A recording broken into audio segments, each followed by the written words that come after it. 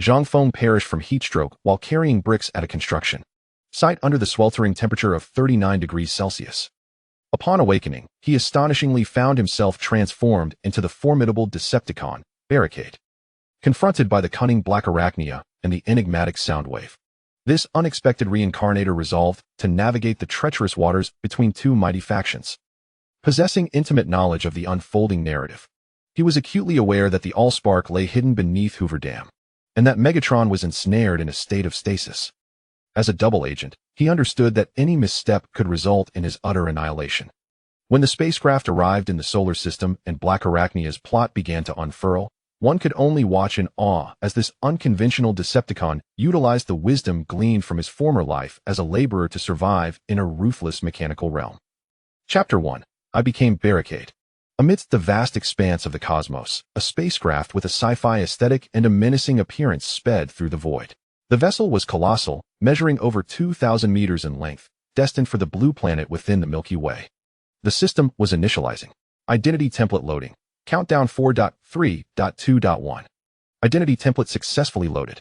Connecting memory template. Memory template connection established. Connecting core template. Core template connection established. Weapon systems coming online. Weapon systems online. Who's speaking? Did I not die? Am I somehow resurrected? As the memory template successfully connected, a torrent of unfamiliar recollections surged within Zhang Feng's mind. He repeatedly heard the words, I am Barricade. I am a mechanical being from Cybertron. No. I am Zhang Feng, a mere failure who toiled at a construction site. The clash between the myriad unfamiliar memories and his original consciousness caused a dizzying sensation in his head as the two recollections fought and fused within his mind. Fortunately, clarity gradually returned, allowing him to untangle his thoughts. I am not Barricade. I am Zhang Feng. I merely sought a living, carrying bricks under the sweltering sun, only to succumb to heatstroke and find my soul transmogrified into the Cybertronian Barricade. With his thoughts finally in order, Zhang Feng slowly opened his eyes. Yet, all he beheld was a blinding metallic radiance. Before him stood a towering robot, easily over 10 meters high. After a brief moment of astonishment, he quickly lowered his gaze to inspect his own body. Upon seeing his form transformed into a gleaming metallic entity, he confirmed that this was no dream, he had genuinely become Barricade. Barricade, Reconnaissance Combat Robot. Faction, Decepticon's Tape Legion.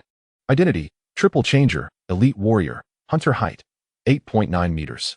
Core, Intermediate AllSpark, Advanced Combat Template. Weapons, Neutron Assault Rifle Description. A reliable automatic rifle with exceptional penetration capabilities, capable of firing 600 heated neutrons per minute. Hand cannon transformable weapon with explosive damage. Hand blade incredibly sharp with serrated edges. Mission, proceed to the last known location of leader Megatron Blue Planet to locate him and recover the lost artifact, the AllSpark.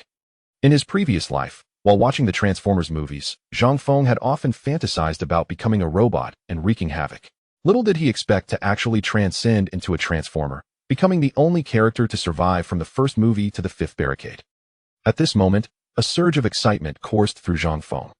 Although he recognized the perils of this world filled with monstrous foes, cosmic tyrants, and the omnipotent Primus, capable of cataclysmic destruction, his familiarity with the storyline provided him confidence that he could navigate this treacherous environment. As he prepared to survey his surroundings, the robot before him suddenly spoke. Are you certain that in upgrading this fellow, his memory template was not damaged? Why, as he stood there for minutes, this fool Barricade, only glancing at himself before becoming utterly inert. Upon hearing this, a nearby robot, eager to curry favor, replied, Great Black Arachnia, we have examined him twice and found no issues. We called you to activate Lord Barricade. I can assure you, Lord Barricade's upgrade was flawless. His lack of response is likely due to him acclimatizing to his new form. As soon as this robot finished speaking, another approached, similarly eager to ingratiate himself, affirming, Indeed, Great Black Arachnia, Barricade is merely familiarizing himself with his new body. Chapter 2. Arrival at Neptune. Upon overhearing the conversation among the robots, Barricade quickly regained his composure. For the sake of reader clarity, the protagonist will henceforth be referred to as Barricade. He swiftly directed his crimson, camera-like eyes towards the robots ahead. Upon recognizing the towering figure before him, Barricade's mechanical optics narrowed slightly.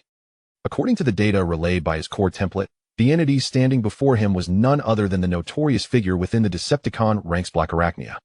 Great. Great Black Arachnia. At that moment, Barricade's mechanical mind experienced a brief malfunction. The reason being, the data reflected by the core template indicated that this individual bore a fearsome reputation among the Decepticons. Black Arachnia, Leader Class Decepticon.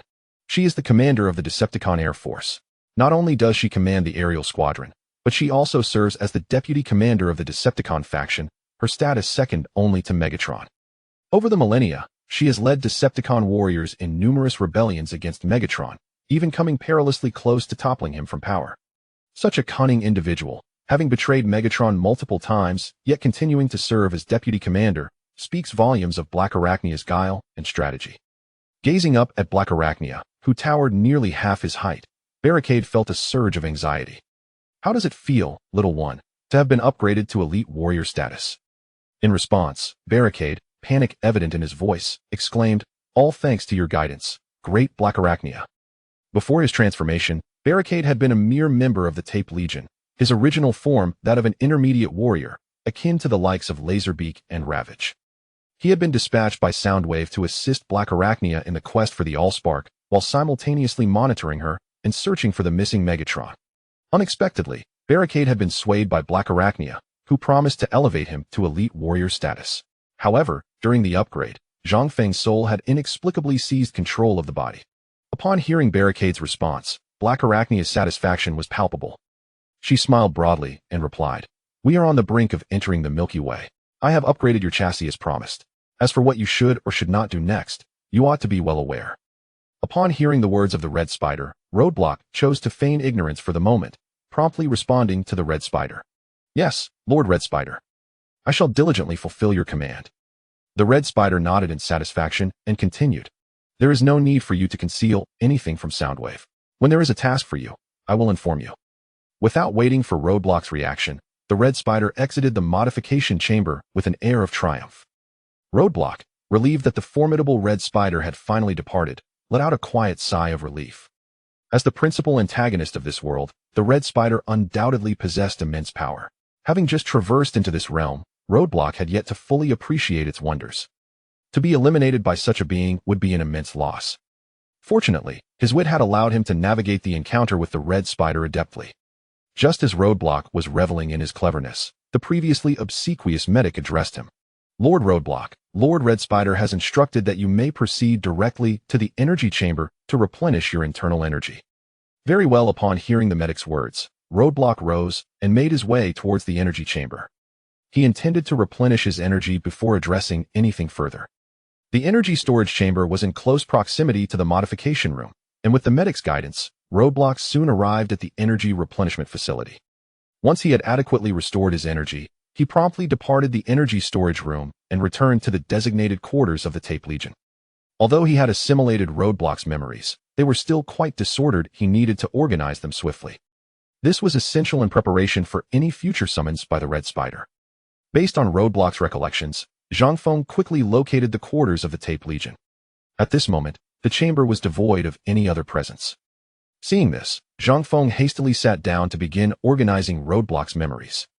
By the time Zhang Feng had thoroughly untangled Roadblock's memories, more than a day had elapsed.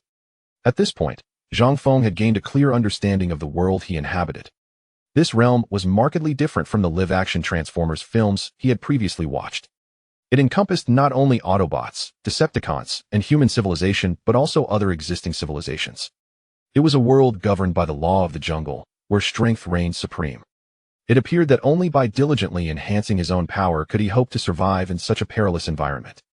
Having clarified the nature of his world, Roadblock then began to inspect his chassis. Upon a meticulous examination, Roadblock furrowed his brow. It still feels somewhat lacking. Although his status as a high-ranking warrior was commendable within the Decepticon ranks, the upgrade bestowed upon him by the Red Spider merely enhanced his chassis and core template, without elevating his spark. His spark remained at an intermediate level. The means of upgrading the spark differed from that of the chassis. Once a spark was successfully nurtured, it could only grow gradually over time by absorbing energy. Alternatively, one could utilize a relic such as the spark source for expedited upgrades, though the spark source was not infallible. While it could facilitate a swift descent to a high-level spark, it could not enable a second upgrade in a short span. Only after a period of assimilation, allowing the chassis and spark to merge fully, Could another enhancement be pursued? It seems that to rapidly elevate the level of my spark, I must seek out a spark source. Fortunately, he was aware of the storyline and knew that the spark source was located beneath the Hoover Dam in America at this time. Once they reached Blue Planet, it might be possible to access the area beneath the dam in advance to encounter the spark source. With this thought, Roadblock felt a sense of relief.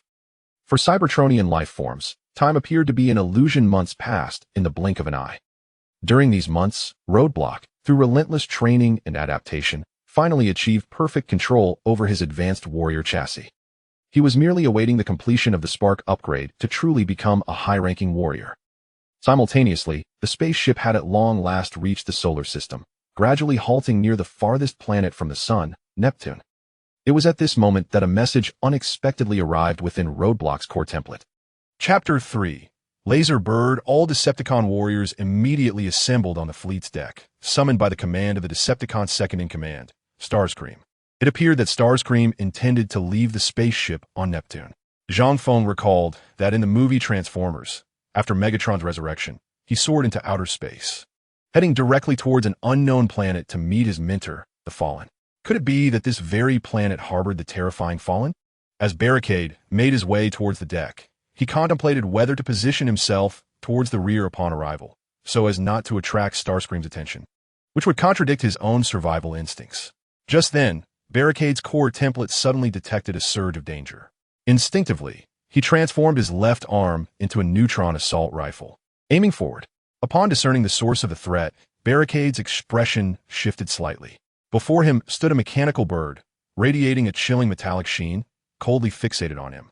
Moreover, a 20mm cannon embedded in the bird's abdomen was already aimed at him, poised to unleash a fiery barrage at any moment. The entity obstructing Barricade was none other than Laserbird. "What are you doing, Laserbird? Do you intend to attack me?" Barricade inquired, perplexed. "You dare betray Lord Soundwave, forsaking the Tape Legion to ally with Starscream?" Laserbird retorted, a scornful tone lacing his words. Barricade promptly denied the accusation. "I do not understand how you arrived at such a conclusion. I have not betrayed Lord Soundwave." "Then why has Starscream aided you in upgrading a new body?"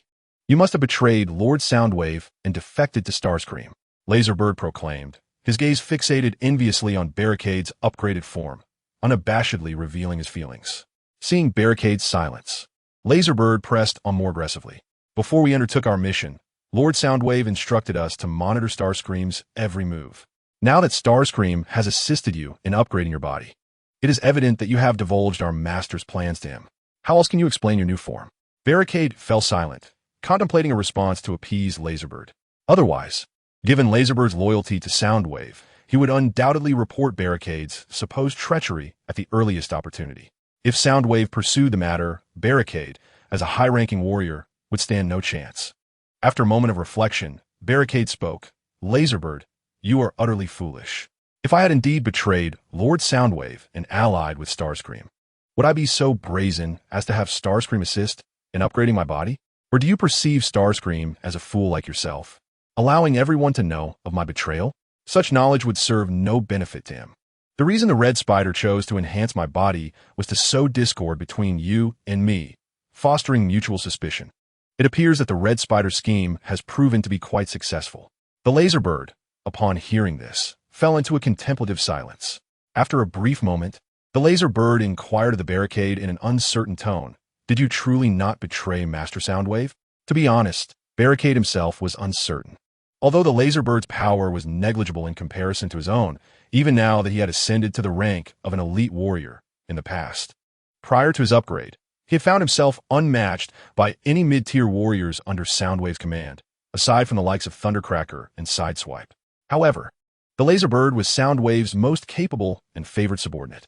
Within the Decepticon ranks, although strength was paramount, one still needed to heed their master. Soundwave, as the chief intelligence officer of the Decepticons, reported directly to Megatron and possessed a commanding prowess that was undeniable. This dynamic allowed the Laserbird to navigate the lower echelons of the Decepticons with impunity. Few dared to challenge him. Yet, this cunning creature often adopted a subservient demeanor when faced with higher-tier warriors.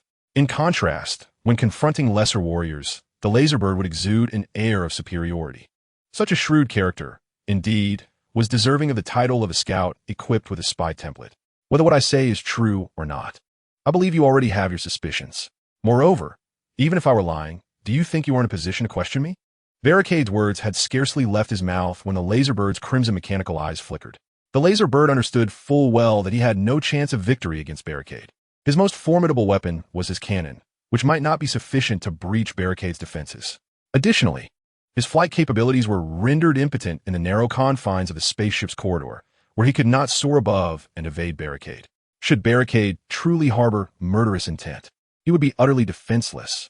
With this thought, the laser bird yearned to escape the situation. Thus, he addressed Barricade, whether your words are true or not.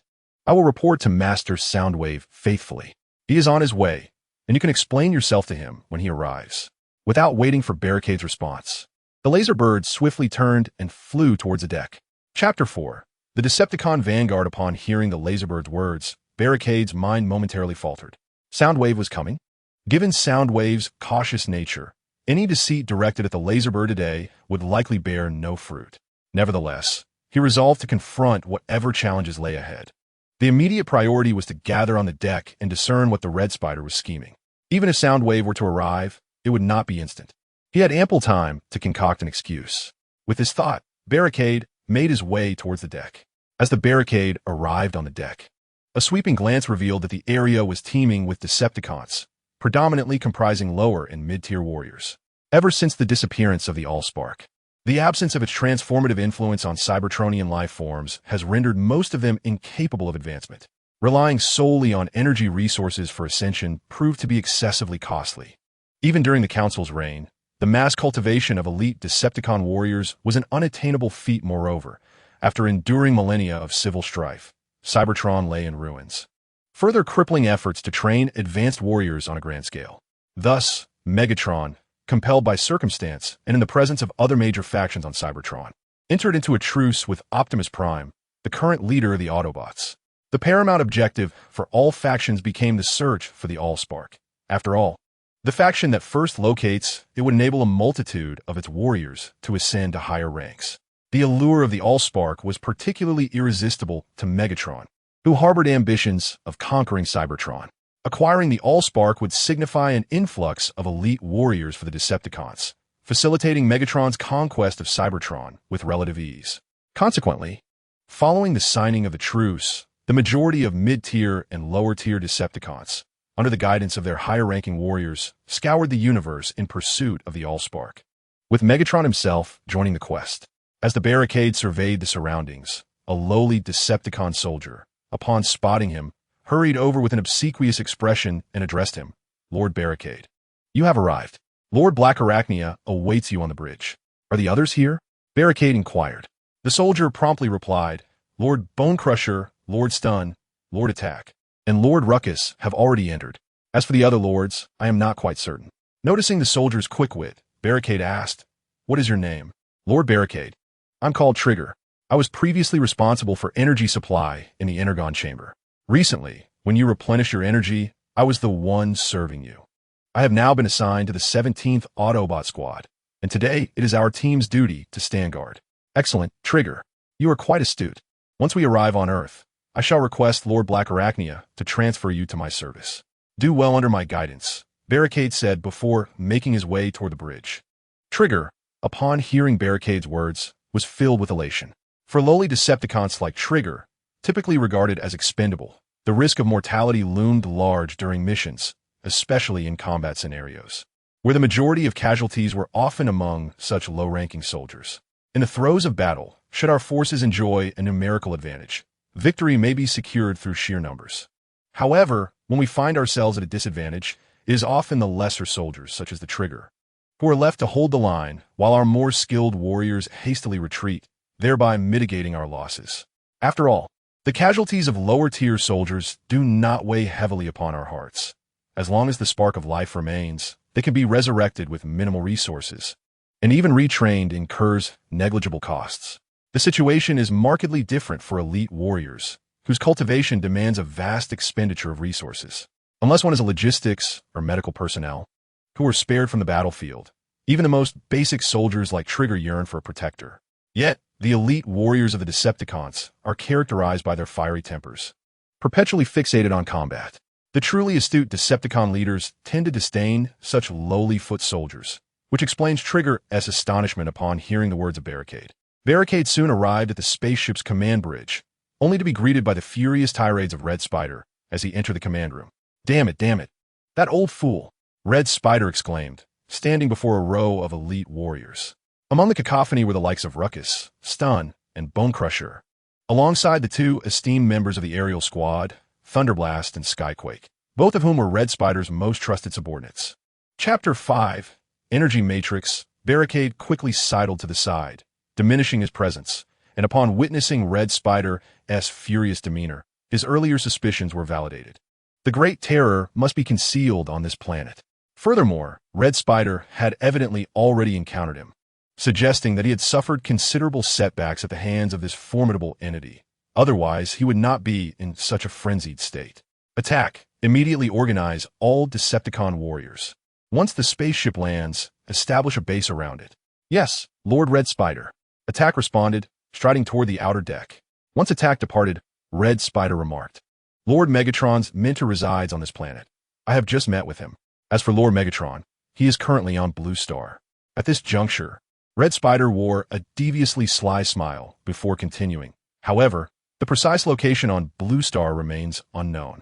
The planet is home to indigenous forces, and presently, we possess no intelligence regarding Blue Star. Thus, we cannot boldly enter without caution.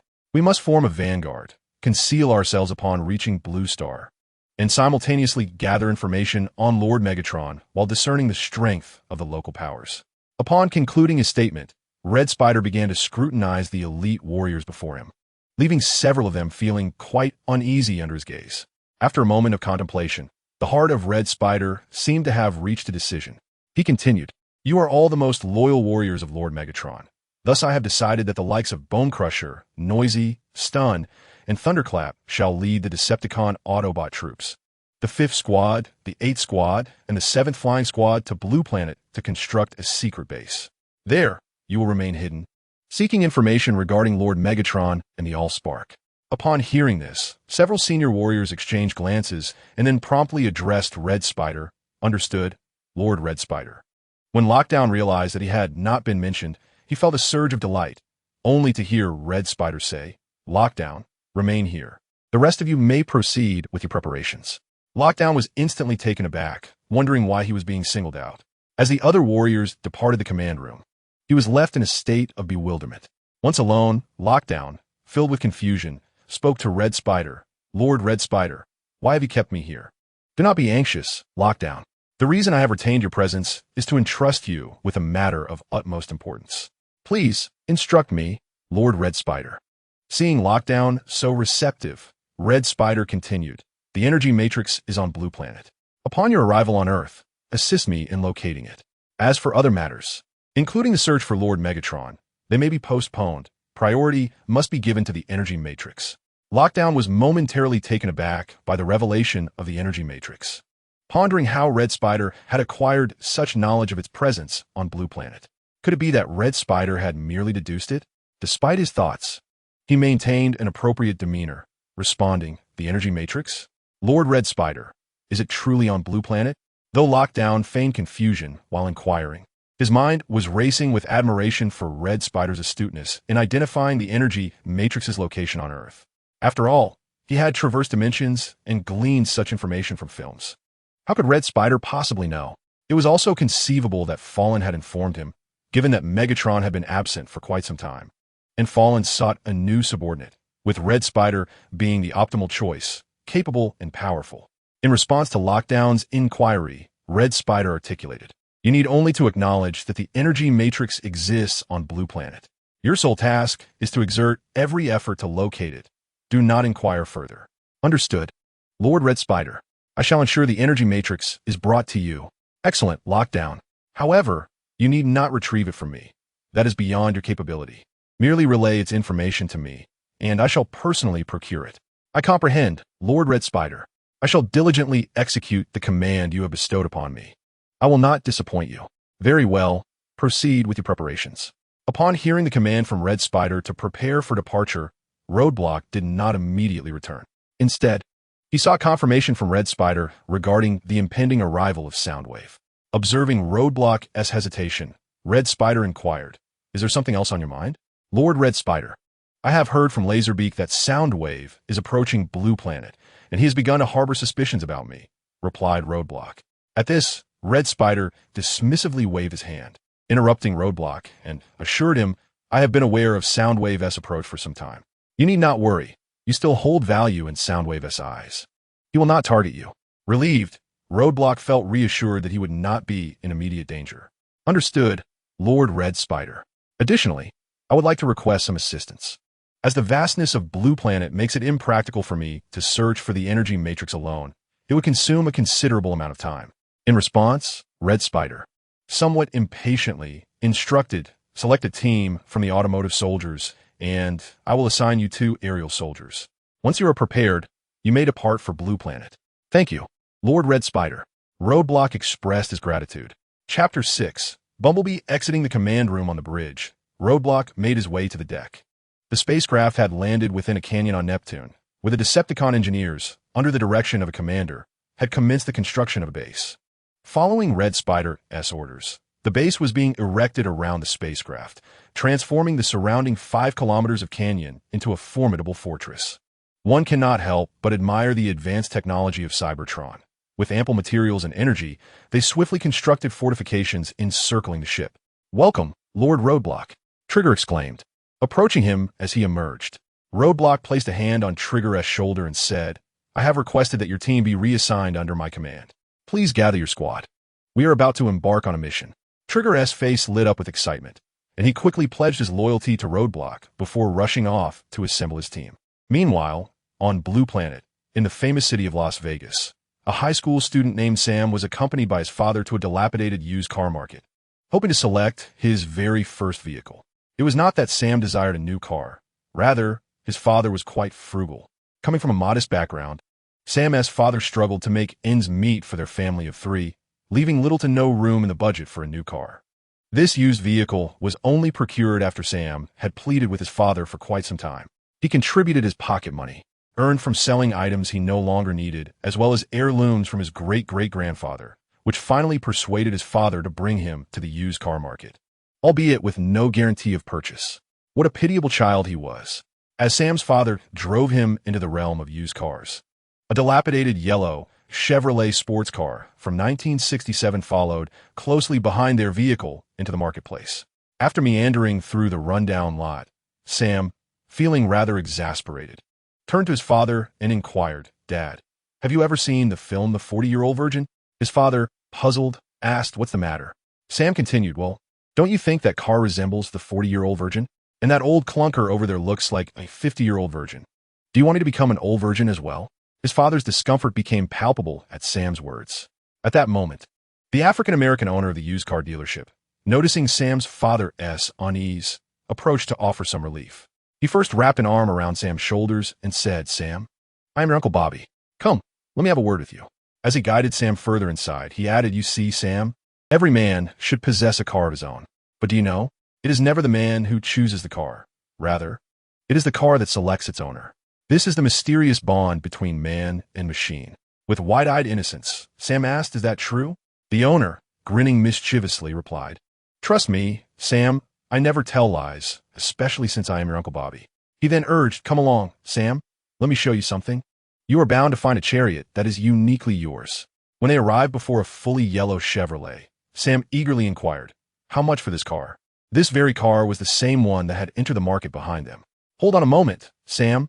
Let me check the ledger," the owner replied. However, the ledger contained no record of the Chevrolet. Although it appeared worn, its lines were remarkably sleek, embodying the essence of automotive beauty. Sam circled the Chevrolet sports car, and unable to contain his excitement, he flung open the door and climbed inside. Once seated, he joyfully caressed the steering wheel, gently wiping away the dust that had settled on it. As the dust was cleared, a striking white emblem resembling a robot head emerged before Sam's eyes. "Wow, this is really cool," he exclaimed. Having never encountered such a symbol, he assumed it was an aftermarket modification. In reality, the white robot head emblem was the insignia of the Autobots from Cybertron. This seemingly ordinary used sports car was, in fact, no ordinary vehicle. It was Bumblebee, a high-ranking warrior dispatched by Optimus Prime, the leader of the Autobots, on a mission to Earth. The black proprietor, noticing Sam's keen interest in the vehicle, promptly began to elaborate. Sam, this car is no ordinary machine. It once roared like a wild stallion on the racetrack, equipped with high-end tires and a meticulously handcrafted paint job. Though Sam was thoroughly impressed by the car, he understood the importance of concealing his enthusiasm, lest his father be taken for a ride financially. Thus, he retorted to the black owner, but the paint has faded. You would understand, having never purchased a car, the owner replied. At that moment, Sam's father interjected, inquiring about the price. Upon hearing the question, the black owner held up 5 fingers and stated $5,000. Sam's father shook his head and replied, I'm afraid I can only offer you $4,000. In response to this counteroffer, the black owner swung open the car door and told Sam, Hey kid, you need to get out. Sam, bewildered, protested. But you said the car would choose its own owner. Yet its owner's father is quite the miser. The black owner then pointed to a dilapidated Beetle nearby, saying, This one is $4,000. Chapter 7. The Dark Side of the Moon. After exiting the vehicle, Sam slammed the door in frustration. To his astonishment, the opposite door of the Chevrolet suddenly flew open, forcefully ejecting the adjacent Beetle several meters away, startling the black proprietor. Sam was equally taken aback and quickly asked the owner, Hey, are you all right? The black owner, with a hint of jest, replied, Don't worry. I'll just take a hammer to this junker later. Upon glancing at the Beetle that had been propelled away, it became evident that selling it to Sam was no longer an option. Reluctantly, the black owner said, Come on, Sam. There's another vehicle for $4,000 that I truly admire. It was transported all the way from Jasper in Nevada. Before he could complete his introduction, an unexpected incident occurred. The yellow Chevrolet's alarm blared loudly, shattering the glass of every used car in the lot, prompting the 3 of them to crouch down, shielding their heads. Fortunately, the alarm ceased as abruptly as it had begun. As they rose, exchanging bewildered glances, the flustered black owner quickly turned to Sam and exclaimed, $4,000. It seems you indeed share a mysterious bond with this car. Please, take it away. Hearing this, Sam beamed with joy. Meanwhile, Roadblock, accompanied by his team from the Red Spider, was aboard a small spacecraft heading towards Blue Planet. Red Spider had assigned Roadblock a total of 20 automotive soldiers and 2 members of the flight squad, culminating in 22 Decepticon minions. Under the command of Roadblock, the contingent of over 20 Decepticons consisted of 2 squadrons of intermediate warriors, while only the leader of Team 17, the Transformer known as Gearbox, remained among the ranks of these formidable fighters. The spacecraft swiftly ascended into the outer reaches of Blue Star, where Trigger approached Roadblock with an inquiry. My Lord Roadblock, have we arrived at the outer space of Blue Star? Shall we proceed directly to the planet? Nay, Trigger, direct the vessel towards Blue Star's satellite. We shall make our way to the moon, Roadblock commanded. Understood, my lord. Following Roadblock's orders, the spacecraft soared towards the moon, landing shortly thereafter on its shadowed side. In a moment of reflection, Roadblock recalled witnessing the slumber of the Autobot's former leader, Primus, during his previous life while watching a Transformers film. Primus was not merely a powerful leader among the Autobots, but also a renowned inventor on Cybertron, surpassing even Shockwave in various domains. The technology of the space bridge, crafted by Primus, had the capacity to transport Cybertron to any corner of the universe when supplied with sufficient energy. As the Cybertronian Civil War neared its end, with victory slipping from his grasp and the planet laid to waste, Primus, faced with the loss of the AllSpark, made the fateful decision to ally with Megatron. Subsequently, he entrusted the leadership of the Autobots to his disciple, Optimus Prime, while he himself took his loyal followers and numerous energy columns, sufficient to transport Cybertron to the core of the universe. However, fate intervened. The ship was struck mid-journey by an unsuspecting Decepticon warrior, resulting in severe damage. After drifting through the cosmos for an extended period, the vessel ultimately crash-landed on the far side of the moon. The energy columns Primus had taken were advanced energy storage devices, far superior to mere energy cubes. The absence of these energy columns left the Autobots severely depleted, forcing them to retreat to their headquarters, the Iron Fortress, as they were unable to rise against the Decepticons. Roadblock's mission to the moon was thus clear: to locate the crash site of the ship and reclaim the energy columns. Even if he could not retrieve them all, he aimed to secure at least a substantial portion. Upon landing, Roadblock addressed his warriors. Trigger, You shall accompany me with one Autobot warrior. I have a new task for you. Gearbox, lead the remaining warriors to find a concealed location. I will assign 2 of the intermediate warriors to assist you in swiftly locating a suitable spot. We must establish a shelter here, one that is adequately hidden. Understood, my lord, Gearbox replied, and upon receiving the orders, he directed the remaining Decepticon warriors to scatter around the small spacecraft in search of an appropriate hiding place. Meanwhile, the 2 intermediate warriors transformed into Cybertronian jets and ascended into the sky, tasked with guiding Gearbox and his team from above. After the departure of the variable transmission, Roadblock inquired of the Decepticon warrior left alongside Trigger, "What is your name?" Upon hearing the question, the tall Decepticon warrior scratched his metallic head and replied in a deep, sonorous voice, "Master Roadblock, I am known as Ironhide." Observing Ironhide's rather foolish demeanor, Roadblock nodded in acknowledgement. Chapter 8. The opponent of heaven. Do not be deceived by Ironhide's status as a mere junior warrior. His physique is impressively towering, standing at a height of 13 meters, surpassing even Roadblock, a seasoned warrior. Although Ironhide's stature is considerable, he proves to be somewhat ineffectual. His frame is of the most basic type, armed with only the Decepticon standard-issue energy rapid-fire rifle, accompanied by a circular heavy hammer affixed to his arm. Roadblock intended to take both of them to search for the downed spaceship of the Autobots, cognizant that they were to pilfer energy columns, thus preferring fewer witnesses. Given that these subordinates were recently acquired, their loyalty could not be guaranteed. Hence, the fewer who knew the better. Ironhide's Navi disposition made him easier to control, while Trigger, being a clever Decepticon, understood that to enhance his own abilities, he must align closely with Roadblock, discerning what to say and what to withhold. Consequently, Roadblock felt more at ease with Trigger's astuteness.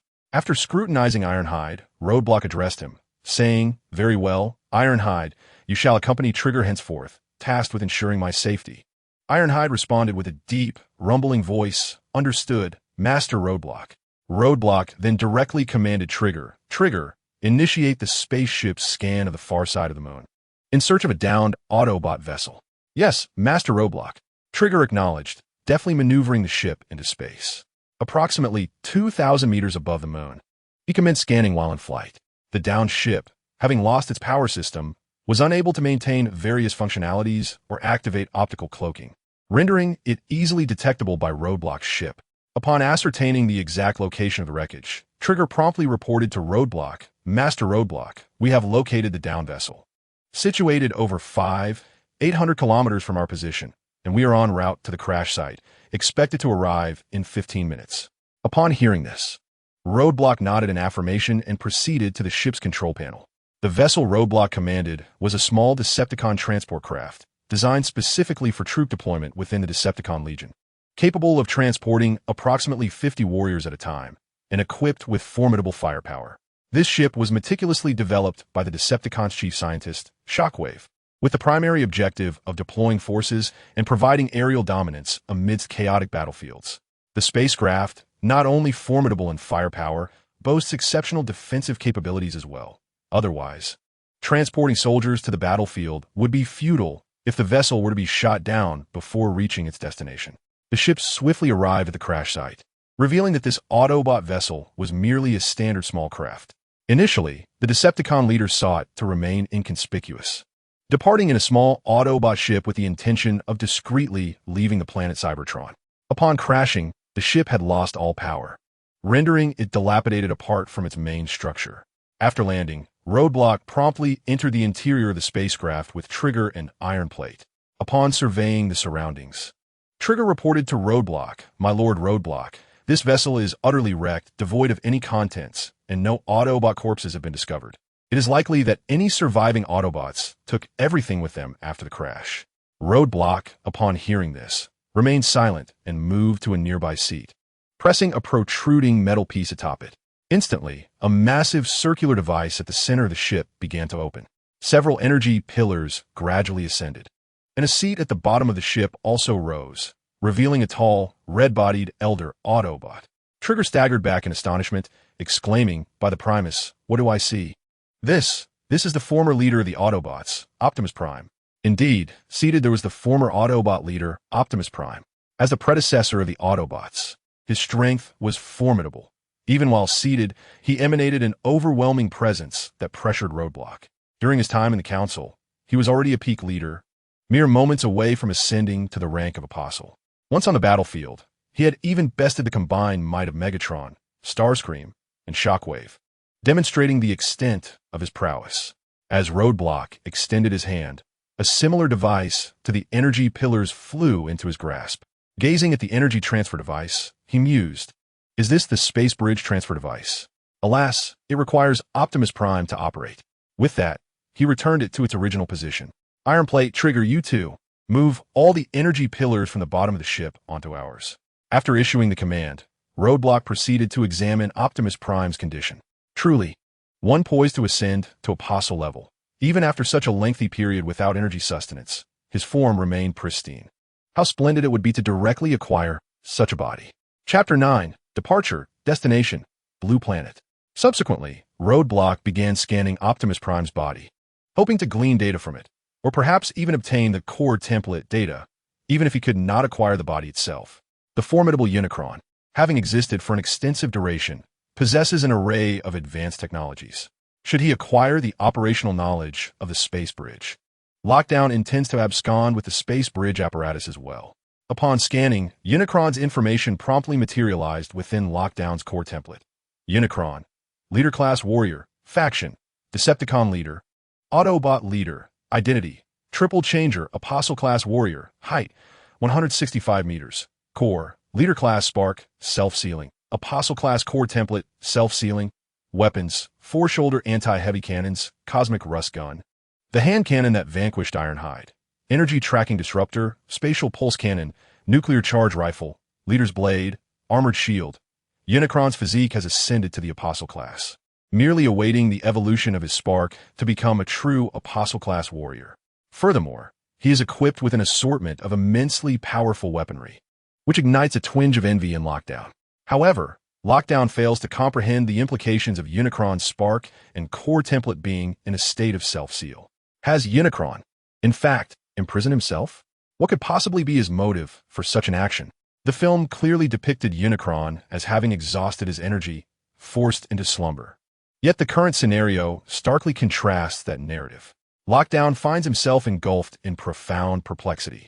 Upon examining Unicron's data, he realizes that Unicron's body must remain undisturbed.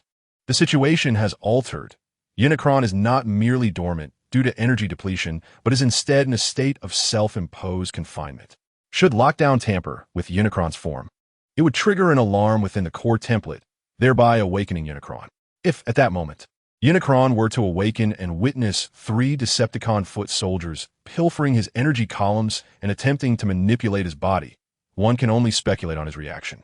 Given Lockdown's current capabilities, he stands virtually no chance against Unicron, with almost negligible odds of escaping his grasp. As for Trigger and Ironhide, they would be effortlessly crushed. Just then, having collected the energy columns, Trigger approached Lockdown and proclaimed, "Master Lockdown, all energy columns have been successfully transported onto the ship.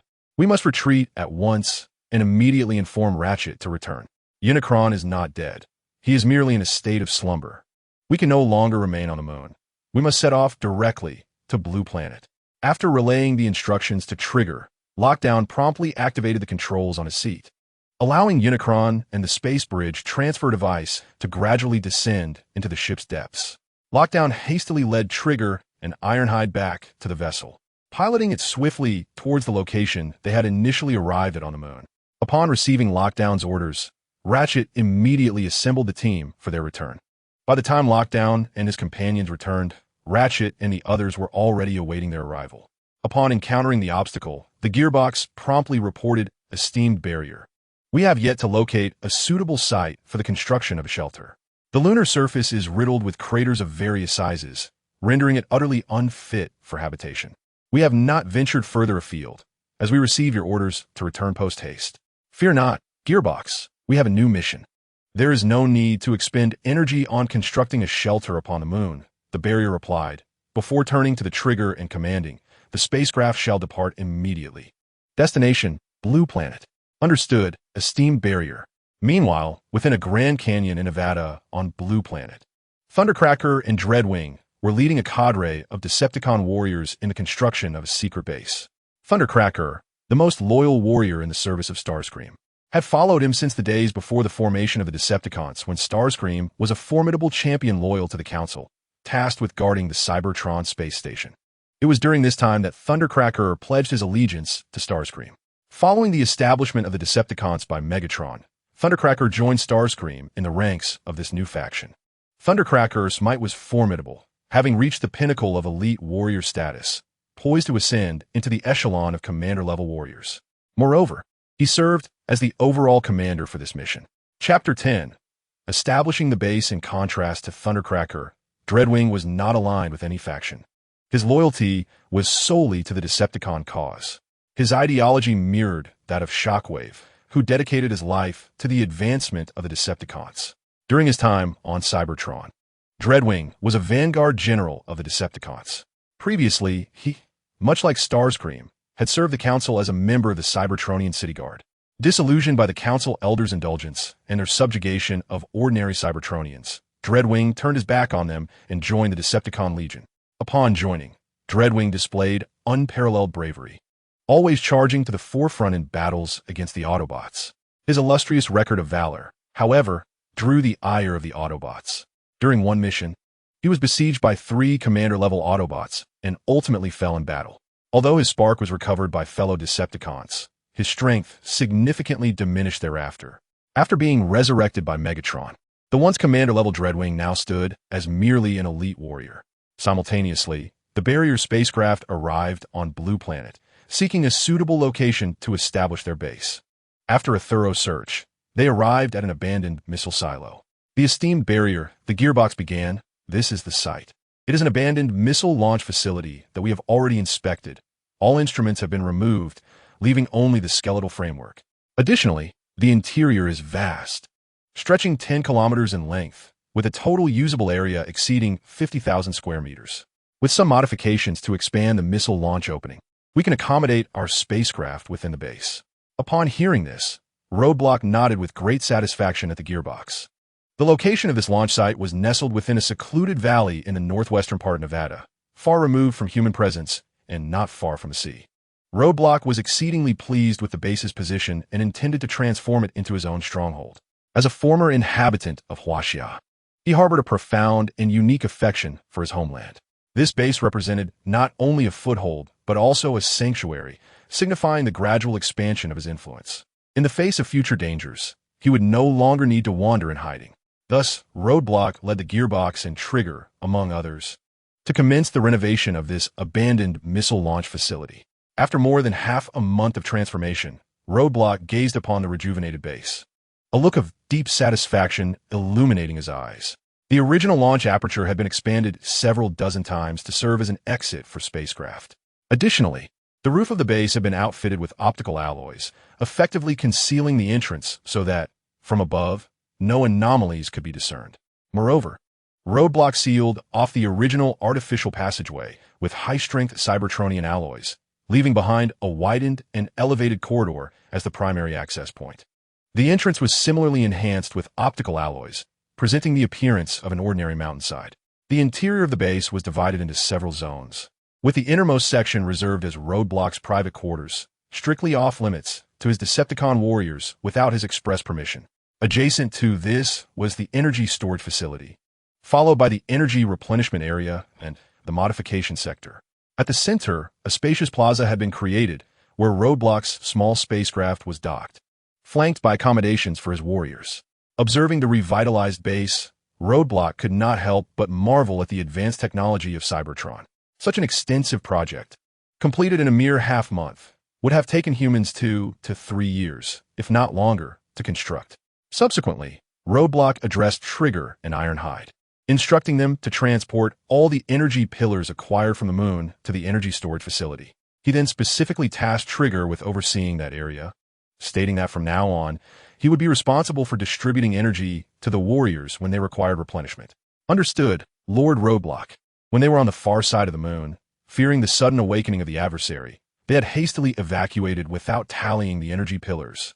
After relocating the pillars to the storage and conducting an inventory, Roadblock realized he had struck it rich to an extraordinary degree, having secured a total of 130 energy pillars. Each energy block was sufficient to sustain a squad of Decepticon warriors for a combat mission. The energy pillar is a more advanced energy storage device than the energy block. A single energy pillar can sustain a battalion of Decepticon warriors in warfare for an entire year. It is important to note that this is warfare, not mere daily consumption. The majority of the weaponry employed by the Decepticon warriors derives its energy directly from the AllSpark, and the consumption of energy from the AllSpark by these weapons is particularly staggering. Thus, one can only imagine the immense amount of energy contained within a mere 3-meter-long energy pillar. Without exaggeration, if Barricade were to decide to rest, these energy pillars could enable him and his cadre of over 20 Decepticon warriors to survive for thousands of years without issue. However, Barricade has no intention of resting. Chapter 11. Agent Simon. The Hoover Dam, situated within the Black Canyon between Nevada and Arizona along the Colorado River, stands as the largest hydraulic engineering project in the southwestern United States. In 1928, the United States Congress passed the Boulder Canyon Project Act, authorizing the construction of the Hoover Dam, named after the 31st President of the United States, Herbert Hoover. Construction of the Hoover Dam commenced in 1931 and was completed on September 30th, 1935. This arch-gravity concrete dam boasts a concrete volume of 2.6 million cubic meters, with a height of 221.3 meters, a crest length of 379.2 meters, a crest width of 13.7 meters, and a base width of 201.2 meters. Ostensibly, it was constructed to mitigate flooding for the benefit of the nation and its citizens, yet in reality, it serves to conceal a colossal cube that has descended from the heavens. While it may appear to be merely a national hydraulic hub, the ground is replete with an intricate network of surveillance equipment. Above the dam, hundreds of security personnel armed with heavy weaponry are stationed, and even more astonishingly, multiple anti-aircraft missile systems are strategically deployed around the dam. The United States Department of Defense has stated, "The Hoover Dam is a crucial hydraulic engineering project for the United States, with water sources spanning 7 continents. To prevent terrorist attacks on this site, it is imperative to station a heavy military presence." Meanwhile, along the essential route leading to the Hoover Dam, a Ford Mustang police vehicle quietly rests by the roadside. This is not an ordinary police car. It is the vehicle form that Barricade recently scanned. Barricade is acutely aware that beneath the Hoover Dam lies a vast military base. In the previous film, the AllSpark and Megatron were both within this military base beneath the dam. To establish contact with the AllSpark in advance, one must infiltrate the military base below the dam. A direct assault is unrealistic, although now he is a Cybertronian life form. Far removed from the frail flesh of his past, the missile launchers and heavy weaponry above the military base still pose a significant threat to Barricade. Furthermore, should he attempt a forceful entry, while he may gain access to the AllSpark, it would also mean exposing this military base to the watchful eyes of the Decepticons. After all, the Bone Crusher and the Ruckus have infiltrated the ranks of the U.S. military, although the Roadblock is unaware of the precise military base where they lie in wait. The technological prowess of the Decepticons ensures that hidden military installations are susceptible to extraterrestrial incursion. Such a significant event could hardly remain concealed from these two elite Decepticon warriors. Should any information leak, the Decepticons would undoubtedly take notice. If they discover the presence of the AllSpark in this location, the treacherous Black Arachnia would surely stop at nothing to forcibly seize it. At this juncture, Bumblebee has not yet transmitted interstellar communications, and Optimus Prime remains oblivious to the AllSpark's existence on Earth. Alone, Bumblebee, as a senior Autobot warrior, stands no chance against the multitude of Decepticon soldiers. The moment he reveals himself, he would be ruthlessly torn apart by the merciless Decepticon forces. In the ensuing chain reaction, should Megatron acquire the AllSpark, he would exploit it to fabricate legions of Decepticon warriors, leading to unforeseen consequences, perhaps even the annihilation of Earth itself. Roadblock dares not gamble and resolves to adhere to the original course of events, for at least he understands the general trajectory of what is to come, enabling him to navigate this world with greater efficacy and acquire formidable power. However, devising a means to infiltrate the heavily fortified military base and discreetly access the AllSpark has proven to be a perplexing challenge for Roadblock. After several days of intense contemplation, He finally conceived a strategy to surreptitiously enter the military base by leveraging Agent Simmons from Sector 7. As a supervisor of the 7th Sector, Simmons periodically departs from the Hoover Dam military base to report to the Secretary of Defense at the Pentagon before returning to continue his research on the Cube and the AllSpark. Chapter 12. Activating the system. Meanwhile, Roadblock, transformed into a police car, had been waiting by the roadside for several days.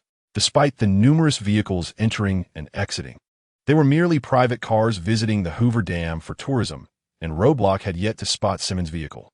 Just as Roadblock's patience wore thin, an off-road vehicle suddenly appeared within his core template.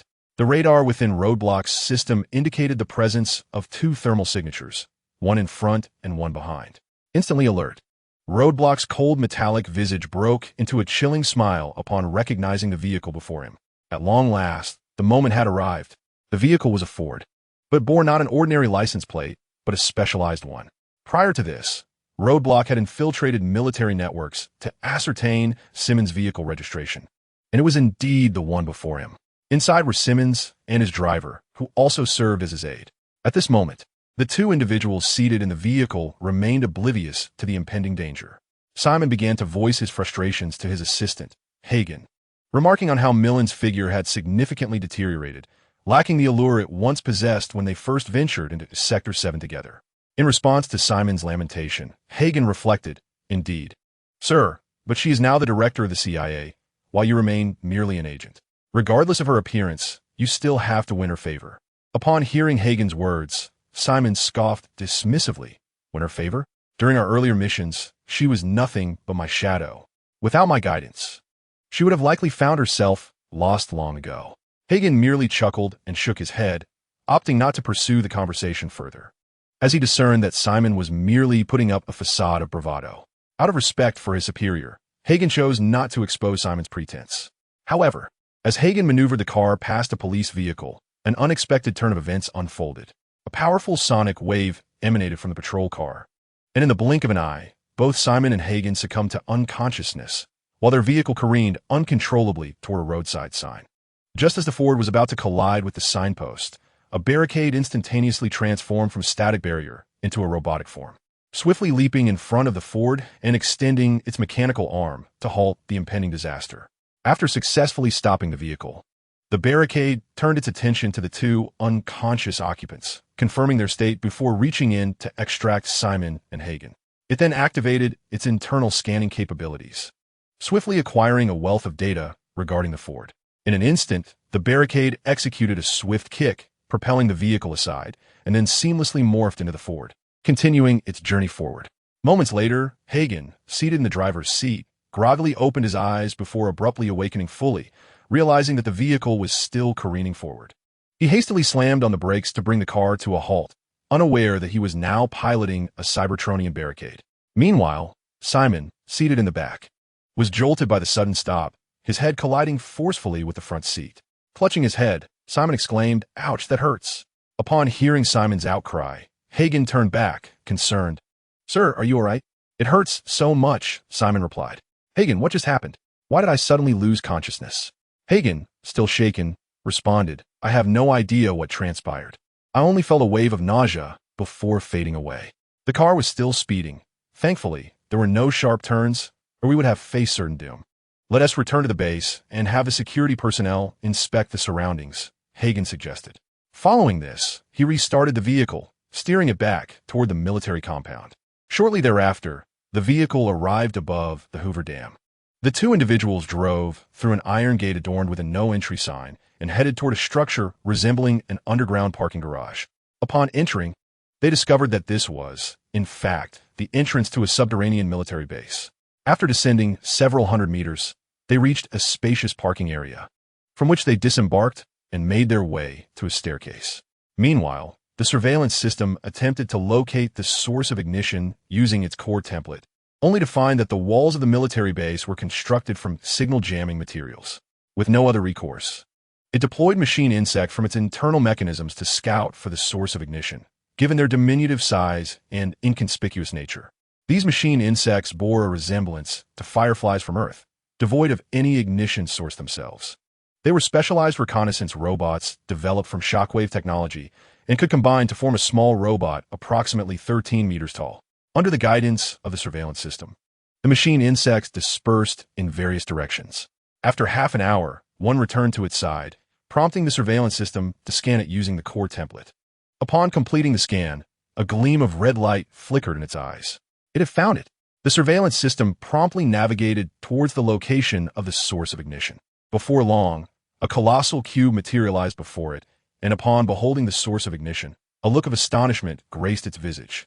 The source of ignition was situated atop a concrete platform, with no facilities or guards within a kilometer radius, save for a lengthy plastic conduit connecting it to a vast concrete chamber situated a kilometer away. It appeared that humanity had discerned some functionalities of the source of ignition, understanding its capability to activate machinery. Hence, the area had been entirely cleared of instruments or devices. Gazing at the immense source of ignition, the surveillance system marveled at the ingenuity of the Cybertronian Primus, capable of creating such a wondrous artifact. Reaching out with its metallic appendage, it gently touched the source of ignition. To its astonishment, the moment it made contact, a voice resonated within its consciousness. Beep. System detection initiated. Host has come into contact with a massive, unique energy source, fulfilling system activation criteria. System officially activated. Chapter 13. Leader Class Ignition Source Instantly. The immense energy from the source of ignition surged into the surveillance system, leaving it in a state of bewilderment. What was happening? A system? I have a system? Before becoming the surveillance system, Zhang Feng had often indulged in reading time travel novels on his phone after completing his daily tasks. Regardless of the genre, protagonists in time-traveling novels invariably possess a system. When the protagonist first transformed into a roadblock, it too harbored the hope of acquiring a system, only to remain in silence for an extended period. Gradually, the roadblock came to terms with the fact that novels are, after all, mere fiction somewhat detached from reality. To its astonishment, it unexpectedly triggered the activation of System Today. Upon regaining focus, the roadblock realized its arm was firmly pressed against the source of fire, and when it attempted to withdraw its arm, it discovered it was utterly unable to do so. A tremendous energy from the source of fire was continuously flowing through its arm and into its body. What is happening? Is the system absorbing the energy from the source of fire? System, are you there? Ding. The system is currently in the process of activation. Indeed, the system is absorbing the energy from the source of fire. At that moment, the energy from the source of fire was incessantly being transmitted into the roadblock's form, with the majority being absorbed by the system. A small portion of this energy was persistently transforming the roadblock's fire source and body. Although the energy used for transforming the roadblock's body was merely a fraction of what the system absorbed, it represented an immense power for the roadblock itself. As time passed, 20 minutes later, ding, the system has been activated.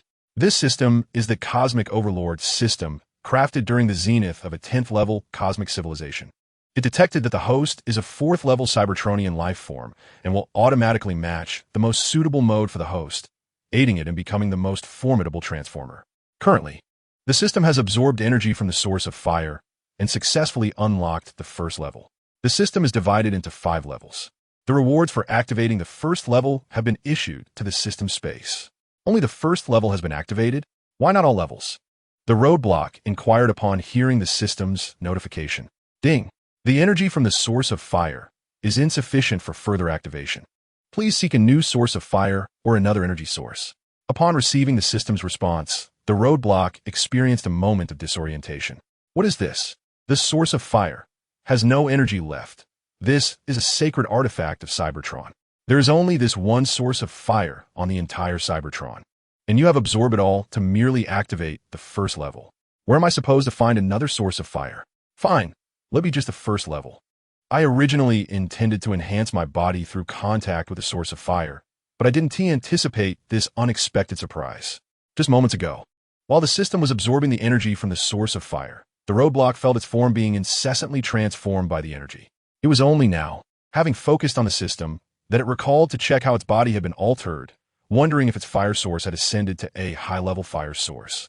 Upon opening the core template, the roadblock's crimson mechanical eye suddenly narrowed, its cold mechanical body trembling with excitement. Roadblock, Reconnaissance Combat Robot, Faction, Decepticons, Tape Legion, Identity, Double Change Transformer, Commander Class Warrior, Core, Leader Class Energon. Commander Class Core Template. Weapons, Neutron Assault Rifle description. A reliable automatic rifle with remarkable penetration capabilities, capable of firing 600 rounds of heated neutrons per minute. Hand Cannon, a hand-transforming weapon with explosive damage. Hand Blade, exquisitely sharp with a serrated edge. How could my own Energon have ascended to the leader class? Even my physical form and core template have been upgraded to Commander Class. ISNT, the energy from the Energon source, supposed to be incapable of facilitating continuous upgrades in such a short time? What is my situation that I have transitioned directly from high-level warrior to Commander Class, with my Energon attaining leader class status? Only 3 Decepticons, Megatron, Shockwave, and Starscream, possess leader class Energon. Yet here I am, unexpectedly endowed with leader class Energon. Chapter 14. Return to base just as Roadblock was engulfed in confusion. An alert from the core template resonated, indicating an incursion of mechanical insects. Someone was approaching. Earlier, while interfacing with the Energon source, Roadblock had assigned a portion of the mechanical insects to maintain surveillance. Thus, any intruder would trigger an alarm. Without a moment to ponder, Roadblock swiftly transformed into a forward and navigated towards an alternate corridor. Simultaneously, a holographic projection of Hagen appeared in the cockpit. Subsequently, Roadblock proceeded towards the exterior of the base. Thanks to Hagen's holographic presence, the exit was remarkably seamless, with no security personnel inspecting Simon's vehicle. Upon exiting the military base, Roadblock directed himself towards the northwest of Nevada, specifically the location of the missile silos. Intent on returning to the base to fully comprehend the opportunities he had acquired today. Along the way, Roadblock scanned a passing vehicle, reverting to the unassuming appearance of a Mustang police car. The base was situated a little over 1,000 kilometers from Hoover Dam. As Roadblock neared within 10 kilometers of the base, the core template detected signals from 3 Decepticon warriors who were swiftly advancing towards his location. However, shortly thereafter, the core template emitted a series of alarms. Had he been locked onto by missiles? Before long, Roadblock spotted the approaching Decepticon warriors. Upon recognizing him, they approached with respect, exclaiming, "Master Roadblock, you have returned." They then reported to the base, "The alert has been lifted. It is Master Roadblock who has returned." Roadblock nodded in acknowledgement to the speaking warrior and inquired, "Were you on patrol?" The leading Decepticon warrior responded promptly to Barricade's inquiry, affirming, "Indeed, Master Barricade. The 3 of us are the warriors assigned to patrol the perimeter of the base. Just now, upon your entrance into the detection range, we received the command from the base to investigate. How many groups of patrolling warriors are there?"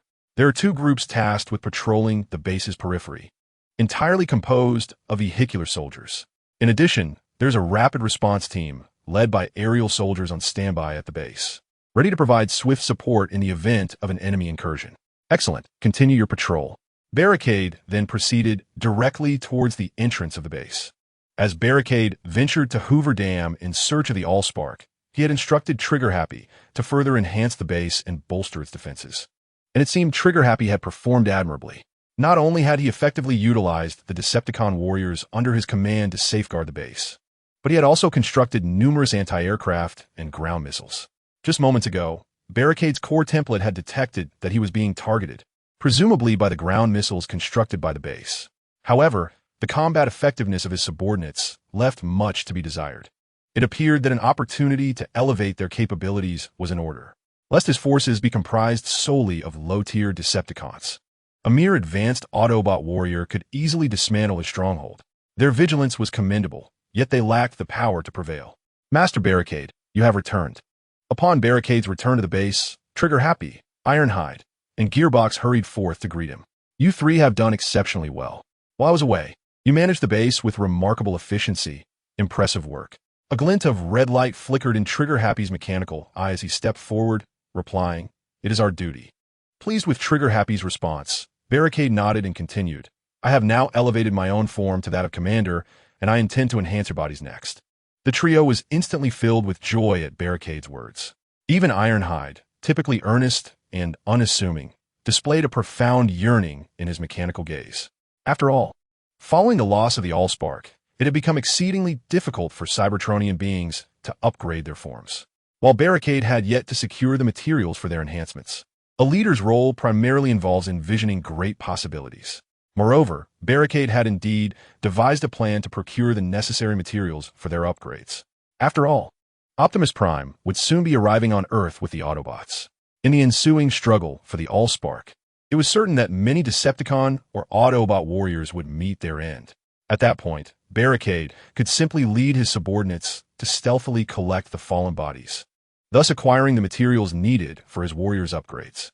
Barricade recalled that in the film of his past life, even Optimus Prime's lieutenant, Jazz, perished in that great conflict. As Jazz served as Optimus's second-in-command, much like Ironhide, he was undoubtedly a commander-class warrior. If Barricade could obtain Jazz's body after modifications, it would at the very least yield the pinnacle of advanced warriors.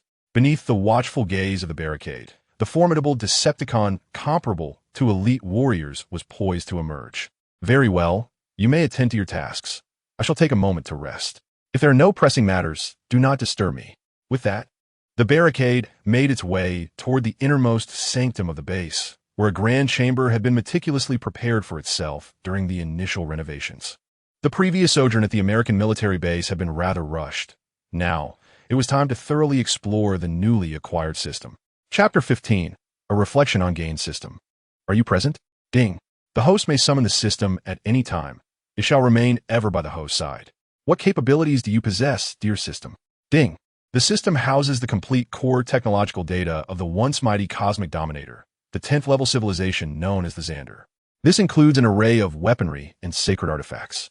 The system has now activated its first level, granting the host access to certain technologies and weaponry of the Xander civilization.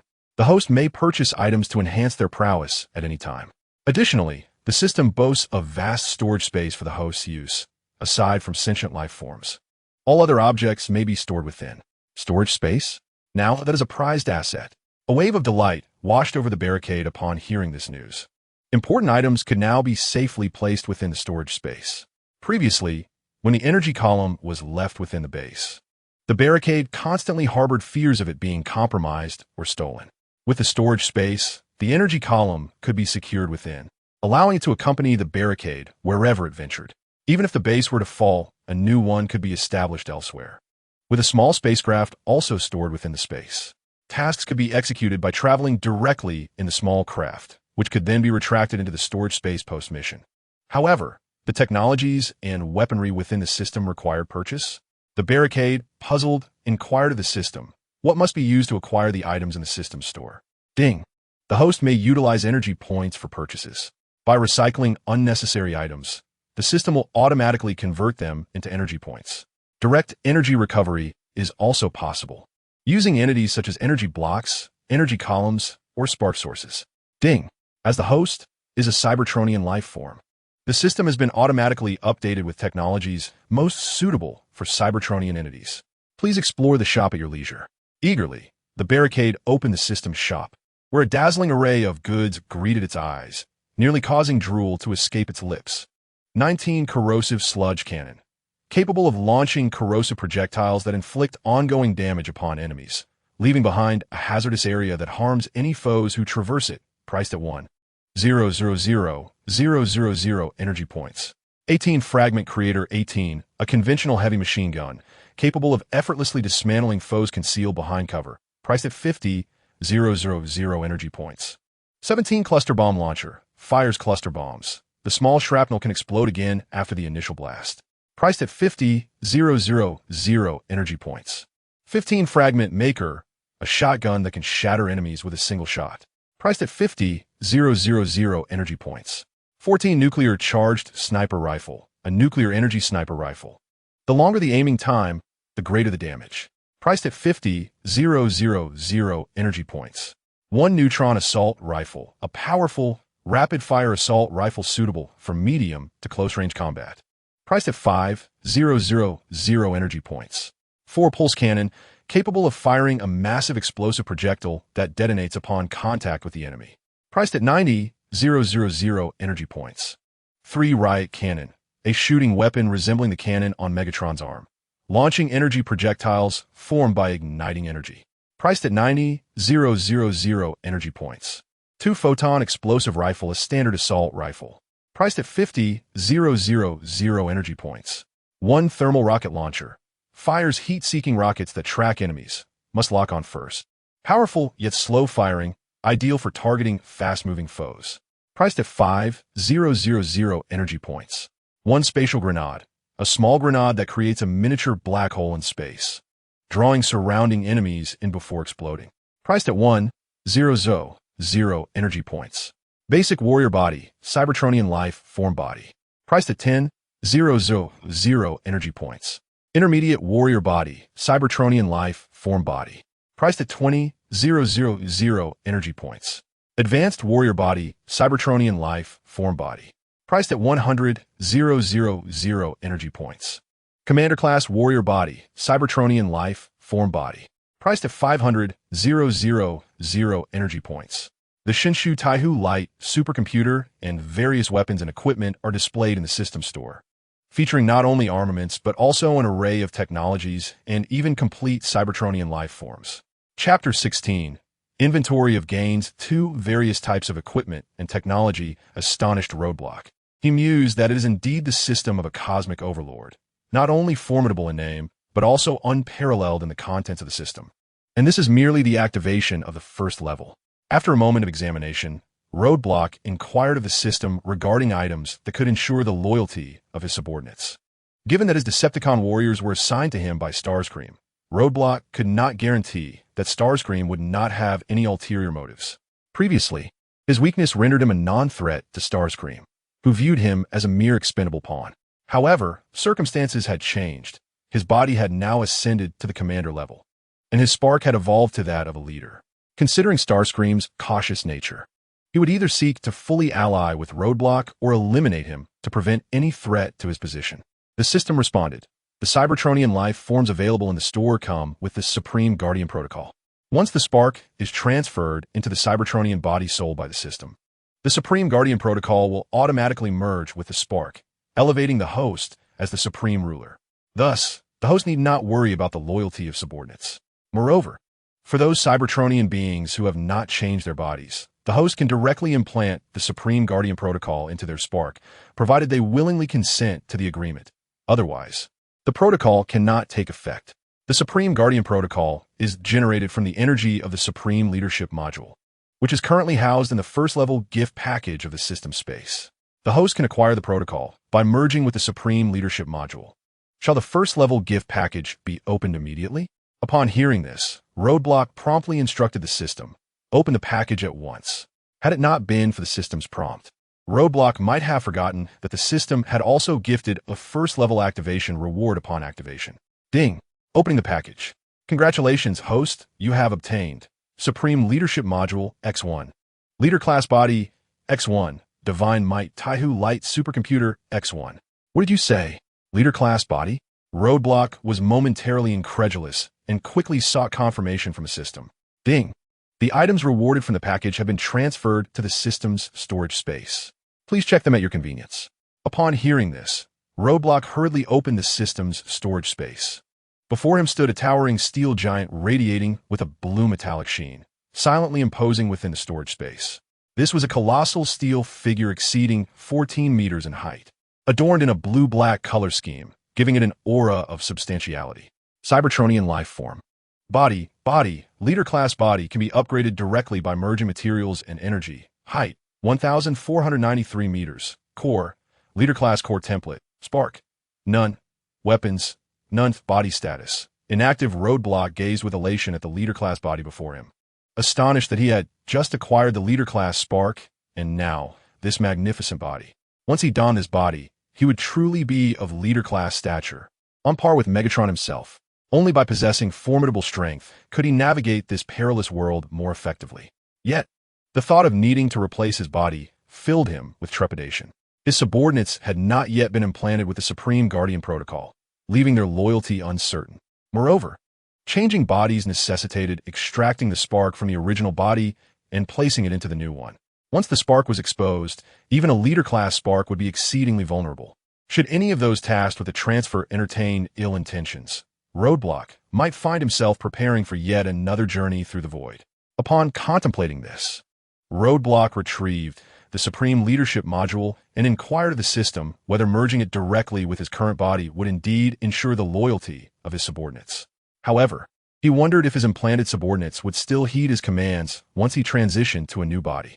The system, upon receiving Roadblock's query, clarified that the Supreme Leadership Module merges directly with the host spark rather than with the host's physical form, assuring him that there was no cause for concern regarding the fusion. Relieved by this assurance, Roadblock proceeded to merge the Supreme Leadership Module with his spark. Chapter 17. Soundwave. As Roadblock integrated the Supreme Leadership Module, the core template suddenly received a message from Soundwave of the Decepticon Tape Legion. The message instructed him to assemble immediately at coordinates 36016222154737245. It was clear that Soundwave had arrived on Earth. Previously, Laserbeak had indicated that Soundwave would soon reach Earth, but Roadblock had not anticipated his swift arrival. Moreover, Soundwave had only sent a message summoning Roadblock, providing no further information. At this moment, Roadblock found himself deep in thought, contemplating Soundwave's disposition and whether he should indeed meet him. Soundwave was a formidable aide to Megatron and a steadfast admirer of his. In truth, he was the only member of the Decepticon army who would never betray Megatron. Although Roadblock's current strength surpassed that of Soundwave, he understood that to continue thriving within the Decepticon ranks, he must navigate this encounter successfully, as he still belonged to Soundwave's cadre of warriors. Roadblock weighed the pros and cons. Despite having upgraded to a leader-class body, equating his personal strength with that of Megatron, there existed a hierarchy even among leader-class warriors. For instance, while Starscream was also a leader class, he could independently contend against Megatron, Shockwave, and Soundwave without faltering. Roadblock, having only recently ascended to the status of a leader-class warrior and still in the process of changing his body, recognized that facing a seasoned leader-class warrior like Megatron, even with the system's assistance, did not guarantee victory. Moreover, the adage rings true: it is easier to thrive in the shade of a great tree. Aligned with the Decepticons, a vast and powerful entity was undoubtedly more advantageous than forging his own path alone. With his leader-class prowess and the support of the system, Roadblock believed he could swiftly ascend to become the fourth major power within the Decepticons. He could bide his time, honing his abilities within the Decepticon ranks until his own strength reached a formidable level, at which point he could establish his own faction apart from them. With these thoughts in mind, Roadblock resolved to meet with the Decepticon's foremost communications officer. Having made his decision, he promptly replied to Soundwave, affirming that he was en route to the specified coordinates. Though the decision to meet Soundwave had been made, Barricade did not intend to proceed immediately. He first needed to replace his leader-class body. Only after transforming into a leader-class warrior could he possess the absolute strength to counter any potential schemes from Soundwave. At that moment, a voice resonated within Barricade's mind. Ding! Supreme Leadership Module has successfully integrated. The host spark has evolved into Supreme Leader Spark. The spark energy inherently carries the Guardian Protocol, which the host can instill into the sparks of subordinate warriors. Upon hearing this, a faint smile appeared on Barricade's cold, mechanical visage. Subsequently, Barricade utilized the core template to issue a command to his cadre of Decepticon warriors. All Decepticon warriors assemble immediately in the central area of the base. After delivering the command, Barricade strode directly toward the central region. By the time he arrived, his Decepticon warriors had gathered, with only 2 patrol squads remaining outside the base. Upon Barricade's arrival, Trigger stepped forward and announced, "Lord Barricade, the warriors on outer patrol will be arriving shortly." Barricade nodded in acknowledgement and replied, "I am prepared to provide you with the energy and resources for your upgrades. Once all warriors are in place, we shall enhance your bodies." The gathered Decepticon warriors erupted with excitement upon hearing Barricade's words to Trigger. After all, it is only human to lament one's weaknesses. None would begrudge their own strengths. Having lost the spark source, many warriors had stagnated in their power, and now, with a rare opportunity to enhance their abilities, they were all abuzz with eager anticipation. Noticing the chaos among his warriors, Gearshift quickly intervened. "Silence. Await Lord Barricade's command." Hearing Gearshift's words, the Decepticon warriors promptly quieted, their gazes filled with expectation as they turned to Barricade. Before arriving, Barricade had already stored the energy columns from the warehouse into the system's storage space. He now retrieved 1 energy column to recycle back into the system, eager to see how many energy points it would yield. After recycling the column, the system granted Barricade a staggering 300,000 energy points. He had not anticipated that a single column would be so potent. With over 130 energy columns in total, this amounted to over 4 million energy points. However, Barricade knew he could not convert all the energy columns into energy points, as the Decepticon warriors also required energy for their daily consumption and combat. He intended to upgrade both Ironhide and Gearshift to high-tier warriors. As for the trigger, Barricade intends to replace his current body with a Leader Class 1 after he has acquired it, thereby elevating Trigger to the status of a commander. The remaining Decepticon warriors are to be upgraded to mid-level fighters, while the 2 flight teams of mid-level warriors are slated for an advancement to high-level status. Chapter 18. Collective Upgrading. Barricade commands a total of 22 Decepticon warriors, 2 aerial troopers, with the rest being automotive soldiers. This time, Barricade has resolved to enhance their overall capabilities. Consequently, he reclaimed 50 energy pillars in one go, accumulating a total of 15 million energy points. Subsequently, he procured 17 units of basic universal template sparks, for units of intermediate universal template sparks, and 1 unit of advanced universal template spark from the system store. The universal template sparks are specifically designed for upgrading the sparks of Cybertronian life forms, facilitating an elevation in spark levels. The basic universal template spark can elevate a spark to an intermediate level, priced at 20,000 energy points. The intermediate universal template spark can advance a spark to a high level, costing 100,000 energy points. The advanced universal template spark can raise a spark to commander level, available for 500,000 energy points. As for higher tiers, they are not currently available for purchase, as the system has only activated its first level. Following this, Barricade purchased 17 Cybertronian intermediate warrior bodies, each priced at 20,000 energy points, and 4 units of advanced warrior bodies, each costing 100,000 energy points. In addition to these, Barricade equipped his warriors with weaponry from the system store, including a neutron assault rifle, a thermal rocket launcher, a gear ripper melee weapon, and an energy blade melee weapon. Each warrior was also provided with 10 units of spatial grenades, which are formidable weapons in their own right. This entire endeavor, which involved enhancing the sparks and bodies of his subordinates along with supplying them with essential weaponry, cost Barricade over 3 million energy points, a fact that left him feeling quite pained. Beyond these basic weapons, Barricade also planned to equip Trigger, Ironhide, Transmission, and the 2 aerial troopers with advanced weaponry, such as the 18 Fragment Maker, heavy machine gun, the 15 Fragment Maker, shotgun, and the 17 cluster missile launcher. This does not even account for the weaponry he intended to procure for himself. At that moment, Barricade felt an immense sense of relief for having successfully pilfered the energy pillars from the Omega Sentinel. Otherwise, even with the system, he would have found it challenging to arm his Decepticon warriors and himself. Just then, the Decepticon warriors patrolling the perimeter returned from their outer duties. Upon witnessing this, Trigger promptly addressed Barricade, exclaiming, "Lord Barricade, all Decepticon warriors have assembled." Upon hearing the words of Roadblock, Trigger nodded in acknowledgement and then turned his gaze towards the assembled Decepticon warriors. "Do you desire greater power?" Roadblock inquired. The warriors, upon hearing his question, eagerly responded in unison, "Yes." A satisfied smile spread across Roadblock's face as he continued, "Since you seek enhanced strength, pledge your allegiance to me, and I assure you that in my service, you shall attain formidable power." As he spoke, Roadblock conjured multiple strands of energy imbued with the essence of the Supreme Guardian Protocol, directing them to float before his warriors. "Open your sparks and accept the Supreme Guardian Protocol. I shall elevate your abilities, with each of you guaranteed at least 1 level of advancement. Basic warriors will become intermediate warriors. Intermediate warriors will ascend to advanced warriors, and among you, some shall rise directly to the rank of commander." The Decepticon warriors, filled with fervor upon hearing Roadblock's promises, proclaimed, "We vow eternal loyalty to Lord Roadblock."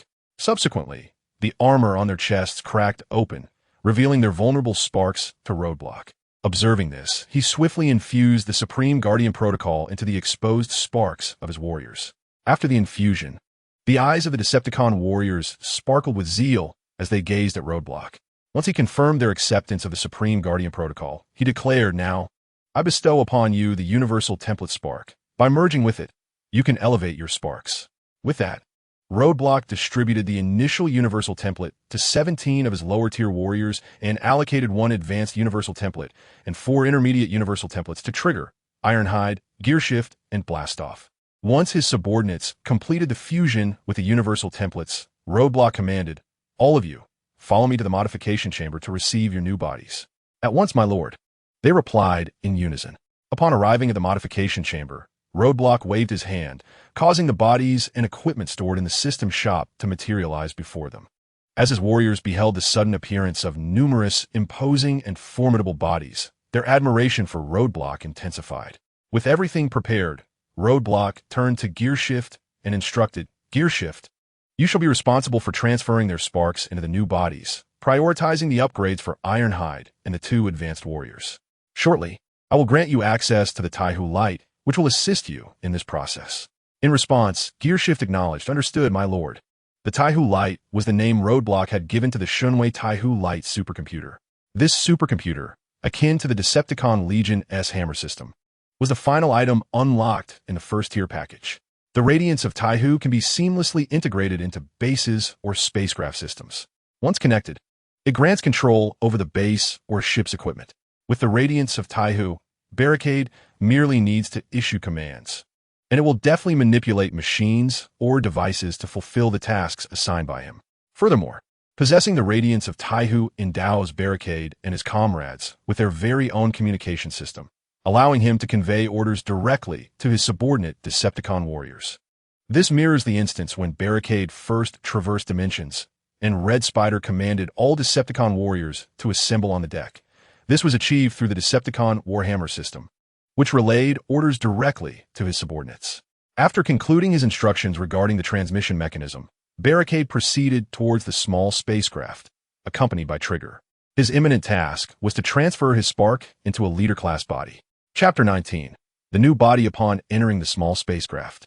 Barricade promptly retrieved his leader-class body from the system's storage space. He then directed the radiance of Taihu, "Prepare the equipment immediately to transfer my spark into the new body." While the radiance of Taihu prepared, Barricade instructed Trigger, "While the radiance of Taihu is transferring my spark into the new body, ensure you guard the exterior of the spacecraft and prevent anyone from disturbing me." Trigger, ever vigilant, promptly responded, "Rest assured, Master. I shall protect this area and keep all intruders at bay." Being an exceptionally astute Decepticon and Barricade's steadfast second-in-command, Trigger had recently accepted the Supreme Guardian Protocol, alleviating Barricade's concerns regarding Trigger's loyalty.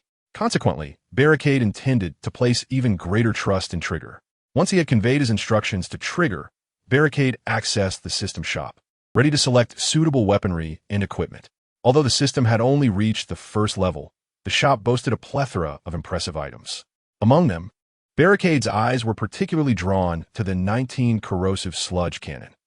The 19 corrosive sludge cannon can fire corrosive projectiles that inflict persistent damage upon enemies. When it strikes the ground, it leaves behind a corrosive area that harms any adversaries who venture through it, priced at 1,000,000 energy points. This corrosive cannon bears resemblance to the cosmic rust gun of the Overlord, which Barricade had long coveted during his time on the moon. To his delight, he discovered a weapon akin to the cosmic rust gun available in the system shop. In addition to the 19 corrosive mud cannon, Barricade had prepared several other conventional weapons. The 14 nuclear charge sniper rifle, akin to the weapon that sent Optimus Prime flying in the movie Transformers. The 17 cluster missile launcher, the 3 riot cannon, the 1 thermal rocket launcher, and the 2 photon explosive rifles.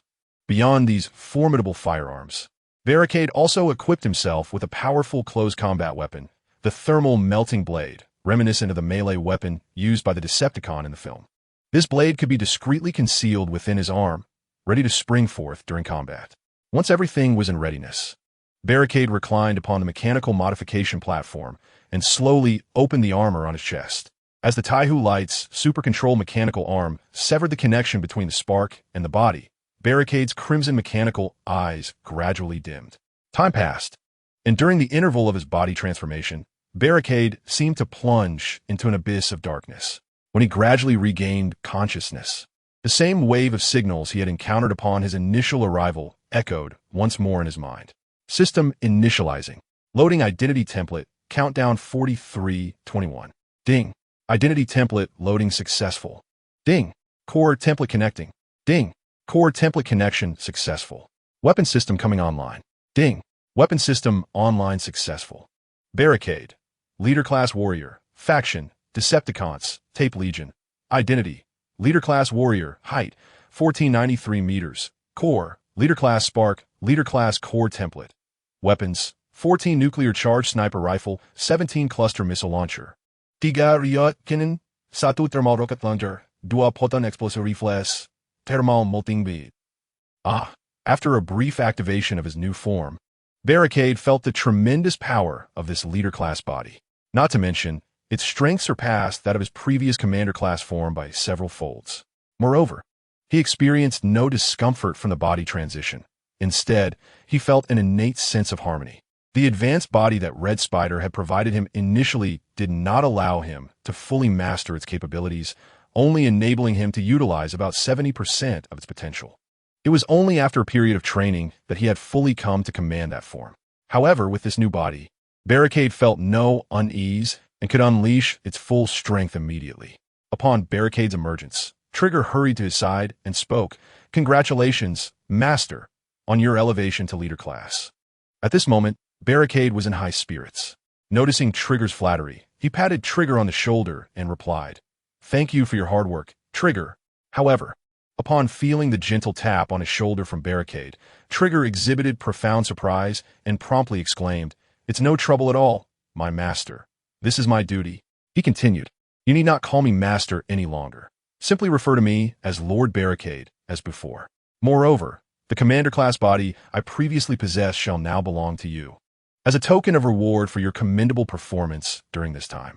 Upon hearing that Barricade was bestowing upon him the commander-class body, Trigger was overwhelmed with elation and hurriedly expressed his unwavering loyalty.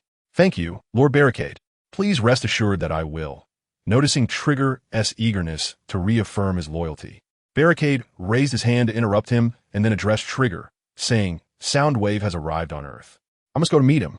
After I leave, continue to enhance and expand our base. Additionally, I will leave you with 2 pieces of the Decepticon technology tree, which will be responsible for nurturing new Decepticon warriors within the base. The Decepticon technology tree is a specialized resource designed for the cultivation of Decepticon warriors. Akin to a breeding chamber, under the influence of energy, it can generate sparks, thus nurturing Cybertronian life forms. Chapter 20. The Cybertron Technology Tree. The Decepticon Technology Tree stands as one of the most magnificent advancements on the planet Cybertron, commanding an exorbitant price of 5 million energy points each in the system store. Recognizing the necessity of developing his own faction, Barricade understood the significance of possessing a technology tree, as it would ensure a continuous supply of warriors. Although reluctant to part with valuable resources, he ultimately purchased 2 technology trees after reclaiming 30 energy pillars. The former 13 apostles, after assisting the Primus in overcoming the Cosmic Emperor, saw the collaboration of the primordial beings, the Primal, the Titan Master, and the Skyfire, who utilized the essence of the Spark Source and the power of the Skyfire Hammer to forge the Cybertron technology tree. This endeavor led to the creation of the first batch of Cybertronian life forms, known as the Primus Royal Lineage. Subsequently, with the aid of the Primus Royalty, the 13 primal beings expanded the influence of Cybertron. Thus, without the technology tree, there would be no later factions of Autobots and Decepticons. Meanwhile, Sam stood at his second-floor window, utterly bewildered as he witnessed his beloved vehicle ignite and depart into the distance. It was only after the car had vanished from sight that Sam realized the gravity of the situation. "Damn it! Surely, a thief has stolen my car," he exclaimed. Without hesitation, Sam dashed downstairs and hopped onto his bicycle, pursuing the direction in which his vehicle had fled. Pedaling furiously, he endeavored to catch up to his cherished car. It continued to recede from his view. Just as despair began to engulf him, Sam's girlfriend, Michaela, appeared before him, riding a small motorcycle. "Sam, what are you doing?" she inquired. Michaela, having recently begun a relationship with Sam after he purchased a car, was on her way to assist her father at his auto repair shop. En route, she fortuitously spotted Sam fervently pedaling his bicycle. "Michaela, hurry! Help me catch my car. It's been stolen." Upon uttering this, Sam discarded his bicycle and promptly leapt onto Michaela's motorcycle. Reacting swiftly to Sam's urgent plea, Michaela accelerated the throttle, pursuing the stolen vehicle. They followed Sam's car until it ventured into an abandoned industrial area on the outskirts. Upon witnessing the car's entrance into the desolate yard, Michaela hesitated. Voicing her concern, "They've gone in. Should we follow?" Sam, wholly preoccupied with his beloved car, responded decisively, "We must go in." Nevertheless, Michaela, with a look of apprehension, cautioned, "Isn't it dangerous to just walk in? What, there are many people inside. Perhaps we should sneak in on foot. Riding in would be too conspicuous." Calming himself, Sam acknowledged the validity of Michaela's reasoning and acquiesced to her suggestion of stealthily entering. They parked their vehicle discreetly and entered the forsaken factory grounds. Shortly after their arrival, they spotted Sam's car. "Sam, look, your car is over there." Just as he was about to rush over for a closer inspection, Michaela intervened, pulling him behind a cluster of abandoned oil drums. After a moment of observation, they discerned no movement. The area appeared deserted. However, as Sam's impatience grew, an unexpected turn of events unfolded. The car, parked nearby, suddenly transformed with a series of mechanical sounds into a towering robot, approximately 8 or 9 meters high, which then shot a beam of red light skyward. Indeed, this colossal automaton was Bumblebee, commissioned by Optimus Prime to investigate the whereabouts of the AllSpark. Bumblebee had gathered intelligence indicating that the coordinates of the AllSpark were inscribed on a pair of glasses once owned by Sam's distant ancestor.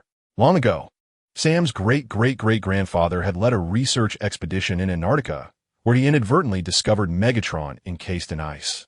During this encounter, he unintentionally activated Megatron's navigation system, projecting its contents onto his glasses. Subsequently, the U.S. government retrieved Megatron and transported him to a military base beneath Hoover Dam for further research alongside the AllSpark. Bumblebee, having traced the glasses to Sam, transformed into a second-hand vehicle to follow him.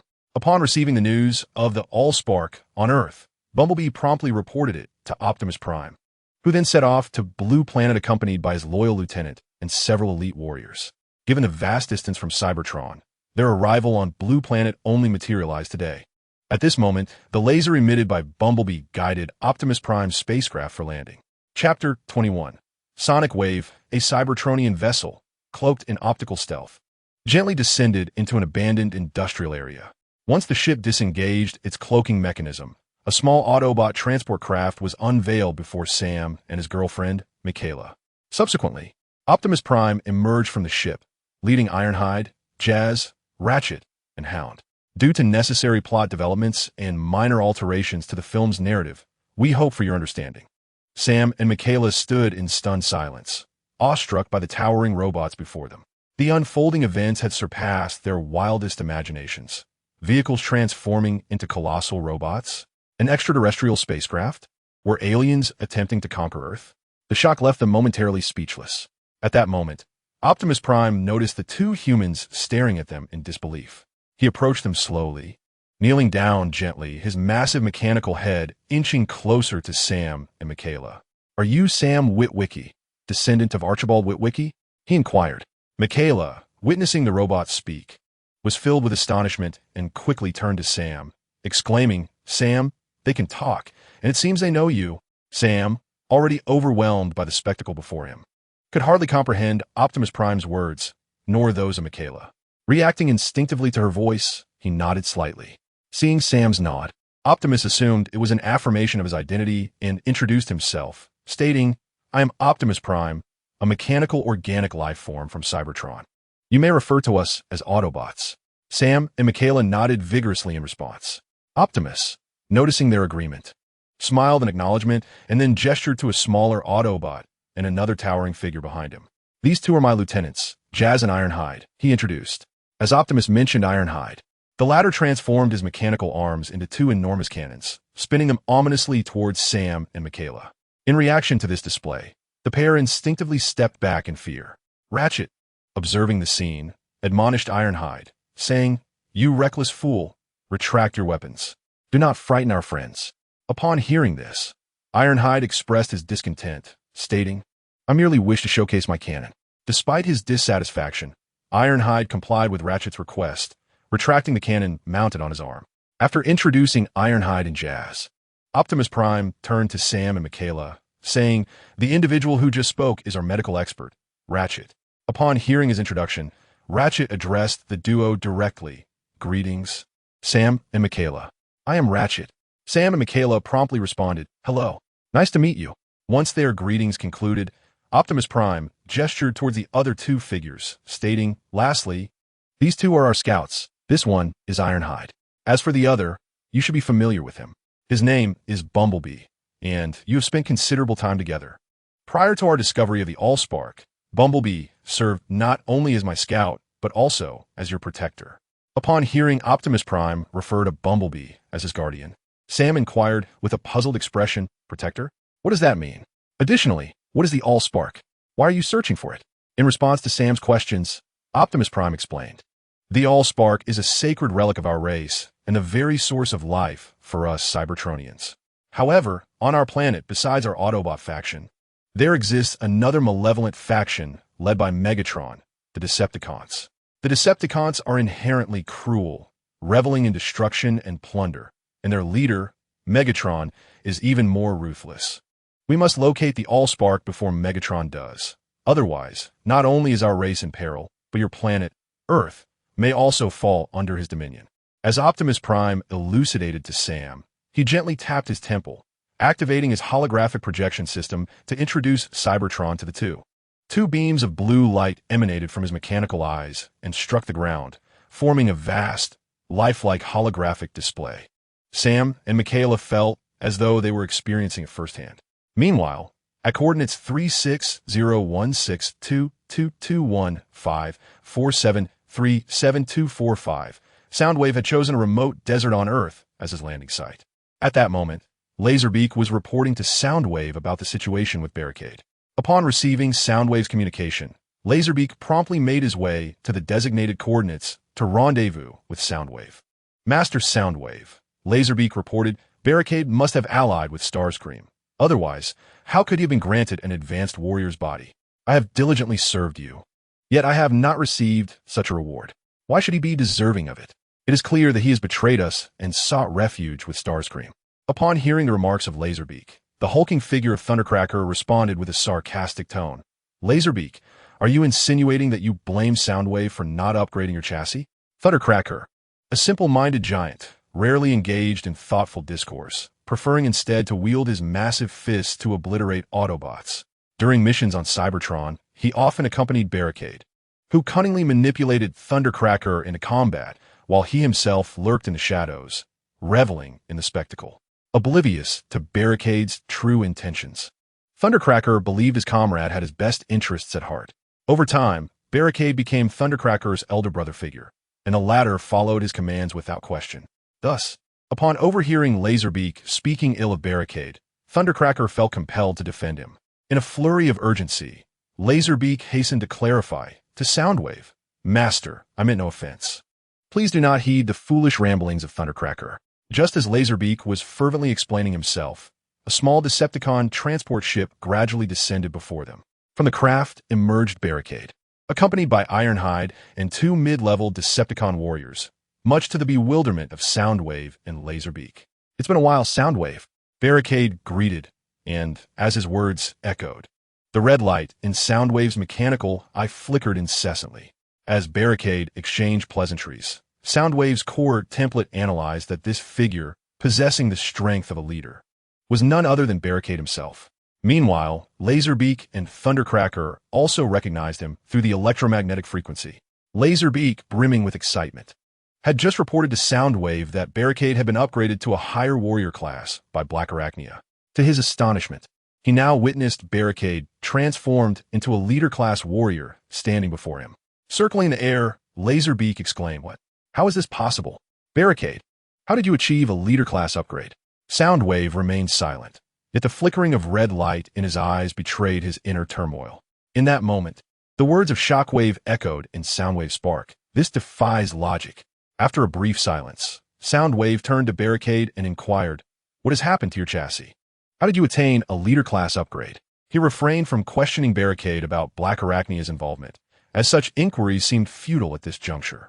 In response to Soundwave's query, Barricade explained, "I discovered the AllSpark and Lord Megatron. Through my contact with the AllSpark, my chassis was transformed into its current state." Shocked by Barricade's revelation, Soundwave exclaimed, "What? You actually found Lord Megatron and the AllSpark? Pray tell, where's Lord Megatron at this moment?" Upon hearing this, the menacing visage of Lockdown revealed a scarcely perceptible smile. Subsequently, Lockdown directly articulated, "Lord Megatron and the AllSpark are concealed within a secret military base beneath the Hoover Dam in Nevada."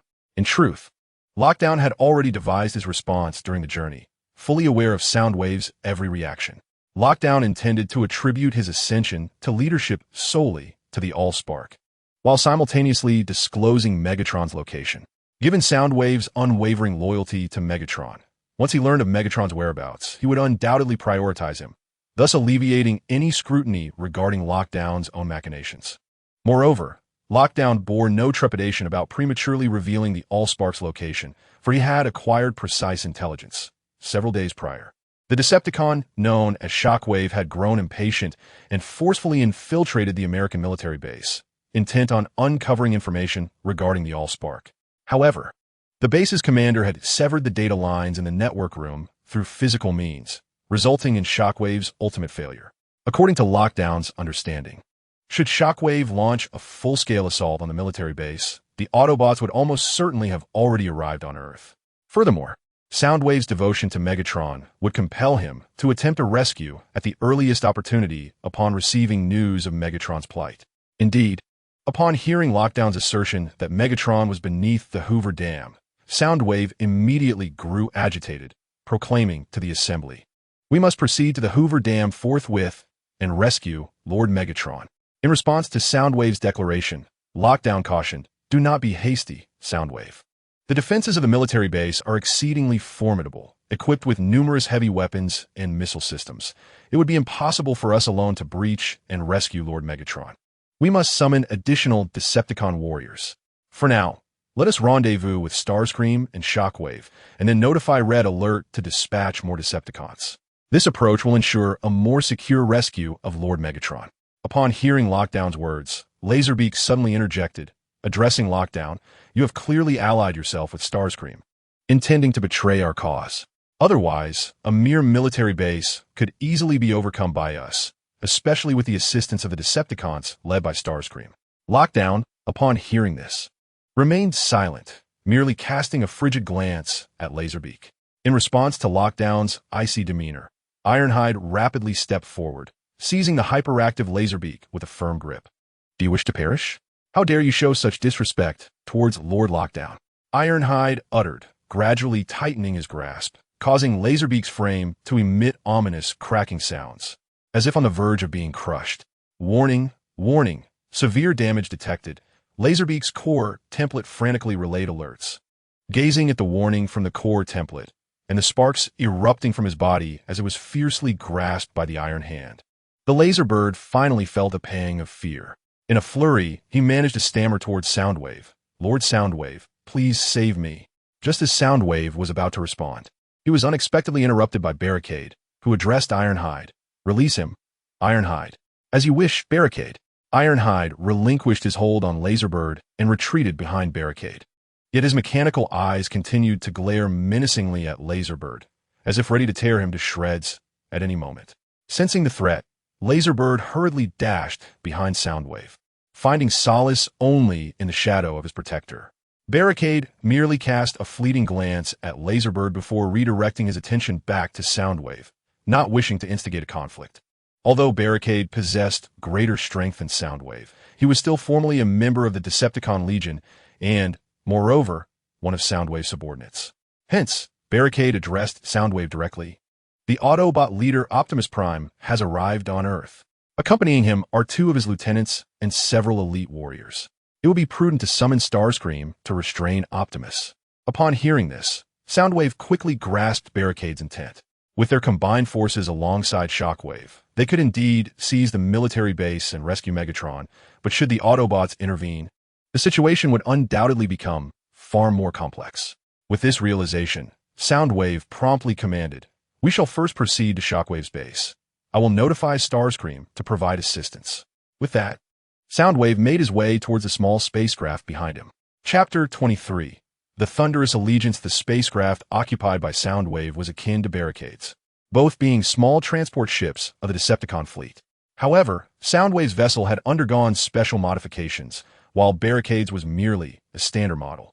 As Megatron's chief communications officer, Soundwave's prowess had reached the level of a commander, and thus he had long possessed his own small spacecraft. Barricade's transport ship was allocated to him by Starscream for his missions. While such vessels were not uncommon within the Decepticon ranks, not everyone was deemed worthy to possess one. Only a select few elite warriors temporarily assigned to missions received such ships, and only those whose strength reached the commander level were granted their own small spacecraft.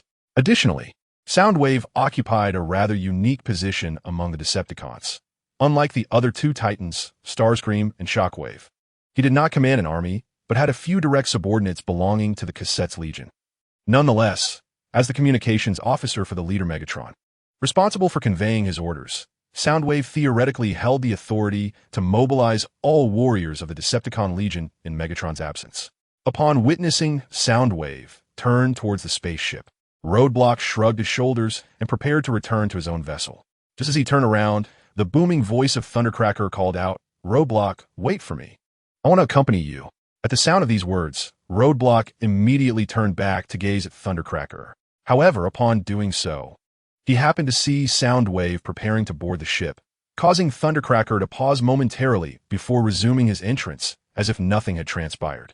Thundercracker, a high-ranking warrior of the Decepticons, could be deemed the most formidable fighter under Soundwave's command. His demeanor closely resembled that of Ironhide, both being individuals whose thoughts were dominated by sheer muscle. Once aboard the spaceship, Thundercracker incessantly chattered to Roadblock, divulging the earlier incident involving Laserbeak reporting Roadblock to Soundwave. "Roadblock, you're so powerful now, even more so than Soundwave. Why are we still following him? Wouldn't it be better to rebel against Soundwave directly? Here's the plan. When we encounter Soundwave and Laserbeak, I'll use my piledriver to send Laserbeak to meet the Primus, and then we'll proceed to Shockwave's base to rescue Megatron. Roadblock, you've ascended to a leadership-level mech, perhaps after we save Megatron. He might even appoint you as the fourth major leader of the Decepticon army." As Thundercracker spoke, he patted Ironhide on the shoulder, adding, "You did splendidly just now. I've longed to crush that Laserbeak fellow." Roadblock, overwhelmed by Thundercracker's incessant chatter, regretted allowing him aboard his ship.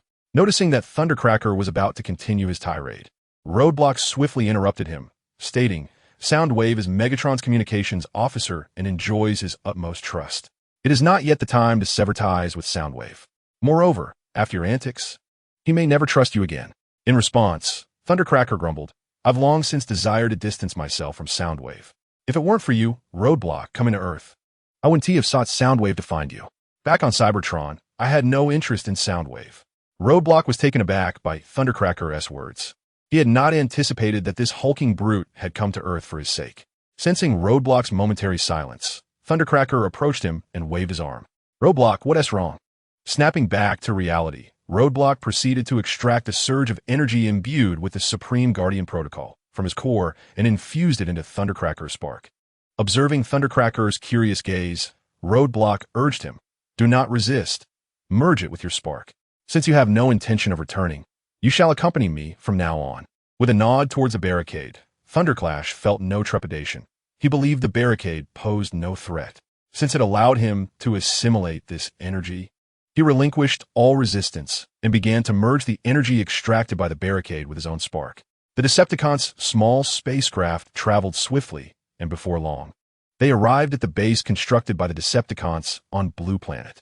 Soundwave had already informed Shockwave and Stun, so upon learning of Thunderclash's arrival, both awaited them in the plaza of the base. The two Decepticon vessels soon landed, and as Thunderclash and his companions disembarked, Shockwave hurriedly approached Soundwave, stating, "Master Soundwave, I have notified Master Tarantulas. He instructed us to wait at the base. He is personally leading the Decepticon warriors this way." Soundwave acknowledged Shockwave with a nod and proceeded into the base. After Soundwave's departure, Shockwave and Stun gazed enviously at Thunderclash, and then Shockwave spoke, "Congratulations, Thunderclash, on your ascension to leader class. Earlier, Soundwave had not only relayed the news of Megatron and the AllSpark, but also informed them of Thunderclash's elevation to leader class warrior. Shockwave was no fool like Laserbeak, who merely sought to incite hatred. Although Thunderclash had recently been an advanced warrior like himself, he was now of an entirely different caliber, deserving of the respect due to his new status. Thunderclash smiled and nodded in acknowledgement. Unlike tarantulas, who flaunted his new rank with arrogance, Thunderclash engaged in light-hearted conversation with Shockwave and Stun. Only Laserbeak glowered at Thunderclash and Thunder, muttering, "Just two traitors. What is there to be proud of?" With that, Laserbeak's eyes glinted ominously, hinting at malevolent schemes. Meanwhile, as Soundwave and the others prepared to assault Hoover Dam, the Autobots, through the glasses of Sam's long-ago ancestor, pinpointed the exact location of the AllSpark. Chapter 24, an encounter with tarantulas at this moment, in the clandestine military base beneath Hoover Dam. Sam and his girlfriend were being interrogated by Simmons, alongside the Secretary of Homeland Security. Bumblebee, captured by humans, was now being frozen by Simmons' subordinates using a liquid cryogenic weapon.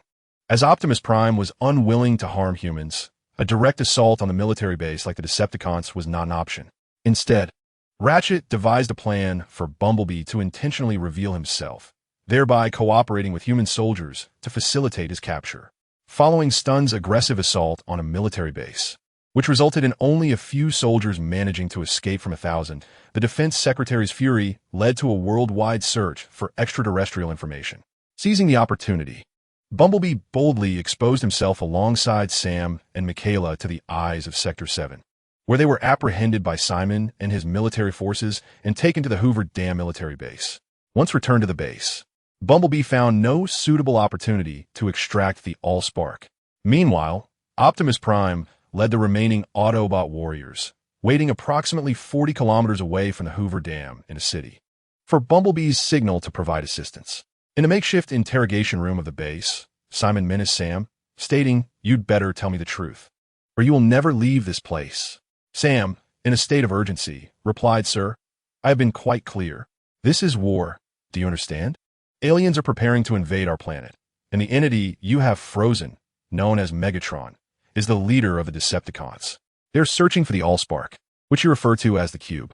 Once they locate the AllSpark, they will transform all vehicles and machinery on Earth into Decepticon warriors, and then our world will be doomed."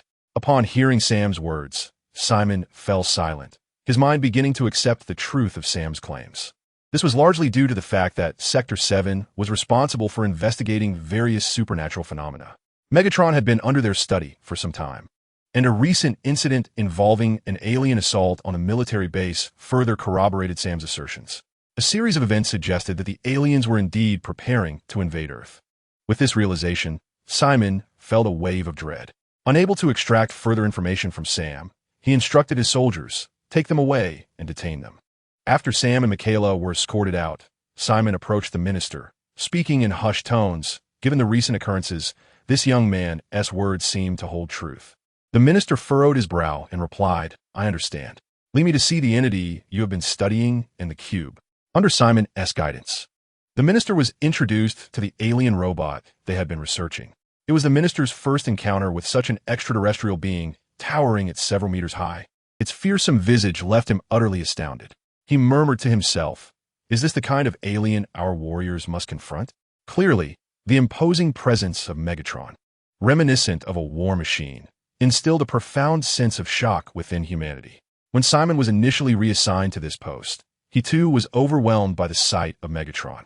Despite the minister's considerable authority and position, he was largely unaware of Sector 7's existence prior to the attack on the military base.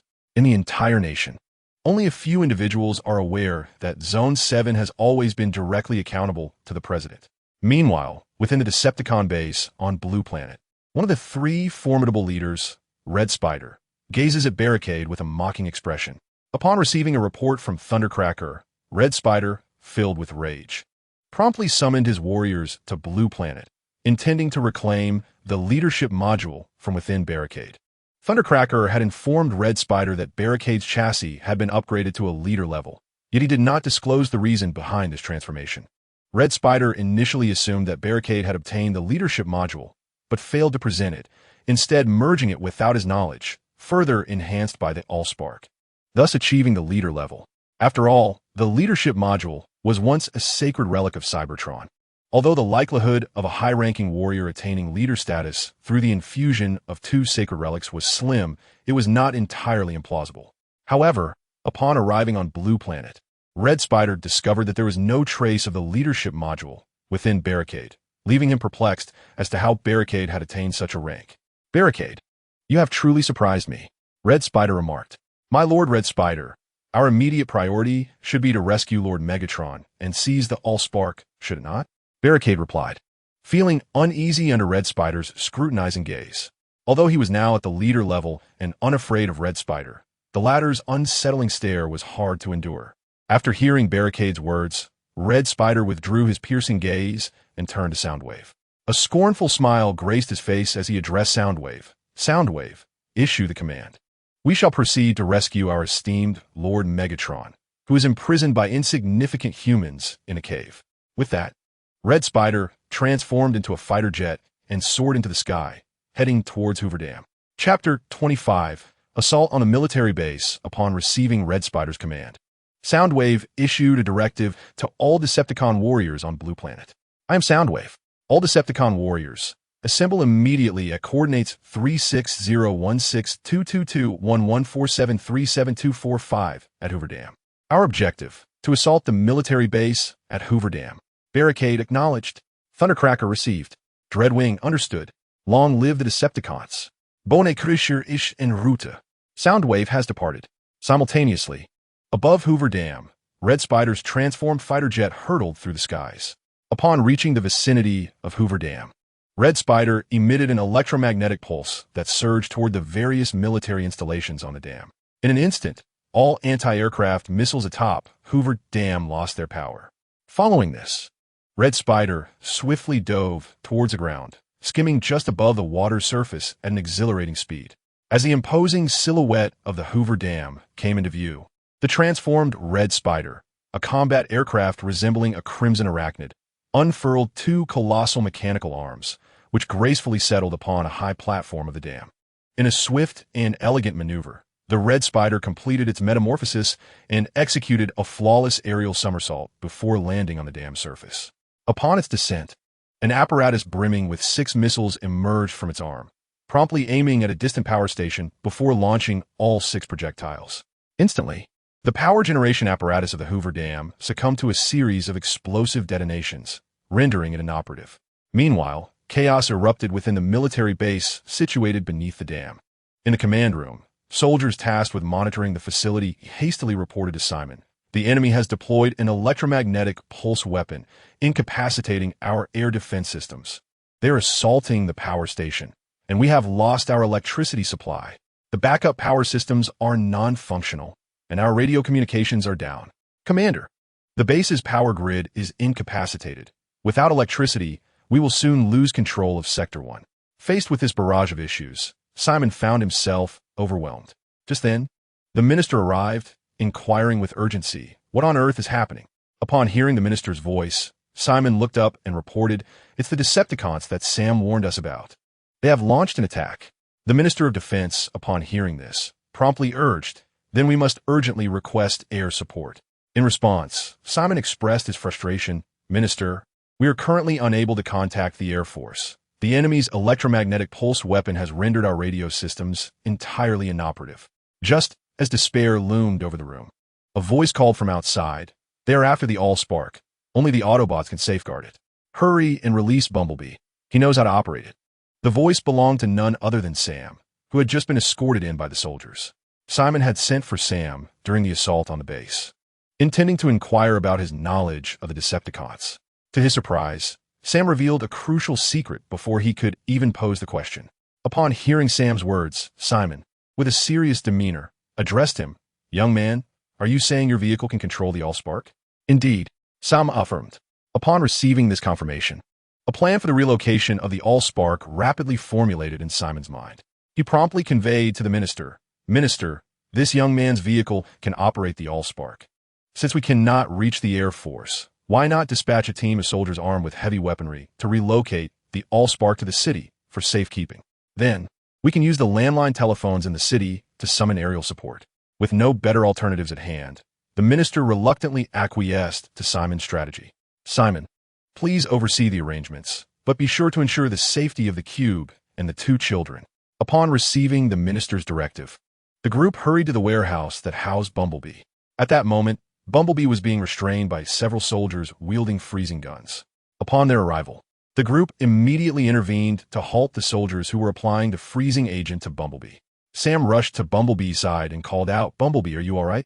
"It's me." "Sam, the Decepticons are attacking the base, and I need your assistance to relocate the AllSpark to a safe location. Can you do that?" Bumblebee's response was sluggish, as the continuous barrage of freezing gas had caused his core systems to operate at a diminished capacity. Seeing Bumblebee's lack of reaction, Sam anxiously shouted, "Bumblebee, Bumblebee!" After a period of recovery, Bumblebee's systems began to function smoothly again, and upon hearing Sam's urgent calls, he lifted his gaze toward him. "My goodness, Bumblebee, you finally responded. Did they harm you?" Bumblebee shook his head in response and replied, "I am unscathed. It is merely that my core systems have been compromised by prolonged exposure to the cold, causing them to operate sluggishly." Relieved by Bumblebee's words, Sam quickly exhaled and said, "The Decepticons are already here. Can you assist us in relocating the AllSpark?" Bumblebee nodded in affirmation and turned to Simon, saying, "Quickly, take me to the AllSpark. We must transfer it to Optimus Prime. Only with his assistance can you fend off the Decepticons' assault."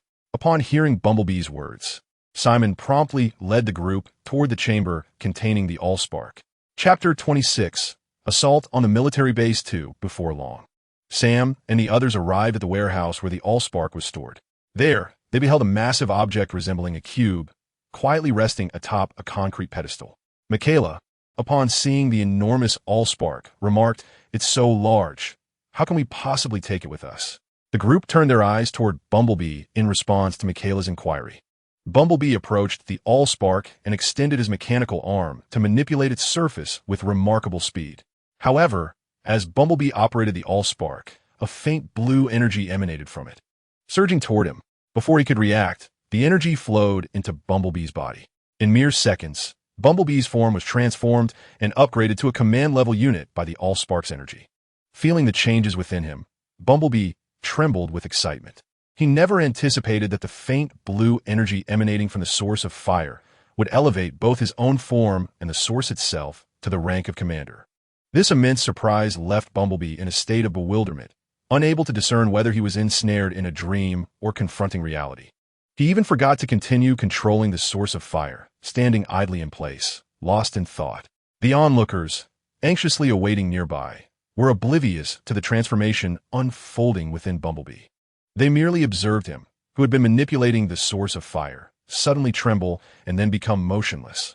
Sam, concerned that Bumblebee might be in peril, promptly called out to him, "Bumblebee, what's wrong?" It was only upon hearing Sam's voice that Bumblebee regained his composure. Nodding to Sam to assure him of his well-being, he resumed his manipulation of the source of fire. As Bumblebee operated, the source of fire began to rotate and fold like an enormous Rubik's Cube. Meanwhile, hidden within the city, Optimus Prime received the urgent message from Hound. Upon learning that the Decepticons were attacking Hoover Dam, Optimus immediately rallied Ironhide, Ratchet, and others, setting off towards the dam to provide support to Bumblebee. At that moment, the Decepticon Barricade, intent on taking advantage of the chaos, arrived at Hoover Dam aboard his ship. Upon reaching the site, Barricade swiftly led his companions, Lockdown and Grinder, in a feigned assault against the military base. He refrained from deploying his two mid-level warriors to engage directly, instead directing them to maintain aerial surveillance from their ship. Barricade was reluctant to incur casualties among his subordinates. After all, he had only a handful of minions left, and the loss of even one would be a significant blow. Given the strength of the Autobots, who were at least of elite status, sending his two mid-level warriors in a battle would only result in needless losses. Just as Barricade prepared to enter the military base with his two subordinates, Bumblebee burst forth from the base, followed closely by several large off-road vehicles piloted by humans. After crashing through the perimeter fence with reckless abandon, Bumblebee sped away into the distance. Witnessing this, the Decepticon Bone Crusher, who was poised to infiltrate the base, swiftly transformed into vehicle mode and pursued Bumblebee and his entourage. Lockdown and Grinder, eager to follow suit, were abruptly halted by Barricade. "What's wrong, boss?" Grinder exclaimed anxiously. "Aren't we going after the Autobots? If we don't chase them now, they'll be long gone." In response, Barricade reassured him, "Do not fret, they will not escape. Megatron is still inside. We must first rescue Megatron and make our presence known before him. In addition, the leader of the Autobots, Optimus Prime, is also present here. The strength of the Red Spider is insufficient to contend with Optimus Prime. It necessitates the intervention of Megatron to confront him, for us to emerge victorious in this battle." In a previous life, during a movie, Lockdown had witnessed how the Decepticon, Frenzy, infiltrated the base's computer systems and liberated Megatron from his frozen state. This may be attributed to Lockdown's own transdimensional journey. Currently, Frenzy has not been dispatched by Soundwave into the military base. Lockdown is uncertain whether Megatron can break free from his icy prison without Frenzy's assistance. Thus, Lockdown resolves to first rescue Megatron. Subsequently, the trio, Lockdown, Thundercracker, and Long Haul, enter the military base under Lockdown's leadership. At the entrance of the military facility, they encounter minimal resistance, comprised solely of a few dozen soldiers armed with assault rifles, lacking even heavy weaponry such as rocket launchers. It appears that the primary defense of the military base relies on its air defense systems and ground forces equipped with heavy weaponry. However, the air defense has been incapacitated by several electromagnetic pulse blasts from the Red Spider, and the armed personnel on the ground have been eliminated by the Decepticons. Consequently, beneath the secret base, only a handful of researchers and guards armed with light weaponry remain. These light armed guards pose no challenge to the advanced warriors, Thundercracker and Long Haul, and are swiftly overrun as the trio breaches the established defense line. The three proceed forward, rapidly advancing into the subterranean facility. Observing the situation, the human soldiers stationed within the underground base are compelled to harass Lockdown and his companions while retreating. However, the harassment proves ineffective against the trio. Before long, they enter the chamber containing the frozen Megatron. The soldiers tasked with reinforcing the freezing process, upon seeing the three towering robots, immediately abandon their cryogenic weapons and flee to the opposite side. Megatron stands there, his formidable frame encrusted with frost. Flanking his body are several enormous plastic tubes, which are spraying freezing gas on him. Yet, due to the power outage in the base, the emitted gas is insufficient to maintain control over Megatron. His crimson mechanical eyes are continuously shifting. It seems that even without Lockdown's aid, Megatron will soon extricate himself from his predicament. Observing this, Lockdown hastens to Megatron's side and respectfully addresses him. "Great Lord Megatron, the Decepticon warrior Lockdown has come to rescue you." Following this, Lockdown swiftly approaches and disconnects all the apparatus attached to Megatron's body. After completing this task, Lockdown stands quietly to the side, awaiting Megatron's recovery. Thundercracker and Long Haul also remain behind Lockdown, patiently anticipating Megatron's full liberation. Moments later, the frost on Megatron's arm shattered, swiftly followed by the ice encasing his body.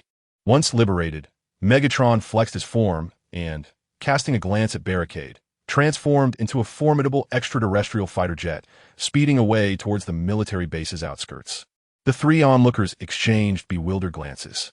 Thundercracker could not contain himself, exclaiming, "Is Megatron truly departing just like that? We came to rescue him, surely. He ought to commend us first, promising enhancements for our forms and gifting us powerful weaponry. At the very least, he could appoint our leader to a command role akin to that of Starscream." Ironhide, incensed by Thundercracker's remarks, chimed in, "Had I known we would receive such disregard, I would not have come to his aid. Barricade, shall we revolt against the Decepticons and establish our own faction?" Upon hearing the two's naive banter, Barricade sighed in exasperation and waved his hands dismissively, stating, "Rest assured, Megatron is well aware of our contributions. We can now pursue the Autobots." With that, Barricade led Ironhide and Thundercracker out of the military base. Simultaneously, upon witnessing Megatron emerge from the base, Starscream rushed to his side, ingratiatingly proclaiming, "Great Megatron, your most loyal servant, Starscream, reports for duty." As Barricade stepped out of the base, he inwardly marveled, truly, Starscream, a fa ade before others and a different demeanor behind their backs. It is no wonder he has betrayed Megatron repeatedly and yet survived.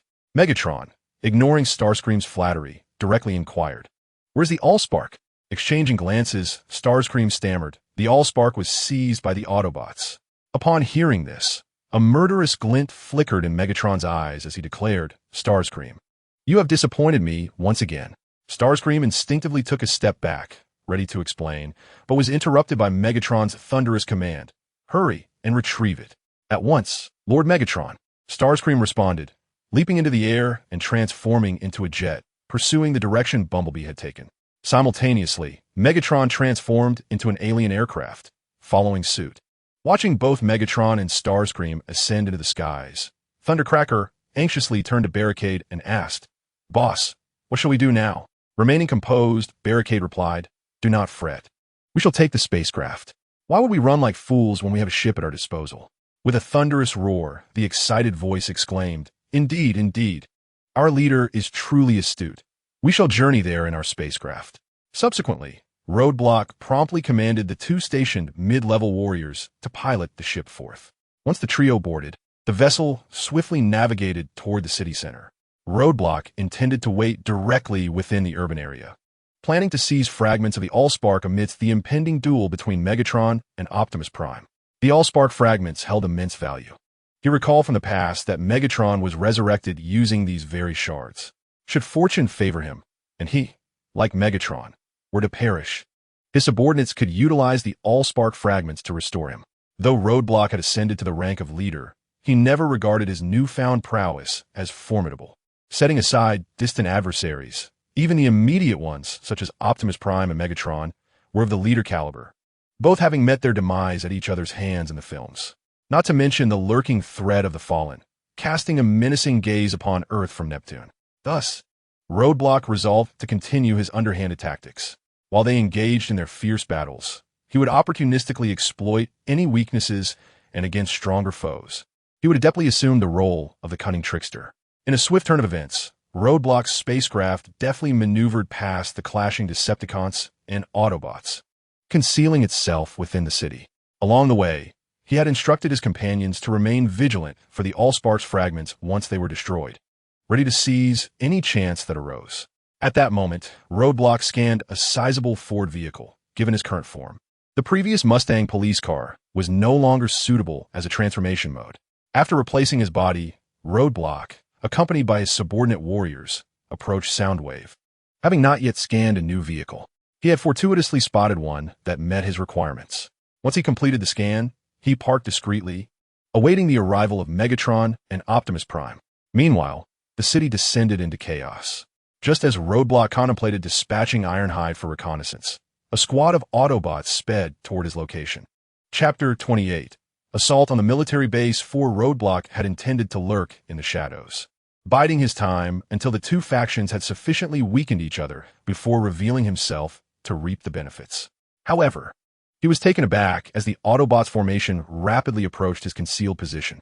Additionally, an American M1 Abrams tank lumbered nearby, further complicating his situation.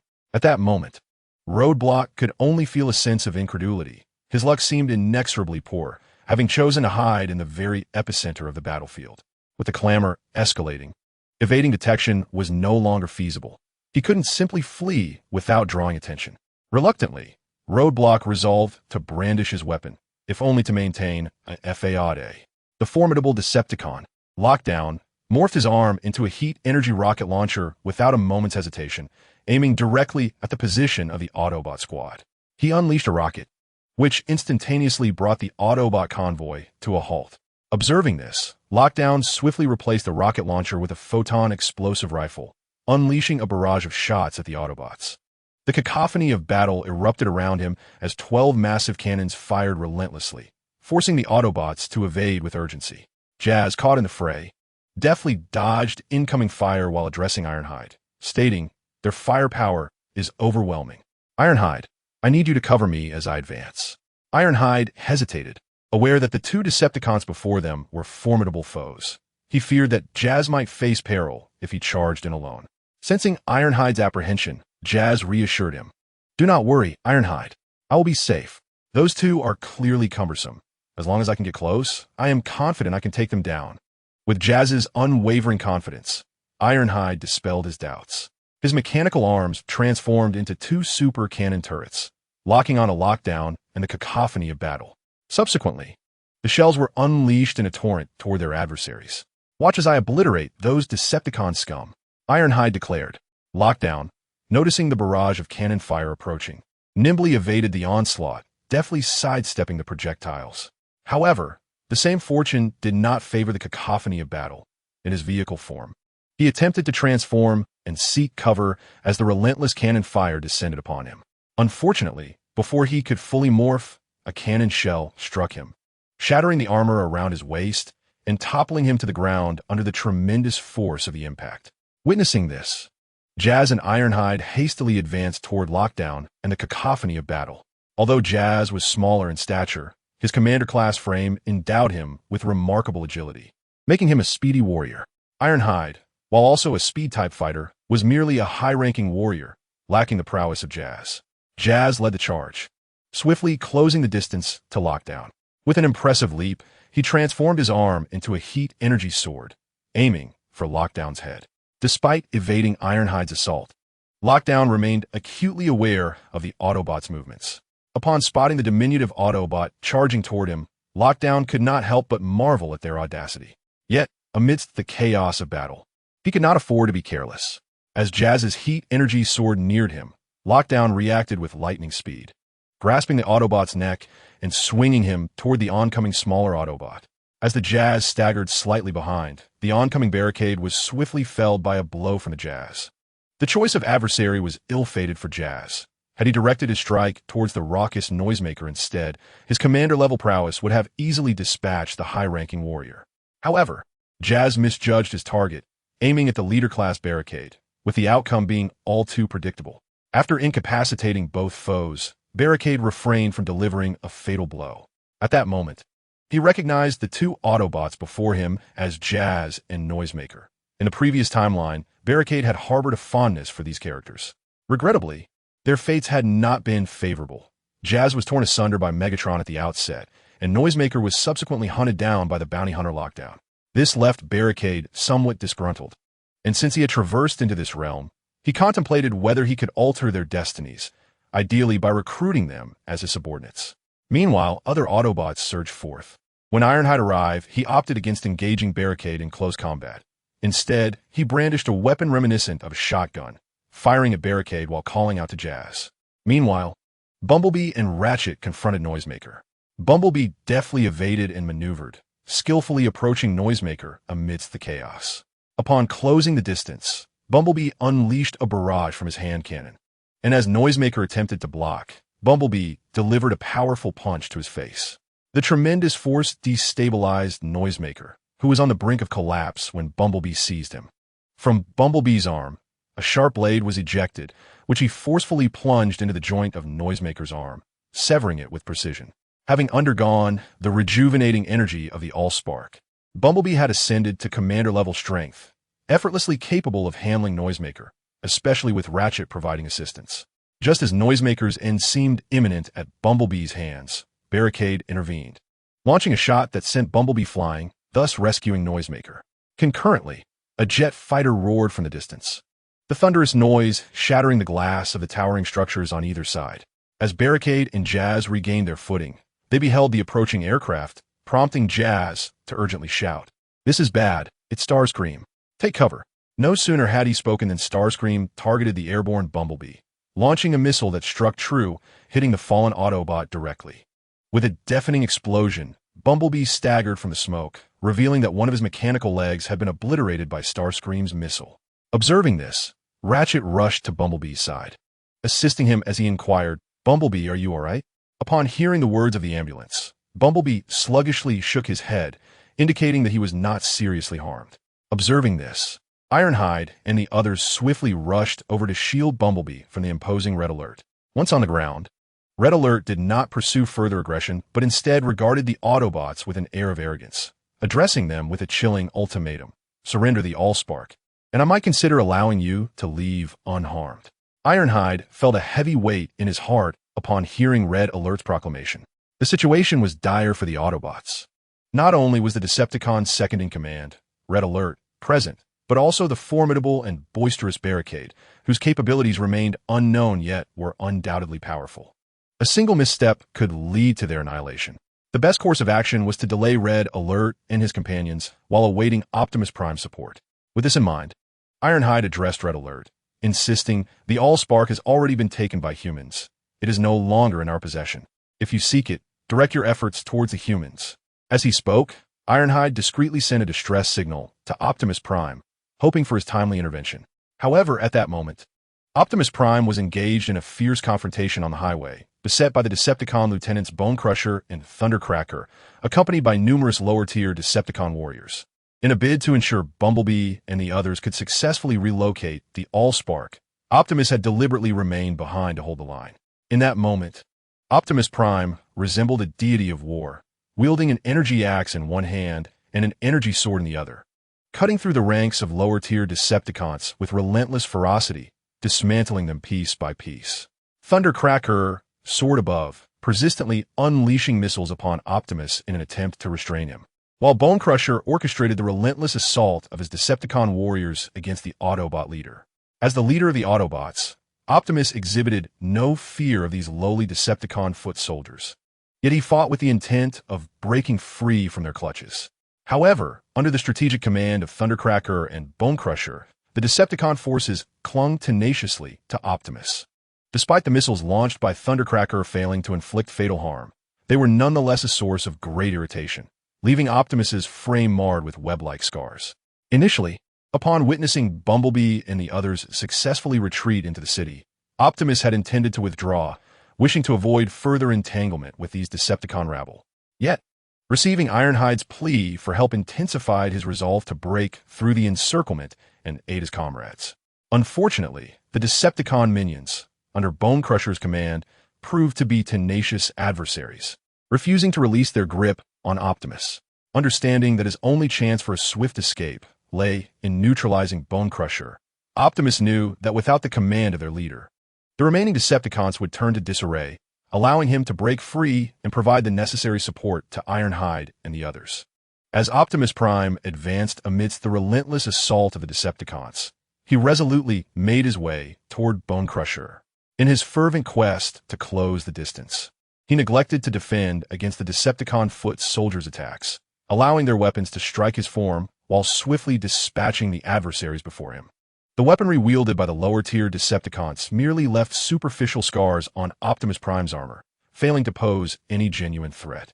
Conversely, with a single swing of his axe, he could cleave a blocking foot soldier in two. Eschewing defense only served to increase his velocity, and he soon found himself nearing Bonecrusher.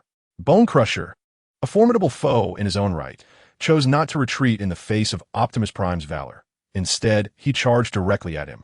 However, as a mere advanced Decepticon warrior, while Bonecrusher could indeed pose a threat, it was ultimately an overestimation of his own capabilities and an underestimation of Optimus Prime's leadership. After exchanging blows for a few rounds, Bonecrusher's head was severed by Optimus Prime's blade. In a scenario devoid of the surrounding Decepticon foot soldiers, their clash would likely have mirrored Jazz's encounter with Roadblock, ending in a single decisive strike. Upon vanquishing Bonecrusher, Optimus Prime transformed into an American truck cab and, with full throttle, barreled through the encircling Decepticon foot soldiers, speeding away into the distance. As the remaining Decepticon warriors contemplated pursuing him, they were halted by Thundercracker's command. "Do not pursue. We cannot allow Optimus Prime to escape. Retrieve Bonecrusher's remains and return to the ship." "Yes, Lord Thundercracker." Following his orders, the remaining Decepticons began to clear the battlefield, collecting the fallen comrades and Bonecrusher's body to take back to their vessel. Thundercracker then transformed into a form akin to Red Alert and set off in pursuit of Optimus Prime's departing figure. Chapter 30, Assault on the Military Base 6. While Ironhide and his companions awaited Optimus Prime's support, Megatron arrived on the scene first. A majestic alien fighter jet descended rapidly from the sky, transforming into a towering, menacing robot just before landing. Upon sighting Megatron, Ironhide urgently called out to the others. "Megatron is here. Autobots, retreat at once." Without hesitation, he scooped up Bumblebee and dashed away. The other Autobots, recognizing the gravity of the situation, scattered in every direction. Their instinctual flight was driven by the understanding that fleeing in a singular direction before Megatron would lead to certain capture. Only by dispersing could they hope to escape. The formidable prowess and notorious reputation of Megatron were indelibly etched into the very spark of every Cybertronian long before the events that unfolded.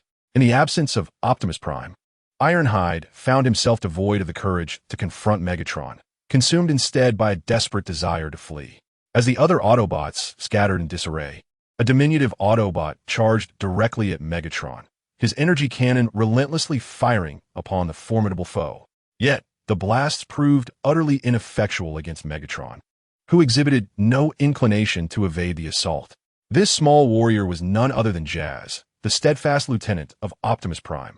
Determined to provide his comrades with a chance to escape, Jazz resolved to remain behind and stall their pursuer. However, faced with the overwhelming might of Megatron, even Barricade lacked absolute certainty, let alone Jazz, who could scarcely withstand a single blow from the imposing figure. With a mere lift of his left arm, Megatron unleashed a devastating blast that sent Jazz hurtling away. Without a second glance at the fallen warrior, Megatron turned to Starscream and demanded, "Do not tell me you have failed to secure the AllSpark." At this, Starscream trembled, responding, "Lord Megatron, I will pursue the human carrying the AllSpark at once." Without waiting for further instruction, Starscream transformed into a fighter jet and ascended into the sky. Upon hearing Starscream's failure to acquire the AllSpark, Megatron's fury escalated, erupting in a thunderous roar. He then advanced, seizing the gravely injured Jazz and unleashing his wrath upon him. "Damnable insect!" Megatron spat, before exerting his strength to rend Jazz asunder.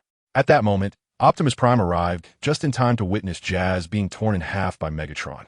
Enraged, Optimus surged toward his nemesis. In response, Megatron discarded Jazz's mangled remains and swiftly transformed into an alien spacecraft, charging at Optimus. The two Titanic leaders collided with a resounding crash, sending shockwaves through the vicinity, as Megatron propelled Optimus into the depths of a nearby building. Amidst the chaos, Soundwave, having lost a mechanical arm, turned to Barricade and inquired, "Barricade, what shall we do?" Barricade cast a sidelong glance at Soundwave and retorted, "What else can we do? You are of no assistance to Lord Megatron. Go aid Starscream in locating the AllSpark." Soundwave, taken aback by Barricade's bluntness, found himself at a loss for words. Without waiting for Soundwave's response, Barricade transformed into a large vehicle and sped away, discreetly messaging Ironhide to retrieve Jazz's remains. Upon reaching a corner, the Barricade swiftly turned its vehicle around and returned, its thoughts lingering on the fragments of the AllSpark. After dispersing the commotion, it stealthily resumed its position. When the Barricade returned once more, Optimus Prime found himself being pinned to the ground by Megatron. Despite Optimus being a leader in his own right, he was at a disadvantage against the renowned Megatron, especially while distracted by the need to protect Sam. During their fierce confrontation, Sam attempted to escape via helicopter, only to be discovered by Starscream, who promptly destroyed the aircraft. As Sam plummeted from the helicopter, Optimus managed to save him, but the distraction proved fatal. He was swiftly overpowered by Megatron. "Hand over the AllSpark, human," Megatron commanded, his voice dripping with menace. "If you do, I might consider allowing you to serve as my pet." Sam, visibly terrified, trembled as he clutched the AllSpark, pleading, "Lord Megatron, I'll give you the AllSpark. But you truly want to kill me?" At this, Megatron's crimson mechanical eyes flickered ominously. "Indeed," he replied. "Give me the AllSpark, and I shall grant you the privilege of being my pet." Hearing this, Sam cautiously approached Megatron, the AllSpark in his grasp. Optimus, witnessing Sam's impending betrayal, bowed his head in disappointment, having lost the strength to intervene. However, just as despair enveloped Optimus, the situation took a sudden turn. As Megatron knelt to seize the AllSpark from Sam, the latter unexpectedly stepped forward, thrusting the AllSpark towards Megatron's chest. Instantly, a surge of immense energy rushed into Megatron-esque core, overwhelming even his leader-class chassis. In an instant, a gaping hole was seared into Megatron's armor as the pale blue energy of the AllSpark flooded into him. This sacred relic, which had existed since the birth of Cybertron, fulfilled its purpose at that moment, shattering into several pieces. The fragments scattered in all directions, igniting excitement in the hidden Barricade, which quickly alerted the others to prepare for a scramble for the AllSpark shards. In truth, Optimus had long realized he was no match for Megatron. However, upon witnessing Jazz being torn in half, an enraged Optimus lost his composure, recklessly choosing to challenge Megatron. The moment they clashed, he felt the vast disparity in their power. And as they collided, he was forcefully driven into a building by Megatron's overwhelming strength. As Optimus Prime rescued Sam moments ago, he discreetly imparted the method of utilizing the AllSpark, cautioning Sam that should he be unable to vanquish Megatron, he must insert the AllSpark into his own core. Even if it meant their mutual annihilation, he could not allow Megatron to obtain the AllSpark. Unexpectedly, by a twist of fate, when Sam activated the AllSpark and embedded it into Megatron's chest, the immense energy of the AllSpark incinerated Megatron. The AllSpark, however, did not reduce Megatron to ashes entirely. It merely seared a gaping hole in his chest due to the energy being severely depleted, having been absorbed by the system during the activation. The sudden turn of events left everyone present in a state of astonishment. Seizing the moment while others were momentarily bewildered, Barricade issued a command to his subordinates. Commence the operation. Just as Barricade prepared to act, the Decepticon Starscream, standing not far away, unexpectedly commanded all Decepticon warriors to retreat at once. Following his orders, Starscream transformed into his jet mode and soared into the sky. This abrupt command left the Decepticons in a state of confusion. What about Lord Megatron? Should we abandon him? Are we to retreat entirely, or attempt to reclaim Lord Megatron's body?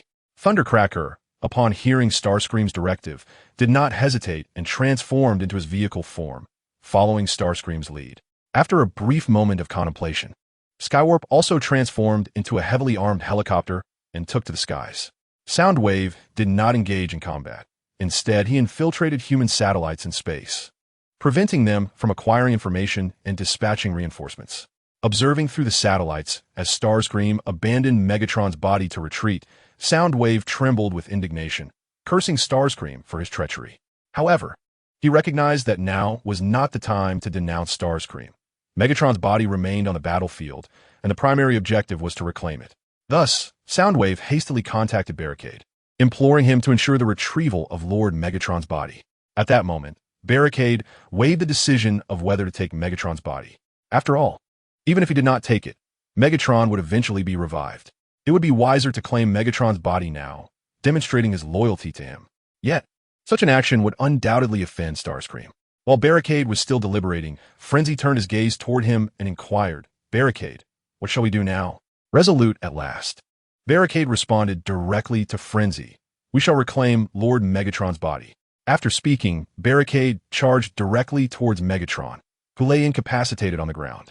At this moment, Optimus Prime had already sustained grave injuries from Megatron, leaving him devoid of the strength to continue fighting. However, other Autobot warriors, including Ironhide, remained at the scene. Seeing Barricade's advance towards Megatron, Optimus urgently called out to Ironhide and the others, instructing them to intercept Barricade and prevent him from reaching Megatron's body. If they reclaim Megatron's form, he will be resurrected. Upon receiving the command, the Autobots opened fire on Barricade relentlessly. Some human soldiers, having heard Optimus's warning, joined in the effort to stop Barricade from approaching Megatron. Barricade, wielding an energy shield with one hand, deftly deflected all incoming attacks. Subsequently, he unleashed his formidable weapon, the riot cannon. After charging the weapon, he fired a devastating shot at the Autobot ranks, sending them scattering in chaos. At that moment, a small Decepticon spacecraft descended from the sky, landing softly on ground. A group of Decepticon warriors, namely Soundwave subordinates, including Thundercracker and Lockdown, leaped from the ship and swiftly charged towards the battlefield, under Barricade's relentless covering fire. Thundercracker and Lockdown quickly collected fragments of the AllSpark scattered nearby and lifted Megatron's body onto the spacecraft. Ultimately, under Barricade's protection, the ship ascended rapidly into the sky. Chapter 32. Return to base. Seeing the Decepticons successfully abscond with Megatron's body, Optimus let out a deep sigh. Despite sacrificing the sacred relics of Cybertron, he had failed to eliminate Megatron once and for all. He then picked up a relatively large fragment of the AllSpark that had fallen before him. Examining it with great curiosity, he had observed the Decepticons pilfering not only Megatron's body, but also the fragments of the AllSpark, which piqued his interest. Upon closer inspection, Optimus discovered that although the AllSpark was shattered, the fragments still retained immense energy. Thus, He hurriedly instructed Ironhide and the other Autobots to search for and collect the nearby AllSpark fragments. Meanwhile, after securing Megatron's body, Barricade and the others made their way to a designated meeting point with Soundwave, awaiting his arrival.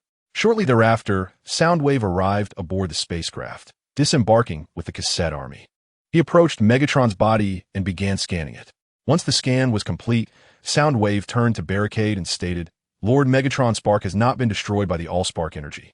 Rather, it has grown even more potent. However, the condition of his body is less than promising, with over 50% damage. If repairs are not conducted promptly, Lord Megatron's strength may be diminished by more than half upon his resurrection." Hearing Soundwave's words, Barricade inquired, "What do you intend to do about it?" Upon hearing the inquiry from the Barricade, Soundwave's crimson mechanical eye flickered momentarily.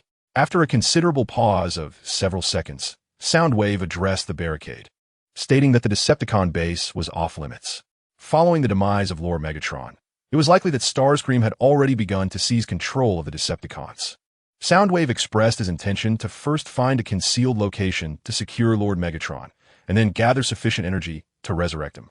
Noticing that the Barricade exhibited no reaction to his words, the red light in Soundwave's eyes flashed again, and he continued, "When Lord Megatron fell, I promptly relayed the news to Shockwave, who would soon arrive on Blue Planet with the Decepticon army. At that time, it would be time to settle the score with Starscream and the Autobots. Barricade, you have been on Blue Planet for quite some time. Have you not established your own base?" Upon hearing this, Barricade's eyes flickered red, and he questioned Soundwave with a puzzled expression, asking what he meant by establishing a base. Observing Barricade's feigned ignorance, Soundwave persisted. "Upon Lord Megatron's return, he contacted me, praising your abilities and expressing his intent to recommend you to his mentor, Lord Fallen. Do you not wish to contribute to Lord Megatron's resurrection?" Caught in contemplation, Barricade understood that Soundwave's intention was to leverage his influence to resurrect Megatron. Although he was reluctant to reveal his newly established base, he realized that he had already made an enemy of Starscream. Should he refuse Soundwave's request, he would undoubtedly incur Megatron's wrath, rendering all his previous efforts meaningless. After a moment of reflection, Barricade resolved and said to Soundwave, "Follow me." Upon finishing his words, he turned and returned to the spacecraft. After deliberation, Barricade decided to bring Megatron back to his base. While the base was of considerable importance to him, the Decepticon cause was paramount. A base could be rebuilt, but antagonizing Megatron at this juncture would nullify all his prior endeavors. With clarity in his thoughts, Barricade led Soundwave and Megatron's body back to the base. As the two ships approached the vicinity of Barricade's base, Trigger and Transmission received a message from the Light of Taihu. Upon learning of Barricade's return, the two hastened to the central area of the base to await their arrival. Soon, the spacecraft descended gently within the base. Having been away for some time, Barricade noticed significant changes, thanks to the efforts of Trigger and the others. The base had expanded several fold since his departure. As Barricade and Soundwave disembarked from the spacecraft, Trigger stepped forward respectfully, exclaiming, "Lord Barricade, you have returned." Upon witnessing the commander-level Trigger, Soundwave's expression shifted dramatically. He had not anticipated that Barricade possessed a subordinate of such rank. After thousands of years with the Decepticons, he had gradually upgraded to the commander level through persistent effort. Not long ago, Roadblock was merely a mid-level warrior, insignificant in his own ranks. To his astonishment, within a brief span, he not only ascended to the status of a leader, but also acquired subordinates of commander caliber. Noticing Soundwave's sudden change in demeanor, Roadblock discerned that Soundwave was undoubtedly taken aback by Trigger's formidable prowess. However, Roadblock was unfazed.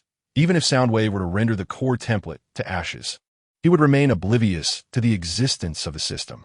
Disregarding Soundwave, Roadblock approached Trigger directly and addressed him. "Thank you for your efforts, Trigger. We have guests arriving. Please make arrangements for them, as they will be residing here for an extended period."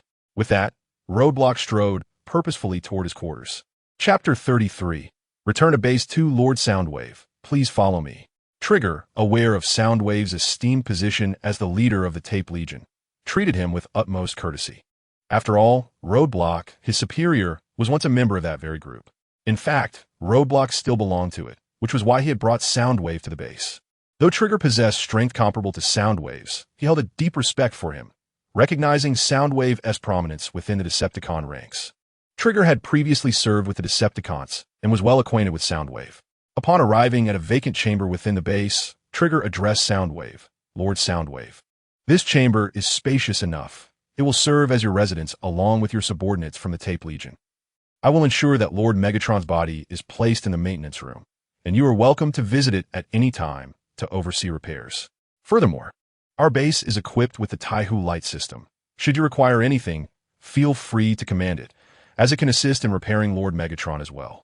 Soundwave nodded in acknowledgement, fully aware that Trigger's politeness stemmed from Roadblock's influence. Otherwise, as an officer of equal rank, Trigger had no obligation to show such deference. Given Trigger's capabilities, he would rank among the elite even within the Decepticon ranks. It was a mystery how Roadblock had managed to earn the loyalty of a commander like Trigger. As Soundwave pondered this, Trigger spoke again, Lord Soundwave. Roadblock has instructed me to inform you that the resources and energy blocks within the warehouse are at your disposal for the repair of Lord Megatron's body. However, please note that our base has just been established, and the inventory is quite limited. If you have no further requests, I shall take my leave to report to Lord Roadblock. Upon hearing this, Soundwave replied, in that case, please convey my gratitude to Roadblock, Trigger. Trigger smiled faintly at Soundwave's words and responded with composed respect. You are too gracious, Lord Soundwave. After speaking, Trigger departed from the location, having settled Soundwave and his subordinates. He made his way directly to the Roadblock, where the latter was currently reviewing various data of the base through the Taihu light. Lord Roadblock, I have successfully arranged for Soundwave and the others, Trigger announced. Excellent, Trigger. I appreciate your efforts during my absence, Roadblock replied.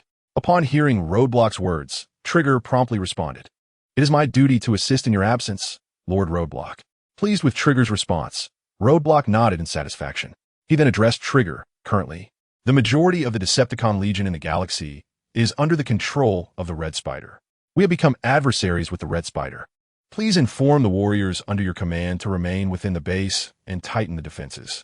All warriors must concentrate their efforts within the base. And if any missions require them to venture outside, they must prioritize safety. Understood, Lord Roadblock, Trigger affirmed. Additionally, how has the development of the technology tree I entrusted to you progressed? In response to Roadblock's inquiry about the technology tree, Trigger eagerly replied. The first batch of little ones has already begun cultivation. If all goes well, the initial 100 will generate sparks within 6 months. However, we need to prepare their bodies in advance. Once the sparks are formed, we can immediately implant them into the bodies. At that point, we will directly augment our forces by 100 junior warriors. Roadblock nodded in satisfaction upon hearing Trigger's report. Then Trigger continued, Lord Roadblock, there is one more matter that requires your attention. Roadblock, intrigued, asked, what is it? We are severely lacking materials at our base, which are insufficient to arm the first batch of warriors. Thus far, we have constructed fewer than 30 junior warrior bodies, leaving 70 more without the necessary materials, Trigger explained. Upon hearing this, Roadblock furrowed his brow and responded, I understand. I will devise a solution. You may leave for now. Yes, Lord Roadblock, Trigger acknowledged. The issue raised by Trigger revealed a significant shortcoming of the base. Roadblock's foundation was still too fragile, having only arrived here a few months prior. Without the existence of the system, he would likely still be just a foot soldier in the Decepticon Legion. Despite the system's assistance, Roadblock could not swiftly amass a vast power. Recognizing this, he chose to align himself with the Decepticons, a formidable entity. While managing alone was feasible, once Roadblock commenced the establishment of his own forces, he would require a substantial amount of energy and resources, precisely what he currently lacked. The system could not conjure energy blocks and subordinates out of thin air. Without alternative options, Roadblock could only accumulate resources gradually. Yet, the one thing he needed most was time. Lacking the luxury of time to amass power like the Decepticon army led by Megatron over millennia, Barricade suddenly experienced a moment of clarity.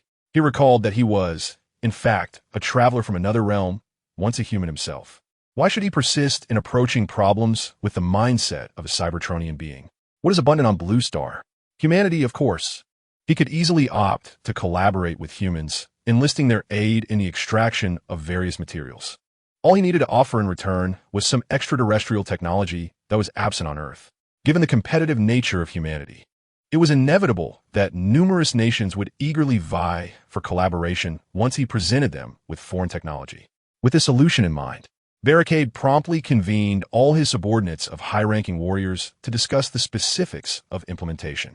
At that moment, Trigger was engaged in repairing Jazz's body with the assistance of the light of Taihu. Upon receiving Barricade's summons, Trigger hastily gathered everyone to the command center. Chapter 34.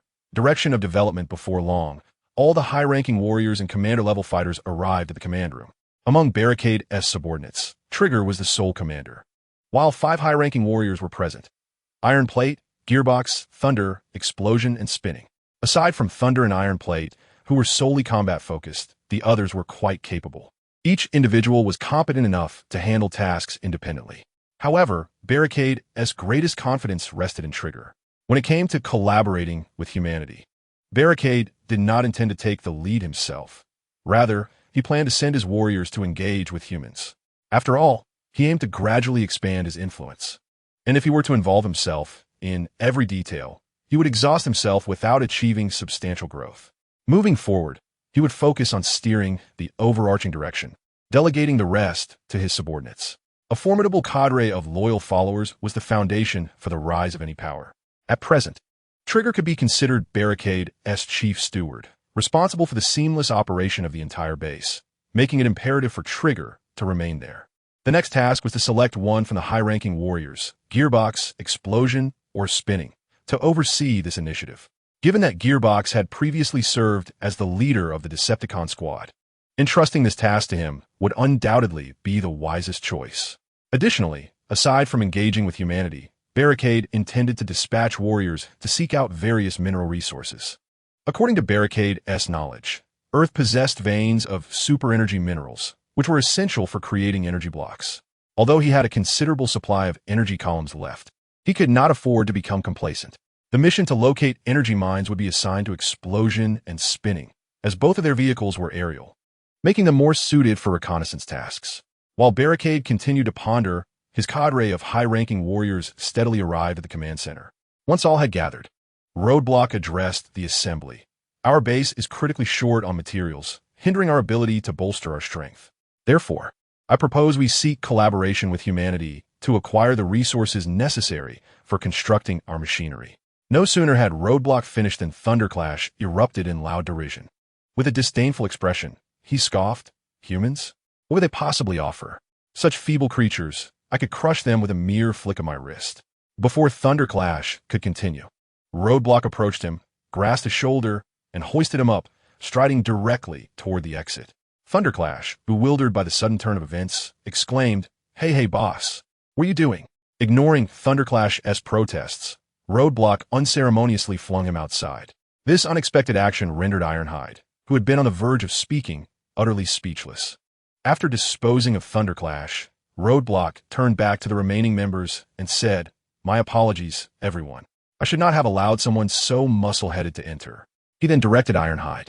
"Ironhide, please stand guard at the entrance and ensure Thunderclash does not return to disrupt our meeting." "Understood, Lord Roadblock." Once Ironhide had exited, Roadblock addressed the 4 remaining individuals.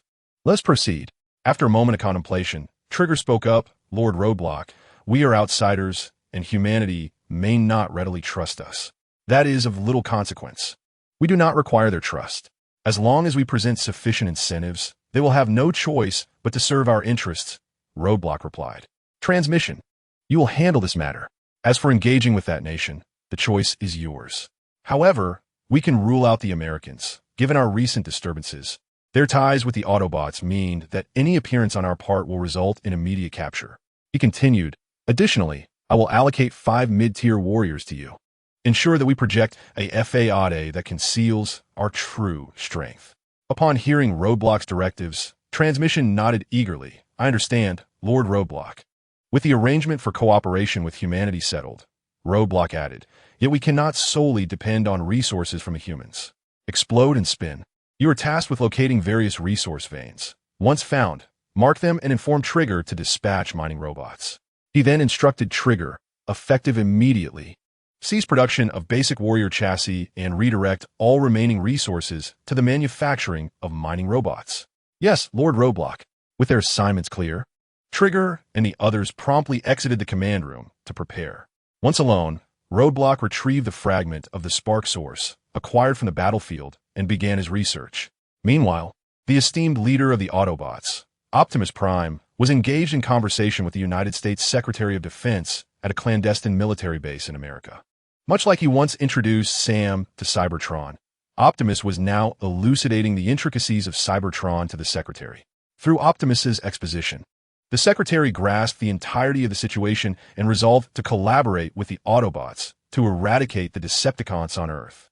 However, a stipulation was presented. The fragments of the AllSpark and Cybertronian technology were to be entrusted to the United States government for safekeeping. Yet, Optimus was reluctant to relinquish their technology to humanity. Despite their brief acquaintance, he had discerned the immense ambition residing within humankind. Ultimately, after extensive negotiations, the U.S. government agreed to assist the Autobots in vanquishing the Decepticons on Earth, while the military would oversee the safeguarding of the AllSpark fragments. Meanwhile, Optimus was tasked with aiding the U.S. military in the creation of weaponry capable of countering the Decepticons. Chapter 35. The Stellar Extraction Tower. Upon returning to the hangar prepared for the Autobots by humanity, Optimus was swiftly encircled by his comrades, including Ironhide and Ratchet. Ironhide promptly inquired, "What news? Have the humans agreed to collaborate with us in eliminating the Decepticons?"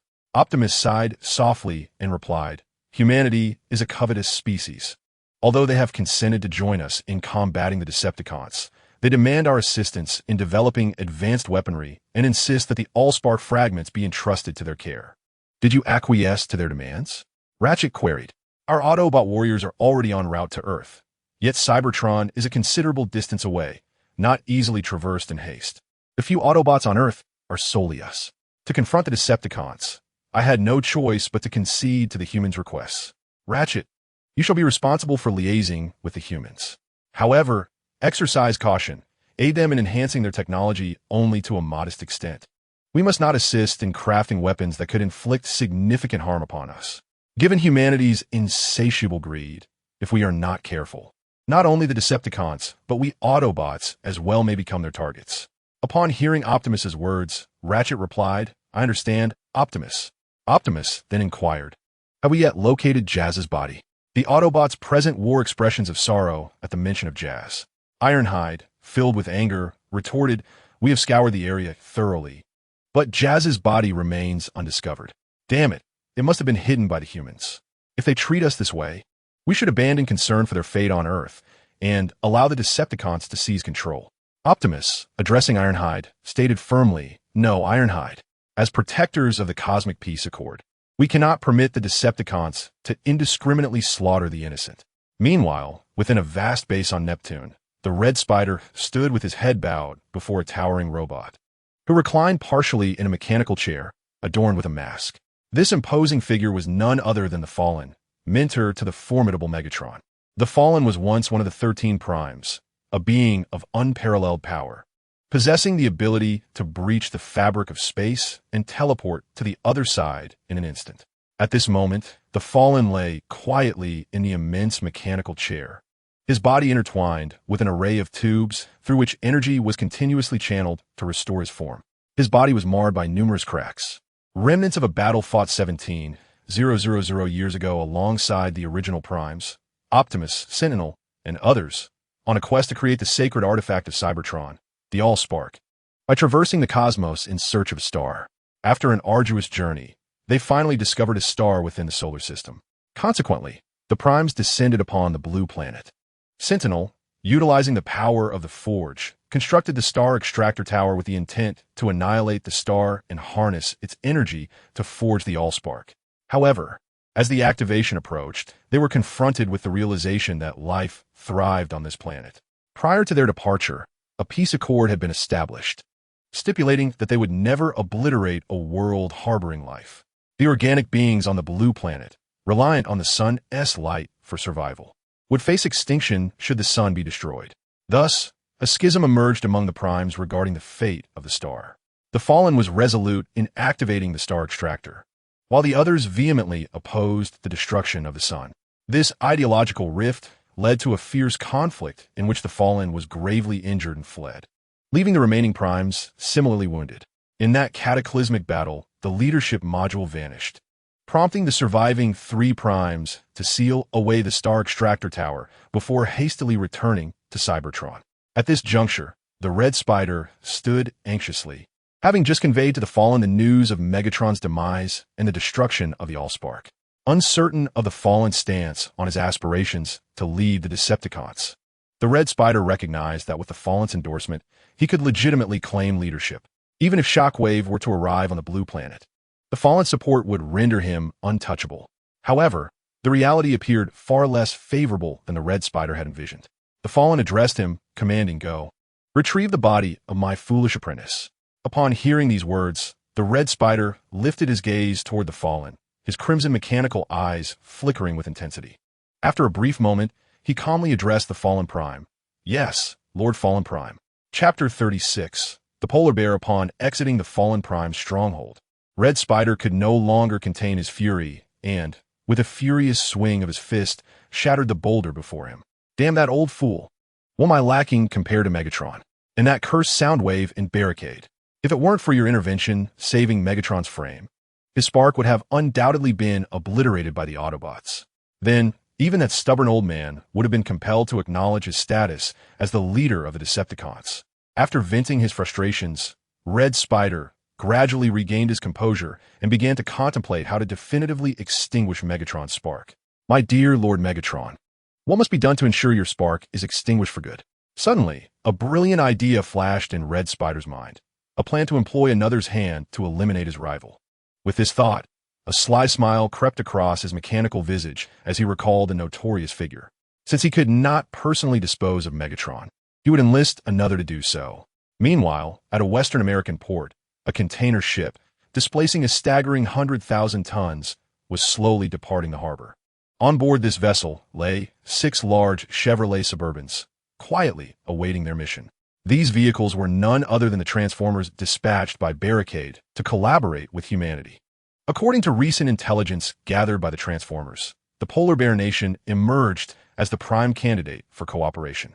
As a successor to the Soviet legacy, the Polar Bear's strength was undeniable, and with its vast expanse of territory, a successful alliance could provide Barricade's base with an abundance of resources. Thus, the Transformers, led by their commander, stealthily concealed themselves aboard the ship bound for the Polar Bear Nation, intending to infiltrate Russia through clandestine means. After several days of uninterrupted sailing, the vessel finally arrived at Russia's largest port, Novorossiysk. To evade detection by humans, the Transformers disembarked just before reaching Novorossiysk and stealthily infiltrated the city. The commander did not plan to engage directly with Russia's high-ranking officials.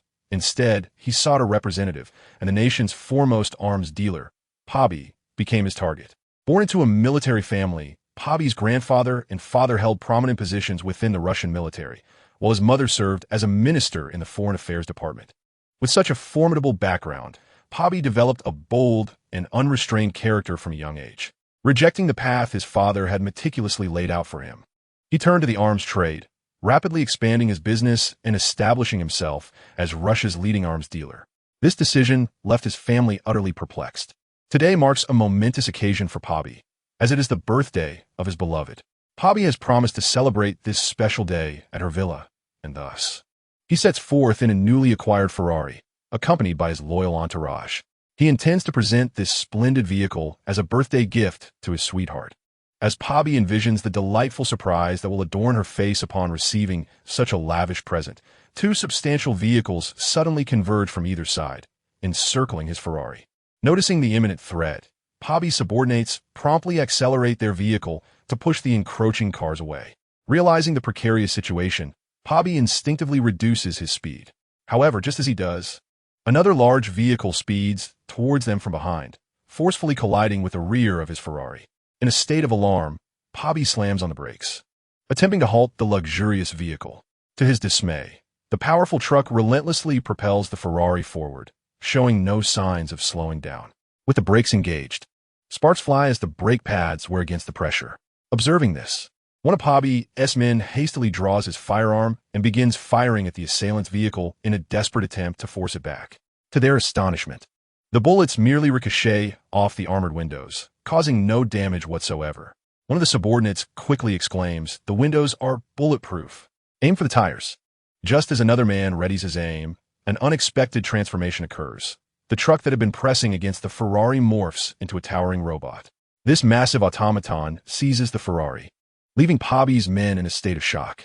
Simultaneously, the two other trucks they had been confronting also transform into formidable robots.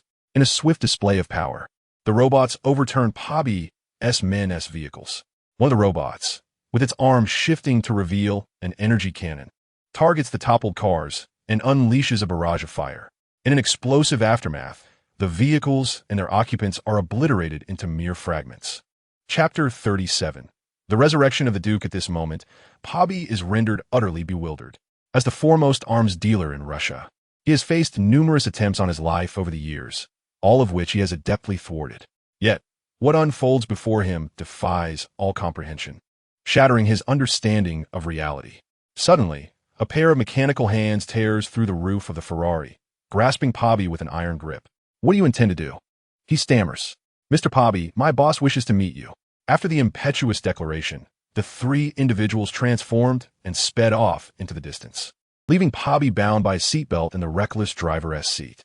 The captors, three of the 5 intermediate warriors summoned by the transmission, were the Decepticon warriors known as Impulsive, Sprint, and Strike. The trio of vehicles raced toward an abandoned factory in the outskirts. It was only after a considerable distance that Pobby began to regain his composure. As he settled, he quickly inquired, "Where are you taking me?" However, Impulsive offered no reply and continued driving toward the countryside.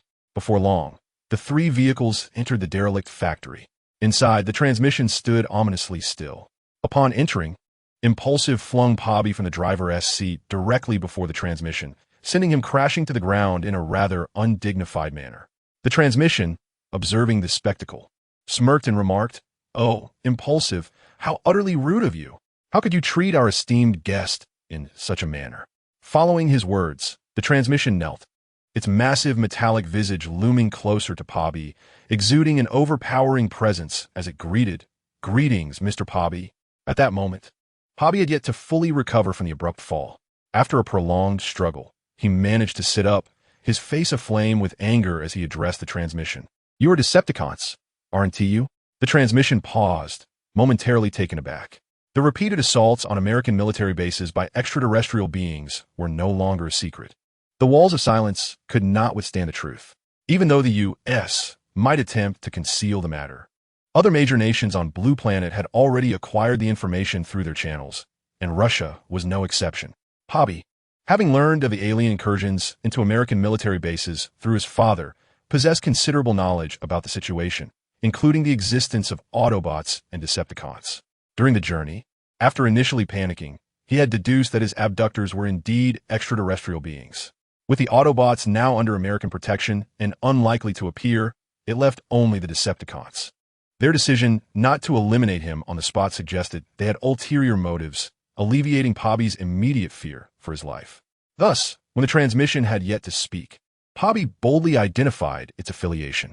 After a brief moment of astonishment, the transmission regained its composure.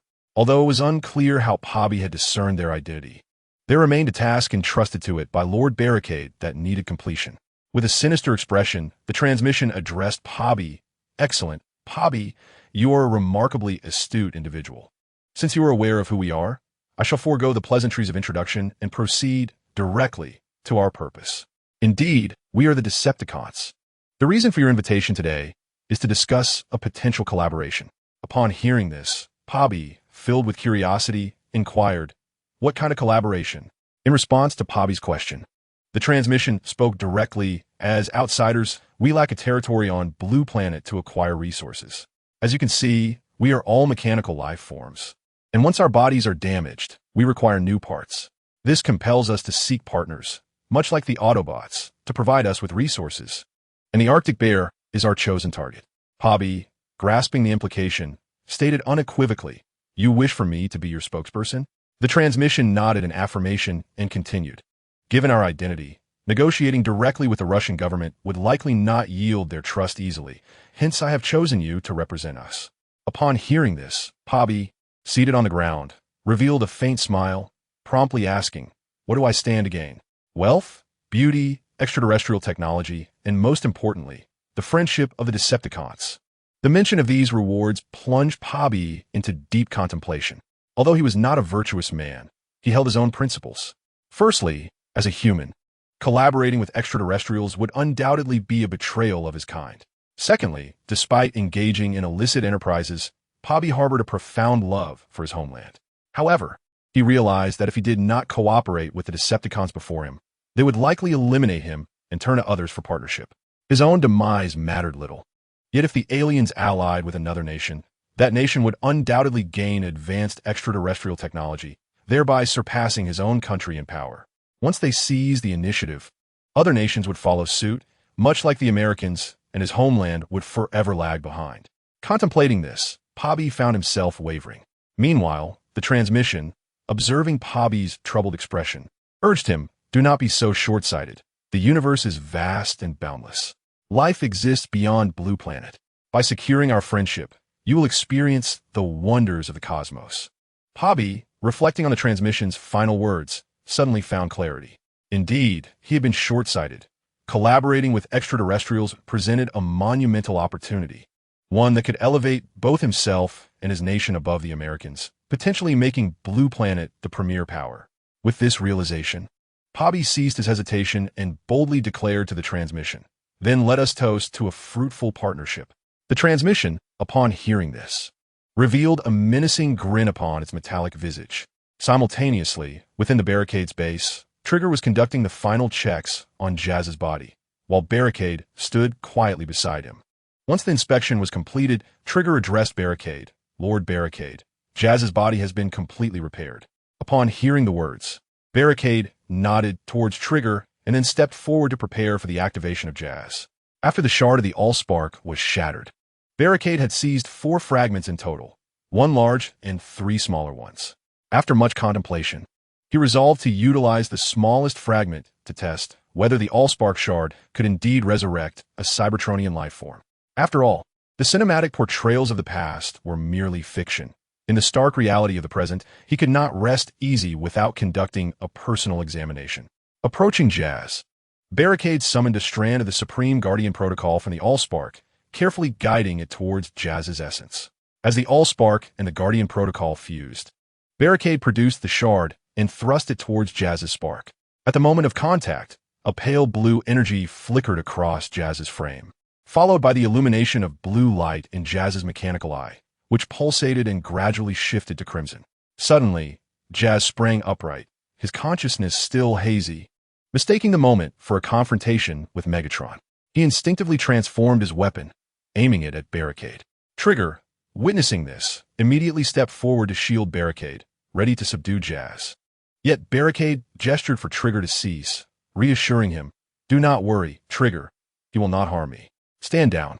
Complying with Barricade's command, Trigger moved beside Jazz, though he remained poised with his weapon, prepared to obliterate Jazz should he pose a threat to Barricade. At this juncture, Jazz fully regained his awareness. Upon seeing Barricade, he promptly descended from the repair platform, kneeling on one knee and addressing Barricade with respect. "Lord Barricade, Jazz reports for duty." Trigger, taken aback by this sudden shift in loyalty, marveled at how Jazz had gone from aiming a weapon at Barricade to pledging his fealty. "Rise," Barricade instructed Jazz, then turned to Trigger to elucidate. "Jazz has merged with the Supreme Guardian Protocol. He is one of us now." With that, Barricade approached Jazz and tore off the Autobot insignia from his frame, replacing it with the Decepticon emblem. Jazz remained unperturbed by Barricade's actions. Having integrated the Supreme Guardian Protocol, he regarded Barricade as his master and creator, pledging his allegiance entirely to him. Since Barricade was a Decepticon, Jazz too would aspire to embody that identity. Though he remained fundamentally the same Jazz, his faith and loyalty now simply directed towards a new sovereign. Chapter 38, The Decepticon Energy Mine, Jazz, Commander Class Warrior, Faction, Decepticons, Identity, Triple Changer, Height, 83 meters, Core, Commander Spark, Commander Core Template, Weapons, Energy Hand Cannon, 17 Cluster Missile Launcher, Thermal Handblade. Jazz is a warrior of exceptional speed, relying heavily on his agility and remarkable skills to swiftly close the distance to his adversaries and engage in close combat. Although he possesses an energy hand cannon for ranged attacks, its power is regrettably inadequate, while he can manage against foes of equal or lesser rank. Facing formidable opponents like Megatron or Barricade, warriors of superior caliber and comprehensive capabilities, renders the energy hand cannon virtually ineffective. Moreover, engaging in close-quarters combat poses significant risks. During Jazz's confrontation with Barricade, the latter refrained from delivering lethal strikes. Had Barricade chosen to do so, Jazz would not have survived long enough for Megatron to arrive. Aware of Jazz's preference for such combat styles, Barricade opted against extensive modifications to Jazz's frame, merely equipping him with a heavy weapon, the 17-cluster missile launcher, procured from the system's shop. This addition allows Jazz to engage opponents from a distance, thereby alleviating his vulnerability in perilous situations. Although this heavy weapon may slightly impede his speed, it is certainly preferable to placing himself in jeopardy. At that moment, Jazz hesitantly addressed Barricade. "Lord Barricade, may I inquire about Optimus and the others?" Upon uttering these words, Jazz cast a nervous glance at Barricade, anxious not to provoke his ire. To Jazz's relief, Barricade not only refrained from anger, but instead grew to appreciate him further. Recognizing that under the influence of the Supreme Guardian Protocol, Jazz would never betray his allegiance. Jazz is a loyal warrior, possessing a profound sense of the greater good. During their previous battle, when Megatron appeared, all Autobots fled in panic. Yet Jazz courageously engaged Megatron to cover his comrade's escape, even at the cost of his own life. Furthermore, even after his resurrection, he remains steadfastly concerned for the safety of his comrades, a quality that Barricade deeply admires. Thus, Barricade comforted Jazz, saying, "Optimus and the others are safe. You need not worry, Jazz. From now on, focus on working diligently alongside me. Our primary objective is to strengthen our ranks, and should we eventually confront Optimus, I shall spare his life." Upon hearing this, Jazz's anxious spark found tranquility. Though he now followed Barricade, he remained the same Jazz at heart, unable to forget the comrades with whom he had once fought. "Rest assured, Lord Barricade, I shall face any challenge for you. Your command shall guide my actions, and I will show no mercy, even against other Autobot factions." Meanwhile, the Autobots, in collaboration with humanity, are tirelessly searching for the traces of the Decepticons across the globe. To facilitate this endeavor, humans have established a specialized unit named Nest, which works alongside the Autobots to eradicate Decepticon bases on Earth. Just moments ago, the Autobots uncovered a Decepticon energy mine. Within the cavern, the Decepticon mining robots are incessantly gathering energy, overseen by a senior warrior named Thundercracker, who leads a squadron of Decepticon fighters to safeguard this precious site. At this moment, Autobots Ironhide and Hot Rod are observing from a distance. Ironhide, growing increasingly impatient, inquires of Hot Rod when human forces will arrive. Hot Rod responds, "Soon. I just contacted Bumblebee. He said they're approximately 5 kilometers away." Ironhide, visibly agitated, exclaims, "I can hardly wait to crush those Decepticon scrap heaps."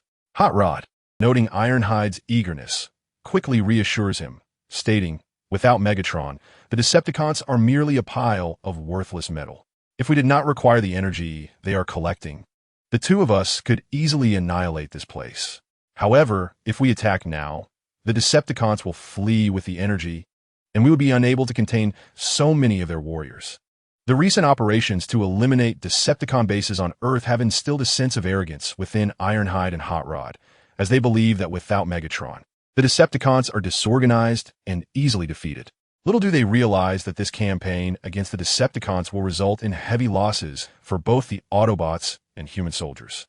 As the two continue to banter, an Apache heavy-armed helicopter comes into view, followed closely by 3 additional Apaches. Shortly thereafter, a convoy of various armored vehicles and military Hummers rushes towards them. Upon seeing Bumblebee and the others arrive, Ironhide, filled with excitement, transforms into his cannon mode and declares, "Finally, they have arrived." He then transforms into a GMC pickup truck and speeds toward the Decepticon mine, with Hot Rod appearing somewhat resigned, transforming into a Chevrolet Corvette concept car and following closely behind. The Decepticon warriors guarding the mine soon notice the approaching Autobots and quickly raise their weapons to fire at Ironhide and Hot Rod, simultaneously reporting to Thundercracker, "Lord Thundercracker, Our energy mine is under attack by the Autobots. Requesting immediate assistance. Requesting assistance. Upon receiving the news of the Autobots' assault, Thundercracker is furious and tells his subordinates, "Damn those Autobots." Fortunately, today is the day for energy transfer. Lord Starscream has already dispatched a ship to receive the energy cubes. Upon concluding his message, Lightning promptly contacted Red Spider to report the impending assault of the Autobots. Red Spider replied succinctly, "Reinforcements are on their way." With this reassurance, Lightning felt a wave of relief wash over him and quickly led his Decepticon warriors to bolster their comrades at the mine entrance. Chapter 39. The battle for the energy mine as Lightning and his Decepticon warriors arrived at the entrance. They beheld Ironhide and Hound already engaged in close combat with the Sentinels guarding the area. Above, armed helicopters incessantly launched missiles, sending Decepticon warriors crashing to the ground. In the distance, a relentless stream of armored vehicles and Humvees advanced, encircling the mine. Witnessing such a formidable human mobilization, Lightning's expression shifted dramatically. He recognized that engaging in open terrain would severely disadvantage his side. Only by utilizing the mine for defense could they withstand the onslaught of both the humans and the Autobots. Realizing the dire circumstances, Lightning immediately commanded all Decepticon warriors to retreat into the mine. Under Lightning's leadership, the Decepticons halted their decline, counterattacking while gradually withdrawing to the safety of the mine. Meanwhile, reinforcements arriving from within the mine opened fire on Ironhide and Hound, whose overwhelming firepower forced the Autobots to seek cover. Seizing this moment, the Decepticons outside the mine swiftly retreated within its confines. Just then, Bumblebee led the human ground forces to the scene. Upon seeing Bumblebee's arrival, Ironhide exclaimed, "Damn those Decepticon scum. They've all retreated into the mine. The humans' helicopters and armored units are rendered ineffective. I'll clear the path ahead while Bumblebee and Hound lead the human soldiers in behind me as we charge in." With that, Ironhide brandished a massive shield to protect himself and charged towards the Decepticon mine. Hound and Bumblebee closely followed, firing upon the mine to cover Ironhide's advance. Observing the Autobots' intent to forcefully breach the mine, the human commander swiftly directed his soldiers to follow Ironhide's lead, urging, "Hurry. Keep up with Ironhide and advance in the mine behind the Autobots. Everyone switch to grenade launchers. Fire upon sight of the enemy. Our objective is to eliminate every Decepticon." Within the mine, the Decepticon warriors, witnessing the imminent assault, retaliated with gunfire directed at Ironhide and his companions. However, most of the incoming projectiles were absorbed by Ironhide's massive shield, with only a few errant shots striking the human soldiers behind him. Thus, Ironhide and his group braved the torrent of Decepticon fire and pressed into the mine, with Ironhide's enormous shield becoming increasingly battered under the relentless onslaught. As Ironhide burst into the cavern, he forcefully hurled his shield at an oncoming Decepticon soldier. The sheer might of Ironhide shattered the Decepticon, leaving its components scattered across the ground. Shortly thereafter, Ironhide brandished a massive 6-barrel Gatling gun, unleashing a relentless barrage upon the Decepticon warriors. Simultaneously, Hound and Bumblebee surged into the ranks of the Decepticons, launching their own assaults. Hound's agility was remarkable, positioning him among the most skilled melee fighters among the Autobots, second only to Jazz. In a swift motion, Hound approached a Decepticon warrior and unleashed a triangular energy blade, striking true at the Decepticon's chest. Without hesitation, Hound charged forward, grasping the blade, and in a fluid movement circled the Decepticon before cleaving it in two. Almost immediately, he pivoted and, with rapid precision, bisected another Decepticon attempting a sneak attack. Hound's nimbleness rendered his combat style a spectacle to behold. Meanwhile, Bumblebee was advancing towards the Decepticon known as Blitzwing, the sole elite among the enemy ranks on the battlefield. Bumblebee's intent was clear. Akin to Optimus Prime, he aimed to resolve the conflict swiftly through a decisive strike. However, unlike Bone Crusher, Blitzwing opted not to confront Bumblebee directly. Instead, he commanded his fellow Decepticons to besiege Bumblebee from all sides. Blitzwing, piloting a flying vehicle, excelled in aerial combat rather than ground engagements. Thus, he refrained from a direct confrontation, retreating deeper into the mine while orchestrating a ranged assault on Bumblebee. Observing Blitzwing's retreat, Bumblebee taunted cowardly Decepticons. "Is fleeing all you know? Perhaps you should rename yourselves the Deceptirats. So timid, only knowing how to run. Have the courage to face me in a fair duel. Yet, Blitzwing ignored Bumblebee's provocations and continued his strategic withdrawal deeper into the mine. Chapter 40. The Energy Mine Offensive and Defensive Battle 2. While the Autobots wreak havoc within the mine, a medium-sized Decepticon ship swiftly arrived overhead. As soon as the vessel settled, several alien fighter jets emerged, swooping towards the sky where Apache helicopters patrolled. One Apache pilot, caught unawares, found himself confronted by a towering Decepticon warrior that crashed into his aircraft. The impacted Apache, unable to maintain stability, plummeted to the ground, trailing black smoke. Other Apaches were similarly struck by missiles from the alien jets, each succumbing to the onslaught. At that moment, the human soldiers stationed outside, upon witnessing the Decepticon reinforcements, immediately opened fire on the Decepticon ship. The Decepticon spacecraft activated its energy shield, enveloping the vessel in a vibrant orange glow. Human assaults merely caused ripples across the shield surface, inflicting no harm upon the Decepticon craft. Suddenly, a breach appeared in the shield, and Decepticon warriors began to leap from the ship in droves, akin to dumplings cascading from a pot. Upon landing, these warriors launched a fierce assault on the human soldiers and armored vehicles. The human commander, faced with this onslaught, promptly issued a retreat order to the soldiers and Autobots engaged within the mine. Calling Ironhide, calling Ironhide. Numerous Decepticon reinforcements have arrived outside. Abandon the offensive and withdraw immediately. Meanwhile, within the depths of the mine, the Autobots pressed forward, reaching the innermost recesses where crates of energy blocks were neatly stacked. Upon sighting the energy blocks, Ironhide, reluctant to concede, replied, "Colonel Kyle, hold on for 10 more minutes. We can eliminate the Decepticons in the mine swiftly. Retreating now would render our efforts futile." In response, Colonel Kyle, consumed by anger, retorted, "A multitude of Decepticon warriors is outside. You must come out at once. We are retreating. Otherwise, before you can eradicate the Decepticons in the mine, we shall perish first." Without waiting for Ironhide's response, Colonel Kyle commanded the human forces to withdraw from the mine. As the human soldiers began their retreat, Hound turned to Bumblebee, asking, "What should we do? The humans are retreating. Do we follow suit?" Following Jazz's demise, Bumblebee had been promoted to the rank of commander and appointed as Optimus Prime's aide. At this moment, he found himself in a predicament, torn between continuing the assault or retreating alongside the humans. If they pressed on, the absence of human support would make it uncertain how long it would take for the three of them to defeat the Decepticons in the mine. Should the human forces be annihilated, they would find themselves cornered by the Decepticon warriors, with dire consequences. Yet, relinquishing the energy blocks weighed heavily on him. As Bumblebee grappled with this dilemma, Ironhide interjected, "Let us retreat. This mission has failed." Though Ironhide possessed a temperamental disposition, his role as Optimus Prime's second-in-command was not solely due to brute strength.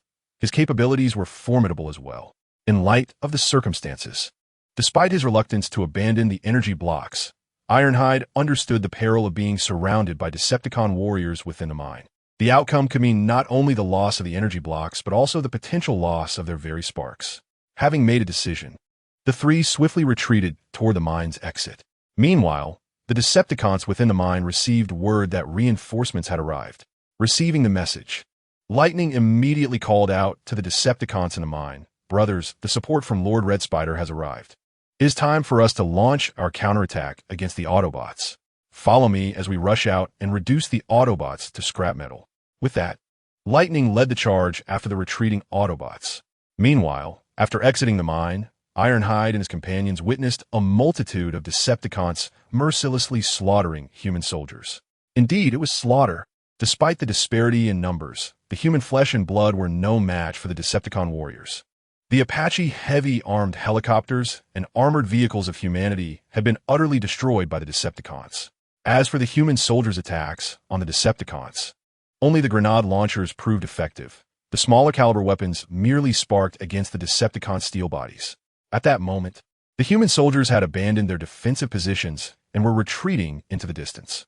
Observing this, Ironhide and his companions, disregarding the Decepticon warriors coming to their aid, quickly transformed into vehicle mode and pursued the retreating humans. Chapter 41. The battle for the energy mine concludes before long. Ironhide and the others retreated to a pile of boulders, using them as cover to launch a counteroffensive against the pursuing Decepticon warriors. Seeing that the soldiers had stabilized their formation, Colonel Kyle hurried over to Ironhide and said, "I have already notified the military for reinforcements as soon as the Decepticon support troops arrived. The base has dispatched numerous aircraft to assist us. Moreover, Optimus Prime will be arriving aboard a Hercules transport plane to provide support. We must hold our ground behind these boulders and await the military's assistance." Upon hearing Colonel Kyle's words, Ironhide immediately instructed Bumblebee and Ratchet to spread out and assist the humans in defending against the Decepticon assault. Meanwhile, he transformed into a super cannon, relentlessly attacking the Decepticons, forcing them to seek cover amid the onslaught. Earlier, during the battle in the mine, Ironhide had refrained from using his cannon due to its immense power, which could inadvertently collapse the mine and entrap them all. As time passed, although Ironhide and his companions were shielded by the boulders, defending against the relentless charge of the Decepticons proved to be quite arduous. Fortunately, human reinforcements arrived swiftly. Shortly thereafter, dozens of aircraft of various models rapidly descended upon the battlefield. The numerous Decepticon warriors sprawled across the ground were easily identifiable by the approaching aircraft, eliminating the need for ground soldiers to guide them. Once the fighter jets reached the scene, they promptly unleashed a barrage of missiles upon the Decepticon warriors below. In response, the Decepticon Air Force scrambled to engage the human aircraft. At this moment, Lightning finally showcased his prowess, swiftly transforming into a vessel identical to that of the Red Spider, and launched an assault on the human aircraft. Soon, Lightning locked onto a human fighter jet, and without hesitation, unleashed an air-to-air missile that rapidly hurtled towards its target, obliterating the aircraft in an instant. In the following moments, Lightning barreled into the formation of human fighter jets, wreaking havoc among them. The human aerial reinforcements found themselves entangled with Lightning and other elite warriors, relentlessly besieged and decimated by the Decepticon forces. Just as the Decepticon Air Division was on the verge of annihilating all human aircraft, a new wave of reinforcements swiftly approached from afar, a squadron of various American jets arriving on the battlefield.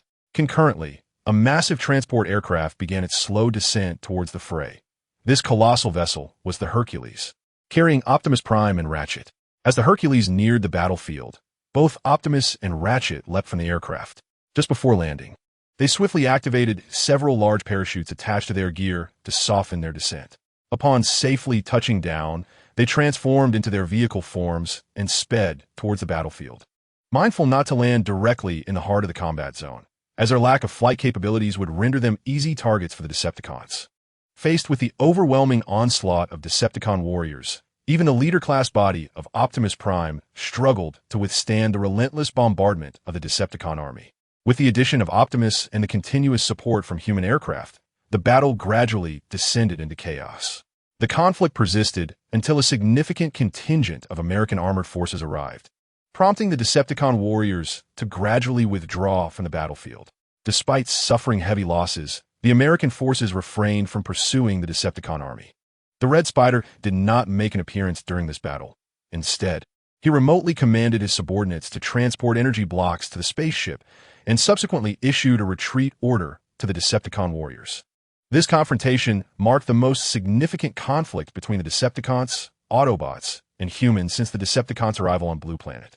Although the conclusion seemed somewhat anticlimactic, the Red Spider achieved his objective, successfully demonstrating to both humans and Autobots that, despite the absence of Megatron, the Decepticon army under his leadership remained formidable. Not long ago, the Red Spider had suffered considerable losses at the hands of the Autobots and humans at their base on Blue Planet, resulting in the death of many of his warriors and the seizure of resources. Following this battle, it is likely that humanity will think twice before launching unwarranted attacks against the Decepticons.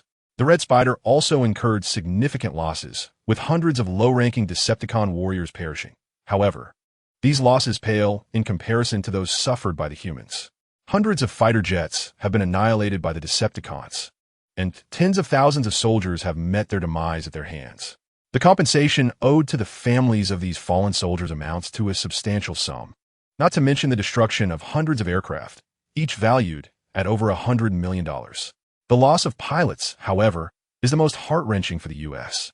military, Each pilot represents countless hours and significant resources invested in their training. Although the Autobots suffered no casualties in this battle, the commander, Ironhide, has sustained severe injuries amid the onslaught of numerous Decepticons and is currently receiving repairs at the base.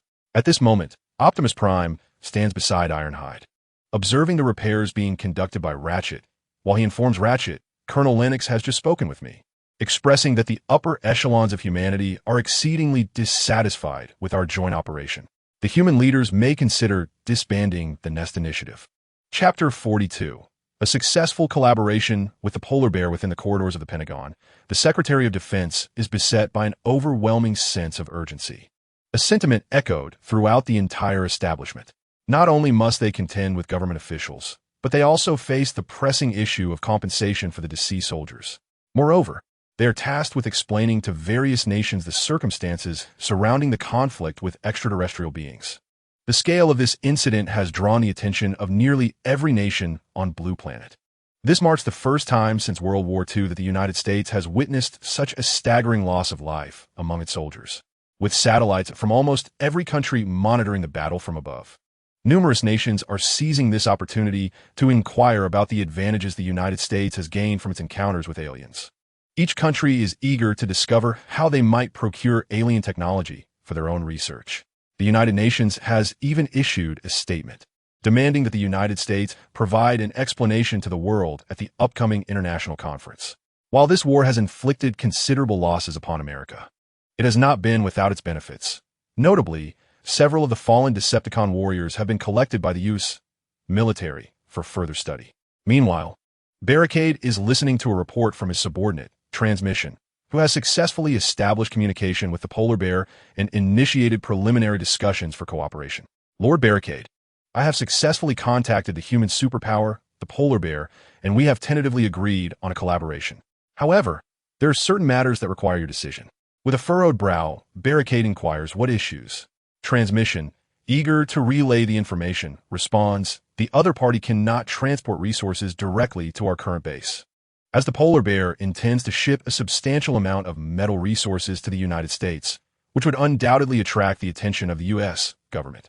After all, America is not oblivious to such activities. Should they transport a significant quantity of resources here, the U.S. will likely trace the evidence back to this location, thus exposing our secret base. They propose that we establish a base within polar bear territory, with their military willing to grant us a military facility near the port of Novorossiysk. Upon receiving the report from the transmission, Roadblock addressed the transmission directly. Comply with their requests. Proceed to receive the military base bestowed upon us by the polar bears, and thereafter consider it a temporary base. However, aside from our own personnel, do not permit anyone else to approach that military base. Let them deliver resources there, and I shall personally retrieve them. After conveying his instructions to the transmission, Roadblock terminated the call. At that moment, Soundwave reported back, Master, Soundwave has arrived at the command center. Taken aback by the news, Roadblock recalled that Soundwave had been diligently repairing Megatron in the maintenance room since his arrival at the base, seldom emerging. Why had he suddenly come to seek him out? Was it possible that Megatron's repair was complete?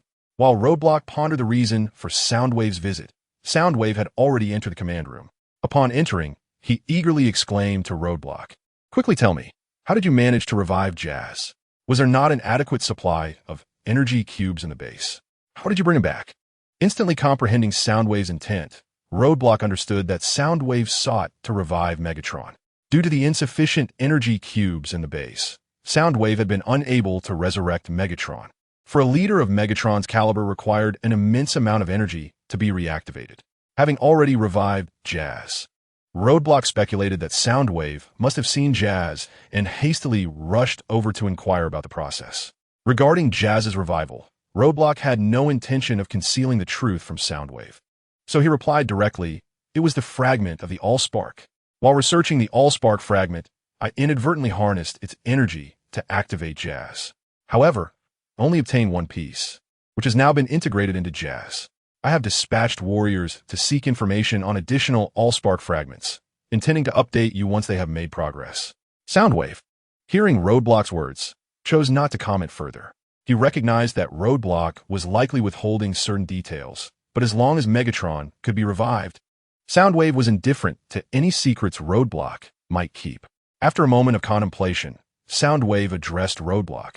I will seek the AllSpark fragments myself. You may have your warriors assist me when the time comes. Furthermore, the Autobots, aided by humans, have engaged in a fierce battle with Starscream in South America, with both sides sustaining damage. Starscream is likely preoccupied at this time.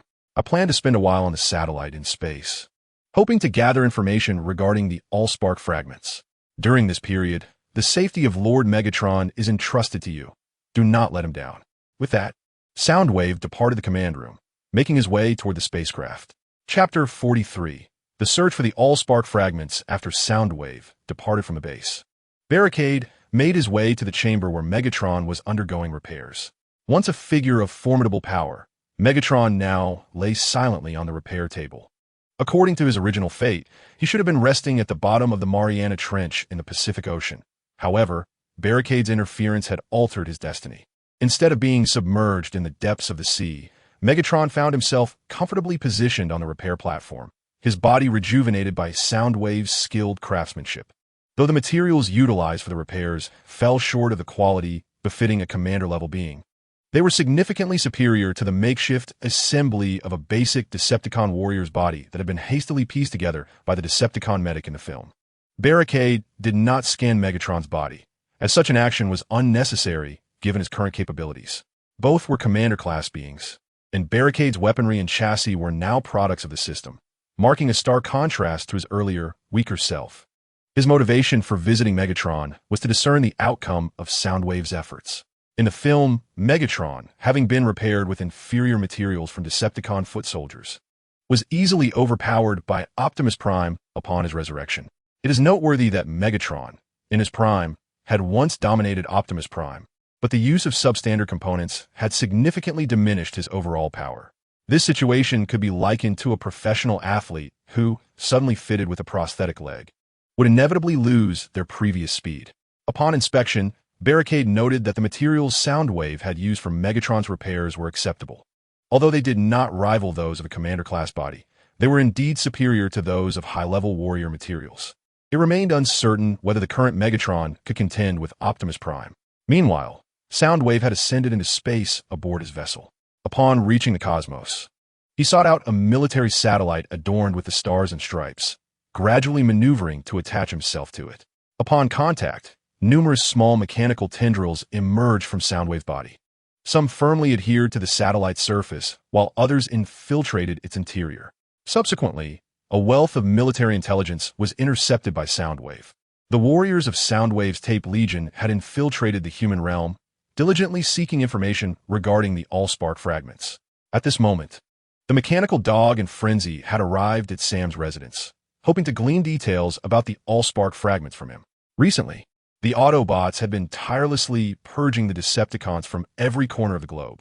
Thus, Bumblebee was not by Sam's side, but had returned to assist his comrades in their efforts against the Decepticons.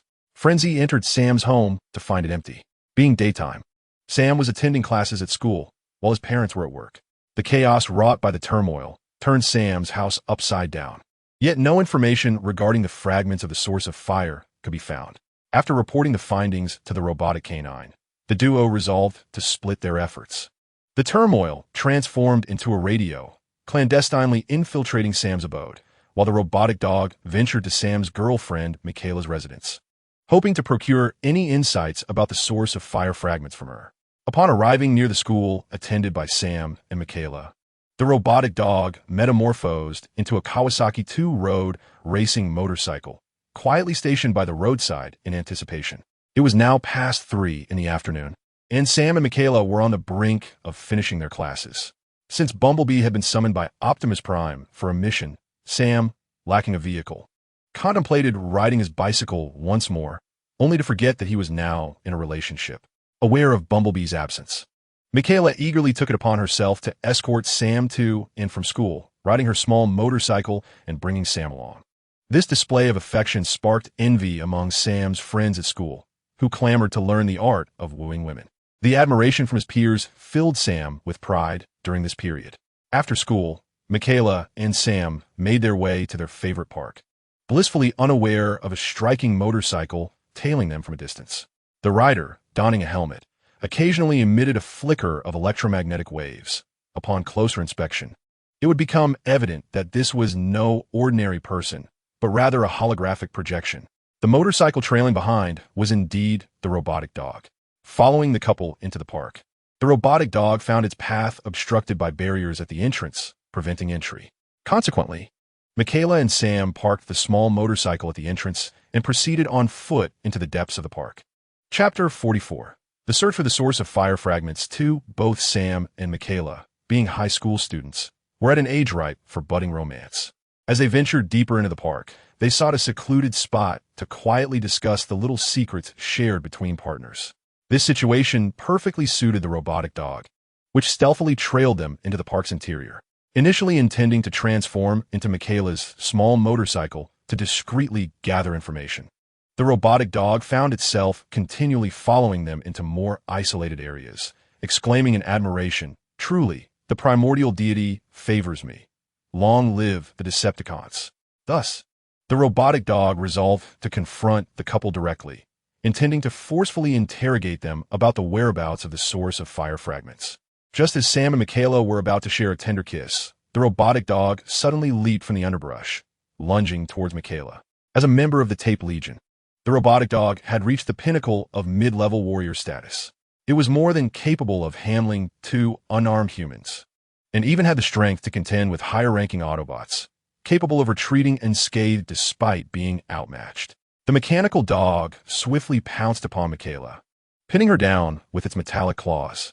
The sudden turn of events startled both individuals into terrified screams. Upon recognizing the Decepticon, Sam was poised to flee. Yet upon seeing Michaela trapped beneath the mechanical beast, he called out fervently, "I know you. You're the mechanical dog, aren't you? I understand you are a Decepticon. I will comply with your demands. Please, do not harm Michaela, all right?" As he spoke, Sam raised his hands in a gesture of surrender, signaling his unwillingness to resist. The mechanical dog, upon hearing his words, menacingly commanded, "Come here, kid. Otherwise, I shall end your girlfriend's life." Alarmed by the threat to Michaela, Sam rushed to the side of the mechanical dog. However, as he approached, the beast swung its metallic claw towards him with tremendous force, sending Sam crashing into a tree before he slid down to the ground. The impact left him gasping for breath, one hand clutching his chest while the other frantically waved in desperation as he pleaded, "Please, do not harm us. Whatever you want me to do, I will comply." Seeing Sam's lack of resistance, the mechanical dog ceased its aggression and inquired, "Tell me where the AllSpark shard is." Confused by the question, Sam replied, "What AllSpark shard? I have no idea." The dog, displeased with his response, menaced him further, "Since you are unaware, your existence is no longer necessary." With that, it pressed down harder on Michaela, intending to inflict fatal harm to provoke Sam. The immense pressure caused Michaela to cry out in agony. Witnessing his girlfriend on the brink of death, Sam shouted desperately, "Do not harm Michaela. I know where the AllSpark shard is. I will lead you to it. Please, do not hurt us." At that moment, Sam's mind raced. He had no knowledge of the AllSpark shard's location. However, with his girlfriend's life hanging in the balance, he felt compelled to feign knowledge of its whereabouts. Upon hearing Sam's claim, the mechanical dog gradually lifted its claw from Michaela, demanding, "Immediately tell me. Where's the AllSpark shard?" Sam's eyes darted around, his mind frantically calculating how to respond to the Decepticon's inquiry. Seizing the opportunity while the mechanical dog's grip loosened, Michaela hurriedly crawled back to Sam's side. Seeing the situation, Sam hurriedly helped Michaela to her feet.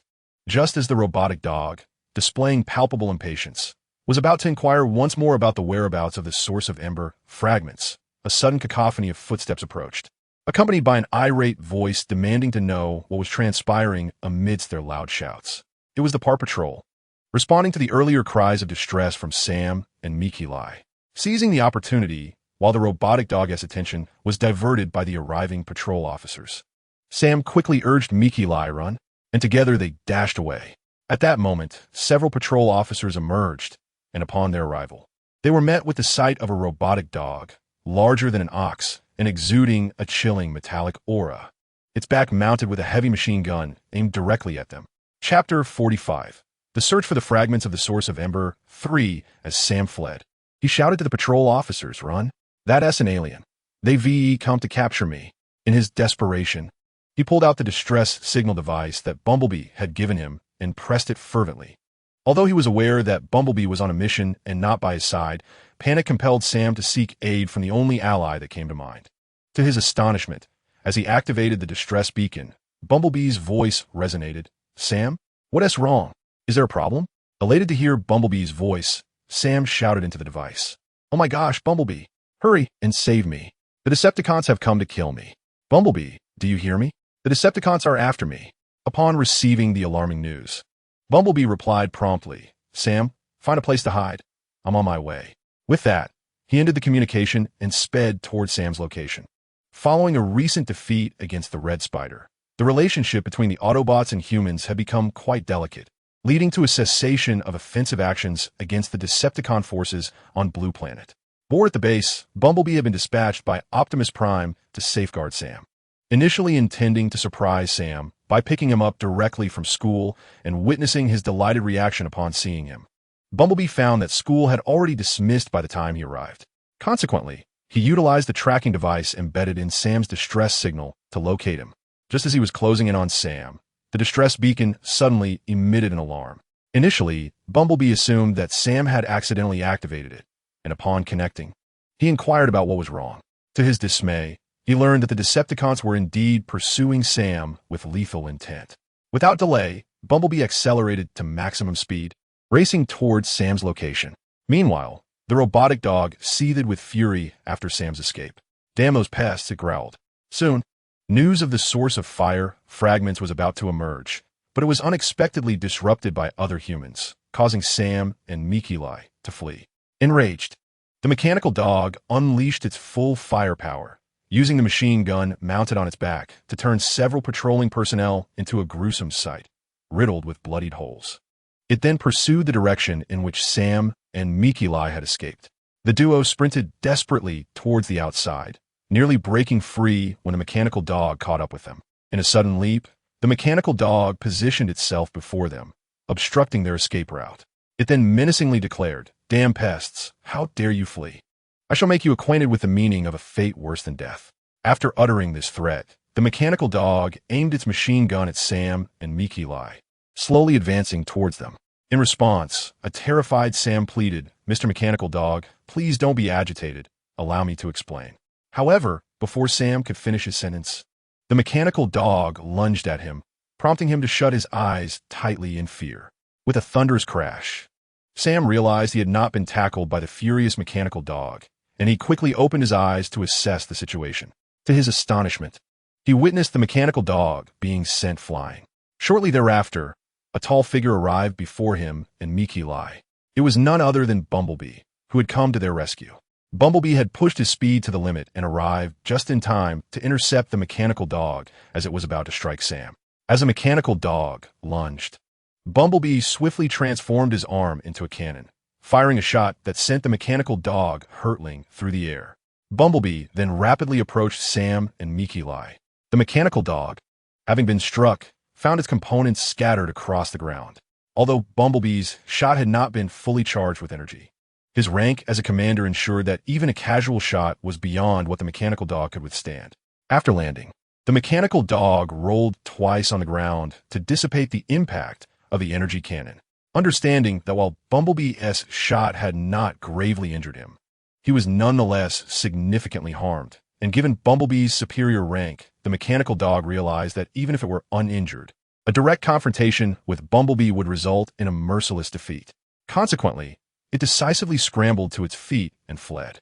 Seeing the mechanical dog attempt to escape, Bumblebee raised his cannon once more and fired energy blasts in pursuit. However, the cunning mechanical dog did not run in a straight line. Instead, it zigzagged erratically, skillfully employing evasive maneuvers.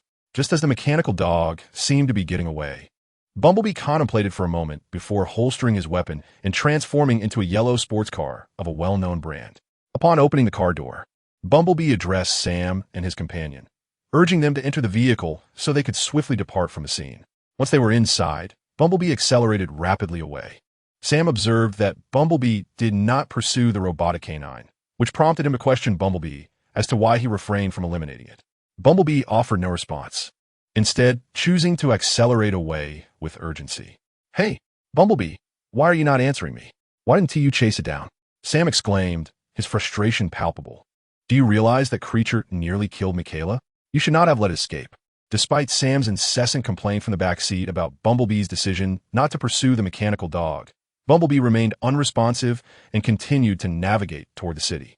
Initially, Bumblebee had intended to pursue and subdue the robotic dog. Yet as a seasoned warrior, he considered the situation more comprehensively than Sam, a mere high school student. He feared falling into a trap laid by the Decepticons. If he pursued the dog, other Decepticons might seize the opportunity to abduct Sam and his companion. After all, he was the only Autobot present to safeguard Sam at that moment. As Bumblebee maneuvered into a bustling street, he finally explained to Sam, "We do not know how many Decepticons have arrived. If I chase after it, what if the others take the chance to capture you both?" Upon hearing Bumblebee's reasoning, Sam was suddenly filled with dread and hurriedly shared his concerns regarding why the robotic dog was targeting them, also inquiring about the whereabouts of the AllSpark fragment. "What? Sam, are you saying the Decepticons are searching for the AllSpark fragment?"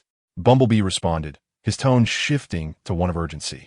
Realizing the gravity of the situation, he resolved to report this matter to Optimus Prime for further guidance. Meanwhile, at a military base near the port of Novorossiysk, Russia, Barricade had just arrived via spacecraft. This military installation was designated by the Russian government for the Decepticons. The base, rectangular in shape, covered an area of approximately 200,000 square meters, equivalent to that of several football fields.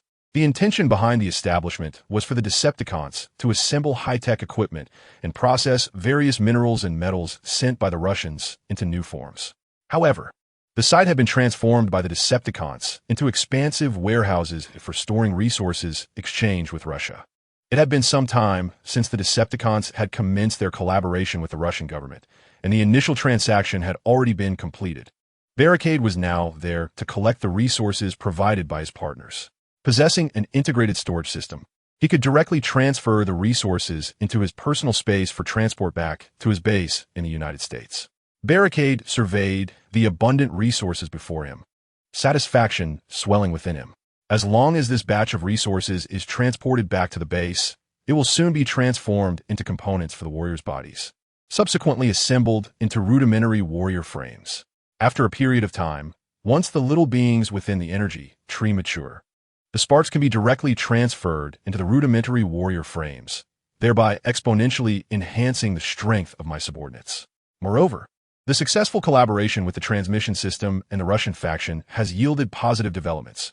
Recently, both Explosion and Whirlwind have brought back promising news. They discovered a remarkably rich energy mine with exceptionally high output.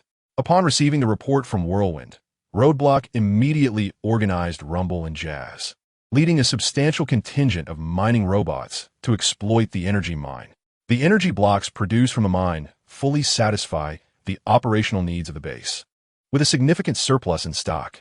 After collecting the resources, Roadblock hastily returned to hand them over to his chief steward, Trigger, instructing him to focus all efforts on producing the rudimentary warrior frames. Meanwhile, he himself hurried to the cultivation chamber of the energy tree to monitor the growth of the little beings. During this period, Roadblock spent nearly every day in the cultivation chamber, observing the development of this group of little creatures. Concurrently, Sam and Michaela, under the escort of Bumblebee, successfully returned home. Upon entering, Sam clasped his head in both hands, utterly bewildered, exclaiming, "What on earth is happening? Has my home been ransacked by thieves?" The interior of Sam's house was in disarray, with belongings strewn haphazardly about, while the culprit, Mayhem, had already fled upon notification from the robotic dog. Initially, Mayhem and the robotic dog had devised a plan where one would lie in wait inside Sam's house, and the other would remain close to Sam's girlfriend. However, due to the robotic dog's reckless actions and Bumblebee's premature return, the plan fell apart. Fortunately, the robotic dog exhibited some loyalty, alerting Mayhem before fleeing. Otherwise, had Mayhem been cornered by Bumblebee, the outcome would have been dire. Upon arriving at Sam's residence, Bumblebee immediately contacted Optimus Prime, relaying the news that the Decepticons were in pursuit of the AllSpark fragments. Upon receiving this information, Optimus urgently reminded Bumblebee to ensure Sam's safety. Subsequently, Optimus set out to locate Colonel Lennox, preparing to retrieve the AllSpark fragments from human hands for his own safeguarding. After all, Optimus was acutely aware of humanity's capabilities. The Decepticons could effortlessly invade a human base.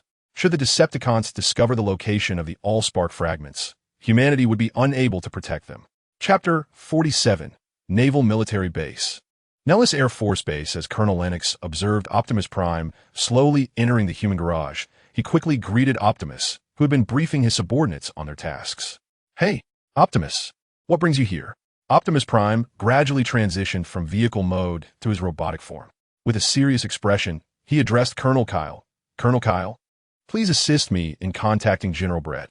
I have urgent matters to discuss regarding the Decepticons."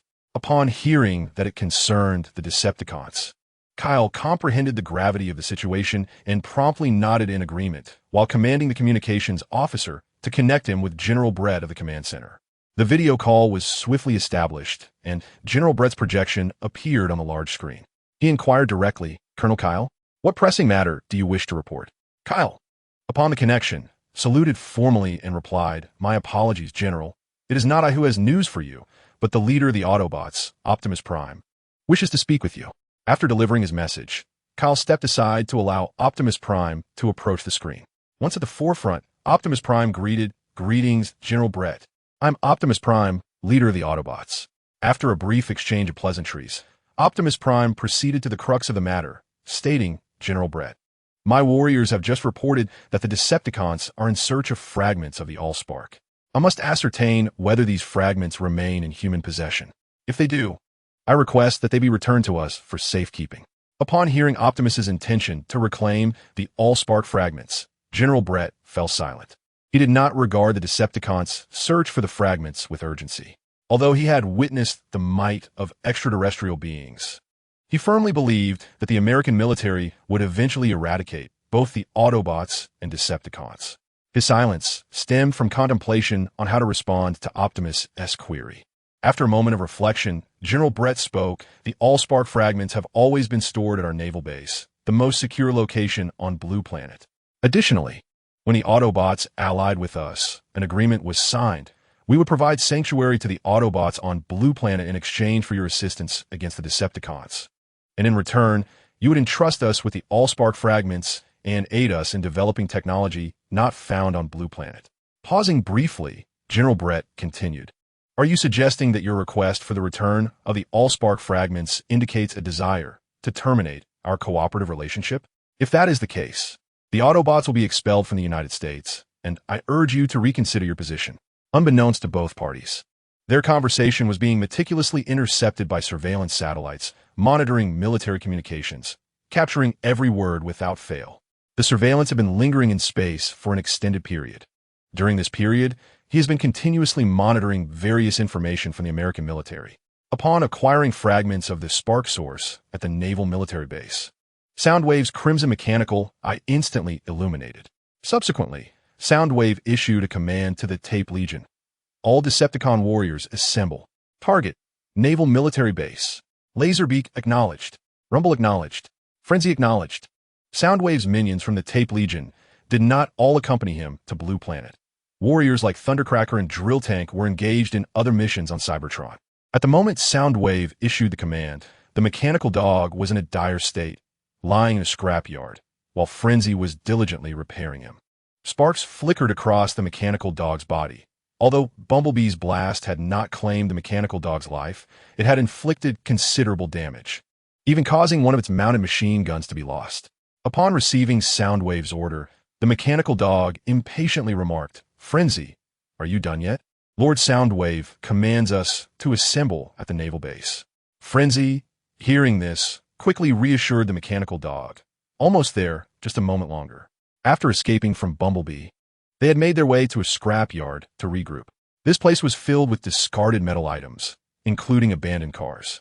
Frenzy selected usable parts from the wrecked vehicles to mend the mechanical dog's body. After approximately 10 minutes, Frenzy declared, "I have completed the repairs. How do you feel? If everything is symmetrical, we shall proceed to the Naval Military Base. Chapter 48. Assault on the naval base once the mechanical dog had been repaired. He in frenzy hastily arrived at the assembly point designated by Soundwave. The military base was not close to the city where Sam resided, and by the time they reached the location, night had fallen. The assembly point was situated in a desert not far from the naval base, surrounded by 2 withered trees. It was the highest ground in the area, offering a clear view of the entire naval base. As soon as they arrived at the meeting point, an annoying voice echoed in the air. "Oh, is that not the mechanical dog? What happened to you? Did you get into a scuffle with a human pet dog over food? Ha ha ha." Upon seeing the mechanical dog's makeshift repairs using scrap car parts, Laserbeak couldn't help but laugh heartily while teasing the mechanical dog. Just as the mechanical dog was about to retaliate against Laserbeak's mockery, he was restrained by Slag. After stopping the mechanical dog, Slag admonished, "Mechanical dog, do not act impulsively. The command of Lord Soundwave is paramount. You two have arrived late. Complete the task first before anything else." Upon hearing the words of Lionblade, the mechanical dog could not help but emit a disdainful snort before turning back to the side of the chaos. Upon returning, the mechanical dog menacingly addressed the laser bird, warning it that if it dared to provoke him again, he would rip it apart. Just as the laser bird was about to retaliate, a glance from Lionblade silenced it. Recognizing the futility of further banter, the laser bird directly informed the group that the Soundwave Master had instructed them to stealthily infiltrate the naval base to retrieve the fragments of the Ember Source. After a brief discussion among the members, it was ultimately decided that the smallest among them, Chaos, would enter through the ventilation shaft to extract the Ember Source fragments. Lionblade and the mechanical dog would be stationed at the entrance to assist Chaos, while the laser bird would oversee aerial reconnaissance and provide fire support. With their strategy established, the group commenced their operation. With the assistance of the mechanical dog, Chaos prepared to penetrate the interior of the base. The mechanical dog leapt gracefully over the towering 3-meter barbed wire fence that surrounded the naval base. Once inside, the mechanical dog led Chaos through the base, skillfully evading patrolling soldiers. After a series of deft maneuvers, they arrived at the bunker where the Ember Source fragments were stored. Chaos then entered the bunker through the ventilation shaft, while the mechanical dog concealed itself nearby, ready to provide support at a moment's notice. Upon entering the ventilation shaft, Chaos immediately sent a message to the laser bird, instructing it to unleash electromagnetic waves upon the bunker to disrupt the base S surveillance systems. After receiving confirmation from the laser bird, Chaos swiftly emerged from the duct. Inside the bunker, there were no soldiers on guard, but the walls were adorned with an array of surveillance cameras. Thanks to the laser bird's electromagnetic interference, these cameras had become inoperative. Chaos quickly dashed deeper into the bunker. After navigating several twists and turns, Chaos spotted a square, transparent glass enclosure, within which the Ember Source fragments were securely locked. Surrounding the glass were laser sensors, and any contact with their beams would trigger an alarm. Observing the situation, Chaos circled the glass container housing the Ember Source, searching for a method to extract the fragments without setting off the alarm. Meanwhile, as the laser bird transmitted electromagnetic waves, the soldiers monitoring the surveillance within the base noticed abnormalities in the camera directed at the storage of the Ember Source fragments, promptly reporting this anomaly to their superiors, who regarded the Ember Source fragments with utmost seriousness. A heavily armed team was dispatched in an armored Humvee to investigate the situation at the bunker. The human soldier squad swiftly arrived at the entrance of the bunker. Upon discovering the soldiers, the mechanical dog promptly alerted the chaos within. Reacting to the warning, the chaos did not hesitate. It shattered the square glass container and forcibly seized the fragments of the source of fire. As the chaos broke the container, the alarm system was triggered, causing blaring sirens to echo throughout the bunker and red warning lights to flash incessantly. The command room of the base also received the alert regarding the bunker breach. The soldiers who had reached the entrance were immediately ordered by their superiors to enter the bunker and search for the intruders. Several soldiers, upon receiving the command, promptly opened the bunker and prepared to search for the trespassers. To their astonishment, as they opened the massive door, a diminutive robot suddenly darted out from within. Chapter 49. Assault on the Naval Base 2. The small robot that rushed out from the bunker was, in fact, the chaos itself. Having successfully acquired the source of fire fragments, it concealed itself at the entrance, waiting for the opportune moment to burst forth as the soldiers opened the door. The soldiers at the entrance, witnessing this sudden emergence, began firing at the chaotic figure. However, it proved to be exceedingly agile, darting through the crowd and causing the human soldiers to hesitate, fearing they might inadvertently harm their comrades. At that moment, a rocket propelled towards the Humvee stationed at the bunker entrance. The rocket struck with devastating precision, engulfing the soldier manning the heavy machine gun atop the vehicle in a fiery explosion before he could even react. The force of the blast caused the Humvee to overturn, and amidst the ensuing chaos, the chaos swiftly made its way toward the mechanical dog as position. The rocket had been launched by the mechanical dog. Upon seeing the chaos emerge from the bunker, it promptly transformed into a heavy weapon, targeting the human-operated Humvee to prevent any harm from befalling its ally. Subsequently, the mechanical dog morphed its back into a machine gun, providing covering fire for the Chaos's escape. Originally, the mechanical dog was equipped with 2 machine guns. However, during a confrontation with the Bumblebee, one had been dislodged, leaving it with only one operational weapon. Under the dog's protective cover, the Chaos hastily reached its side, and together, they made a swift retreat towards the naval base's exterior. In response to the bunker breach alert, additional squads of soldiers were dispatched to provide support. However, they encountered an unexpected interception by the Laserbird. Although the Laserbird was often seen as troublesome, frequently offending other warriors of the Tape Legion, it proved reliable in critical moments and possessed considerable strength. The Laserbird transformed its abdomen into a 20mm cannon, relentlessly firing upon the supporting soldiers from the skies. The weaponry mounted on the Laserbird comprises a machine cannon, distinctly different from the large-caliber machine guns of the robotic canines. Its formidable firepower instantaneously inflicted severe casualties on the supporting troops, compelling the surviving human soldiers to seek refuge.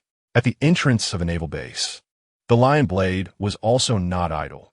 Upon hearing the explosions erupting from within the base, it transformed its weaponry and launched an assault at the entrance, aiming to divert human attention, thus facilitating the escape of the robotic canine and the Chaos from the base.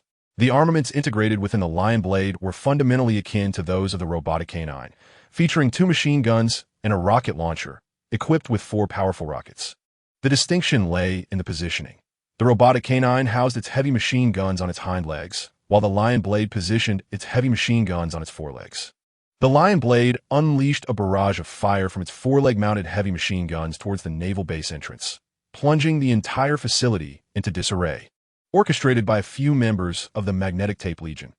The robotic canine and the Chaos successfully fled from the naval base and regrouped with the Lion Blade, making their escape towards the location of the roadblock base. The Laserbird, responsible for providing cover, continuously sowed confusion above the naval base, preventing the humans from pursuing the Chaos and its companions. News of the Decepticons' assault on the naval base and the theft of the AllSpark fragments swiftly reached Optimus Prime, deepening his disappointment in humanity. He had long been aware that humans could not safeguard the AllSpark fragments. Otherwise, he would not have sought their retrieval from human possession. However, given humanity's insatiable greed, they would never relinquish what they had acquired.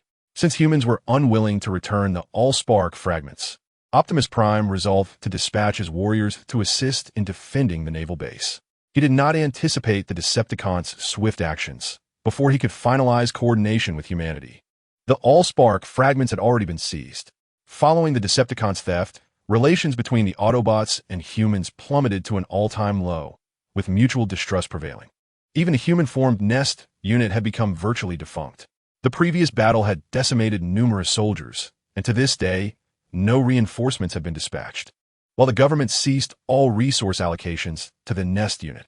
Currently, Optimus Prime and his allies struggled to replenish their daily energy needs.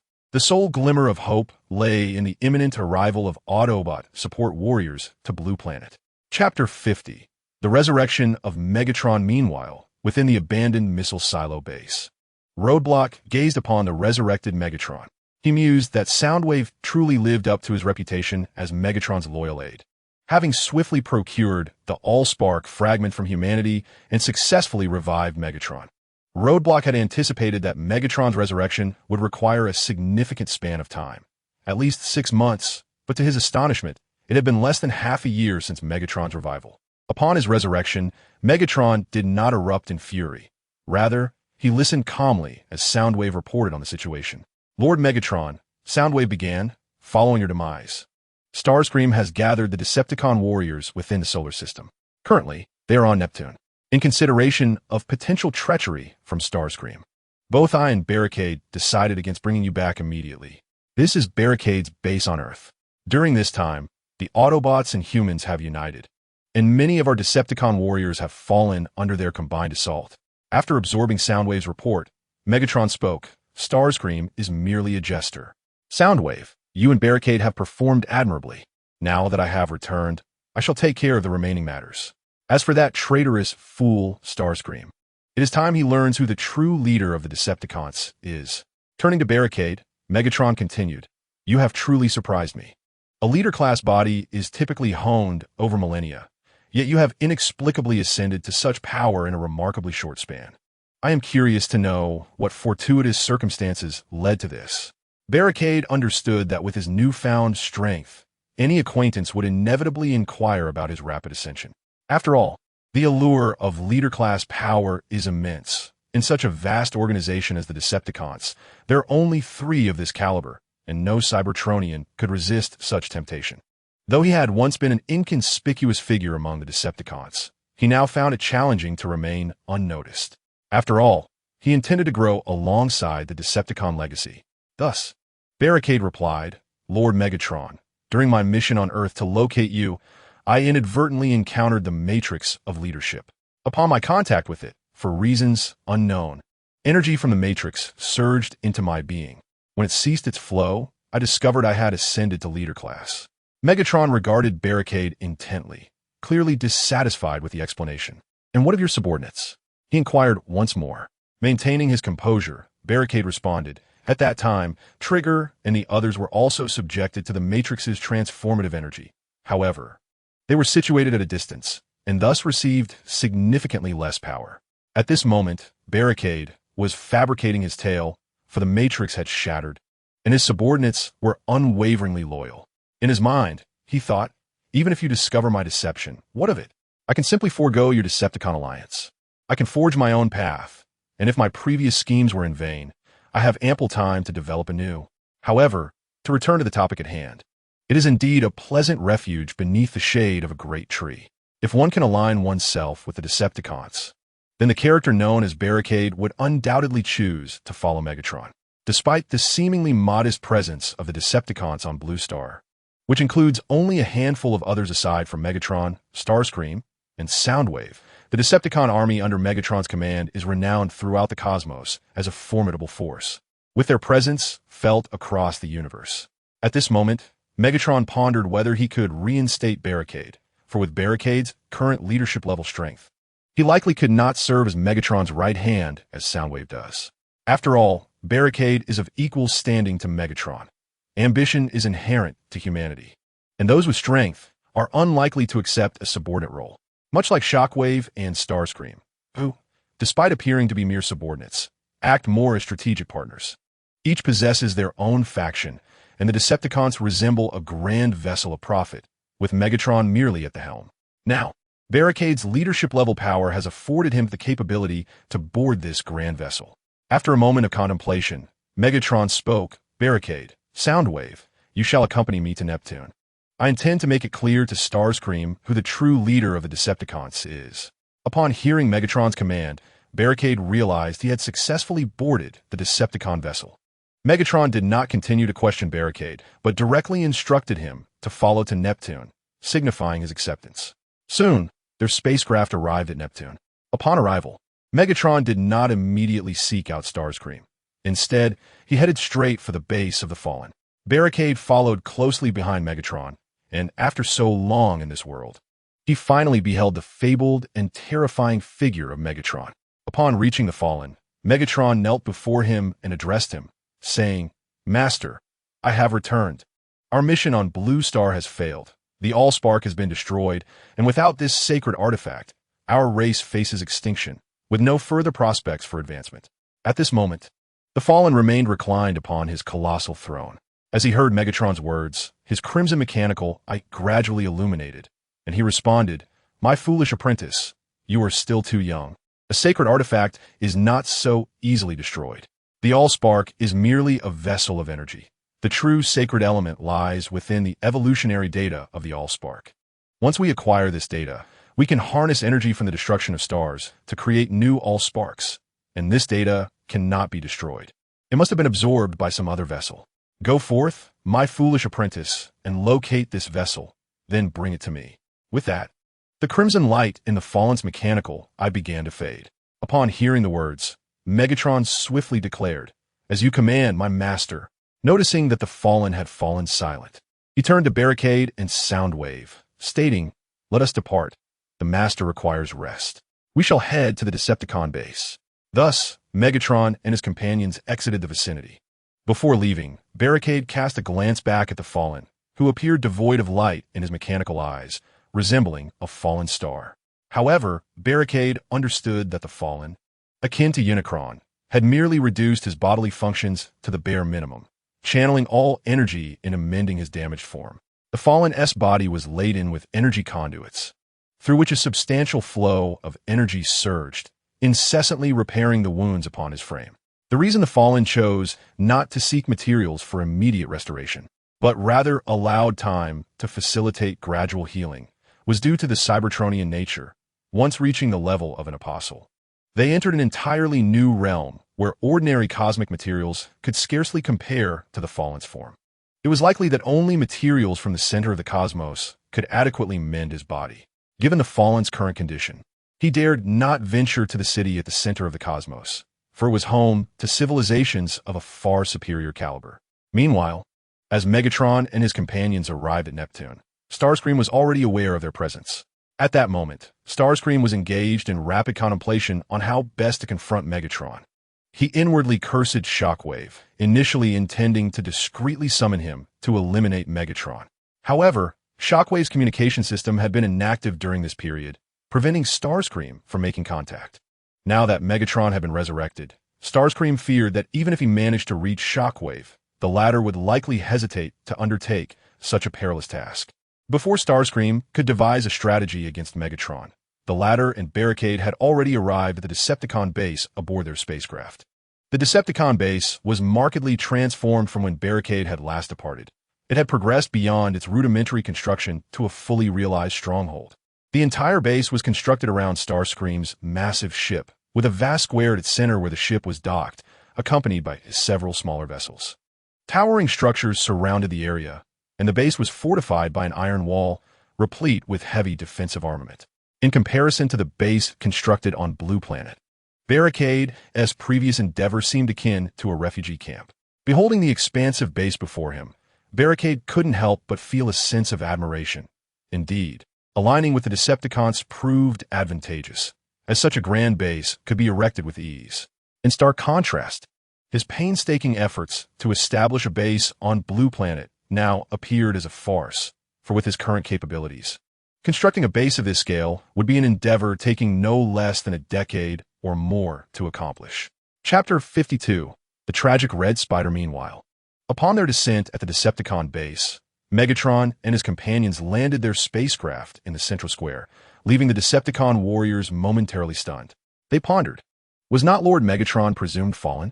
As Megatron disembarked, he addressed the bewildered Decepticons with a resounding voice. "Decepticon warriors, I, Megatron, have returned. Your greatest leader has come back." No sooner had Megatron's words echoed than a Decepticon warrior erupted in jubilant cheers, proclaiming, "It is Megatron. Lord Megatron has returned. Long live Lord Megatron. Long live the Decepticon Legion." With this fervent declaration, an increasing number of Decepticon warriors joined in the raucous celebration of Megatron's reemergence, until the entire square resonated with their enthusiastic chants. Observing this scene, Barricade could not help but reflect on the nature of Megatron. Although perceived by other Cybertronians as an evil and formidable tyrant, to the Decepticon warriors, Megatron embodied their faith, a divine entity. Amidst the thunderous ovation, Megatron swiftly made his way toward the command center of the base. At that moment, the Red Spider, through the surveillance of the command center, witnessed the unfolding spectacle. Upon seeing this, his loyal lieutenant, Soundwave, addressed him, "My Lord Red Spider, Megatron has returned. Before Soundwave could finish, the Red Spider interrupted. Soundwave, you and Shockwave should descend first. With Megatron's return, our plans can no longer be executed. We must await another opportunity. Hearing this, Shockwave, with an anxious expression, exclaimed, My Lord Red Spider, we cannot allow you to face Megatron alone. If he intends to strike against you, we shall act together to eliminate him, enabling you to lead the Decepticons. Then, Shockwave turned to Soundwave, commanding, Soundwave, gather our warriors swiftly. We shall strike Megatron the moment he arrives. Soundwave disregarded Shockwave's urgency, instead focusing on the Red Spider, awaiting his orders. The Red Spider understood that Megatron would not dare to kill him. After all, he was not only the commander of the Decepticons, but also held command over a loyal army that answered solely to him. With Shockwave and Soundwave yet to arrive on Blue Planet, even if Megatron sought retribution, he would likely wait for their arrival, though Megatron would not slay him. The Red Spider recognized that if his subordinates, Shockwave and Soundwave, dared to challenge Megatron, the latter would not hesitate to retaliate, for he must maintain the dignity of the Decepticon leader. Contemplating this, the Red Spider addressed the two. There is no need for concern. Megatron will not harm me. You two should descend for now. Understood, my lord. Upon receiving the command from Red Spider, Eulogy replied, and then took the still speechless Thundercracker away from the command center of the base. Red Spider ordered his subordinates to leave the command room, fully aware that while Megatron would not kill him, he could not escape a severe beating. Both Thundercracker and Eulogy were his direct subordinates, and it was uncertain whether they could restrain themselves from retaliating against Megatron after witnessing him being assaulted. At the very least, he could not afford to lose face by being beaten in front of his own followers. Shortly after Thundercracker and Eulogy departed, Megatron arrived at the command center with Barricade and another companion. Upon seeing Megatron, Red Spider rushed to him, fawningly exclaiming, My great master, you have finally returned. After you were rescued by Barricade and Soundwave, I have been deeply concerned for your safety. I dispatched numerous Decepticon warriors across Blue Star in search of you, hoping to bring you back. Upon hearing Red Spider's insincere words, Megatron raised his arm towards him, transforming it into a devastating weapon, the Ruler Energy Cannon. With a disdainful expression, Megatron retorted, Is that so, my most loyal servant, Red Spider? Is this truly how you acted? Red Spider's face paled as Megatron aimed the weapon at him. Could it be that Megatron truly intended to attack him? In the past, such situations would only result in punches and kicks. Now, he was aiming a weapon at him. Had he misjudged Megatron's intentions? Was he genuinely seeking to take his life? Realizing that Megatron was indeed prepared to settle the score, Red Spider hastily began to plead, Master Megatron. Boom. Before he could finish, Megatron fired, sending Red Spider hurtling through the air, the force of the blast propelling him several meters away. Chapter 53. The Misfortunes of Red Spider. 2. Coughing. Red Spider was caught completely off guard by Megatron's attack and lay on the ground, unable to rise. How dare you abandon me on that wretched planet? Had it not been for Soundwave and Barricade rescuing me, I would have been torn to shreds by the Autobots by now, Megatron declared as he approached Red Spider, lifting his foot to stomp on Red Spider's mechanical face. The spikes on the treads of Megatron's foot ground against Red Spider's face, creating a shower of sparks. In that moment, Red Spider was genuinely terrified. Desperately, he clutched Megatron's foot, pressing down upon his face, pleading, Master Megatron, I was wrong. I shall not dare again. I returned only because of Lord Fallen's orders. He said the Decepticons cannot be without a leader. Since you had fallen, I came back to temporarily assume the role of the Decepticon leader. Upon hearing this, Megatron's fury intensified. He lifted his foot from Starscream's face and then delivered a swift kick that sent Starscream tumbling several times. With a thunderous roar, he declared, Only I am the leader of the Decepticons. Even in death, I shall not allow another to lead them. After uttering these words, Megatron transformed into the Energon Extractor and aimed it menacingly at Starscream's spark. Tell me, my esteemed servant, do you have any last words? He demanded. At that moment, Starscream felt genuine fear. He had not anticipated that Megatron was prepared to take such drastic action. His core template was blaring warnings, for the Energon Extractor was poised to pierce through his chest armor. Starscream's mind raced as he contemplated what leverage he might possess to persuade Megatron to spare his life. Regret washed over him. Had he heeded Thundercracker's advice and rallied his warriors to confront Megatron directly, he would be in a far better position now. At least then, even if he could not defeat Megatron, he might have had an opportunity to escape. He had considered resistance, but despite being a leader in his own right, Megatron's power far surpassed his own.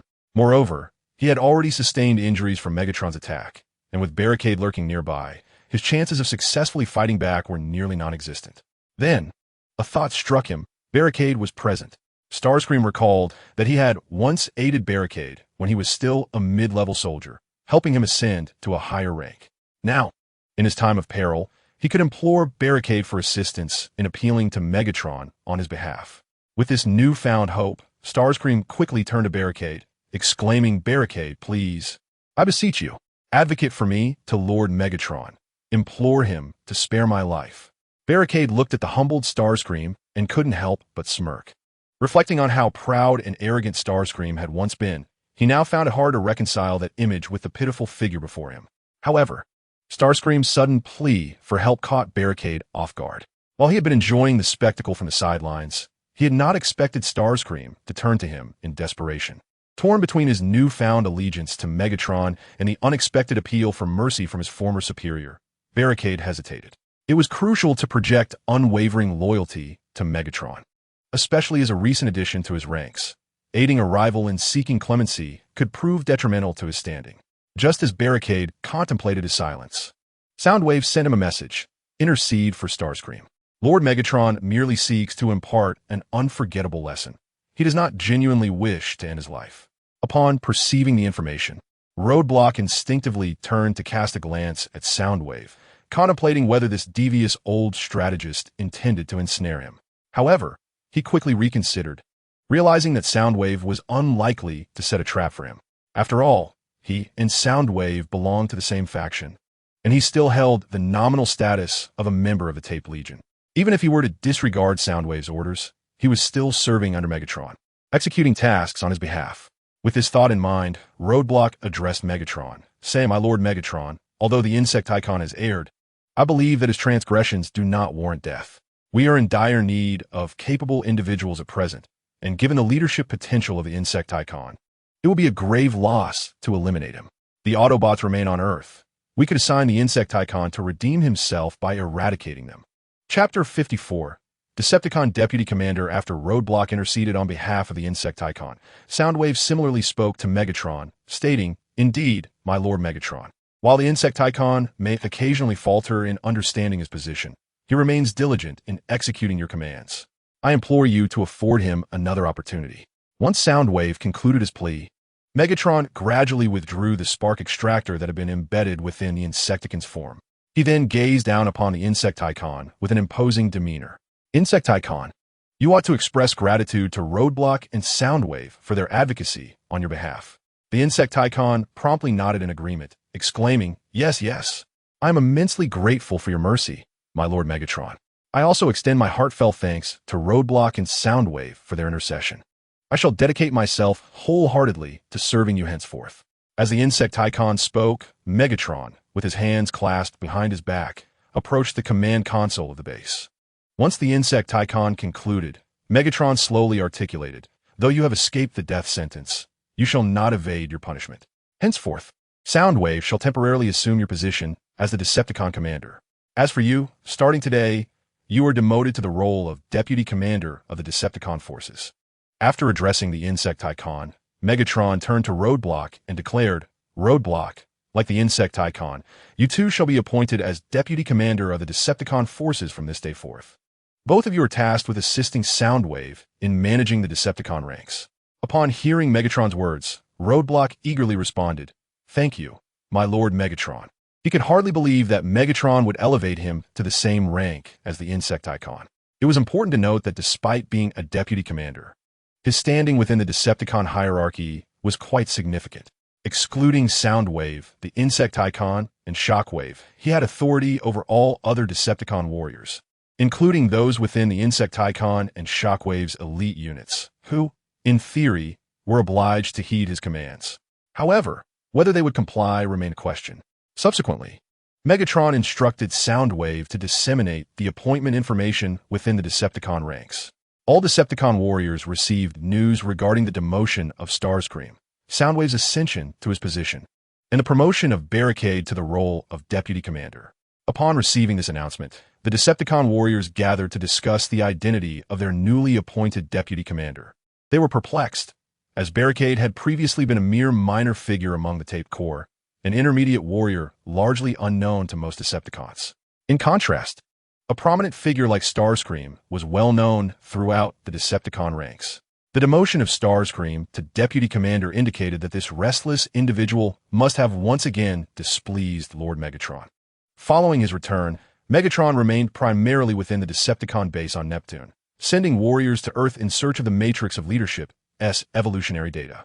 Barricade, on the other hand, was unaware of Megatron's activities within the base.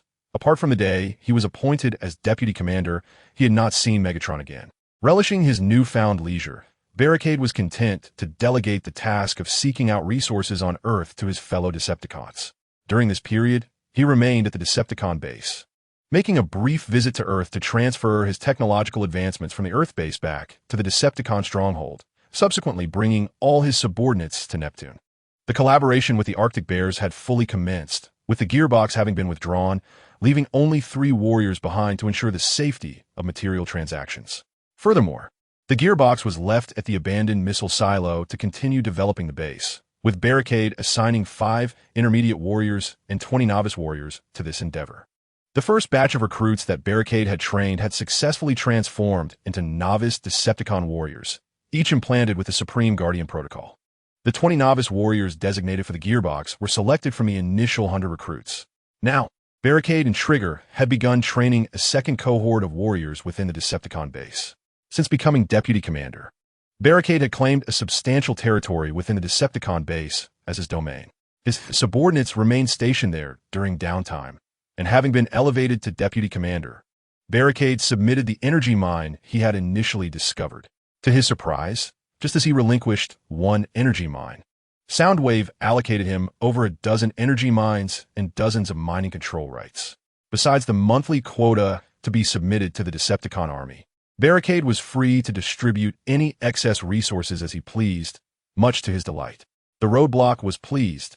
However, the Red Spider was far from content, for these mineral veins had previously belonged to him, only to be partially allocated to the roadblock by the Soundwaves.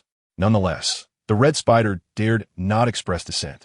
Chapter 55. The Retribution Ship. If the Trigger served as the steward to the roadblock, then the resurrected Jazz had essentially become his deputy. The roadblock assigned Jazz to oversee the operations of all the mining sites, accompanied by Thunder and Ironhide. However, the number of warriors at the roadblock's disposal was woefully inadequate. Even with the 100 newly trained low-level fighters, they were incapable of providing basic defense for the mining areas. Therefore, the roadblock was compelled to recruit a considerable number of independent warriors from within the ranks of the Decepticons. These warriors were predominantly low-tier fighters, lacking allegiance to any Decepticon faction, and included spies sent by the likes of the Red Spider, alongside those genuinely wishing to pledge their loyalty to the roadblock. The roadblock did not formalize any Guardian agreements with them, as he merely tasked them with guarding the mineral sites of the Decepticons. Over time, once he had discerned their true natures, he would offer the loyal warriors the opportunity to sign Guardian agreements and gradually cultivate them. Before long, more than half a year had passed. During this period, skirmishes occurred between Decepticon and Autobot warriors, with the Decepticons seeking evolution data on the Blue Planet while encountering Autobots, resulting in mutual losses. Notably, not long ago, Autobot reinforcements led by Sentinel Prime arrived on the Blue Planet. Several prominent figures among the Autobots, including the scientist Jolt and Optimus Prime's communications officer Perceptor, came along with a significant contingent of elite and mid-tier warriors. The relationship between the Autobots and the U.S. government improved following the arrival of Sentinel Prime and his companions, leading to the reformation of the Nest unit. Initially, the U.S. government believed that the Autobots consisted solely of Optimus Prime and a few others, thus dismissing them with a rather hardline stance. However, upon witnessing the formidable support unit of the Autobots, their attitude underwent a complete reversal. They not only provided the Autobots with military bases, but also covered their daily expenses and energy requirements for combat. Meanwhile, during these 6 months, The roadblock successfully cultivated a second batch of small warriors. Now, with the Decepticon resources at his disposal, the roadblock faced no scarcity and effortlessly produced the second group of 100 novice warriors. The only source of vexation for the roadblock was perhaps his system. Ever since absorbing the energy from the AllSpark and unlocking the first level, he had consistently fed the system with a plethora of energy, enough to train a dozen elite warriors. However, despite the substantial energy accumulated during this time, after accounting for routine expenditures, the system showed no signs of initiating the second level. Having foreseen this, it would have been more prudent for Roadblock to cultivate a few more elite warriors. Concurrently with his research on the roadblocks, 3 colossal spacecraft descended slowly upon the plaza of the Decepticon base. Observing this, the warriors under Roadblock S command hurriedly reported the situation to him. Lord Roadblock, 3 large ships have arrived at the base, one of which appears to be the Nemesis, owned by Lord Megatron. Startled by the report, Roadblock murmured to himself, "The Nemesis? Could it be that Shockwave has arrived?" Just as he contemplated stepping outside to investigate, a message was transmitted from Soundwave. "Lord Megatron requests your presence at the command center." Upon receiving the message, Roadblock immediately transformed into his vehicle mode and sped toward the command center. As he emerged, he beheld the 3 massive ships gracefully descending from the sky. 2 of these were standard large spacecraft of the Decepticon fleet. The third vessel, however, exuded an aura of menace and terror. Though it appeared somewhat smaller, its exterior was adorned with a multitude of cannon ports, resembling an aerial fortress. This ship, the Nemesis, was a formidable weapon crafted by Megatron to counter the Autobots. Chapter 56.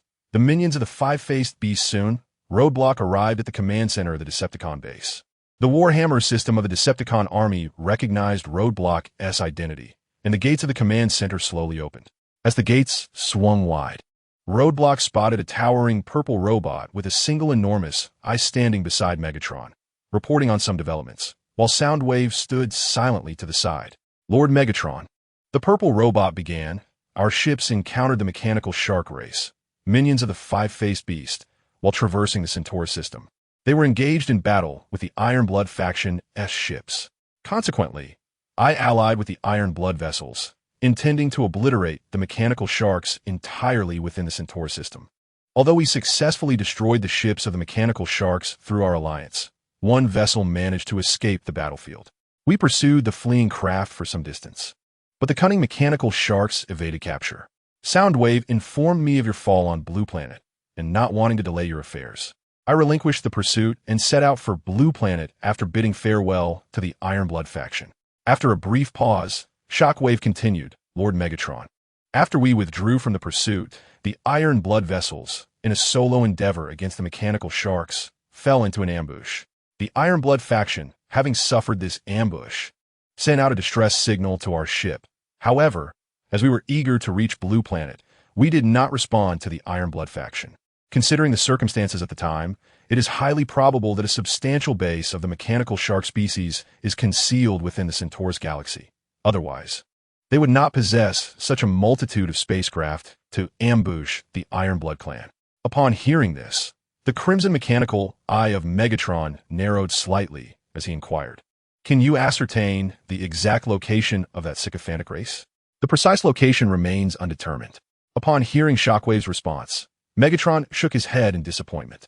Just then, the door of the command center swung open once more, and the enthusiastic Red Spider strode in. However, upon noticing Megatron, Red Spider immediately recoiled, swiftly approaching him with an air of reverence, stating, "My master, your most loyal servant, Red Spider, reports for duty."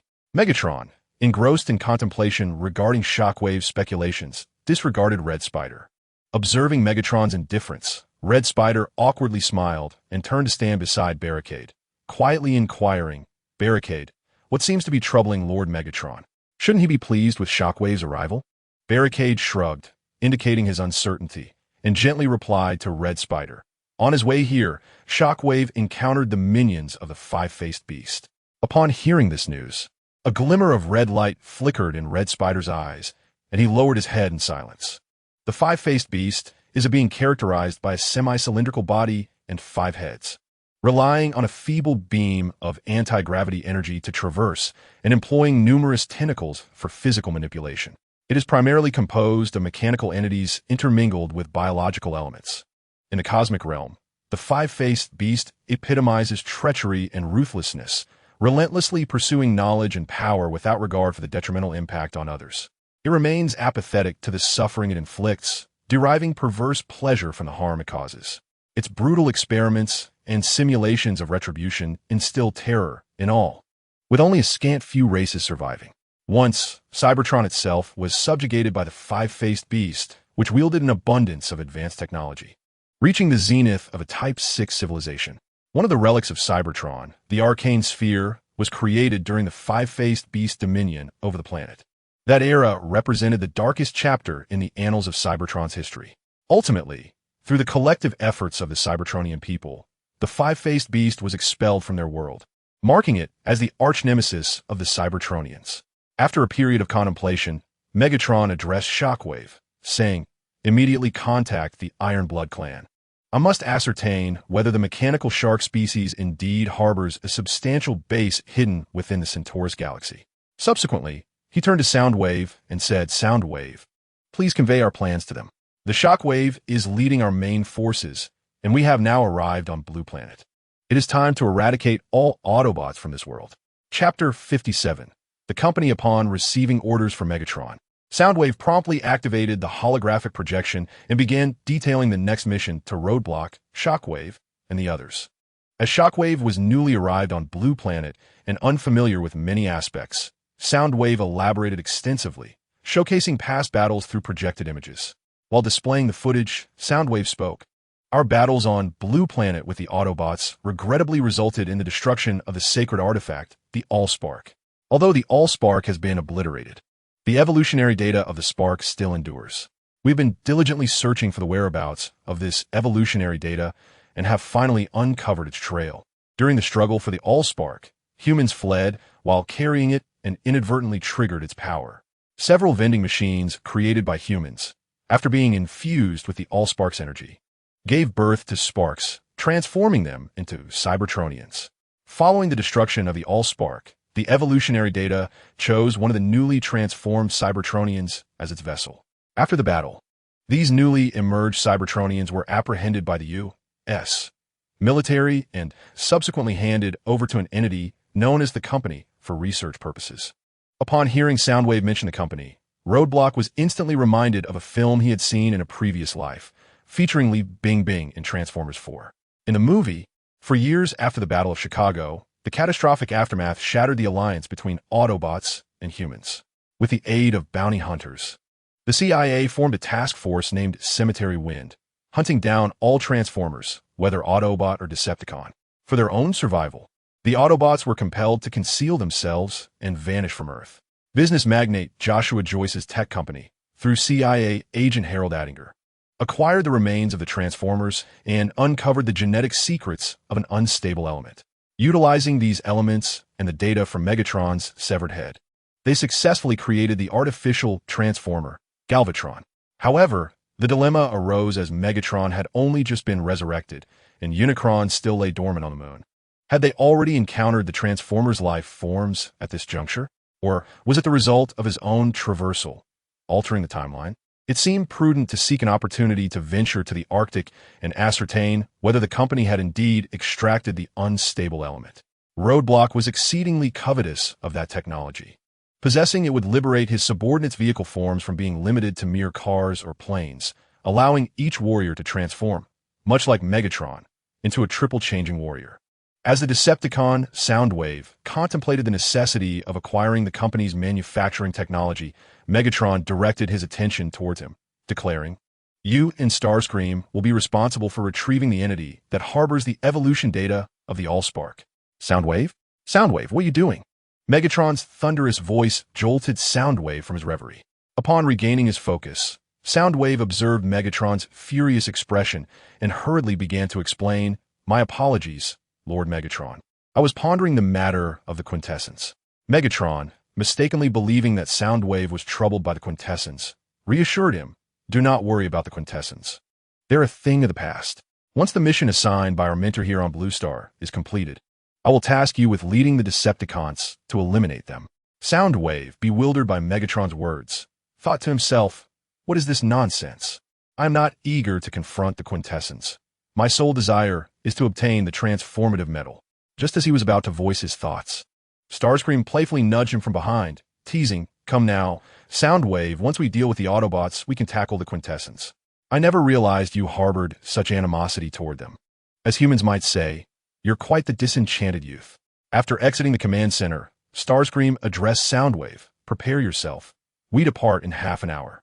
Chapter 58. The Battle of Chicago. Simultaneously, within an American corporation, several security personnel wielding elongated electric prods confronted a bound Decepticon. This particular Decepticon was a low-ranking warrior captured during the skirmish between the Autobots and Decepticons, and ever since his capture, he had been confined here. The security personnel intermittently pressed their prods against the Decepticon warrior's chassis, unleashing powerful currents that elicited anguished howls from him. The warrior's body crackled with electric sparks, the intense current rendering him momentarily incapable of controlling his form, forcing him to glare with his crimson mechanical eyes at the security personnel before him, cursing at them incessantly. This new method of subduing transformers was a product of human research conducted on Cybertronian physiology. The composition of transformers largely consists of electronic components and various metals.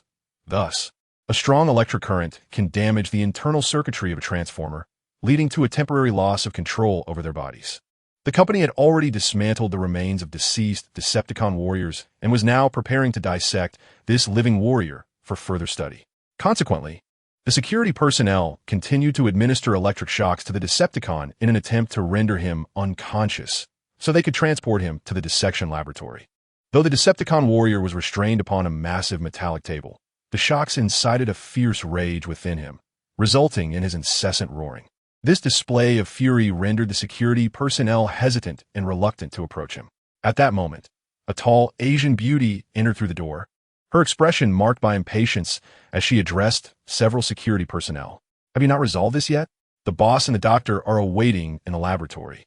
If you cannot manage this, I suggest you do not bother reporting to work tomorrow." Upon hearing the threat of losing their high-paying jobs, the security personnel immediately brandished their electric batons, directing them towards the formidable Decepticon before them. Unexpectedly, the Decepticon warrior broke free from the metallic restraints binding its arms, swiftly seizing one of the security guards in its grasp. The overwhelming strength caused the guard to emit a piercing scream. Witnessing their comrade being captured, the remaining security personnel fell into a state of panic. They cranked up the energy on their batons to the maximum, desperately attempting to subdue the Decepticon and rescue their fellow guard. However, in their frenzy, they neglected the fact that their companion was still in the grip of the Decepticon. While the powerful electric shock could incapacitate the Decepticon warrior, the human body was equally vulnerable to such intense electricity. As sparks flew, the Decepticon warrior succumbed to the shock, losing its ability to resist, but the unfortunate human also suffered, enveloped in smoke and the acrid scent of charred flesh. The Asian woman, having been taken aback by the unfolding chaos, was jolted back to reality only when the distinct aroma of seared meat wafted through the air. Gazing upon the charred remains of the electrocuted body, she could no longer contain herself and doubled over, retching uncontrollably. Amidst her heaving, the Decepticon, now rendered motionless, released its grip, allowing the human to collapse to the ground. Just then, a multitude of security personnel rushed in, drawn by the commotion, accompanied by the boss who had been waiting in the laboratory. Simultaneously, Barricades and Red Spider led a substantial number of Decepticon warriors aboard a spacecraft. Arriving in the city of Chicago, a colossal ship hovered silently above the city, becoming visible as it deactivated its optical cloaking. The enormous vessel captured the attention of the citizens of Chicago, who quickly drew out their phones to capture the moment. Even the city's law enforcement officers found themselves bewildered, questioning the sudden appearance of such a massive spacecraft in the sky. With expressions of confusion, they could only report to their superiors, inquiring if this was some sort of military operation. Upon receiving reports from the patrolling officers, the command center of the Chicago police was equally perplexed and promptly reached out to the military for clarification. As the crowd remained in a state of bewilderment, the spaceship's protective shield suddenly descended, A multitude of aircraft began to emerge from the vessel, followed by an overwhelming number of Decepticon warriors who leapt directly from a ship. Chapter 59.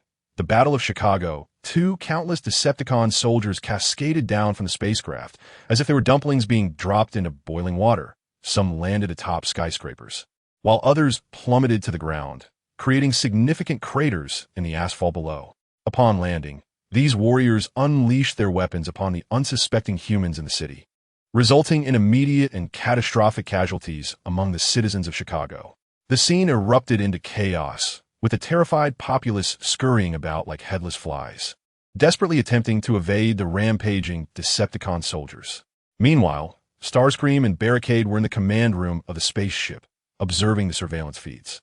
Starscream, witnessing the slaughter of humans at the hands of the Decepticons, could not suppress a look of delight, exclaiming to himself, "What a splendid moment! Let the wretched human vermin revel in this feast of carnage." Barricade, upon hearing Starscream's words, felt an inner disquiet. Although he had become increasingly detached from his human memories since his transformation, his thoughts and demeanor increasingly resembled those of a Cybertronian. He had once been human himself. The sight of the Decepticons methodically executing countless innocents stirred a sense of unease within him. Thus, Barricade issued a command over the Decepticon channel: all Decepticons, expel all humans within a 10-kilometer radius of the company, and subsequently establish a defensive perimeter within that range. Remember, it is an expulsion, not indiscriminate slaughter, except for armed human soldiers. Upon hearing Barricade's directive, Starscream turned to him, inquiring, "My dear Barricade, why not simply eliminate the humans? Would that not be far simpler?"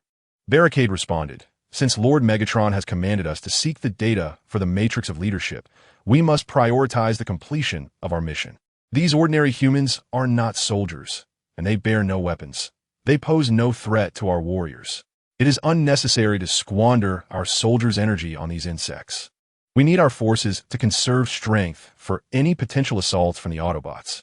Barricade's reasoning not only demonstrated his respect for Megatron's orders, but also provided a rational explanation for sparing the humans, thereby shielding them from the Decepticons' wrath.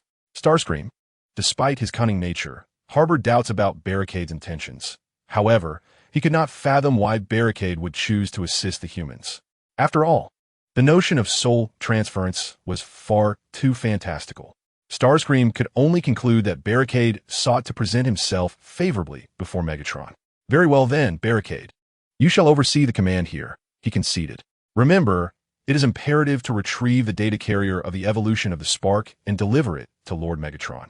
As for me, I shall proceed to the battlefield to assist the warriors in fortifying our defenses against a potential counterattack from the human soldiers." After Red Spider finished speaking, without awaiting a response from Roadblock, he transformed directly into a fighter jet and soared through the ship's corridor. Meanwhile, within the Autobot base, the sensor responsible for liaising with the human soldiers received an urgent notification from the U.S. military. The Decepticons had launched an assault on the vital city of Chicago, requesting the Autobots to mobilize immediately to aid humanity in repelling the Decepticon attack. Upon receiving the human request, the sensor promptly relayed the news of the Decepticon offensive against the human city to Optimus Prime and convened Ironhide and several other senior warriors for a conference. At that moment, Optimus Prime was not on Blue Planet. Recently, in a bid to reconcile with the Autobots, the U.S. government had informed Optimus about a Cybertronian spacecraft that had crashed on the moon many years ago, presenting photographs taken during the lunar landing. Upon viewing the images of the spacecraft, Optimus was taken aback, for it was the very medium-sized vessel, the Ark, that Unicron had boarded when departing from Cybertron. During the latter stages of the conflict between the Autobots and Decepticons, Cybertron lay ravaged, and feeling a sense of hopelessness regarding victory, Unicron decisively chose to collaborate with Megatron. Thus, he bequeathed the position of Autobot leader to his apprentice, Optimus Prime, while he himself led the majority of the Autobots' energy aboard the Ark, intending to seek a new haven for their kind. Unexpectedly, as the Ark departed Cybertron, it was struck down by Decepticon warriors, leaving the vessel adrift in the cosmos until it ultimately plummeted to the moon. Optimus was astonished upon witnessing the photograph of the Arkansas. Learning that his mentor might be on the moon, he swiftly took to the skies with Ratchet and Wheeljack aboard a spacecraft, setting off to discover Unicron's whereabouts. Chapter 60. The Battle of Chicago 3. Upon reaching the dark side of the moon, Optimus and his companions, guided by the clues provided by the U.S. government, located the wreckage of the Arkansas. At this point, the vessel lay in complete ruin. After thoroughly inspecting the hull, they found no trace of their mentor. Consequently, they proceeded to the command room at the bow of the ship, which remained the sole intact section of the spacecraft yet to be examined. Upon entering the command room, Ratchet, with a look of disappointment, addressed Optimus, stating, "Optimus, it seems that Lord Unicron must have departed prior to the ship's crash. We have virtually scoured the vessel and found no sign of his presence." Optimus, in response, remained silent, deep in thought, contemplating the whereabouts of his esteemed mentor. Since the departure of the teacher from Cybertron, there has been no word from him, despite numerous warriors dispatched by Optimus Prime to scour the cosmos over the years, yielding no results. At last, a glimmer of hope has surfaced in the form of a lead regarding the teacher. However, they have only located the spacecraft, with no sign of the teacher himself. At that moment, the insightful Tong Xiangxiu interjected, "Master Optimus, although the Hope is merely a mid-tier vessel, the esteemed Lord Unicron modified it before its departure. Upon my recent inspection, I found no discernible signs of alteration on the ship. Even its heavy weaponry remains the standard armaments of a mid-tier craft. Logically, Lord Unicron should have focused on enhancing the ship's defensive and offensive capabilities. Moreover, we have yet to uncover the energy pillars he took or any of his subordinates. Could it be that Lord Unicron?" Tong Xiangxiu hesitated, struggling to articulate his thoughts. "That is not possible, Tong Xiangxiu. Our teacher is a great leader. He would never act in such a manner," replied Optimus Prime. Understanding Tong Xiangxiu's implication that Lord Unicron had forsaken the Autobots, fleeing Cybertron with his warriors and the majority of their resources, leaving behind only a facade in the form of the Hope. It was not surprising for Tong Xiangxiu to harbor such doubts, given the series of uncanny events during the Cybertronian Civil War. Moreover, in the latter stages of the conflict, the Autobots were relentlessly pressed by the Decepticons, facing defeat without any opportunity for retaliation, largely due to Lord Unicron's exodus with a significant portion of the Autobots' energy reserves. The lack of energy sources rendered the Autobots incapable of engaging the Decepticons in large-scale battles. Cybertron, having endured millennia of warfare between the factions, faced an energy crisis, leaving the Autobots unable to secure new energy, ultimately leading to their downfall in the struggle for Cybertron, with many fleeing into the cosmos. However, spurred by Tong Xiangxiu's reminder, Optimus recalled his teacher's words regarding the modifications made to the ship, specifically the creation of a secret chamber beneath the vessel intended for housing the space bridge transmission device. Realizing this, Optimus promptly exclaimed, "Tong Xiangxiu, Ratchet, when our teacher modified the ship, he constructed a secret chamber at its base to store the space bridge transmission device. We must locate this chamber. Perhaps Lord Unicron resides within it." Thus, the trio resumed their search aboard the vessel, and at last discovered the switch to activate the secret chamber beneath the command chair. Upon pressing the switch, Lord Unicron slowly emerged from the hidden compartment within the ship. The faces of Optimus and the others lit up with expressions of astonished joy at the sight of him. Ratchet hurried forward to assess the condition of Lord Unicron's form. "Optimus, Lord Unicron's spark energy is critically low, barely sufficient to sustain its operation. It appears he has entered a dormant state to protect the space transmission device." Upon hearing the paramedic declare that Optimus Prime was unharmed, a weight lifted from his heart. Just then, Optimus Prime received a distress signal. The Decepticons were attacking human cities, and urgent help was requested. With this new information, the relief he had just felt was once again replaced by anxiety. The Decepticons were indeed assaulting human territories. Could it be that Megatron had returned? Without hesitation, Optimus Prime swiftly lifted his comrade and addressed the paramedic and Ratchet, saying, "The Decepticons are assaulting human cities. We must hasten back to assist them. You two, take the teacher's belongings and let us return to the Ark immediately." Chapter 61. The Battle of Chicago 4. Meanwhile, in the vicinity of the Chicago City Corporation, a multitude of Decepticon warriors had overtaken the area, leaving the entire establishment in disarray. The company's owner, Joshua Joyce, was seething with anger as he shouted at the Decepticons wreaking havoc before him. "Hey, you cursed Decepticons, cease your destruction. Do you not understand that this is company property? You are vandalizing public assets. I have invested everything I own into this company. As the Decepticons observed the panicked humans fleeing, it was only this bald-headed man who remained, shouting in protest. In a swift motion, a Decepticon named Barricade approached him. Before the bald man could finish his tirade, Barricade seized him. The air filled with the man's cries of pain. "What are you doing, you fiend? You're hurting me. Put me down. Do you even know who I am?" Despite being gripped by Barricade, the bald man showed no fear. Whether to call it courage or recklessness was debatable, for he continued to confront the alien as if addressing a subordinate. Seeing the man's incessant chatter, Barricade grew impatient and tossed him aside. The bald man soared through the air, landing heavily on the ground. Lying there, he groaned, struggling to rise. Barricade, noticing his pitiful state, reached down once more and grasped him, drawing the man closer to his mechanical visage. Barricade's cold, metallic eyes bore into him as he spoke. "Are you the owner of the tech company, Joshua Joyce?" At that moment, Joshua Joyce, still reeling from the violent throw, found himself gripped once again by Barricade. Faced with the menacing mechanical face before him, fear surged within him, rendering him momentarily speechless. Observing the silence, Barricade repeated his inquiry with a menacing glare. "Are you the owner of the tech company, Joshua Joyce?" Finally, Joyce regained his wits and nodded vigorously, with confirmation that he had indeed found the company's owner. Barricade promptly relayed the information to Soundwave.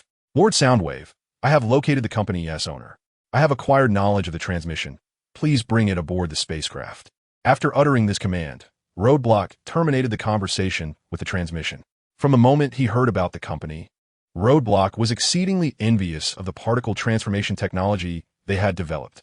If he were to obtain such technology, he would be able to command a legion endowed with particle transformation abilities, thereby significantly augmenting his influence. While en route to Chicago, Roadblock perused a system shop, searching for this technology. Although it was indeed available, its functionality diverged somewhat from the representations he had encountered in the films prior to his journey. In those cinematic narratives, there was a scene where a bald entrepreneur wielded a piece of unstable element-manufactured metal that perpetually morphed its shape, transforming alternately into a handgun and then a radio. Roadblock had presumed that this metal could change its form indefinitely. However, the system clarified that it was a type of memory alloy. While it could be programmed to take on one or several different objects, it was inherently unsuitable as a material for the Cybertronian body due to its fragility.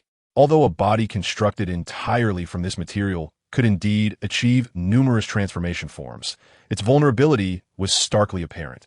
It shattered upon impact. This flaw elucidated why the artificially created transformers had low structural integrity, easily crushed by mere cables. Furthermore, the forms were predominantly limited to various automobiles, with no evidence of a second transformation mode. The company, having likely recognized this issue later on, resorted to mixing small quantities of unstable elements into various metals to fabricate the transformers, thus achieving the goal of enabling transformation. However, all of this remained speculative for Roadblock, as the principal subject had already been apprehended by the transmission. Once the transmission brought the bald entrepreneur aboard, the specifics would be revealed. At that moment, the transmission entered the command room of the spacecraft, unceremoniously tossing the bald entrepreneur onto the floor. Once again, the bald entrepreneur experienced the thrill of the airborne project, but with a resounding thud, his cries abruptly ceased. Upon landing, the bald entrepreneur could no longer endure the shock and succumbed to unconsciousness. After all, humans are but flesh and blood. Enduring 2 falls from over 10 meters high and crashing to the ground proved to be too much for him, rendering him unconscious. Chapter 62. The Chicago Battle 5. Roadblock gazed at the unconscious bald entrepreneur before him, rendered speechless for a moment. He then turned his attention to the transmission, which appeared quite anxious. Noticing Roadblock's gaze, the transmission hastily gestured with both mechanical arms, attempting to explain, "My Lord Roadblock, I was merely cautious when I placed him on the ground. All right, take him to our base on Blue Star." The Barricade bore no blame towards the transmission. He understood the impulsive nature of the Decepticons. After voicing his thoughts, he turned back to observe the command screen aboard the spacecraft. The transmission, receiving the order from the Barricade, hastily approached and carefully lifted the bald-headed boss, cradling him in his hands as he exited. Just as the transmission stepped outside, the Barricade received a call request from Red Spider. The cursed Autobots were upon them, already engaged in combat with their warriors. "Barricade, Have you located Lord Megatron's desired item? Upon hearing this, Barricade replied to Red Spider, "The warriors are already searching. I believe they will soon find the host, as our troops have encircled the area, and the host cannot escape. What about you, Lord Red Spider? Do you require me to send warriors to support you?" Optimus Prime is undeniably formidable. Barricade knew that Red Spider was no match for Optimus Prime, so he jested at his expense. Hearing Barricade's mockery, Red Spider let out a peculiar cackle, leaving him with the parting words, "You should worry about yourself," before ending the call. The enigmatic laughter of Red Spider and his final remark left Barricade with a multitude of questions. What was happening? Could it be that Red Spider had truly been transformed by Megatron? Little did Barricade know at that moment it was not Optimus Prime leading the Autobots, as he was still on the moon. Rather, it was Prime's lieutenant, Ironhide. Meanwhile, Red Spider was wreaking havoc among the Autobots, reveling in the opportunity to unleash all the pent-up frustration he had endured at Megatron's hands. With Optimus absent, Ironhide, Bumblebee, and others, all commanders themselves, were unable to rein in the leader-class Red Spider. This led Red Spider to feel invincible, as he relentlessly charged through the Autobots' formations, cutting down numerous mid-level and lower-tier warriors. Observing the continuous slaughter of Autobots by Red Spider, Ironhide became increasingly anxious and swiftly moved forward with Bumblebee, intending to restrain Red Spider. As Red Spider cleaved a low-tier Autobot warrior in half, he was about to revel in his own invincibility when Ironhide seized the opportunity to transform into vehicle mode, accelerating directly towards Red Spider. The immense force knocked Red Spider off balance, and before he could regain his footing, Bumblebee unleashed a barrage of energy blasts upon Red Spider's chest plate, shattering a significant portion of his armor. Red Spider roared in fury, quickly evading to the side. Although Bumblebee's energy blasts could not directly annihilate Red Spider, they certainly inflicted considerable damage. If Bumblebee continued to strike the same spot, even a leader-class body like Red Spider would struggle to withstand it and might very well fall here. After deftly evading the onslaught of the Hornet, the Red Spider brandished a rapid-fire machine gun, unleashing a relentless barrage upon his foe. Although the weapon possessed relatively modest power, its astonishing rate of fire enabled the Red Spider to effectively suppress his adversary during combat. While the firepower seemed trivial against an opponent of equal stature, it was a different matter entirely for the Hornet. The Red Spider's rapid-fire machine gun could easily transform the Hornet into a sieve. Consequently, as the Red Spider drew forth his weapon, the Hornet hastily sought refuge. Yet even then, several bullets struck his leg. The moment the projectiles made contact, the external armor of the Hornet shattered into fragments. Ironhide, at that moment, transitioned from vehicle mode into his robot form. He swiftly produced a massive energy blade from his back and aimed it at the Red Spider's rear. The Red Spider, having already noticed Ironhide, who had nearly knocked him over moments before, was prepared. As Ironhide launched his assault, the Red Spider pivoted instantaneously, parrying the attack with his energy blade, then redirected his rapid-fire machine gun towards Ironhide. Just as he aimed at Ironhide's waist to pull the trigger, a crimson figure leaped high into the air, unleashing two sleek, black curved blades from its arms, aimed directly at the Red Spider's head. With no other option, the Red Spider abandoned his attack on Ironhide and swiftly ducked back. The red figure, observing that its thunderous strike had failed to hit the Red Spider, quickly hurled the curved blades at him upon landing. The blades soared toward the Red Spider with remarkable speed, striking him accurately as he retreated. Though the blades had found their mark, they inflicted minimal damage to the Red Spider's frame. Seeing the blades connect, the red figure immediately tugged on the chain, attempting to pull the Red Spider closer. However, the blades failed to secure a hold, and with a swift pull, they detached from the Red Spider's frame and returned. At that moment, the Red Spider raised his gaze to discern the identity of the crimson figure before him. It was a transformer, entirely clad in red, standing at a height of approximately 8 or 9 meters, with elongated black curved blades on each arm. The warrior before the Red Spider was none other than the Autobot elite warrior, Dino, who had recently arrived to assist alongside Optimus Prime. Upon closer inspection, the Red Spider was taken aback. Damn, the Autobots are indeed audacious. The fact that this was merely an elite warrior who dared to engage him in battle was infuriating. Enraged, the Red Spider retracted his ranged weapon, wielding the energy blade, and charged toward Ironhide and Dino. In that moment, both Ironhide and Dino had no choice but to evade continuously, not daring to let their guard down. Meanwhile, within the ranks of the Decepticons, after an incessant search, they finally located several Cybertronians activated by the energy of the AllSpark. Before them stood a few Cybertronians, transformed from beverage vending machines, now ensnared within a vast chamber. Among them, one was significantly larger than the others, towering nearly 10 meters in height, boasting a physique and AllSpark that had reached the level of an elite warrior. The other two, however, possessed only the attributes of novice warriors. This upgraded Cybertronian was the chosen vessel selected by the AllSpark evolution data.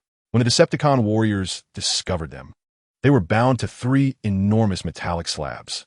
These Cybertronians had only recently undergone transformation and had yet to develop intelligence. Their AllSpark energies were chaotic, and their core templates were virtually blank. Upon witnessing the arrival of the Decepticon warriors, they struggled and shrieked but could not engage in coherent communication. Chapter 63. The Battle of Chicago 6. Upon locating the vessel for the AllSpark evolution data, one of the intermediate Decepticon warriors promptly reported to Barricade. Lord Barricade, we have found the vessel for the AllSpark evolution data. Excellent. Bring them aboard the ship immediately. After Barricade and the Decepticon warriors transported the 3 newly transformed Cybertronians onto the ship, he swiftly issued a retreat order. All Decepticons, the mission is complete. Prepare to withdraw at once. Barricade was not inclined to linger in conflict with the Autobots. Having accomplished their objective, it was best to return swiftly, especially since their leader awaited them at the base.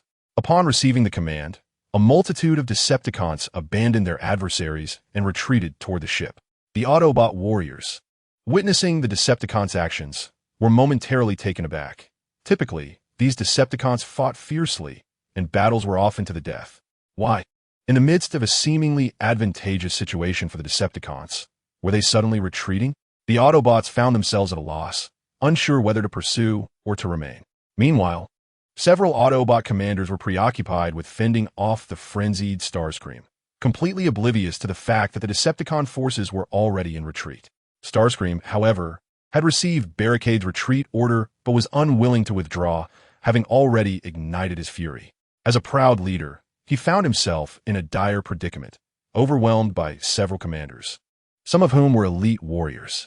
Starscream was filled with a desire to dismantle both Dino and Ironhide, the 2 elite warriors.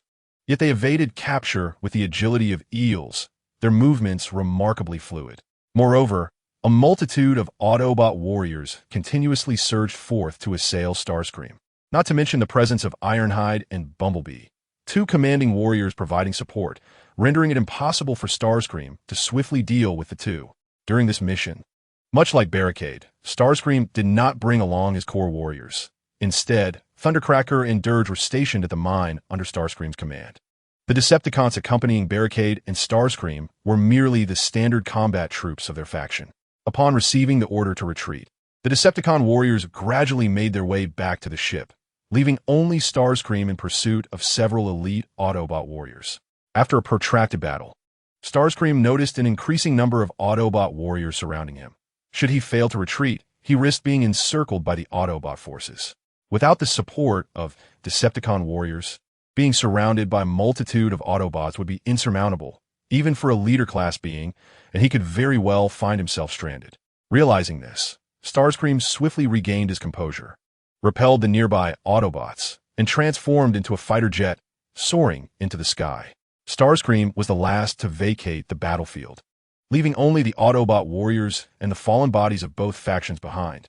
Observing this, Bumblebee approached Ironhide and inquired, "The Decepticons have retreated.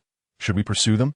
Before Ironhide could respond, Perceptor interjected, "We should refrain from chasing the Decepticons for now. Optimus Prime and Ratchet are absent, and none among us can withstand Starscream. Should Megatron have already been revived, we would stand no chance against 2 leader-class foes. It is prudent to wait for Optimus Prime's return." Ironhide nodded in agreement with Perceptor's assessment. He recognized the wisdom in Perceptor's words, as their earlier skirmish with Starscream had nearly resulted in their demise. Had they encountered Megatron, Ironhide lacked the confidence to contend with him. Thus, he responded, "Perceptor is correct. Let us first allow the warriors to secure the battlefield and attend to our injured comrades." Meanwhile, after Starscream had departed the scene, he returned directly to the ship. At that moment, The vessel had already left the city of Chicago, and upon Starscream's boarding, it headed straight for the Decepticon base on Neptune. Shortly after the Decepticon ship's departure, an Autobot ship swiftly approached from the distance. The vessel subsequently landed near the company, and several towering Autobots emerged, led by Optimus Prime, who had hastened from the moon. Upon their arrival, the Autobot warriors were engaged in clearing the battlefield, where many had been ruthlessly dismantled by the Decepticons, leaving the scene in utter disarray. Although the battle was brief, lasting merely around 2 hours, it resulted in the tragic demise of numerous Autobot warriors.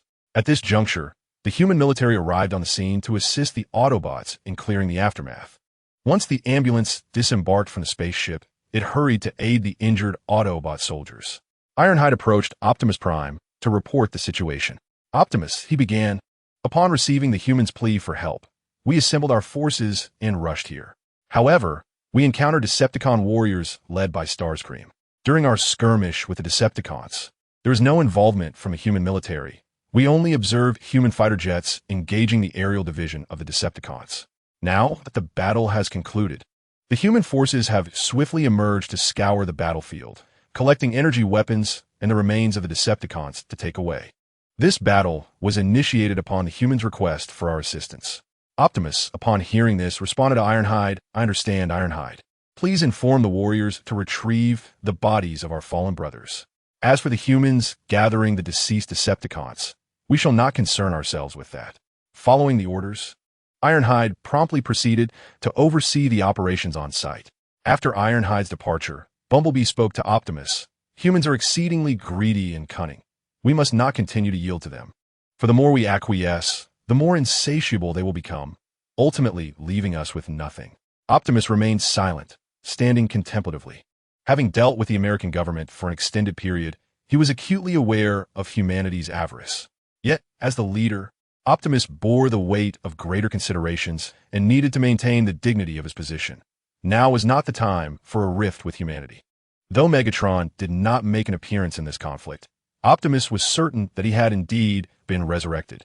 Though the specifics of his intentions behind this assault on human cities remained unclear, it was imperative to ascertain Megatron's objectives. Only by understanding the Decepticons' true machinations could the Autobots devise a more effective response. Thus, Optimus discreetly sent a message to Bumblebee, instructing him to quietly investigate the target of the Decepticons' recent assault. Chapter 64. The Relics of the Pathfinder. Meanwhile, within the Decepticon base on Neptune, the carrier of the AllSpark evolution data was being held by Barricade. Initially, the captive struggled vigorously, but after Barricade severed 2 of its mechanical arms, it ceased its resistance. Barricade escorted it to Shockwave's laboratory. "Shockwave," he announced, "Lord Megatron has instructed you to thoroughly examine the secrets of this entity's body. I leave it in your capable hands." Without awaiting a response from Shockwave, Barricade unceremoniously discarded the AllSpark evolution data carrier onto the laboratory floor and swiftly exited. After the Decepticon emerged from the Shockwave, he boarded a spacecraft and set course for the abandoned missile base on Blue Star. At that moment, Joshua Joyce sat alone in a barren room within the base, devoid of any furnishings, save for the cold metallic walls. Gone was the former elegance of Joshua Joyce, as his once immaculate black suit was now marred by creases and dirt. Upon noticing the arrival of Breakdown and the Decepticon, a flicker of terror flashed in Joyce's eyes, prompting him to retreat until his back met the wall. Breakdown approached the bald-headed boss, Joshua Joyce, and slowly crouched down, a smirk playing upon his lips as he spoke mockingly. "Mr. Joyce, I am curious as to why you have imprisoned our comrades and cruelly subjected their bodies to experimentation. I expect a reasonable explanation. Otherwise, you shall witness the ruthlessness of the Decepticons." At the sound of Breakdown's threat, Joyce appeared even more frightened, his body trembling uncontrollably. "I had no idea they were your comrades. I acquired them from the American government." With a resounding thud, Breakdown slammed his fist into the ground, creating a substantial crater in the metallic surface. "Please, great Decepticon, do not kill me," Joyce pleaded, utterly terrified by the enormous robot whose fist was larger than his own body. After frightening the bald boss into submission, Breakdown continued, "Mr. Joyce, your answer is evidently unsatisfactory. You have but one chance. I will ask a question, and you shall respond."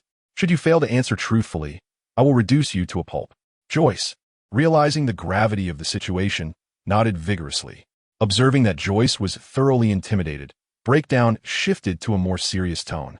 It has come to my attention that your company has been researching our Cybertronian bodies, attempting to create your own version of Transformers. It appears you have made some preliminary progress and have begun manufacturing your own Transformers. Am I correct, Mr. Joyce? Joyce, bewildered by Breakdown's assertions, looked at him with a face full of questions. Eventually, he replied, "My lord, you must be mistaken. While we have indeed been studying Cybertronian bodies, we have not yet achieved any significant breakthroughs. Although we can produce most of the essential components and have engaged in preliminary assembly, the transformative abilities and the AllSpark, key elements, remain beyond our comprehension. Our current focus is on the weaponry of Cybertron, with the aim of replicating their technology for our military." Upon hearing Joyce's response, Breakdown pondered, surprised that the company had yet to uncover the secrets of particle transformation technology. To confirm, the Barricade inquired once more, "Has your company's expedition to Antarctica uncovered anything?" Joyce, upon hearing this, was further perplexed. What Antarctic expedition? Did our company send anyone to Antarctica for an investigation? I was completely unaware. The individual declared, "I believe you are mistaken. We are a technology research and development company, not an exploration firm. It is inconceivable that we would dispatch personnel to Antarctica for such a purpose." After Joyce's remarks, the Barricade could essentially ascertain that the current company had indeed not yet developed the technology for particle transformation, nor had they discovered materials for seed bomb conversion. A sense of disappointment washed over the Barricade. In the cinematic realm of his previous life, the company had already reached its zenith upon its introduction, having produced formidable substitutes for Megatron, along with various other formidable creations. It seemed that his transmigration had significantly altered many aspects. In the film, the data of the AllSpark was absorbed by Sam, while in reality, it had been assimilated by the newly transformed Cybertronians. Without Megatron pursuing Sam, and Optimus Prime's sacrifice to protect him, the future remained uncertain. Given the current circumstances, the Barricade could no longer rely on the memories of his past life. He had to navigate cautiously, step by step. Contemplating this, the Barricade cast a glance at the bald-headed boss, pondering how to deal with him. The bald-headed boss, noticing the Barricade's gaze, felt a surge of fear and stood trembling, paralyzed with apprehension. "Let's just send him back for now," he decided. "Perhaps he will eventually develop the particle transformation technology, and it won't be too late to seek him out later." Subsequently, the Barricade rose and instructed the gearbox, "Send him back and ensure no harm comes to him. Mr. Joyce, I am dispatching my subordinate to return you. Upon your return, it would be prudent to send a team to investigate Antarctica. There lies what you seek." The Barricade aimed to guide Joyce, hoping he could find his way back to the right path. Upon hearing the Barricade's words, Joyce fell into deep contemplation. He was an astute individual. Otherwise, he would not have expanded his company to such a scale. From the onset of his encounters with extraterrestrial beings, he recognized the underlying business opportunities, investing considerable funds to procure parts of the Decepticon chassis from the U.S. government for research. Although the company was currently embroiled in chaos due to the Decepticons, its core technologies remained intact. As long as the essential technologies were preserved, he would soon rise again.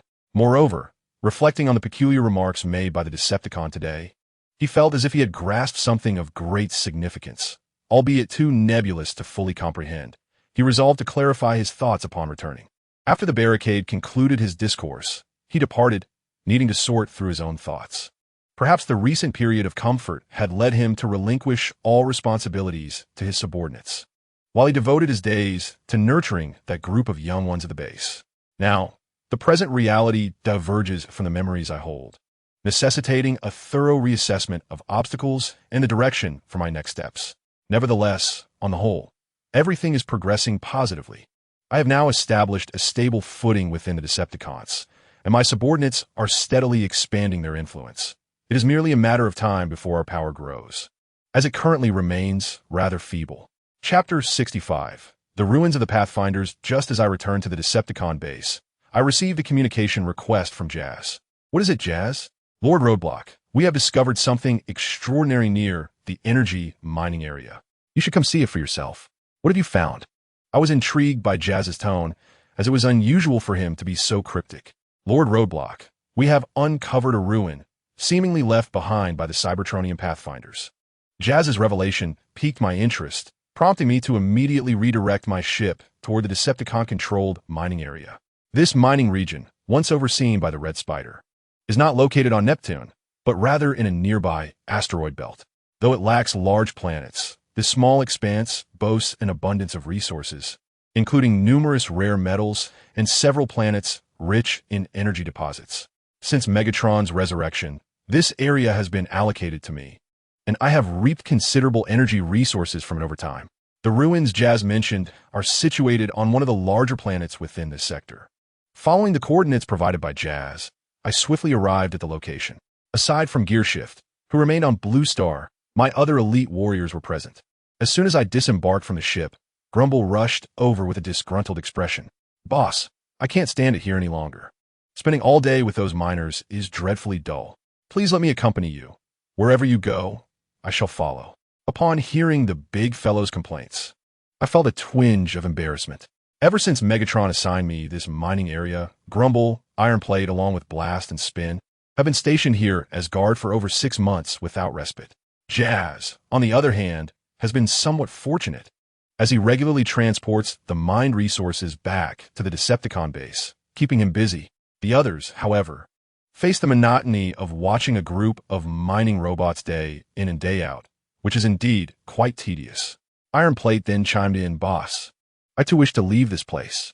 Though Ironhide often appears somewhat oblivious, he is exceptionally obedient to Barricade's directives. Ironhide's acknowledgement of this reflects the monotony of the sentry's duties at the mining site. "No worries," said Barricade, after we ascertain the nature of this relic. "I shall reassign you. Currently, numerous Decepticon warriors have joined our ranks. We shall rotate them to guard the mines." Upon hearing Barricade's words, the two companions erupted in cheers. Even Blaster and Jetfire, upon receiving the same news, wore expressions of relief. Subsequently, Barricade accompanied a few individuals into the base. In this mining region, to facilitate the storage of extracted mineral resources, Jazz had instructed his subordinates to establish bases on each asteroid. Essentially, a small Decepticon base is located near every mine. Typically, a squad of Decepticon warriors stands guard there, tasked with ensuring the security of the mines and the stored resources. The base they occupied was the largest in the mining area. Resources collected from other bases were consolidated here before Jazz oversaw their transportation back to the Decepticon stronghold on Neptune. As Barricade entered the base, he eagerly inquired of Jazz regarding the specifics of the discovered relic. "Lord Barricade," Jazz replied while surveying the mineral veins, "our scouts identified a suspicious location approximately 300 kilometers from our main control base, situated within a canyon. At the canyon's base, in a concealed area, there exists a colossal cavern. Upon entering, our reconnaissance warriors discovered a massive metallic door, towering over 100 meters. They dared not investigate further and hastily returned to report. Although we remain uncertain of the interior's nature, we can confirm that the entrance bears the insignia of Cybertronian Pathfinders. I surmise this is indeed a relic left by the Pathfinders." After a moment of contemplation, Barricade commanded, "Notify the warriors to assemble. We shall investigate the site. Additionally, bring 2 squads of mining Decepticon engineers." With Barricade's orders issued, the Decepticon warriors quickly gathered in the open space outside the command center. Due to various assignments, the number of Decepticons present in the base was limited to approximately 2 squadrons. Prior to Barricade's emergence, the warriors have been engaged in hushed conversations, many of them discussing the mysterious relic that had been discovered in their mining sector. Is Lord Barricade assembling the team to explore that base? They speculated. When Barricade finally emerged, Jetfire promptly approached him, reporting, "Lord Barricade, all warriors have assembled as commanded." Barricade nodded and addressed Ironhide. "You shall lead 1 squad aboard the ship. We will investigate the relic. Explosive and Jetfire, you 2 will remain with the remaining warriors at the base, ready to assist us. The location we are heading to may present some dangers." Subsequently, Barricade led Jazz, Thundercracker, and a squad of Decepticon warriors aboard their spacecraft towards the ancient relics nestled within the canyon for inspection. The vessel swiftly arrived at its destination, and upon disembarking, Barricade instructed one of the mid-ranking Decepticons, Take a small team to guard the entrance. Should you detect any danger, immediately contact the base for support. With that, Barricade guided the group into the cave. Upon entering, the opening was relatively modest, measuring merely a few dozen meters in length and width. Yet it expanded significantly as they ventured deeper. After traversing several hundred meters, a colossal metal door manifested before them. Barricade promptly emitted electromagnetic waves to scan the imposing structure. The analysis revealed that the door was composed of standard Cybertronian alloy, devoid of any peculiarities, though its thickness was quite formidable, exceeding 20 meters. After a moment of contemplation, Barricade reached a decision. Forcing open such a thick alloy door would be imprudent. It would be more expedient for the Decepticon engineers to excavate a tunnel through the wall. He approached the wall and directed the engineers, "Breach this section of the wall. We will enter through there." Upon receiving the command, the Decepticon engineers immediately commenced their task. Chapter 66. The Pathfinder's Relic 3, a resounding explosion echoed through the air, and approximately an hour later, one of the engineers approached Barricade with a respectful demeanor, reporting, "Lord Barricade, the passage is now open." Barricade nodded and led the group to the newly created entrance. Before them lay a temporary corridor, towering at 20 meters high and spanning several meters wide, forcefully carved out by the Decepticon engineers. Although it was a makeshift passage, for safety's sake, arched metal alloys were installed every 10 meters to prevent collapse once Barricade and the others entered. "Leave a small team to guard here. The rest of you, follow me inside." Following Barricade's orders, 10 junior Decepticon warriors, under the leadership of a mid-ranking soldier, secured the entrance while the others trailed behind Barricade into the temporary corridor. The passage was not lengthy, extending just over a few hundred meters. As Barricade and his team reached the corridor's end, the last soldier had yet to fully enter. The passage had not been entirely opened. To mitigate potential dangers, they halted a few meters short of the relics. At that moment, Thundercracker stepped forward, transforming his mechanical arms into 2 massive pile drivers, which he forcefully struck against the wall ahead. With a resounding crash, the wall was utterly breached.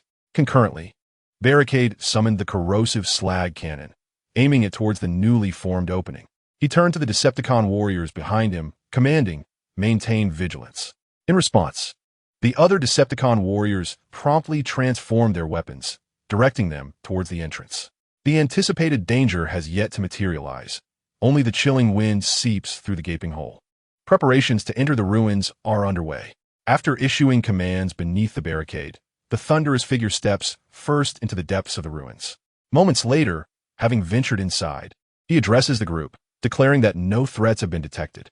Subsequently, the others begin to enter the ruins in succession. Once the barricade and his companions step inside, they realize they have entered an even grander corridor, devoid of any metallic or artificial modifications, save for the external alloy door. The interior appears to be a naturally formed passage. The barricade does not intend to linger here for long. After all the Decepticon warriors have entered, he promptly instructs his subordinates to remain vigilant and to proceed further. Together, they advance into the depths of the corridor, which is not excessively long, and soon they reach its terminus. At this juncture, the barricade discovers an enormous metallic gate at the end of the passage. Jazz hastens forward to conduct an inspection. Following a scan, Jazz reports, "Lord Barricade, this massive metallic door is composed of the same material as the entrance door. However, this gate is considerably thinner than the one at the entrance. Let us arrange for a direct breach." Initially, Barricade intended to leave the Decepticon engineers at the entrance, but thankfully they were permitted to accompany him, proving fortuitous as they now find themselves needing them. Upon receiving Barricade's command, Jazz promptly organizes the engineers to step forward. Under Jazz's guidance, the group begins to employ laser cutters on the metallic gate. After a wait of several minutes, the Decepticon engineers successfully carve out a square aperture, measuring 20 meters on each side. Once the engineers clear away the metallic debris, Barricade boldly strides through the newly created opening. He enters unarmed, not out of recklessness, but rather due to the fact that they have been here for over 2 hours. Having previously detonated explosives to breach the corridor and now using lasers to slice through the gate, if there were enemies within, they would have already launched an attack. Thus, Barricade is confident that for the moment, there is no imminent threat, at least not at the threshold. Upon entry, the view expands dramatically. Inside lies a vast plaza, meticulously transformed, spanning approximately hundreds of thousands of square meters. The entire plaza is constructed from Cybertronian alloy, with even the walls composed of the same material. Judging by the current state, it appears the builders first excavated a massive cavern and subsequently established a base within it. Barricade and his team find themselves at the outermost plaza of this base. As Barricade surveys his surroundings, Jazz and the remaining Decepticon warriors follow suit into the space. Barricade then addresses his troops, commanding, "All Decepticon warriors, pair off and disperse to search the entirety of the base." As hundreds of Decepticon warriors tirelessly scour the area, they soon conducted a thorough inspection of the entire plaza, yet uncovered neither peril nor any valuable resources. However, at the rear of the plaza, several smaller metallic doors were discovered, where Decepticon engineers were diligently cutting through the metal. Observing the desolation that enveloped the plaza, Jazz could not help but feel a pang of disappointment. He turned to Barricade and remarked, "My lord, there appears to be nothing of significance in this plaza. Surely, this relic cannot be devoid of all substance." Barricade himself harbored a gnawing sense of foreboding.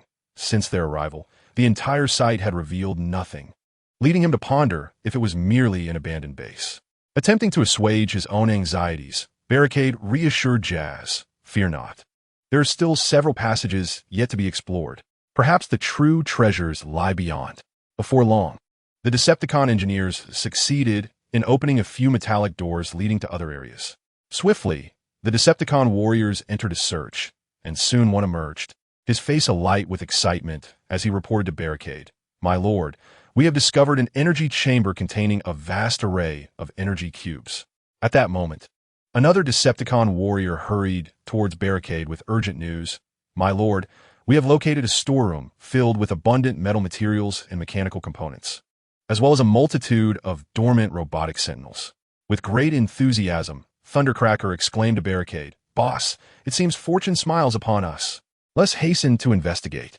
Yet, Barricade paid no heed to Thundercracker's exuberance. The initial lack of resources within the relic had left him somewhat disheartened. However, upon hearing of the substantial resources and robotic sentinels, an unsettling realization struck Barricade. Theoretically, this base should either be a forsaken shell devoid of all contents or a well-guarded storehouse brimming with supplies. Yet, the current situation revealed that while the base housed considerable resources and energy cubes, Barricade and his comrades had encountered no dangers whatsoever. The base lacked even the most rudimentary defenses. Moreover, the storeroom was filled with numerous inactive robotic sentinels. Why had the master of this base not activated these sentinels to safeguard their domain?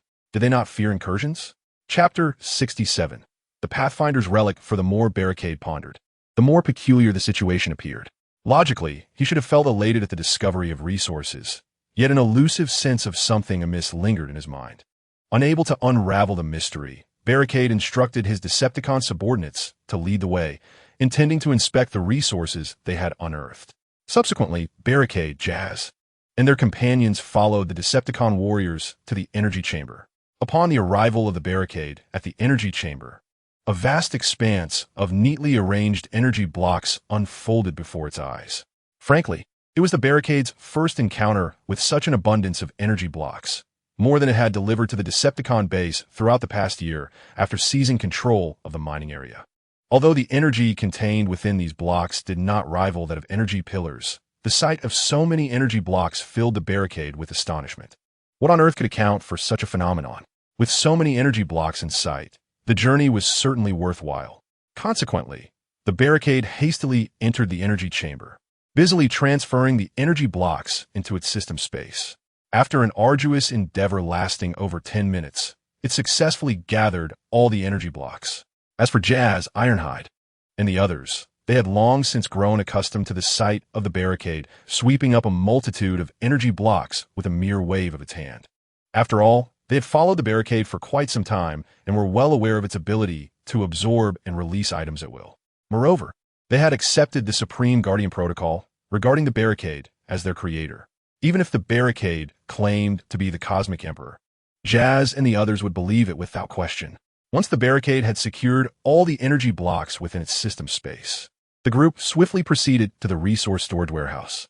This warehouse was significantly larger than the energy chamber, as it housed a variety of resource materials that occupied considerable space. However, the resources within the warehouse were not as abundant as the energy blocks. Although plentiful, they filled only about a third of the warehouse's capacity.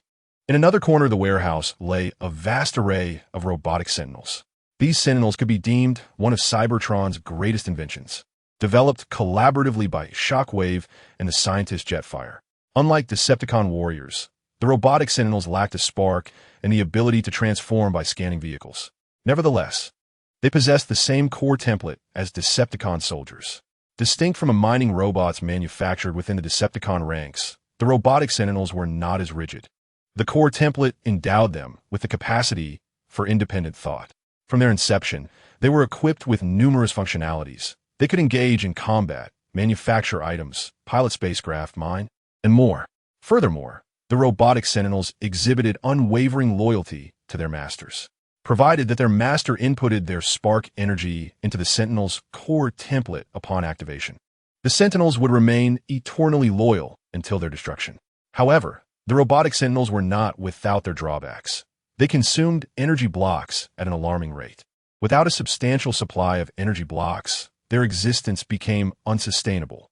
Lacking a spark, all their operational energy was derived from the energy blocks. Under normal circumstances, a single energy block could sustain one robotic sentinel for approximately a month. However, during combat, their energy consumption escalated dramatically, with a single energy block potentially lasting less than a week. The mechanical sentinels exist solely within the realms of formidable powers, as the lesser factions cannot possibly afford them. Furthermore, their masters need not fret about the sentinels succumbing to power depletion, for these entities are capable of autonomously replacing their energy cells. All that is required of their owners is to maintain a substantial supply of energy blocks. The Decepticons possess numerous mechanical sentinels on Cybertron, yet only a fraction accompanied them to Earth, tasked with the mundane operations of their base and the piloting of their spacecraft. Upon witnessing the abundance of mechanical sentinels, Lockdown felt a surge of elation surpassing even the sight of energy blocks, for these constructs could be transformed into formidable combatants. Lockdown collected all the mechanical sentinels into the system's storage, and upon initial estimation, he surmised their numbers to be approximately 10,000. This represented a significant force. Though their combat capabilities were rather lackluster, 3 mechanical sentinels might struggle against a single novice Decepticon.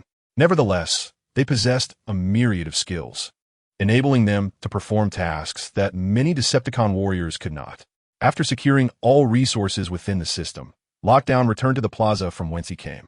At this juncture, most Decepticon warriors had congregated in the plaza, having thoroughly scoured the entire base, which now lay barren. Upon Lockdown's return, Jazz approached and inquired, "Lockdown, shall we retreat?" "No," Lockdown replied. "Inform the warriors to meticulously search the entire base once more. I have an unsettling feeling that something is amiss." Under Lockdown's directive, the Decepticon warriors commenced a more thorough search of the premises, leaving no stone unturned, as they examined every conceivable location where hidden mechanisms might be concealed. Meanwhile, Lockdown and a few others awaited news in the plaza. During the wait, Lockdown suddenly addressed Jazz. "Jazz, if you're the master of this base, would you store a vast quantity of resources and energy blocks without implementing any defensive measures?" Jazz pondered this for a moment before comprehending Lockdown's implication. He responded, "Indeed, no one would act thus, unless the master intended to use the resources within the base as a cover for something far more significant that requires concealment." Upon hearing Jazz's words, Lockdown murmured to himself, "If I were in that position, the most perilous area would paradoxically be the safest." After articulating this thought, Lockdown turned to Thundercracker and commanded, "Thundercracker, demolish the alloy flooring of the plaza." Upon receiving Lockdown's command, Thundercracker transformed his hands into pile drivers and began to strike the floor with tremendous force. Under the might of Thundercracker's assault, the alloy flooring quickly became deformed, and Ironhide promptly approached to lift the warped panels. Once the flooring was removed, it revealed a layer of yellow-brown rock beneath. Lockdown transformed his right hand into a powerful energy cannon, channeling energy from the core into the weapon, and then aimed at the exposed rock, firing a shot with precision. Suddenly, the ground was struck by the energy cannon, creating a substantial crater. Several individuals hastily approached the pit to assess the situation. However, upon nearing the crater, they were left astonished, for beneath it lay nothing but rock, contrary to the expectations of the roadblock, who had imagined that a transformed chamber would be hidden below the square. Unconvinced, the roadblock fired several more shots into the depths of the pit. After the explosions subsided, the group once again peered into the crater. As the smoke dissipated, they finally discerned the condition at the bottom of the pit. Upon seeing the yellow-brown rock, disappointment etched itself across their mechanical faces. Had they been overly optimistic? The roadblock couldn't help but question his own thoughts. Soon, the searching Decepticon warriors gradually returned to the square, reporting to the roadblock, "We have thoroughly searched the entire base and found no issues." Once all the Decepticon warriors had reunited in the square, Jazz and the others turned their attention to the roadblock. Jazz, give the order for the warriors to retreat. Thus, under the roadblock's command, the group of Decepticons retraced their steps, swiftly reuniting with the Decepticon warriors stationed at the entrance. Rumble gazed at the towering entrance, a grand metal door standing over 100 meters tall, and remarked, "Boss, this base's metal door is truly impressive. When we establish our own faction, we must have a similarly grand alloy door for our base." A grand door? Rumble asked. "Are you referring to this Cybertronian alloy door?" "Indeed, boss. Do you not find this door sufficiently majestic?" Unintentionally, Rumble's words sparked a realization in the roadblock. He finally recalled what fell amiss. The imposing Cybertronian alloy door, towering over 100 meters and measuring over 20 meters in thickness. There were two grand doors at this base. If there was already such a door constructed outside, why was there a need to build another one inside? Moreover, the purpose behind such a thick door was utterly perplexing. With this thought in mind, the roadblock promptly commanded, "Decepticon engineers, dismantle this Cybertronian alloy door entirely. I am eager to uncover what trickery the masters of this base are up to." The Decepticon engineers, initially prepared to board their spacecraft, quickly returned upon receiving the roadblock's directive and began their cutting work. Rumble, witnessing the roadblock's order for the engineers to dismantle the alloy door, clapped his hands in excitement and exclaimed, "See, Ironhide, the boss truly understands me." Ironhide scratched his head, ready to respond, when suddenly an unexpected turn of events occurred. As the Decepticon engineers commenced their cutting, the metal above the grand door automatically opened, revealing a row of large-caliber Cybertronian energy turrets, which immediately targeted the engineers engaged in dismantling the massive door. In a moment of surprise, the Decepticon construction workers, engaged in their cutting tasks, were caught off guard by the projectiles launched from the energy cannon. Several of these workers were struck directly, their mechanisms punctured instantaneously, while the remaining Decepticons were sent hurtling backward by the explosive energy waves. The sudden turn of events left even Barricade unresponsive, let alone the construction workers. After launching its devastating barrage, the energy cannon mounted on the colossal metallic door began a relentless assault on Barricade and his Decepticon forces. Trapped within a spacious corridor with no cover, Barricade's soldiers fell victim to the onslaught, many collapsing under the fire. Sensing the imminent danger, Ironhide swiftly positioned himself beside Barricade, brandishing a shield to protect him. Observing his comrades fall, Barricade urgently commanded his troops to retreat from the corridor, recognizing that they would merely serve as targets for the energy cannon. Under Ironhide's protection, Barricade transformed and retaliated with his energy hand cannon against the energy weapon on the metal door, while Jazz and others drew their weapons to join the counterattack. With Barricade's fierce onslaught, the energy cannon was swiftly incapacitated. Once neutralized, the metal door seemed to lose its defensive capabilities, falling silent. However, Barricade and his companions remained vigilant. After a brief pause, observing the door's inactivity, Barricade instructed Ironhide to lead the troops in aiding the wounded and assessing their losses. He then turned to Jazz, commanding him to inform the soldiers outside to bring in defensive equipment, as their troops were at a distinct disadvantage in the open space. Despite being caught off guard, Barricade felt a surge of excitement. The attack from the door's defenses validated his suspicions that something was amiss with this colossal barrier. Once arrangements were made, Barricade retrieved the 19 corrosive sludge cannon and aimed it at the metal door, pulling the trigger. A corrosive projectile struck its target, initiating a rapid deterioration of the impacted area. Within moments, a significant portion of the door, approximately 10 meters wide, began to corrode, as the Cybertronian alloy proved utterly helpless against the sludge cannon's effects. The metal at the impact site first rusted and yellowed before collapsing entirely. Witnessing the devastating impact of Barricade's 19 corrosive sludge cannon, the others recoiled in fear, their mechanical necks instinctively retracting. The power of this attack was truly formidable. Barricade himself was taken aback by the cannon's potency. Although he knew this weapon was formidable, it was his first time utilizing it since purchasing it from a system shop, and he was astonished by its overwhelming effectiveness. Indeed, products from the system were of exceptional quality. In that moment, Barricade felt as though he could single-handedly confront the fallen. Subsequently, Roadblock shook his head, dismissing such unrealistic thoughts from his mind. The corrosive mud cannon, while formidable, would scarcely pose a threat to a formidable adversary like the fallen Prime, as the chances of hitting him were slim unless he resorted to a stealthy ambush. Even if he succeeded in catching him off guard, the efficacy of the mud cannon would be significantly diminished against the resilience of the fallen Prime's body, requiring multiple strikes to achieve any substantial effect. After casting aside these impractical notions, Roadblock once again directed his focus toward the corroded section of the alloy gates, firing 2 successive corrosive projectiles. As a result of being struck by the 2 corrosive shells, a gaping hole nearly 30 meters wide was created in the alloy gates.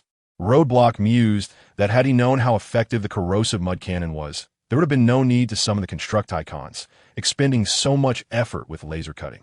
Upon witnessing the substantial breach in the alloy gates, Jazz cautiously approached. As he neared the gates, he observed a straight metallic passageway emerging from the base of the corroded structure. Roadblock, there is indeed a passage beneath the alloy gates. Something is amiss here, Jazz reported, prompting Roadblock and his companions to gather around. Chapter 69.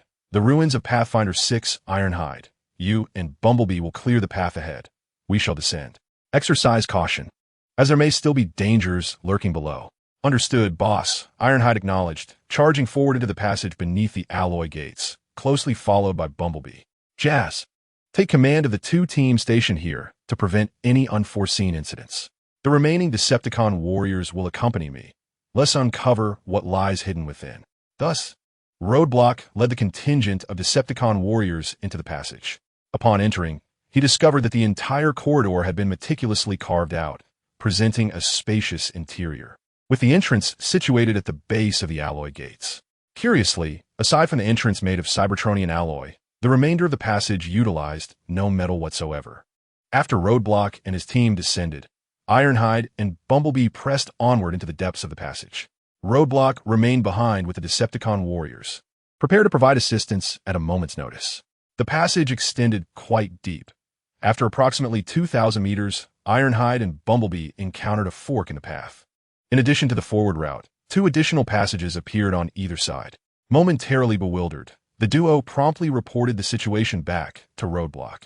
Not far from their location, Roadblock swiftly approached upon receiving their update.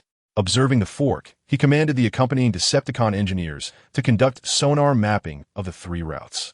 Originally, the Roadblock intended to divide his forces into 3 paths, with both Thunder and Ironhide taking one route, while he would traverse another.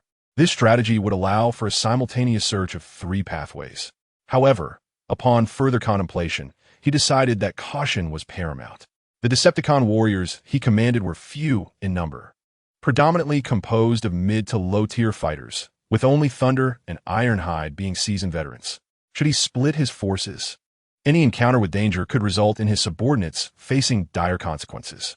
Upon receiving Roadblock's orders, the Decepticon engineers promptly deployed sonar across the 3 corridors, subsequently mapping the conditions based on the reflections of the elastic waves.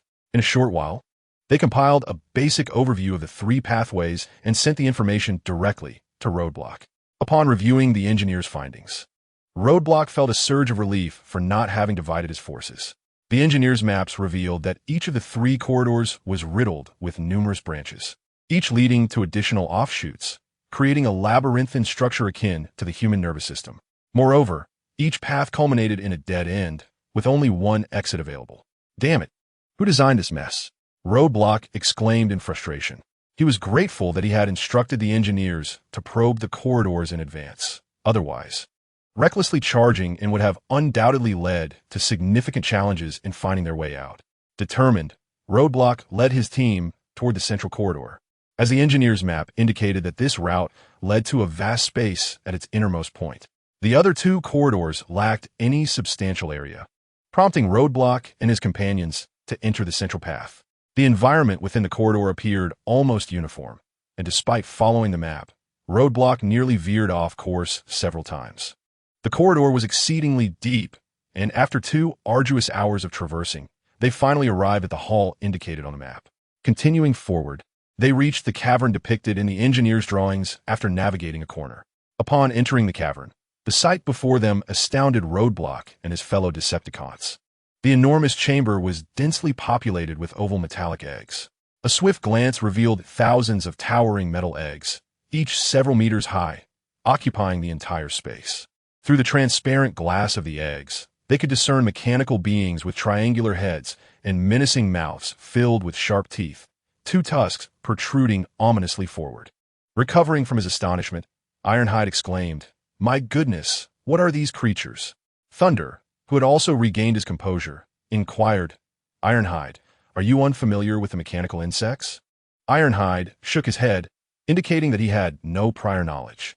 As a newly emerged Decepticon, he lacked the historical context that Thunder possessed, who had been around since the Council era and was familiar with the mechanical insects. Ironhide, born during the latter stages of the war between the Decepticons and Autobots, had never encountered such creatures. Although both individuals are elite Decepticon warriors, Thunderclash has grown through relentless battles against the Autobots. Whereas Ironhide ascended to a high-ranking warrior position instantaneously upon encountering the stasis field.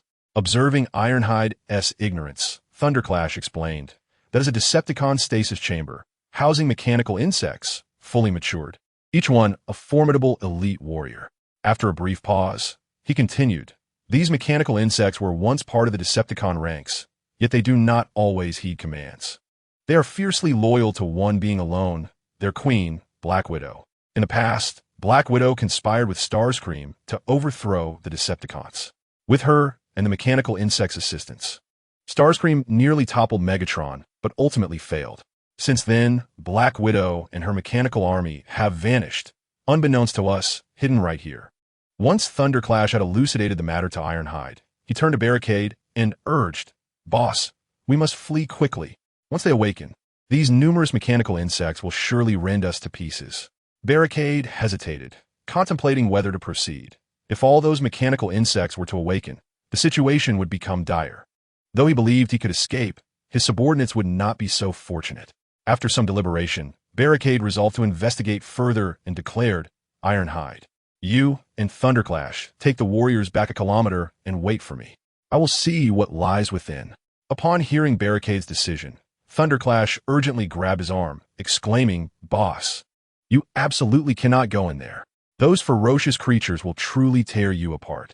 Although Barricade had felt anxious moments before, Thunderclash's words now sparked amusement. Understanding Thunderclash's concern, he could not resist jesting. "What's wrong? Do you not trust your leader? Even in the face of these little insects, I could swat down a Titan if it came to that. Don't you believe?" But Boss Thunderclash stammered, "Forgetsubu. You need to take those Decepticon warriors back and wait for me. If you continue to linger here, you'll awaken the mechanical insects and we'll all perish." "Very well," Barricade conceded. "However, should the mechanical insects awaken, you must flee immediately." After Thunderclash and Ironhide retreated from the cavern, Barricade cautiously entered. Though the dormant mechanical insects would not easily awaken, he prioritized caution. His own survival was paramount. As he approached, the sight of the mechanical insects grew increasingly menacing. Each insect within the stasis chamber measured 15 meters in length, their stature and robust form comparable to Barricade's own, with nearly all of them reaching the elite warrior status upon maturity. They belonged to a primitive breed, distinct from the ordinary inhabitants of Cybertron. The mechanical insects are merciless and bloodthirsty, shredding their adversaries into fragments with every battle, earning a notorious reputation across Cybertron. Many Cybertronians are reluctant to engage with them, leaving only the Decepticons capable of accommodating their presence. However, the mechanical insects are not without their shortcomings. Their intellectual capacity is alarmingly low, akin to that of children. They respond to gentle coaxing rather than force. If one flatters them and elevates their status, they will comply with any request. During their servitude to the Decepticons, only their queen and the cunning Starscream managed to command them. For Starscream, in addition to his treachery, possessed a shrewdness that kept the mechanical insects ensnared in his machinations. Upon observation, Barricade discovered that each stasis pod was connected to an energy conduit, continuously supplying power. It seemed these mechanical insects had been dormant for quite some time. A swift glance allowed Barricade to roughly estimate that there were tens of thousands of stasis pods present, representing an immense army of elite warriors. The prospect of employing the Supreme Guardian Protocol to recruit these mechanical insects as his subordinates was tantalizing, potentially elevating him to the second most powerful figure within the Decepticons, or even enabling him to establish his own faction independent of them. However, the Guardian Protocol could not be directly implanted within the sparks of these mechanical insects. It required voluntary consent for integration, as they lay in dormancy. Activating the Guardian Protocol would inevitably awaken them, and their stubborn loyalty would only permit them to serve their queen. Thus, Barricade reluctantly set aside this notion. While examining the stasis pods within the cavern, Barricade noticed a substantial empty space at the very center. He deftly navigated around the outer pods and approached the central area, finding that every stasis pod he passed contained a mechanical insect warrior. His excitement grew with each sighting.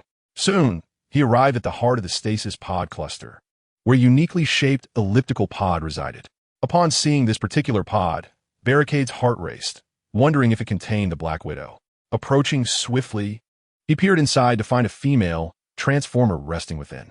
To his astonishment, it was indeed the Black Widow. Instantly, Barricade conceived a strategy to control the entire swarm of mechanical insects. First, he would integrate the Supreme Guardian Protocol with the Black Widow's spark, and then, through her, he would direct the remaining mechanical insects to assimilate the same protocol.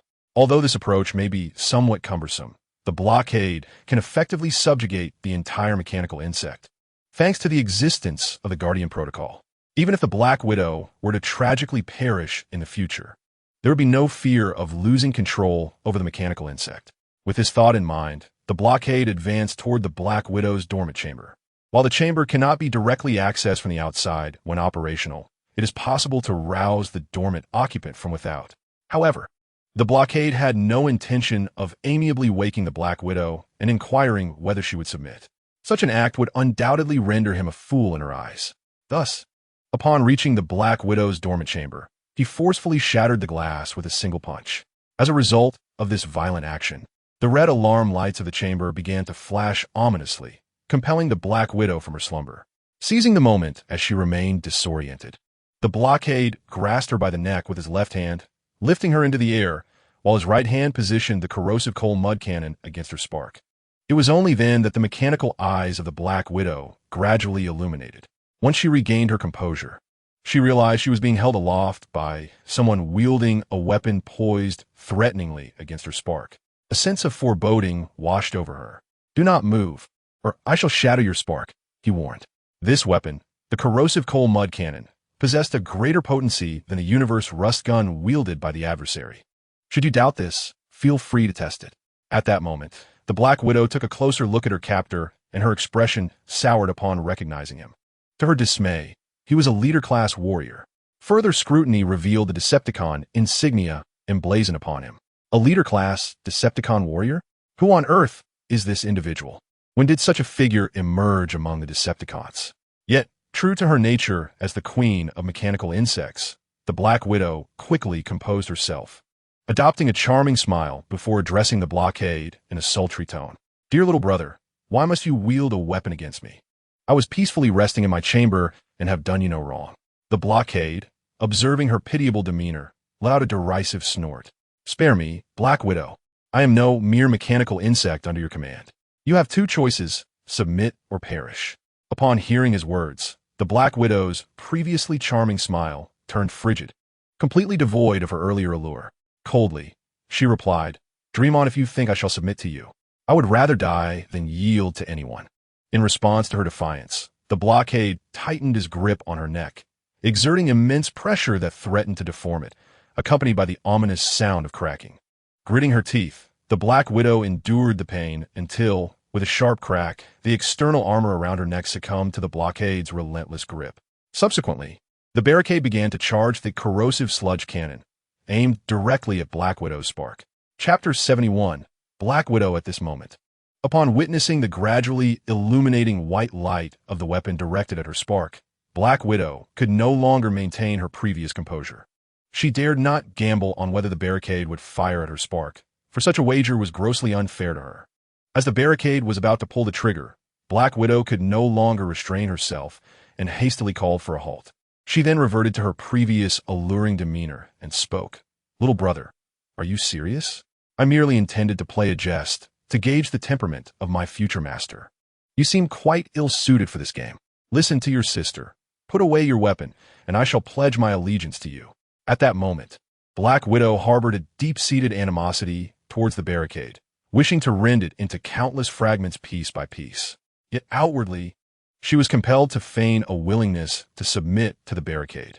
She vowed internally that once the Barricade retracted its weapon, she would awaken all the mechanical insects and slowly torment it. The notion of this queen submitting to you, you wretched Decepticon, was nothing but a delusion. The Barricade understood the nature of Black Widow well, thus disregarding her words entirely.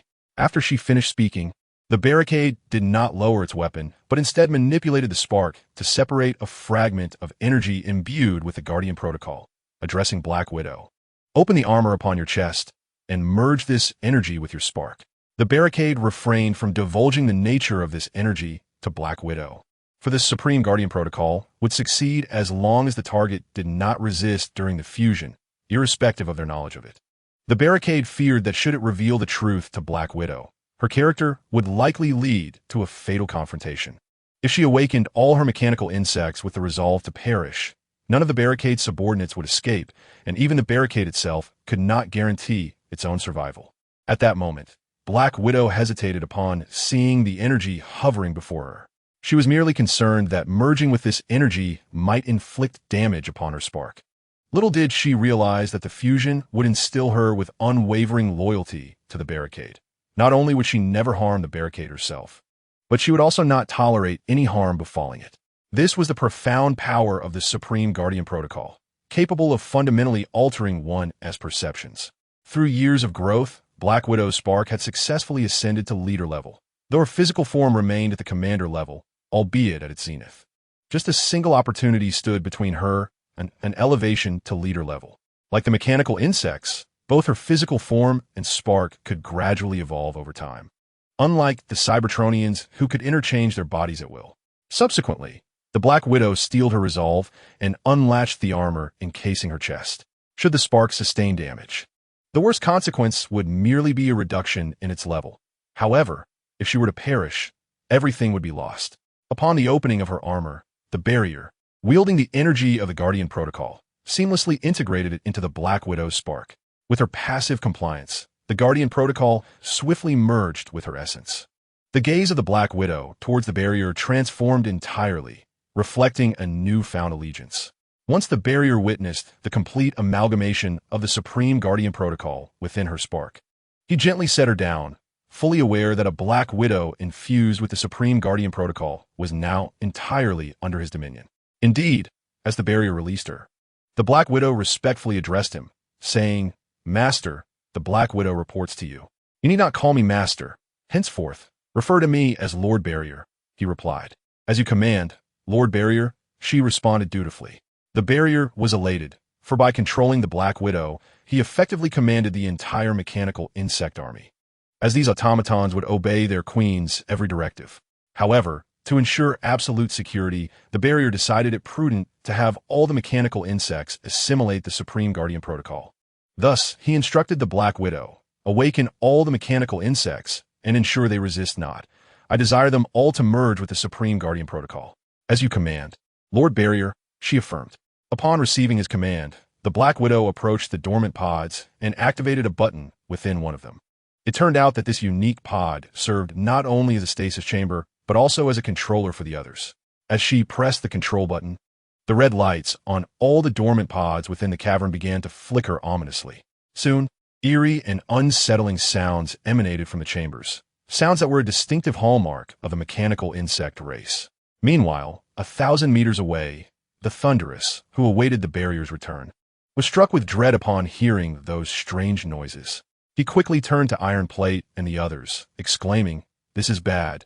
The mechanical insects are awakening. The boss is in danger. We must hurry to save him." Without delay, Thunderous dashed towards the barrier's location. Iron Plate and the others, upon hearing Thunderous' alarm, were equally alarmed, promptly transforming their weapons and following in his wake towards the barrier.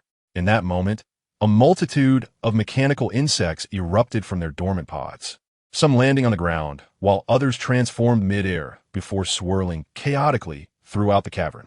At that instant, 3 towering figures, significantly larger than the other mechanical insects, descended before the barrier and the Black Widow. They addressed her with utmost reverence, proclaiming, "Your Majesty, the rebound reports to you. Your Majesty, the shrapnel reports to you. Your Majesty, the bomb reports to you." The 3 mechanical insects stand as the most formidable entities among their kind, serving as the most capable subordinates of the Black Widow, with each possessing the strength of a commander. The leader among them, known as Shrapnel, spoke up, addressing the Queen, "My lady, who is this individual beside you? Have you summoned us to rend him apart?" The Black Widow promptly retorted, "Shrapnel, do not be disrespectful. This is Lord Barricade."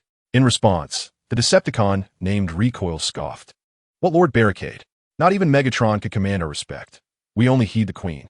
The Black Widow, taken aback by his words, cast an awkward glance at Barricade. However, Barricade waved dismissively, indicating that he was unconcerned, for he, like Thundercracker, was an old guard of the Decepticons and was well aware of the trio's troublesome history during their time with the Decepticons. Previously, when they were with the Decepticons, the 3 were inseparable, living by their own code and often disregarding even Megatron's authority. Chapter 72, Taming the Mechanical Insects. These mechanical insects had shown blatant defiance even towards their leader, Megatron, during their time in the Decepticon ranks, let alone their current situation. Barricade remained unperturbed, knowing that once they all assimilated the Supreme Guardian Protocol, they would consider him their master. At that moment, a sudden barrage of gunfire erupted at the entrance of the cavern, causing the mechanical insects to swarm towards it. Simultaneously, Barricade's communicator crackled to life with a frantic voice. "Boss, where are you? We've come to rescue you." Barricade was momentarily taken aback. How had these individuals returned and engaged with the mechanical insects at the cave's entrance? He quickly responded through the communicator, "Thundercracker, I am unharmed. Do not engage with the mechanical insects. They are now our allies." He then turned to the Black Widow and instructed, "Quickly, command the mechanical insects to cease their advance. Those warriors outside are my subordinates. Bring them here." Upon receiving Barricade's orders, Thundercracker promptly shouted to the Decepticon warriors, "All Decepticon fighters, cease fire." The Decepticon soldiers immediately halted their assault. Ironhide, perplexed, turned to Thundercracker and asked, "What's going on?" "The boss is still inside. We must rush in to save him." "What do you know, you big oaf? Lord Barricade just informed me that these mechanical insects are our allies, and we must not engage them." Just then, upon receiving the Black Widow's command, the mechanical insects halted as well, parting to create a pathway. The Black Widow emerged slowly from behind the mechanical insects. Upon seeing her, Thundercracker was taken aback and instinctively exclaimed, "By the stars, it's the Black Widow." Upon witnessing the astonished expression of Thunderclap, Black Widow felt a profound sense of satisfaction, clearly reveling in her own notoriety. With an air of elegance, she gracefully announced, "Lord Barricade is waiting for you inside. Do join me." Without waiting for Thunderclap and Ironhide to respond, she turned and gracefully re-entered the cavern. Exchanging glances, Thunderclap and Ironhide silently communicated, and Thunderclap then addressed the assembled Decepticon warriors, proclaiming, "We shall proceed." The group followed closely behind Black Widow into the depths of the cave. Flanking the entrance were myriad mechanical insects, which began to screech at Thunderclap and Ironhide as they passed, evoking a sense of trepidation in the hearts of the onlookers. Ironhide leaned towards Thunderclap and whispered, "Who is that woman up ahead?" "Shoo!" Thunderclap nearly jumped at Ironhide's words, quickly placing a finger to his lips to signal silence. He then quietly replied, "That is the queen of the mechanical insects, Black Widow. You must refrain from disrespectful remarks." Did you not see that even the ferocious mechanical insects dare not defy her commands? Do you wish for Black Widow to hear you refer to her as that woman and unleash the insects upon you? Let's tread carefully. We are deep in enemy territory. Our primary objective is to regroup with the boss, Thunderclap continued. With Black Widow's presence instilling a sense of dread, the mechanical insects, while exhibiting their ferocity, refrained from attacking the Decepticons. Before long, the group arrived at the heart of the cavern. Upon spotting Thunderclap and his companions, Barricade remarked, "Did I not instruct you to wait 1,000 meters away? What brings you back?" Thunderclap quickly replied, "Boss, we heard the mechanical insects awaken and feared for your safety. So we rushed over." "You fool. If you were concerned for my safety, why did you not use the communicator to check the situation beforehand?" Barricade admonished. Thunderclap sheepishly chuckled. "In my haste, I forgot." "Very well. You shall wait here while I demonstrate how to subdue these mechanical insects." Barricade then turned to Black Widow, instructing her, "Gather them all together and ensure they do not resist. Prepare for the Supreme Guardian Protocol." As Black Widow corralled all the mechanical insects, Barricade opened the armor on his chest, releasing a vast amount of energy imbued with the Supreme Guardian Protocol, which he distributed before the mechanical insects.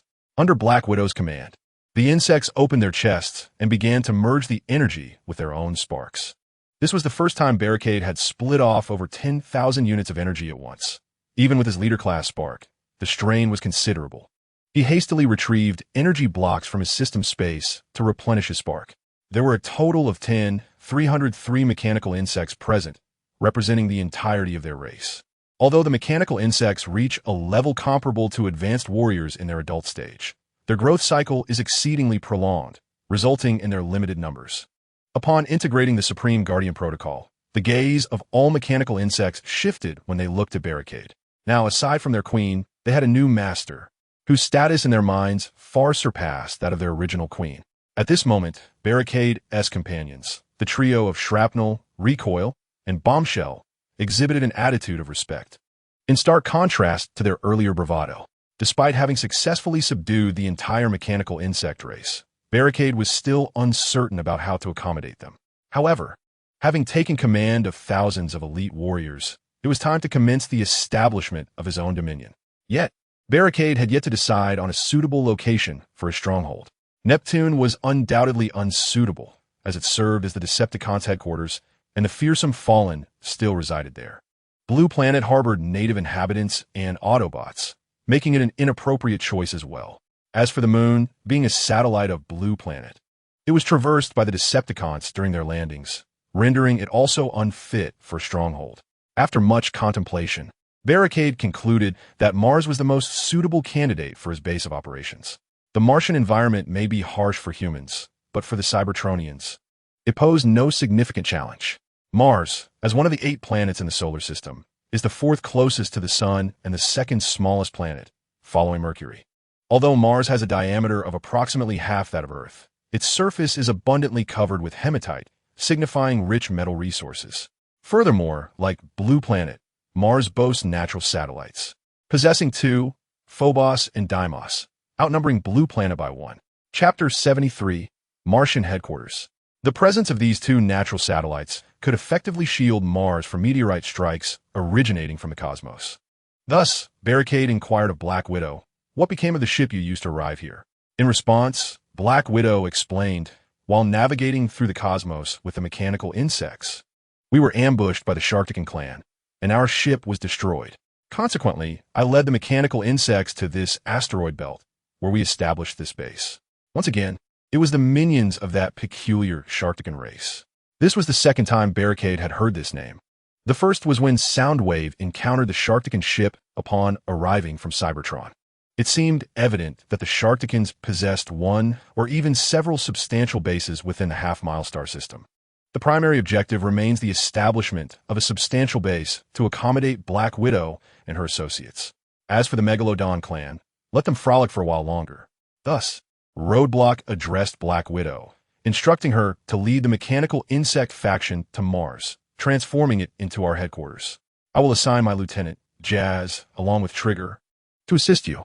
Additionally, leave behind 100 mechanical insect warriors to ensure the security of the mining area, as it is currently under our jurisdiction and promises significant returns. Bombshell will be in charge, leading this group of mechanical insects. Otherwise, I fear no one will be able to keep them in check. Black Widow, accompanied by the majority of the mechanical insects, set forth to Mars, while Roadblock led Jazz, Thundercracker, Ironhide, and others back to the Decepticon base on Neptune. As for Flywheels, Roadblock left him behind to oversee the mining operations, for someone must take responsibility for the site.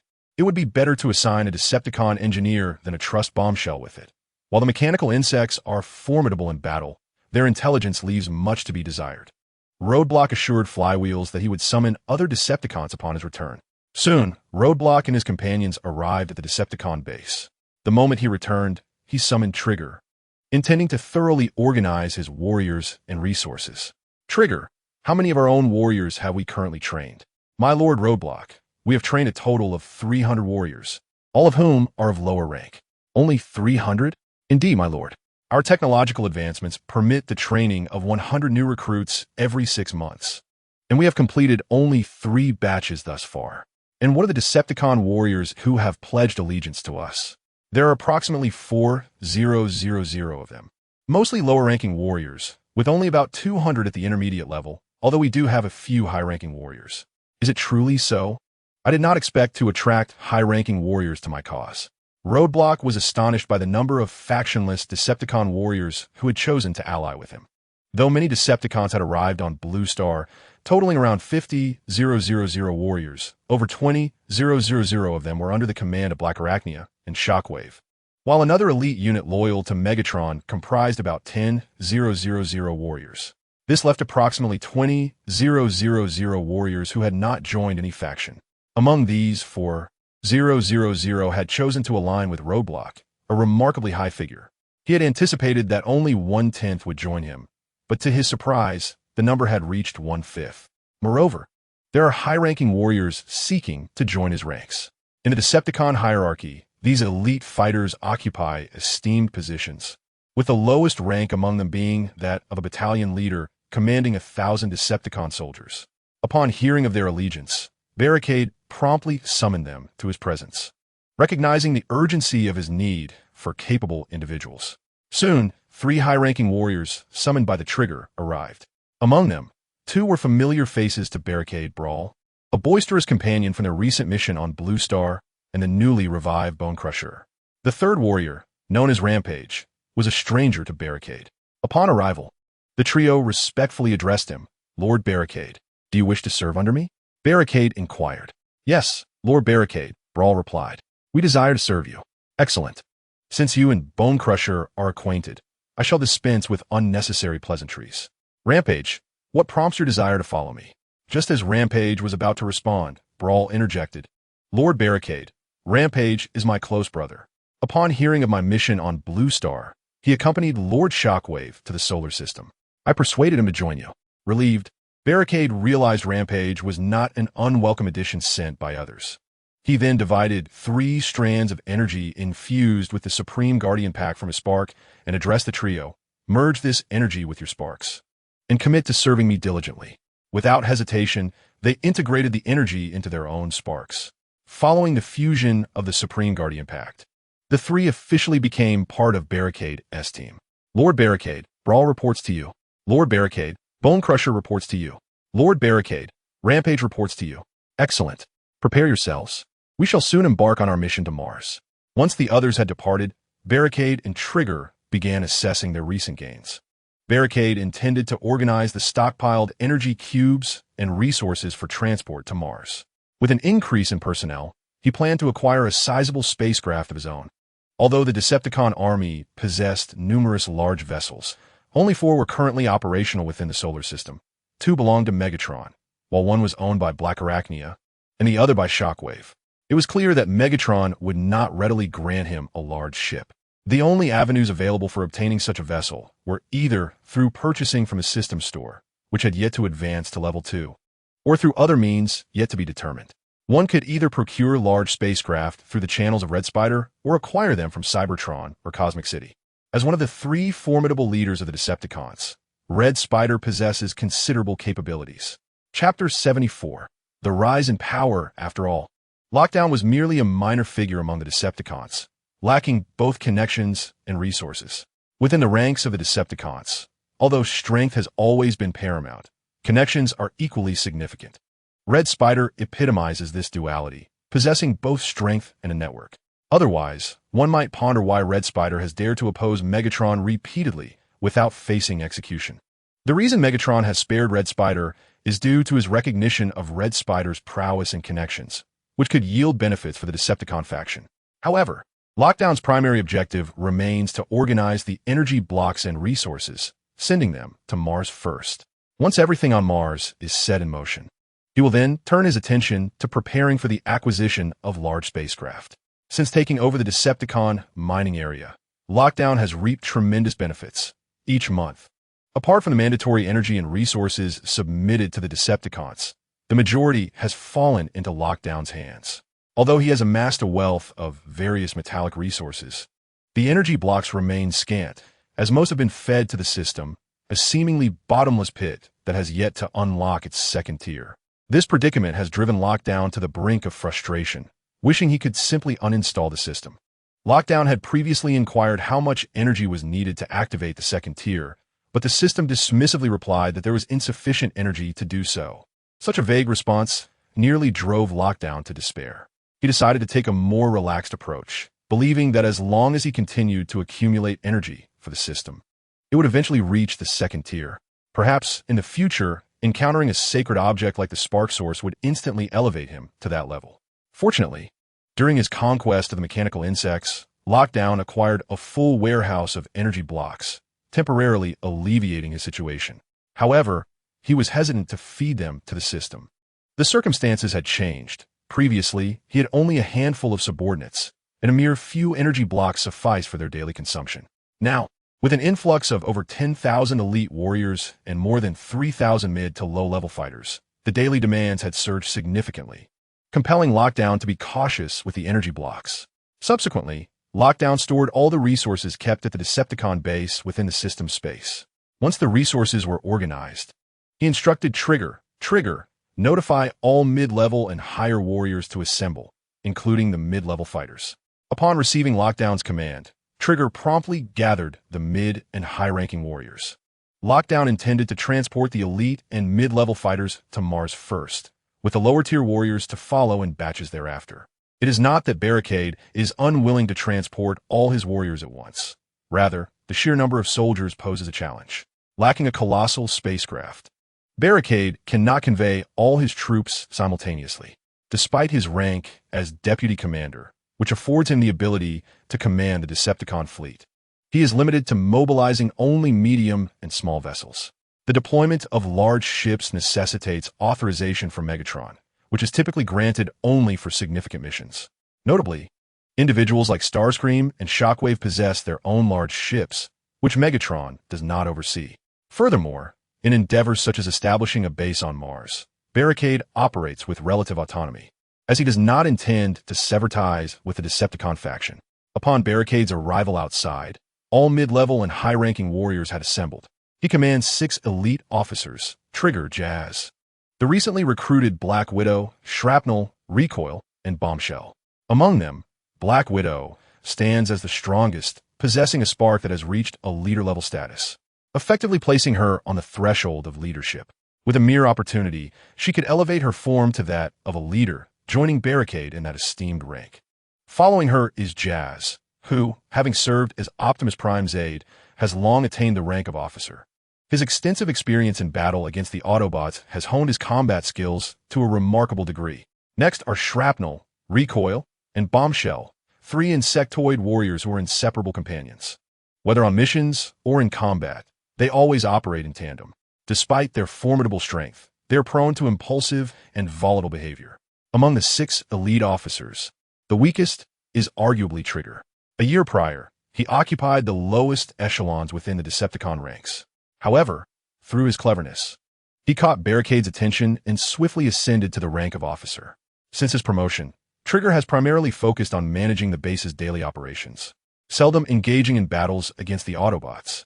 Although the weakest among them, Trigger's contributions are significant, Barricade often entrusts him with various responsibilities, and Trigger has consistently proven his worth, never disappointing his commander. In terms of high-ranking warriors under Barricade's command, there are even more than the lower-tier fighters, most of whom are insectoid soldiers focused solely on combat, driven by a singular desire to obliterate their foes. The remaining elite warriors consist of 8 individuals: Thunder, Ironhide, Blast, Spin, Gearbox, and the newly joined trio of Bonecrusher, Ruckus, and Rampage. Thunder and Ironhide are slightly more capable than the insect warriors, possessing a semblance of strategic thinking, albeit still struggling to operate independently. The Gearbox was indeed functional, thus leaving the roadblock station on Blue Star responsible for the operations of the base there and the exchanges with the polar bears of the Arctic. The remaining few could be cultivated with particular focus. As for the intermediate warriors, there were 210 in total, among whom 10 were Decepticon warriors who had once been part of the same squad as Trigger. Of these warriors, 4 were currently stationed alongside the Gearbox, tasked with safeguarding the Blue Star base, while the remaining 6 were in the mining area. Furthermore, there were the newly joined 200 intermediate Decepticon warriors. Roadblock had yet to integrate them into the Supreme Guardian Protocol. Seizing this opportunity, Roadblock intended to initiate their fusion into the protocol. Thus, Roadblock addressed the 200 Decepticon warriors before him, stating, "You are all newly enlisted warriors in my ranks. The purpose of gathering you today is to present you with a trial. Only those who have undergone this trial may join my faction." Upon hearing Roadblock's mention of a trial, the Decepticons below were left in a state of confusion, as they had not been informed of any trials upon their initial enlistment into the Decepticons. Chapter 75. The significant increase in power. Observing the bewilderment among the intermediate warriors upon hearing his words about the trial, Roadblock felt compelled to elaborate. "The trial is quite simple. I seek your loyalty, although I cannot guarantee that each of you will ascend to the rank of advanced warrior. I can assure you that the resources you will acquire in my faction will far exceed those available in any other, provided you possess the capability to achieve military merits. I have ample resources to reward you generously." Upon concluding his speech, the 200 Decepticon warriors erupted in fervent cries, shouting, "Lord Roadblock, we are eager to join your ranks. Long live the Decepticons! Long live Lord Roadblock!" The influx of Decepticon warriors into Roadblock's command could largely be attributed to Trigger's efforts. The reason so many intermediate and lower-tier Decepticons wished to serve under Roadblock was that Trigger had once been one of them. Prior to following Roadblock, Trigger had been merely a lowly beginner warrior within the Decepticon ranks. Yet, within a little over a year of following Roadblock, he had ascended to the rank of an esteemed commander. This transformation undoubtedly inspired the lower-tier Decepticon warriors as they envisioned a path forward. Roadblock was notably generous, willing to invest resources into the development of his subordinates. The prospect of rapidly becoming an advanced warrior or even reaching the commander level by joining Roadblock's ranks was enticing. Coupled with Trigger's continuous promotion of Roadblock's merits, it was no wonder that so many Decepticon warriors chose to align themselves with Roadblock's faction. Thus, when the warriors heard Roadblock's assurance that he would reward them with resources for their military achievements, their enthusiasm was palpable. Upon witnessing the performance of the Decepticons before him, Barricade expressed his satisfaction and raised a hand to silence the gathered warriors. Once they had quieted, he continued, "Of course, I recognize that some of you may harbor ulterior motives for being here. Before you join my ranks, I offer you the chance to depart. Should you choose to remain and later betray me, I shall personally rend you to shreds." Barricade was aware that his overt recruitment among the Decepticons would undoubtedly attract the attention of Shockwave and others. However, he remained untroubled by concerns regarding the loyalty of his subordinates, as he possessed the Supreme Guardian Protocol. His earlier remarks were intended to gauge the reactions of the mid-tier warriors. They would not assign high-ranking warriors to his side, for such individuals serve as the backbone of any faction, and their abilities would not be squandered as mere spies. Similarly, low-ranking warriors would not be brought forth, as they were plentiful and would remain at the bottom of any hierarchy, unable to access valuable information. Thus, enlisting mid-tier warriors proved to be the most prudent choice. In truth, Barricade eagerly anticipated the arrival of several high-ranking warriors from Shockwave's faction. When the time came for him to merge them with the Supreme Guardian Protocol, those elite warriors would become his subordinates. However, while he spoke, he noticed nothing unusual among the mid-tier warriors. prompting him to prepare for their direct integration with the Supreme Guardian Protocol. Once merged, these mid-tier warriors would voluntarily disclose information without him needing to prompt them. Consequently, Barricade controlled the spark and split it into 200 strands of energy imbued with the Supreme Guardian Protocol, directing this energy towards the mid-tier warriors before him. He addressed them, "If you wish to become warriors under my command, open the armor on your chest and merge your sparks with the energy before you." Most of the mid-tier warriors immediately complied, merging their sparks with the energy presented. However, approximately 30 Decepticons remained motionless. One of them, a mid-tier warrior, inquired, "Might I ask, Lord Barricade, what is this energy before us? Will merging with it have any impact on us?" Upon hearing this, the remaining 30 warriors who had yet to merge turned their gazes towards Barricade. Upon hearing the inquiry from a Decepticon warrior, Barricade addressed the one who had posed the question, saying, "Excellent. Your ability to ask such a question demonstrates your intelligence as a Decepticon warrior. I can unequivocally assure you that the energy before you will have no adverse effect on your spark. Rather, it will enhance it. However, I must emphasize that once you merge with this energy, it signifies your official allegiance to my faction. This energy will alter your subconscious, ensuring your loyalty to me." At that moment, the previously inquisitive Decepticon warrior had completed the fusion. "Lord Barricade, Hook reports to you.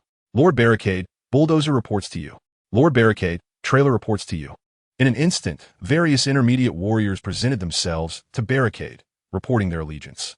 Once all the intermediate warriors who had merged with the energy had reported, Barricade turned his gaze to the 30 or so warriors who had not yet fused with the Supreme Guardian Protocol. He then stated, "As you can see, after merging with the energy, there has been no significant change to your being. Whether you choose to merge with this energy and join my ranks is entirely up to you." After Barricade finished speaking, including the previously curious warrior, more than 10 warriors fused their sparks with the energy before them. Only 20 intermediate warriors remained unmerged. Barricade looked at these 20 Decepticon warriors and inquired, "What about you? Do you not wish to join my faction?" As soon as Barricade's words fell, several warriors responded, "Apologies, Lord Barricade, but we prefer not to be controlled. Thus we choose not to join your ranks." Barricade nodded and then turned to the remaining warriors, asking, "Do you also refuse to join my faction?" Upon hearing Barricade's question again, the other warriors similarly expressed their reluctance to align with him. After confirming their sentiments, Barricade addressed the higher-ranking warriors, rumbling, "Dispose of them. But take care not to damage their sparks." Following Barricade's command, the Decepticon warriors lunged forward, and within mere moments, they tore the 20 unwilling intermediate warriors to shreds. In truth, Barricade was not a bloodthirsty being. He was generally quite amiable. However, in this instance, he had no choice, as it was evident that the remaining individuals were planted within his ranks by others. Chapter 76. Journey to Mars. Barricade intentionally revealed the effects of the energy imbued with the Supreme Guardian Protocol to observe the warriors' reactions, and the outcome was unmistakable. Although it was possible that some of these warriors were innocently caught in the crossfire, Barricade could not afford to spare them, for they were now privy to his secret. He could not guarantee their silence, leaving him with no choice but to order their demise. However, the obstacles did not prevent the subordinate warriors from directly extinguishing their flames. The obstacles intended to provide them with a new body from the system store, as the bodies purchased from the system store came equipped with the Supreme Guardian Protocol, which would ensure that upon resurrection, they would directly become the subordinates of the obstacles. Soon, with a rumble, the gathered flames were presented before the obstacles. After handing over the flames, he spoke, "Boss, everything is settled." The obstacles nodded and then addressed the Decepticon warriors, saying, "Everyone aboard the spaceship. We are departing from Mars." In no time, 180 mid-level warriors, led by Trigger and his companions, boarded the spaceship in an orderly fashion. Meanwhile, Black Widow was leading Shard and Recoil in reconnaissance of the largest canyon on Mars, the Marineris Canyon. After arriving on Mars, Black Widow had already conducted a preliminary survey. Through her investigation, she discovered that the southern hemisphere of Mars was riddled with impact craters, sand dunes, and gravel, making it unsuitable for establishing a base. In contrast, the northern hemisphere featured younger lowland plains and housed the largest mountain in the solar system, Olympus Mons, along with the grandest canyon, Marineris Canyon. Undoubtedly, these two locations were the most suitable for establishing a base, though the final decision on the exact site would rest with the obstacles. At that moment, the spaceship carrying the obstacles and their companions had reached the outer atmosphere of Mars. As obstacles observed the irregular asteroids passing by the spaceship, whether from the front or around, one could only truly appreciate the insignificance of humanity, Cybertronians, and even civilization itself when immersed in the cosmos. Gazing at the crimson planet outside the spaceship, the obstacles felt a deep sense of satisfaction. Trigger, contact Black Widow and confirm their location. At once, Lord Obstacles, responded Trigger promptly, reaching out to Black Widow. After confirming her position, he reported to the Obstacles, Lord Obstacles, we have located Black Widow. They are in Marineris Canyon. Shall we proceed directly? Yes, let us proceed directly. Simultaneously, upon receiving the news that the Obstacles were about to arrive on Mars, Black Widow commanded Shard, gather our machine insect kin. Lord Obstacles is arriving shortly. As you command, my queen.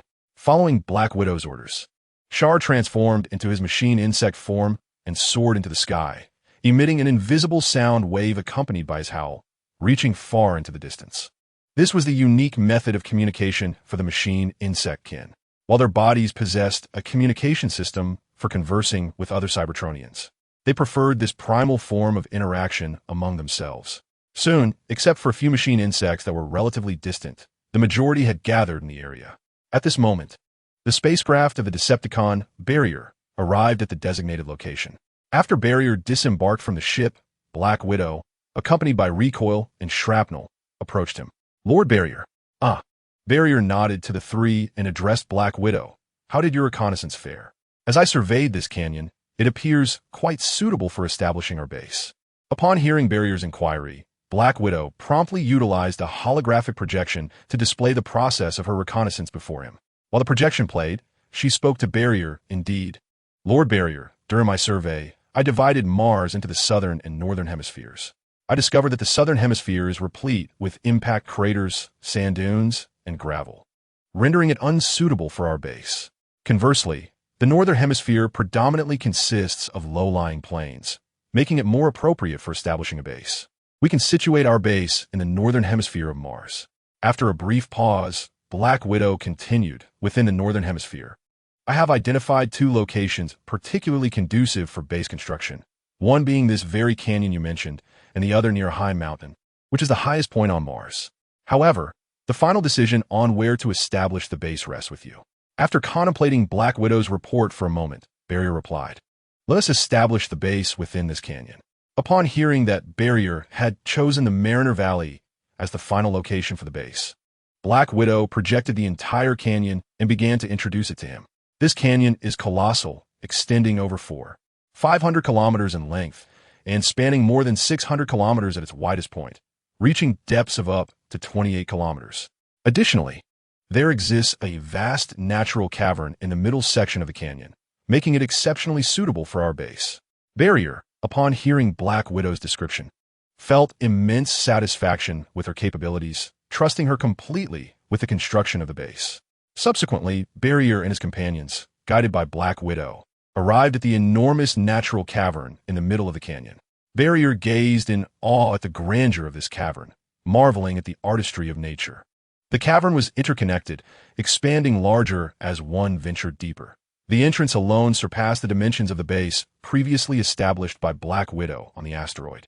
Barrier first located a spacious area within the cavern and retrieved various metal resources stored within his system space. The once vast cavern was instantly filled with an array of metallic materials, most of which were acquired from Black Widow's base, with only a small portion accumulated after Barrier took control of the Decepticon mining area. Once the resources were arranged, Barrier proceeded to the entrance of the cavern and released the robotic sentinels obtained from Black Widow's base from his system space.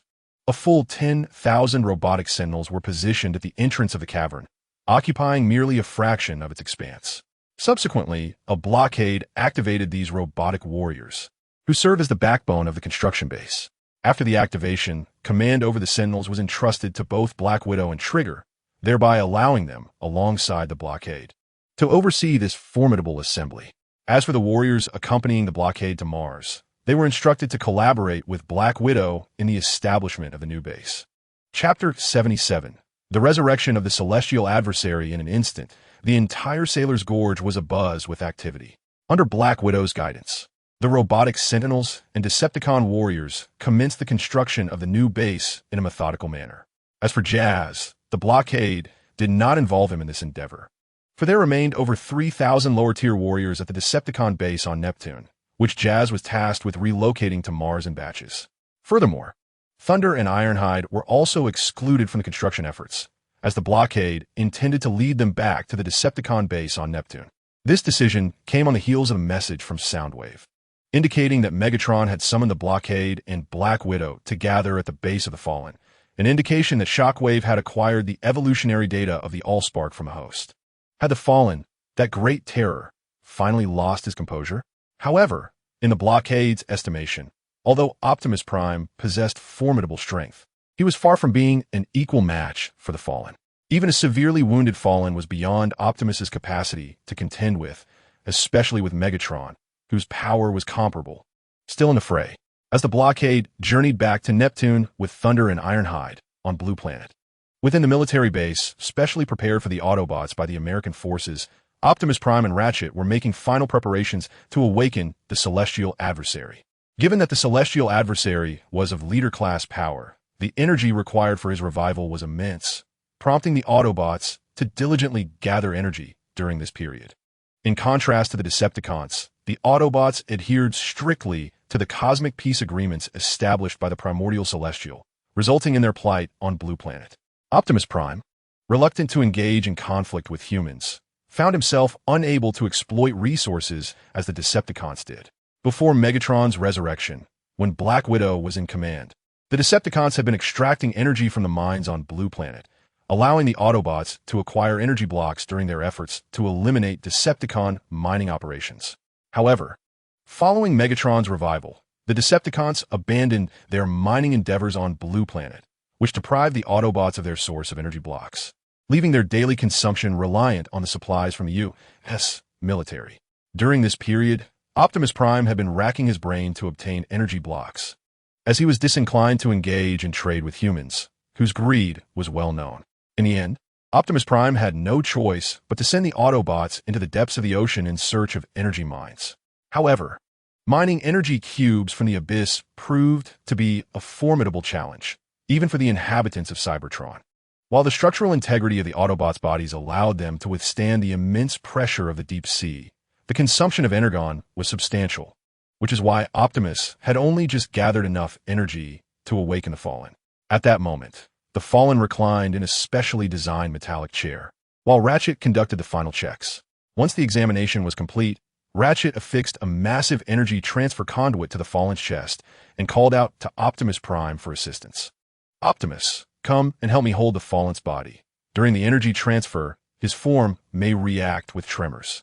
Upon hearing this, Optimus promptly stepped forward to stabilize the Fallen, while Ratchet secured the energy conduit, ensuring it would not dislodge due to any potential movements. After all preparations were in place, Ratchet glanced at the sensor and nodded gently. Responding to Ratchet's signal, the sensor activated the energy control switch. Instantly, a torrent of tremendous energy surged through the conduit into the Fallen's body, which began to voraciously absorb the energy within. The Fallen's form trembled under the stimulation of this influx. Suddenly, the eyes of the once dormant Fallen flickered to life. Upon awakening, the Fallen seized Optimus Prime's body with one hand and violently tore the energy conduit from his chest with the other, lunging towards Optimus with ferocious strength, knocking him to the ground. Following this, the Fallen swiftly drew a double-edged sword from his back, aiming it at Optimus. This blade was none other than the Fallen's close combat weapon, the Blade of Leadership. Witnessing this unexpected turn of events, Ironhide and the others rushed forward to assist Optimus and subdue the Fallen. However, Optimus, having been toppled by the Fallen, refrained from resisting. As Ironhide and the others approached, he waved them off, signaling them to stay back, and called out to the Fallen, "Calm down, teacher. It's me, Optimus Prime." Upon hearing Optimus's voice, the Fallen gradually regained his composure. Seeing the Fallen halt, Optimus continued, "Teacher, the war on Cybertron has ended. We have come to bring you home. You are safe now." At this moment, the Fallen was fully awake. He slowly rose to his feet and sheathed the Blade of Leadership back into its slot on his back. After rising to his feet, Yuqiandi extended his hand to assist Optimus Prime. Subsequently, Yuqiandi inquired, "Has the war concluded?" Optimus Prime, with a heavy heart, responded, "Indeed. My mentor, our conflict on Cybertron has temporarily come to an end. Due to the loss of the AllSpark during the war, we have entered into a truce with Megatron." After a brief pause, Optimus continued, "We pursued the traces of the AllSpark to the blue planet in the solar system. However, Megatron has also arrived here, and we discovered the AllSpark in this location. Regrettably, it was destroyed amidst our skirmishes." As he spoke, a profound sorrow enveloped Optimus Prime. Upon hearing this, Yuqiandi placed a comforting hand on Optimus Prime's shoulder, reassuring him, "Optimus, there is no need for self-reproach. You have done exceedingly well." The words of comfort from his mentor alleviated some of the burdens Optimus had carried since assuming leadership of the Autobots. The Autobots were not a monolithic entity.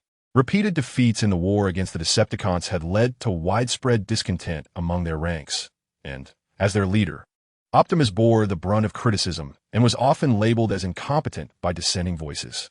Alone, he shouldered the immense pressure, only feeling free to cast aside the weight of leadership in the presence of Yuqiandi. Chapter 78, A Strange Power Master. Our Cybertronian race aspires to evolve and enhance our abilities, but we cannot do so without the AllSpark's blessing. Without it, will our species be forever stagnant? Upon hearing Optimus's query, Yuqiandi sighed and responded, "Optimus, the AllSpark, as a sacred relic of Cybertron, cannot be utterly annihilated. When I entrusted the mantle of leadership to you and departed hastily to seek a path for our people, unforeseen circumstances arose." After a moment's contemplation, he continued, "Consequently, there are many vital pieces of knowledge regarding leadership that I failed to impart to you. Now that I have returned, I shall share them with you gradually." Upon hearing this, Optimus promptly replied, "Master, since you have returned, I believe you should resume your role as the leader of the Autobots." "No, Optimus. You have performed admirably as a leader. The Autobots still require your guidance." However, noticing that Optimus appeared ready to protest further, Yuqiandi adopted a serious demeanor and stated firmly, "Optimus, the Autobots need you, and so does the Autobot cause. Our immediate priority is to locate the evolutionary data that was lost with the destruction of the AllSpark." Faced with the gravity of his mentor's expression, Optimus refrained from pursuing the matter further. Meanwhile, Barricade and his companions had already boarded their spacecraft and arrived at the base of the Fallen. As the three members of Roadblock disembarked from their spacecraft, they encountered the charming yet sinister Red Spider, accompanied by Thundercracker and Dirge. With a devilish smile, Red Spider addressed Roadblock. "Ah, is this not Lord Roadblock? I hear you have established a base on Mars. What is this? Preparing to break away from the Decepticons and go solo, are we?" In response to Red Spider's taunt, Roadblock retorted, "If I were to establish a modest base on Mars, and that constitutes going solo, then, dear Red Spider, your bases are scattered all over Cybertron.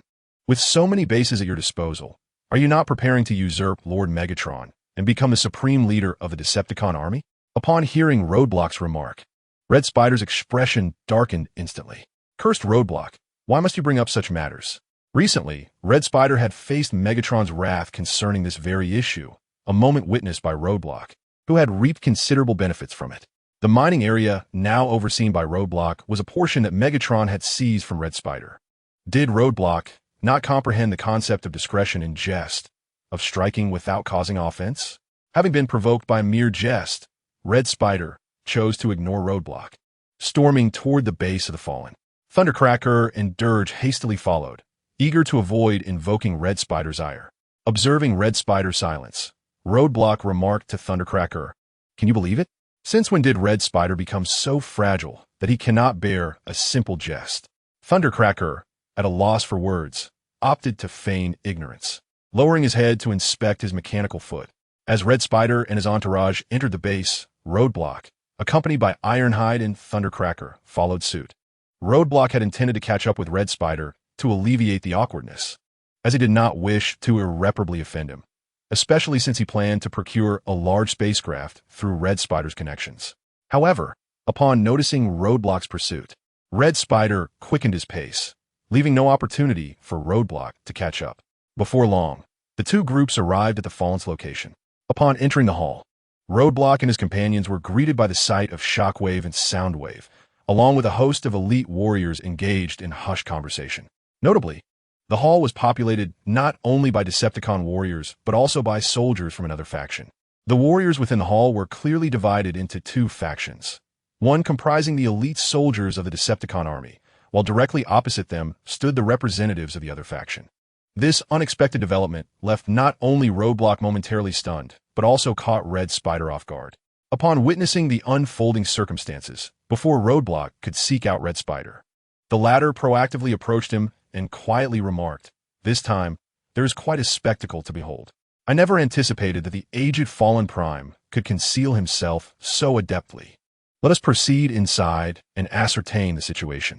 Without awaiting a response from Roadblock, Red Spider made his way toward the command room, while Thundercracker and Lamentation hurried toward the assault team.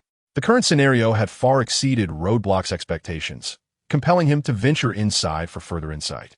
Thus, he instructed Thunderclash, "Take Ironhide with you and head towards their location." Subsequently, Roadblock trailed behind Red Spider into the command room. Upon entering, Roadblock beheld Fallen Prime, still reclined in the enormous metallic chair, his form punctuated by a multitude of energy conduits, exuding an appearance of near lifelessness. Despite Fallen Prime's seemingly frail demeanor, Roadblock did not dare underestimate him. At that moment, Megatron and another imposing figure, a pitch-black Cybertronian, stood before Fallen Prime, while Shockwave lingered nearby. This dark-hued Cybertronian was remarkably tall and menacing, matching Megatron's stature with ease, and the energy emanating from his spark indicated he was a warrior of leadership caliber. However, Roadblock was unfamiliar with the insignia worn by this leader, which bore resemblance to a flying saucer. While Roadblock continued to observe the unfamiliar warrior, Fallen Prime addressed the assembly, stating, "Shockwave has successfully extracted the evolution data of the sparks. To activate the stellar extraction tower, we must acquire the energy matrix. As I understand it, the energy matrix has been concealed by my brethren upon the stars. I require all of you to commence a fervent search for the energy matrix starting today." Having concluded his directives, Fallen Prime did not allow Megatron or the others a chance to respond before continuing, "All right, Wingblade, you shall remain. The rest of you may depart." Upon hearing Fallen Prime's words, a glint of red flickered in Megatron's eyes, but he quickly regained his composure and replied to Fallen Prime, "Master, we shall take our leave for now." Following Fallen Prime's indication, Megatron and Roadblock's group turned and exited the command room. Chapter 79. Wingblade. Once the group arrived in the hall, Megatron addressed Roadblock and Red Spider, saying, "Disperse the warriors. You two, meet me aboard the Nemesis later." With that, Megatron and Shockwave, accompanied by the assault team of elite warriors, departed from the premises. Observing their exit, Roadblock turned to Red Spider and inquired, "Who exactly is that individual named Wingblade? Furthermore, the insignia they bear, I've never encountered it on Cybertron." Upon hearing the inquiry from Roadblock, Red Spider could not help but break into a sly smile. At last, Red Spider found a sense of superiority over Roadblock, who, after all, had grown far too quickly. Thus, Red Spider addressed Roadblock, saying, "There are many things you have yet to encounter, little one from the Tape Legion." Upon hearing Red Spider reference his former identity as a soldier of the Tape Legion, Roadblock instantly grasped the implication. This fellow was seeking retribution for the earlier confrontation. "Let us proceed, our esteemed Lord Megatron. Shall we gather aboard the Nemesis? Did you not hear the call? As for the individual within, they wield influence not on Cybertron, but in the City of Centrality." The City of Centrality? Roadblock was momentarily taken aback, astonished by the formidable power of the Fallen. Beyond commanding the vast Decepticon forces, there existed further influence in the City of Centrality. It seemed he had underestimated the Fallen's might. Nevertheless, Red Spider spoke truthfully. Roadblock's previous incarnation was indeed merely a minor operative within the Tape Legion, lacking exposure to many facets of power. However, he was no longer the same Roadblock. He now possessed the strength of a leader, accompanied by a formidable cadre of subordinates, and an army of mechanical insects, 10,000 elite warriors. Even Megatron, at this moment, would likely struggle to muster such a force. The Decepticon army, despite its abundance of elite fighters, was widely dispersed across the cosmos, resulting in a sparse distribution of high-ranking warriors within any single base. Subsequently, Roadblock, accompanied by Thunder and Ironhide, made his way to the Nemesis.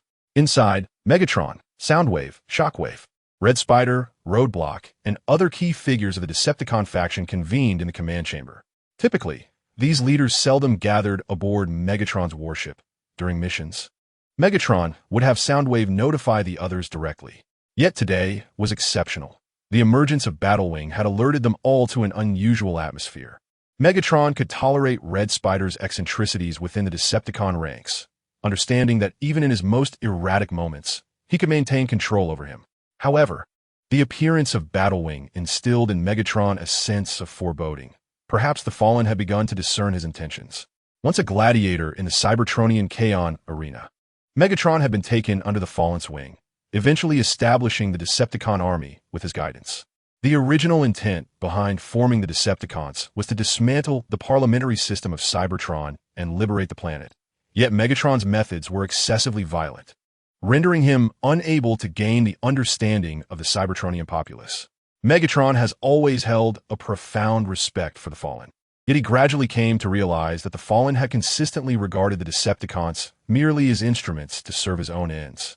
His ultimate goal was to plunge Cybertron, and indeed the entire universe, into greater chaos, thereby fulfilling his ambition of universal domination. Upon uncovering this secret, Megatron remained patient and deliberately eased his offensive against the Autobots, granting them a brief respite. However, by this time, the Civil War had left Cybertron in a state of utter ruin. As the war between the Decepticons and Autobots progressed, the former leader of the Autobots, Optimus Prime, in a desperate bid to save Cybertron, sought out Megatron. After a fruitful dialogue, the two leaders, united in their desire to save their home, swiftly reached an accord. Megatron pondered that the Fallen was likely amassing his forces from the heart of the city to the solar system to counterbalance the Decepticon army, perhaps sensing his intentions. With this thought, a flicker of crimson light danced in Megatron's eyes. At that moment, Soundwave, noting the assembly of all present, addressed Megatron, "Lord Megatron, everyone has gathered." Upon hearing Soundwave's reminder, Megatron turned to the assembly and declared, "You have all witnessed the situation at hand. Our master has commanded us to venture to Earth in search of the key to the stellar extraction tower, and he has arranged for some allies to assist us." After a brief pause, Megatron continued, "Shockwave, Black Arachnia, and Barricade, you three shall dispatch all your warriors to Earth. You must be the first to locate the energy matrix. Furthermore, when encountering Autobots, strive to avoid conflict. You may depart now." Following the orders, Barricade and his companions returned to their domain to rally their warriors, preparing to embark on their mission to Earth. After their departure, Megatron instructed Soundwave, "Contact Optimus Prime and inform him that the time has come. He must be ready at any moment." Barricade had initially intended to send the 3,000 newly recruited warriors to Mars to establish a base. However, plans had changed unexpectedly. Before he could transport his troops, he was assigned the task of seeking the energy matrix on Earth. Although Barricade, aided by memories from his previous life, had a general idea of the matrix's location, he still needed his warriors to assist in pinpointing its exact site. Upon returning to his base, Barricade promptly contacted Jazz, only to discover that Jazz had acted swiftly, already dispatching a contingent of junior warriors en route to Mars. Barricade then instructed Jazz to redirect that group directly to the Earth base to await further orders. Subsequently, he tasked Thundercracker and Ironhide with gathering the remaining warriors. Soon, the remaining junior warriors gathered in the square, and as Roadblock gazed upon the vast assembly of these fledgling fighters, his yearning for the colossal spacecraft intensified. Chapter 80, Crossing the Mountains. Subsequently, over 2,000 Decepticon warriors, under Roadblock's command, boarded the grand vessel of the Decepticon Legion and arrived at Blue Star. Upon reuniting with Jazz, Roadblock promptly issued orders for the ship to set course for Jordan, seeking the whereabouts of the energy matrix. The arrival of Warwing and his comrades not only disrupted Megatron's plans, but also threw a wrench into Roadblock's own strategies. Determined to locate the energy matrix first, Roadblock proceeded without delay. Before long, the massive ship reached the skies above Jordan. At Roadblock's command, all junior warriors were deployed in teams of 10, dispersing throughout Jordan to search for any potential hiding places of the energy matrix, with the mid-level warriors occupied in constructing a base on Mars. Roadblock made a point to instruct this contingent of low-level warriors to avoid conflict with the Autobots and to retreat swiftly if encountered. Lacking the leadership of mid-level or high-level warriors, these lowly Decepticons would be unable to contend with the Autobot elite, regardless of their numbers. Roadblock had no intention of witnessing his newly recruited Decepticon warriors dismantled by their adversaries. As for Jazz and Thunder, Roadblock did not assign them to search for the energy matrix. Given Jordan's limited expanse, over 2,000 Decepticon warriors would sufficiently occupy the area, rendering it unnecessary for Jazz and his team to join the search. Roadblock had alternative plans for them. With such a multitude of Decepticon warriors flooding into Blue Star, the meddlesome Optimus Prime would undoubtedly dispatch his own warriors to thwart their efforts. At that juncture, Jazz and Thunder would need to be ready to provide assistance to any Decepticon warriors potentially clashing with the Autobots. However, it was uncertain whether the Autobots would indeed come this way, for Roadblock was not the only one leading his troops to Blue Star. Starscream and Shockwave had also arrived with their own forces. Beyond the Decepticon Legion, Roadblock surmised that the newly arrived faction in the solar system would not remain idle, surely watching Blue Star with keen interest. Suddenly, Roadblock felt a pang of concern that he might be lacking in high-level warriors, with only Thunder and Ironhide to decide. He pondered whether he should request a squad of insect icons from Mars as a precaution against any unforeseen circumstances. With this thought in mind, Roadblock immediately reached out to Black Widow, who was engaged in base construction on Mars. As soon as the connection was established, Black Widow's sultry voice emanated from a communicator. "What is it, Lord Roadblock?" "Black Widow, I need you to send Recoil with 200 insect icons to Blue Star to meet me, and also have Ruckus and Rampage join them." Upon hearing the words of Barricade, Black Widow mistakenly assumed that Barricade was preparing for a confrontation with others. She promptly inquired, "Barricade, my lord, have you engaged in battle with someone? Do you require my team to assist you?" "No need," he replied. "The situation on Blue Star is rather unstable.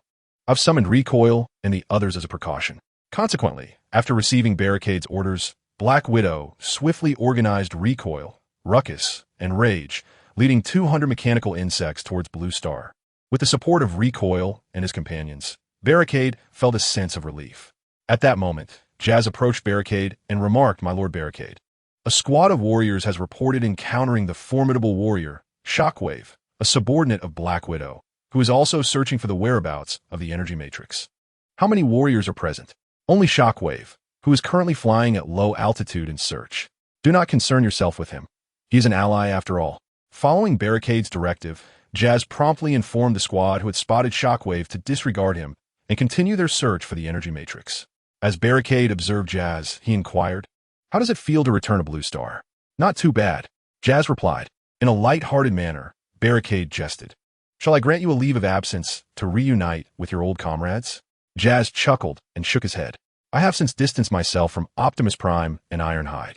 My life is fulfilling alongside you, Barricade."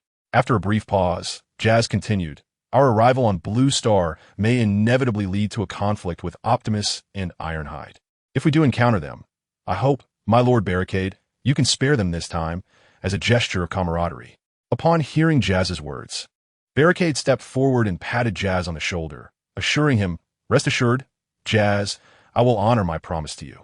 Just then, the ship's communicator abruptly activated, and the robotic sentinels controlling the vessel reported to Barricade, "My Lord Barricade, Lord Black Widow has requested a communication. Shall we connect?" "Black Widow, what mischief is this fellow up to now?" "Connect it." "Yes, my lord." As the communication was established, Black Widow's projection appeared on the ship's vast screen, and her shrill voice emanated from the communicator. "My dear Barricade, what brings you to Egypt, a place where nothing of value resides? Even if you're attempting to deceive Lord Megatron, this is hardly the way to go about it." She then lifted a fully red Autobot warrior, adorned with a pair of black curved horns, to the screen and exclaimed, "Behold my combat specimen." Before the screen, the Autobot lifted by the Red Spider is none other than the reconnaissance scout, Bumblebee. Due to the previous incident involving the mechanical canine, Bumblebee has been diligently safeguarding Sam. Since the arrival of the scout, Bumblebee has relinquished his position to become Optimus Prime's reconnaissance agent. With the Decepticons launching a massive invasion of Blue Star, Optimus Prime promptly dispatched the scout to investigate the situation. However, during this reconnaissance mission, the scout encountered the formidable Decepticon General Lamentation, who was leading a battalion of soldiers in Nevada, the very site where the AllSpark was discovered, in search of the matrix of leadership. Unbeknownst to them, they stumbled upon the stealthy scout, leading to an immediate clash. Despite both parties being seasoned warriors, Lamentation clearly held a significant advantage over the scout, and with the assistance of several mid-tier and low-tier Decepticons, they easily captured the scout. By the time reinforcements from the Autobots arrived, the battle had already concluded, and the scout had been taken aboard the Decepticon spacecraft. Chapter 81. The Battle of Egypt. Upon witnessing the Autobot on the screen, Lockdown could not help but feel exasperated towards the Red Spider. Was it truly necessary to flaunt the capture of an Autobot? It struck him as peculiar that the current Red Spider seemed so different from his former self. Could it be that this Red Spider had been overtaken by another, perhaps even traversing from another realm? In Lockdown's memory, the previous Red Spider was cunning and treacherous, often scheming against others, and was one of the three great leaders of the Decepticons. Yet, the present Red Spider exuded a rather comical demeanor. In truth, the Red Spider had not changed. It was Lockdown who had transformed, albeit without his own realization. As Lockdown's power and status ascended, he had reached a level comparable to that of the Red Spider. Hence the feeling that the Red Spider had altered. Subsequently, Lockdown addressed the Red Spider, saying, "What is the meaning of capturing an Autobot? Did Lord Megatron not advise against conflict with the Autobots?" Upon hearing Lockdown's words, the Red Spider scoffed. "Lord Megatron instructed us to avoid conflict with the Autobots, but he did not say we must refrain from retaliating when they attack us. If the Autobots were to aim their energy blasters at my head, am I to stand idly by?" Pausing momentarily, the Red Spider continued, "Do not blame me for not forewarning you. I have just received intelligence that 2 large ships from the city of Central have entered the atmosphere of Blue Star. They are likely the vessels of the Battle Wings, heading towards your location. Furthermore, my subordinates have detected signals from the mechanical insects, which are also advancing in your direction. Mechanical insects are not to be trifled with. They are far more formidable than the likes of the Decepticon, known as Starscream. Fortunately, their numbers are limited, with only around 200 in existence. However, it remains uncertain whether the queen of these mechanical insects, the Black Widow, is also present on Blue Star." Upon hearing Starscream's words, Barricade was momentarily taken aback, not due to the fact that Starscream's 2 ships had paused, but rather because Starscream had immediately chosen to share intelligence with him. Barricade had never regarded himself as a warrior of the Decepticon faction, nor had he viewed Starscream and the others as comrades in the same way Jazz regarded Ironhide.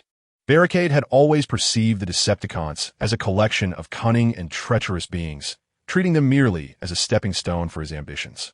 Upon reflection, he realized that the prominent figures within the Decepticons were not dissimilar from Optimus Prime and his allies. The only distinction lay in their allegiances. Moreover, Starscream had consistently treated him with a degree of respect. Thus, Barricade addressed Starscream with gratitude, saying, "Thank you, Lord Starscream." Starscream, taken aback by Barricade's sudden formality, initially paused before retorting with his characteristic sarcasm, "Damn it, I was merely trying to warn you, and you question my intentions. Had I known, I would have let that fool Starscream's ship blast you into oblivion." With that, Starscream abruptly ended the communication.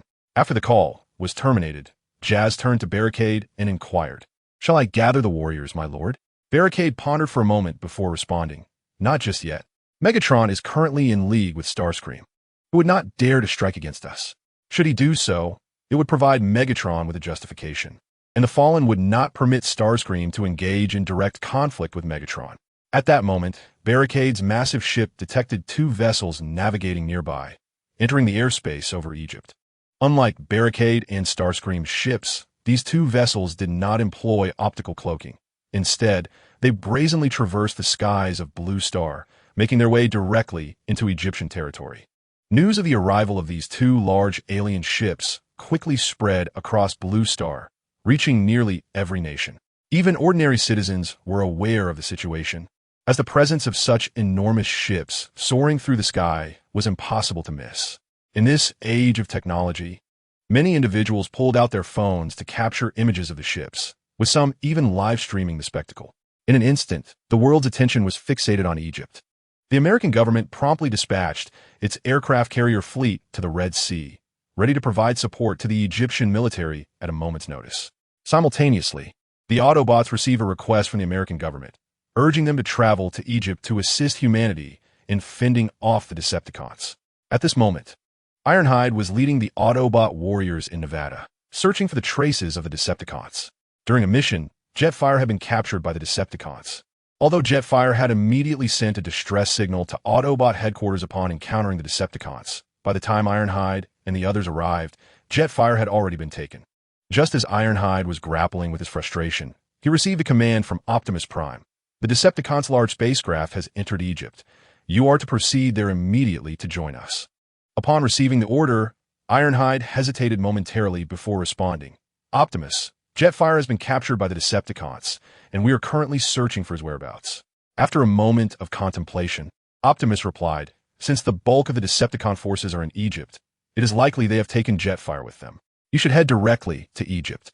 Encouraged by Optimus's analysis, Ironhide resolved to lead his fellow Autobot warriors straight to Egypt to reunite with Optimus and the others. Meanwhile, at the Autobot base, Optimus approached his mentor, Sentinel Prime. Upon seeing Sentinel, Optimus spoke earnestly, Master, the Decepticon forces have now moved to Egypt, and humanity has requested our assistance in fending them off. I've already pledged our help. Sentinel, upon hearing Optimus's words, reassured him. You are now the leader of the Autobots. Whatever decision you make, I shall support you. Thank you for your support, Master. Optimus replied gratefully. He continued this time. The Decepticons have deployed 2 large ships, and given our current Autobots on Earth, I fear we may not stand a chance against them. Therefore, I would like to ask you to join us in confronting the Decepticons. In response, Sentinel slowly drew his close combat weapon, the Blade of Leadership, from behind him and said, It is indeed time for these old bones to stretch, otherwise they shall rust. Thus, under the leadership of Optimus and Sentinel, the Autobots set forth for Egypt. With Sentinel by his side, Optimus felt a renewed sense of confidence for the impending battle. On the ship heading to Egypt, he delivered an impassioned pre-battle rally to his fellow Autobot warriors. Unbeknownst to Optimus, however, he was not merely facing his old adversary, Megatron, but rather Megatron's mentor, a formidable Apostle-class warrior, the Fallen, who was even more powerful than Sentinel Prime. As Optimus continued his fervent speech, the 2 Decepticon ships arrived at the Pyramid Complex in Egypt and came to a halt. A multitude of warriors descended from the ships, immediately beginning to construct their defenses around the pyramids. Subsequently, a new group of warriors descended from the spacecraft, their physiques notably more imposing than those of the initial arrivals. Upon disembarking, they hastened towards one of the pyramids. In no time, the entire structure was teeming with mechanical warriors. These combatants commenced their assault on the colossal stones adorning the pyramid, demolishing them in droves and revealing the metallic apparatus concealed within. As the relentless onslaught continued, the pyramid vanished entirely, giving way to a magnificent metal contraption. This device was none other than the superweapon known as the Star Extractor Tower, crafted collaboratively by several Primus in the realm of Blue Star, though it had been hidden within the pyramid until now. At that moment, the fallen Autobot, cloaked within the wings of the battle cruiser, gazed upon the Star Extractor Tower, his mechanical eyes flashing crimson. He murmured to himself, My brethren, I have returned. This time, you shall not thwart me. The sun is mine. Meanwhile, the warriors under the command of Barricade, while scouring a temple ruin towering over 20 meters high, stumbled upon a fleeting signal, a frequency emanating from an unfamiliar Decepticon. This ephemeral transmission vanished almost instantaneously, but was nonetheless captured by the searching Decepticon warriors. It seemed that an ancient and enigmatic Decepticon was lurking within the temple ruins. The warriors, cautious and vigilant, promptly reported their discovery to Barricade. Upon receiving this intelligence, Barricade compared it with his former human memories and deduced that the energy matrix might have been concealed by the ancient primes within the temple. Yet he pondered, was the energy matrix the only treasure hidden within? Why had an unfamiliar Decepticon suddenly emerged? Nevertheless, Barricade chose not to dwell excessively on this unexpected presence, for many aspects had deviated from his former life's memories. He commanded his ship to proceed toward the location of the energy matrix and instructed his Decepticon warriors to maintain their position without rash actions until he arrived. Before long, Barricade's grand vessel reached the temple ruins identified by his subordinates. Upon disembarking, the station warriors rushed over to report the situation. Lord Barricade, we have maintained our vigil here without incident, one Decepticon informed him. Nodding in acknowledgement, Barricade replied, "Well done. Your efforts are commendable." He then led Jazz and others into the ruins to assess the circumstances. From the outside, the site appeared to be a long-abandoned temple. Yet Barricade knew that the energy matrix lay hidden behind the walls of the sanctuary. The Barricade drew forth the energy hand cannon, aiming it at the temple wall with the intention of blasting it open. Just as the Barricade was about to act, an urgent danger alert emanated unexpectedly from its core template. Perplexed, the Barricade hastily retracted the energy hand cannon, instantly deploying an energy shield with its left hand to protect itself. Simultaneously, it warned the Jazz and others, urging them to take cover due to the imminent danger. No sooner had the Barricade spoken than the wall before them was suddenly shattered by a powerful blast. The shockwave from the explosion, accompanied by massive debris, struck Jazz and the others with tremendous force, sending them hurtling backward. Fortunately, the Barricade had shielded itself in advance with the energy barrier, escaping the brunt of the blast's impact. At that moment, a towering mechanical warrior lunged from behind the wall towards the Barricade, its formidable strength knocking the Barricade to the ground. After subduing the Barricade, the colossal warrior seized its head with its mechanical hands, seemingly intent on crushing the Barricade's metallic cranium. Reacting swiftly, the Barricade used one hand to fend off the warrior's assault while the other launched an energy blade aimed directly at the warrior's chest. Seeing the energy blade poised to pierce its armor near the core, the towering warrior quickly relinquished its grip on the Barricade and retreated. The Barricade seized the opportunity to rise.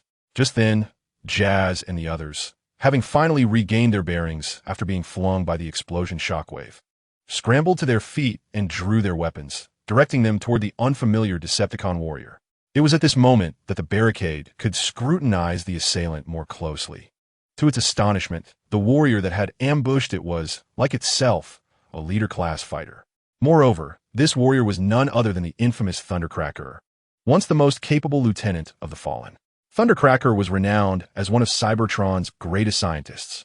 Staring at Thundercracker, the Barricade found itself momentarily stunned, having forgotten about this adversary's presence on Blue Planet.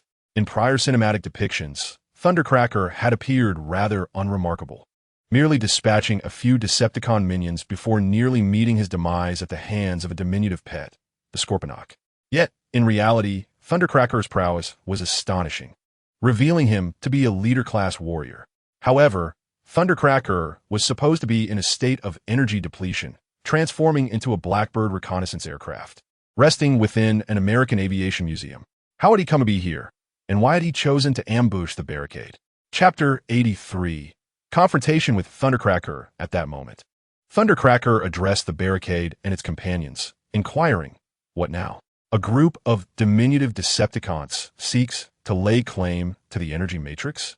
Upon hearing the words of Hot Rod, Barricade gestured for Jazz and the others to lower their weapons. He then addressed Hot Rod, stating, "My Lord Hot Rod, it was Lord Megatron who commanded us to seek the energy matrix. What brings you here to ambush us?" Hot Rod, upon hearing Barricade's words, dismissed him with disdain, retorting, "You little ones believe you are worthy of my attention?" Subsequently, Hot Rod waved his hand, instructing the group, "Leave this place. The energy matrix is beyond your grasp." Upon hearing Hot Rod's declaration, Barricade's mechanical eyes glowed red as he unleashed his retractable heat blade once more, declaring, "I have already stated. It is Lord Megatron who sent us to retrieve the energy matrix." No sooner had Barricade finished speaking than he charged at Hot Rod, aiming the heat blade directly at his head. Hot Rod, exuding an air of arrogance, incited Barricade's ire. He had initially hoped for a dialogue, only to be met with Hot Rod's condescension. Unfazed by Hot Rod's allegiance, Barricade resolved to make him pay for his arrogance. Hot Rod, taken aback by Barricade's sudden aggression, swiftly sidestepped the attack. However, Barricade did not relent, launching a relentless series of strikes at Hot Rod. In truth, Hot Rod was feigning arrogance to intimidate Barricade and his comrades. He had been safeguarding the energy matrix for millions of years. When the Fallen, in his obstinacy, sought to annihilate the Sun, Hot Rod, despite being a loyal subordinate of the Fallen, refused to aid in such malevolence. Thus, he betrayed the Fallen and, alongside several other Prime, severely wounded him. As the Primes departed from Earth, Hot Rod chose to remain behind, dedicating himself to the protection of the energy matrix. However, after eons of guarding, the energy within Hot Rod had dwindled to a mere fraction, rendering him incapable of sustaining a great battle. If it were only Jazz and his companions, Hot Rod, despite his diminished reserves, would have deemed them inconsequential. Yet, he had not anticipated that Barricade was of a leadership caliber akin to his own, given the meager energy left in his core. Hot Rod could not engage Barricade in a full-fledged confrontation. Thus, his earlier display was a calculated attempt to intimidate Barricade. To his dismay, Barricade was unperturbed, launching an assault against Hot Rod. Jazz and the others, witnessing Barricade's attack, quickly drew their weapons and began to fire at Hot Rod from distance. In that moment, Hot Rod found himself compelled to defend against the onslaught of Barricade and his allies. As the fiery warrior deftly parried the relentless assault from the barrier, he called out, "Stop! Halt your advance, you wretched fiend!" The barrier, however, paid no heed to his entreaties, intensifying its onslaught against him. Although the energy within the fiery warrior was insufficient for prolonged combat, the barrier was equally unable to subdue a leader of his caliber. Armed with a blade of thermal energy, the barrier relentlessly targeted the warrior's head and core, yet each strike was skillfully deflected. Despite the distant distractions caused by the likes of the Jazz player and others, their attacks failed to inflict any mortal wounds upon the fiery warrior. Observing the barrier's unwavering aggression, the warrior, who had repeatedly called for a ceasefire, resolved to make a swift escape. After momentarily repelling the barrier, he leapt high into the air, transforming into a reconnaissance aircraft, intent on soaring into the skies. In the midst of battle, particularly among leaders, such an action was perilous. Many Cybertronians could transform into vehicles during combat or shift from vehicular form to robotic form only when at a safe distance from their foes. The awareness and reflexes of leader-class warriors were formidable. Thus, transforming mid-combat could provide an opportunity for the enemy to inflict grave injury. Being an experienced leader, the fiery warrior understood the inherent risks of transforming into a vehicle at this moment. Nevertheless, he was acutely aware of his dwindling energy reserves. Continuing to engage the barrier was no longer tenable. Despite the danger, he recognized that he must take the risk. Should his energy be fully depleted, he would not fear falling into the hands of the Decepticons. The worst outcome would be the loss of his own life. However, should the energy matrix fall into their grasp, the Fallen would utilize it to activate the Star Harvester and bring devastation upon the sun. The barrier, sensing an opportunity too precious to overlook, sprang into action. Although it was unaware of the fiery warrior's sudden transformation into vehicle form amid battle, it seized the moment to deal a devastating blow. In the very instant the warrior almost completed his transformation, the barrier leapt high and seized hold of his form. Flipping onto his back, with a swift motion, it plunged the thermal energy blade through the fiery warrior, who had only just transformed into the reconnaissance aircraft and had yet to ascend into the sky. The barrier's strike severely compromised the warrior's internal control systems, and as he plummeted to the ground, smoke billowed from the site of his injury. Approaching the fallen warrior, the barrier aimed its corrosive sludge cannon at him and proclaimed, "Surrender the energy matrix." Upon hearing the words of Roadblock, Skyfire offered a wry smile before responding, "Little one, I shall not surrender the energy matrix. Should the fallen Titan acquire it, tranquility across the cosmos would be irrevocably shattered." In response, Roadblock turned to Jazz and the others, instructing them, "Please enter the temple ruins and search thoroughly. We must ascertain whether this old fellow has concealed the energy matrix within." Upon receiving Roadblock's command, Jazz and his companions swiftly ventured into the temple ruins to conduct their search. Meanwhile, Roadblock employed a specialized device to restrain Skyfire's hands and feet. He then ordered his soldiers to escort Skyfire aboard the ship.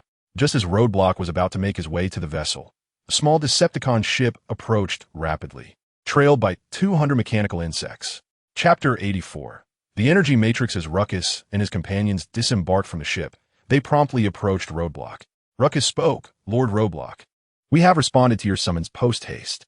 Acknowledging their presence with a nod, Roadblock then addressed Backfire. "Backfire, please lead the mechanical insects aboard the ship. There's an old fellow I have just captured. Ensure he is well guarded and that no unforeseen incidents occur." Subsequently, Roadblock turned to Ruckus and Rampage, instructing you to assist Jazz and the others in the search for the energy matrix. The group immediately sprang into action. Meanwhile, Roadblock remained in place, deep in contemplation about how to deal with the old foe, Skyfire. The temple ruins were not extensive, and soon Jazz and his team had thoroughly scoured the entire area. However, they were unable to uncover any trace of the energy matrix. Reluctantly, they emerged to report their findings to Roadblock. Upon exiting, they found him standing outside. Deep in thought, Jazz hurried towards him, reporting, "Lord Roadblock, we did not locate the energy matrix within the temple ruins." Roadblock, momentarily distracted from his musings on Skyfire, returned to the present, his brow furrowing in confusion. "You found nothing of the energy matrix?" he inquired. "Yes, my lord," Jazz confirmed. Roadblock pondered for a moment, realizing it was no surprise that they had found nothing.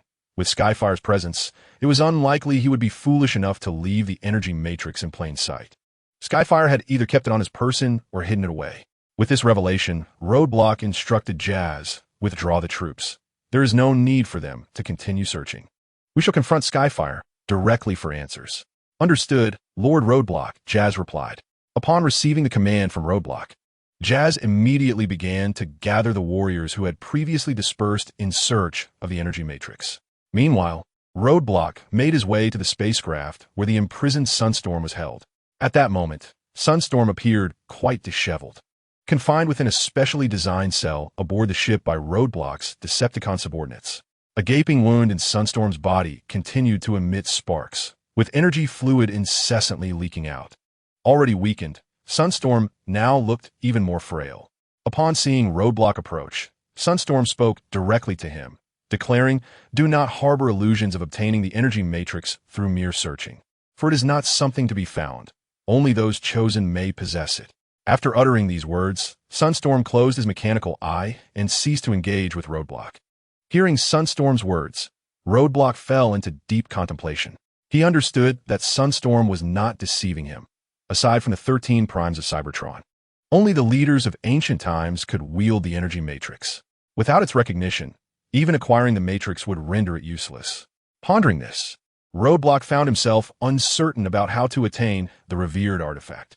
Initially, he had envisioned the prospect of marveling at the splendor of the Cybertronian relic, perhaps attempting to harness its energy to elevate his own systems. Alas, it seemed he was incapable of acquiring the energy matrix. Resigned to this reality, he decided to inform Megatron of the matrix's existence, hoping to earn a favor in return. As for how to procure the sacred artifact, that matter would be left to Megatron's discretion. With this thought in mind, Roadblock promptly contacted Megatron. Unbeknownst to Roadblock, Megatron had already arrived on Blue Planet, albeit without his ship, the Nemesis. Instead, he accompanied Soundwave, and the two traveled in a smaller vessel to meet Shockwave. Upon receiving Roadblock's message, Megatron swiftly brought Shockwave and Soundwave aboard the small craft to join Roadblock. The fact that Megatron chose not to make a grand announcement to summon the Decepticon army, but instead opted for a discreet approach with Soundwave and Shockwave, suggested to Roadblock that Megatron likely shared his intentions. Soon enough, Megatron, Roadblock, Shockwave, and others arrived at the temple ruins with the bound Sunstorm. Megatron addressed Sunstorm, stating, "I will only ask once. Where is the energy matrix concealed?" Hearing this, Sunstorm slowly opened his mechanical eye and gazed at Megatron before responding. "The energy matrix can only be recognized by the Primal Prime or Supreme Leader. After all this time with the Fallen, did he not reveal this to you?"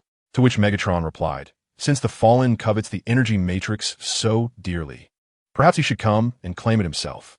After speaking, Skyfire slowly closed his mechanical eye, indifferent to the menacing glare of Megatron that could almost kill. In response to Skyfire's words, Megatron, filled with fury, approached him and forcefully pressed him against the ruins wall. He then seized the injured part of Skyfire's body with immense strength, deforming it under his grip and with a violent tug. He tore away a significant portion of Skyfire's mechanical structure. Accompanied by Megatron's brutal actions, more energy fluid gushed from the wounded area of Skyfire's body. The once mighty leader of the Fallen's forces could no longer maintain his form, sliding down the wall until he collapsed onto the ground. A flickering red light emanated from Megatron's mechanical eye.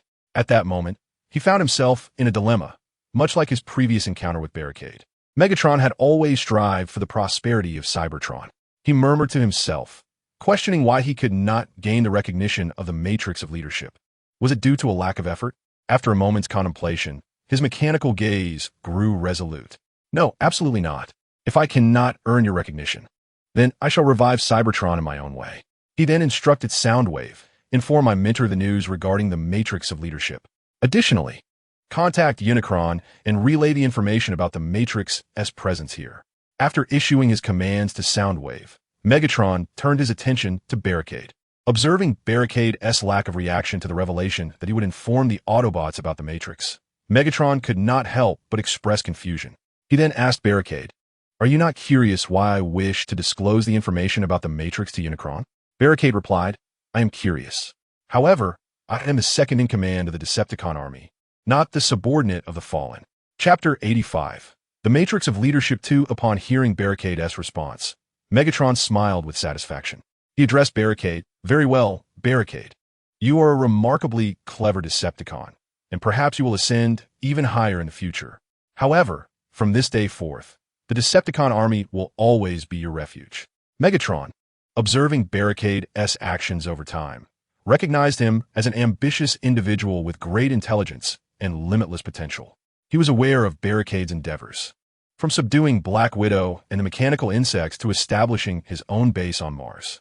Though curious about how Barricade managed to capture Black Widow, Megatron refrained from further inquiries, knowing that Barricade harbored his own secrets.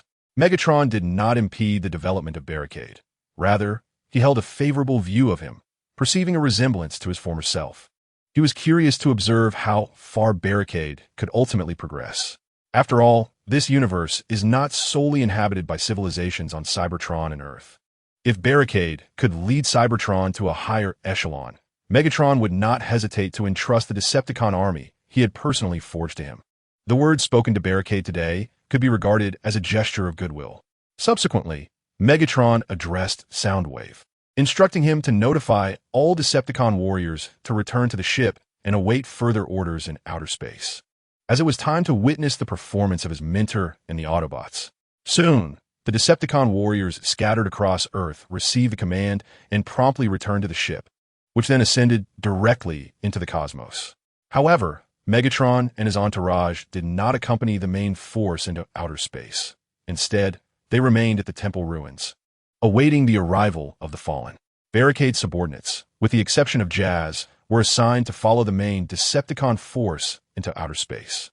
Clearly, Megatron intended to take Barricade and his group on a leisurely excursion, rendering Barricade's decision to leave his subordinates behind rather pointless. Moreover, should Megatron and the others encounter peril on Earth, the Decepticon fleet in space could provide immediate support. Upon receiving Megatron's command, Starscream was perplexed, uncertain of Megatron's intentions. He decided to reach out to Barricade, hoping to glean some useful information. As soon as the communication was established, Starscream inquired, "Barricade, what on Earth is Lord Megatron scheming? Why the sudden order to have us stand by in space?" Barricade replied directly, "We have located the hiding place of the Matrix of Leadership. The mission is complete. There is no need for the warriors to continue searching." Frustrated by Barricade's response, Starscream retorted, "Damn it, you've already found the Matrix, and no one bothered to inform me, leaving me to search like a fool. I even shared intelligence with you. Do not be upset, Lord Starscream. I was just about to notify you. I shall send you the coordinates immediately," Barricade assured before disconnecting the communication and relaying their location to Starscream. At that moment, a Cybertronian aircraft sped towards them, only to vanish from sight in the blink of an eye. Barricade suddenly sensed a disturbance in the air, and in the next instant, the Fallen tore through the fabric of space, materializing before Barricade and the others. Witnessing the Fallen's elusive ability, all the leader-class warriors, including Megatron, displayed expressions of apprehension. Barricade, in particular, gazed with envy, marveling at the Fallen's striking prowess. In an instant, the Fallen Prime vanished from his original location, only to reappear at another place. An ability that is not only striking, but also remarkably practical. It is exceptionally suited for combat. In one moment, he may be a great distance from his adversary, and in the next, he stands before them, weapon in hand. It can be said that within the same tier, none can withstand the prowess of the Fallen Prime, rendering him invincible. Upon the Fallen Prime's arrival, Megatron hastily addressed him. Master, we have discovered that the energy matrix is concealed within this temple's ruins, but the students are unable to retrieve it, and thus must request your presence. The Fallen Prime, upon hearing this, remarked to Megatron, my foolish apprentice. The energy matrix is indeed a sacred relic of Cybertron. Apart from the supreme leaders of the past, only we, the original primes, possess the ability to wield it. You need only locate it, and I shall handle the rest. After speaking, the Fallen Prime approached the figure of Starscream, his once most loyal subordinate. Now, in a pitiful state, gently, he addressed him, Starscream? Hearing the Fallen Prime's voice, Starscream opened his long-closed mechanical eyes and responded, Lord Megatron, you have arrived. The Fallen Prime felt a wave of nostalgia wash over him at the familiar title, exclaiming, what a familiar address. It has been many years since anyone has called me by this name. Starscream, hearing this, could not help but offer a bitter smile, and then said, please, Lord Megatron, we cannot harm too many innocent lives. The Chaos Bringer has already tainted your mind. Before Starscream could continue, the Fallen Prime interjected, no, Starscream, you do not comprehend. No one can corrupt my consciousness, not even Primus himself. After a brief pause, the Fallen Prime continued, when I was still a Prime, I glimpsed the hidden facets of the universe. You can scarcely imagine the foes we shall confront. Starscream, I shall not cease my pursuit. With that, the Fallen Prime reached out and grasped Starscream, stating, I lament the error of my choice regarding you. Since you cannot adhere to my will, you may meet your Primus. As he prepared to extract Starscream's spark, just as the Fallen Prime's metallic hand pierced Starscream's chest armor, the seemingly feeble Starscream suddenly broke free from his grasp. In the next moment, a brilliant blue light illuminated between Starscream's hands.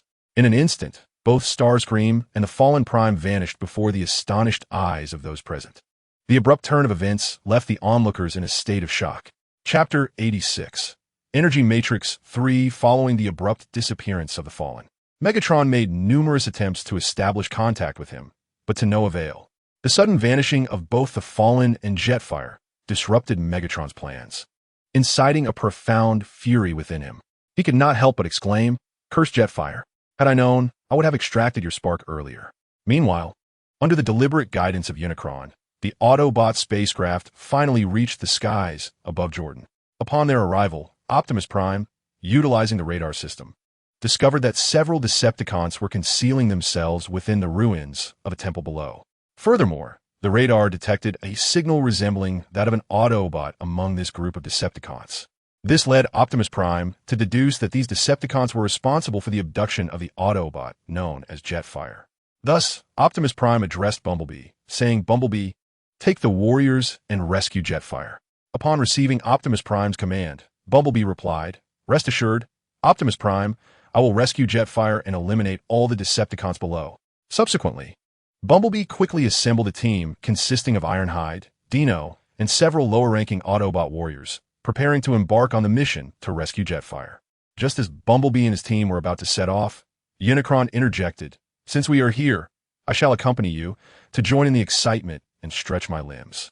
Upon hearing of Unicron's intention to join them, Bumblebee turned to Optimus Prime, seeking his approval. Understanding Bumblebee's unspoken query, Optimus Prime responded, Since the teacher is accompanying us, we're surely able to bring Jetfire back safely. He then addressed Bumblebee once more, instructing, Follow the teacher's lead, obey his commands. Upon hearing Optimus Prime's words, Unicron waved his hand dismissively and stated, Do not worry about me. Let Bumblebee lead the way. I am merely going down to stretch my body. Without waiting for a response, Unicron exited the command room. Observing his mentor's departure, Optimus Prime turned to Bumblebee and said, The plan remains unchanged. You may proceed. With Optimus Prime's directive, Bumblebee and his team set forth toward the Decepticons hidden within the temple ruins. Simultaneously, Soundwave detected the Autobot spacecraft hovering above him. He then reported to Megatron, Lord Megatron, the Autobots have arrived. Their ship is directly above us, and several Autobots are approaching. Upon receiving Soundwave's report, Megatron's mechanical eyes flickered ominously.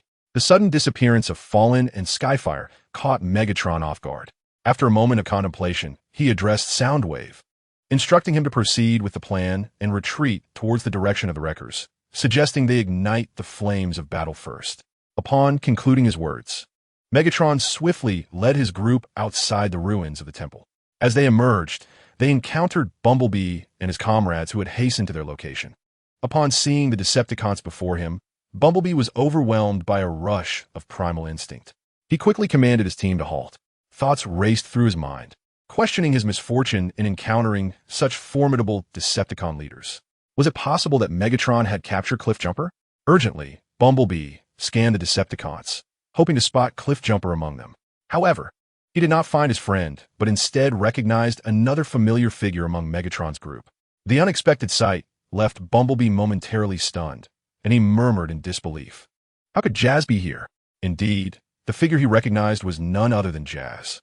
While Bumblebee remained in shock, Unicron's avatar transformed its shoulder into a cannon and unleashed an energy projectile towards Megatron's faction. Subsequently, Unicron brandished his melee weapons, the Blade of Leadership and the Shield of Armament, and commanded Bumblebee and his allies, Autobots, attack, with one hand wielding the shield and the other the blade. Unicron charged towards Megatron and his cohorts. Realizing the urgency of the situation, Bumblebee quickly contacted the ship, requesting support from Optimus Prime and the others. Optimus, we have encountered Megatron and Soundwave near the temple ruins, and Unicron has already engaged them in battle. Noticing Bumblebee's hesitation, Optimus urged him, Bumblebee, do not panic. I will lead our warriors to your aid immediately.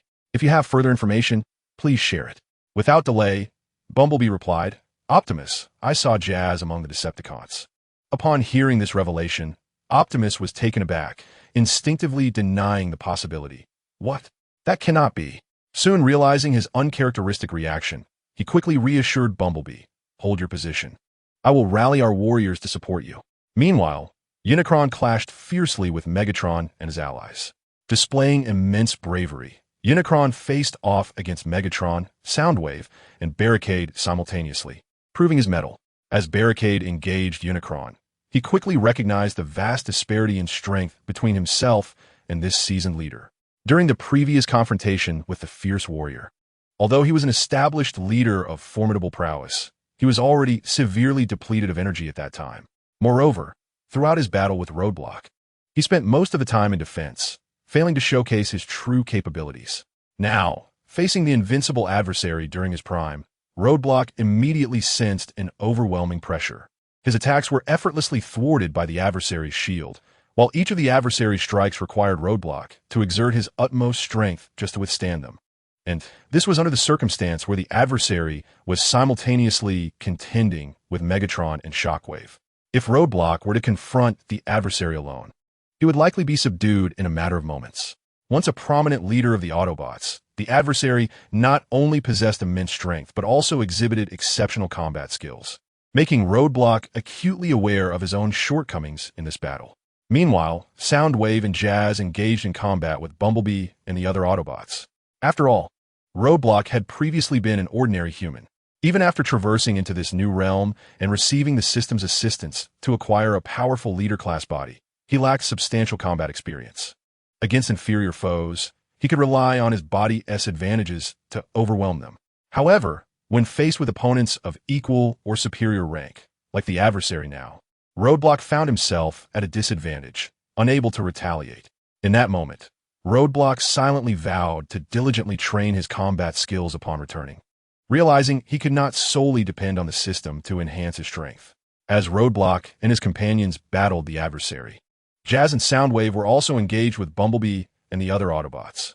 Hound and Dino held off Soundwave while Bumblebee approached Jazz, inquiring, Jazz, how did you end up with the Decepticons? After Megatron killed you, we searched everywhere for your body to revive you, but we couldn't find it. Did the Decepticons bring you back? Jazz did not respond to Bumblebee, nor did he intend to engage in conversation. Instead, he transformed into a heat blade and launched an attack against Bumblebee. Observing Jazz's lack of response and his sudden aggression, Bumblebee swiftly dodged Jazz's strikes while calling out, Jazz, what are you doing? Why are you attacking me? Stop. We were once comrades. Have you forgotten? Upon hearing Bumblebee's words, Jazz hesitated in his assault. Seeing this momentary pause, Bumblebee's tense expression softened.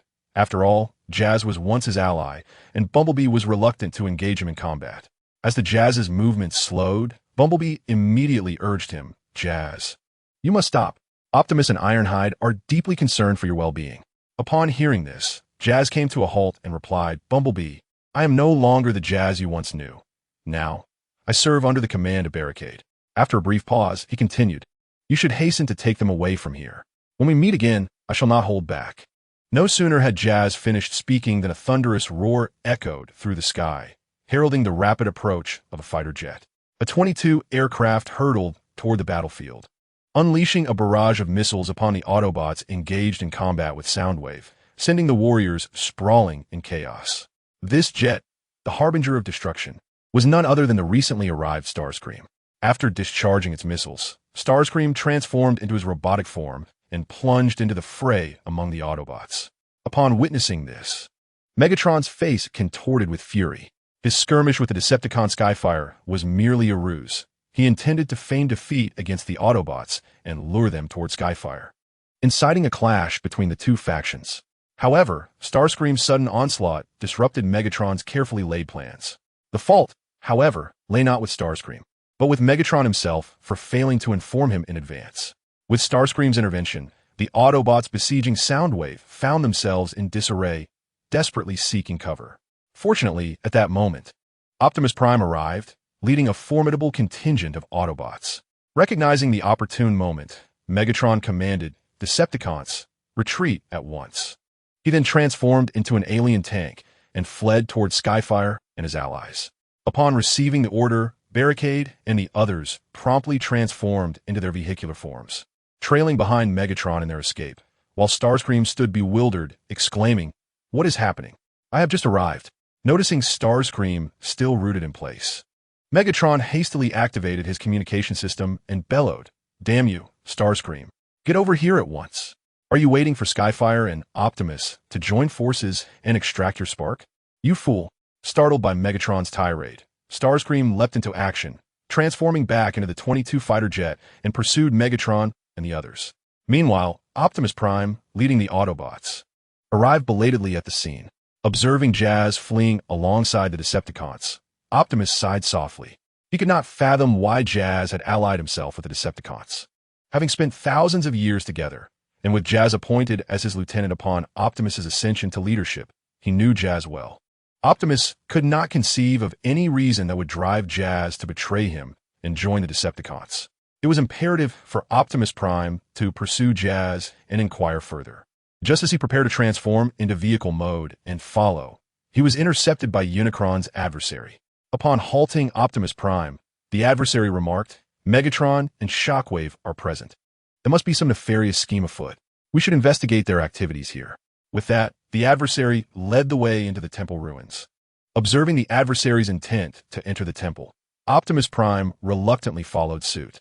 Inside, the adversary conducted a meticulous examination, but could only find metal torn from the body of Jetfire, with no trace of the energy matrix. This discovery incited a twinge of anger within the adversary. Had Megatron deceived him? At that moment, he sensed a faint, azure spatial energy lingering in the air. This sudden realization brought him a spark of excitement. Could the energy matrix be concealed within another dimension by the ancient primes? Thus, he closed his eyes, delving into the remnants of this spatial energy. As the inventor of Cybertron's space bridge technology, his understanding of space rivaled that of Jetfire and his companions. Soon, he perceived that another dimension seemed to be hidden here. Without delay, he retrieved his space bridge device, aiming to calibrate it to locate this concealed space. Observing the adversary's actions, Optimus Prime, filled with curiosity, inquired, "Professor, what are you doing?" The adversary responded, "It appears there is a hidden space here. I'm attempting to utilize the space bridge device to uncover it." He then added, "Please refrain from interrupting me. I must concentrate on adjusting the transport device." With that, the adversary devoted himself to fine-tuning the space bridge. Time swiftly passed. After several minutes, the adversary finally pinpointed the coordinates of the hidden space through the energy transmission device. However, he discovered that this space seemed to be sealed, preventing direct entry from the outside. Had someone already infiltrated this concealed domain? A glint of insight flashed in his eyes. Could it be that the one who entered this hidden space was the Fallen? Megatron's cunning was indeed formidable. Did he intend to use both himself and Optimus Prime to confront the Fallen? This plot was both a conspiracy and a calculated strategy. For both the adversary and Megatron shared a common goal, and to achieve it, they must eliminate the formidable obstacle that loomed before them. Upon contemplating the situation, Unicron addressed Optimus Prime, stating, "Optimus, the sacred relic of Cybertron, the matrix of leadership, appears to be concealed within this very location. However, it seems that others have already ventured inside. You must urgently inform our warriors to secure this area and prevent the matrix from being taken." Optimus, taken aback by the revelation of the matrix's presence, swiftly relayed instructions to Bumblebee and others to encircle the temple ruins and prohibit any ingress or egress. Subsequently, Optimus inquired of Unicron, "Master, could it be that the Decepticons have already infiltrated this concealed domain?" Unicron, feigning contemplation, replied, "It is highly plausible. Yet, we have just observed Megatron and his cohorts outside. It is likely that the one who has entered is the former Prime, Sentinel Prime." Upon hearing that it could be Megatron's mentor, the Fallen Prime, Optimus was astounded, realizing that the Fallen Prime was one of the 13 original Primes of Cybertron. Just as Optimus was about to speak further with Unicron, a surge of blue energy suddenly enveloped the temple ruins. Initially faint, the azure energy intensified, rapidly coalescing into a portal-like apparatus. Unicron, noticing the abrupt phenomenon, fixed his gaze upon the portal and warned Optimus, "Be cautious. Something is emerging." Almost as if summoned by his words, an object resembling a double-headed dagger abruptly shot forth from the portal, making a beeline for the spark in Optimus's chest. Much to his alarm, this object was none other than the matrix of leadership itself. The matrix moved with astonishing swiftness, leaving Optimus no time to react as it penetrated his very being. Upon its entrance, the matrix unleashed a formidable energy that began to transform both his spark and his form. Under the influence of this energy, Optimus's essence and physique underwent a profound ascension. In a matter of moments, this force amplified his spark to a level of power nearly equivalent to that of an apostle. At this juncture, Optimus felt an unprecedented surge of strength, a sensation that he had surpassed even his mentor. With palpable excitement, he exclaimed to Unicron, "Master, that object was indeed the matrix of leadership. I have gained its recognition, and it has bestowed upon me an extraordinary energy that has enhanced my spark and form. I sense that my spark is on the brink of achieving a higher echelon." The formidable UTND regarded the exhilarated Optimus Prime with a faint smile of bitterness, and then spoke, "Is that so, Optimus Prime? Having gained the recognition of the energy matrix signifies that you are indeed a remarkably qualified leader." At that moment, Optimus Prime was enveloped in a state of elation, oblivious to the underlying sorrow woven into UTND's words. After years of accumulation, UTND had already attained the level of an apostle-class being, with his spark reaching the pinnacle of leadership. Had it not been for the disappearance of the spark source, UTND might have long since undergone the baptism of the spark source, evolving into a true apostle-class warrior. Initially, upon receiving the news of the energy matrix, UTND was filled with excitement, for he realized he was on the precipice of joining the ranks of apostle-class warriors. If he were to acquire the energy matrix, bolstered by its power, he could fully ascend to that level. Yet, the energy matrix did not choose him, and it seemed he had lost his eligibility for the title of super leader. UTND couldn't help but reflect on his unwavering dedication to Cybertron. Just as UTND pondered his choices, a figure emerged backwards from the portal, which turned out to be the long-vanished Jetfire, tossed out as if by some unseen hand from the other side. Upon exiting the portal, Jetfire crashed heavily to the ground, his form battered and motionless, resembling a lifeless entity. Shortly thereafter, another towering figure stepped out from the portal. As this figure emerged, the portal behind him began to flicker erratically before vanishing entirely. Upon witnessing the last figure to exit the portal, none other than the Fallen, both UTND and Optimus Prime felt their eyes narrow slightly, their mechanical visages adopting a grave expression. The Fallen, filled with fury, muttered, "Damn it, you truly are my good brothers. Do you not desire for me to acquire the energy matrix?" It turned out that the Fallen had been carelessly forced into a hidden space by Jetfire, who, having expended his last reserves of energy to complete the transmission, fell into a dormant state. Once inside the hidden space, the Fallen encountered the energy matrix, which had been concealed there by other ancestor transformers. Initially, he was elated, believing Jetfire had turned a new leaf and assisted him in locating the hidden energy matrix. However, the moment he touched the energy matrix, it unexpectedly blazed with radiant light, and an overwhelming wave of destructive, corrosive energy surged forth within the hidden space. This energy bore resemblance to that of UTND's weapon, the Cosmic Rust Gun, and even the formidable Fallen could not withstand its onslaught for long. Chapter 89. The fierce battle with the Fallen Titan. The emergence of this formidable energy was entirely due to the Ancestor Titans, who, fearing the resurgence of the Fallen Titans, had commissioned the illustrious Sai Tianjiao to construct a defensive mechanism utilizing the Celestial Hammer. This peculiar defensive apparatus was designed to activate under the condition of complete isolation within this hidden space. Any disturbance of the energy matrix would trigger the defensive protocol. The intent behind the creation of this mechanism was to safeguard against the onslaught of the celestial fire when confronted with insurmountable foes. Thus, the Fallen Titan resolved to exit this concealed realm hastily. It was then that he realized, upon the entrance of Tianhua and his companion into this secluded domain, the space had seemingly sealed itself entirely. Trapped within, the Fallen Titan found himself unable to ascertain coordinates outside, and the lack of orientation meant he could not escape this hidden enclave. In a brief span, he expended the majority of his internal energy to fend off the encroaching energy's corrosion.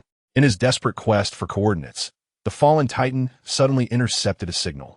It was the signal from UTND, who was attempting to utilize the space bridge transmission device to enter the hidden space.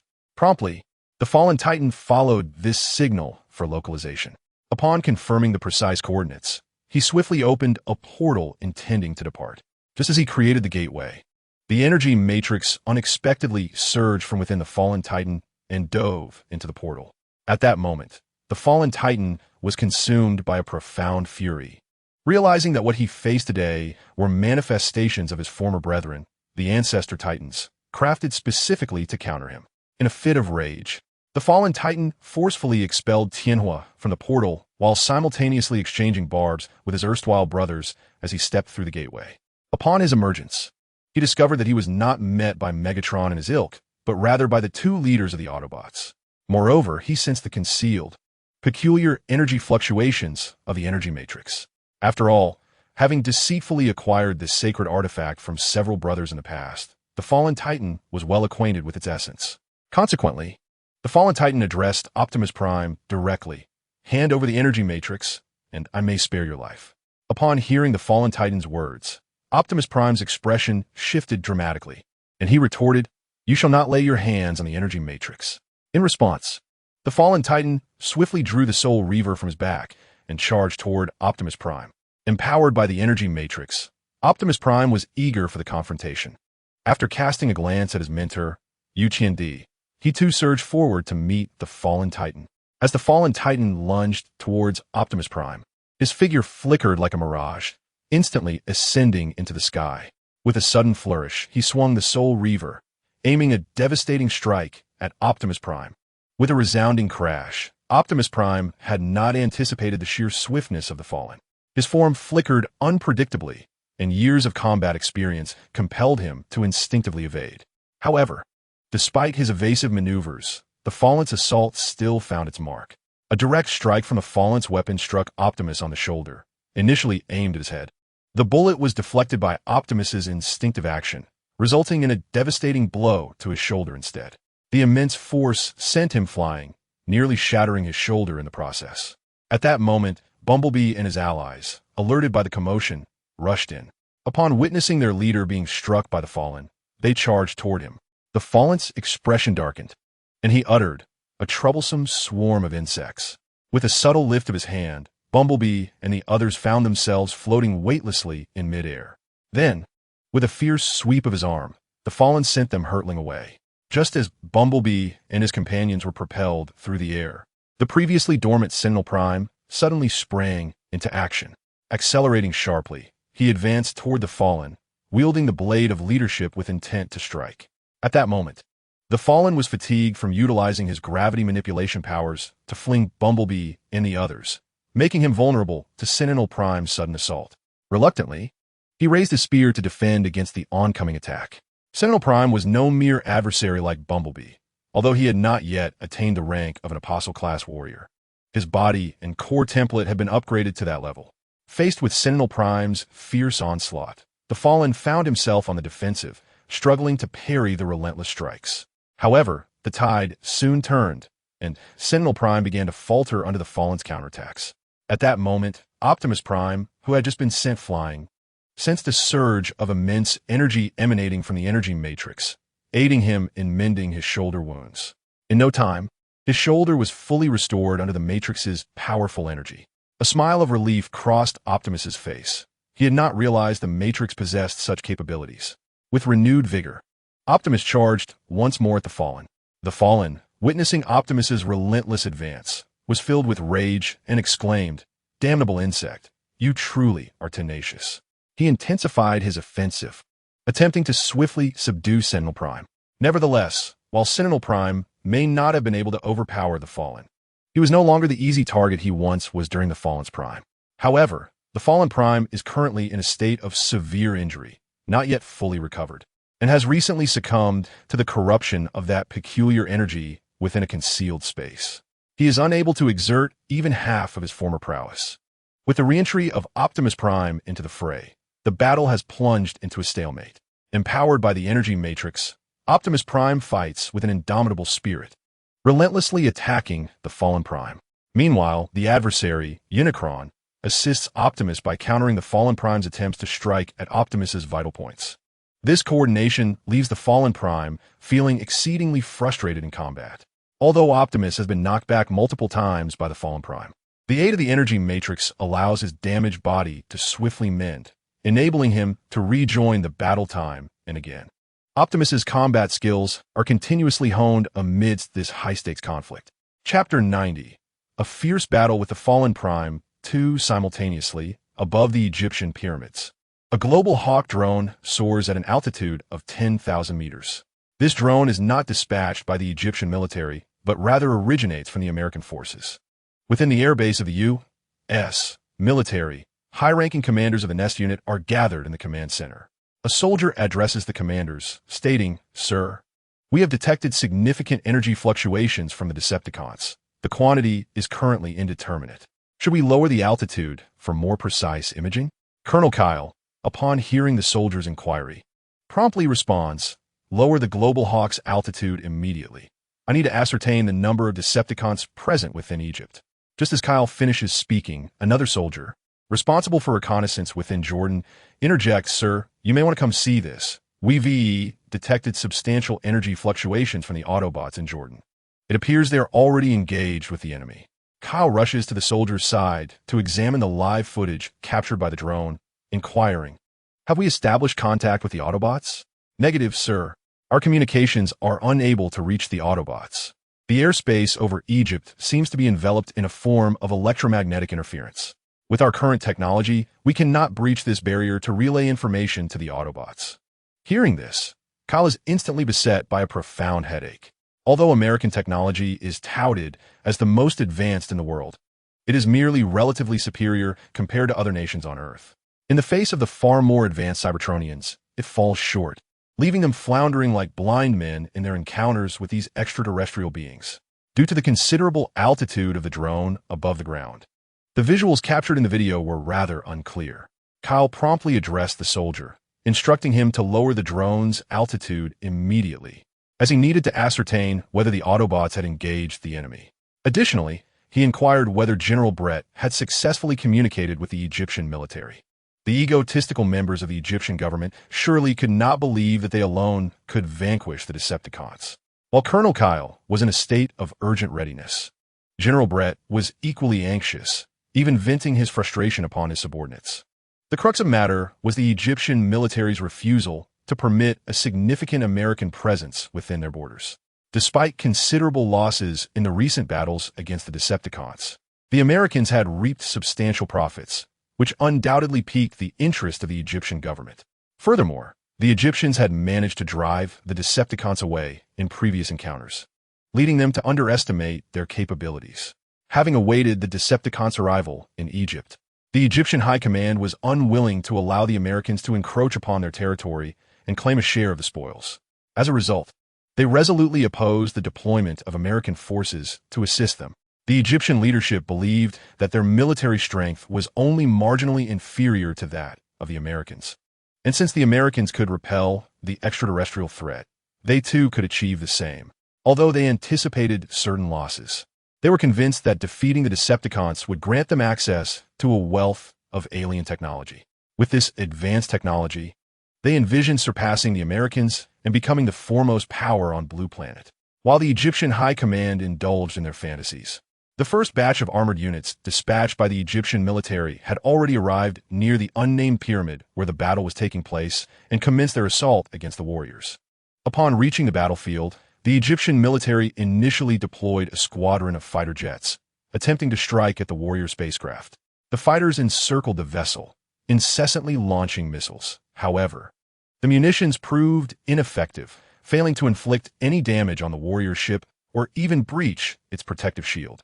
In desperation, the military commander ordered the fighter jets to mark their positions before directing the missile units to launch their attacks against the warrior spacecraft. Yet, before the commander could fully issue his orders, several alien fighters emerged from the vessel, swiftly annihilating the Egyptian fighter squadron. With no other option, the Egyptian military commanded a full-scale assault, leading with their tank units, intending to confront the enemy head-on. However, as soon as the engagement commenced, the Egyptian forces suffered catastrophic losses. Although their tanks were among the most advanced on Blue Planet, imported from the Arctic Bear, they found themselves utterly ineffective against the nimble alien mechanized warriors. The light weaponry wielded by human soldiers failed to inflict any damage upon the extraterrestrial combatants. Only a handful of human soldiers equipped with heavy weaponry could inflict harm upon them. The rest of the Egyptian military felt as though they were merely present to meet their demise. With a significant number of soldiers perishing, the Egyptian forces realized the situation was dire, as the combat prowess of the Decepticons exceeded their expectations. Meanwhile, Optimus Prime and Megatron, engaged in battle with the Fallen, gradually began to gain the upper hand. Initially, Optimus was sent flying by a single shot from the Fallen, but after several minutes of fierce combat, he was now able to contend with the Fallen for over 10 minutes. This growth in Optimus's capabilities contrasted sharply with the Fallen's waning strength. After all, such intense combat was immensely draining on their energon reserves, and, unlike Optimus, the Fallen did not possess the infinite augmentation granted by the Matrix of Leadership. In addition to channeling energy to fight Optimus and Megatron, the Fallen also had to expend energy to repair the damage inflicted upon him by the two. As Optimus fought, he addressed the Fallen, stating, "Give up, Fallen. With my mentor and me here, you cannot achieve your goals. If you remain obstinate, I will drag you to hell with me, even if it costs me my life." Upon hearing this, the Fallen's face, once twisted with rage, transformed into one of derision as he retorted, "You, a mere insect, think you can drag me into hell?" As one of the 13 primes, the Fallen might not be the most powerful among them, particularly when facing the Prime himself, but he felt undaunted by any of the other primes. In the past, he had effortlessly escaped from an onslaught by 3 primes of equal stature. Now, faced with merely 2 younger adversaries, even in his wounded state, the Fallen did not regard Optimus as a threat. After delivering his retort, the Fallen swung his Soul Reaver with force, pushing both Optimus and Megatron back, and then instantly activated his spatial abilities to vanish from sight. Chapter 91. Fierce Battle with the Fallen. 3. Optimus and Megatron stared in astonishment at the vanishing Fallen. Had he fled? Just then, Megatron felt a surge of energy behind him. In the next moment, the Fallen reappeared, thrusting his Soul Reaver directly at Megatron. Years of combat experience allowed Megatron to react swiftly. Without time to turn around, he spun his shield behind him, attempting to block the incoming attack. As soon as the shield was positioned, an overwhelming force struck it, sending Megatron hurtling away. Upon witnessing his mentor being struck down by the Fallen, Optimus Prime immediately brandished his weapon, aiming a fierce strike at the head of his adversary. However, after casting aside his earlier opponent, the Fallen swiftly activated his spatial abilities. Vanishing from sight, causing Optimus's attack to miss its mark. At that moment, as the defeated opponent plummeted to the ground, an ominous presence loomed once more. The Fallen reappeared directly above him. With no means of escape, his adversary could not evade the Fallen's assault, which resulted in a grievous wound inflicted by the Spear of Souls piercing through his abdomen. In a decisive maneuver, the Fallen chose not to utilize his spatial powers again. Instead, he withdrew the spear from the Fallen warrior's midsection and aimed it again at his core. Yet the opponent, now alert, hastily discarded his shield and grasped the Leader-S blade with both hands, successfully blocking the attack from the Fallen. At this juncture, Optimus Prime also regained his composure, advancing to force the Fallen back. The Fallen's choice to target the incapacitated adversary first, rather than Optimus, stemmed from his insight gleaned during their prior engagement. Although Optimus lacked the raw power and combat finesse of his counterpart, the enhancements provided by the energy matrix rendered him resilient to injury, enabling swift recovery even from grievous wounds. If the Fallen persisted in attempting to eliminate Optimus to seize the energy matrix, he would find himself ensnared in a futile cycle. With a tactician as skilled as his opponent at his side, it was improbable for the Fallen to vanquish Optimus outright. Thus, the Fallen resolved to expel a considerable amount of his spark energy, employing his spatial abilities twice in succession, intending to incapacitate his adversary. If he could render him immobile, the path to slaying Optimus and claiming the energy matrix would be significantly simplified.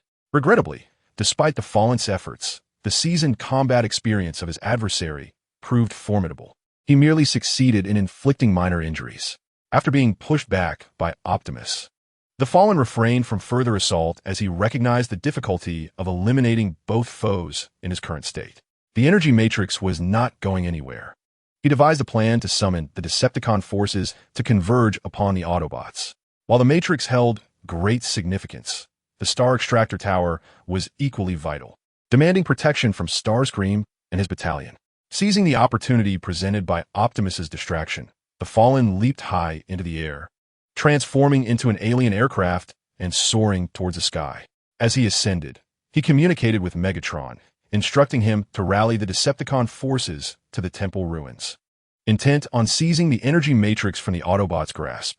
At this moment, Megatron and his companions did not flee towards the War-Wing spaceship as initially planned. Upon realizing that the Autobots were not pursuing them, they swiftly sought refuge in a concealed location. After receiving a communication from the Fallen, a glint of red light flickered in Megatron's eyes, and he addressed Barricade and the others, declaring, "My master has returned. The matrix of leadership has been obtained by the Autobots. My master has just sent me a message instructing me to lead the Decepticon army to reclaim the matrix from the Autobots." Upon hearing Megatron's words, Starscream's mind began to race with schemes. He had already gleaned the entire situation from Barricade's account. Having had considerable interactions with the Fallen, Starscream was acutely aware of his formidable power. Although Unicron was indeed powerful, Starscream doubted that he could vanquish the Fallen. Originally, with the disappearance of the Fallen and Skyfire, the forces led by War-Wing would have posed no challenge to Megatron. However, with the return of the Fallen, the outcome had become uncertain. If he were to secretly inform the Fallen, once the Fallen dealt with Unicron, he would undoubtedly seek retribution against Megatron. Should Megatron be punished by the Fallen, the position of Decepticon leader would naturally fall to him, which filled Starscream with excitement. However, he soon regained his composure, realizing that he was somewhat outnumbered. It was important to note that besides Megatron, there was also Shockwave in the Decepticon ranks. It would be prudent to enlist an ally. With this thought, Starscream's gaze shifted towards Barricade. Although Barricade held a relatively weak position within the Decepticon ranks, his strength was on par with that of a leader, making it an optimal choice to bring him to his side. Since Barricade's influence was lesser than his own, Starscream could more effectively control him. Just as Starscream was deep in thought, Shockwave spoke to Megatron, stating, "Lord Megatron, it appears that the Fallen has already engaged with the Autobots and did not gain the upper hand. Otherwise, with the Fallen's power, he would have directly reclaimed the Matrix from the Autobots without requiring you to lead the Decepticon army in this endeavor." One must commend Shockwave, one of the three titans of the Decepticons, for his astuteness. He had deduced much from merely a command issued by the Fallen. Before Megatron could respond to Shockwave's reasoning, Starscream interjected, vehemently countering, "That is impossible. With the Fallen's strength, If he truly wished to seize the Matrix, neither Unicron nor Optimus Prime could stand in his way. He must have sensed Lord Megatron's plan, deliberately observing whether Lord Megatron would take action, much like how the Fallen quietly summoned Starscream and others to the solar system. Chapter 92. The fierce battle with the Fallen. At this moment, Red Alert, who had intended to speak further, found his voice diminishing upon witnessing the nearly burning gaze of Megatron. Subsequently, he fell silent.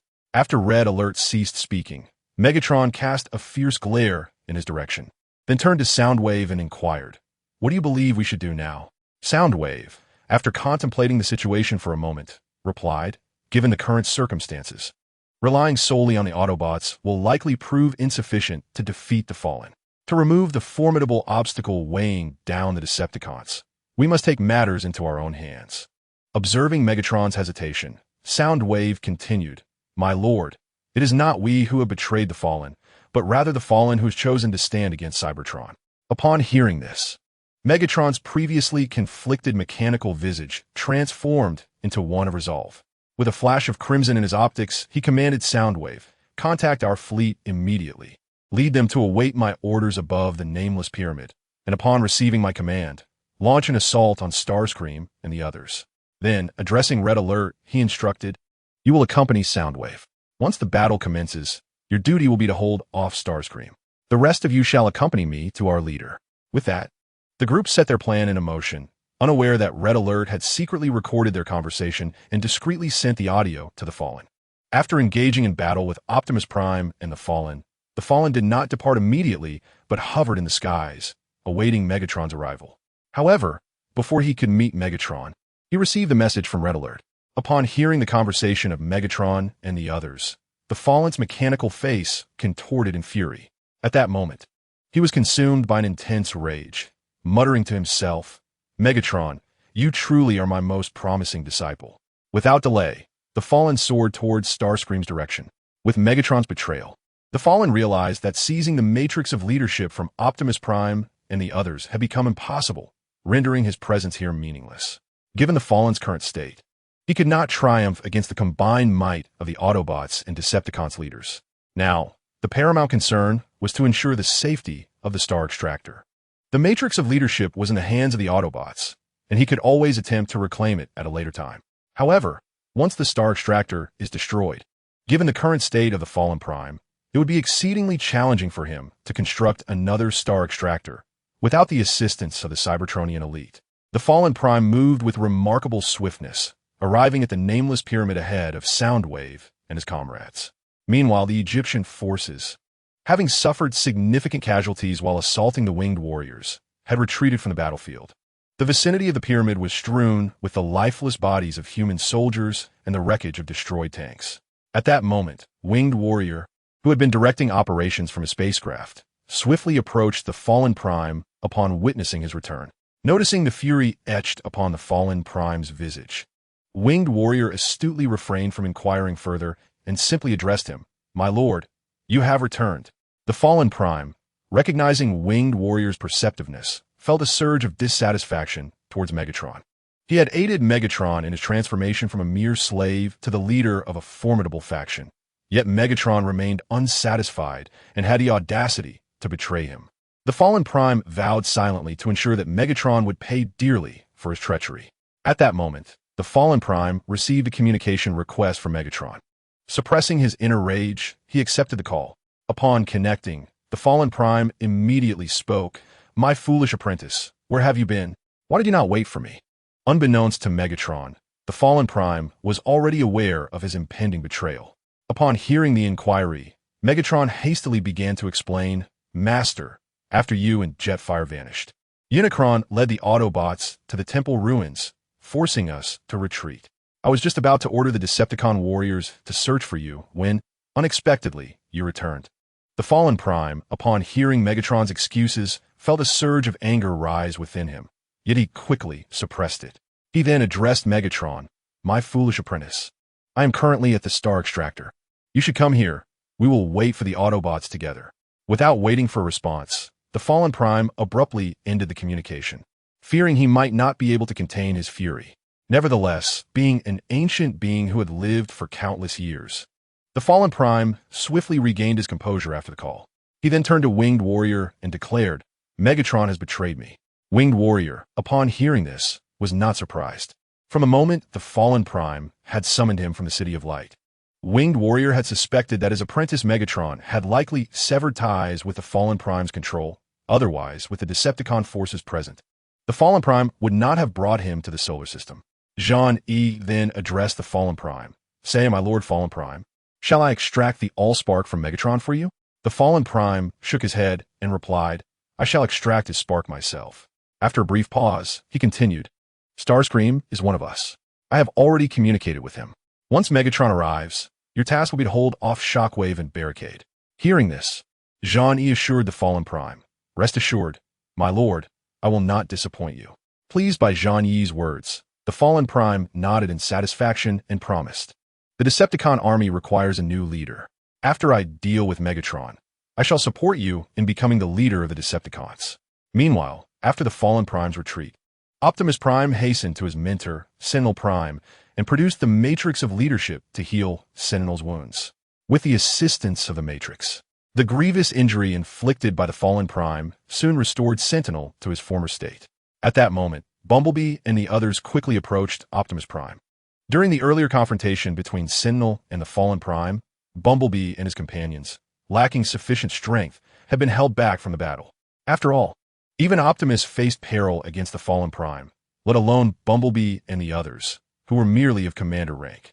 Chapter 93, Fierce Battle with the Fallen Prime. 5. Bumblebee stepped forward to Optimus Prime and said, Optimus, the one who lay unconscious in the temple ruins appears to be the Elder Jetfire. Should we bring him out? Both Optimus and Sentinel were taken aback. They had not anticipated that the first to emerge from the portal was Jetfire. Thus, Optimus promptly instructed Bumblebee, first, take Jetfire to the ship and have Ratchet examine his systems. Furthermore, have Ironhide and the others not arrived yet? In response to Optimus's inquiry, Bumblebee replied, Ironhide and the others are on their way, but they should be here shortly. Just as Bumblebee finished speaking, a convoy led by a utility pickup truck was seen speeding toward them. It was the tardy Ironhide and his team.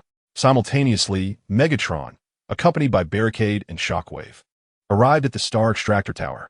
Upon seeing the fallen Prime, Megatron quickly approached and said, Master, I have arrived. The fallen Prime gazed quietly at Megatron, feeling a deep fondness for his pupil.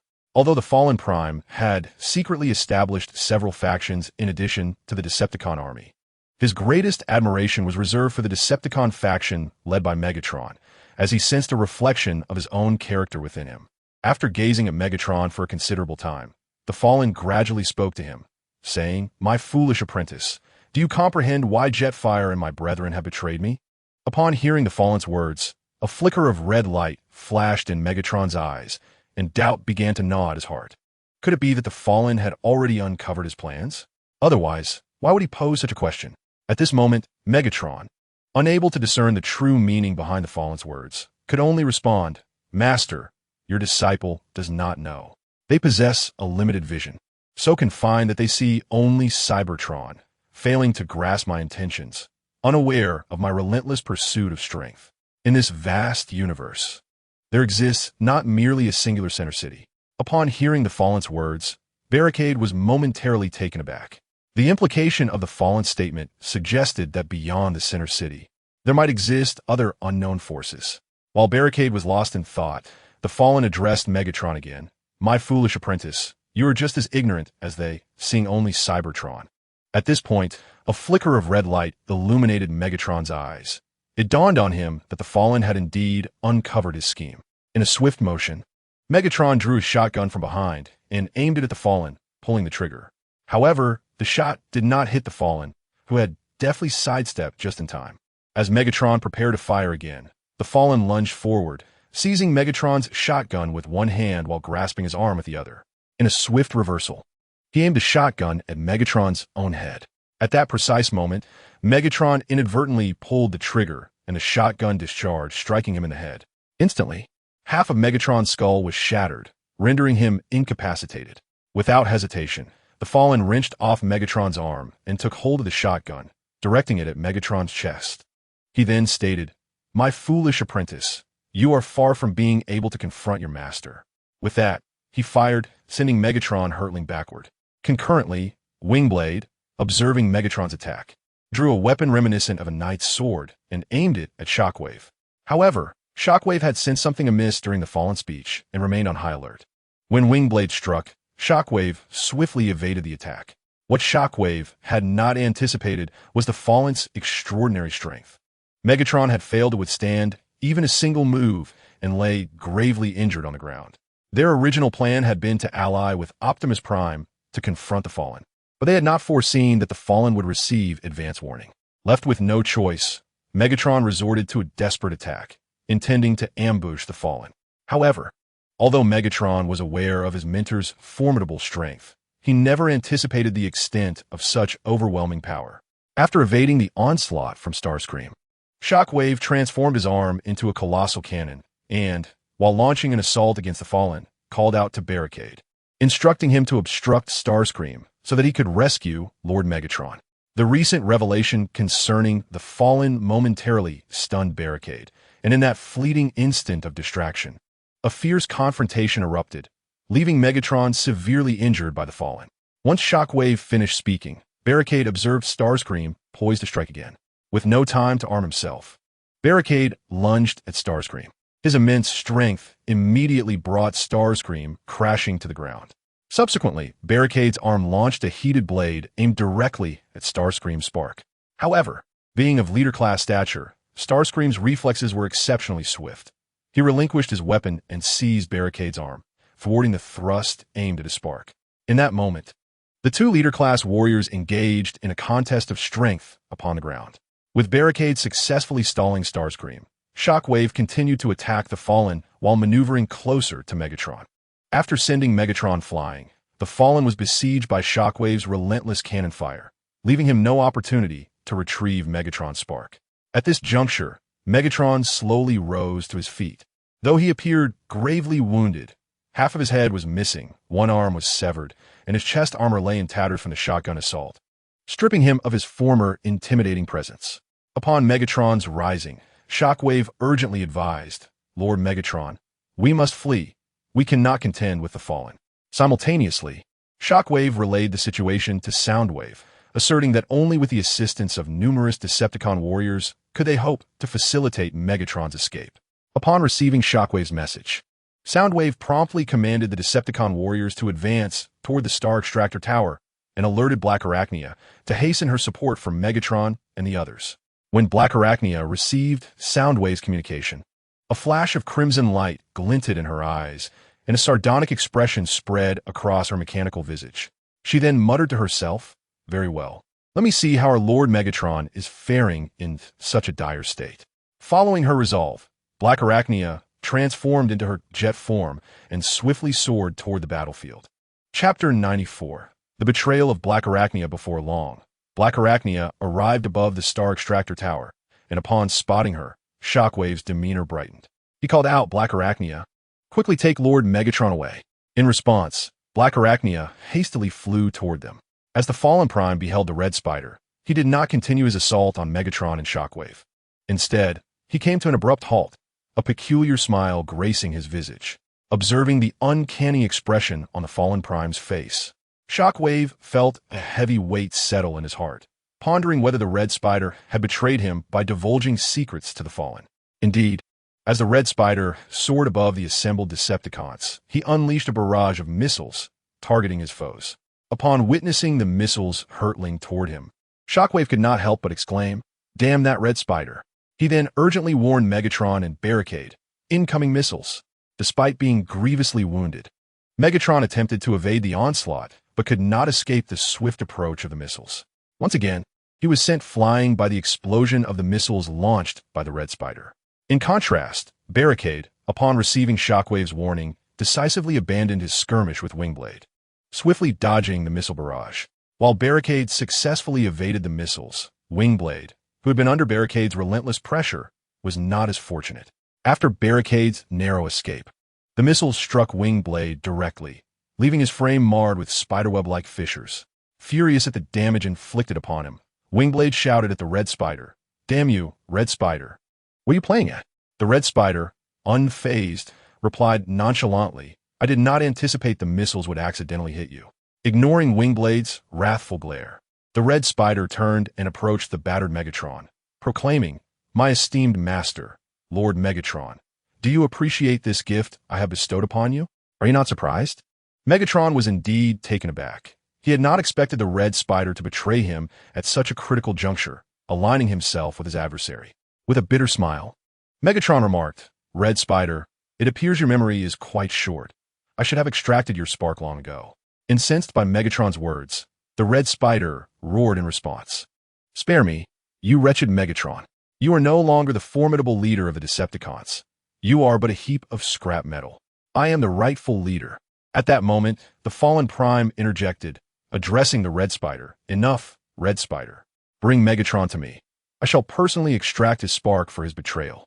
Though somewhat displeased by the interruption, the Red Spider concealed his frustration, his face twisting into a menacing grin as he charged toward Megatron. Meanwhile, Shockwave rushed forward, attempting to obstruct the Red Spider, only to be intercepted by Wingblade. In an instant, the battle, which had momentarily ceased, reignited with a single utterance from the fallen. At this juncture, Megatron was no match for Starscream, who mercilessly pressed him to the ground, leaving Megatron to seethe in impotent rage. The only figure remaining motionless was Barricade, who caught the Fallen's keen interest. The Fallen addressed Barricade, inquiring, "Are you not inclined to rescue your esteemed Megatron?" Barricade fixed an unwavering gaze upon the Fallen, but remained silent, fully aware that should he intervene on Megatron's behalf against Starscream, the Fallen would undoubtedly retaliate against him.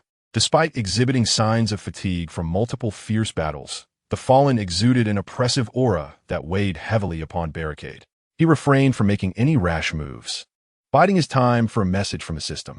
With Starscream's sudden appearance and subsequent assault, Barricade sensed that his group might find it exceedingly difficult to escape this perilous situation alive, even if he abandoned Megatron and Shockwave to flee alone. The prospects of survival appeared grim due to the overwhelming power of the Fallen. Not only did the Fallen possess an elusive nature, but his apostolic level might far surpass Barricade's own capabilities. He realized that he would scarcely be able to distance himself before being overtaken by the Fallen.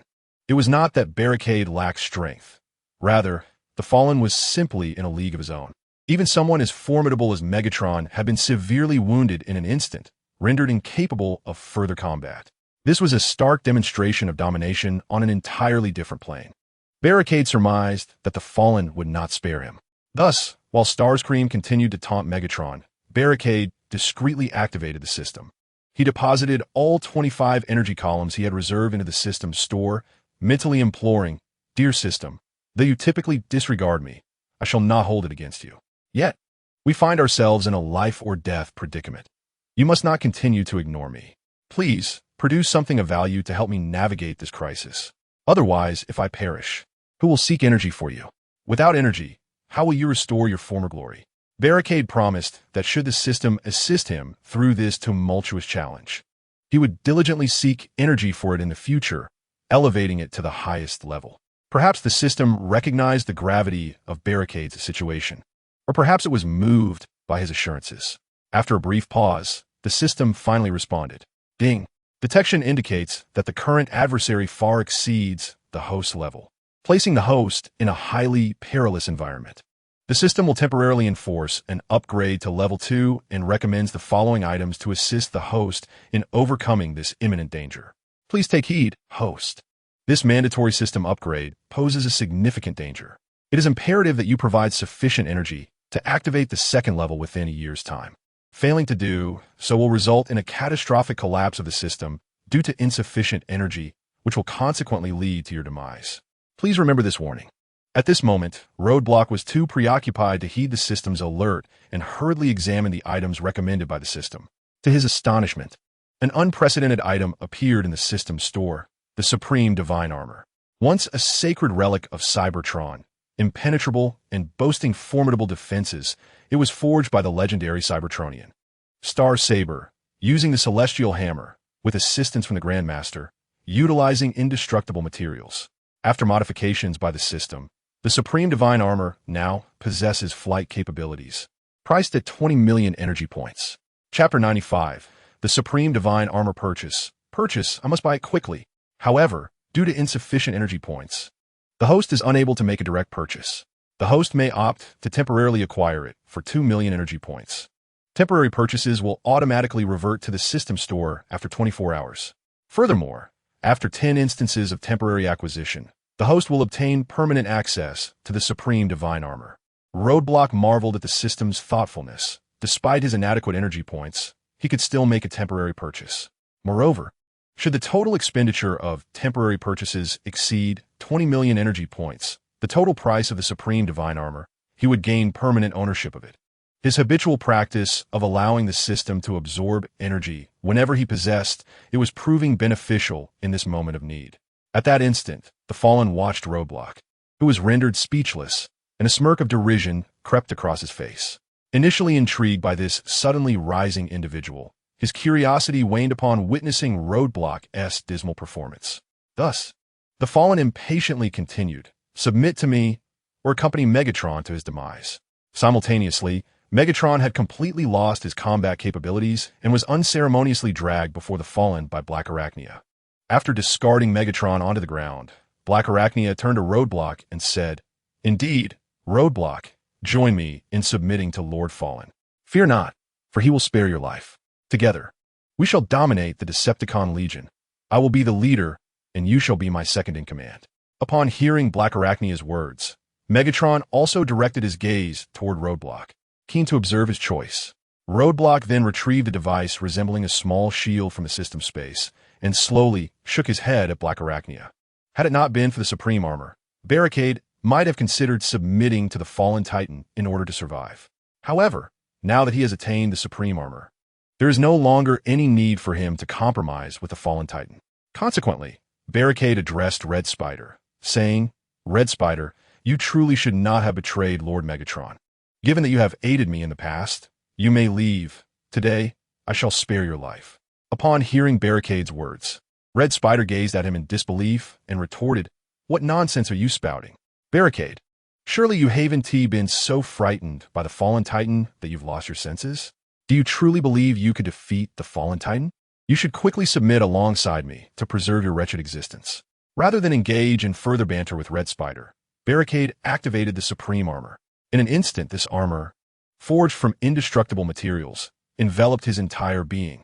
Subsequently, Barricade charged directly at the Fallen Titan, delivering a powerful punch to Red Spider's mechanical visage as he passed by.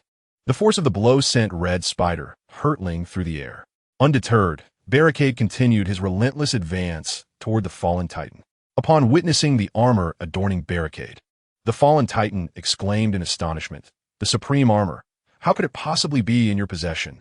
No one answered the Fallen Titan's query, and Barricade had no intention of responding.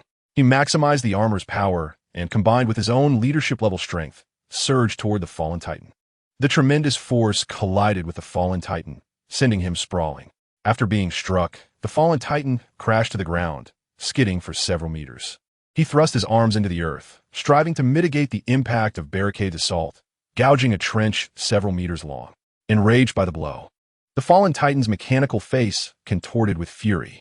Gradually rising to his feet, he spat at Barricade. "Damn you, insect, I shall make you pay for provoking my wrath." With that, the Fallen Titan produced his weapon, the Soul Reaver, and leaped high into the air, aiming to stab Barricade with a strike. Yet, clad in the Supreme Armor, Barricade felt no fear of the Fallen Titan's attack. Empowered by the armor, his speed and strength surpassed that of the Fallen Titan, who could only muster half his potential. As the Fallen Titan charged, Barricade swiftly sidestepped the assault and seized the Soul Reaver. With his immense strength, Barricade rendered the Fallen Titan incapable of maintaining his grip on the weapon, yanking him forward. Without hesitation, Barricade unleashed a punch directly at the Fallen Titan's face. This blow forced the Fallen Titan to release his grip on the Soul Reaver, causing him to stagger backward. The barrier was relentless, and after the Fallen Titan collapsed, it aimed the recently acquired Soul Reaper gun directly at the spark of the Fallen Titan. However, the Fallen Titan, a warrior of apostolic caliber, demonstrated remarkable combat experience. As he fell, he activated the propulsion system in his back and feet. With the assistance of this power, the Fallen Titan had not fully succumbed to the ground when he was propelled forward. Although he narrowly evaded the fatal blow from the barrier, he could not entirely escape its assault, resulting in the barrier piercing the armor on his thigh. Under the immense force exerted by the barrier, the armor of the fallen Titan's leg was penetrated as if it were mere tofu, pinning him to the ground. Witnessing the barrier's ease in piercing his chassis, the once arrogant fallen Titan revealed a glimmer of fear. At that moment, the previously knocked away Red Spider rose to his feet.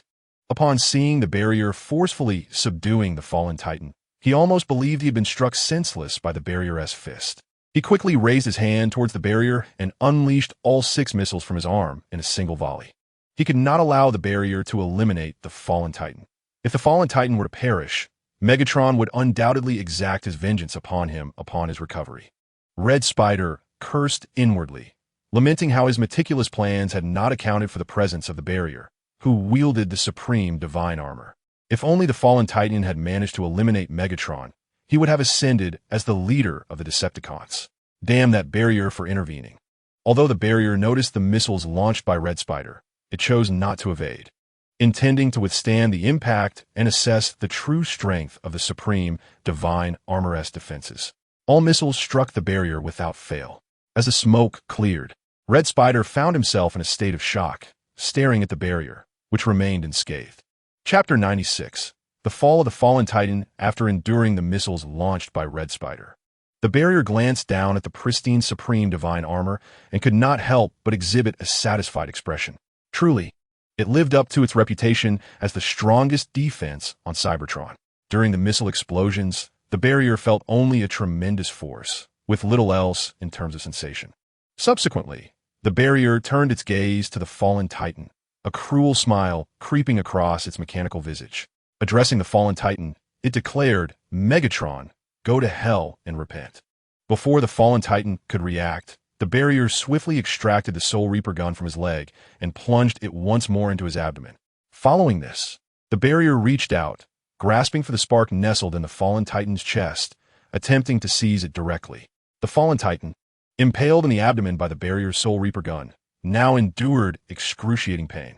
However, upon witnessing the impending attack from the Autobot, the Fallen, despite the grievous wound to his abdomen, hastily extended his hand to activate his extraordinary gravitational manipulation ability.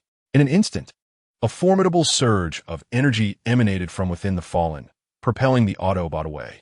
At the very moment he was thrust back, the Autobot grasped the Soul Reaver spear that had been embedded in the Fallen's abdomen. The sheer force of the impact caused the spear to be yanked from the Fallen's body by the Autobot.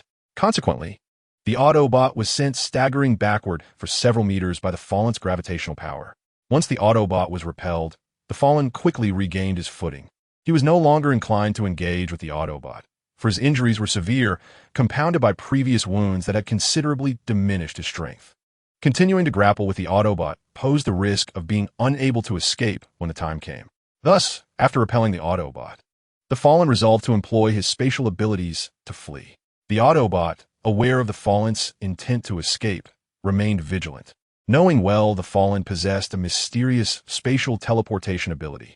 Steadying himself, the Autobot summoned all his strength and hurled the Soul Reaver spear at the Fallen. At that moment, a faint azure energy field began to materialize around the Fallen. But before it could envelop him entirely, the spear pierced through his chest, disrupting his spatial maneuvering. After casting the spear, the Autobot swiftly approached the Fallen and plunged his hand into the Fallen's frame, seizing the core from within and extracting it. The Fallen, bereft of his essence, gradually slumped to the ground, his mechanical eyes, once aglow with crimson light, dimming into oblivion. Thus fell the legendary Prime. Watching the Fallen's essence being torn away, the Decepticon, the Red Spider, sank to his knees as if bereft of his soul. Witnessing his dreams of leadership within the Decepticon ranks shattered by the Autobot. In a fit of denial, the Red Spider cried out in anguish, "No, this cannot be. The Fallen was invincible. How could he be so easily vanquished? This cannot be real." Meanwhile, the Decepticon forces, led by Soundwave, arrived belatedly at the scene and immediately launched a fierce assault against the winged warriors. The entire pyramid complex transformed into a battleground between the Decepticons and the winged forces. Observing the Fallen's demise, the winged commander wasted no time in evading Soundwave and ascended into the sky, simultaneously commanding his troops to retreat. In truth, Battle Wing had long been aware of the circumstances in this area. When the fallen Titan found himself at a disadvantage, thoughts of escape began to stir within Battle Wing. However, fearing retribution from the fallen Titan, who could not be allowed to survive, he hesitated to flee. Now that the fallen Titan had perished, his very spark extracted, Battle Wing, unburdened by apprehension, decisively chose to escape. He held no intentions of avenging the fallen Titan. Although Battle Wing was once a subordinate of his, he differed greatly from Megatron and Starscream. Originally akin to Lockdown, he was a bounty hunter who had been forcibly subdued by the fallen Titan and had since been managing affairs in Central City for him, lacking any profound loyalty to the fallen Titan. After Battle Wing and his legion made their retreat, only tarantulas remained at the scene, wearing an expression of bewilderment. He pondered how everything he once controlled had devolved into chaos. Glancing at Barricade and Soundwave, as well as the severely injured Megatron, a sense of bitter resentment welled within him. Just a moment longer, and I would have been the leader of the Decepticon faction. Driven by his discontent, tarantulas rose from the ground and leaped into the air, transforming into a fighter jet and soaring away into the distance. Barricade and Soundwave did not obstruct his escape. Barricade had no desire to eliminate tarantulas, as he had always been somewhat accommodating towards him. Even in his moment of triumph, tarantulas had considered Barricade, contemplating a betrayal of Megatron together. Thus, Barricade merely feigned ignorance to Tarantula's departure. As for the discord between him and Megatron, that was their affair, and Barricade had no intention of capturing tarantulas to assert loyalty to Megatron. Once airborne, tarantulas headed directly for his spacecraft. Realizing he could no longer remain in the solar system, he intended to return to Cybertron with his forces. Aware that Megatron would never forgive him for his actions today, he understood that the Decepticons would no longer accept him. Therefore, Tarantulas resolved to prepare himself within his own faction to confront the inevitable retaliation for Megatron. In that moment, only the Decepticon faction remained at the scene. Megatron gazed upon the fallen Titan, now bereft of his spark at Barricade's hands, and felt a pang of nostalgia. Though the fallen Titan was now his adversary, he had once been the teacher Megatron revered most. After silently contemplating his mentor for a moment, Megatron turned to Barricade and instructed him, "There are still some loyal subordinates of the fallen Titan stationed at the Neptune base. I entrust their handling to you." Without waiting for Barricade's response, he then addressed Soundwave, saying, "Soundwave, inform the warriors to remain vigilant here to thwart any Autobot ambush. We shall establish military fortifications around the stellar extractor, centered on Blue Planet, at the pinnacle of darkness." After speaking, Megatron strode purposefully towards the spacecraft, urgently needing to repair his own body. Chapter 97. The fall of the fallen Cybertronian. One Megatron did not demand the spark of the fallen Cybertronian from Roadblock, nor did he concern himself with the fallen S body, a fact that underscored the significance of that apostolic-level spark and frame. Earlier, he had instructed Roadblock to venture into the fallen's base and eliminate the remaining minions. Megatron's intentions were unmistakable. He was extending an olive branch to Roadblock, a man who valued gratitude. It is paramount to acknowledge that the Fallen, as an ancient Cybertronian who had survived for countless years, had amassed a considerable wealth of resources within his lair over the years. Roadblock had saved his life, and without him, Megatron would have undoubtedly met his demise that day. He was not covetous of the apostolic-level spark and frame, nor did he seek the Fallen's legacy. Instead, he entrusted all of it to Roadblock for management. Understanding Megatron's sentiments, Roadblock promptly summoned Jazz and others to assist in transporting the remains of the Fallen onto the spacecraft. He was cautious not to reveal his possession of storage capabilities in plain sight. Once the Fallen S body was aboard the spacecraft, Roadblock eagerly led his warriors towards Neptune. After all, with Warwing and his companions having fled, Roadblock feared that they might have detoured to Neptune and absconded with the Fallen S treasures, rendering his efforts futile. Roadblock's concerns were not unfounded. At that moment, Warwing and his crew were indeed heading towards Neptune. A commander-level warrior aboard Warwing's ship reported, "Commander, our forces suffered approximately 4,000 casualties among the junior warriors during the battle on Blue Star, while the losses among the intermediate warriors were about 100, with no losses among the senior warriors. Most of our losses occurred during the engagement with the Decepticon forces. Upon hearing this report, Warwing's expression darkened. The number of warriors he had brought was already limited. Thus, losing 4,000 was a heavy blow. He turned to his subordinate and inquired, "How could we have incurred such significant junior warrior casualties?" The subordinate promptly replied, "Although our engagement with the Decepticons was brief, they outnumbered us by more than twofold. Moreover, during our retreat, we were rather hasty, and many warriors were slain by the Decepticon forces as they fled." At this, Warwing's demeanor soured further. He addressed the commander-level warrior. "I understand. You may leave." Warwing had not anticipated that the outcome of this battle on Blue Star would unfold in such a manner. He had never imagined that, despite the Fallen's formidable power, there existed beings within this minuscule solar system capable of vanquishing him. In a moment of panic, Zhang was solely preoccupied with fleeing, neglecting the brave warriors engaged in battle, resulting in significant losses. However, the thought of soon infiltrating the base of the fallen Titan, seizing the energy and resources amassed over the years, swiftly restored his composure. Though warriors may be lost, they could be gradually nurtured anew. If he perished on Blue Star, he would be left with nothing. Before long, Zhang Yi's spacecraft arrived at Neptune, gazing at the imposing base of the fallen Titan. A glimmer of uncontainable astonishment crossed his face. He addressed his subordinate commanders, instructing them to prepare for an immediate assault on the base's defenders, aiming to capture the fallen Titan's stronghold with utmost speed. Upon hearing his orders, his subordinates swiftly complied. The spacecraft soon landed within the base, and the defenders, unaware of the fallen Titan's demise, exhibited no wariness towards Zhang Yi's vessel, mistaking it for a return from a successful mission. One of the senior defenders, upon seeing Zhang Yi and his entourage disembark, hurried forward with a fawning expression, exclaiming, "Lord Zhang Yi, you have returned. Did the fallen Titan not accompany you?" Zhang Yi regarded the senior defender with a cruel smile, replying, "The fallen Titan has gone to another place and will not return." The senior defender, perplexed by Zhang Yi's words, attempted to inquire further, only to notice the energy weapon in Zhang Yi's grasp aimed directly at him. Zhang Yi then stated, "Do you not comprehend? Then you may personally inquire of the fallen Titan." With that, Zhang Yi pulled the trigger, shattering the senior defender's spark of life. As Zhang Yi acted, his subordinates launched an offensive against the base's guardians. In an instant, numerous defenders, caught off guard, fell to Zhang Yi's forces. However, it wasn't long before the defenders regrouped and retaliated against Zhang Yi's team. Yet, under the leadership of Zhang Yi, a formidable warrior, the defenders were swiftly overwhelmed and began to retreat.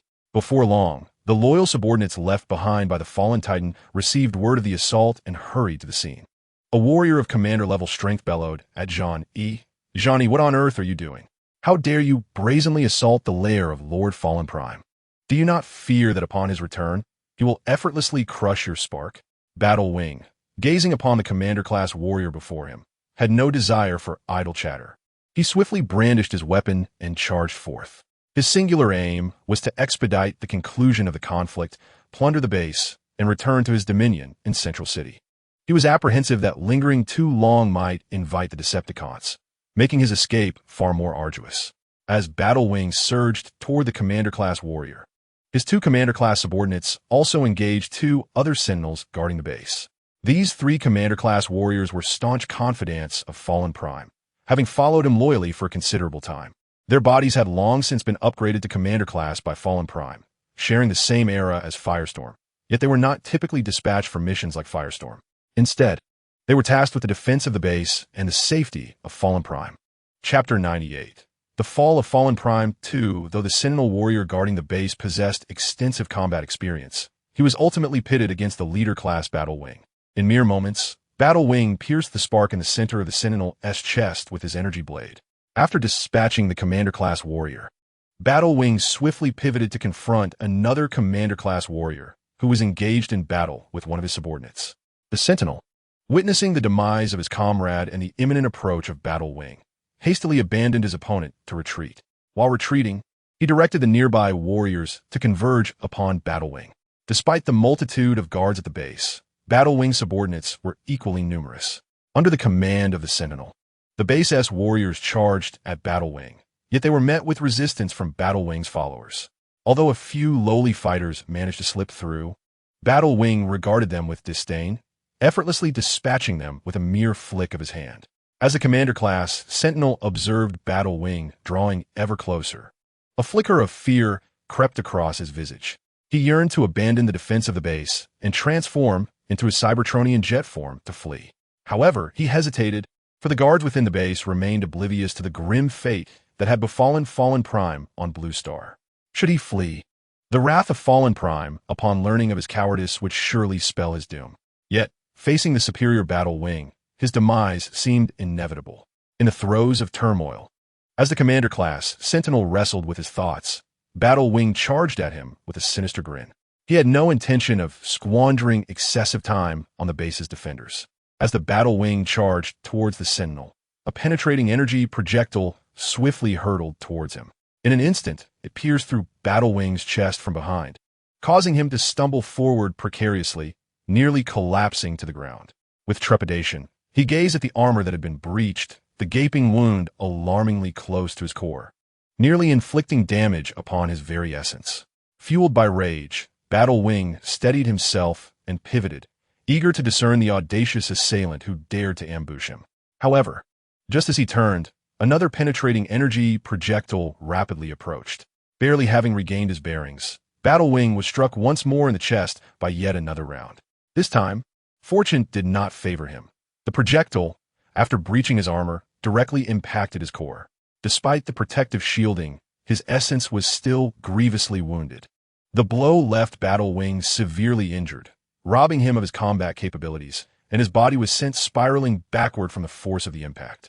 Simultaneously, a massive spacecraft gradually appeared above the fallen Titan base. The ambusher was none other than Roadblock, standing on the ship's deck, observing the incapacitated Battle Wing. Roadblock gleefully inspected the 14 nuclear-charged sniper rifle in his grasp. "Goodness," he exclaimed, "the power is astounding. Even a leader-class machine cannot withstand the force of its projectiles. Truly, a product of the system is guaranteed to be exquisite." This was Roadblock's inaugural use of the 14 nuclear-charged sniper rifle, a weapon defined in the system store as ideal for ambushing foes. Since acquiring it, he had awaited the perfect opportunity to employ it, and this initial experience had profoundly reshaped his perception of its capabilities. Subsequently, Roadblock addressed his subordinates on the deck, commanding, "Eliminate all those below, and let us seize control of the fallen Titan base." Upon receiving his orders, his warriors leapt from the ship's deck, activating their propulsion devices just before making contact with the ground to cushion their descent from the heights. The Decepticon soldiers, upon landing, surged towards the ongoing conflict within the base. Leading the charge was Recoil, accompanied by 200 elite warrior-class robotic insects. These mechanical insects rarely utilized energy weapons to assault enemies. One of them emitted a piercing howl as it approached the adversaries, transforming into its robotic form. Seizing a mid-tier warrior, it exerted tremendous force, tearing the unfortunate foe asunder without so much as a cry. Subsequently, the mechanical insects cast the body of the adversary to the ground and swiftly lunged towards another foe. The other warriors under the command of Roadblock, encountering the mechanical insects for the first time, were struck by a sense of trepidation as they observed the brutal combat style of these automatons. They instinctively began to distance themselves from the mechanical creatures, fearing potential collateral damage. It was also Roadblock's first encounter with the fighting methods of the mechanical insects, and he finally comprehended why they were not well regarded on Cybertron. Such a violent approach would indeed be perplexing if it were accepted. At that moment, Roadblock chose not to disembark the ship alongside the warriors. Instead, he gripped his nuclear-charged sniper rifle, relentlessly searching for high-ranking enemy warriors. Once detected by Roadblock, the enemy elite had little chance of escaping the retribution of his charged sniper rifle. With the addition of Jazz, his comrades, and the 200 mechanical insects, the battle became overwhelmingly one-sided. Furthermore, with Roadblock continuously targeting the enemy's elite from above, it became exceedingly difficult for the adversaries to mount an effective counterattack, resulting in a virtual massacre. However, Roadblock observed that Wingblade had not perished, but was instead gravely injured and incapacitated. His two commanding subordinates were currently aiding Wingblade in an attempt to flee. Roadblock was not inclined to grant them another opportunity to escape. He promptly commanded Jazz and Recoil to intercept Wingblade and his companions. Following that, Roadblock stowed away his charged sniper rifle and leapt from the ship, soaring towards Wingblade-s direction. Roadblock had never scanned aerial vehicles, as he believed that transforming directly into one lacked the elegance of traveling via ship. Unlike Megatron, who could transform into multiple forms, Roadblock's body could only simulate one vehicle form at a time. Thus, to assume an aerial form, he would have to relinquish his current vehicle state. Nevertheless, he could fly using the propulsion systems in his legs and back, although this method was relatively slower and less agile than a vehicle form. Chapter 99. Subduing Wingblade. Roadblock had resolved that once he plundered the base of the fallen Autobots, he would enhance his own capabilities further. He also aimed to bolster the strength of his subordinates, for after battling the Fallen and Unicron, Roadblock recognized that his own power was insufficient when facing such seasoned adversaries. He understood that he must continually augment his own strength and refine his combat skills. However, honing combat skills is not an endeavor that can be accomplished in mere days. It requires prolonged exposure to the crucible of battle. Although he might not reach the level of those seasoned veterans in the short term, he possessed a system. Roadblock had witnessed the might of this system and was now eagerly anticipating the unlocking of its second tier. Even the Fallen Prime, under the auspices of the system's creations, harbors resentment in its decline. Should one elevate the system to a higher echelon, it is likely that even the Cosmic Emperor would tremble beneath such overwhelming authority. Jazz and Recoil swiftly intercepted the fleeing warriors of the Battle Wing, engaging in combat with two commander-level subordinates of Battle Wing. In this moment, Battle Wing was consumed by regret, wishing he had simply fled with his subordinates. His greed for the resources left by the Fallen Prime had led to this predicament. Trapped by the Decepticons, as he observed the two commander-class warriors battling his subordinates, a conflicted expression crossed his face. He understood that escape would be exceedingly difficult today. However, Battle Wing was a pragmatic individual. Compelled by the formidable might of the Fallen Prime, he had once submitted, becoming a subordinate. With the demise of the Fallen Prime, it seemed his only option for survival was to bow to Megatron. Yet, Megatron was merely a leader-class warrior, and the thought of submitting to him felt beneath Battle Wing's dignity. While he was lost in this turmoil, Barricade descended from the sky, crashing to the ground with a force that fractured the earth. Upon witnessing Barricade's arrival, Battle Wing narrowed his eyes, a wary expression overtaking his features. It was this very individual who had extracted the matrix of leadership from the Fallen Prime. The thought struck him, could it be that Barricade had ambushed him earlier? After all, with his leader-class prowess, typical commander-class warriors could hardly breach his defenses. As Barricade approached, Battle Wing felt a surge of anxiety, fearing that Barricade might unceremoniously extract his own matrix. The memory of Barricade retrieving the Fallen Prime's matrix was still fresh in his mind. Without waiting for Barricade to reach him, Battle Wing spoke urgently, inquiring about Megatron's whereabouts, expressing his desire to meet with him. Barricade, taken aback by this request, responded, questioning the intent behind such a demand. He then informed Battle Wing that Megatron was not present, suggesting that any final words could be conveyed through him.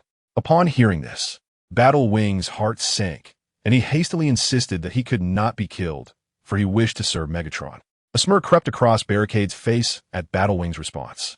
He had not anticipated that the latter would entertain such an idea. Yet, it was evident that Battle Wing was rather timid.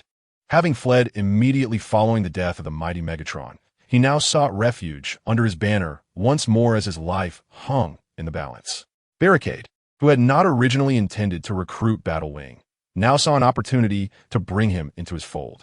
Thus, from the spark, Barricade merged into a force imbued with the essence of the Supreme Guardian Protocol, commanding the energy to float before the Warlord. The Barricade proclaimed, "Submit to me or perish." What? I shall submit to Lord Megatron, not to you. Upon hearing the Warlord's defiance, the Barricade swiftly kicked him to the ground, subsequently pressing his foot against the Warlord's mechanical visage. Lowering his gaze upon the subdued Warlord, he menacingly declared, "I shall say this only once more. Either submit to me or meet your demise." The two commander-level subordinates of the Warlord, witnessing the assault on their leader, were filled with urgency. They relentlessly attacked Jazz and Barricade, disregarding defense, attempting to force the two back in a bid to rescue their commander. However, They faced Jazz, a combat veteran, and their strategy only granted Jazz the opportunity to counterattack, severely wounding one of their assailants. Meanwhile, the commander-level warrior engaged with Barricade managed to push Barricade back, taking advantage of a momentary lapse. This warrior opened fire on Barricade while charging towards him, intent on liberating their leader. Yet, his efforts were futile, for Barricade, though not clad in the supreme armor, could withstand several strikes from a commander-level attack. Though Barricade's intellect may be questionable, his loyalty to his leader was unwavering. Upon seeing his opponent push him back, he charged at the enemy, tackling him to the ground and viciously tearing into him. Observing this brutal combat style, Barricade shook his head in disapproval. It was far too savage. Unbeknownst to him, Barricade's disapproval only spurred his subordinate to further frenzy, as he mistook Barricade's gesture for dissatisfaction with his performance and became increasingly savage in his assault, desperately seeking Barricade's approval, turning his attention back to the warlord, who lay silent and unresistant.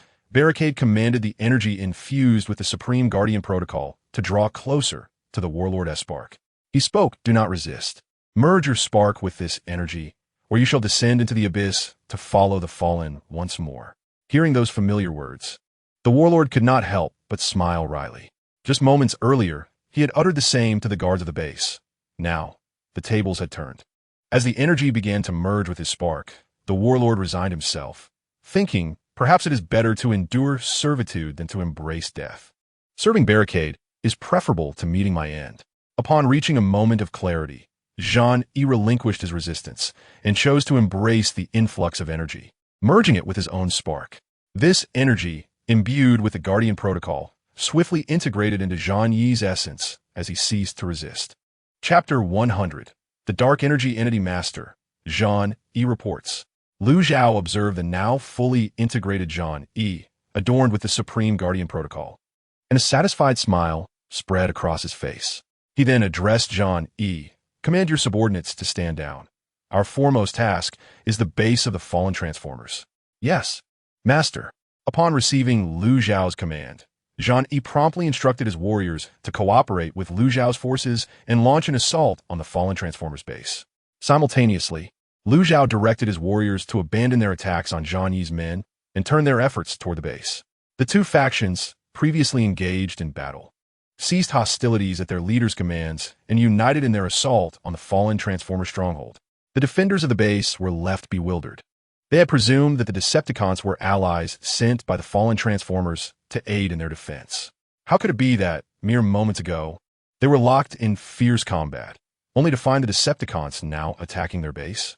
Caught off guard, the defenders were quickly overwhelmed. Under the combined might of Lu Zhao and Zhang Yi, the base of the fallen Transformers fell swiftly. Even the two commander-level subordinates of the fallen Transformers were captured and brought before Lu Zhao. Once in the presence of Lu Zhao, the two commander-level warriors immediately demanded, "What are you two doing? How dare you assault the base of Lord Fallen Transformers? Do you not fear his retribution upon his return?"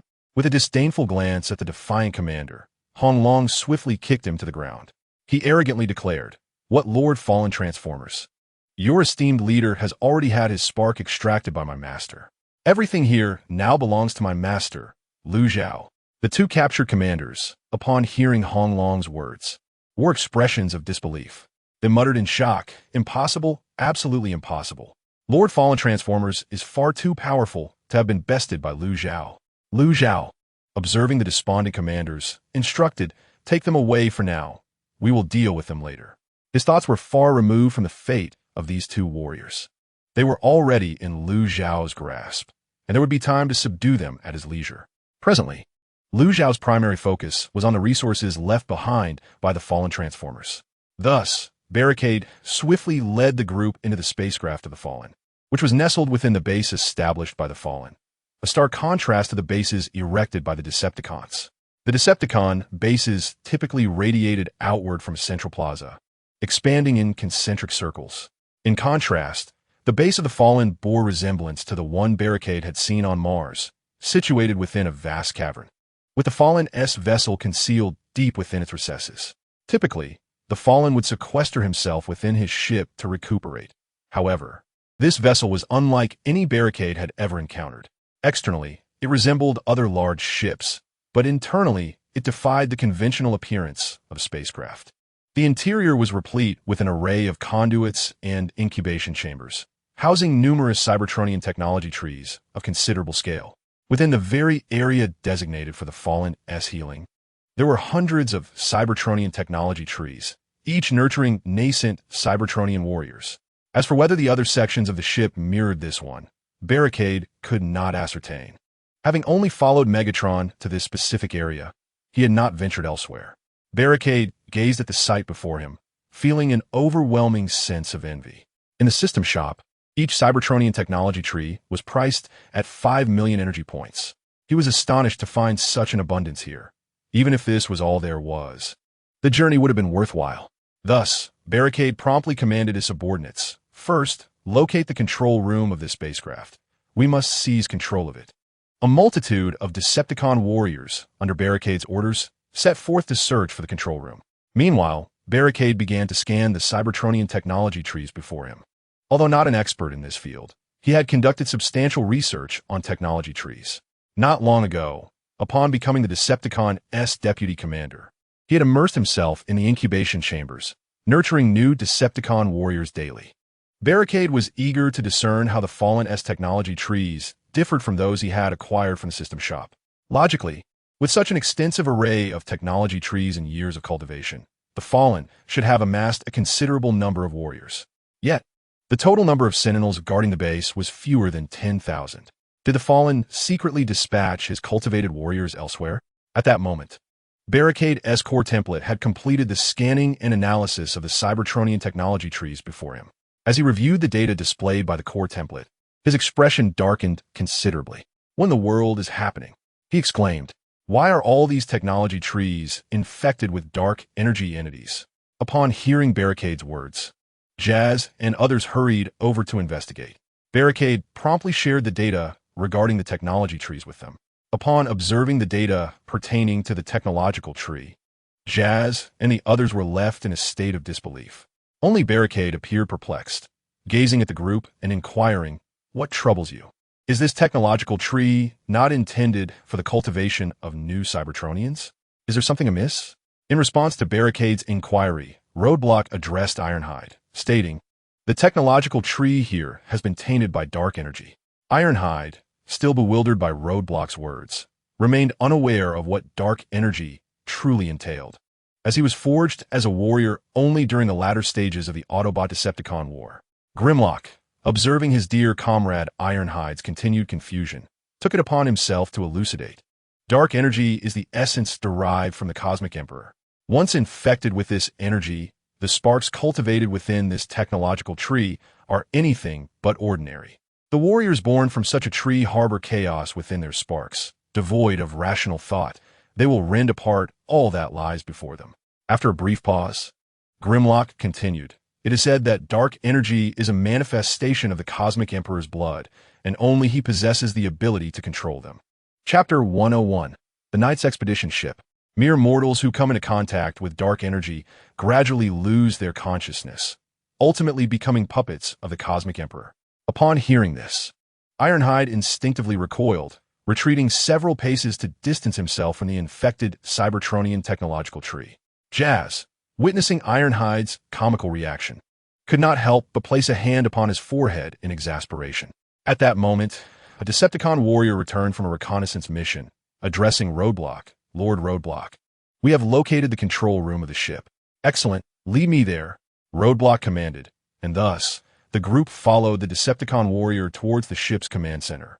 As for the Cybertronian technological trees infected by dark energy, Roadblock intended to leave them here for the time being, planning to address them gradually. During his conversation with Grimlock and Ironhide, Roadblock had conversed with the system, seeking to ascertain whether he could utilize the Supreme Guardian Protocol to exert control over the infected technological trees and the warriors they spawned. Upon hearing Roadblock's inquiry, the system promptly responded with an explanation. The Supreme Guardian Protocol can control any living entity, including those Cybertronian warriors already infected by dark energy. The host may purchase a new chassis from the system, thereby allowing the sparks cultivated to be replaced directly, thus enabling control over the dark energy-infected beings without their consent. After analyzing the system's assessment, Roadblock felt that purchasing a new chassis directly from the system to control the infected warriors seemed somewhat inappropriate. Due to the excessive energy consumed in procuring the body directly from the store, and the resultant acquisition of mere unconscious warriors who are solely aware of combat, it would be far more prudent to directly enlist the free warriors from the Decepticon Legion. Can you analyze the nature of the dark energy entity and elucidate why the infected warriors gradually lose their consciousness, ultimately becoming mere puppets to the commands of the Cosmic Emperor? Ding! The dark energy entity is akin to the host's Supreme Guardian Protocol, capable of exerting control over the infected. However, the Supreme Guardian Protocol is of a far superior caliber. The dark energy entity represents a rather primitive control technology, effective only on life forms beneath its own tier. It proves ineffective against beings of formidable willpower and cannot dominate those of higher rank. Upon hearing the system's explanation, Roadblock experienced a moment of clarity, realizing that the so-called dark energy entity was merely a tool employed by the Cosmic Emperor to manipulate his subordinates. Nevertheless, Roadblock sensed a transformation in the system after its temporary elevation to level 2. It seemed to have evolved from its previous state. Previously, no matter the inquiries posed by Roadblock, the system would respond in a mechanical manner, merely urging him to expedite the elevation of its level. Now, it exhibited a newfound vitality, perhaps a consequence of its advancement in rank. Before long, the group arrived at the command center of the spaceship. Upon entering, Roadblock immediately uploaded the Taihu Light into the vessel. However, an unknown system previously resided aboard the ship. As Roadblock integrated the Taihu Light, it promptly initiated a struggle for control over the ship with the pre-existing system. Being a product of the system, the computational prowess of the Taihu Light far surpassed that of the Decepticon S-Hammer system. The unknown system was roughly on par with the Hammer system. Yet the Taihu Light quickly gained the upper hand in the contest for dominance. After expelling the unknown system from a ship, the Taihu Light formally assumed control of the entire vessel. Upon taking command, it promptly began to report the status of the ship to Roadblock. My Lord Roadblock, this vessel was originally constructed during the Cybertronian Council era, known as the Knights Expedition. It was specifically designed for Pathfinders. The ship is not in its complete form. We currently occupy only the main body. In addition to the main structure, it is outfitted with 4 large detachable ships, though their whereabouts remain unknown after detaching. The entire main body, modified by its original owner, is now divided into 2 distinct zones. Aside from the control room and the previous cultivation chamber, the remainder consists of vast storage areas filled with dormant pods and numerous warriors currently in slumber. Upon hearing this, the crowd was momentarily taken aback, and Roadblock promptly inquired, "How many warriors are in stasis within the cryo chambers?" After a preliminary calculation, the response was that there were at least 150,000. Roadblock, upon hearing this, thought he had misheard and turned to Taihu Zhiguang, asking, "Are you certain it is 150,000? Even a colossal spacecraft cannot accommodate that many warriors." In response to Roadblock's query, Taihu Zhiguang continued, "At least 150,000 warriors are in stasis. The ship has been retrofitted with an expansion module. Its main structure has been entirely severed by its previous owner, merging it with the surrounding caverns. This gigantic vessel is no longer capable of navigation." The crowd exchanged bewildered glances, perplexed by the enigmatic actions of the fallen Titan. Why would a perfectly functional ship be dissected and repurposed as a storage chamber for warriors? Moreover, with so many warriors present, why did the fallen Titan not utilize them, instead opting to summon the Wing of War from the distant central city? Roadblock turned his gaze towards the Wing of War. Noticing Roadblock's scrutiny, the Wing of War hastily replied, "Master, please do not look at me. I am equally in the dark regarding this situation. The fallen Titan has never disclosed any information to me." Roadblock was aware that under the influence of the Supreme Guardian Protocol, the Wing of War would not lie to him. However, the question lingered. Why did the fallen Titan refrain from deploying these warriors? Could it be that he was unable to control them? Were these warriors perhaps all derived from the Cybertronian technology tainted by the dark energy entity? With these thoughts racing through his mind, Roadblock urged Taihu Zhiguang to lead the way to examine the dormant warriors. Soon, the group arrived at the chamber where these warriors lay in stasis, guided by Taihu Zhiguang. Upon entering the chamber, Roadblock beheld rows of stasis pods, each housing a warrior. He approached and initiated a scan on one of the warriors within a pod. The data swiftly materialized before his eyes. The warrior in stasis was merely a junior combatant. However, the essence within his spark exuded a peculiar energy, distinct from that of a standard spark. This energy bore a resemblance to that of the dark energy entity. Indeed, these warriors had been cultivated from the technology tainted by the dark energy entity. Without hesitation, Roadblock extracted a strand of energy imbued with the Supreme Guardian Protocol from his own spark and integrated it into the dormant warrior's essence. He sought to determine whether the Supreme Guardian Protocol could seamlessly merge with a spark that harbored only chaotic thoughts. Chapter 102. Upgrade System 1. The energy carrying the Supreme Guardian Protocol gradually entered the infected warrior's body under Roadblock's control. His mechanical eyes remained fixed on the warrior before him as it began to assimilate the Supreme Guardian Protocol. As the moment the energy made contact with the spark, the warrior was awakened by the self-protective mechanism of the body. A pair of mechanical eyes, emanating a violet hue, gradually illuminated. Subsequently, the warrior rose from the stasis chamber. Initially, the warrior sat there in a daze, exhibiting no signs of reaction. Roadblock, observing the behavior of the infected warrior, found himself momentarily perplexed.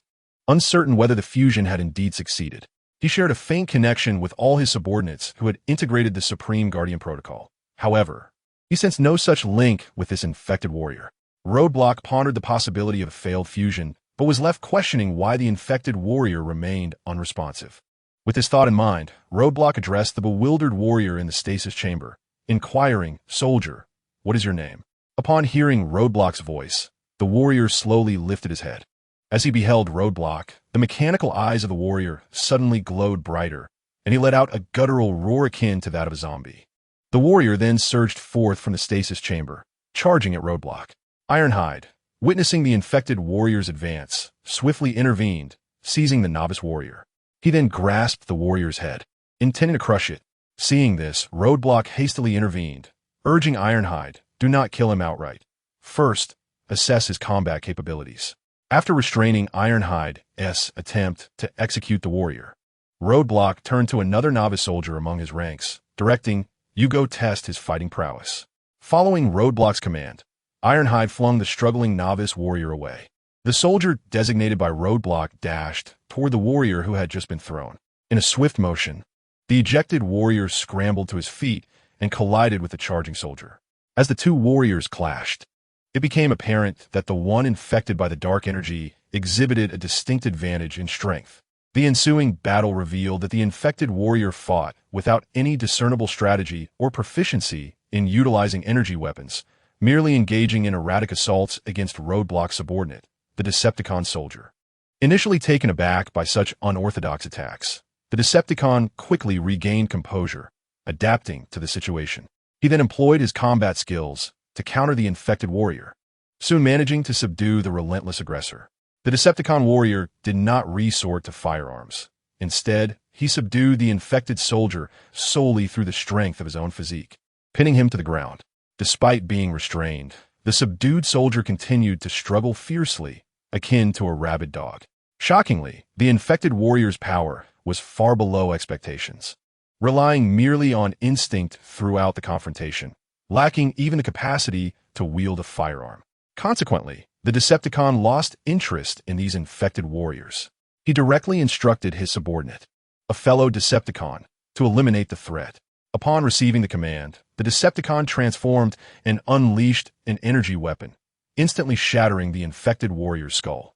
The Decepticon then addressed Jazz, instructing him to position soldiers to guard the area and prevent the infected warriors from regaining consciousness and escaping. Following this directive, Jazz promptly began organizing the troops for surveillance. The Decepticon turned to the Titan, urging him to lead them to the storage area of the fallen Autobots' resources. At that moment, Wing suddenly interjected, requesting permission from the Decepticon to repair his body aboard the ship. The Decepticon recalled that Wing had sustained serious injuries from a surprise attack with his nuclear-powered sniper rifle during the recent battle. Since being captured, Wing had been accompanying him without the opportunity to tend to his own repairs. It was clear that Wing was in urgent need of maintenance. prompting him to remind the Decepticon of his condition. Acknowledging Wing's request, the Decepticon nodded and replied, "Go rest, Wing. If you require anything, contact Jazz." "Yes, my lord," Wing affirmed. Once Wing departed, the Decepticon, accompanied by Thunder and Ironhide, followed the Titan's guidance straight to the energy and resource storage of the fallen Autobots. Jazz remained behind, assigning Decepticon soldiers to monitor the infected warriors and prevent their escape upon awakening. Under the Titan's direction, the trio soon arrived at the resource storage facility. Upon entering, the Decepticon was astonished to find rows upon rows of energy columns. Elation surged within him as he silently exclaimed that he was about to strike it rich. It was noteworthy that during his previous encounter on the moon, the entirety of the Autobot energy columns carried by the adversary amounted to merely a few hundred. In stark contrast, the warehouse of the fallen Autobots showcased a veritable abundance of energy columns and vast quantities of energy cubes. Thunder, marveling at the sheer number of energy columns, exclaimed, "Boss, are these energy columns? There must be at least a few thousand." The Decepticon replied, "Not just a few thousand. There are likely tens of thousands." The multitude of energy pillars suggests that the Barricade could summon an army produced by the system's store at any moment. Thus, the Barricade swiftly advanced, commencing the collection of energy pillars. As it gathered these pillars, it inquired within its mind, "System, with such an abundance of energy pillars, can you not upgrade directly to the second level?" The system, upon hearing this, did not provide a precise response, but rather stated, "Ding. Please furnish the system with sufficient energy for the upgrade." The Barricade rolled its eyes inwardly, thinking this accursed system has reverted to its true nature. One couldn't help but suspect that this wretched system, by withholding accurate data, might be plotting to siphon off its energy. Soon enough, the Barricade collected all the energy pillars. Once the collection was complete, it commanded, "Thunder, summon Jazz to transport all the energy blocks and resources to Mars." Chapter 103. Upgrade System 2. Following the Barricade's orders, Jazz arrived promptly and asked, "Master Barricade, are we to transport all resources here to Mars? How shall we handle the infected warriors?" The Barricade replied, "Let us not concern ourselves with the infected warriors. Leave that to Megatron." After a moment of contemplation, the Barricade continued, "As for the infected Cybertron technology, take half to Mars and leave the other half for Megatron. After all, while we indulge in the feast, we must leave him some broth. Enlist Wingblade to assist you. The two large ships of Wingblade are perfectly suited for transporting resources." After issuing these instructions to Jazz, the Barricade addressed Thunder and Ironplate. "You two need not accompany me. Go and assist Jazz." With that, the Barricade departed and returned to the spaceship. It was time to organize the energy pillars it had acquired. The Barricade intended to feed all of them to the system to elevate it to the second level first. Upon returning to the spaceship, the Barricade eagerly recycled the energy pillars back to the system. Since the last time the system had temporarily activated the second level, an upgrade progress bar had emerged, something that had not existed before. The bar now displayed an upgrade progress of 11%. Therefore, the Barricade produced 100 energy pillars to recycle back into the system. Upon receiving these 100 energy pillars, the system's upgrade progress immediately surged to 12%.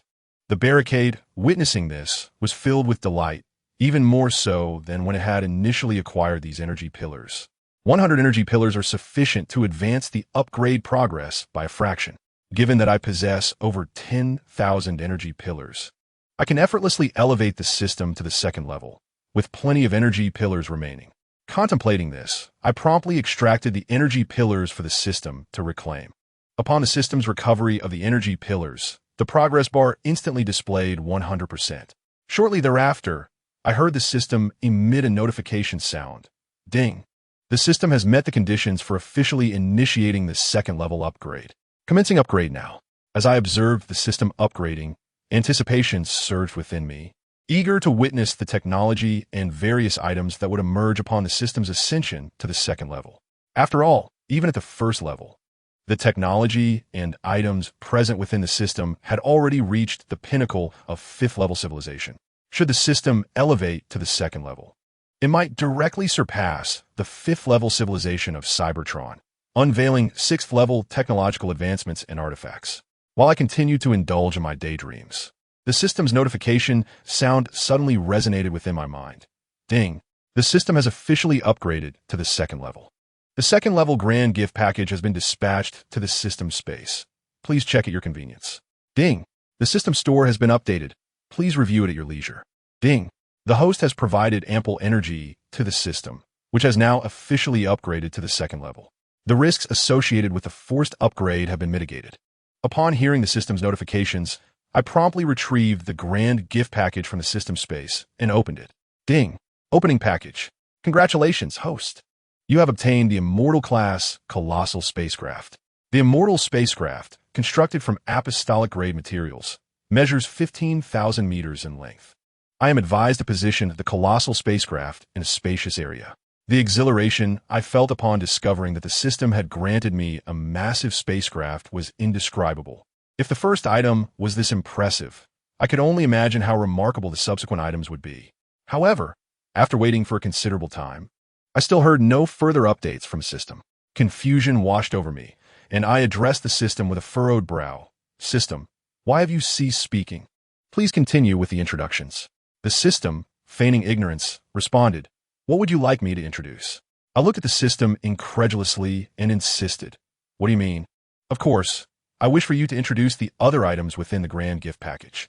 The system replied, There is only this single item in the second level grand gift package. What? Why is there only one item? When I activated the first level, I received 3 items. Why is it that now, upon reaching the second level, I only receive 1? The system explained, The reason the first level grand gift package contained 3 items is that it was the host's initial activation of the system. Thus the rewards were more abundant. Moreover, at that time, the host level was relatively low, and it was the system's intention to provide assistance for the host's rapid growth. Upon hearing this, Roadblock was taken aback and expressed his displeasure towards the system, stating that other systems offer more valuable rewards as one ascends in level. Yet in his case, the higher the level, the lesser the rewards became. In response to Roadblock's inquiry, the system clarified that although the upgrade to the second level resulted in only 1 item in the grand package, the value of that item significantly surpassed the offerings of the first level package. After hearing the system's explanation, Roadblock felt somewhat dissatisfied but recognized the situation was beyond his control. Even if the system provided nothing, he was still powerless to change it. Thus, he reluctantly opened the system shop to inspect the newly updated items. Upon accessing the system shop, Roadblock's previous displeasure dissipated as he beheld the array of items available. In addition to the prior offerings, there are now numerous new items and various weapons. Previously, the system had only offered Cybertronian warrior bodies up to the commander level. But after the system's upgrade to level 2, the shop astonishingly featured the leader-level body, priced at 5 million energy points. Simultaneously, the Universal Template Spark, capable of upgrading to leader level, also appeared, similarly priced at 5 million energy points. The emergence of items capable of upgrading to leader level implied that as long as Roadblock had sufficient energy, he could amass an infinite number of leader-level subordinates. Beyond weapons and equipment, the system shop also introduced spacecraft. This small spaceship, a standard Cybertronian vessel, was priced at 1 million energy points, while the medium spaceship cost 3 million energy points and the large spaceship was set at 8 million energy points. Additionally, there was a small individual combat spaceship, available for 1 million energy points. This small combat vessel, priced comparably to advanced bodies, boasted formidable combat capabilities and could be piloted by a mere junior Decepticon warrior. A junior Decepticon could effectively operate this spaceship, capable of holding off a senior Autobot warrior.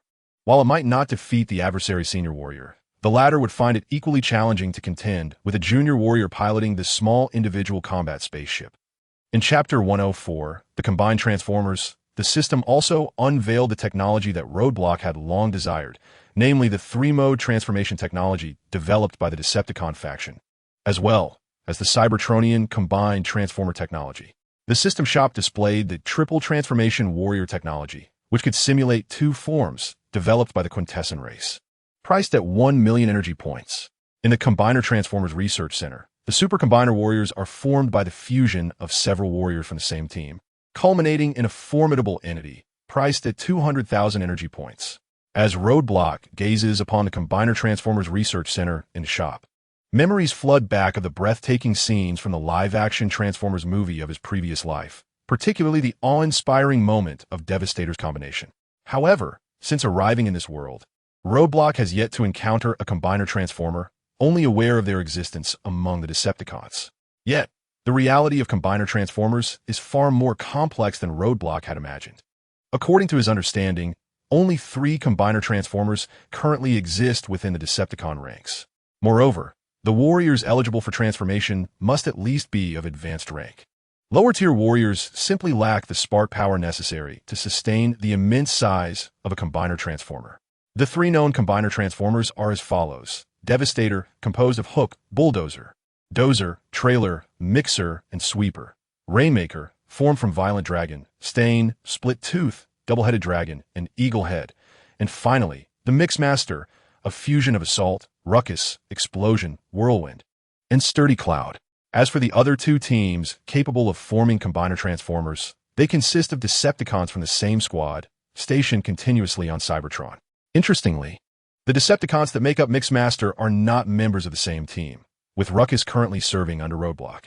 Explosion, on the other hand, had once betrayed Megatron alongside Starscream. While Starscream escaped retribution, Explosion was not so fortunate. His spark was extracted by Megatron, and he remained dormant until the later stages of the internal conflict between the Decepticons and Autobots.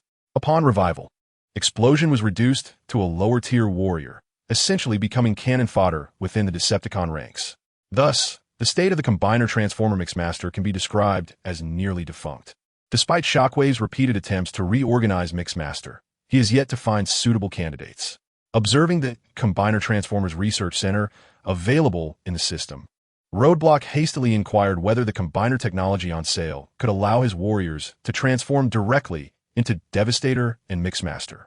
The system responded, clarifying that what was available was not a ready-made Combiner Transformer, but rather Combiner Transformers Research Center. It urged the host to review the information carefully to avoid confusion. Upon hearing this, Roadblock was momentarily taken aback. In a state of frustration, he demanded of the system, "Are you saying that this Combiner Transformers Research Center is merely a laboratory?" The system affirmed this, leaving Roadblock in a state of disbelief and indignation as he furiously exclaimed, "What's going on? What purpose does a laboratory serve when I lack scientists under my command? What I seek is the complete technology for the combinable titans. Do you comprehend what complete technology entails? It refers to the method that allows for the direct transformation of my subordinates into combinable titans." Ding! Within the Combinable Titan Research Center laboratory, the comprehensive technology for combinable titans is available. Upon acquiring the Combinable Titan Research Center, the host can directly send their soldiers to the laboratory for transformation. Furthermore, the combinable titans modified by the Combinable Titan Research Center are entirely new entities, distinct from the familiar Hercules and the mixed sky leopard. For detailed information, the host is encouraged to conduct their own research after purchase, rather than making a scene here. Once the system had elucidated the matter to the obstacle, it ceased further communication. Upon hearing the system's explanation, the obstacle realized their misunderstanding and felt a twinge of embarrassment. However, they quickly cast aside this fleeting embarrassment. They had no intention of apologizing to the system.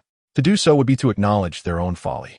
Thus, the obstacle feigned nonchalance and continued to examine the 3-form technology within the system store. After successfully upgrading the system to the 2nd level, the obstacle still had a substantial amount of energy columns remaining. Other items would be studied gradually upon returning to Mars, but for now, they could acquire the technology for a 3-form warrior. The technology for the 3-form warrior was priced at a mere 1 million energy points in the shop. Although the obstacle believed that as a powerful figure, they should command from a spaceship rather than leading soldiers in a battle, they welcomed any means to enhance their own strength. The 3-form warrior could adopt 2 vehicle forms. However, an additional form serves more than just aesthetic appeal. It offers an alternative combat strategy.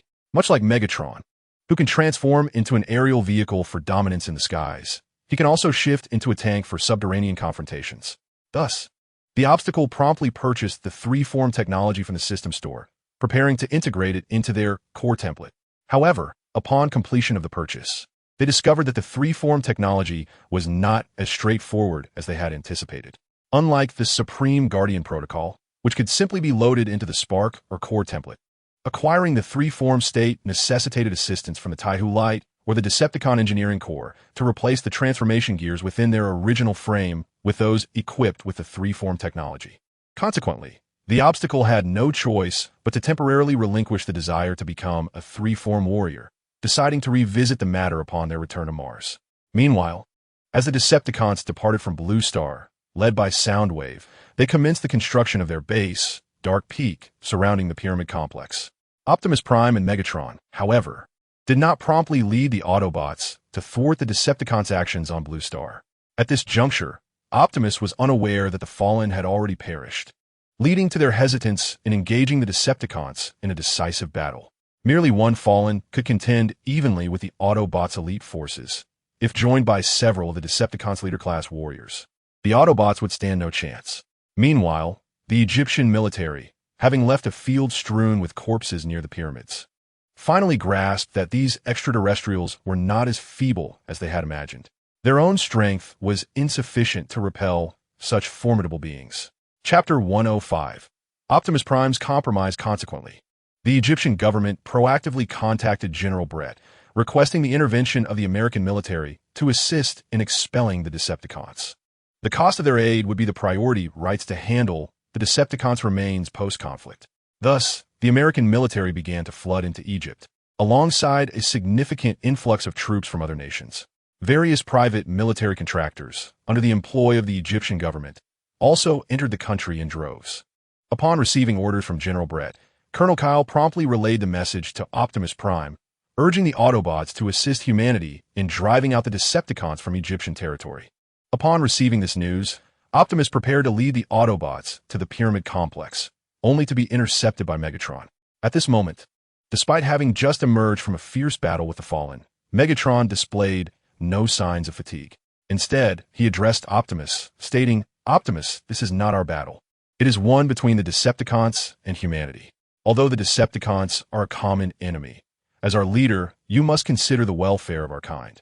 We cannot serve as humanity's free enforcers. If they seek our assistance, they must offer something of value in return." Upon hearing Megatron's words, Optimus fell silent, inwardly recognizing the truth in his mentor's assertion.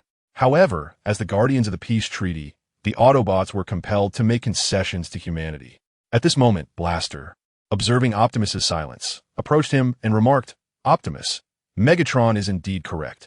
Consider how humanity treated us when we aided them before. They regarded us merely as weapons. Now, unlike before when there were only a few of us on Blue Star, we have numerous warriors here, yet we lack a proper foothold. Furthermore, even our energy resources are subject to scrutiny by the American military. Humanity's dominance is overwhelming. They do not allow us to gather the resources we require. We cannot remain so subjugated any longer." Upon hearing the words of his mentor and Tong Tiangno, Optimus Prime addressed them, saying, "Master, Tong Tiangno, I comprehend your concerns. However, as guardians of the peace treaty, we cannot be the first to breach it. Moreover, as you have stated, the Decepticons are not merely adversaries of humanity, but also of our own kind. We have yet to uncover the evolutionary data of the Spark, and it is likely that the Decepticons' presence on Earth is aligned with our own interests. We must not allow our missteps to burden humanity with the consequences." The adversary, observing the benevolent Optimus Prime, could not help but exhale softly. The choice to designate Optimus as his successor stemmed from the latter's inherent kindness and unwavering sense of justice. In the eyes of the adversary, such a character could be bound by righteousness, thus ensuring better control over him. The adversary had not fully entrusted the Autobots to Optimus, as many warriors within their ranks remained loyal solely to him. This arrangement allowed the adversary to replace Optimus with another leader should the need arise. However, it appeared that his naive disciple had perhaps embraced his kindness too fervently. With this thought, the adversary's expression grew serious as he addressed Optimus, stating, "Optimus, while you're the protector of the peace treaty, you're also the leader of the Autobot race. If you cannot safeguard your own kin, how can you aspire to uphold peace throughout the universe? Soon, you and Tong Tiangno will proceed to confer with the leaders of humanity on how we might collectively combat the Decepticons. I shall not concern myself with other matters. At the very least, we must ensure our warriors are no longer at the mercy of others and have a secure place to thrive on Earth." Optimus, witnessing the gravity of his mentor's demeanor, found himself momentarily at a loss for rebuttal. Instead, he replied to the adversary, "Master, I understand." Subsequently, Optimus and Tongtiano boarded a small spacecraft and set forth to the command center of the U.S. military in Egypt. Meanwhile, the other Autobots, under the guidance of Ironhide, remain on standby aboard their large vessel. Simultaneously, Barricade transported various resources acquired from the fallen space to Mars. He did not join Jazz and the others on their journey to Mars, but chose to remain at the fallen space, anticipating Megatron's arrival. Barricade had informed Megatron of the significant presence of warriors infected by dark energy within the fallen space. Upon receiving this intelligence, Megatron hastily abandoned repairs to his own form and made his way there without delay. Soon, he arrived at the fallen stronghold aboard a small spacecraft. Upon seeing Megatron, Barricade addressed him, saying, "Lord Megatron, the fallen space conceals a multitude of warriors afflicted by dark energy, yet they currently lie dormant." Upon hearing the words of Barricade, Megatron addressed him, inquiring whether they had not detected the presence of dark energy entities within the base of the fallen. While it was true that no dark energy entities resided within, they had discovered numerous technological branches infected by such energies. Megatron speculated that these warriors must have been cultivated from the infected technological branches. After reflecting on Barricade's words, Megatron, leader of the Decepticons, lowered his head in contemplation. He was acutely aware of the terrifying nature of dark energy entities, possessing knowledge that surpassed that of Barricade and his comrades. After a moment of introspection, Megatron instructed Barricade to lead him to the infected warriors. Barricade promptly guided Megatron to the inner sanctum of the base, where dormant warriors were stored. Upon witnessing the multitude of infected warriors within the fallen space, Megatron's mechanical eye gleamed with a fierce crimson light. He was astonished to discover that his mentor had indeed established a connection with the Cosmic Tyrant. The Cosmic Tyrant, known as the most malevolent being in the universe, ensnared all who came into contact with him, gradually stripping them of their consciousness and transforming them into mindless machines of slaughter. Observing the throng of infected warriors, cultivated by his mentor, Megatron muttered to himself, expressing his disbelief at the transaction between his mentor and the Cosmic Tyrant.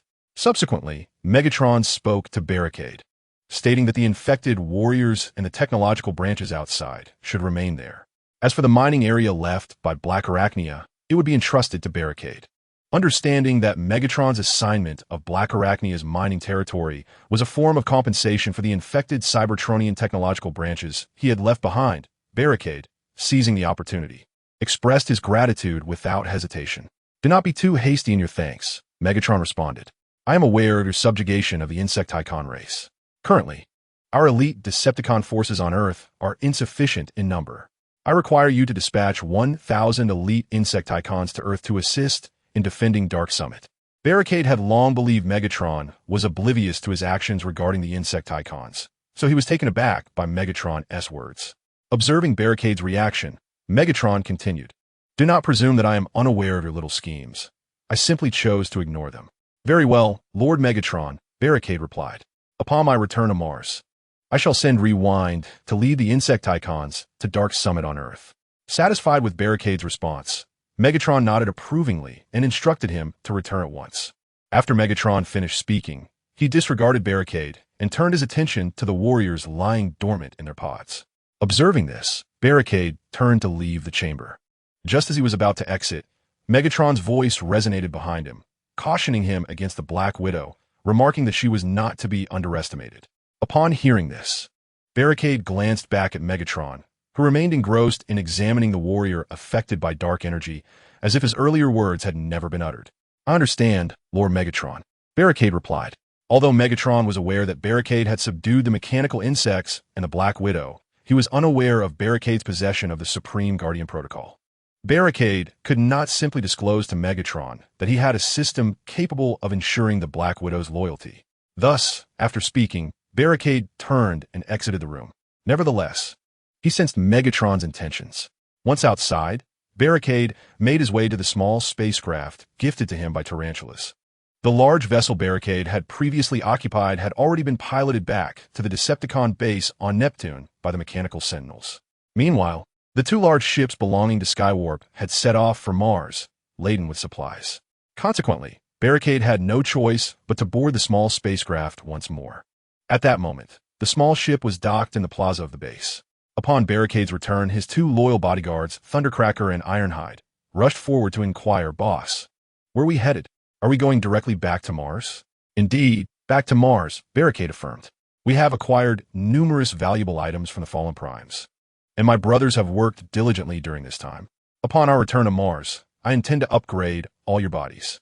Thundercracker's mechanical eyes lit up with joy at Barricade's words, and he eagerly turned to Ironhide, exclaiming, "See, I knew the boss wouldn't forget about us." Then, turning back to Barricade, Thundercracker added, "Boss, I want to be upgraded to commander level. That way, I will be on par with Soundwave. At that point, I can easily crush that pesky Laserbeak and see if Soundwave dares to protect him." Upon hearing Thundercracker mention Laserbeak, a mischievous thought crossed Barricade's mind, prompting him to tease Laserbeak. Thus, he replied, "Very well, I shall elevate you to commander level. You don't even need to crush Laserbeak. Simply flaunt your new rank before him daily." Imagining Laserbeak's furious expression upon discovering Thundercracker's promotion made Barricade unable to suppress a chuckle. Although the gap between Laserbeak and himself continues to widen, Roadblock remains unable to forget that bothersome individual who had once made his transition to this world rather arduous. The speed of the small spacecraft was quite remarkable, and it wasn't long before Roadblock and his companions returned to the Martian Canyon. Despite not having been away from Mars for long, the formidable construction capabilities of the Decepticons had already begun to shape the Mars base. Within the canyon, numerous natural caverns existed, which Black Widow efficiently interconnected, saving herself a considerable amount of effort. Moreover, Black Widow not only established a base in the canyon, but also erected a forward outpost on both Phobos and Deimos, Mars moons, to detect and prevent potential threats from outer space. Although these outposts were still in their nascent stages, Roadblock felt an overwhelming sense of satisfaction. Upon arriving at the Mars base, Roadblock promptly instructed Jazz to dispatch warriors to seize the Red Widow's mining area. He then directed Black Widow to send 1,000 mechanical insects to assist Megatron in constructing the Dark Pinnacle on Earth. Following this, he proceeded directly to the enormous chamber that Black Widow had specially constructed for him within the base. Roadblock intended to thoroughly assess his recent acquisitions and enhance the strength of the warriors who had consistently followed him. As Roadblock's own power grew increasingly formidable, the elite warriors, such as Thundercracker and Ironhide, began to struggle to keep pace with him. Thus, he resolved to seize this opportunity for a significant uplift in strength for both himself and his subordinates. After upgrading the system in the Fallen Space to the second level, Roadblock found himself with over 1,000 energy pillars remaining. Without hesitation, he decided to exchange all of these energy pillars for energy points within the system, watching as his total energy points soared to 300 million. In that moment, he felt a surge of affluence. Subsequently, with a grand gesture, he acquired the Cybertronian artifact he had previously used to vanquish the Fallen, the Supreme Armor, in full. As for the notion of installment payments, Roadblock dismissed it entirely. With his strength, there was no need for such arrangements. Had the artifact not been a unique item within the system, he would have purchased 10 of them outright to equip each of his warriors with the Supreme Armor. After securing this Supreme Armor, Roadblock began to assess his subordinates in need of upgrades. Most of his intermediate warriors were recent additions, with only 210 having followed him from the beginning.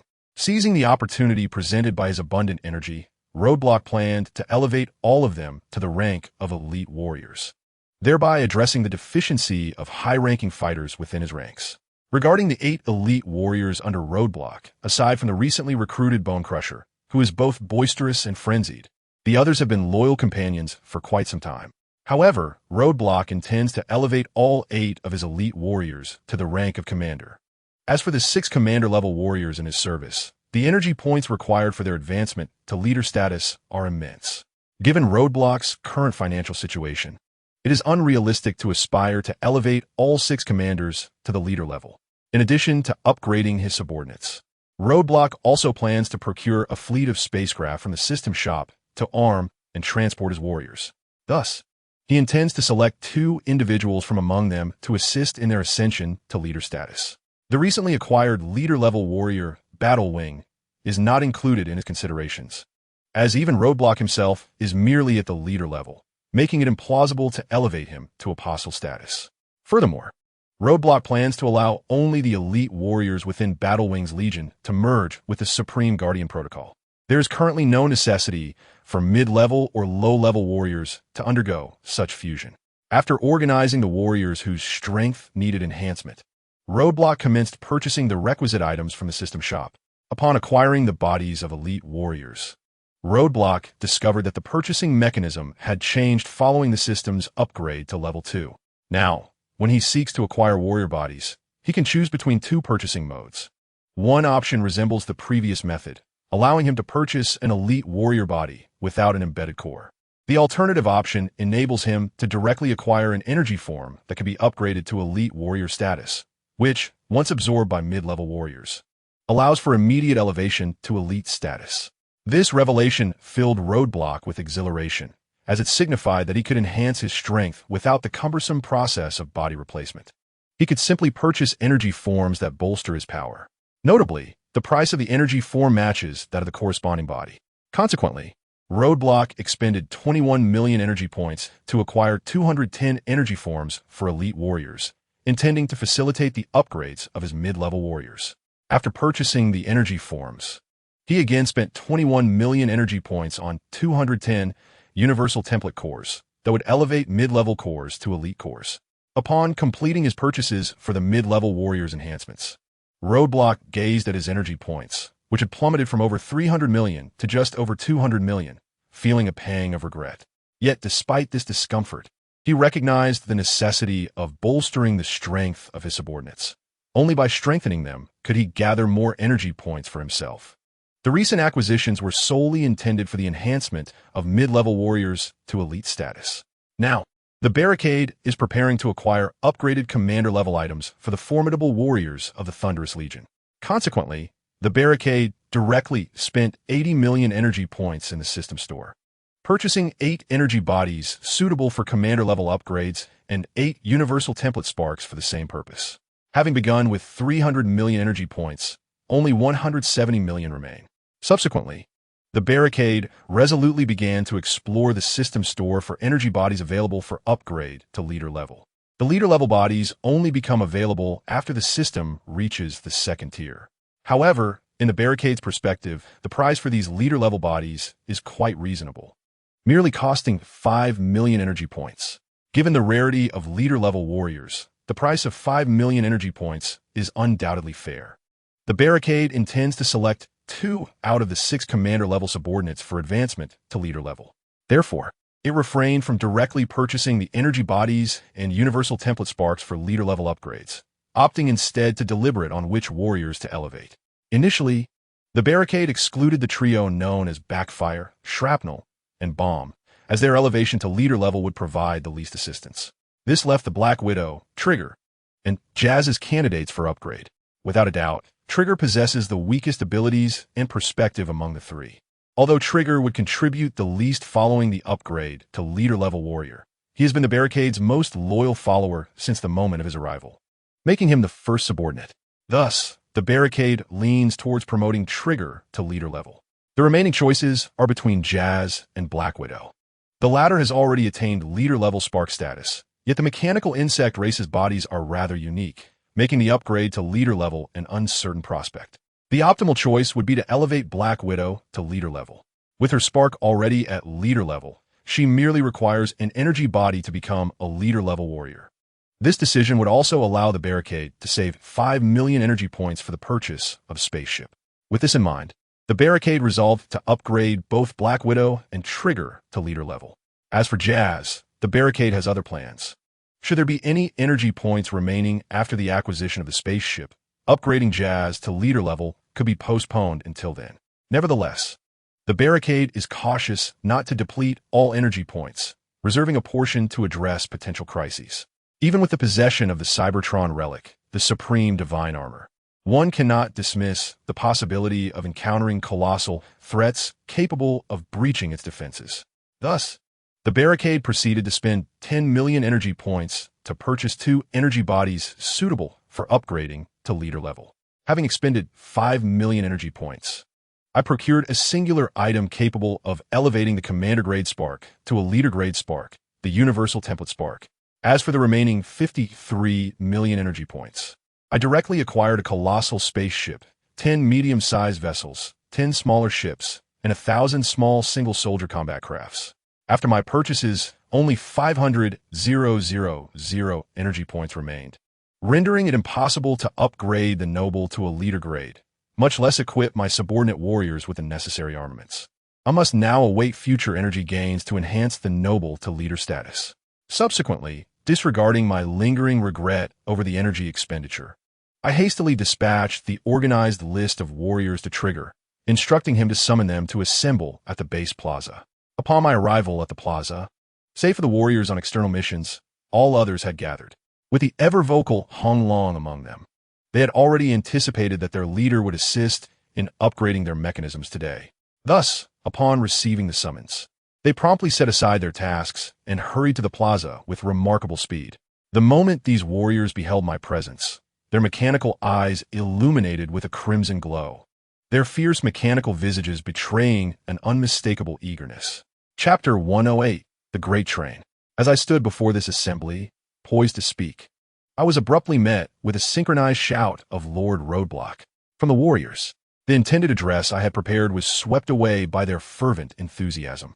My initial desire to bolster their morale before enhancing their capabilities was thwarted, leaving me momentarily at a loss for words. A somewhat awkward silence ensued as I exchanged glances with my subordinates in the plaza. The somewhat dim-witted Hong Long, perceiving my silence as astonishment at his arrangements, approached me with a smug demeanor, exclaiming, "Boss, what do you think? Isn't it impressive? This was my doing." Unable to resist, I lifted my foot and delivered a swift kick to Hong Long, sending him sprawling. After my swift action, I muttered under my breath, "Impressive indeed. If it weren't for you, I wouldn't be in such an awkward position." Turning to address the assembled warriors, I stated, "I trust you are aware of the purpose behind our gathering in the base plaza. I shall refrain from unnecessary elaboration. Aside from Hong Long, the rest of you, follow Trigger to the modification chamber to enhance your strength." Under the command of the formidable Decepticon, the cadre of intermediate warriors erupted in fervent cheers, exclaiming, "Long live the Decepticon! Long live Megatron!" Their exuberant cries soared to the heavens, nearly shattering the auditory sensors of their leader. Upon realizing he was not among those upgraded, the warrior known as Thunderclash hastily approached the Decepticon, clinging desperately to his leg. "Please, my lord, I understand my mistakes. I too desire an upgrade." Observing Thunderclash's tenacious grip, the Decepticon attempted to hoist him away, but Thunderclash, recalling his previous experience of being unceremoniously discarded, clung on with unwavering determination. Despite the Decepticon's repeated efforts to dislodge him, Thunderclash remained steadfast. Eventually, the Decepticon relented, stating, "If you wish for an upgrade, you must first release my leg." Thunderclash, hearing this, replied, "Boss, do not deceive me. If I let go, you must grant me an upgrade." The Decepticon nodded in agreement. Upon receiving this affirmation, Thunderclash reluctantly released his grip, only to find himself immediately seized and hurled away by the Decepticon. The surrounding Decepticon warriors watched as Thunderclash soared through the air once more. After this amusing display, the Decepticon turned to Trigger, commanding, "Trigger, lead the warriors to the transformation chamber for their upgrades." Soon, the group of intermediate warriors, under Trigger's leadership, made their way to the facility to enhance their capabilities. Meanwhile, as the Decepticon prepared his subordinates for their upgrades, the fearsome Blackarachnia, en route to Cybertron, was seething with rage. That accursed Motormaster dared to launch a surprise attack on my mining sector. She raged. "Are you fools raised on dung? Do you not understand the concept of retaliation? How could you allow those wretched Decepticon scum to drive you away, rendering all my years of effort in vain?" On the other end of the transmission, her subordinate, Dauntless, kept his gaze lowered, too intimidated to meet her eyes during her tirade. Blackarachnia's fury stemmed from the news relayed by her guardian stationed on Cybertron.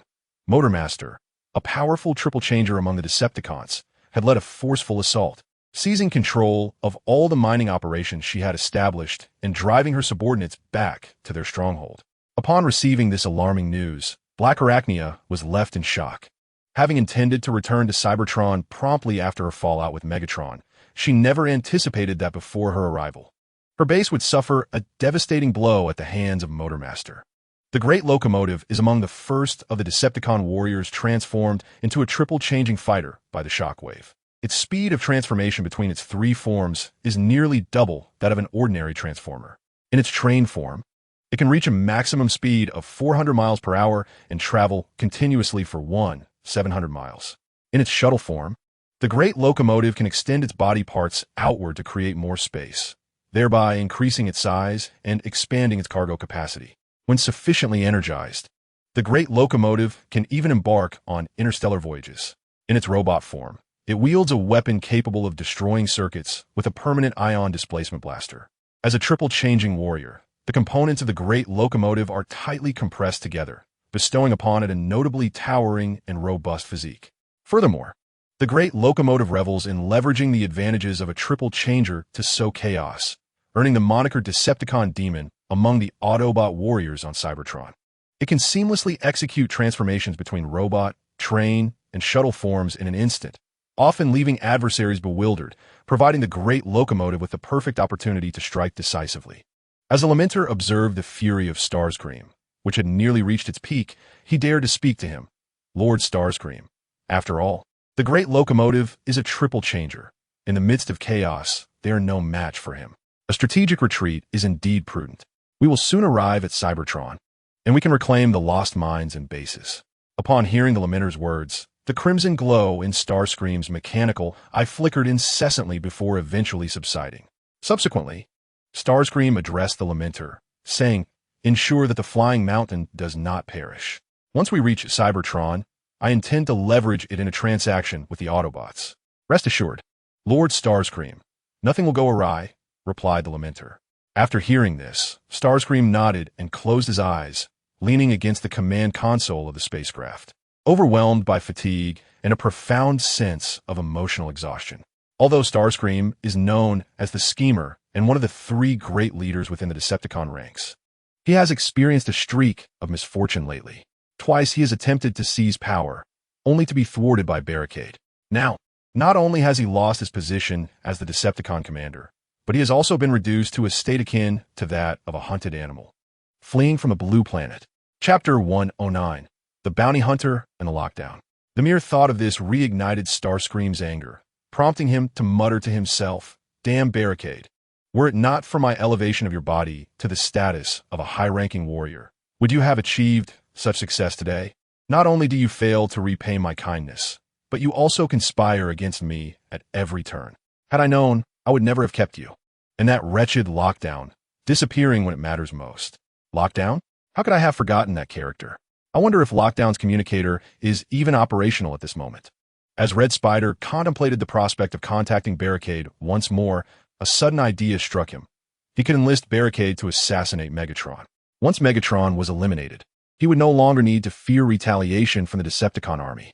In fact, with Megatron's demise, he might even have a chance to ascend as the next leader of the Decepticons. However, he realized that he was still too weak on his own. He needed to rally Barricade to his side. Once Megatron was gone, they could more effectively confront Shockwave together. With this thought in mind, Red Spider approached his communication system with a tentative spirit, attempting to reach out to Barricade. To his surprise, as soon as he initiated the communication, the line was answered, leaving Red Spider momentarily speechless. After a brief silence, Barricade's voice emerged from the communicator. "Red Spider?" Upon hearing Barricade's voice, Red Spider snapped back to reality and quickly responded. "Barricade, where have you been? I tried to contact you multiple times, and you know you have disrupted my plans." Barricade, taken aback by Red Spider's accusation of having thwarted his grand ambitions, struggled to comprehend the situation. He racked his brain, trying to recall any recent events that might have offended Red Spider. Had he inadvertently crossed him? After much contemplation, he remained at a loss as to what he had done to provoke Red Spider. Finally, he spoke. "I must say, Red Spider, while I once belonged to the Decepticons, it seems we have had little interaction. Besides, I am no longer a member of the Decepticons, so I hardly see how I could have offended you. Please, tell me what is on your mind." To this, Red Spider replied directly, "Where are you now? I wish to hire you for a task." Barricade, instead of immediately accepting or declining, inquired, "What is it you wish for me to do?"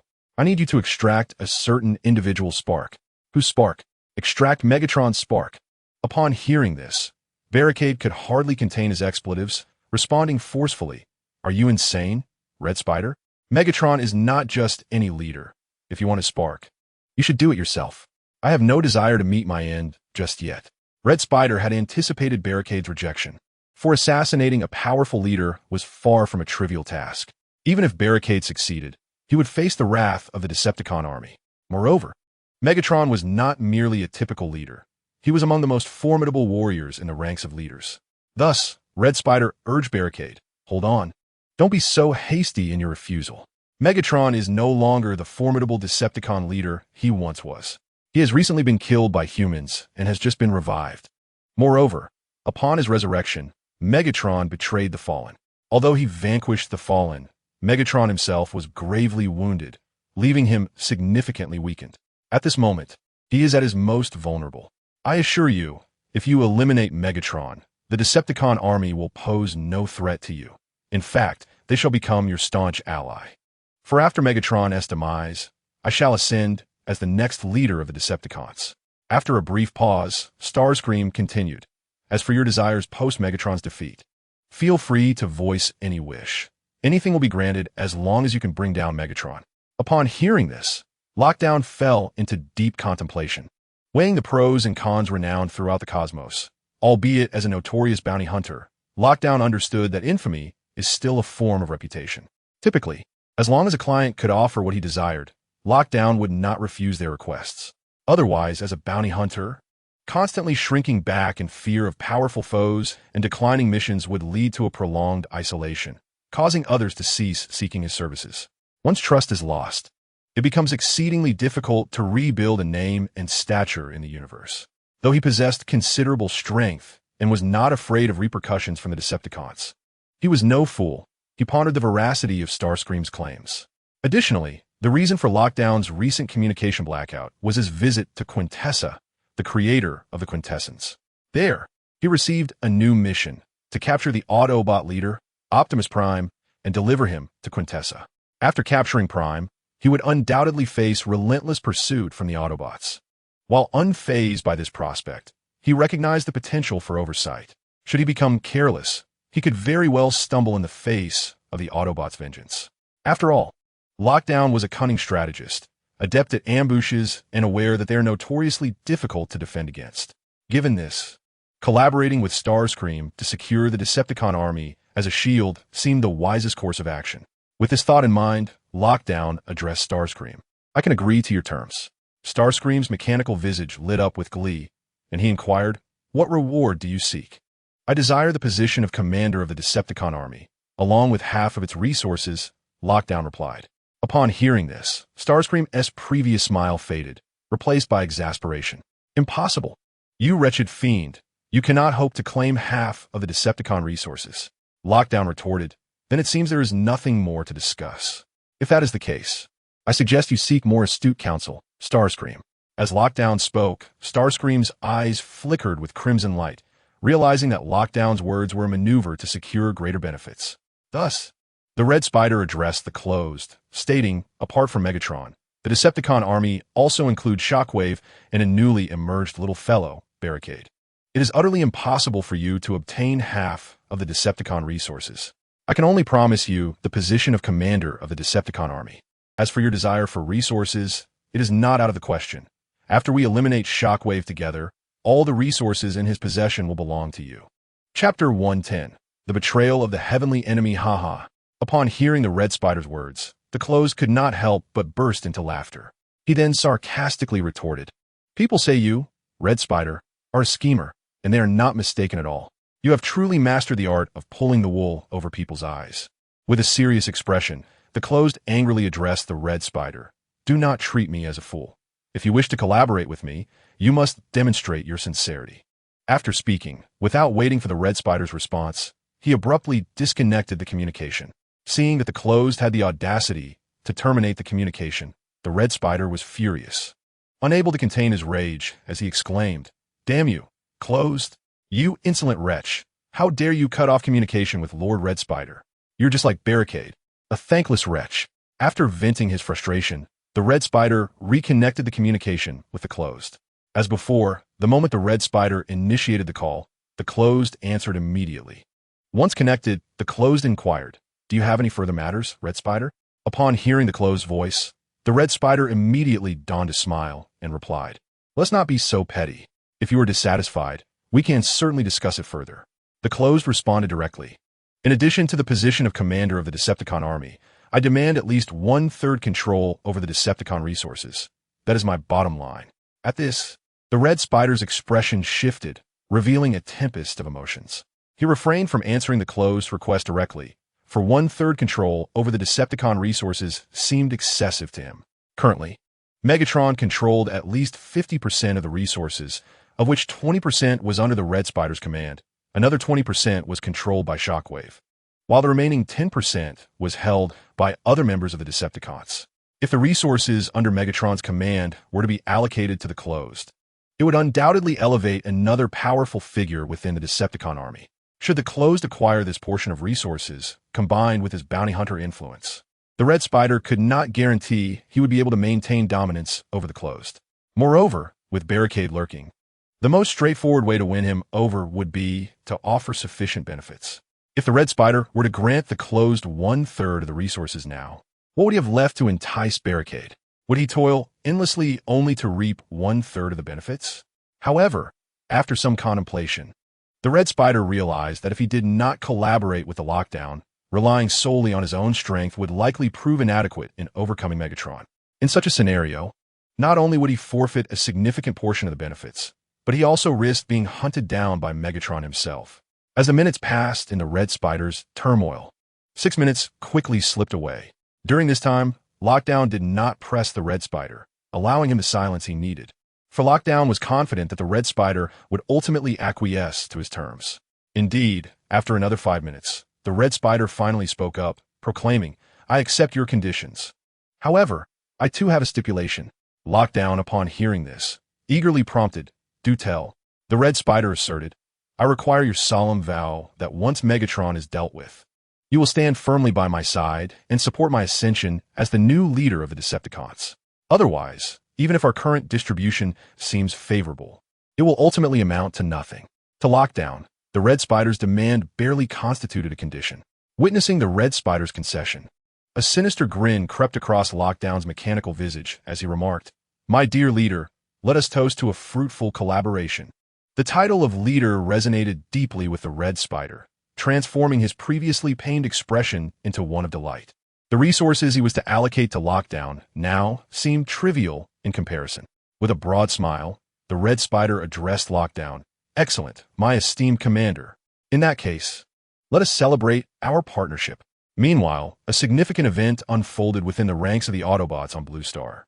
During a negotiation with humans, the Decepticon leader, Unicron, led a contingent of Autobot warriors, predominantly police cars, to oust Ironhide and his loyal followers from the spacecraft. Subsequently, Unicron and his subordinates commandeered the Autobot ship and departed the scene. In the ensuing chaos, Ironhide attempted to resist but was gravely injured by Unicron's rust gun. Although Ratchet exerted every effort to save Ironhide after Unicron's departure, he was ultimately unable to preserve Ironhide's life. The rust gun's devastating power had corroded Ironhide's commander-class body into mere scrap metal, leaving only his spark intact. Upon receiving Bumblebee's news, Optimus Prime initially suspected a malfunction in his auditory systems. He repeatedly sought confirmation from Bumblebee, and upon receiving the accurate information, he stood frozen in disbelief. Observing Optimus Prime's stunned state, Teletran, one approached him, offering a comforting pat and saying, "Optimus, this is not your fault. Do not bear too much guilt. Unicron must have long planned to betray our kind." Upon hearing this, Optimus Prime firmly rebutted, "Tong Tian Xiao. You must understand that our teacher's actions are surely driven by a purpose. He would not act without reason. I must confront him directly to seek clarity." After saying this, Optimus Prime strode purposefully towards the diminutive spacecraft. Observing his departure, Tong Tian Xiao could not contain his fury and rushed forward, seizing Optimus Prime by the arm. In a fit of anger, he exclaimed, "Optimus, you need to awaken to reality. Do you still fail to comprehend the situation? Do you even know where Unicron is now? Even if you were to locate him, what would it change? Your priority should be to return and stabilize the morale of our Autobot warriors. Not to act like a child, questioning Unicron. You are our leader. If you are in such disarray, perhaps we should simply abandon this place. How can you possibly embody the role of an Autobot leader in this state? Upon hearing Tong Tianzhao's words, Optimus Prime fell into an immediate silence. Tong Tianzhao, witnessing Optimus' demeanor, instantly regretted his harsh words. In a moment of heated passion, he had spoken without restraint, even questioning Optimus's worthiness as a leader. Realizing the weight of his statements, he quickly sought to reassure Optimus, saying, "Optimus, I was merely swept up in the moment. Do not harbor any burdens. In my eyes, you are the greatest leader the Autobots have ever known." In response, Optimus Prime solemnly declared, "No, Tong Tianzhao, you are right. I am indeed unworthy of being the leader of the Autobots." After a brief pause, he continued, his voice heavy with despondence. "Since I assumed the mantle of leadership, I have contributed nothing to the Autobots or our kind. Under my guidance, our faction has fragmented, and the Autobots have been forced to cower within Iron Fortress. Had our teacher commanded us in the final battle against the Decepticons, perhaps the outcome would have been different. He was once our supreme leader and has the right to lead us once more." Tong Tianzhao, upon hearing this, firmly replied, "No, Optimus, you are mistaken. Unicron has betrayed us. He is no longer your teacher, nor our leader. You are the true supreme leader. You have done remarkably well, and it is thanks to you that our race endures. Even the leadership module recognizes your worth. Do you not acknowledge your own value?" Gradually, Optimus Prime lifted his gaze, and his once confused mechanical eyes began to radiate determination. He then addressed Tong Tianzhao, saying, "Thank you, Tong Tianzhao. Perhaps I may not be a flawless leader, but for the sake of our kin, I shall strive to persevere." As Tong Xiangxiu witnessed Optimus Prime regain his composure, a sense of relief washed over him. He had genuinely feared that the weight of internal turmoil might overwhelm Optimus, leaving the Autobot race devoid of hope. Thus, Tong Xiangxiu spoke, "I believe in you, Optimus. The warriors of the Autobot race will also place their faith in you. Let us return and stabilize the morale of our troops, and afterward, we shall confront Unicron for clarity." Simultaneously, Unicron, accompanied by a battalion of Autobot warriors, arrived at the base established by Megatron on Blue Planet at the Dark Pinnacle. Megatron had returned from the Fallen's lair and was currently in the repair chamber, mending his battered form. As he was engaged in his repairs, Soundwave suddenly entered the room. Approaching Megatron, Soundwave reported, "Lord Megatron, Unicron has arrived, along with several hundred Autobot warriors." Upon hearing this, Megatron slowly opened his mechanical eye, its red glow flickering ominously. After a brief pause, he addressed Soundwave, "In that case, I shall go and meet our lord." With that, Megatron stood and strode towards the exit. Although his body had undergone rudimentary repairs, it still bore a wretched appearance, particularly the wound inflicted by the Fallen, which continued to emit sparks. At that moment, Unicron awaited atop the immense platform of the Dark Pinnacle for Megatron's arrival. Before Megatron reached him, Unicron spoke, "Ah, my esteemed Lord Unicron, welcome to my Dark Pinnacle." Unicron turned slowly to face Megatron, momentarily taken aback by his disheveled state. He had not anticipated that the Fallen could reduce Megatron to such a condition. After a moment of silence, Unicron addressed Megatron. "Megatron, you appear utterly feeble. I am astonished that a mere Fallen could bring you to this state. I now question whether you possess the capability to advance our plans." At this, Megatron's eyes flickered with an intense red light. Gradually, he replied, "My army is fully prepared, ready to seize Blue Planet at a moment's notice. When can you transport Cybertron to the solar system? The time is ripe. Prepare ample energy, Megatron." "We must expedite the transport of Cybertron," Unicron urged. Megatron, filled with excitement, exclaimed, "Oh, splendid! Soon, we shall restore Cybertron to its former glory. Blue Planet and Cybertron shall belong to us." Upon hearing Megatron's words, Unicron stepped forward, seizing Megatron and forcefully pinning him against the adjacent wall. In the present moment, Megatron finds himself utterly powerless against the formidable might of Unicron, struggling in vain against the restraints placed upon him.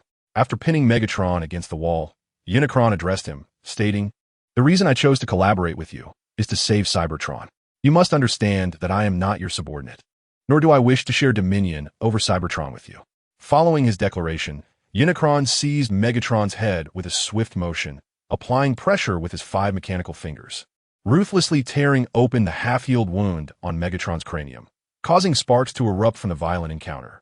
Subsequently, Unicron released his grip and informed Megatron, "I will compel Optimus Prime and his allies to abandon Earth. Once they have departed, we shall immediately commence our plan." Without waiting for Megatron's response, Unicron departed, returning to the Autobot spacecraft. After Unicron's exit, Megatron's eyes glowed ominously, his mechanical visage contorted in fury. Moments later, he regained his composure and activated the communication system to contact Soundwave, declaring, "Let's initiate our plan." Though humiliated by Unicron's actions, Megatron struggled to contain his inner rage, ultimately choosing to endure the slight. This was primarily due to his need for Unicron's space bridge technology, coupled with the realization that, in his current state, he was no match for Unicron. Even if he were unable to suppress his fury and chose to confront Unicron, it would only lead to further humiliation.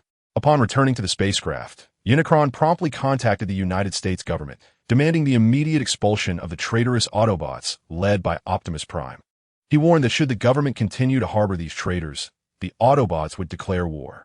Upon receiving Unicron's message, the U.S. government was taken aback. Was not Optimus Prime the leader of the Autobots? How had he suddenly become a traitor? Furthermore, had they not always maintained a partnership with the Autobots? Why was Unicron threatening war? Consequently, key officials convened an emergency meeting at the Pentagon to discuss how to address the situation concerning Optimus and his companions. It is important to note that the United States, as one of the permanent members of the Security Council, had not faced a challenge to its authority in many years.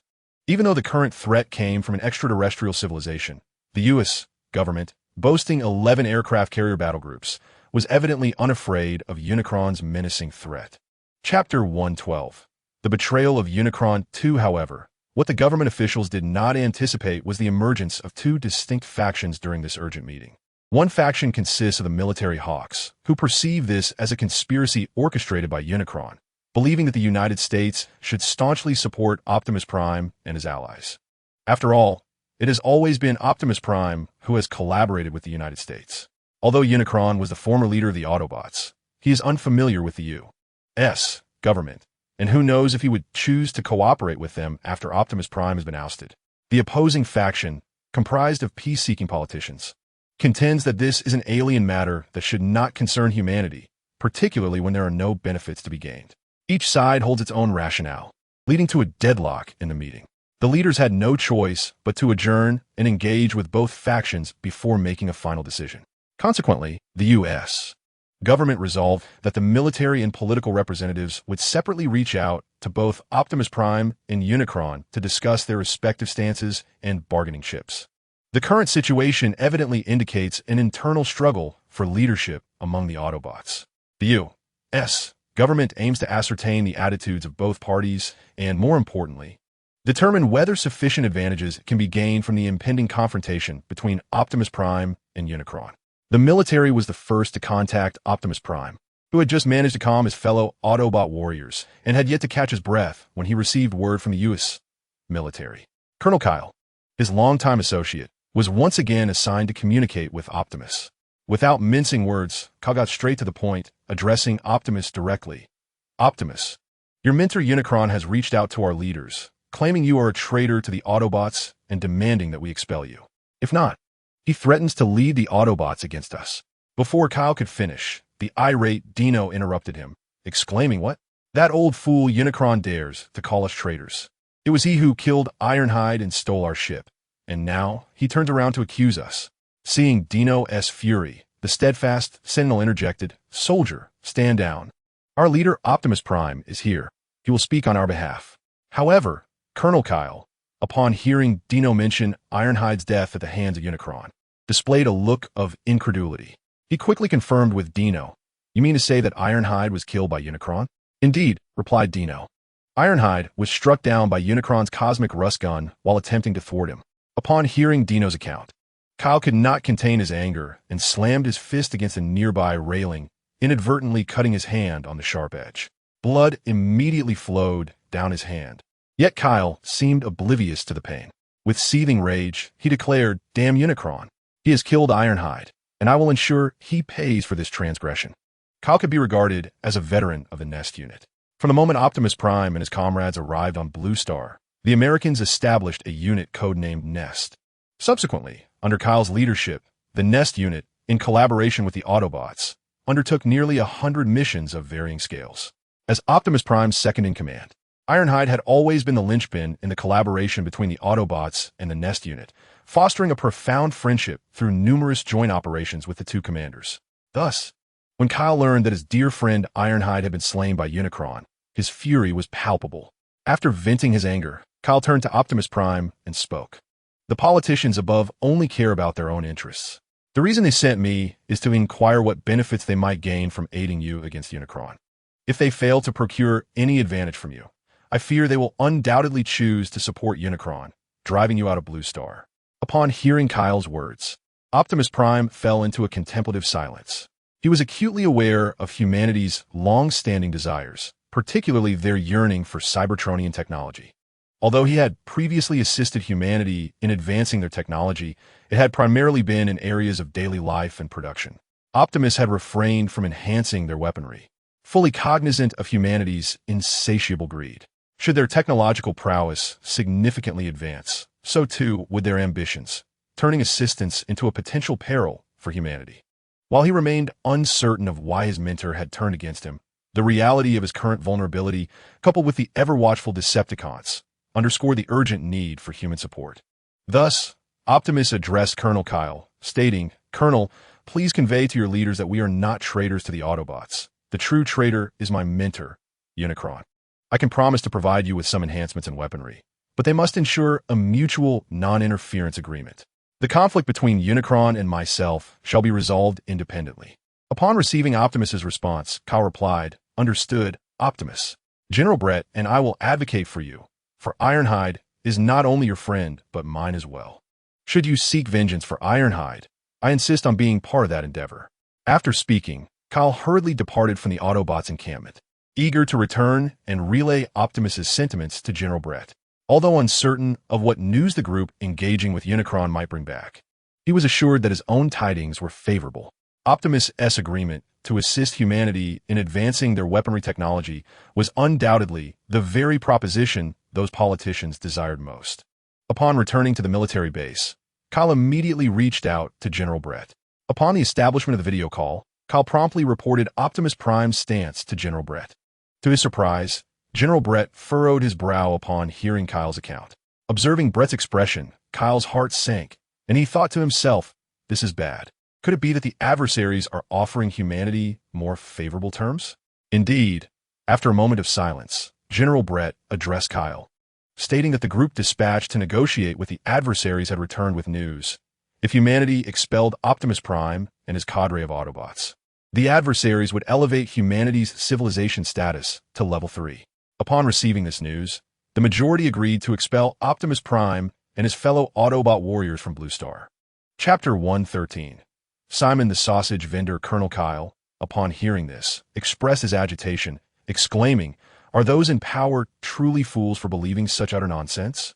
General Brett, responding with a look of resignation, remarked that they had no choice but to believe, as the adversaries had already provided the defense minister with data pertaining to Level 1 civilization. Furthermore, they promised that once Optimus Prime and his fellow warriors departed from Blue Star, they would immediately furnish us with the data and technology necessary to upgrade to Level 3 civilization. Damn it, this must be a ploy by the adversaries. General Brett, we must thwart their plans. Otherwise, once Optimus Prime leaves Blue Star, we will lose our ally, and it will be too late for regrets. General Brett, contemplating Kyle's words, bowed his head in thought. As a seasoned general, he understood Kyle's concerns all too well. However, the politicians had been blinded by the enticing prospects presented by the adversaries. After all, Blue Star had developed for many years and still did not qualify as a Level 1 civilization, at best ranking at Level 07. The opportunity to elevate Blue Star directly to Level 3 civilization was an immense temptation for the nation's leaders, a chance to leave a lasting legacy in history. Even knowing the adversaries' words were dubious, they were tempted to take a chance. What if the adversary spoke the truth? Although General Brett held the authority to cast a dissenting vote in the meeting, the ultimate decision rested in the hands of the president. The only way to alter the president's decision was to gather sufficient evidence to prove the adversary's untrustworthiness and expose this as a conspiracy. As Kyle grew increasingly impatient, General Brett addressed him, saying, "Colonel Kyle, I now assign you a task of utmost importance that you must fulfill." Kyle, observing the serious demeanor of General Brett on the screen, promptly stood at attention and saluted, declaring, "General, I am at your command, and I vow to carry out your orders." General Brett, pleased with Kyle's attitude, replied, "It is almost a foregone conclusion that Optimus Prime and the Autobots will soon be expelled. However, this endeavor cannot be executed in haste. It will require several days at the very least. During this time, I need you to seek out Simmons, the former agent of Sector 7, who was among the first to encounter the Transformers. Together, you shall investigate the motives behind Unicron's expulsion of Optimus Prime and his companions from Earth." Upon hearing this, Kyle immediately grasped General Brett's intent. He assured the general multiple times that he would fulfill the task before hurriedly leaving the base to find Simmons. At this moment, Simmons had lost his position with Sector 7 and was now working in the butcher shop owned by his mother, selling sausages. When Kyle located him, Simmons wore a resigned expression as he listened to his mother's incessant nagging. "I told you to soak it in brine before smoking it. Why won't you ever listen?" his mother exclaimed. "And this fish, your actions are a complete waste of food. Oh my God, how'd I end up with such a foolish son?" Simmons did not retort. Instead, he wore a look of despondency as he gazed at his mother. Just then, Kyle entered and inquired, "Are you Reggie Simmons?" Upon hearing this, Simmons turned to face the questioner and, upon realizing the inquirer was a soldier, promptly denied it. "You have mistaken me. I am not Simmons." Before Kyle could continue, Simmons' mother disdainfully interjected, "Indeed, you are not Simmons. My son is quite intelligent and certainly not a fool like you." Simmons rolled his eyes in exasperation and replied, "Oh, mother, must you be like this? Can't you see I'm busy? Please go tend to your matters and stop bothering me." After dismissing his mother, Simmons turned to Kyle and said, "I have no interest in knowing who you are, nor do I wish to understand why you're seeking me. If you wish to purchase sausages, I welcome you. If not, kindly leave." Kyle, undeterred, eagerly exclaimed, "You are Simmons, aren't you? I have something of great importance to discuss with you. It concerns the Autobots." "The Autobots?" He continued, "Yes, you heard correctly. It's about Optimus Prime." Simmons frowned, interrupting Kyle, "Enough. I do not wish to hear about this Optimus Prime, and I certainly do not want to know. Please leave here at once." After saying this, Simmons pushed Kyle toward the exit. Despite being propelled outside, Kyle persisted in explaining the urgency of the situation. However, Simmons paid him no mind and, after shoving him out, pulled the butcher shop's door shut. Kyle, unwilling to accept defeat, pounded on the door in vain, hoping Simmons would reopen it. But regardless of how red his hands became from knocking, Simmons did not relent. With a sense of resignation, Kyle found himself compelled to take a seat on the steps before him. Although he was puzzled by Simon's decision to abandon his duties as an agent of Sector 7 to indulge in sausage purchases, it was evident that Simon was reluctant to engage in matters concerning extraterrestrials. At that moment, Kyle was at a loss for how to persuade Simon. If Simon refused to assist him, he truly had no idea whom to turn to for help. Despite the Cybertronians having resided on Earth for quite some time, only a handful had genuinely interacted with them. Apart from Simon, the only other individual was a young lad named Sam, who had recently graduated from school. As the thought of Sam crossed his mind, Kyle recalled that Sam had previously collaborated with Simon to protect a sacred Cybertronian artifact known as the AllSpark. Perhaps he could approach Sam to convince Simon. With this notion in mind, Kyle promptly contacted his subordinates, instructing them to locate Sam. Meanwhile, Sam was at home, languishing in despair. Having just graduated from university, he was desperately seeking employment, but had faced rejection from numerous interviews. Disheartened, he resorted to spending his days gaming at home. Notably, despite his professional failures, Sam was remarkably fortunate in matters of romance. While attending university, he entered into a long-distance relationship with his ex-girlfriend, Mika Lee, and, unwilling to endure solitude, soon found himself entangled with a new partner. This new girlfriend was not just any ordinary beauty. She was widely regarded as the most stunning girl on campus. Chapter 114. Sam's new girlfriend. Upon discovering Sam's indiscretions, Mikalee decisively chose to end their relationship. In a turn of events, Sam, who exhibited all the hallmarks of a cad, immediately moved in with his new girlfriend after the breakup. This new partner was exceptional. Shortly after their graduation, she secured a position as an assistant to the owner of a publicly traded company. In a matter of months, she had effortlessly charmed her young boss, receiving lavish gifts, including a house and a sports car. The residence that Sam and his girlfriend, Carly, currently occupied was a gift from her employer. Though Sam felt somewhat reluctant about the situation, he had little choice but to suppress his discomfort, as he was financially destitute and reliant on Carly for his sustenance. When Kyle arrived at Sam's home, Sam was preparing for an interview at the company introduced by his girlfriend. However, as soon as Sam stepped outside, he spotted Kyle. His face lit up with surprise as he rushed over, exclaiming, "Hi, Colonel Kyle. What brings you here? Is Bumblebee with you? Has Bumblebee come as well?" As he spoke, Sam anxiously scanned the surroundings for a glimpse of Bumblebee. Kyle, with a wry smile, replied, "Sam, you needn't search. Bumblebee isn't here. I came on my own." Upon hearing this, Sam's initial joy faded considerably, as he had assumed his dear friend Bumblebee would also be present. Kyle, oblivious to the shift in Sam's expression, continued, "Sam, you might never see Bumblebee again." Stunned by this revelation, Sam stood frozen in place. After a brief moment of shock, he approached Kyle, grasping him with urgency and inquiring, "What has happened to Bumblebee? Has he fallen? Why do you say I will never see him again? Please, tell me what has transpired." Recognizing Sam's agitation, Kyle realized that Sam had misinterpreted the situation, believing Bumblebee had met his end. Thus, Kyle hurriedly reassured him, "Sam, calm yourself. Bumblebee has not perished. He is currently by Optimus Prime's side." Upon hearing this, Sam immediately released his grip on Kyle and apologized. "I'm sorry, Colonel Kyle. I was overly emotional just now." "That is all right, Sam. Bumblebee is not only your friend, but mine as well," Kyle replied. Embarrassed, Sam scratched his head and asked, "But what did you mean when you said I might never see Bumblebee again?" Sensing the gravity of the situation, Kyle's demeanor shifted as he addressed Sam earnestly. "Sam, Optimus and Bumblebee are to be expelled from Earth. I have come to seek your assistance in uncovering the machinations of the Fallen. Only by elucidating his plot can we prevent Optimus and the others from being banished." Confused, Sam questioned, "Isn't the Fallen Optimus's mentor? Aren't they allies? Why must we investigate his schemes?" Aware that a simple explanation would not suffice, Kyle took Sam by the arm and led him toward the vehicle, stating, "It's a complex matter that cannot be conveyed in a moment. The situation is urgent. Let us discuss it en route." Thus, as Kyle drove, he elaborated on the intricacies of the situation while heading to find Simon. Soon, they arrived at Simon's establishment, which had resumed operations. Upon spotting Kyle entering once more, Simon, visibly irked, remarked, "Colonel, do you not comprehend my previous words? I have made myself abundantly clear. Please do not disturb me again." However, before Simon could finish, he noticed Sam following closely behind Kyle. Momentarily taken aback, Simon's expression transformed into one of delight as he approached Sam, extending his hands to firmly clap Sam's shoulders. "Greetings. Look who has arrived. You little fellow still possesses a sense of integrity, coming to check on me."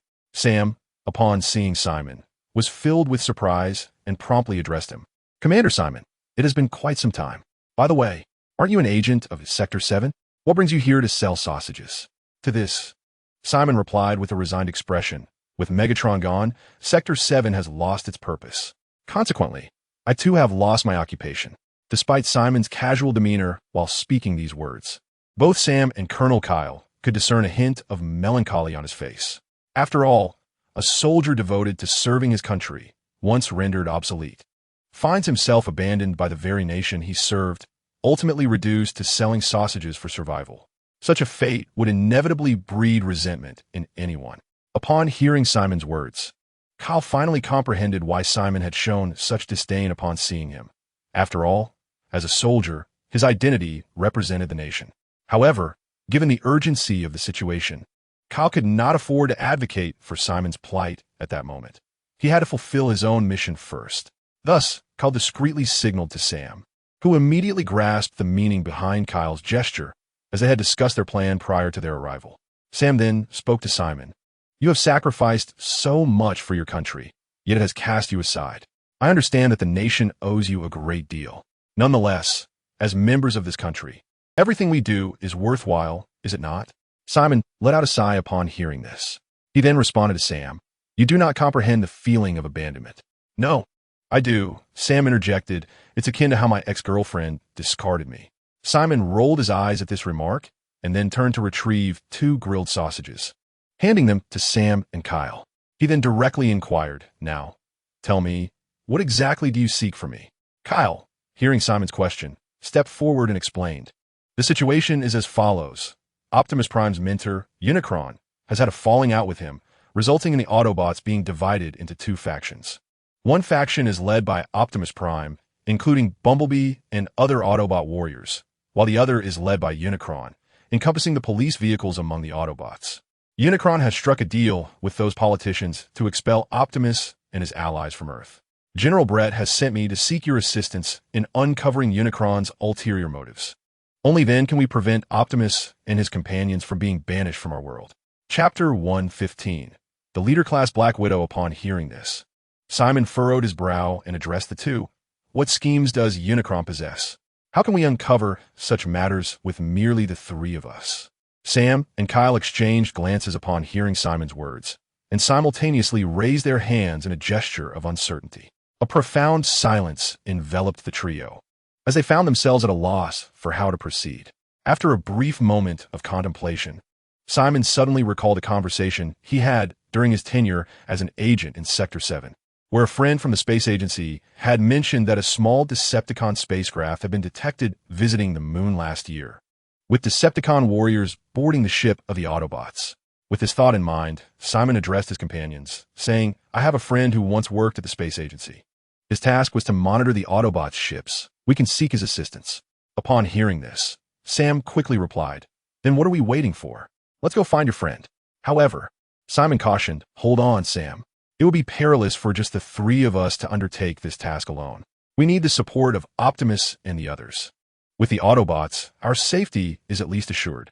Realizing the validity of Simon's words, the 2 agreed that their small group was indeed at a disadvantage. Thus, they decided to head to the Autobots base to seek help from Optimus Prime and his team. Unfortunately, upon their arrival at the base, they discovered that neither Optimus nor Ratchet was present. The trio then relayed the situation to Bumblebee, who reported to Optimus Prime and subsequently led Ironhide and Dino to accompany Sam and Kyle in investigating the Decepticon scheme. Meanwhile, Barricade received a directive from Megatron, instructing him to lead his subordinates to report to the Dark Summit on Earth. Initially, Barricade was on Mars, studying the Fallen's mechanical body. As an Apostle-class warrior, the Fallen's body and spark held immense research value. Had it not been for the Supreme Guardian Protocol, which mandated consent for spark implantation, Barricade would have forcibly subdued the Fallen long ago. Nevertheless, Barricade harbored some resentment, having already instructed Trigger Happy to prepare the energy required to revive the Fallen. His intention was to resurrect the Fallen first, and then forcibly bring him under his control. If the Fallen refused, he could always eliminate him once more. After all, the energy expenditure was a minor concern for Barricade, given his current vast resources. However, before he could put his plan into action, he received Megatron's order. Although Megatron did not specify the purpose of the mission on Earth, Barricade had already deduced much from prior intelligence. Just before Megatron's communication, Barricade had received news from his subordinates that the Decepticons had had a falling out with Optimus Prime, and they were now pressuring the U.S. government to expel the Autobots from Earth. After receiving Megatron's command, Barricade immediately set aside his current tasks. He resolved to journey to Earth with his warriors, but this time, he had his own agenda, rather than simply aiding Megatron and the Decepticons. The being known as Roadblock was once human, and despite his current existence as a Cybertronian, the essence of humanity still lingers within him. He could not passively witness Megatron and Starscream transform all of humanity on Earth into mere slaves for the construction of Cybertron. Although the narrative of his previous life's cinematic portrayal suggested that Megatron would ultimately betray Starscream, only to be countered by Optimus Prime, the reality has shifted since Roadblock's arrival in this new realm, necessitating his preparedness. With his mid-tier warriors engaged in the enhancement of their exosuits, Roadblock entrusted Black Widow and Jazz with the task of leading the mechanical insectoid faction to Earth, while he assigned Starscream and his subordinates the duty of defending and continuing the construction of the Martian base. though the insectoid race was few in number. They were all elite warriors. Combined, the Decepticons and Autobots of the solar system would likely prove no match for them. Moreover, Roadblock possessed the revered artifact of Cybertron, the Supreme Armor, solidifying his status as the most formidable force within the solar system. Thus, Roadblock resolved to gradually implement his grand design. Shortly thereafter, Black Widow and the Insectoid clan arrived at Megatron's stronghold aboard a colossal spacecraft. Prior to her departure, Roadblock had informed Soundwave of their imminent arrival. Consequently, upon their arrival at the Dark Summit, Soundwave promptly made his way to Roadblock's vessel, prepared for a rendezvous. However, upon entering the ship, he found not Roadblock, but Black Widow awaiting him. Soundwave, puzzled, inquired of Black Widow, "Where is Roadblock?" To which she responded, stifling a laugh, "What brings you here, Soundwave? Are you in search of our esteemed Roadblock?" Soundwave, recognizing the formidable nature of Black Widow, instinctively retreated a couple of steps and quickly replied, No. I was merely curious as to why he was absent." As the chief intelligence officer of the Decepticons, Soundwave was acutely aware of Black Widow's reputation and preferred to avoid any unnecessary entanglements with her. Thus, he addressed her directly, "Megatron has instructed that you await further orders on the ship. Once Roadblock returns, please convey that to him." With that, he prepared to exit the command chamber, eager to distance himself from the intimidating presence of the woman. Just as he was about to leave, Black Widow's voice halted him. "Roadblock instructed me to inform you that he is attending to other matters and will seek you out upon his return." Soundwave paused momentarily at her words before making his exit. The Soundwave perceived that the Black Widow seems to have transformed in ways that differ from her former self. Previously, Black Widow was undeniably a member of the Decepticons. Although their interactions were scarce, as colleagues, they had numerous opportunities to meet. In the past, while Soundwave felt pressure in her presence, it was nothing compared to the immense strain she now exerts upon him. Now, confronting Black Widow evokes a sensation akin to facing Megatron. This realization sends a chill down Soundwave's spine. Has Black Widow, like Barricade, ascended to a leadership role? Chapter 116. Meeting Optimus Prime. Barricade did not arrive on Earth alongside Black Widow. Instead, he proceeded directly to Megatron's base. Accompanied by Jazz, he stealthily sought an audience with Optimus Prime. Jazz had arranged to meet Optimus in a secluded valley within the state of Nevada, having once served as Optimus's lieutenant. Their bond transcended mere hierarchy. They were akin to brothers. Following the battle for the AllSpark, Jazz had vanished, and despite Optimus's diligent search for him, no news had surfaced. It was only during a recent skirmish with the Fallen that Jazz re-emerged. However, he was now allied with the Decepticons, and Optimus had only glimpsed him from afar, never having the opportunity to engage in conversation. Optimus yearned to uncover Jazz's whereabouts after the tumultuous conflict and the reasons behind his association with the Decepticon ranks. This mystery lingered heavily on Optimus's mind. To his astonishment, just hours prior, he received a message from Jazz, requesting a meeting in the valley to discuss a plan concerning the Skyquake. Consequently, upon receiving the message, Optimus hurriedly brought along Prowl and arrived at the designated location. By the time Barricade and Jazz reached the valley, Optimus and Prowl had already been waiting for an extended period. Upon witnessing Jazz descend from the ship, Optimus felt a surge of excitement and rushed forward to inquire about the situation. However, just as he was about to speak, Barricade emerged behind Jazz, prompting Optimus to halt in his tracks. Prowl, upon seeing Barricade, instinctively drew his weapon and aimed it at him. Seeing Prowl's actions, Jazz quickly intervened, urging Prowl, "Remain calm and lower your weapon. This is Lord Barricade." Yet Prowl did not relent. Instead, he continued to point his weapon at Barricade while questioning Jazz. "What is the meaning of this? Why have you brought a Decepticon with you?" As he spoke, Prowl's other hand transformed, brandishing a weapon aimed at the ship's exit, anticipating the potential arrival of more Decepticons to encircle them. At that moment, Optimus Prime addressed Sunstraker, saying, "Sunstraker, lower your weapon. Jazz means us no harm." Upon hearing Optimus's words, Sunstraker lowered his weapon aimed at Barricade, though he did not stow it away, instead gripping it tightly in his hand. His vigilant gaze fixed on Barricade. Observing Sunstraker's demeanor, Optimus refrained from further comment. He understood Sunstraker's concerns were quite reasonable. While Optimus had faith that Jazz would not harm either him or Sunstraker, The presence of a Decepticon warrior was a valid cause for caution. Jazz, what is the meaning of this? Optimus inquired. Jazz turned to Barricade, and upon receiving a nod of affirmation, he responded, "The High Command and Megatron have forged an agreement. They intend to transport Cybertron to the vicinity of Earth and utilize the unique resources there to restore our war-torn planet." Optimus, taken aback by Jazz's revelation, exclaimed, "What? You mean to say that the High Command is collaborating with Megatron to move Cybertron from the Centauri's system to the solar system?" "Indeed, Optimus," Jazz confirmed. Sunstraker, skeptical of Jazz's claims, interjected, "Jazz, where did you acquire this information? It seems implausible that such a feat could be achieved over such a vast distance. If transporting an entire planet is a challenge, surely moving a large spacecraft would be equally daunting." Barricade interjected, "I am the source of this information. You need not doubt its accuracy. Had I not been certain, I would not have allowed Jazz to contact you." Upon hearing Barricade's words, Sunstraker couldn't help but retort, "If this news comes from you, it is even more suspect. Do you, a Decepticon, truly have our best interests at heart, coming to inform us?" At that moment, Jazz, unable to contain his frustration at Sunstraker's derision towards Barricade, snapped, "Sunstraker, what is your problem? Mind your tone. If you continue to speak to Lord Barricade in such a manner, I will not hesitate to respond harshly." Since Barricade's arrival, Sunstraker had harbored considerable animosity towards him, which greatly displeased Jazz. Having initiated the Supreme Guardian Protocol, Barricade had become Jazz's paramount master, and he would not tolerate anyone belittling him, even if that individual was once a comrade of his. After addressing Sunstraker, Jazz promptly drew his energy blade.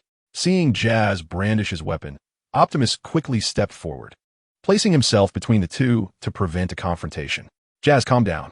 Tong Xiangxiu is not your adversary. He is not targeting Roadblock, but rather the identity of Roadblock has caused him to question the veracity of the situation." After speaking with Jazz, Optimus Prime turned to Tong Xiangxiu and said, "Tong Xiangxiu, lower your weapon. Regardless of the accuracy of the information, we must express our gratitude to Roadblock for bringing it to our attention. This time, you were in the wrong." "Humph." At these words, Tong Xiangxiu let out a cold snort and sheathed his weapon. He realized that he had indeed acted excessively. However, Jazz's actions had left him feeling humiliated. Once Optimus Prime noted that the two had ceased their confrontation, he turned to Roadblock and inquired, "How did you come by this information?" Roadblock, instead of providing a direct answer, retorted, "Optimus Prime, are you aware that your mentor, Unicron, has developed a teleportation technology known as the Space Bridge? As long as there is sufficient energy, the Space Bridge can transcend space and distance, instantly relocating objects to a designated location." Upon hearing this, Optimus Prime's expression darkened, and even Tong Xiangxiu's countenance shifted upon Roadblock's revelation. As high-ranking Autobots, they were well aware of the terrifying potential of the Space Bridge. However, Unicron had vanished shortly after this technology was devised, along with the newly developed Space Bridge itself. Nonetheless, as leaders of the Autobots, they had heard Unicron elaborate on the utility of the Space Bridge. Chapter 117. Meeting with Optimus Prime 2 now, upon hearing Roadblock mention the Space Bridge. Both were inclined to believe at least some of what he had said. They could not afford to dismiss it entirely, especially since Roadblock had already disclosed the existence of the Space Bridge. If he possessed no concrete information, he would not have been aware of its existence. Should Unicron be utilizing the Space Bridge, it could indeed facilitate the transportation of Cybertron. However, to transport Cybertron from such a vast distance would undoubtedly require an immense amount of energy. Could this be the reason why the mentor chose to collaborate with Megatron? Simply because Megatron could supply sufficient energy for the Space Bridge? Contemplating this, Optimus Prime could not help but ask Roadblock, "What special resources exist in the solar system that necessitate such an effort from my mentor to transport Cybertron?" In response to Optimus Prime's inquiry, Roadblock elucidated, "The resources near the solar system have remained untapped. This area is unlike Central City and the Centaur Galaxy, where all resources are claimed. Here, every resource is unowned, and the Decepticons may freely harvest in this region. Additionally, apart from the abundance of resources, there exists a unique resource on Blue Planet: humanity." Upon hearing the words of Barricade, Optimus Prime was momentarily taken aback, uncertainly replying, "As a guardian of the peace treaty, you surely would not be the one to violate it." They must merely seek to exploit the resources near the solar system to restore Cybertron. Barricade, chuckling softly, shook his head and retorted, "Be more confident, Brother Prime. Instead of should, say will." Optimus, intrigued by Barricade's peculiar address, regarded him thoughtfully. Having engaged in a brief interaction, he found this Decepticon to be quite fascinating, distinctly different from his fellow warriors. Other Decepticons, like Starscream, were notoriously treacherous, while Megatron was known for his violent and bloodthirsty nature.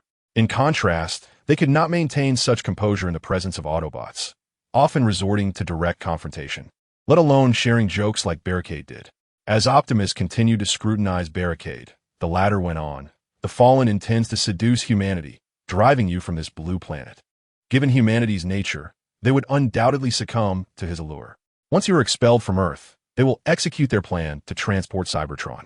However, your large spacecraft has already been seized by the Fallen, leaving humanity with the only option of assisting you in constructing or modifying a vessel. You must remain vigilant. The Fallen may tamper with your ship, so it is advisable to hide in the separation chamber to evade his surveillance."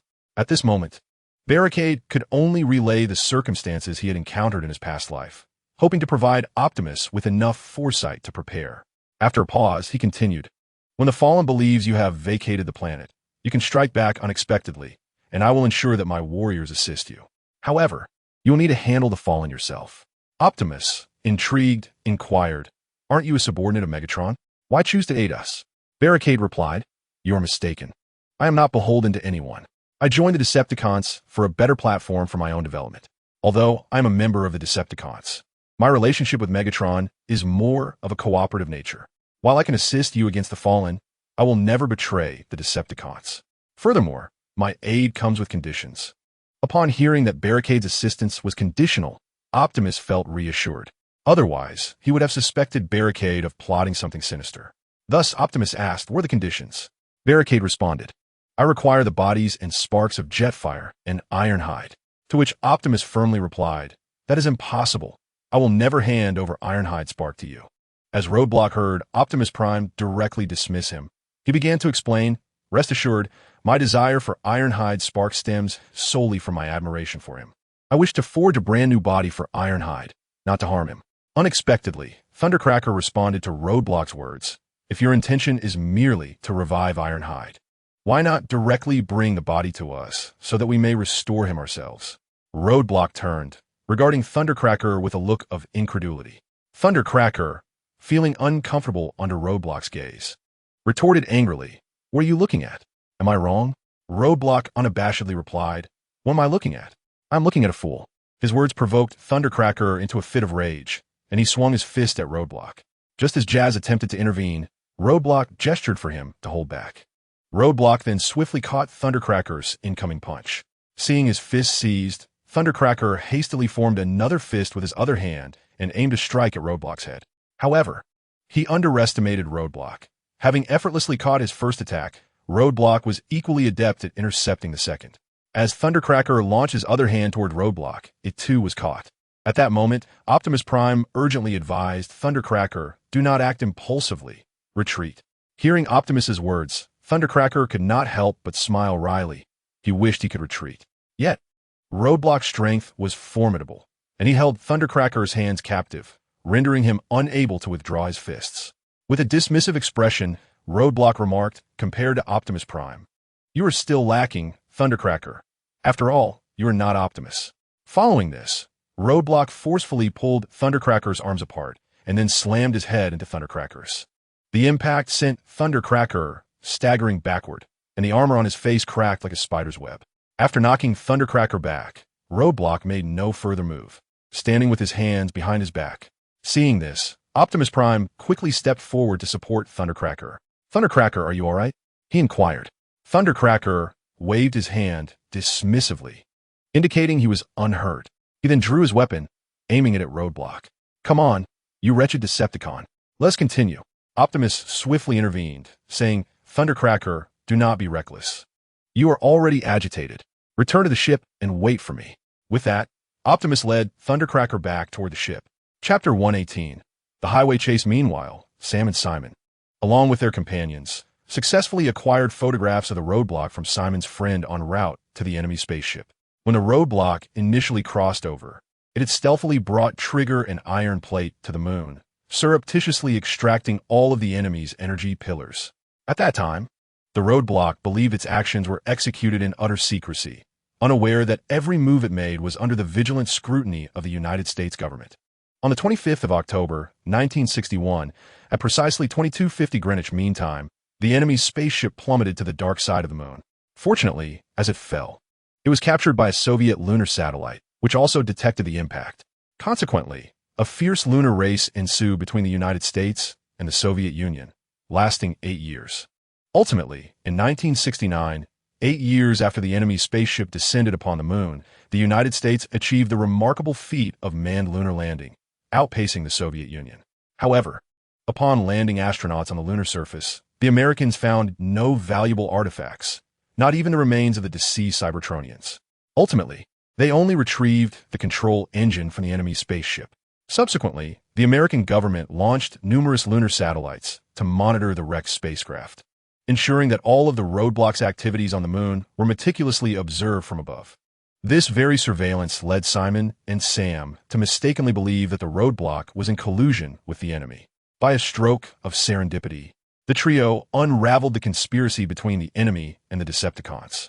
Upon receiving this information, they hastened towards the Autobot base, unaware that Optimus Prime had already learned of the enemy's plot through the roadblock. As Bumblebee sped back to the Autobot base with Dino and Crosshairs, 3 large Chevrolet police cars began to close in on them. The shrill sound of sirens immediately captured the attention of the trio inside the vehicle.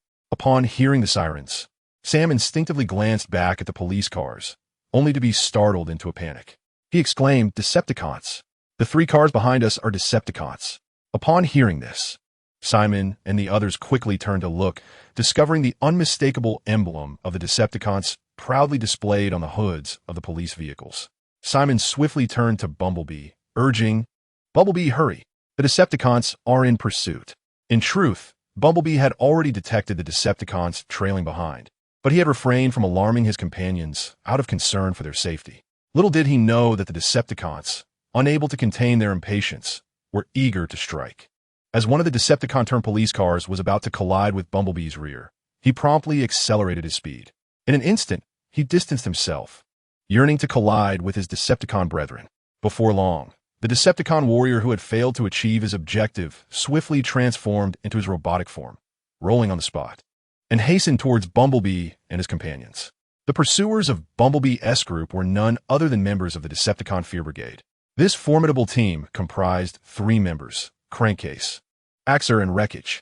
All 3 chose to transform into Chevrolet police models. They were elite warriors of the Decepticon ranks, exhibiting a ferocious appearance akin to that of iron-blooded warriors, showcasing the ruthless demeanor of the Decepticons with unrestrained ferocity. They represented the spearhead assault unit of the Decepticon forces. Crankcase, the leader of the Fear Brigade, possessed 4 crimson eyes and a mouth filled with menacing fangs, complemented by a mane of golden, soft metallic tendrils. He bore a distinctive feature, sharp, backward-facing hooks protruding from his shoulders, marking him as a quintessential Decepticon warrior. His cunning and brutal nature rendered him a top-tier operative within the Decepticon Legion, specializing in infiltration and assassination. As the head of the Fear Brigade, Crankcase was the most formidable among the trio, having already reached the pinnacle of elite warrior status, merely a step away from ascending to commander level. Another warrior, Wreckage, bore a striking resemblance to Crankcase, sharing the same 4 crimson eyes and metallic fangs, as well as spikes adorning his body. The sole distinction lay in Wreckage's absence of Crankcase's flowing metallic tendrils. Instead, he sported 5 long appendages extending from his back. His combat style was equally ruthless, willing to employ any means necessary to achieve his objectives. Wreckage had also reached the zenith of elite warrior prowess, and, despite Crankcase's leadership, he often expressed discontent with their hierarchy, having challenged Crankcase as authority multiple times, only to be soundly defeated.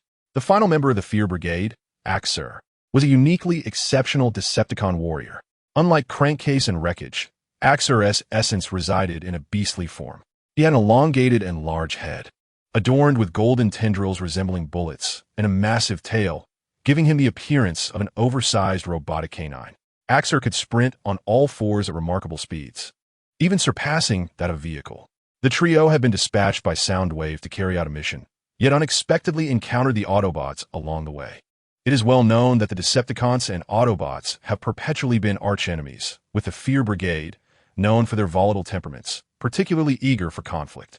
As the vanguard of the Decepticon army, the three combatants, upon encountering the Autobots, charged forward without a moment's hesitation, leading to the earlier scene. Upon transforming into their robotic forms, the Wrecking Crew swiftly pursued Bumblebee. Just as the Wrecking Crew was on the verge of catching up to Bumblebee, a massive sign loomed in the center of the road. Seeing this, the Wrecking Crew leapt high, attempting to clear the sign. However, due to their tremendous speed and insufficient height, they collided with the sign, toppling it to the ground. The fallen sign obstructed the path of the Axle and the Short Axe, leaving them no choice but to transform into their robotic forms. Following in pursuit of Bumblebee and his companions. Chapter 119. Highway Chase. The members of the fearsome squad rampaged across the highway, heedless of the vehicles in their path. Any vehicle that stood in their way was either sent flying or overturned. The road quickly became a scene of devastation. Upon witnessing the Decepticons' reckless behavior, Bumblebee and his companions immediately reduced their speed. Hound spoke to Bumblebee, expressing his outrage that these Decepticons showed utter disregard for human lives, which was utterly intolerable. Dino, hearing Hound's words, urged Bumblebee to prioritize Sam's safety, declaring that he and Hound would teach those villains a lesson. Just as they had slowed down, the three members of the fearsome squad quickly caught up. While Hound was speaking to Bumblebee, the fastest among them, the Short Axe, had already closed in behind Bumblebee. The Short Axe leapt high into the air, aiming to pounce on Bumblebee. In response, Bumblebee executed an emergency brake, halting abruptly. As Bumblebee came to a stop, the airborne Short Axe, propelled by inertia, soared over him and landed ahead of Bumblebee and his companions. Upon landing, the Short Axe did not pause. He understood that stopping would mean facing the onslaught of three Autobots. Thus, he dashed forward, striving to increase the distance between himself and the Autobots while awaiting the arrival of his teammates. Despite his ferocity and penchant for battle, the Short Axe was not foolish. He was acutely aware of the dire consequences of facing three Autobot warriors alone. Moreover, among these warriors were two of equal rank, as well as a commanding officer of a higher tier. Although the Short Axe's strategy was sound, he was not up against ordinary high-ranking warriors. He faced three masters of agility among the Autobot ranks. As the Short Axe raced past them, Dino transformed into his robot form and hurled his two black curved blades toward the advancing Short Axe. Two black curved blades raced swiftly towards the short-handled axe. Upon striking the back of the axe, the blades became firmly lodged within it. The short-handled axe stumbled momentarily from the impact of Dino's black blades, but quickly regained its composure, intensifying its pace to escape. At that moment, regret washed over the axe. It lamented its earlier haste which had led it into this perilous situation. No longer did it contemplate waiting for its two companions to arrive for a joint assault against the Autobots. Its sole desire was to flee this treacherous place with utmost speed. After striking the axe, Dino exerted all his strength in an attempt to halt the still thundering axe. However, instead of restraining it, Dino found himself sliding along the road, pulled by the axe's relentless momentum. Although Dino excelled in agility, strength was not his forte, rendering him incapable of restraining the axe, especially when it was fueled by the instinct to escape danger. At that critical juncture, Bumblebee and Ironhide arrived on the scene. In their vehicle forms, they swiftly transformed their energy weapons and unleashed a barrage of attacks upon the short-handled axe. Bumblebee even deployed his heavy weaponry, launching tracking missiles. The desperate axe, overwhelmed by the relentless onslaught from the duo, sustained severe injuries and collapsed to the ground. Seizing the opportunity while the axe lay incapacitated, Dino summoned his strength, lifting the axe and spinning it through the air before forcefully slamming it onto a passing vehicle. The already gravely wounded axe succumbed to this final blow, its massive mechanical head detaching from its body. At that moment, Crankcase and Crowbar arrived belatedly. Upon witnessing their comrade's demise at the hands of Dino and his allies, they surged forward in fury. Despite their habitual rivalries, the trio of the fearsome team remained united when faced with external threats. The sight of their fallen brother ignited their rage, prompting them to charge at Bumblebee and his companions without regard for the odds. Meanwhile, Sam and Simon remained inside Bumblebee's vehicle form, preventing him from transforming into robot mode to confront Crankcase and Crowbar. Instead, Bumblebee swiftly turned the vehicle around and sped away. Dino and Ironhide, however, engaged with Crankcase and Crowbar as they charged in, grappling fiercely.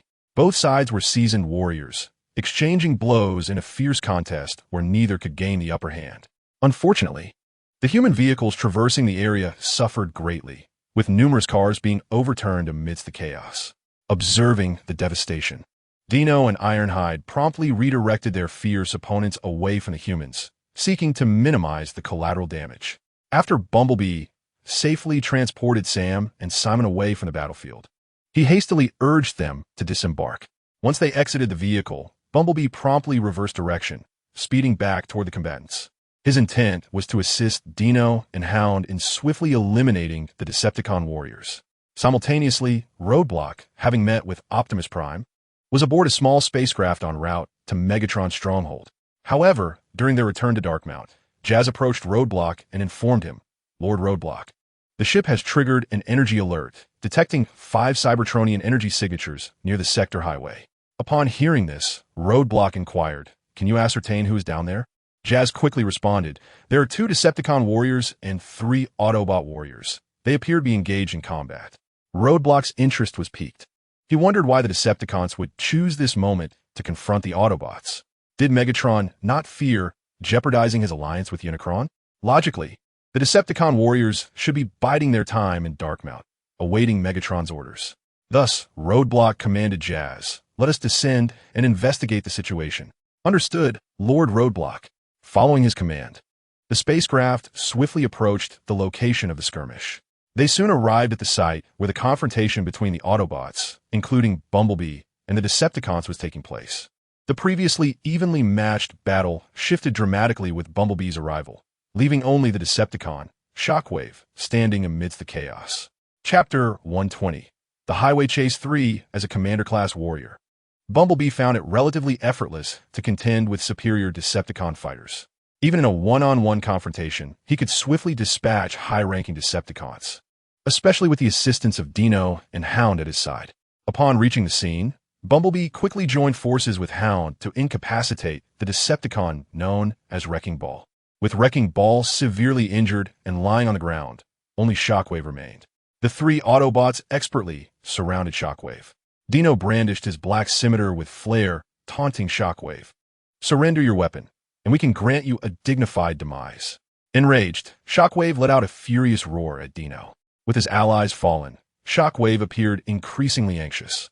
Even his roar lacked conviction. Furthermore, during his previous encounter with Dino, he had sustained an injury from the scimitar, causing him to spew a considerable amount of dark green oil as he bellowed. Dino gazed at the grotesque visage of the crankcase before him, instantly losing his desire to jest about it. Gripping the black, curved dagger tightly, he charged toward the crankcase, intent on swiftly subduing it. Just as Dino swung his dagger at the crankcase, a figure descended from the heavens, using an energy blade to block Dino's strike. Upon recognizing the figure that thwarted him, Dino was momentarily taken aback, incredulously exclaiming, "Jazz!" While Dino was momentarily stunned, the crankcase seized the opportunity, unleashing its energy cannon and sending Dino hurtling away. The crankcase sought to follow up its attack, but was intercepted by Jazz. Bumblebee and Ratchet were equally taken aback by this sudden turn of events. As they witnessed Dino being flung aside, Bumblebee hurried to his side, assisting him to his feet. At that moment, the ship piloted by Barricade descended slowly from the sky. As Barricade emerged from the vessel, a wary expression filled the mechanical eyes of Bumblebee and his companions. Upon seeing Barricade, the crankcase exhaled in relief. Knowing its life was spared, it hastened to stand before Barricade, respectfully addressing him. "Lord Barricade, you have arrived." Barricade nodded in acknowledgement before turning his gaze to Bumblebee. Playfully taunting, "I was wondering who it might be. It turns out to be our Autobots in disarray. What brings you here, nearly at your wit's end? While Optimus still sends you out to provoke us Decepticons." In response, Bumblebee exchanged glances with Ratchet, subtly shaking his head. He then turned to Barricade, stating, "Lord Barricade, this is entirely a misunderstanding. We were merely on a mission and did not wish to engage with the fearsome team. However, your allies insisted on pursuing us relentlessly, leaving us no choice but to retaliate." The crankcase interjected, "Lord Barricade, we must not allow these Autobots to escape. They've already eliminated Short Axe and Crowbar." With fury etched on its face, the crankcase glared at Bumblebee and his companions, poised to shred them to pieces at Barricade's command. Realizing the imminent threat, Bumblebee and his allies braced themselves, fully aware of Barricade's terrifying prowess. After all, during the struggle for the AllSpark, Barricade had effortlessly crushed the Autobots with overwhelming strength. It would be near impossible for the trio to contend with a leader of his caliber. Thus, Bumblebee cast a hopeful glance at Jazz, yearning for his support against Barricade. Since intercepting Dino's attack, Jazz had remained silent. As Bumblebee turned to face him, Jazz promptly offered a reassuring glance. He understood that Barricade would not pose a threat to Bumblebee and his companions, at least not for the moment. This was because Barricade had just reached an accord with Optimus Prime. Although the combat icons were members of the Decepticons, they were not under Barricade's command. He would not jeopardize his own plans to support them. At that moment, Barricade addressed Jazz, commanding, "Jazz, take them down." Upon hearing Barricade's order, Jazz instinctively replied, "Yes, Lord Barricade." However, it dawned on him that Barricade's directive seemed to pertain to apprehending Bumblebee and his friends. Jazz's expression shifted to one of confusion as he cautiously inquired, "Lord Barricade, do you mean to take down Bumblebee and the others?" Barricade offered no reply, but charged directly toward Bumblebee and his companions. Observing Barricade's aggressive movement, Jazz shook his head with a wry smile, then followed behind, racing toward Bumblebee and the others. The distance between Barricade and the trio was minimal, and in the blink of an eye, Barricade stood before them. At that moment, Bumblebee and his companions had yet to react. Without slowing down, Barricade leveraged his superior leader-class frame to deliver a heavy blow to the trio. In an instant, they were sent flying. Bumblebee, in particular, was struck with such force that he spat out energon, collapsing to the ground, unable to rise, his chest armor severely damaged. Longarm and Dino were also knocked down by Barricade's forceful assault, though they fared slightly better than Bumblebee, as their armor remained intact, even if they were temporarily incapacitated. Despite Bumblebee being a commander-class mech, he had positioned himself at the forefront during Barricade's attack, absorbing over 60% of the impact alone, resulting in his grievous injuries. After sending the three tumbling, Barricade came to a halt, instructing Jazz and the combat icons, "Take them aboard the ship." Upon receiving Barricade's order, Jazz swiftly produced a device designed to control Cybertronians, securing it onto Bumblebee and his companions. He then lifted Bumblebee and made his way toward the ship. Meanwhile, the combat icons hurried to Dino and Longarm, hoisting them up and heading toward the vessel. Despite being restrained by the control device, Longarm and Dino resisted violently, voicing their anger at Jazz. "Jazz, you treacherous Autobot. We worried about you during your disappearance, and now you conspire with the Decepticons against us, against your former allies." At this moment, Jazz could only feign ignorance to the scathing remarks directed at him by Dino as he briskly entered the spaceship, clutching Bumblebee. Chapter 121.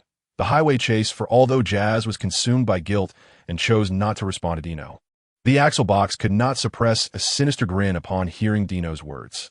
With a swift kick, he sent the horizontal cannon flying, then seized Dino effortlessly. Once he hoisted Dino up, the other hand of the Axle Box morphed into an energy blade, which he plunged directly into Dino's abdomen. The energy blade swiftly penetrated Dino's frame, causing a pale blue energy fluid to cascade from the wound. In the wake of this brutal strike, Dino's body recoiled in agony. His mechanical visage contorted in pain. Subsequently, the Axle Box discarded Dino onto the ground and, in a display of humiliation, pressed his mechanical foot onto Dino's head. Observing this from a distance, the horizontal cannon struggled fiercely, but the restraints on his arms and legs were specifically designed to contain Cybertronians. Even a leader like Optimus Prime would find it impossible to break free, let alone a high-ranking warrior such as himself. Realizing his predicament, the horizontal cannon could only shout angrily at the Axle Box, "Damn Decepticon, if you have the guts, let me go and face me one-on-one." The Axle Box, upon hearing this, let out a menacing laugh and turned to the horizontal cannon, saying, "Patience, little Autobot.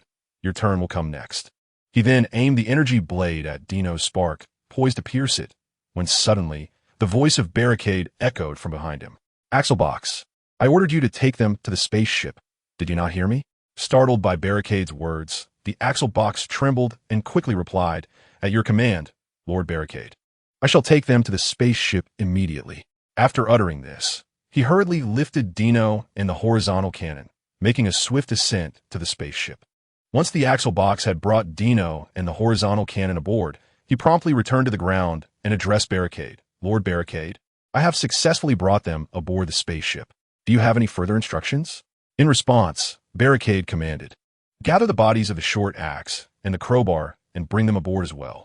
After delivering his orders, Barricade strode onto the spaceship. The Axlebox then hurried off to collect the remains of the short axe and the crowbar. Meanwhile, the battle on the highway had persisted for some time, with the American government dispatching a substantial number of troops to the scene. As the Axlebox retrieved the bodies of the short axe and crowbar, the spaceship took off, leaving behind a scene of utter devastation.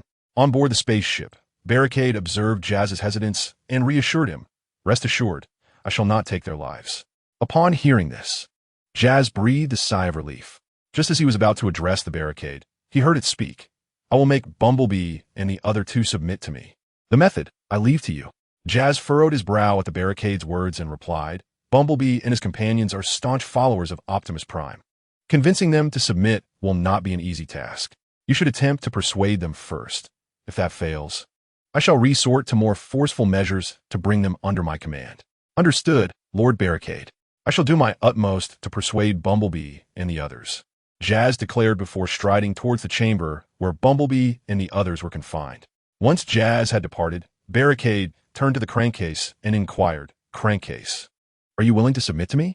Upon hearing this, Crankcase's crimson mechanical eyes flickered incessantly.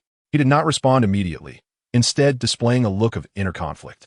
Recently, Barricade had gained considerable notoriety within the Decepticon ranks, and those warriors who followed him had enjoyed bountiful rewards and advantages. While Crankcase had certainly heard of this, he remained skeptical. Even though Barricade had saved his life today, it did not compel him to submit outright. Moreover, Megatron had always placed great importance on the fearsome trio, allocating substantial resources to them. Otherwise, the trio would not be among the elite Decepticon warriors. This was one of the reasons Crankcase held disdain for following Barricade. Crankcase hesitated for two reasons. First, Barricade had just saved his life. Second, he feared that outright refusal might provoke Barricade's wrath, especially since he was the last remaining member of the fearsome trio. If Barricade chose to eliminate him, there would be no witnesses. With a conflicted expression, Crankcase finally addressed Barricade, saying, Lord Barricade, while I hold you in high regard, I fear that if Lord Megatron discovers my betrayal, he will not spare me.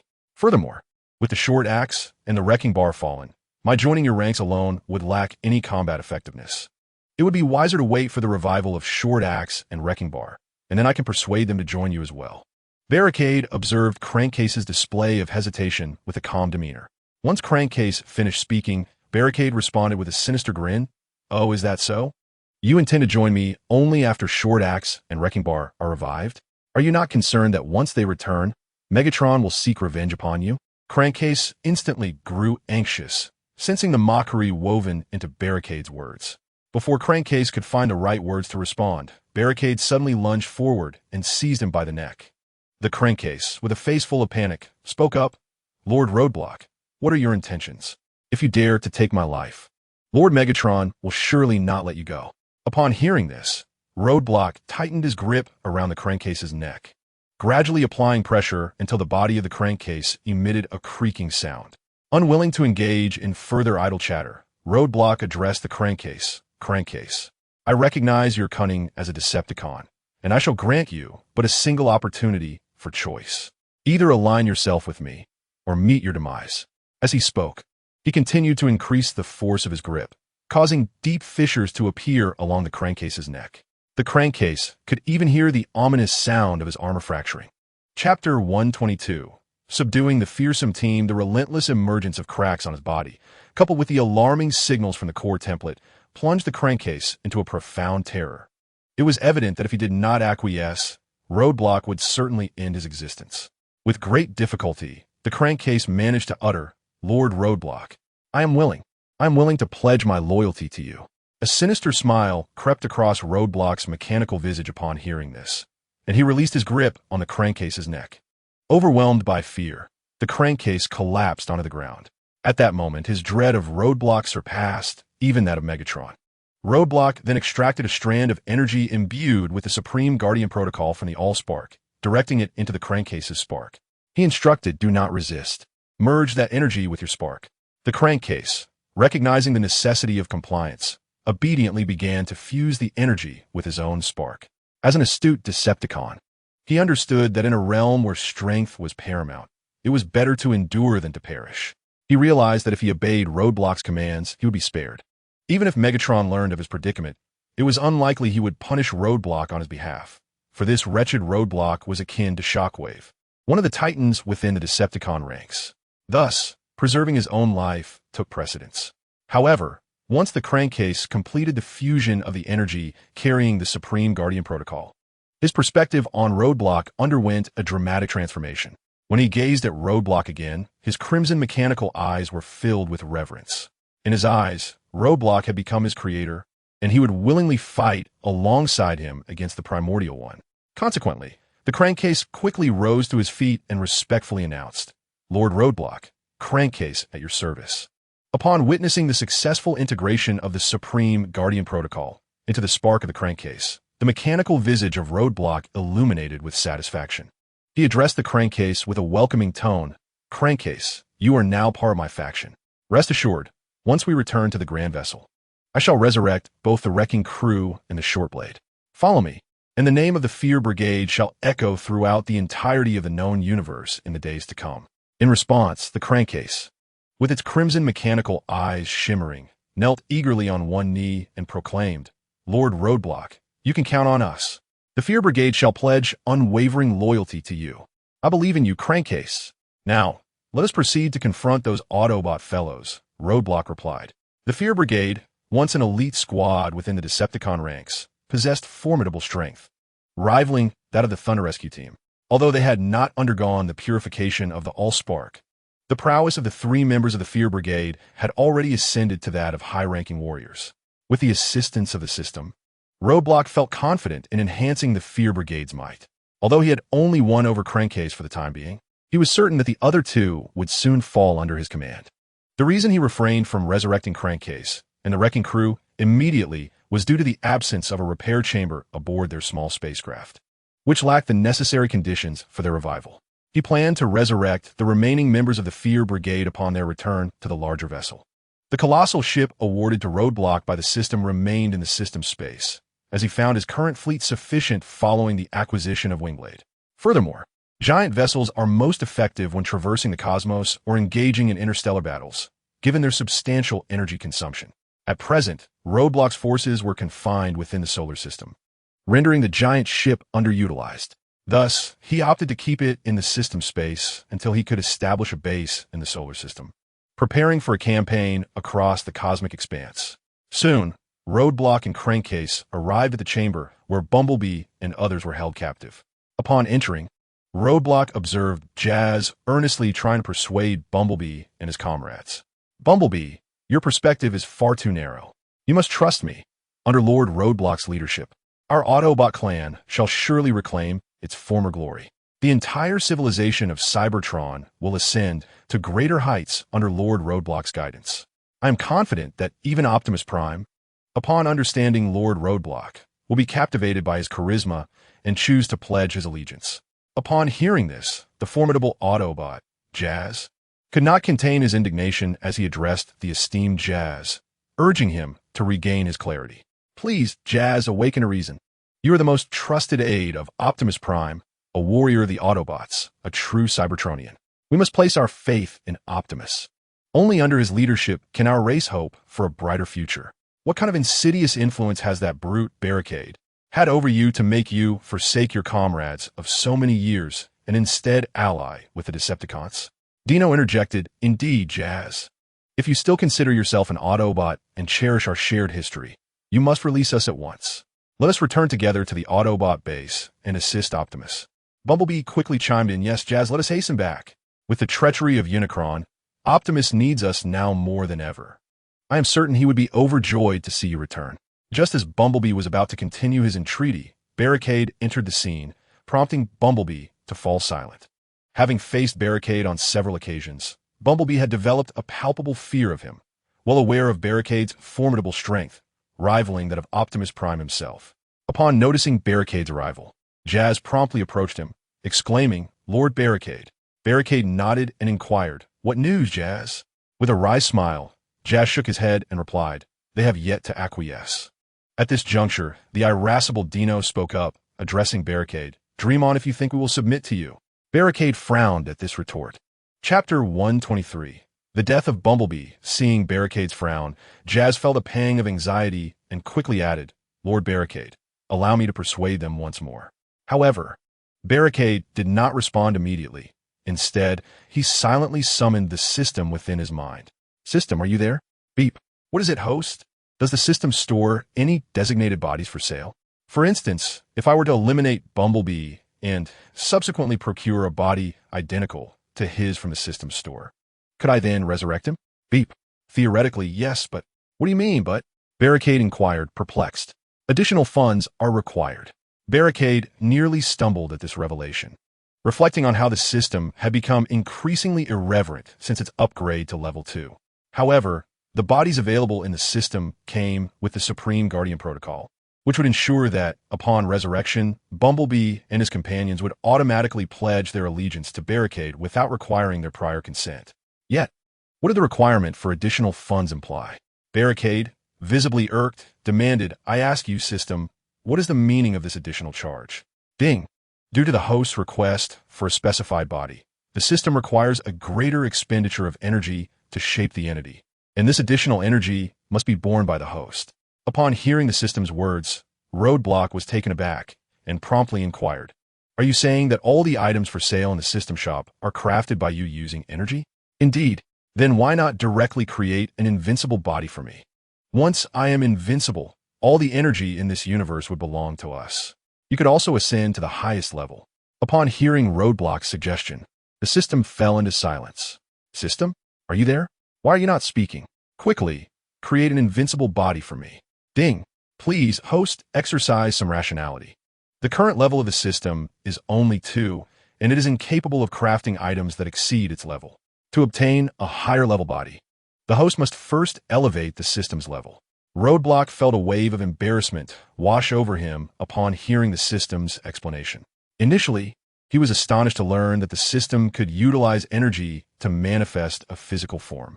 His first instinct was to request the system to conjure the most formidable body for him. If he became invincible, he would no longer need to recruit subordinates and seek energy to enhance his power. The system's assertion was indeed valid.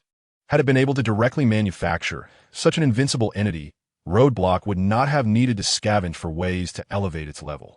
In an effort to mask his embarrassment, Roadblock turned to the system and asked, "I wish to purchase a commander-level body and 2 advanced warrior bodies, modeled after Bumblebee and the others. How many energy points will that require?" Ding.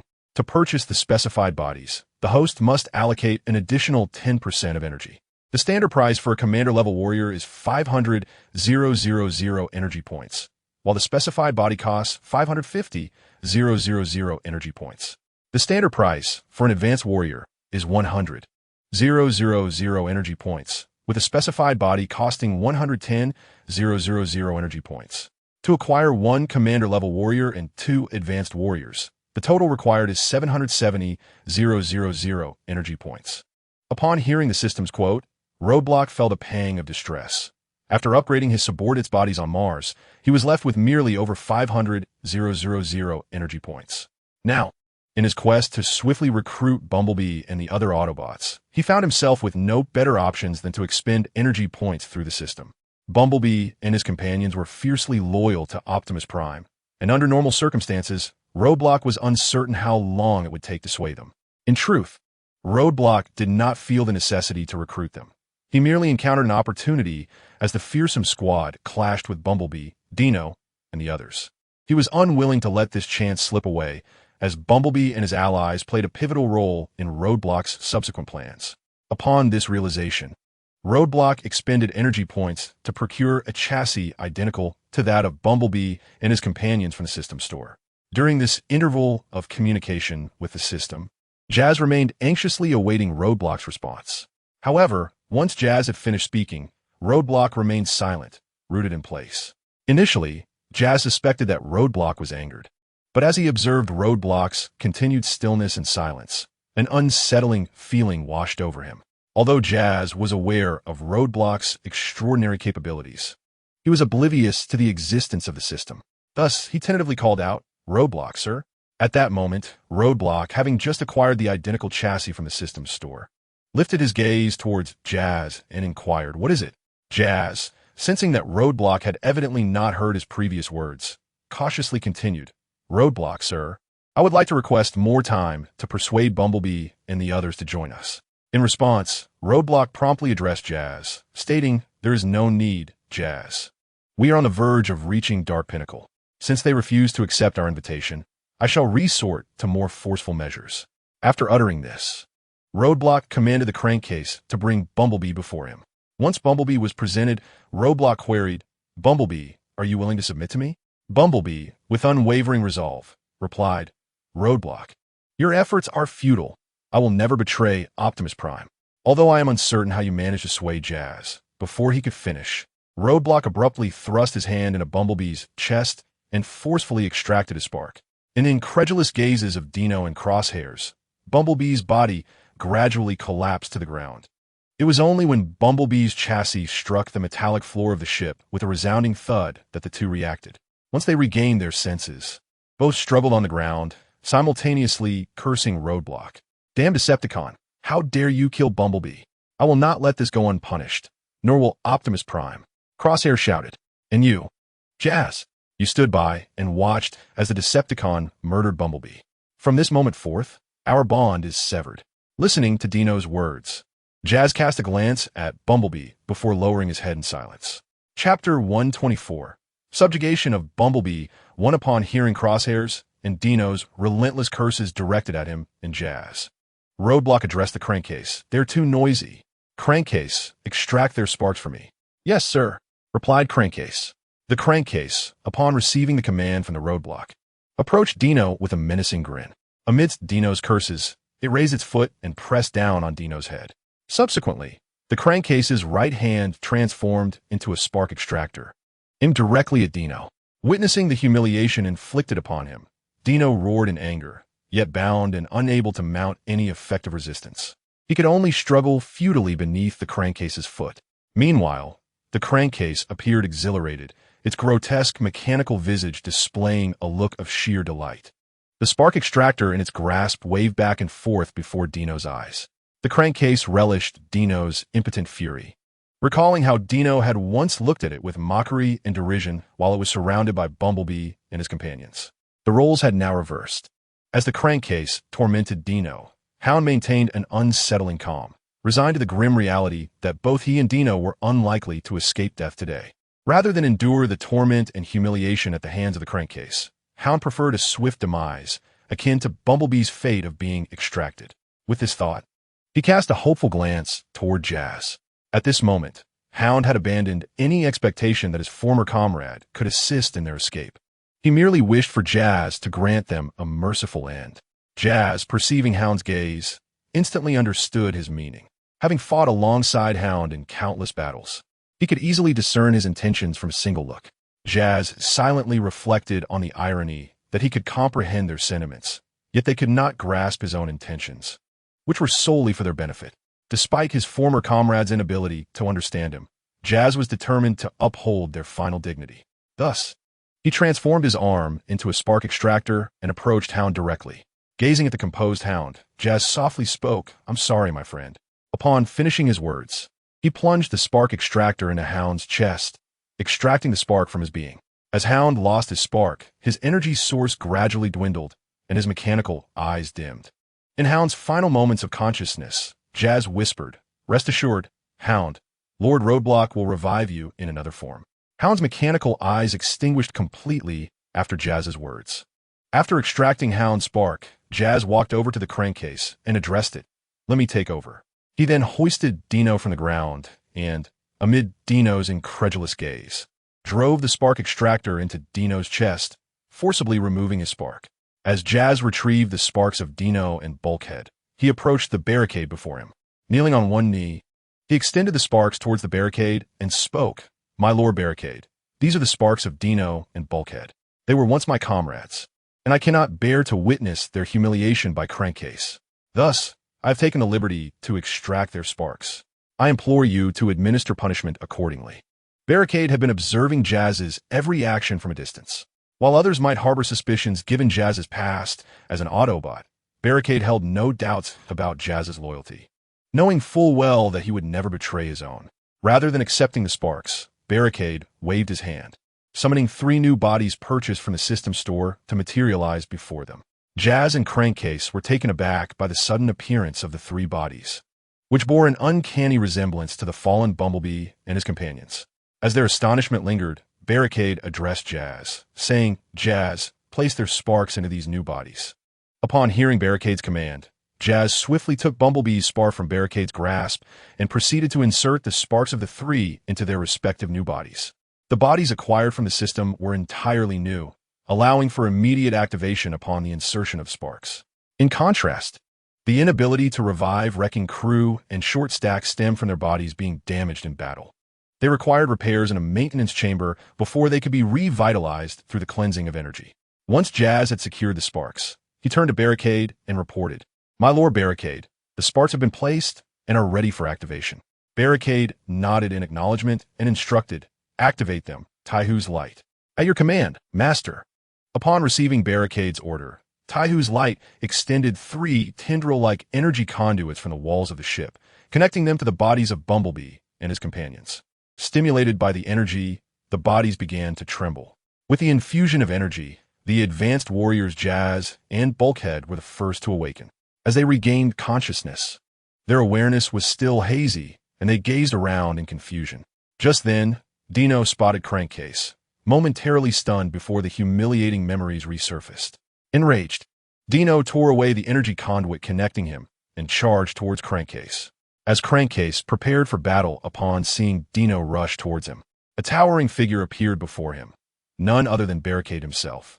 The roadblock swiftly kicked Dino back, who charged forward with remarkable speed, only to be propelled backwards at an equally rapid pace, colliding directly with the recently reawakened H-Ing-Po.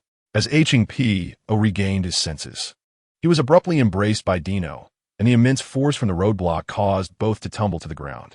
Once they discerned the imposing figure of the Crankcase warrior before them, they hastily rose and respectfully addressed the roadblock, exclaiming, "Master, H-Ing-Po reports for duty." "Master, Dino reports for duty." Chapter 125, Taming the Bumblebee 2. Upon witnessing the respectful demeanor of the two, the roadblock sighed in relief. As it was his first time procuring a designated body, he had initially thought there was a malfunction in the system when he saw Dino awaken, fearing that the Supreme Guardian Protocol had not been implanted in their bodies. Seeing everything return to normal, the roadblock addressed the two, saying from now on, "We are all comrades. Let bygones be bygones between you and the Crankcase." H-Ing-Po immediately responded, "Yes, Master." However, Dino interjected, "Master, I'm not satisfied. I wish to challenge the Crankcase." Both the roadblock and Jazz were rendered speechless by Dino's declaration. At that moment, H-Ing-Po quickly admonished Dino, saying, "Dino, stop your nonsense.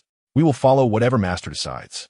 Dino, however, remained defiant, stating, "I will certainly heed Master's arrangements. However, I cannot overlook the humiliation I suffered from the Crankcase. I do not wish to kill him. I merely seek a battle to regain my honor." Upon hearing this, the roadblock addressed the obstinate Dino. "Since you cannot let it go, I shall grant your wish. In a few days, I will arrange for you to fight the Crankcase, as long as you possess the strength for it. Also, from now on, do not call me Master. Refer to me as Lord Roadblock instead." The two responded in unison, "As you command, Lord Roadblock." After speaking, Dino turned his gaze towards the Crankcase, brandishing the black, curved blade on his arm.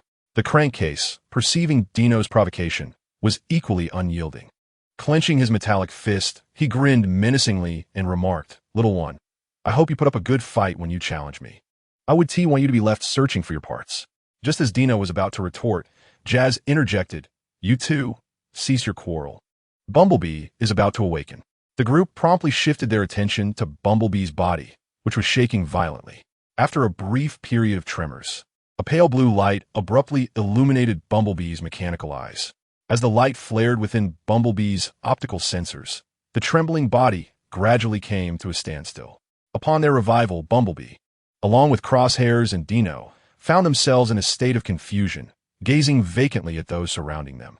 Bumblebee's resurrection was delayed compared to Crosshairs and Dino due to his status as a commander-class warrior, requiring a greater amount of energy to revive. Consequently, he awakened after them. Following a brief period of disorientation, Bumblebee gradually regained his consciousness. Upon his awakening, the first sight that met his eyes was that of Dino, Crosshairs, and Jazz, all intently observing him.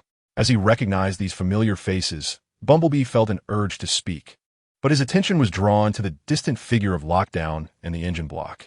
Suddenly, the words previously uttered by Jazz echoed in his mind. "Bumblebee, your vision is too narrow. You must trust me. Under Lord Lockdown's leadership, our Autobot clan shall once again bask in the glory of your. The entire civilization of Cybertron will ascend to greater heights under his guidance. I believe that even Optimus Prime, upon understanding the greatness of Lord Lockdown, will be captivated by his charisma and choose to pledge his allegiance."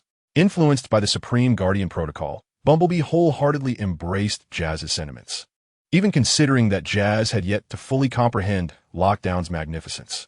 In Bumblebee's heart, Lockdown was unequivocally his master and creator, a figure more eminent than Primus himself. He felt a profound willingness to sacrifice his life for Lord Lockdown whenever the need arose. Thus, Bumblebee promptly removed the energy conduit connecting him to his chassis and swiftly approached Lockdown, respectfully announcing, "Master, 127 reporting for duty." 127 was Bumblebee's original designation.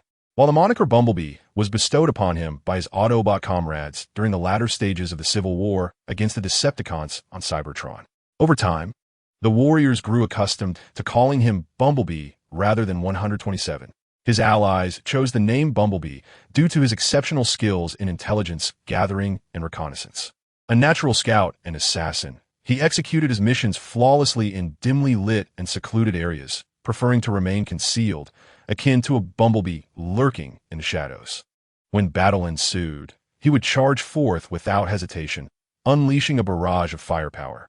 Thus, the nickname Bumblebee became synonymous with him, to the extent that many newly minted Autobot warriors were unaware that his original name was not Bumblebee. Hearing this, Lockdown addressed Bumblebee directly. "There's no need to call me Master. From now on, simply refer to me as Lord Lockdown. Additionally, you shall still be referred to as Bumblebee, for I find it to flow more smoothly. Calling you 127 feels rather peculiar." "Indeed, Lord Barricade." Subsequently, Bumblebee continued to address Barricade, expressing his desire to return to the Autobots base and persuade Optimus Prime and his companions to join your ranks. "I firmly believe that under your leadership, our Autobot lineage shall achieve even greater glory." Upon hearing this, Barricade was quite pleased with Bumblebee's attitude. However, while Bumblebee's intentions were commendable, Barricade understood that the realization of such aspirations would prove arduous.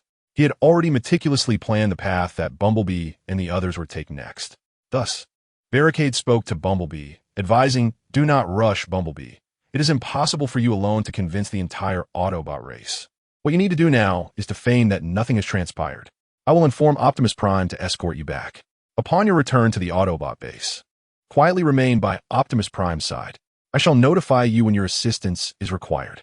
After briefing Bumblebee and his companions, Barricade shifted his focus to Jazz, stating, "However, I shall not allow Optimus Prime to easily reclaim Bumblebee and his group. During our earlier meeting, he did express his reluctance to hand over Ironhide Spark to us. If Optimus wishes to take Bumblebee and his companions back, let him offer Ironhide Spark in exchange." Jazz responded, "Shall I contact Optimus Prime now?" Barricade replied, "There is no rush.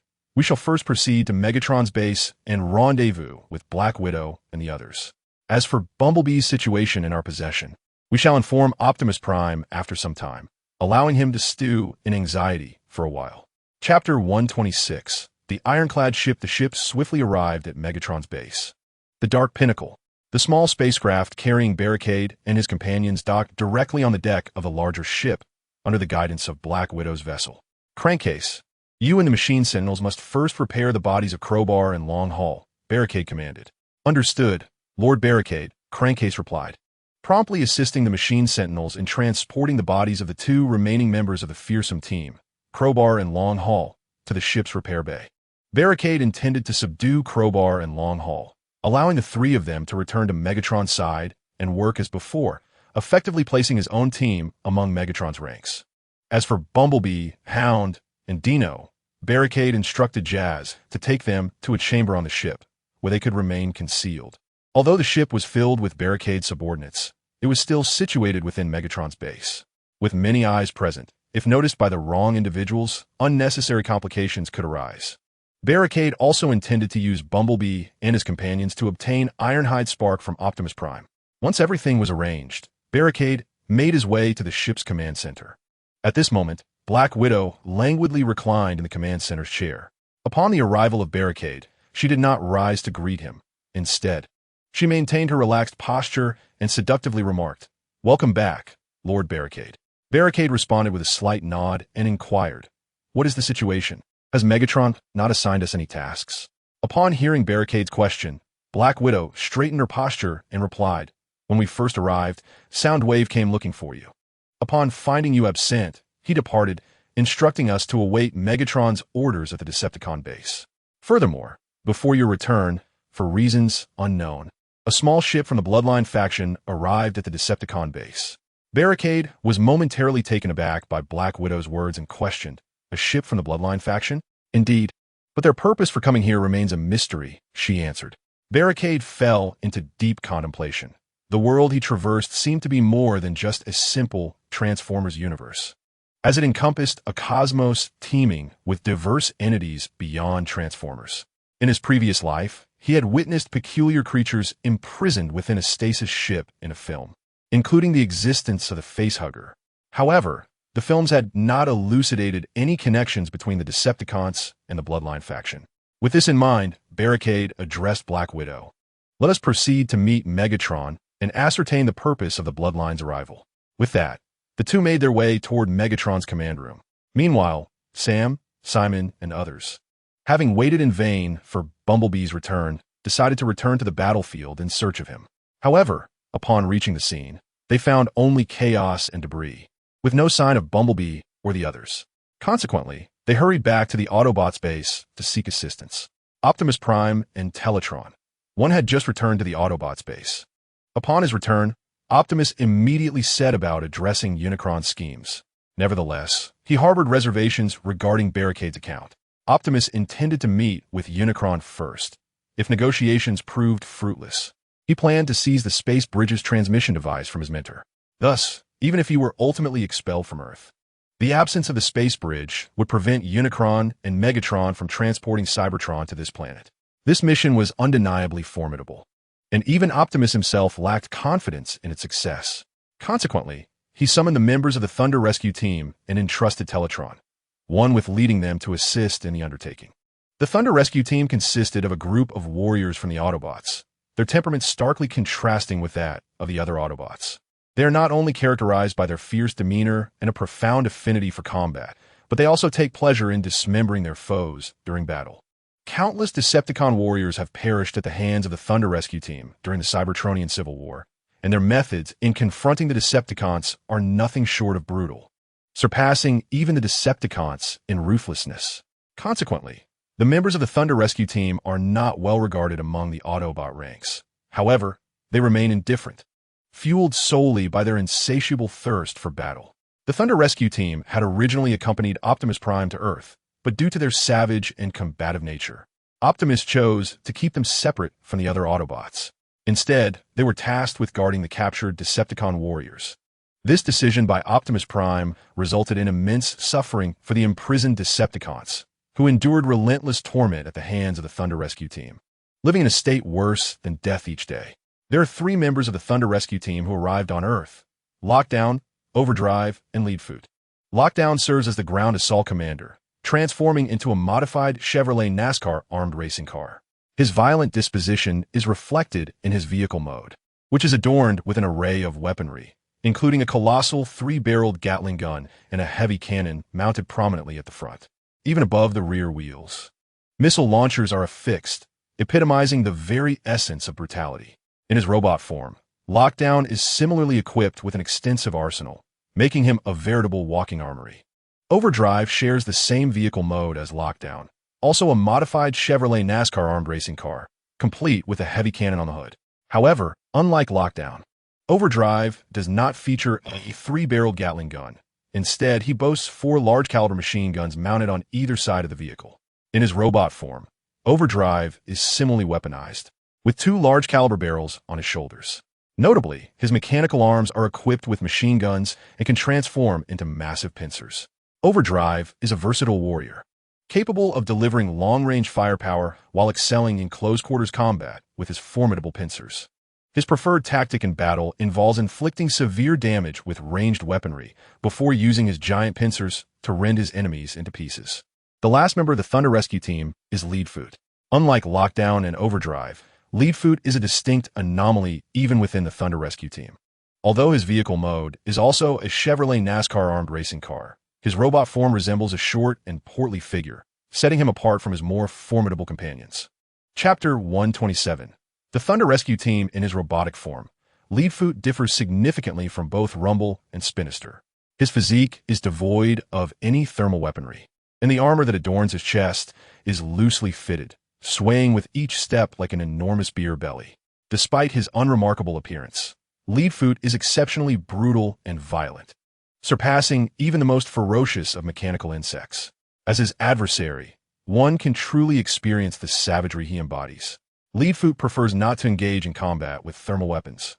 Rather, his method of fighting mirrors that of mechanical insects, as he lunges directly at his foes, employing hands, feet, and even his jaws to rend them to pieces.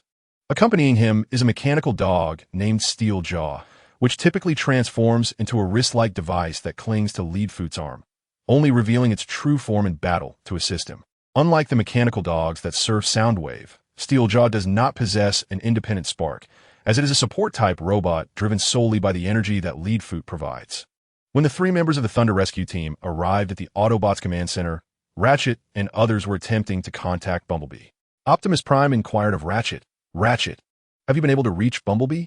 Ratchet replied, "No, Optimus, I have not been able to make contact with them." After a brief pause, Ratchet expressed his concern, saying, Bumblebee had previously messaged that the Decepticon Fear Team was tracking them, after which we lost communication. Could they be in danger? Upon hearing Ratchet's words, Spinister scoffed. "I know those Fear Team fools. They are merely a group of elite warriors. Bumblebee is a commander. What danger could he possibly face?" Rumble then reassured Optimus Prime. "Do not worry, Optimus. Bumblebee and his team are undoubtedly on their way back. If you're concerned, the Thunder Rescue Team can set out to assist them." After hearing Rumble's words, Optimus Prime addressed Mirage. "The situation is critical. We have already lost many comrades, and we cannot afford to lose Bumblebee and his team as well. Mirage, lead the Thunder Rescue Team to provide assistance to Bumblebee." Upon receiving Optimus Prime's command, Mirage promptly gathered the 3 members of the Thunder Rescue Team to prepare for their mission. However, before they could depart, Sam and Simon arrived at the Autobots base. As soon as Sam entered, he shouted urgently, "Optimus, hurry and save Bumblebee. The Decepticons have captured him." Upon hearing the words, Optimus Prime and his companions' expressions changed dramatically. The ambulance promptly addressed Sam, urging him to speak slowly. "Do not fret, Sam. Please, take your time and explain what transpired. It was on our return journey when the Decepticons ambushed us. Upon arriving back, we discovered that Bumblebee and the others were missing." Optimus and the others frowned, struggling to comprehend Sam's incoherent ramblings. Simultaneously, upon hearing Sam's chaotic account, Simon stepped forward to halt further discourse, turning to Optimus and the others. "We have uncovered a sinister plot by Unicron. He has allied with Megatron, intending to drive you away before seizing control of Earth. On our way back to the Autobot base, we were attacked by 3 Decepticon warriors. Bumblebee coordinated the elimination of one, while Hound and Dino held off the remaining 2. Bumblebee then ensured our safety by transporting us away from the battlefield before returning to assist. We waited for quite some time, but Bumblebee and the others did not return. However, we did see a Decepticon support ship in the distance. By the time we made our way back, Bumblebee and his team had vanished, leaving behind a scene of utter devastation. They have likely been captured by the Decepticons. Optimus and Ratchet exchanged glances, and Ratchet spoke to Optimus. It seems Bumblebee and his team have indeed been taken by the Decepticons. The one responsible for capturing Bumblebee must be a leader-class warrior. Otherwise, with Bumblebee's commanding prowess, he would not have been apprehended without a trace. Optimus nodded thoughtfully, stating, "It is improbable that Megatron would engage personally, and the likelihood of Barricade acting is also low, especially since Starscream is no longer on this planet. The only remaining candidate capable of executing such an operation is Shockwave." Furrowing his brow, Ratchet remarked, "But didn't Unicron collaborate with the Decepticons? Is it not possible that Unicron himself was behind Bumblebee's abduction?" Upon hearing this, the group fell silent, their faces darkening with concern. Sam, noticing their silence, grew anxious and exclaimed, "Optimus, you must quickly organize a team to rescue Bumblebee and the others." In response to Sam's urgency, Ratchet interjected, "Stay calm. Sam, we do not even know who has taken Bumblebee yet." At this moment, Ratchet suggested to Optimus, "Perhaps you should contact Barricade to gather information." The others looked at Ratchet in confusion, unaware that Optimus had already established a consensus with Barricade. As Tong Xiangxiu noticed the ambulance, all eyes turned towards him.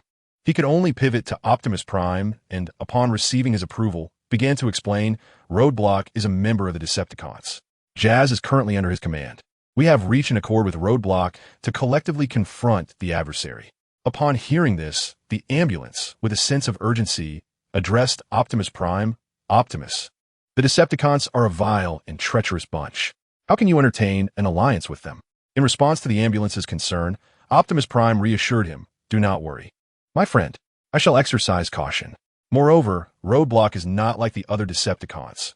With Jazz by his side, he will not act against our interests. We have merely struck a deal, not forged a partnership."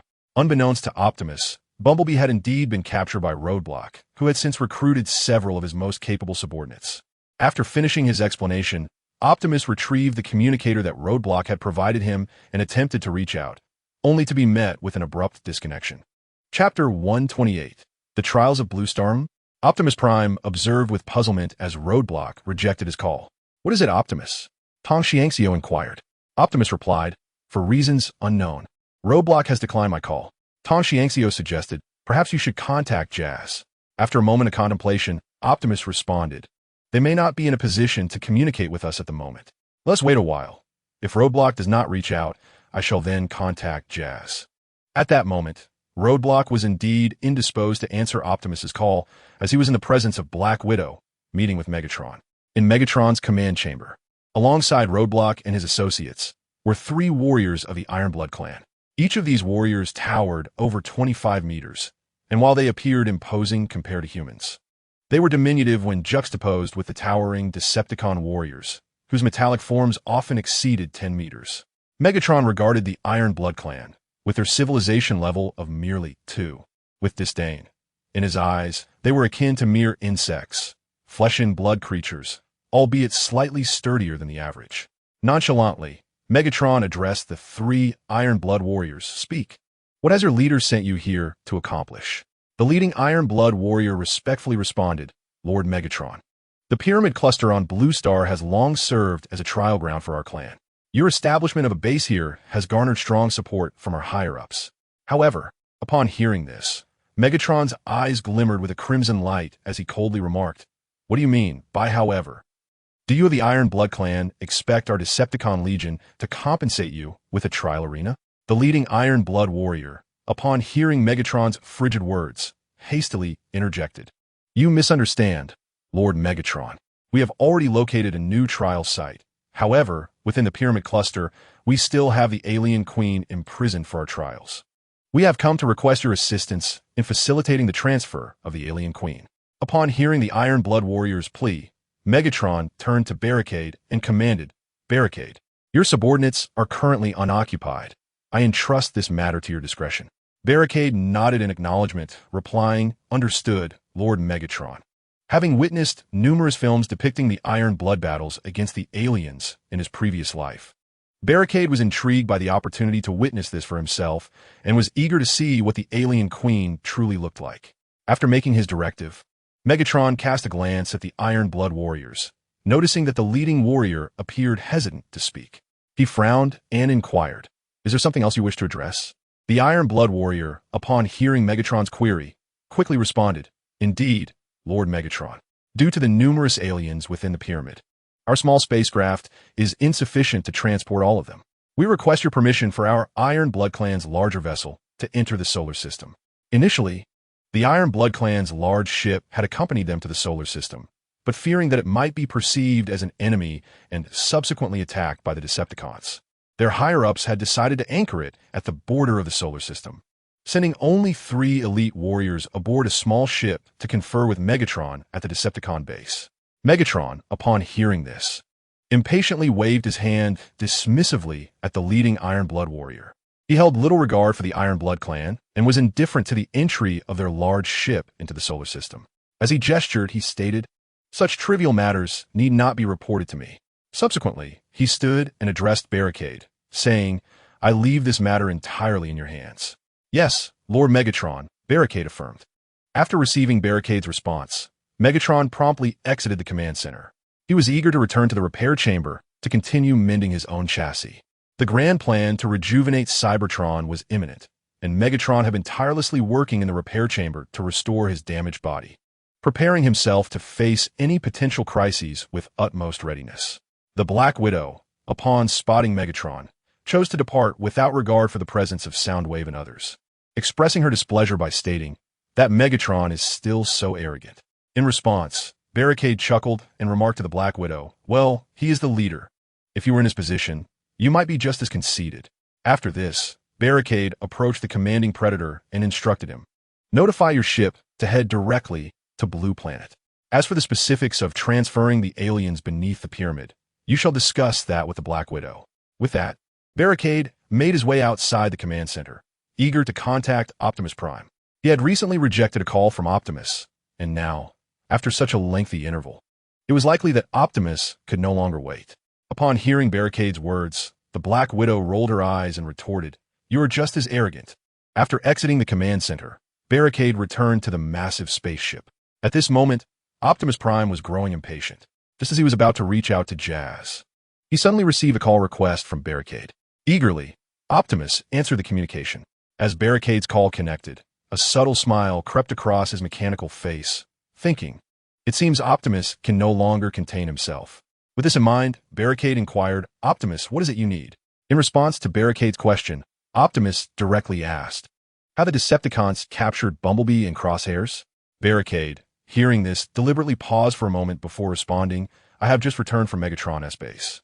I heard from his minions that they indeed captured several Autobots, but I am unsure if Bumblebee is among them."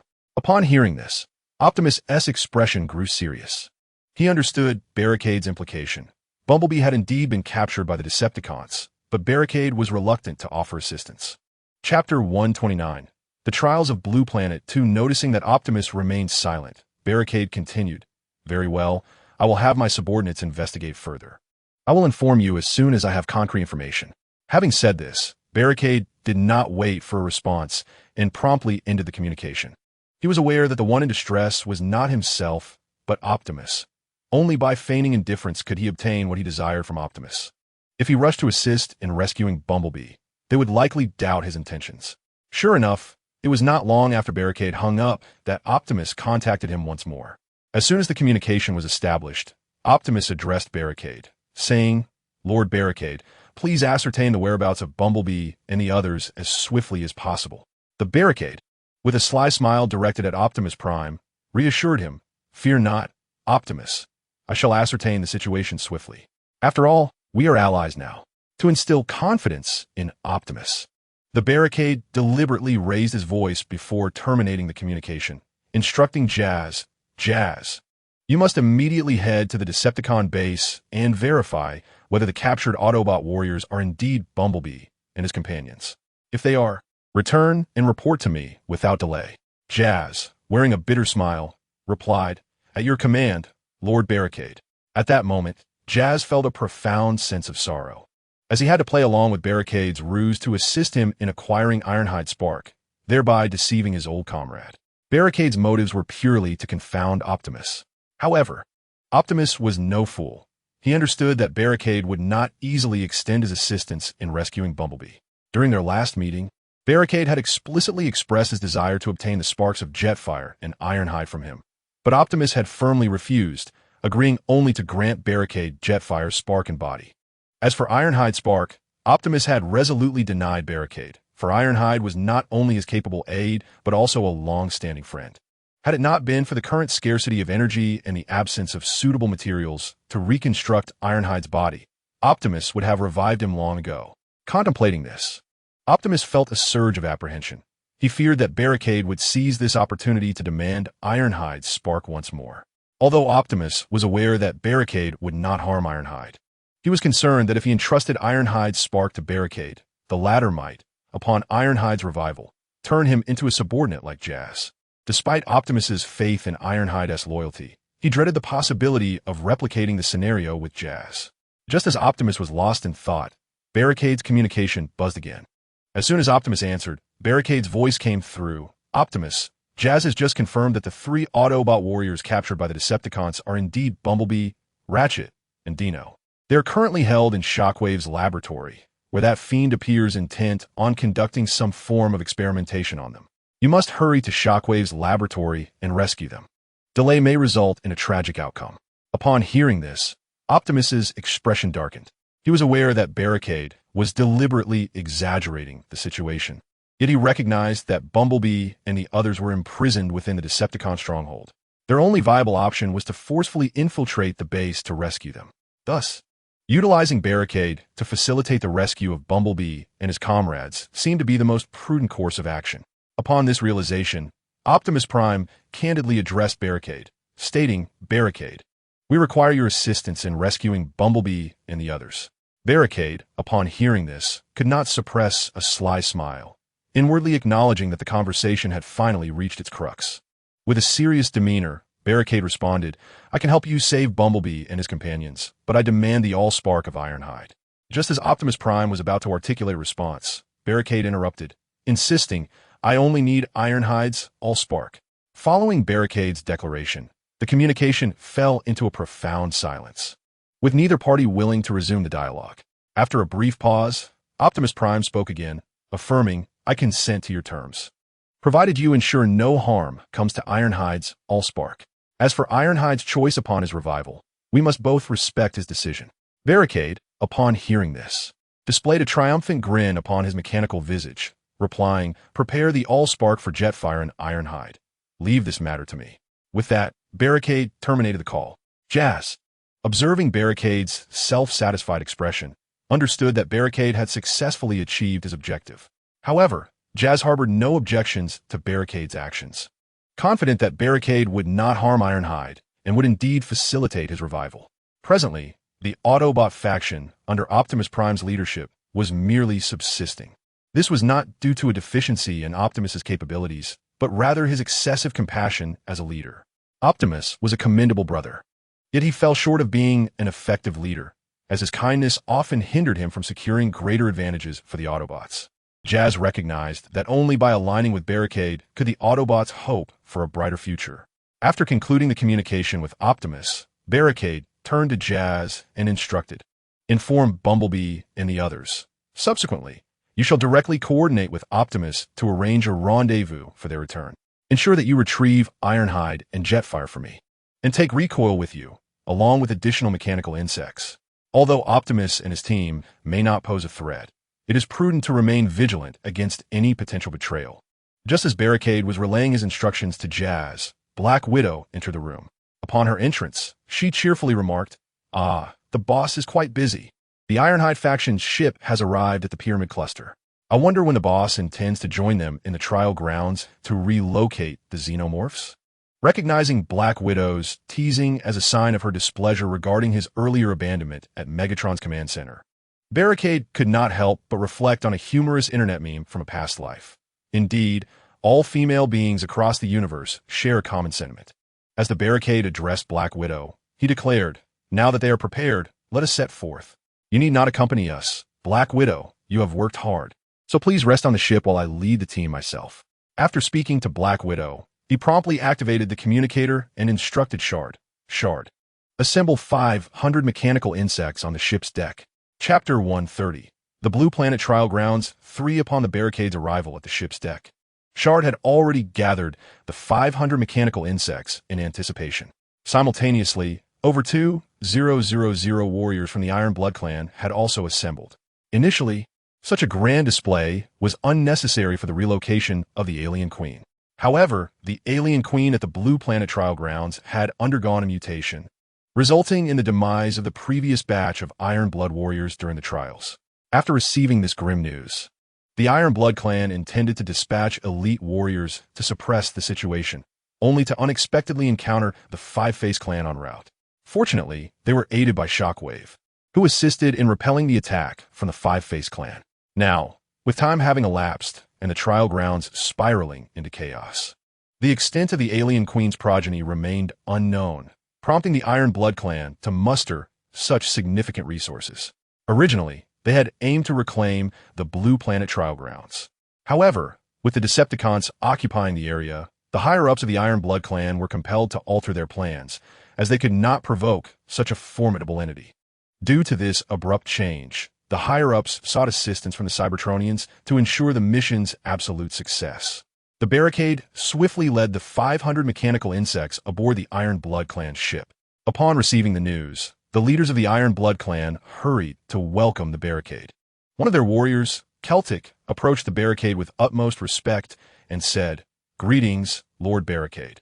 We are immensely grateful for your assistance in this mission." Perplexed, Barricade inquired, "Do you know me?" Celtic, upon hearing the question, promptly replied, "My lord, have you forgotten? We previously met at Lord Megatron's command center. Allow me to introduce myself. I am Celtic, the leader of the Arctic Trio. The other two you have met are Catface and Scar." As Celtic introduced them, Catface and Scar stepped forward to greet Barricade, exclaiming, "Greetings, Lord Barricade." Nodding in acknowledgement, Barricade then turned his attention to another Iron Blood warrior standing beside Celtic. "My lord," Celtic continued, "this is Lone Wolf, the highest commander for our mission." After the introduction by Celtic, the Lone Wolf stepped forward to the Barricade and addressed it, "Greetings, esteemed Barricade. I am the Lone Wolf, the eldest elder of the Iron Blood clan. I'm immensely grateful for your assistance in our undertaking. You, Barricade, along with the Decepticon Legion, shall forever enjoy the friendship of the Iron Blood clan." Upon hearing this, Barricade could not suppress a roll of his eyes, pondering the futility of receiving the friendship of a clan that even Megatron looked down upon. Nevertheless, acknowledging Lone Wolf's status as an elder, Barricade decided to extend a measure of respect. He crouched down, placing one massive fist on the ground while extending the other hand towards Lone Wolf, and spoke, "Greetings, Mr. Lone Wolf. I am Barricade, the lieutenant commander of the Decepticons." Lone Wolf was taken aback by Barricade's gesture. As an elder who had lived for an extensive period within the Iron Blood clan, he understood the significance of Barricade extending his formidable mechanical hand. Surprised and flattered, Lone Wolf quickly grasped Barricade's fingers with both hands and shook them vigorously, exclaiming, "You are far too gracious, Barricade." Lone Wolf had not anticipated that Barricade would comprehend human social customs, nor could he believe that among the Decepticons there existed a figure as gentlemanly as Barricade. It was widely rumored that the Decepticon Legion consisted solely of a chaotic and malevolent bunch. Little did Barricade know, his simple greeting had endeared him to Lone Wolf immensely. Barricade employed this human manner of greeting simply because he was uncertain about how to properly address the Iron Blood clan, whose members were known for their more savage greetings. Concerned that Lone Wolf's frail form might not withstand a more robust approach, Barricade opted for a gentler salutation. After their exchange, Barricade inquired, "Shall we now proceed to your trial grounds?" To which Lone Wolf promptly replied, "We shall defer to your judgment, Barricade." In response, Barricade declared, "Very well. Let us depart at once." The trial grounds of the Iron Blood clan were situated underground, with the entrance not located within the Decepticon base, but rather among the unassuming pyramids in southern Egypt. The spacecraft soon arrived at this cluster of pyramids. The entrance to the trial grounds had been completely destroyed. It was obstructed by a pile of debris. Observing the situation, Celtic quickly instructed the Iron Blood warriors to clear the rubble from the entrance. Barricade, gazing at the obstructing stones, inquired of Celtic, "Were these stones placed here by your kin?" Celt heard the inquiry from the Barricade and promptly responded, "The warriors who came to face the trial have all perished. This pile of rubble was not placed here by them." The Barricade, perplexed by this revelation, pondered whether the xenomorphs had themselves obstructed the entrance to avoid detection. Just as these thoughts lingered in the Barricade's mind, the Iron Blood warrior assigned to clear the debris approached, reporting, "Lord Celt, the entrance has been cleared." Upon hearing this, Celt turned to the Barricade, which made its way directly towards the entrance. The entrance to the trial ground was originally a formidable iron door, 3 meters thick, controlled by a unique mechanism. However, this colossal door now lay shattered and battered on the ground, alongside the mechanism that had been violently damaged. As the Barricade drew near, it discovered that the iron door was corroded and riddled with numerous holes. Witnessing this scene, the Barricade gasped in astonishment. Although aware of the corrosive properties of xenomorph blood, it had not anticipated the extent of the damage, which had reduced the 3-meter-thick iron door to such a state. Initially dismissive of the xenomorphs, the Barricade now found itself compelled to reassess the perilous nature of this mission. With its leader-class physique, the Barricade was not daunted by the xenomorph blood. However, its elite warriors would likely suffer grievous injuries if they were to come into contact with this corrosive substance. Chapter 131. The Blue Star Trial Ground, for although the energy from the spark could offer some resistance against corrosion, preventing them from meeting the same fate as the iron door, should their bodies become contaminated with a significant amount of this corrosive blood. Even the protection of spark energy might prove insufficient. Thus, the Barricade turned to the Shard and instructed, "Shard, have the warriors ready their energy weapons. When we encounter the enemy, we must avoid close combat at all costs." Upon hearing the Barricade's words, Celt felt a twinge of embarrassment and reminded, "Lord Barricade, our objective this time is to relocate these xenomorphs, not to exterminate them. Please exercise restraint." The Barricade, momentarily flustered, recalled its initial impulse to avoid any contact with the xenomorphs after witnessing the potency of their blood's corrosive nature. It had indeed forgotten that their mission was to capture these xenomorphs and transfer them elsewhere. However, the Barricade subordinates were equipped solely with high destructive weapons and lacked any capture-oriented devices, such as stun guns, without resorting to remote weaponry and relying solely on their bare hands. Even though they are beings of steel, they would likely struggle against the corrosive blood of the alien creatures. Contemplating this, Barricade found himself in a quandary. At that moment, Celtic, noticing Barricade's troubled expression, spoke to him, suggesting, "How about this, my Lord Barricade? Let your warriors collaborate with ours to capture the aliens. As our soldiers are equipped with specialized gear for this purpose, we can form teams of 5, consisting of 4 Iron Blood warriors and 1 Decepticon. Within each group, they will coordinate seamlessly, with the Iron Blood warriors focusing on capture while the Decepticon ensures their safety. Should any complications arise during the capture, it will be the Decepticon's duty to eliminate the uncontrollable aliens." Upon hearing this, Barricade nodded at the Iron Blood warrior Celtic and replied, "Very well. We shall proceed with your strategy. Shrapnel, you're responsible for arranging the warriors to assist the Iron Blood clan." Shrapnel responded promptly, "Understood, my Lord Barricade." Soon, under the coordination of Shrapnel and the Iron Blood warrior Scar, Barricade's 500 mechanical insects and the 2,000 warriors of the Iron Blood clan formed numerous small teams of 5. Once all preparations were complete, led by the Iron Blood warrior Celtic, Barricade and the others entered the Iron Blood clan's trial grounds on Blue Star. The entire trial arena lay beneath the earth, with this nameless small pyramid serving merely as an entrance. The group descended through the passages within the pyramid.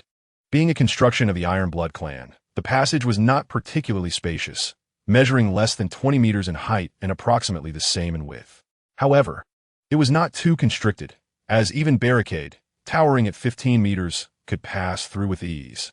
As they continued their descent down the lengthy passage, they walked for over 10 minutes before reaching the entrance of a vast underground palace. According to the calculations from the core template, Barricade realized they had descended over 500 meters below ground. Upon arriving at the palace entrance, Celtic nodded at Scar, who then produced a spear-like weapon and approached the metallic grand door of the palace. He inserted the spear into a groove on the door and forcefully turned it. As Scar executed this maneuver, The metallic door of the palace gradually swung open. As the door creaked ajar, the Iron Blood warrior Celtic called out to everyone, "Be cautious. There may be aliens lurking at the entrance." Just as Celtic's warning echoed in the air, an unexpected event unfolded. An alien warrior suddenly darted out from behind the slowly opening metallic door, lunging at Scar, who was still in the process of opening the door. Observing this, Scar prepared to withdraw the spear to confront the alien threat. However, at this moment, the metallic door had not fully opened. It was only ajar, and the spear was lodged in the groove, rendering it impossible to retrieve. Scarface, witnessing his weapon ensnared, hastily released his grip and retreated. Yet it was too late. The alien creature had lunged before him, and Scarface could clearly see the sharp claws of the beast. Just as Scarface found himself on the brink of peril, a mechanical insect closest to him swiftly advanced and seized the alien's neck. The Iron Blood warrior, Scarface, took the opportunity to retreat to a safer distance. Nevertheless, the alien, captured by the mechanical insect, was not subdued. It relentlessly attacked the insect's body with its claws. However, the assault was merely a nuisance to the advanced warrior-class mechanical insect, leaving only faint white marks upon its exterior. Seeing that the alien had been subdued by the mechanical insect, Roadblock approached to examine the creature closely. Unexpectedly, the alien warrior, realizing its attacks were futile, attempted to launch a surprise strike at the mechanical insect's head with its tail. Yet as it did so, the mechanical insect seized the tail with ease. Upon capturing the alien's tail, the mechanical insect let out a howl and, using all its strength, attempted to rend the alien in two. Observing this, Roadblock swiftly intervened to halt the mechanical insect's actions. However, no sooner had Roadblock uttered a word of protest than the alien warrior was violently torn asunder by the mechanical insect. As the alien was split in half, its blood gushed forth, splattering onto the mechanical insect. The moment the alien blood came into contact with the insect's body, it began to emit a plume of white smoke. The mechanical insect's body reacted with a hissing sound as the alien blood corroded it. Roadblock, alarmed, hurried to the mechanical insect's side to assess the situation. He noticed that the areas tainted by the alien blood were continuously smoking and visibly eroding. The mechanical insect was in agony, emitting howls of distress. At that moment, Celtic approached quickly, producing a vial of unknown liquid and spraying it onto the mechanical insect's body. Remarkably, the corrosive alien blood ceased its destructive action upon contact with the mysterious liquid, transforming into ordinary blood. Roadblock, witnessing this, rushed forward to examine the mechanical insect's condition. Although the insect had been exposed to the alien blood for a brief moment, its outer armor had suffered significant corrosion, leaving the surface pitted and damaged. This vividly illustrated the potency of the alien blood's corrosive properties. Chapter 132. The Trial Grounds of Blue Star 5. It is noteworthy that the mechanical insect's body was of advanced warrior caliber. Had it been a novice or intermediate warrior who was corroded by the alien blood, the outcome would have transcended mere surface damage to their armor. Instead, they would have been reduced to a heap of scrap metal, akin to being ravaged by the cosmic rust gun of the formidable adversary. This thought ignited a tempest of fury within Roadblock. While he acknowledged the simplistic mentality of these mechanical insects, who fought with reckless abandon, he had explicitly instructed them prior to their entry. Yet, merely minutes had elapsed, and these creatures had completely disregarded his words. Were it not for the valiant warrior of the Iron Blood tribe, who had administered an unknown liquid to save the mechanical insects, he would have faced significant losses upon his arrival. Thus, Roadblock spoke with palpable irritation. I shall reiterate for the final time. The alien blood possesses potent corrosive properties. Should you find yourselves unable to control them during the ensuing battle, retreat to a safe distance and eliminate them with ranged weaponry. I refuse to see my elite warriors fall to a horde of primitive beings. Otherwise, upon our return, I shall ensure that Widow Black subjects you to rigorous training. Upon witnessing Roadblock's ire, the accompanying mechanical insects hastily bowed their heads into silence, some trembling in fear at the mention of Widow Black. In comparison to Roadblock, they harbored a deeper dread of their queen, having followed her for so long and being acutely aware of her ruthless nature. While they would unconditionally obey Roadblock's commands, his consistently benevolent demeanor towards them had fostered a lack of fear. After delivering his admonition, Roadblock chose to disregard the mechanical insects and instead approached the slain alien. Observing the creature torn asunder, still oozing blood, he extended a finger towards the pool of ichor on the ground. Eager to ascertain whether his leader-grade physique could withstand the corrosive effects of the alien blood. Celtic, the Iron Blood Warrior, promptly called out, "My Lord Roadblock, exercise caution. Its blood is corrosive." Roadblock paused momentarily, turning to Celtic as he replied, "Fear not. I merely wish to gauge the true extent of the corrosive power of this alien blood." With that, he hesitated no longer and made contact with the alien blood on the ground. To his relief, the ichor did not inflict harm upon his finger, merely imparting a mild burning sensation. Observing this, Roadblock felt a sense of clarity. It appeared the corrosive properties of the alien blood had its limits. He pondered whether the blood of the alien queen would prove more potent. Subsequently, Roadblock rose, gesturing for Scar to proceed with opening the door. At the signal from the Roadblock, Scar approached the metallic gate once more, gripping his spear firmly as he resumed the rotation of his weapon until the entire metal door swung open. During this interval, a host of Iron Blood warriors and mechanical insects remained fixated on the slowly parting gate, fearful that an alien might ambush Scar as it had before. However, this time, no alien appeared even as the massive gate fully opened. "Roadblock, shall we commence our operation directly?" Celtic inquired, to which Roadblock nodded in affirmation. Receiving this directive, Celtic addressed his Iron Blood warriors with a commanding voice, instructing, "Prepare to enter the trial arena and execute the preordained strategy for capturing the aliens." Following Celtic's command, hundreds of small groups composed of Iron Blood warriors and mechanical insects began to stream into the trial arena in search of alien traces. Roadblock, along with Shard and members of the Iron Blood trio, trailed at the end of the procession into the Iron Blood clan's trial arena. The trial arena, constructed by the Iron Blood clan on Blue Star, was immensely vast and interconnected. After the entry of over 2,000 Iron Blood warriors and 500 mechanical insect warriors, they barely occupied a corner of the arena, if that. Within the arena, aside from the artificially constructed high platforms and smaller pyramid-like structures, much of the terrain consisted of naturally formed caverns. This undoubtedly heightened the challenge for the teams tasked with capturing the aliens, as the aliens would thrive in such an environment, easily concealing themselves within the labyrinthine passages, ambushing any creatures that ventured too close. As Roadblock and his companions entered the trial arena, the first wave of warriors had already advanced further inside.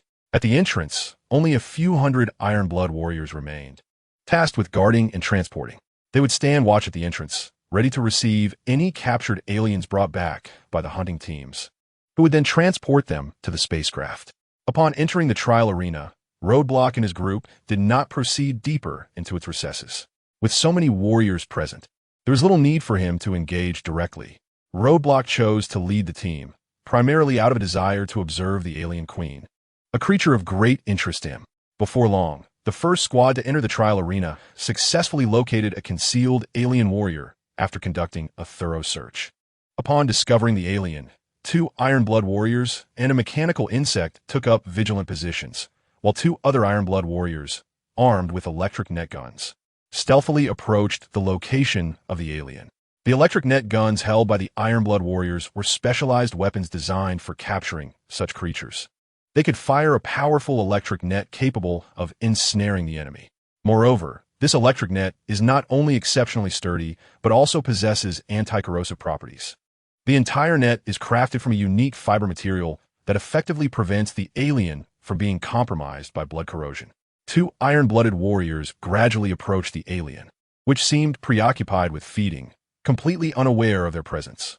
Upon reaching a certain distance, one of the warriors aimed directly at the alien and unleashed the electric net. In an instant, the net enveloped the alien entirely, emitting a powerful electric current. The creature emitted a harrowing scream upon receiving the shock, its cries echoing through the subterranean cavern, reaching considerable distances, even audible at the entrance of the trial arena. However, it was not long before the alien lost consciousness and collapsed under the intense shock. Chapter 133. Blue Star Trial Arena 6. Although the alien was successfully subdued, its cries effectively alerted other aliens. The deep recesses of the trial arena reverberated with their calls, which seemed to serve as their unique form of communication. Upon hearing the persistent sounds from the depths, Celtic promptly communicated via the communication channel, urging all capture teams to heed his words. Attention, all capture teams. The alien queen has detected our presence.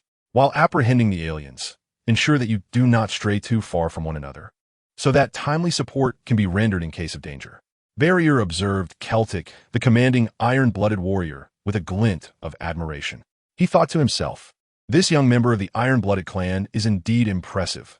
Although his strength may be lacking, his combat experience and leadership skills are remarkable. He pondered whether his Supreme Guardian Agreement could indeed subdue carbon-based life forms. If so, it would be advantageous to recruit the iron-blooded clan as his subordinates. While the warriors of the iron-blooded clan may not stand alone against the formidable Cybertronian beings, their collective combat capabilities remain formidable. Furthermore, there are numerous carbon-based life forms resembling humans throughout the universe, and upon entering the central city, he would inevitably engage with them.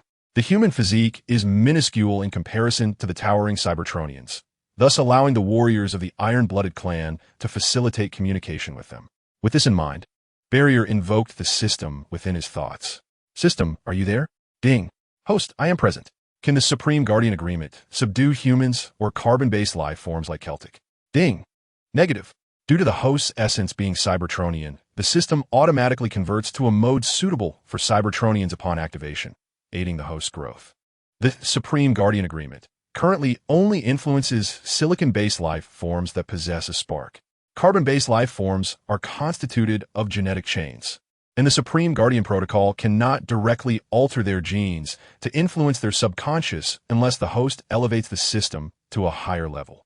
Initially, when the Barrier heard the mention of the Supreme Guardian Protocol and the inability to subdue carbon-based life forms, it felt a pang of disappointment. However, upon hearing the system's final statement, the Barrier was infused with renewed hope and eagerly inquired, what level must the system attain to assist me in subjugating carbon-based life? Is it feasible to do so with just one level increase? The system responded, currently, the system's level permissions are insufficient. It cannot answer the host's inquiry. Please elevate the system's level. Upon hearing this, the Barrier could not help but place a hand on its forehead, observing the system's upgrade progress bar, which indicated a daunting requirement of 99.9% for another upgrade. The Barrier reluctantly set aside this notion for the time being. At that moment, the team that successfully captured the xenomorphs began returning to the entrance. After handing over the captured beings to the Iron Blood warriors stationed there, they turned back to continue their pursuit. Noticing this, Celtic promptly instructed the remaining warriors to escort the xenomorphs back to the ship for confinement. The Barrier was of no immediate use at the scene, leaving it feeling quite bored. Thus it wandered about with the Shard, exploring the trial grounds established by the Iron Blood clan, curious to discover any extraordinary features. As the Barrier and the Shard observed, they ventured deeper into the trial grounds, appearing to be mere tourists. Suddenly, amidst their exploration, a distress call echoed from the communicator. Coordinates 2985-43-310800. A large number of xenomorphs have appeared. Immediate assistance required. Coordinates 2985-43-310800. A large number of xenomorphs have appeared. Immediate assistance required. Coordinates 2985-43-310800. A large number of xenomorphs have appeared. Immediate assistance required. Upon hearing the repeated plea for help from the Iron Blood warrior, the Barrier remarked to the Shard, the warrior has called for help 3 times in succession. Their situation seems dire. Let us proceed to investigate. Following this, the Barrier transformed into its vehicle form and swiftly propelled towards the designated coordinates, while the Shard morphed into an insectoid shape, trailing closely behind. Due to their rapid speed, by the time the Barrier and Shard arrived, only a few nearby teams had made their way over. The others were still en route. They found themselves engaged in a tactical retreat, as the sheer number of xenomorphs overwhelmed them, filling a narrow passageway. Notably, the machine insects that had come to assist recalled the Barrier's previous words and opted not to engage in their familiar combat style. Instead, they wielded energy weapons, launching distant assaults upon the encroaching xenomorphs. The iron-blooded warriors, rather hesitantly, refrained from firing their weapons. Even when they did attack, their aim was merely directed at the limbs of the xenomorphs, shying away from targeting their heads or torsos. Observing this, Roadblock addressed the iron-blooded warriors, stating, "The sheer number of xenomorphs is overwhelming. Capturing them alive is beyond our current capabilities. We risk incurring significant casualties. Do not hesitate. Eliminate these xenomorphs first. Once their numbers dwindle, we can resume our capture efforts." Upon hearing Roadblock's words, the iron-blooded warriors were filled with uncertainty, torn between following his directive to dispatch the xenomorphs and their original mission of relocating them. Noticing their indecision, Roadblock took matters into his own hands. He brandished his mud corrosion cannon and fired at the most densely populated area of xenomorphs, eager to let them experience the effects of corrosion. With the cannon's discharge, a multitude of xenomorphs were propelled into the air. As they were blasted away, their bodies began to dissolve, reducing them to mere remnants within mere seconds, their very fluids succumbing to the corrosive blast. Roadblock was astonished by the efficacy of his corrosion cannon against carbon-based life forms. While the celestial enemy's artifact, the cosmic rust gun, was formidable, it primarily targeted silicon-based entities, given their metallic composition. Roadblock's mud corrosion cannon, however, was versatile enough to erode any material. Seeing the impact of his weapon, Roadblock unleashed several more rounds at clusters of xenomorphs. Instantly, additional swathes of xenomorphs were reduced to nothing more than dust by the corrosive shells. This display of power instilled terror in the remaining xenomorphs, prompting them to flee the battlefield. Clearly, these xenomorphs were not like primitive beasts. They exhibited a high level of intelligence, adept at ambushing from the shadows and retreating when faced with formidable adversaries to minimize losses. As the xenomorphs retreated, legions of mechanical insects and iron-blooded warriors surged forth to provide reinforcements. Celtic and two other members of the Polar Trio arrived at the scene. Upon their arrival, the warriors immediately launched an offensive against the fleeing xenomorphs. Consequently, many xenomorphs, unable to escape in time, fell victim to the reinforcements' onslaught. Scarface, noticing the dwindling number of xenomorphs, swiftly organized his subordinates to capture the remaining ones. At that moment, Celtic approached Roadblock and remarked, "My Lord Roadblock, the xenomorph warriors do not flee without reason. The xenomorph queen must be making her move. We need to assemble an elite squad to head directly to her lair and prevent her escape." Upon hearing the words of Roadblock, Kyle nodded in agreement, eager to swiftly complete the task at hand. He spoke, "Let us proceed as you suggest. I shall enlist the assistance of the shrapnel." "Thank you, Lord Roadblock," Kyle exclaimed, turning promptly to arrange the detainment of the alien queen's personnel.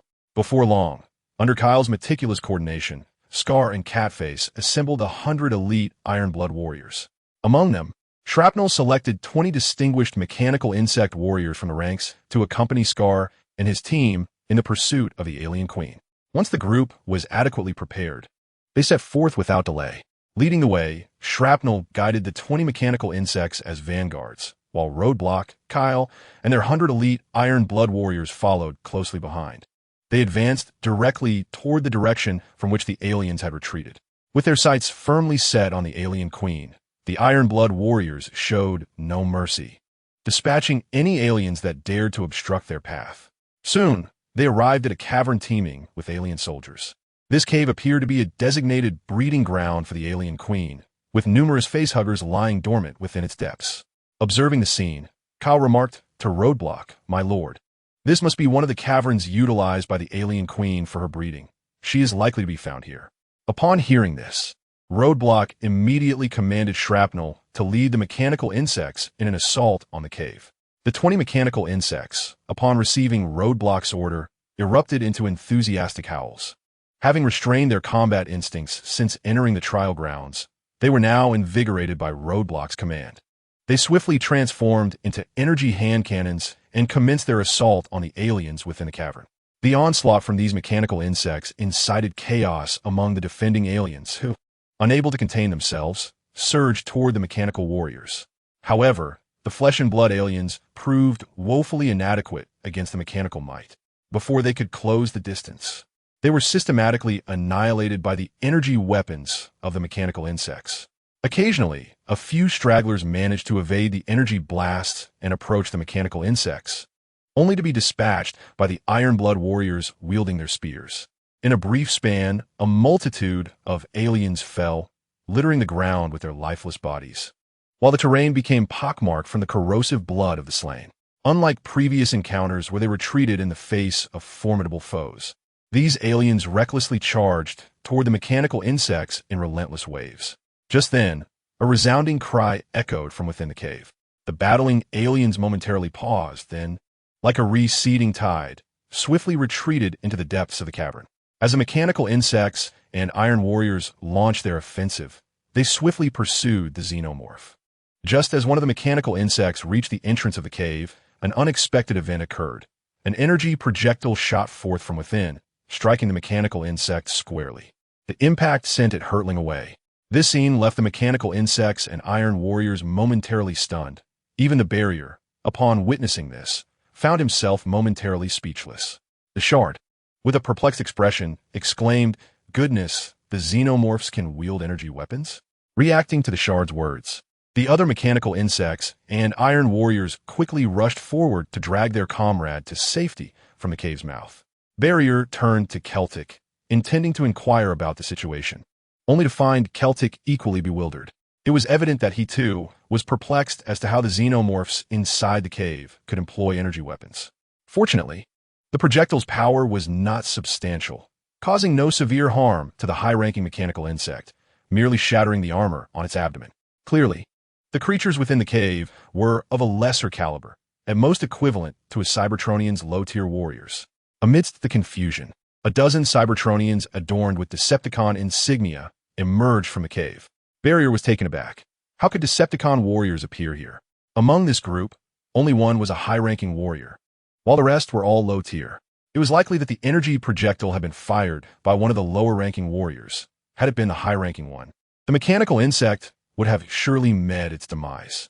Upon emerging from the cave, the high-ranking warrior, exuding an air of authority, declared, "We are the elite guards of Lord Megatron, executing a mission here. Lord Megatron is preparing to collaborate with the Xenomorph Queen, and you dare to attack his subordinates?" Celtic and the others exchanged puzzled glances at Barrier. Observing their reactions, Barrier couldn't help but chuckle. The demeanor of this warrior was strikingly similar to that of Starscream. Thus, Barrier jestingly addressed the leading high-ranking warrior. "Hey, aren't you part of Starscream's guard? When did you become part of Megatron's elite?" The high-ranking Decepticon warrior, upon hearing Barrier's words, frowned and retorted, "Starscream? Starscream has long since." Before he could finish, he caught sight of Barrier. "Barrier?" Surprised, Barrier exclaimed, "Oh, you remember me?" The high-ranking warrior remained silent. After a moment of contemplation, he suddenly shouted to his subordinate warriors, "Run." Chapter 135, Celestial Wing. Upon concluding his words, the commanding officer transformed into an off-road vehicle without waiting for the reactions of his cadre of novice warriors, swiftly racing into the cavern. By the time the novice warriors fully comprehended the situation, the elite fighter had successfully entered the depths of the cave. Witnessing their leader's retreat, a throng of novice warriors scrambled chaotically towards the cave's entrance. The roadblock was utterly bewildered by this turn of events. When a leading elite warrior had fled, the roadblock had been completely oblivious. Now, observing the novice warriors attempting to escape, the roadblock urgently commanded, "Shard, apprehend them. Do not allow their escape."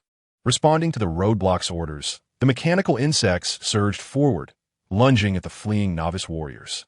It was evident that this group of fledgling fighters was no match for the mechanical insects, who swiftly subdued them and brought them before the roadblock.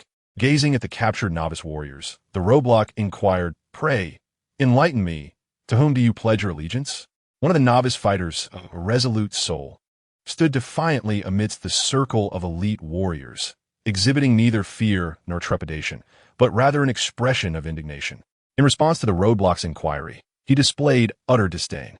Noticing the novice warrior's demeanor, the roadblock gestured dismissively to Shard. Understanding the cue, Shard approached the defiant novice from behind with a sinister grin and swiftly extracted his essence. The roadblock then pointed to another novice warrior nearby and instructed, "You shall answer my query." To his astonishment, this fighter, upon witnessing the demise of his comrade, exhibited no fear. Instead, he cursed vehemently at the roadblock. "Damn you, roadblock. May you meet your end soon. I shall never divulge anything." The roadblock furrowed his brow at this audacity, while Shard, in a swift motion, seized the defiant novice and tore him asunder. This brutal act instilled a sense of dread among the captured novice warriors.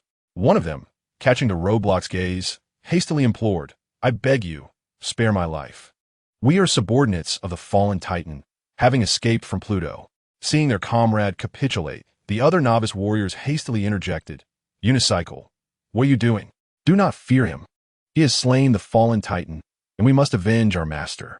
Indeed, Unicycle, do not be afraid. This wretched roadblock shall not survive many days."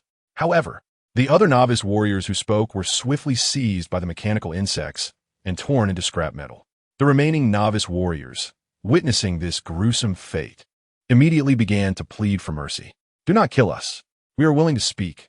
Lord Roadblock, please spare us." The Roadblock, ignoring their pleas, approached the novice warrior named Unicycle and inquired, "You claim to be a subordinate of the fallen Titan?" "Indeed, Lord Roadblock." "How did you arrive on Blue Star and become entangled with the alien queen?" Upon hearing Roadblock's inquiry, Unicycle promptly responded, "Back on Pluto, when you launched an assault on Lord Fallen Titan's base and witnessed the capture of Lord Ocean and Lord Underworld. Lord Wing had no choice but to lead us to escape. After our departure, fearing to linger on Pluto, we sought refuge on Blue Star in search of Lord Fallen Titan's whereabouts. As for these aliens, I am not well informed. It was Lord Wing who instructed us to remain here to protect the alien queen."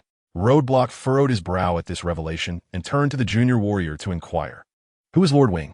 Unicycle explained, "Lord Wing is the commander under Lord Fallen Titan.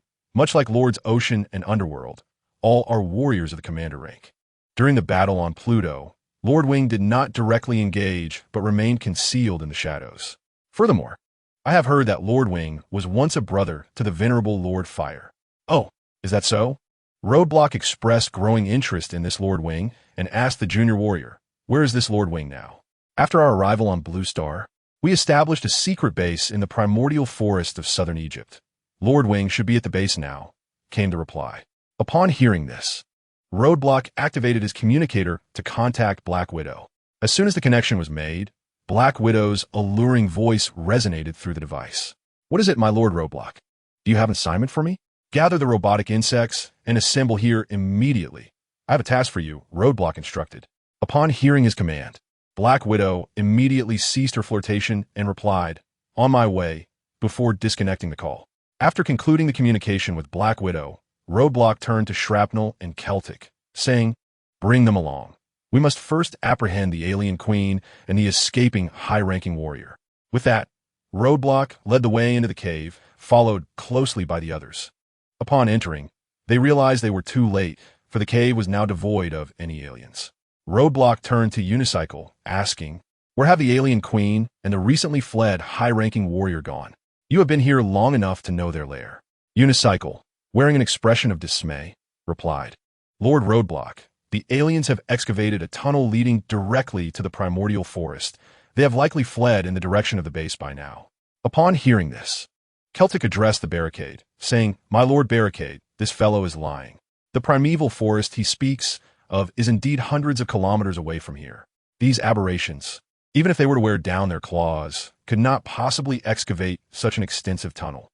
Upon hearing Celtic's words, Unicycle grew anxious, fearing for his life, and hastily interjected, "My Lord Barricade, I truly have not deceived you. If you do not believe me, you may inquire with my companions. There is indeed a passage that leads directly to the primeval forest. As for how these aberrations managed to dig it out, I do not know, but I can assure you that this tunnel did not exist before. It has been opened only recently. I visited this place once before, and there was no such passage. We had blocked the entrance and exit with rubble. This time, we entered through that very tunnel." Barricade, recalling the pile of debris they had encountered upon their arrival, found himself pondering why the entrance had been obstructed with rocks. Now, hearing Unicycle's mention of it, he found himself more inclined to believe his words. Thus, Barricade commanded Unicycle, "Let us proceed. Lead us to that passage." Chapter 136. The transaction with Optimus Prime. Meanwhile, Jazz, accompanied by Bumblebee and two others, approached to negotiate with Optimus Prime, who had designated the Autobots base as the meeting location. Jazz did not heed Barricade's advice to bring a larger contingent of mechanical insects along to safeguard against any potential treachery from Optimus and his crew. Having served as Optimus's lieutenant, Jazz was well aware of his character and his unwavering principles. Thus he arrived with Bumblebee and a few mechanical sentinels aboard a small craft, prepared for the transaction involving the transport of Jetfire's chassis. Optimus had informed his fellow Autobots of Jazz's impending arrival, leading to a gathering of friendly faces awaiting him in the plaza of the Autobot base. Soon, Jazz and his companions landed at the Autobot base. As Jazz disembarked from the vessel, Jackhammer rushed forward, his face alight with joy. He first playfully punched Jazz in the chest, then embraced him, exclaiming, "Damn you, Jazz. Where on earth have you been all this time? Did you know I nearly lost my mind without you? Without your presence? My inventions are on the brink of rusting away. The others refuse to be my experimental guinea pigs." Upon seeing Jackhammer, Jazz was equally exhilarated. With his powerful mechanical arms, he patted Jackhammer's back heartily and replied, "Ah, you old rascal. I see you're not really missing me. You're simply eager for me to assist you with your new inventions, aren't you? Look at what you're saying. Aren't they essentially the same?" Upon hearing this, the two burst into hearty laughter. As they conversed, others, including Ratchet, the ambulance, and the Break-In Mudguard, approached to greet Jazz. Observing this, Jolt promptly released Jazz from his grasp, jokingly remarking, "With so many brothers waiting for you, I can't hold on to you forever. Otherwise, others might question the purity of our friendship." In response, Ratchet addressed Jazz and Jolt, "There's no rush. Now that Jazz has returned, you two will have plenty of time to catch up. Right, Jazz?" Jazz, slightly embarrassed, found it challenging to reply. His visit was sanctioned by Roadblock to negotiate with Optimus Prime, and Ratchet's comment made it difficult for him to respond. Jazz understood Ratchet's implication, that he wished for him to remain with the Autobots and not return to the Decepticons. Just as Jazz was feeling awkward, Bumblebee, Ironhide, and Dino descended from the spaceship. Observing Jazz's discomfort, Ironhide directly exclaimed, "What is going on, brothers? Are we invisible? We've been standing here for ages, and no one has come to greet us."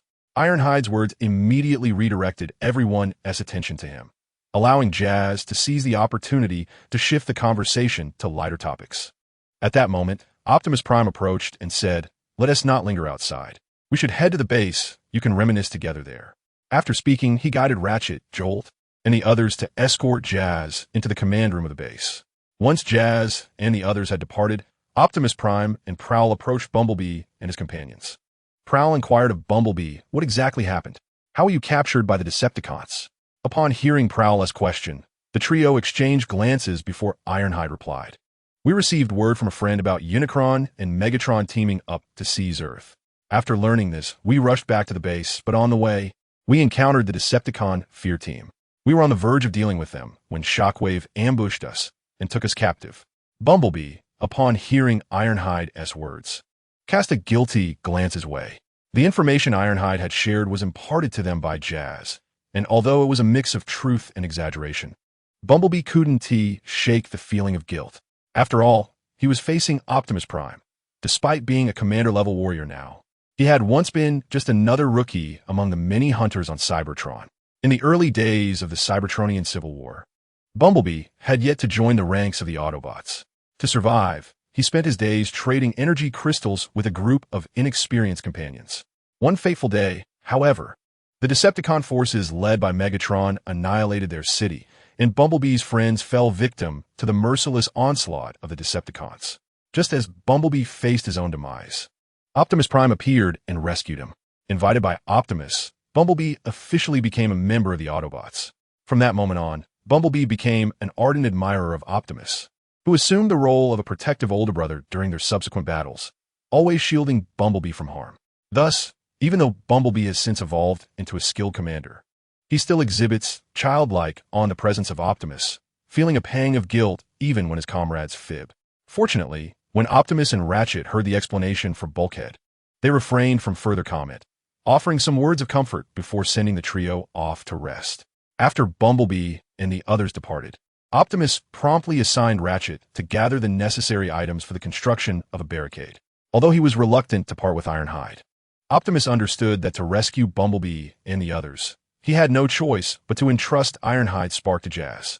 After all, the barricade required Ironhide's spark merely to revive him, not to extinguish his existence. Otherwise, Optimus would never have consented to such a sacrifice. Meanwhile, Bulkhead and his companions, led by Wheelie, arrive at the entrance to a passageway that led directly to the primordial forest. Upon reaching this passage, Wheelie pointed towards it and exclaimed, "Lord Bulkhead." This is the sudden passage that appeared. Bulkhead, ignoring Wheelie's enthusiasm, stepped forward to inspect the corridor. Chapter 137. The Ancient Beast. The Diamond Demon. The passage was rather modest in size, measuring approximately 30 meters in both length and width, with a spiral interior suggesting it was not excavated by human hands, but rather formed by some colossal machine or a gigantic creature. As Bulkhead examined the passage, Black Widow initiated a communication request. Once Bulkhead accepted the call, Black Widow's voice resonated through the communicator. "Lord Bulkhead, I have arrived above the trial grounds." Bulkhead responded, "Please wait there for a moment. We shall ascend shortly." "Understood, Lord Bulkhead," Black Widow replied, intending to terminate the call, but Bulkhead halted her. "Do not rush to disconnect. Your vast knowledge could aid me in discerning the origin of this passage." Flattered by Bulkhead's compliment, Black Widow felt a surge of delight within her. Reflecting on the character of Roadblock, one cannot help but admire his keen insight and extensive knowledge. However, as Black Widow discerned the passage revealed by Roadblock scanning, she was overtaken by astonishment, exclaiming, "Is this passage the work of a diamond beast?" After her initial exclamation, she hesitated and added, "Yet, isn't the diamond beast like the formidable Grimlock, long extinct? This passage cannot possibly have been created by a diamond beast." Roadblock, taken aback by Black Widow's words, responded with a hint of confusion. "Are you referring to the diamond beast that belongs to Shockwave?" Black Widow, upon hearing this, scoffed dismissively. "Is that even plausible? How could Shockwave possibly have a diamond beast as a pet? Not even Megatron, with all his power, could subdue such a creature. You must understand, those ancient beings were at least of leader class, coexisting with the likes of the fallen." Roadblock, grappling with the implications of her statement, felt perplexed, pondering whether the diamond beast was indeed Shockwave's pet, as the films had suggested. He found himself at a loss, questioning the authenticity of the Transformers universe he had traversed. Noticing Roadblock's silence, Black Widow remarked, "To ascertain whether this is truly the handiwork of a diamond beast, I must investigate the site personally." Roadblock nodded in agreement, saying, "I shall await your return. Please bring along 500 insectoid warriors. If it is indeed a diamond beast, I fear for the safety of our soldiers left behind to capture the xenomorphs." "Understood," replied Celtic, who had approached Roadblock after he ended his communication. "Given the current circumstances, how should we handle the Xenomorph Queen?" "The Xenomorph Queen has likely escaped. I will lead my troops directly to the Sky Wings base. If we encounter the Queen, I shall assist in capturing her," Celtic declared. Celtic's expression turned serious as he added, "Lord Roadblock, the Xenomorph Queen is of great significance to our Ironblood clan. We kindly request your permission to accompany you to the Sky Wing S base. Rest assured, we will not be a burden. Our presence may alleviate some of your pressures," he assured. However, Shrapnel interjected with disdain, "What can your lot possibly accomplish? You likely couldn't even handle a basic soldier." Celtic and his companions felt a wave of embarrassment at this remark. Shrapnel's assertion held a grain of truth. Even though Celtic was one of the few elite warriors of the Ironblood clan, he lacked the confidence to face even a low-level Cybertronian soldier. Nonetheless, the importance of the Xenomorph Queen to the Ironblood clan was undeniable. The alien queen's offspring serves not only as a crucible for honing the prowess of the Ironblood warriors, but also as a vital source of materials for crafting weaponry, given the armor and tail of the alien. Consequently, Celtic could only feign ignorance to the words of the Shrapnel, fixing his gaze with hopeful anticipation upon the Barricade. Observing this, the Barricade spoke to Celtic, instructing him to prepare personnel to accompany him to the base of the Skywing. Additionally, he would leave behind the previous 500 mechanical insects to assist in the continued capture of the aliens. Upon hearing this, Celtic's face lit up with delight, and he hurriedly expressed his gratitude, repeatedly thanking the Barricade. In response to Celtic's incessant thanks, the Barricade waved his hand dismissively, indicating that such gratitude was unnecessary. Prior to this, the Barricade had held a certain admiration for Celtic's talents, were it not for the Supreme Guardian Protocol, which prevented him from subjugating carbon-based life forms. He might have forcibly recruited Celtic to serve him. For the Barricade, capturing the alien queen was merely a trivial task, and seizing the opportunity to recruit such an elite Iron Blood warrior like Celtic, seemed quite advantageous. At that moment, Black Widow and Recoil arrived with the 500 mechanical insects. Upon arrival, Black Widow rushed to the passage to assess the situation, as the Barricade had only transmitted a portion of the passage as scan, leaving her with an incomplete picture. After her inspection, Black Widow murmured to herself in disbelief, "How is this possible? Have these creatures not gone extinct?" The Barricade quickly inquired, "So, is this passage indeed created by the lycanthropic demon?" In response to the Barricade's question, Black Widow nodded solemnly and affirmed, "Indeed. This passage was indeed crafted by the lycanthropic demon. I have encountered similar ancient nesting sites on Cybertron, where the passages mirrored this one perfectly. Yet these creatures, akin to the ancient behemoth, have supposedly gone extinct. How could they appear on Blue Star?" The Barricade recalled an animated series he had watched in his past life, titled The Testament of the Leader, wherein the ancient creature, the behemoth, was a product of Shockwave's reverse engineering. Thus, he posed to Black Widow. Could it be the work of Shockwave? Isn't he rather fond of conducting biomechanical research? This lycanthropic demon on Blue Star might very well be a clone created using its genetic material. Black Widow shook her head in response, stating, "Such research cannot be conducted so casually. Even the sixth-level civilization, like the Quintessence, cannot create life from nothing, let alone Shockwave." The Barricade fell into deep contemplation upon hearing this. Originally, Barricade was somewhat skeptical of Black Widow's assertions, as she had distanced herself from the Decepticons for many years. Although Shockwave had previously lacked the capability to subdue the ancient beast, Unicron, it did not imply that he was incapable now. What compelled Barricade to reconsider was the discovery of Unicron's location, an arena of trials belonging to the Iron Blood faction on Earth, which also harbored the existence of fallen Decepticons. Had Unicron been found elsewhere, Barricade could have dismissed Black Widow's insights as a mere misunderstanding of Shockwave's abilities. However, the creature's emergence in this specific locale left Barricade with no choice but to acknowledge her as one of the three titans of the Decepticons. Shockwave had no justifiable reason to assist the alien queen and her fallen brethren. If Unicron were Shockwave's pet, he would not manifest in this region, prompting Barricade's perplexity. According to Black Widow, a creature as formidable as Unicron would be trivial in the face of Shockwave's prowess. Yet, Barricade distinctly recalled that in the previous cinematic narrative, Unicron served under Shockwave, and in pursuit of Sam and his companions, the creature, under Shockwave as command, had severed a skyscraper with ease, only to be ultimately beheaded by Optimus Prime, clad in the Jetfire armor. Was it possible that his own appearance had irrevocably altered the course of this world? As Barricade pondered these thoughts, Black Widow's voice broke through his contemplation. "Lord Barricade, what shall be our next course of action?" Her inquiry pulled Barricade from his reverie. No longer entangled in doubt, he resolved to act decisively. After all, with his current strength, even the fallen Autobots were manageable. Surely, he could handle a mere ancient beast like Unicron. Thus, Barricade addressed Black Widow, stating, "Let us set aside concerns regarding Unicron for now. We shall proceed directly to the base of Jetfire and deal with him. Should Unicron dare to intervene, we shall confront him as well." After issuing his instructions to Black Widow, Barricade turned to Frenzy, commanding, "Frenzy, you will remain here to assist the Iron Blood warriors in capturing the remaining aliens.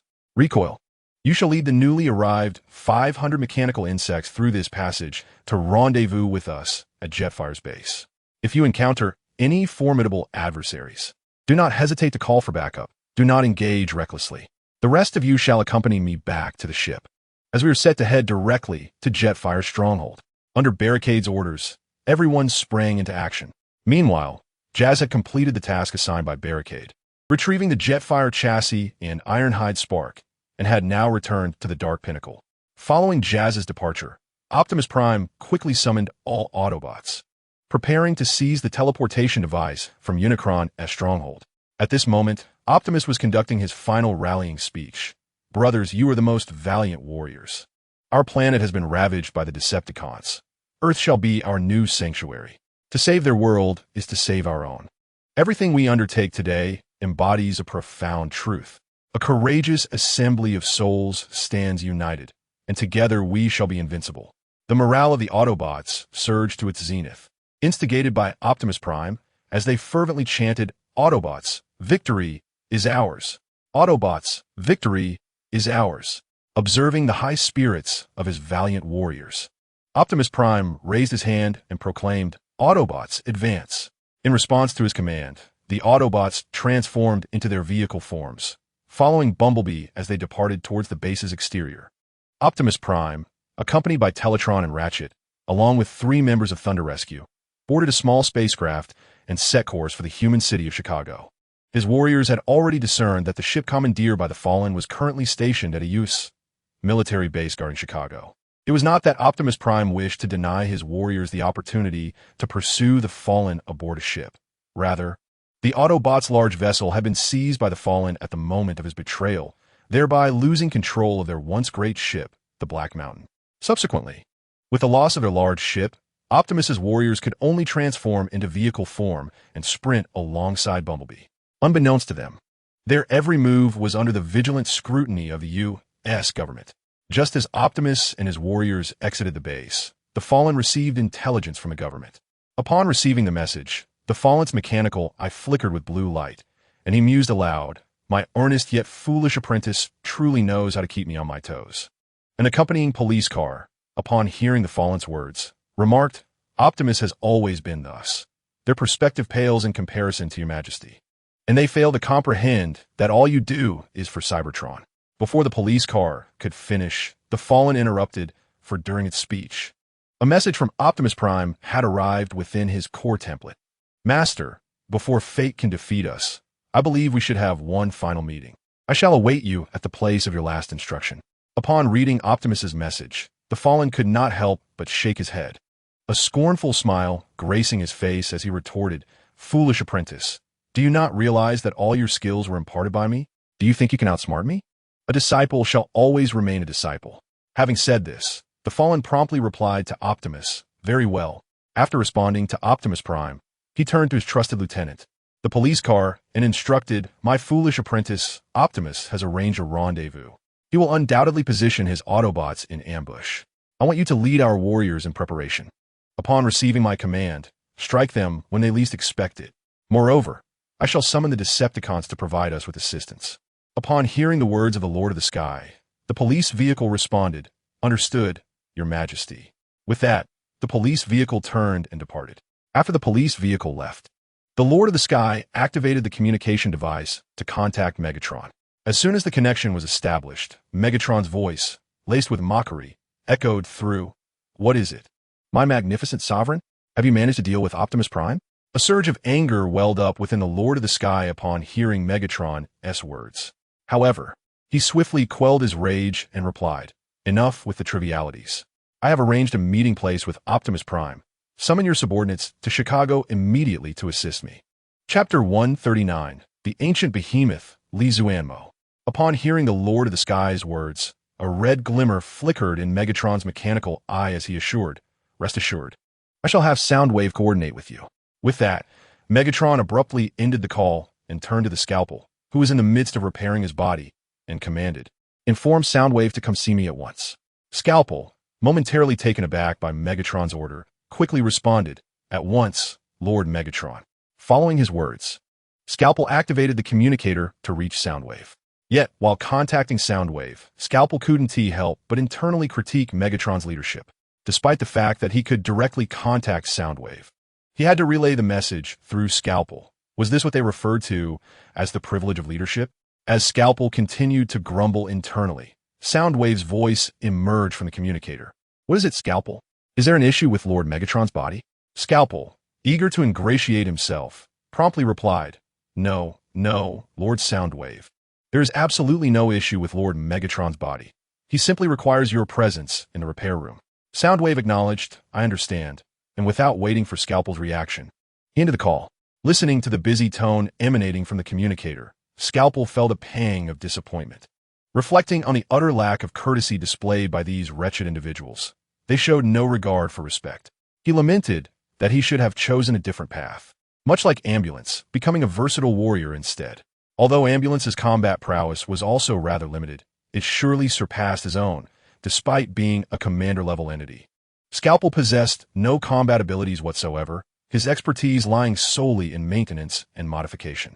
Though he was the chief medical officer of the Decepticon Legion, With many subordinate repair drones akin to himself, he was never acknowledged by titans like Megatron and Soundwave. Even some of the higher-ranking warriors within the Decepticons regarded him with disdain. As the Scalpel pondered this, a wave of despondency washed over it. Nevertheless, the tasks at hand required immediate attention. Thus, the Scalpel hastily addressed Lord Megatron, stating, "My lord, I have informed Soundwave of the situation, and he shall arrive shortly." Megatron, ensconced in a massive mechanical throne, paid no heed to the Scalpel, as a multitude of diminutive medical drones busily tended to his form. Recognizing the futility of further conversation, the Scalpel leapt onto Megatron's head to continue its ministrations on his wounds. Meanwhile, Barricade and Black Widow, among others, had arrived aboard a spacecraft above the base of the Titans. The unicycle, ever eager, spoke to Barricade, saying, "My lord, the Titan's base lies concealed beneath the primordial forest below. Within this forest resides a rich energy mine, around which the base has been constructed." In response, Barricade instructed Black Widow, "Notify all mechanized insects to commence operations immediately. Let not a single fallen Decepticon escape." The spacecraft, initially cloaked in stealth, promptly disengaged from its hidden state upon receiving Barricade's command. Subsequently, a swarm of mechanized insects erupted from the vessel, surging toward the energy mine below. Thousands of these robotic creatures collectively advanced toward the Titan's base, casting a shadow over the entire expanse of the primordial forest. At that moment, within the Titan's base, the sentinels guarding the facility suddenly detected a multitude of red dots on their radar, indicating an impending assault.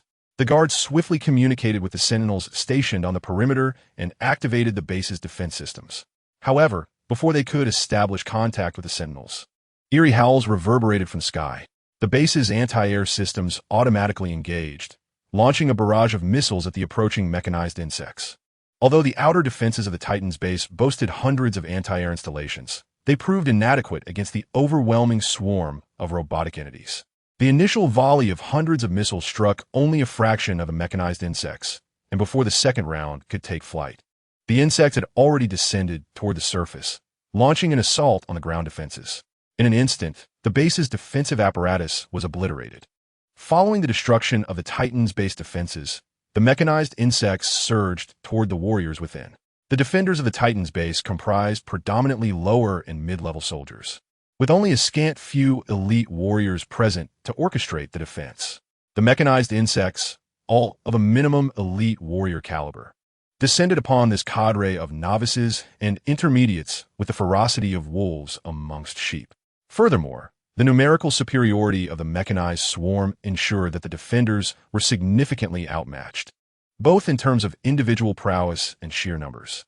In an instant, a multitude of soldiers responsible for guarding the Sky Wing base were ruthlessly slaughtered by the mechanical insects, leaving the entire facility littered with the shattered remnants of their bodies. Roadblock, witnessing the scene before him, furrowed his brow in concern, for he had yet to detect the presence of Sky Wing. Turning to the Black Widow beside him, he voiced his unease. "Why do I sense that something is amiss?" The Black Widow replied, "Indeed, I share your apprehension. Ordinarily, when one's base is under attack, the owner should emerge to resist the invaders. Yet, until now, we have seen no sign of the base's master. Could it be that he is not within the confines of the base?" In response, Roadblock inquired of the nearby unicycle, "Is it common for Sky Wing to be absent from a base?" The unicycle, filled with panic, responded, "I am unaware, Lord Roadblock. I am merely a lowly soldier and seldom encounter Lord Sky Wing." Frowning at the unicycle's words, Roadblock instructed the Black Widow, "Ensure that the soldiers on the perimeter remain alert and allow not a single enemy to escape." He then activated his communicator to reach out to Recoil. As soon as the connection was established, Recoil's voice came through. "What is it, Lord Roadblock? Where are you now? Have you encountered any enemies?" "We have yet to encounter any foes, and according to our coordinates, we should soon arrive at your location. Exercise caution. If you encounter any enemies fleeing through the passage, report immediately." At that moment, as Roadblock conversed with Recoil, an unexpected turn of events unfolded. A colossal appendage adorned with two metallic wheels emerged from the ground, swiftly engulfing three mechanical insects in a single gulp. Chapter 140. The Great Battle of Sky Wing. The other mechanical insects, witnessing this horror, retreated in haste. However, before they could reach a secure distance, for additional metallic appendages burst forth from the Earth. These appendages immediately began to assault the surrounding mechanical insects, and the advanced warrior-class insects proved no match for them. They were either devoured whole or mercilessly shredded by the two metallic gears at the appendage's head. In a brief span, a multitude of mechanical insects perished at the hands of these appendages. Roadblock, upon seeing this, could not help but change his expression, instinctively exclaiming, "The drill demon is truly here." Without hesitation, Roadblock transformed, revealing the concealed 17-cluster missile launcher on his chest, and unleashed a barrage of cluster missiles towards the metallic appendages of the drill demon.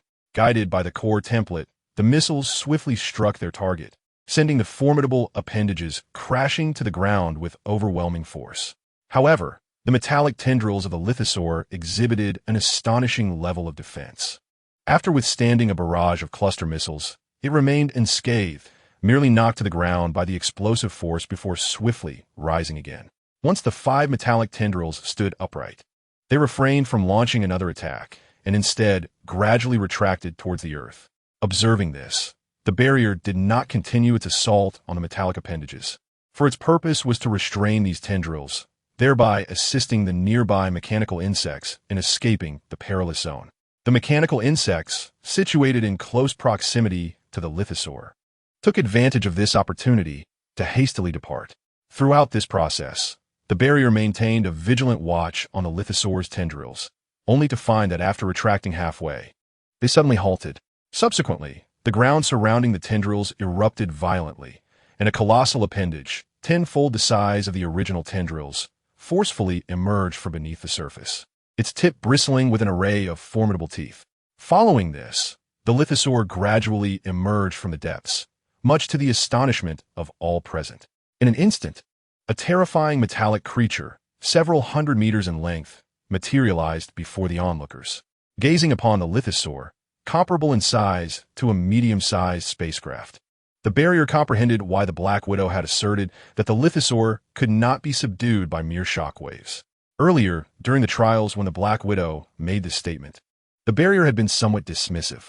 In its understanding, the lithosaur was a foe that could be vanquished by Optimus Prime alone, no matter how formidable it appeared. It could not be beyond reach. As a leader of the same caliber as Optimus, the barrier believed that if Optimus could defeat the lithosaur, so too could it. Yet, upon witnessing the lithosaur firsthand, doubt began to creep into the barrier's mind. Could such a colossal being truly be subdued by a single individual? At that moment, the lithosaur suddenly sprang into action. The largest metallic tendril plummeted to the ground, and the armor above it underwent a transformation, revealing a Cybertronian standing over 10 meters tall, gradually emerging from within the tendril. This Cybertronian, clad in entirely black armor, bore a striking resemblance to Lockdown, yet differed in that it wielded a massive cannon akin to that of Megatron. This Cybertronian was none other than Wingblade, as referenced by the unicycle. Upon stepping forth from the lithosaur, Wingblade took several strides forward, his crimson mechanical eyes locking onto the barrier. Noticing Wingblade's unwavering gaze, the barrier furrowed its brow and was about to speak when Wingblade smirked mockingly and said, "I hadn't sought you out yet here you are seeking me, barrier, truly. You are an unrelenting specter." In response, the barrier, with a playful demeanor, retorted, "What's the matter, little one? I hear you've been looking for me lately. Do you wish to challenge me, barrier? Do you possess the strength to contend with me?" Upon hearing this, Tiany's face contorted with rage as he exclaimed, "Cursed obstacle! How dare you refer to me as a little fellow? How dare you?" In his fury, Tiany raised the cannon in his hand, aiming it at the barrier, declaring, "Today, I shall avenge Lord Gentian by eliminating you." With that, he unleashed a barrage of fire upon the obstacle. The barrier, perceiving the imminent threat, swiftly leaped into the air, activating its cluster missile launcher situated on its chest, and unleashed a volley of missiles towards Tiany. The resulting explosion engulfed Tiany in a colossal blaze. However, the barrier did not relent. Taking advantage of the chaos, it dove downwards toward Tiany. Aware that the cluster missiles might not possess the lethal power to vanquish Tiany, the barrier resolved to exploit the cover of the explosion to swiftly approach and eliminate him. Should Tiany manage to retreat into the body of the lizard demon, the barrier knew that swiftly dispatching him would become an impossibility. As the barrier plunged into the fiery chaos, it spotted Tianyi, who had just risen from the ground after being struck by the missiles, preparing to return to the lizard demon.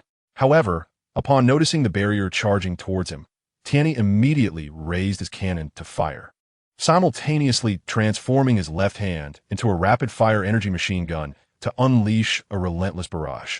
At this moment, the barrier had already descended to a mere distance from Tianyi. Despite the imminent threat of Tianyi's gunfire, the barrier chose not to evade but to endure the onslaught. For the barrier understood that retreating from Tianyi's attack would mean sacrificing the opportunity to swiftly eliminate him. Thus, it resolved to withstand a few hits in order to achieve its goal. The bullets from the rapid-fire gun relentlessly battered against the barrier's chest. Although the firepower was relatively modest, the continuous barrage could not leave even the leader class being unscathed. Cracks began to mar the armor on the barrier's chest. Yet it paid no heed to the damage inflicted by the machine gun. Instead, it swiftly transitioned its weapon to a thermal blade and lunged towards Tianyi with renewed ferocity. At this point, the barrier was less than 10 meters away from Tianyi, even catching a glimpse of the panic-stricken expression on his face.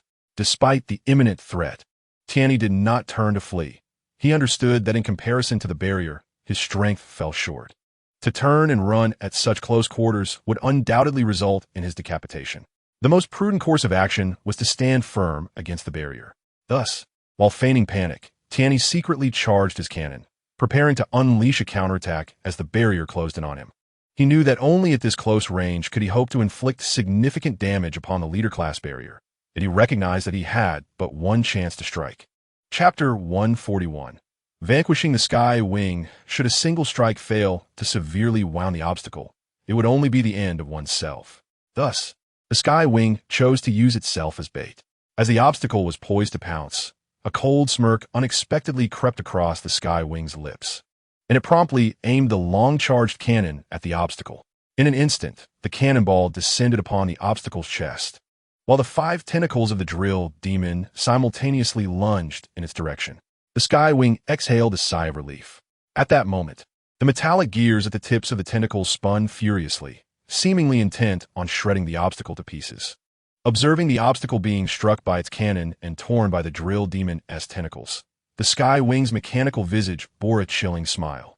It could not help but feel a twinge of pity for its master. The obstacle, after all, was not so formidable, having fallen into the hands of a mere underling despite the illustrious reputation of the fallen lord.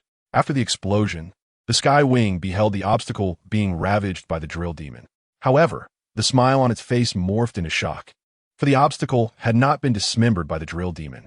Instead, it stood there, clad in a fully enclosed battle armor, regarding the Sky Wing with disdain.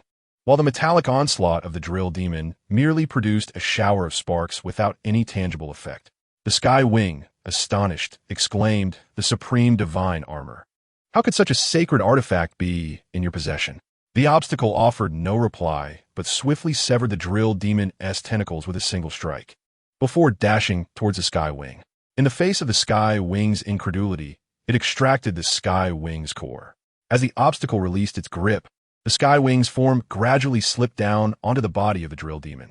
Gazing upon the dimming light in the mechanical eyes of the Sky Wing, the obstacle scoffed. "What caliber do you possess to consider yourself my rival?"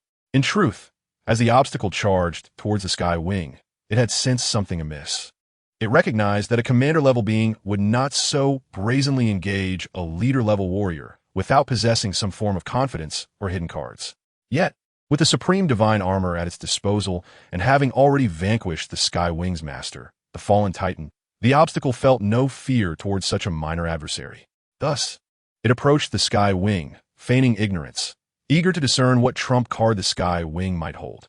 To its surprise, the Sky Wing had no hidden card. Its only assets were the cannon in its grasp and the drill demon.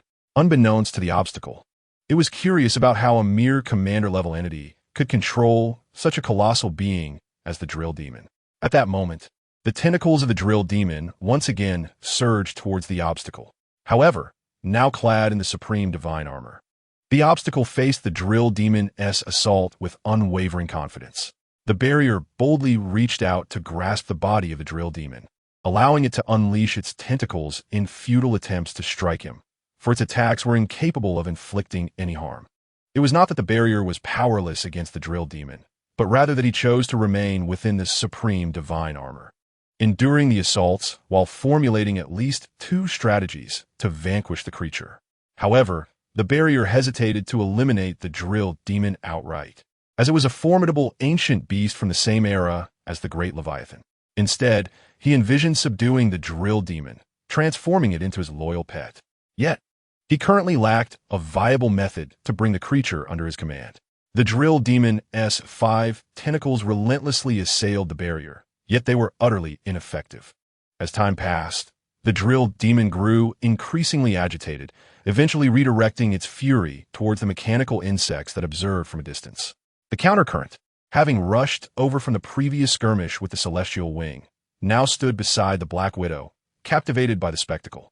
Upon witnessing the colossal form of the drill demon charging towards them, Countercurrent cried out in alarm, "My goodness, that terrifying creature is coming. My queen, we must flee." With that, Countercurrent turned to escape, but as he did, he caught sight of a familiar figure soaring in the sky. His queen. Confused, he pondered how his queen had seemingly vanished from his side to ascend into the heavens. Was there truly another queen? Unable to comprehend, he glanced back to confirm if there were indeed 2. However, upon turning around, he found not his queen, but the massive drill demon looming ominously behind him, prompting him to swiftly ascend into the sky. Once airborne, the Black Widow immediately commanded her mechanical warriors to follow suit, as confronting the drill demon on the ground would only lead to unnecessary casualties. Despite its formidable power, the drill demon possessed weaknesses.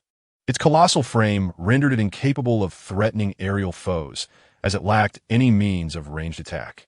As the mechanical insects took to the skies, the drill demon lost its targets, becoming even more enraged. It thrashed and rolled in place, attempting to dislodge the barrier. Yet the barrier clung on tenaciously, akin to an indomitable pest, leaving the drill demon at a loss. In a desperate bid, the drill demon burrowed into the earth. The barrier, still firmly grasping the creature's body, realized it needed to inform the Black Widow to lead the mechanical insects in clearing the battlefield. After addressing the situation with Black Widow, Roadblock commenced his assault on the main head of the Diamond Demon using his thermal blade, attempting to halt its relentless descent into the depths of the earth. However, despite sustaining damage, the Diamond Demon continued its relentless drilling. Faced with this obstinate creature, Roadblock found himself at an impasse, compelled to persistently strike at the Diamond Demon's head while refraining from deploying more potent weaponry, lest he inadvertently deliver a fatal blow. In the throes of the Diamond Demon's frenzy, Roadblock had utilized the core template to scan its entire structure, discovering that its armor was of leader-class quality. This revelation left him utterly astonished, as leader-class materials are exceedingly rare. Unlike Roadblock, other leader-class warriors have typically spent tens of thousands, even hundreds of thousands of years, perfecting their bodies to reach such a level. Moreover, the Diamond Demon's colossal form, spanning hundreds of meters, was entirely composed of leader-class components.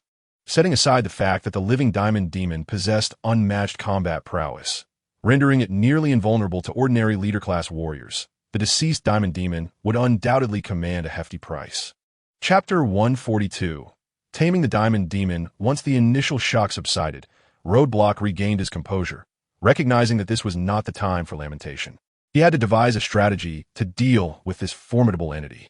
He began to recall all available information regarding the Diamond Demon and its characteristics. He remembered that the head was its Achilles heel. In a previous cinematic depiction, Optimus Prime had vanquished the Diamond Demon by severing its main head. As he aspired to subdue the creature rather than destroy it, he surmised that the core might be situated within its head. Thus, Roadblock promptly adjusted his strategy. Rather than persistently assaulting the main head with his thermal blade, he began to search for vulnerabilities on the head that could provide entry. Given that the celestial wing could traverse the Diamond Demon's body with ease, he merely needed to locate that point of ingress to penetrate its interior. Meanwhile, he remained vigilant, wary of any sudden maneuvers from the Diamond Demon that could cast him aside. Being deep underground, should he be thrown off, his chances of catching up to this behemoth would be precarious, for the Diamond Demon thrived in its subterranean domain. As time elapsed, Roadblock swung his thermal blade, diligently searching for weaknesses while remaining acutely attuned to the Diamond Demon's reactions. It appeared that the creature had entirely forsaken resistance, drilling heedlessly into the depths below. Just as Roadblock was on the verge of losing his patience, he finally discovered an entry point on the Diamond Demon S structure. Seizing the opportunity, he swiftly inserted his thermal blade into the opening, adjusting the blade S shape to facilitate deeper penetration into the Diamond Demon S body. Just as the barrier was on the verge of triumph, the diamond drill suddenly accelerated its burrowing speed. The barrier was nearly thrown off balance, almost flung away by the diamond drill's unexpected surge. It became apparent to the barrier that the diamond drill had likely sensed its actions. Otherwise, the previously subdued creature would not have erupted in a frenzy once more. Observing this, the barrier decided to show no mercy, wedging the thermal blade into the gap and subsequently transforming into its coal candle corrosion cannon, unleashing a shot directly at the opening. Upon being struck by the coal candle corrosion cannon, the section of the diamond drill that was hit began to rust incessantly. However, given that the diamond drill was of a superior class and bolstered by ember energy, the corrosive effect was not particularly effective. Aware of this, the barrier fired 2 more shots at the same opening. The immense machine, currently navigating swiftly underground, abruptly halted and let out a terrifying howl. Soon after, the massive body gradually came to a standstill. Then, the primary head of the diamond drill underwent a transformation, revealing a passage leading into its interior before the barrier's eyes. The barrier was momentarily taken aback. What was happening? Just moments ago, this creature had displayed an unwavering resolve. Why had it suddenly opened a passage? Noticing the barrier's lack of response, the diamond drill gently nudged the barrier's form with one of its tentacles. The barrier, bewildered, could only inquire, "Are you surrendering?" Upon hearing the barrier's words, the diamond drill emitted a roar, followed by another gentle push with its tentacle. Recognizing the invitation, the barrier hesitated no longer and proceeded towards the passage. As the barrier stepped into the corridor, the diamond drill's form shifted once more, creating a platform beneath the barrier's feet and slowly drawing it into its inner sanctum. In mere seconds, the barrier found itself in a chamber reminiscent of a spaceship control room, where a colossal, pale blue ember floated in the center. Additionally, a robot over 2 meters tall approached the barrier eagerly and exclaimed, "Welcome, Lord Barrier. Who are you?" The barrier inquired, a look of confusion etched on its face. The towering robot, noticing the barrier's puzzlement, quickly responded, "I am the diamond drill." The barrier, astonished, replied, "What? You are the diamond drill?" "Indeed, my Lord Barrier. I am the essence of the diamond drill, and the diamond drill is also me. My true form is far too massive for regular movement, which is why I typically operate through this smaller robotic body. I only utilize my true form in battle, as its sheer size demands an enormous amount of energy." With the diamond drill's explanation, the barrier finally comprehended the situation. Nodding at the diminutive robot, he spoke, "Is your situation akin to those colossal warrior leaders, capable of separating a body of your own?" "Indeed," Lord Roadblock came to reply. "In that case, I shall refer to you as the Diamond Demon." At this acknowledgement, the small robot nodded in agreement.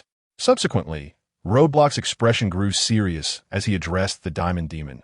"Pray tell, why did you assault my subordinates?" Embarrassed, the Diamond Demon responded, "Lord Roadblock, I was once a subordinate of Lord Thunderous. Since you have slain him, it is only natural for me to seek vengeance." Upon hearing this, a hint of amusement flickered across Roadblock's cold, mechanical visage. "If you wish to avenge him, why have you brought me into your form?" The Diamond Demon felt an increased sense of awkwardness, pondering how Roadblock could fail to perceive his intent to surrender. Standing silently, the Diamond Demon appeared increasingly uncomfortable. Sensing the need to offer an escape, Roadblock directly proposed, "Now that the fallen Iron Giant is deceased, would you consider becoming my subordinate?" The Diamond Demon, with a wry smile, replied, "Do I possess any alternative?" "None." Roadblock's words nearly provoked the Diamond Demon to unleash a tirade against him. However, realizing the futility of opposing Roadblock, the Diamond Demon knelt, declaring, "I am willing to submit to you and become your most loyal follower." Seeing this, Roadblock wasted no time. He separated a strand of energy imbued with the Supreme Guardian Protocol from his core, guiding it to float before the Diamond Demon's vast essence. "Since you consent to serve me, merge this energy with your essence."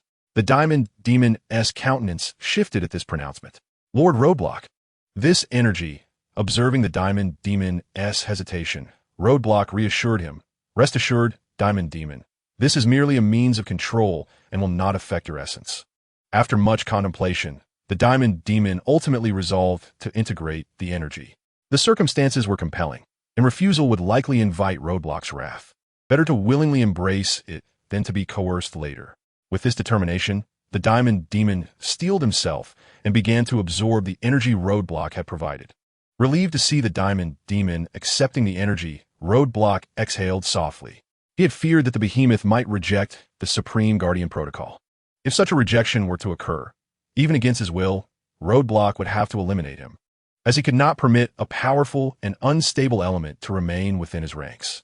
Should the day come when I am no longer present, and this fellow suddenly turns against us, it would be too late for regrets. The Diamond Demon swiftly absorbed this surge of energy, and upon completing the absorption of the energy imbued with the Supreme Guardian Agreement, its gaze towards the Roadblock was filled with reverence. Promptly, it addressed the Roadblock, stating, "Master, the Diamond Demon reports to you." Seeing this, the Roadblock nodded in satisfaction and replied, "Very well, Diamond Demon. From now on, we are comrades. There is no need to call me Master. Just refer to me as Lord Roadblock." "Yes, Lord Roadblock." The Diamond Demon then inquired, "Lord Roadblock, shall we return to the Sky Wings base now?"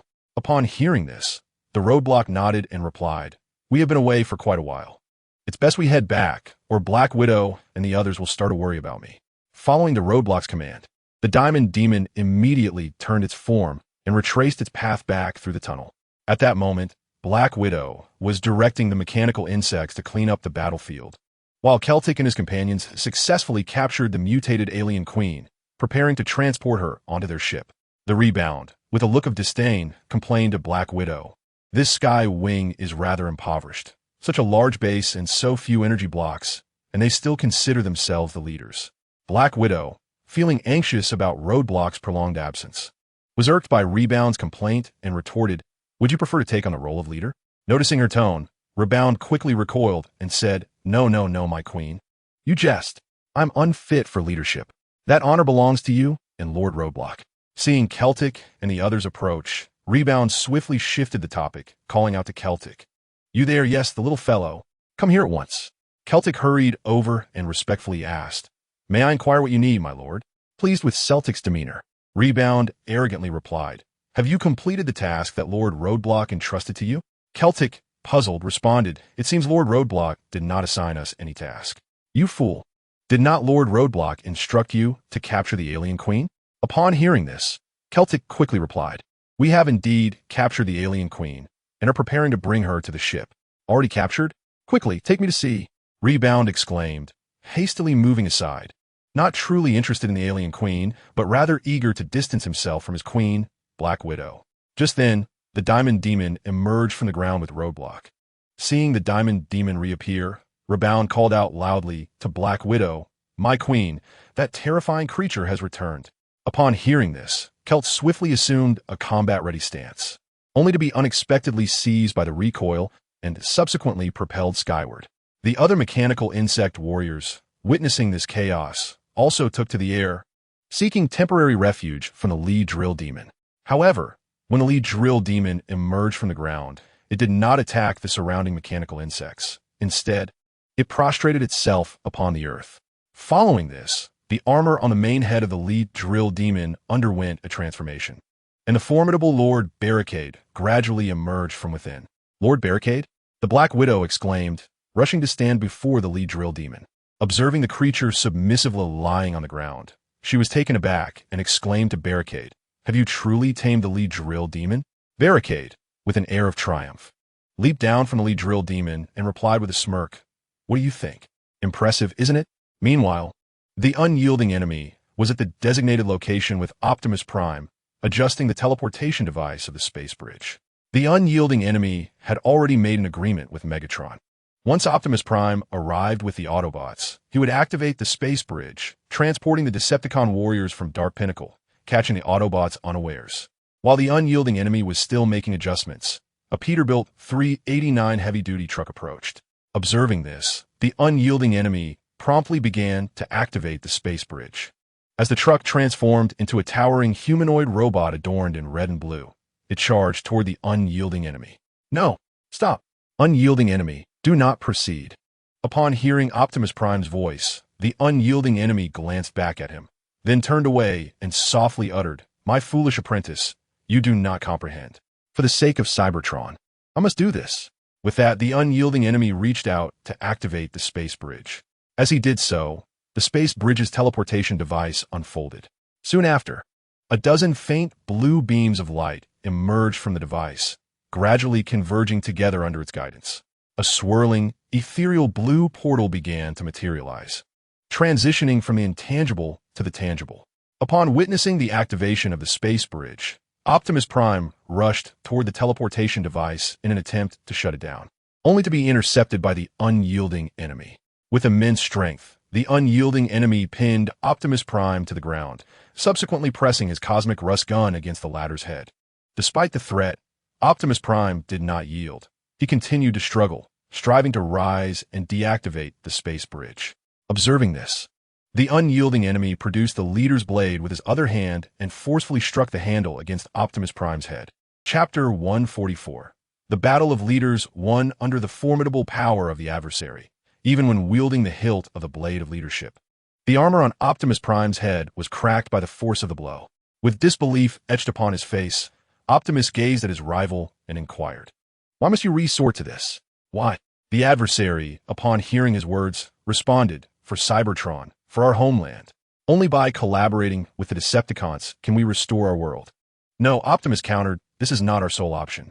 We can pursue alternative paths to mend our home. We must not harm humanity in our quest to rebuild Cybertron. We must protect them." The adversary, upon hearing Optimus's declaration, revealed an expression of profound disappointment on his aged mechanical visage, stating, "You have fallen, Optimus. In Cybertron, we are gods. Yet here, humanity regards us as mere machines." With that, the adversary relinquished his restraint on Optimus, rising to his feet as he continued, "And I have merely employed a slight maneuver. You would forsake the lives you seek to protect and betray your own kind. My foolish apprentice, do you still remain oblivious to the truth?" Optimus, instead of responding, bowed his head in silence. "Optimus, you are unfit to be a leader. Your indecisiveness betrays you." The adversary continued, pressing his cosmic rust gun against Optimus's head. "You should be grateful that I did not end your existence just now. I offer you a chance to pledge your loyalty to me once more, so that we may rebuild Cybertron together." Looking at his once revered mentor, now aiming a weapon at him, disappointment filled Optimus's eyes. He did not fear death. In his view, it was merely a return to the embrace of the primordial essence, a matter of great pride. With a resolute expression, Optimus declared, "Master, you have lost your way. I shall not sink to your level." The adversary, upon hearing this, let out a self-deprecating laugh. His hesitation to eliminate Optimus stemmed not only from a reluctance to part with his foolish apprentice, but also from a desire for Optimus and the Autobots to acknowledge his actions. Alas, the hero is often solitary, as the other Autobots fail to comprehend the adversary's motives. With a resigned expression, he spoke to Optimus, "Since you have made your choice, I shall send you to meet the primordial essence." Just as the adversary prepared to execute Optimus, a missile surged toward him at breakneck speed. Seasoned by countless battles, the adversary sensed the impending danger and swiftly transformed his mechanical left hand into a massive shield. Then, wielding the shield, the adversary deftly swung it, deflecting the approaching missile with remarkable speed. Taking advantage of the moment, Optimus Prime swiftly rose, drawing forth a massive thermal axe from his back and aimed a fierce strike at the head of the adversary, Unicron. After deflecting a missile, Unicron wielded his shield with astonishing strength, effortlessly brushing aside Optimus Prime's assault. In a decisive move, Unicron kicked back the advancing Optimus Prime. "Hold your ground. We are here to support you." Roadbuster, who had just arrived at the scene, shouted to Optimus Prime before hastily switching his missile launcher for an oversized Gatling gun. Alongside two other members of the Thunder Rescue team, they unleashed a barrage of fire upon Unicron. Bumblebee and the others, armed with their melee weapons, charged forward with fervor toward Unicron. The overwhelming firepower of the Thunder Rescue team forced Unicron to retreat from his intent to advance, compelling him to raise his shield defensively. As Optimus Prime noted Bumblebee and the others approaching to assist him, he urgently called out, "Do not concern yourselves with me. First, disable the space bridge." Our primary objective is to seize control of the teleportation device.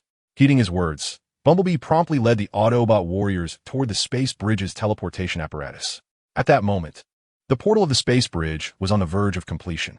Seeing this, Unicron hastened toward Bumblebee and his companions, intent on thwarting their efforts to deactivate the space bridge. However, he was intercepted by Optimus Prime, while attacking Unicron with his thermal axe, declared loudly, "You cannot impede our progress." Unicron, unperturbed by the obstruction, smirked and replied, "Then let me witness the extent of your power." With that, Unicron engaged in battle with Optimus Prime, commanding the ambushed police cars and their allies to intercept Bumblebee. Once again, the two formidable leaders clashed. Optimus Prime's thermal axe seemed to blaze with the intent to obliterate, each strike aimed at completely dismantling Unicron. Yet, Unicron's shield stood as an impregnable wall. He responded to every attack with unparalleled calm and cunning, countering with even greater ferocity. Despite the support from Bumblebee and numerous Autobot warriors, Optimus Prime found himself gradually overwhelmed, soon shifting from a vigorous offensive to a defensive stance. Unicron's dual-headed sword struck like a blade in a tempest, forcing Optimus Prime to retreat step by step. Meanwhile, just as Bumblebee and his comrades approached the space bridge's teleportation device, they were obstructed by the police cars and their subordinates. At that moment, the space bridge officially formed. On the other end of the space bridge, Shockwave, who had been waiting, ordered the Decepticon warriors to proceed through the bridge. Instantly, a multitude of Decepticon warriors surged into the space bridge under Shockwave's command. In merely the span of a second, the Decepticon warriors surged into the space bridge and were instantaneously transported to the battleground where Unicron and his allies engaged in combat. Upon their arrival, these Decepticon warriors immediately launched an assault on the Autobots. In no time, the two factions clashed fiercely, and as more Decepticons flooded the battlefield, the Autobots began to find themselves overwhelmed. Observing the dire situation, Teletron, one swiftly turned to Optimus Prime and declared, "The mission has failed. We must retreat." Unicron, overhearing this, let out a cold laugh and mockingly addressed the two. "It is too late to think of escape now." His voice dripped with derision and scorn. Optimus Prime and Teletron, one felt a weight descend upon their hearts. They realized that Unicron had ensnared them in an inescapable web, leaving them with no avenue for retreat. Optimus Prime resolutely proclaimed, "We cannot resign ourselves to defeat.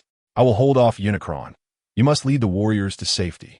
At that moment, Shockwave slowly approached from the distance and interjected, "None of you shall escape." Upon hearing this voice, Optimus Prime and Teletron, one's expressions shifted dramatically.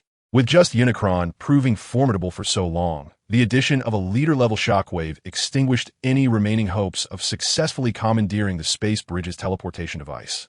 All Autobots retreat immediately. All Autobots retreat. After issuing the command, Optimus Prime charged toward Shockwave and Unicron, determined to delay them for the safety of his comrades. As he advanced, he urged Teletron 1, lead the Autobots to break through.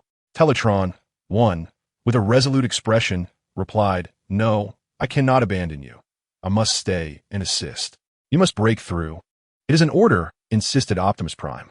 Teletron 1's cold metallic visage was etched with conflict, momentarily immobilized by indecision. While struggling against the onslaught from Unicron and Shockwave, Optimus Prime shouted, "Teletron 1, do not hesitate any longer. Lead the Autobots to safety. If I do not return today, you must take my place and guide our kind." Hearing this, Teletron 1's mechanical eyes gradually filled with determination, and he softly uttered, "Forgive me, my old friend," before transforming into a truck identical to Optimus Prime's and speeding away into the distance. With Teletron 1's departure, Optimus Prime felt a wave of relief wash over him. He had feared that Teletron 1 might refuse to leave. But in that fleeting moment of distraction, Unicron seized the opportunity, striking Optimus Prime with his shield and sending him flying. Shockwave, witnessing Optimus Prime's predicament, swiftly raised his arm and fired a shot at him. After enduring 2 heavy blows, Optimus Prime collapsed to the ground, unable to rise. Witnessing Optimus Prime's severe injuries, Unicron commanded Shockwave to intercept Teletron and Bumblebee, asserting that without Optimus and his companions, the Autobots would pose no significant threat. Upon receiving the order, Shockwave turned and advanced toward the escaping Teletron and the others. in a desperate attempt to prevent Shockwave from reaching them. Optimus Prime struggled to rise from the ground. However, the recent strike had severely damaged his spark, rendering him unable to stand. Despite several attempts to get back on his feet, he failed each time. Observing this, Unicron slowly approached Optimus Prime and said, "Optimus, surrender. Do not struggle further. Victory is unattainable for you." As Unicron spoke, the energy matrix within Optimus Prime surged with formidable energy, rapidly healing his wounds. In the brief moment of Unicron's dialogue, a significant portion of Optimus Prime's injuries was mended, and the remaining energy continued to fortify his form. Unicron's expression soured upon witnessing this unexpected turn. He had not anticipated that the energy matrix would assist in restoring Optimus Prime's body. Consequently, he swung his dual-headed sword toward Optimus Prime. Seeing Unicron's attack approaching, Optimus Prime had no time to block with his energy axe, so he ejected an energy blade from his wrist to parry the dual-headed sword. As their weapons clashed, Unicron's face darkened, while Optimus Prime displayed a glimmer of hope. Initially, Optimus Prime's strength paled in comparison to Unicron's. As a seasoned leader-class warrior, Unicron had reached the pinnacle of power, just a step away from attaining apostle-level strength akin to that of the Fallen. Yet, in that fleeting moment of contact, Unicron was astonished to discover that, under the influence of the energy matrix, Optimus Prime's strength was now evenly matched with his own. The significance of the energy matrix's enhancement was evident. At that moment, Optimus Prime felt his capabilities, bolstered by the energy matrix, were sufficient to rival his mentor, Unicron. With newfound confidence, he forcefully pushed Unicron away, then transformed to deploy his long-range weapon, the laser cannon, aiming it at Shockwave, who was approaching to intercept Teletron and the others.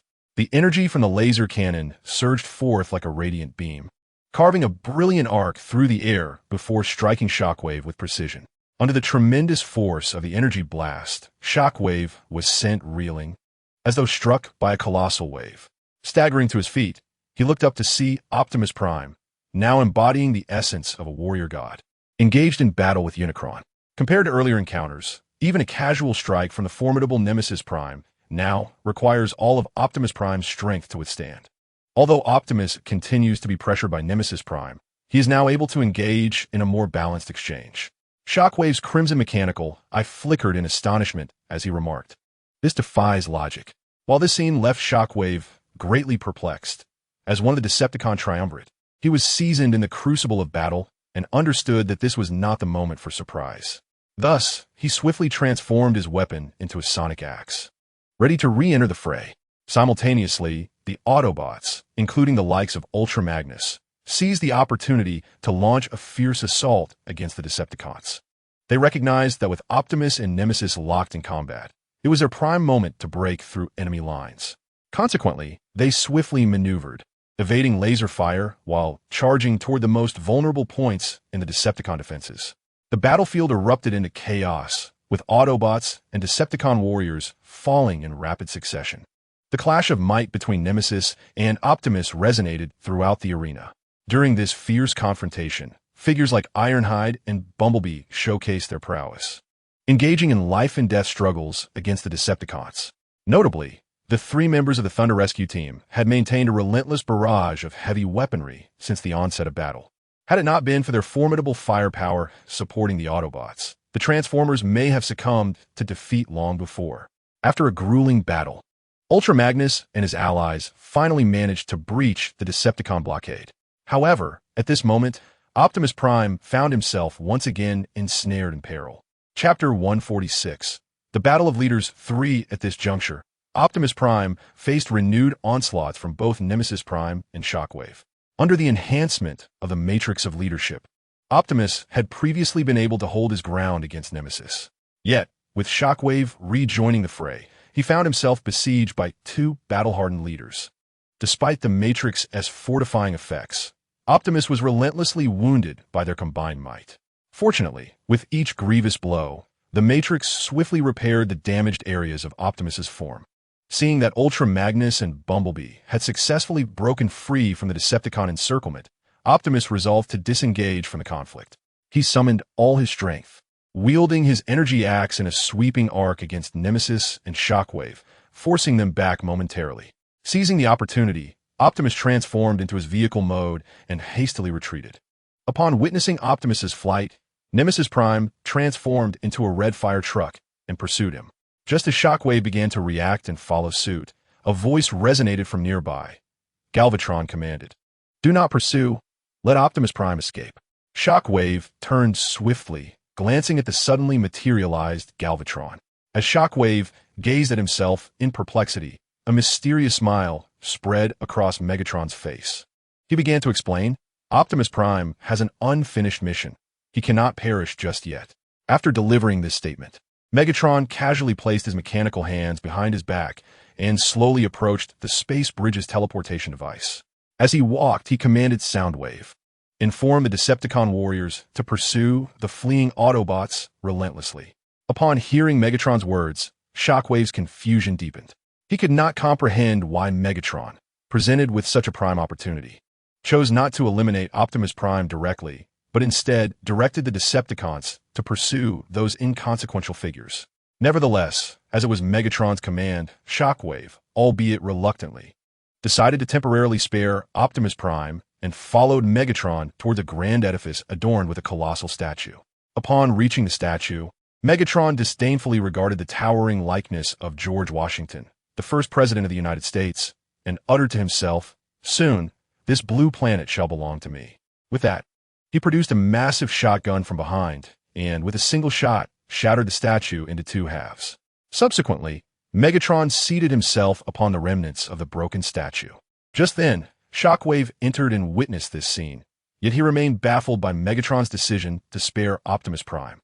He approached Megatron and queried, "Lord Megatron, given such a favorable opportunity today, why do we not simply eliminate Optimus Prime?" Megatron did not respond directly.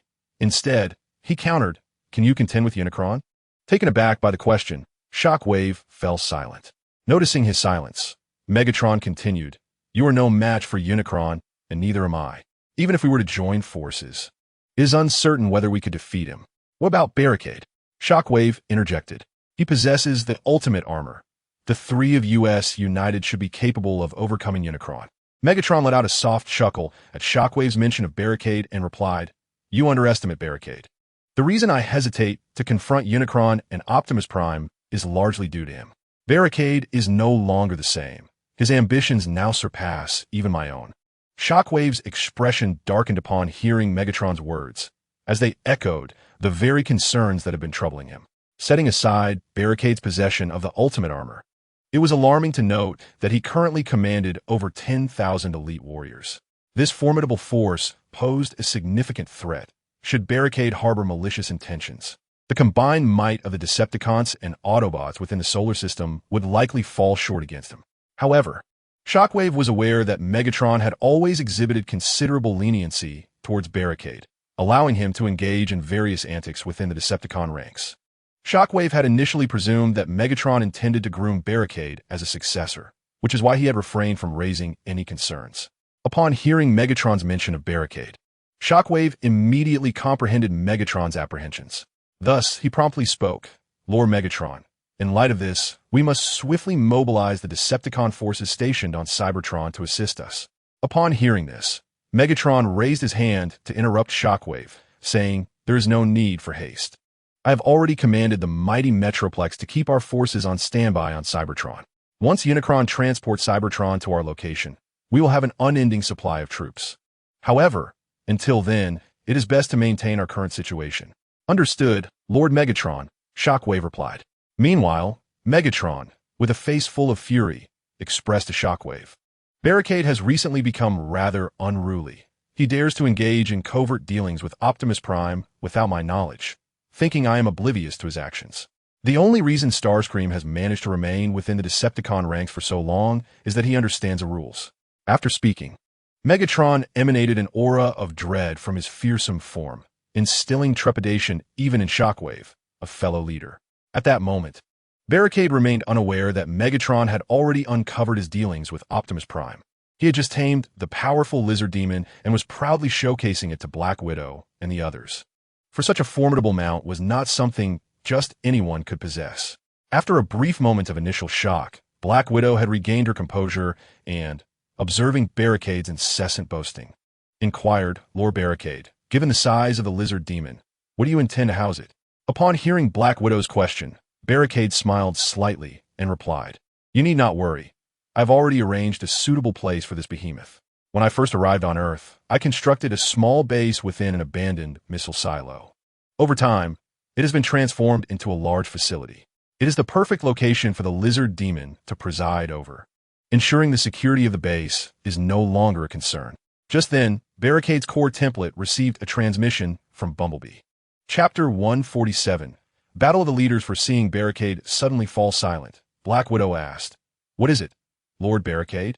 Barricade glanced at Black Widow and slowly replied, Unicron has allied with the Decepticons to ambush Optimus Prime and his Autobot warriors near Memorial in Washington, D.C. Bumblebee and the others have just managed to escape the battlefield. However, a significant number of Autobot warriors have already fallen to the Decepticons, with only a small fraction managing to flee. Upon hearing the words of the roadblock, Black Widow could not help but speak. It seems that Unicron and Megatron can no longer contain themselves. Let us first return to Megatron's base and observe his next moves. Meanwhile, Optimus Prime, having escaped the onslaught of Shockwave and Unicron, was propelling himself away with full force into the distance. Even a formidable Unicron could not hinder the desperate flight of Optimus Prime. The reason behind Optimus Prime's narrow escape this time lay in the constant aid of the energy matrix, which diligently repaired his damaged form. Without the support of the energy matrix, it is likely that he would have perished under the combined assault of Unicron and Shockwave. At the same time, Teletron, One, and Bumblebee had successfully returned to the Autobot base. However, upon their return, they discovered that the situation within the base was rather peculiar. The base was filled with a multitude of human soldiers and armored units. As soon as Teletron, One, and the others arrived, these soldiers quickly surrounded them. Dino, witnessing this, furiously confronted one of the soldiers, asking, What are you doing? Why are you pointing weapons at us? The soldier, unperturbed by Dino's inquiry, continued to aim his weapon at him and the others. Enraged, Dino transformed and brandished two black, curved blades in the air, ready to cleave the soldiers in two at any moment.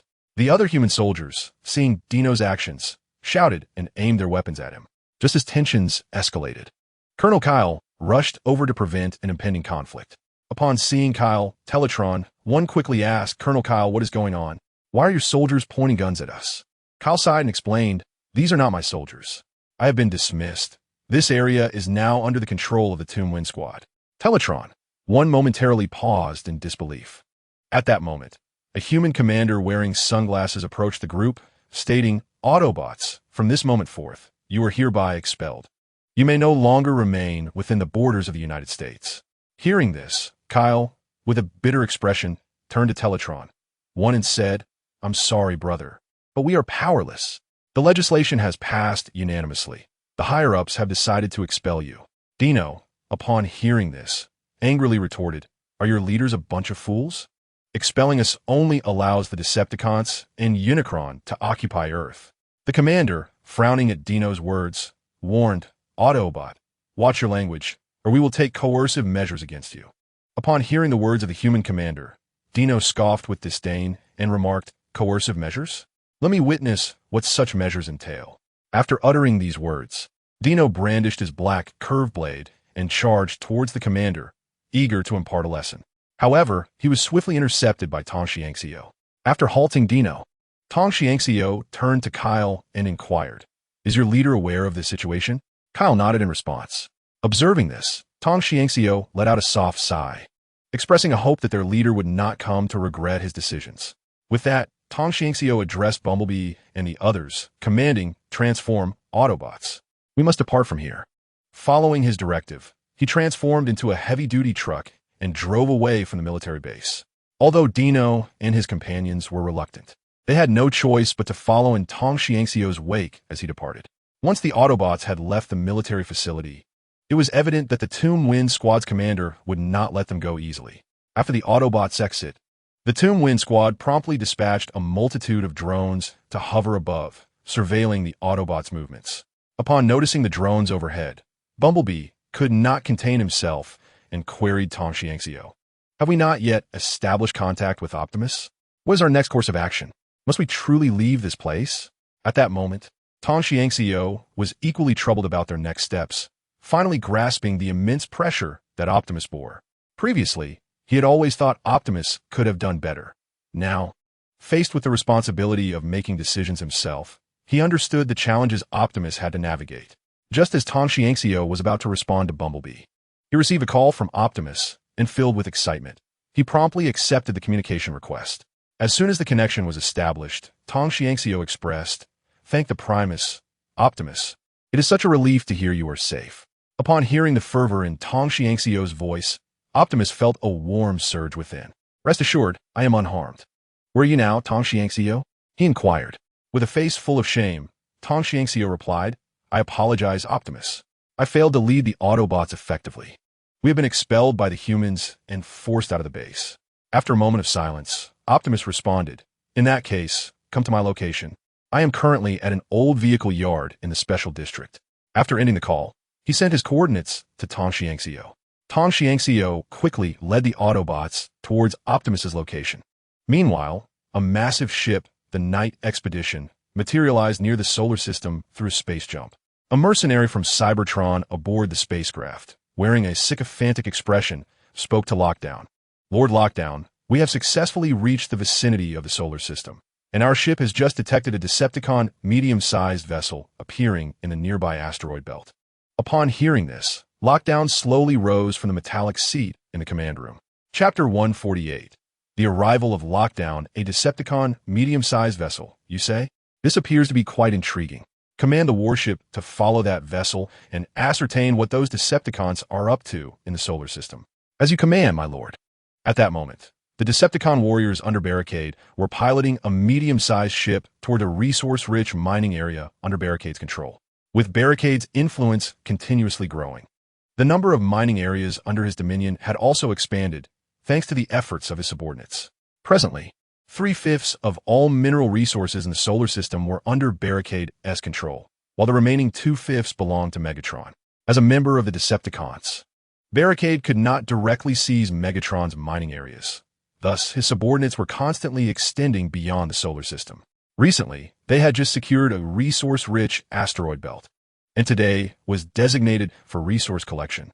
Therefore, Rampage led several junior warriors aboard the ship to gather resources. The vessel swiftly arrived at the asteroid belt, and as Rampage and the junior warriors disembarked, a waiting mid-level warrior hurried forward and greeted Rampage. "Lord Rampage, you have arrived." Rampage nodded in acknowledgement and inquired, "Are the energy cubes prepared?"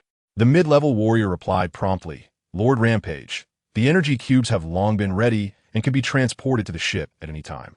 Pleased with the response, Rampage was about to commend the mid-level warrior when a massive armor-piercing round struck him from behind. The sudden turn of events left the warriors present in shock until Rampage's body crashed to the ground with a resounding thud, prompting them to react. The mid-level warrior, who had reported to Rampage, shouted urgently, "Enemy attack." He quickly rushed to Rampage's side, asking, "Lord Rampage, are you all right?" At that moment, Rampage was expelling a faint blue energy liquid, having been wounded in his spark by the recent shot. Seeing this, the mid-level warrior hurriedly hoisted Rampage and ran towards the base.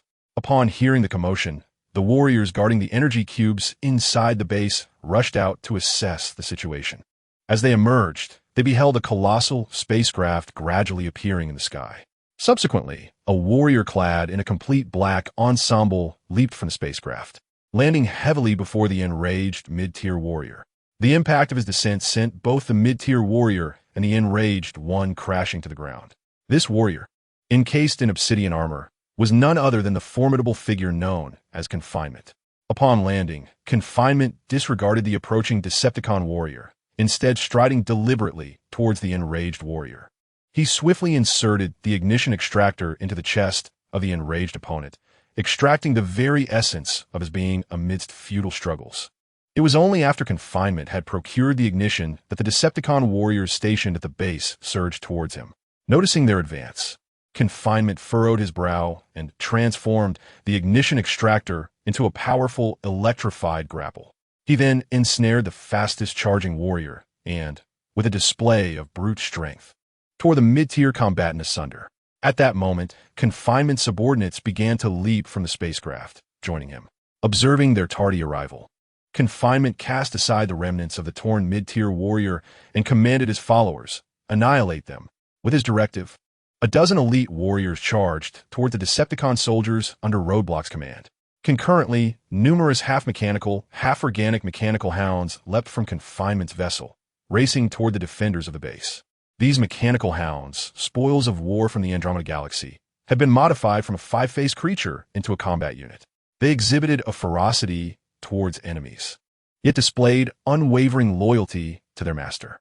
While their combat prowess may have been somewhat lacking, their ease of training and minimal energy consumption led Confinement to choose to breed them in abundance for the defense of his ship.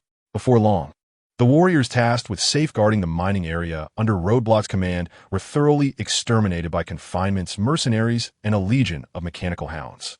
Confinement officially took control of the territory.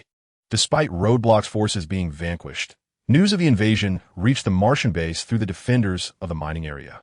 With Roadblock absent from a base, Trigger, upon receiving the alarming report, summoned Warwing and the others to the command center to deliberate on a strategy. Upon hearing the news, Warwing and the others were taken aback, struggling to comprehend which force, aside from Megatron, would dare to assault their mining site. They hastily made their way to the command center. Thunderous, now upgraded to the rank of commander, arrived at the command center and immediately raised his voice in outrage. Who possesses such audacity to attack our mining site? Just wait until I wield my mighty hammers to crush them into a heap of scrap metal. Warwing, exasperated, glanced at Thunderous and then turned to Trigger, inquiring, "Did you invite this individual to discuss matters?" Upon hearing the words, Trigger wore an expression of embarrassment and hastily addressed Thunder, urging him to sit down obediently, lest he face the wrath of Roadblock upon his return. Upon hearing Trigger's admonition, Thunder instinctively shrank back and promptly found a seat to comply.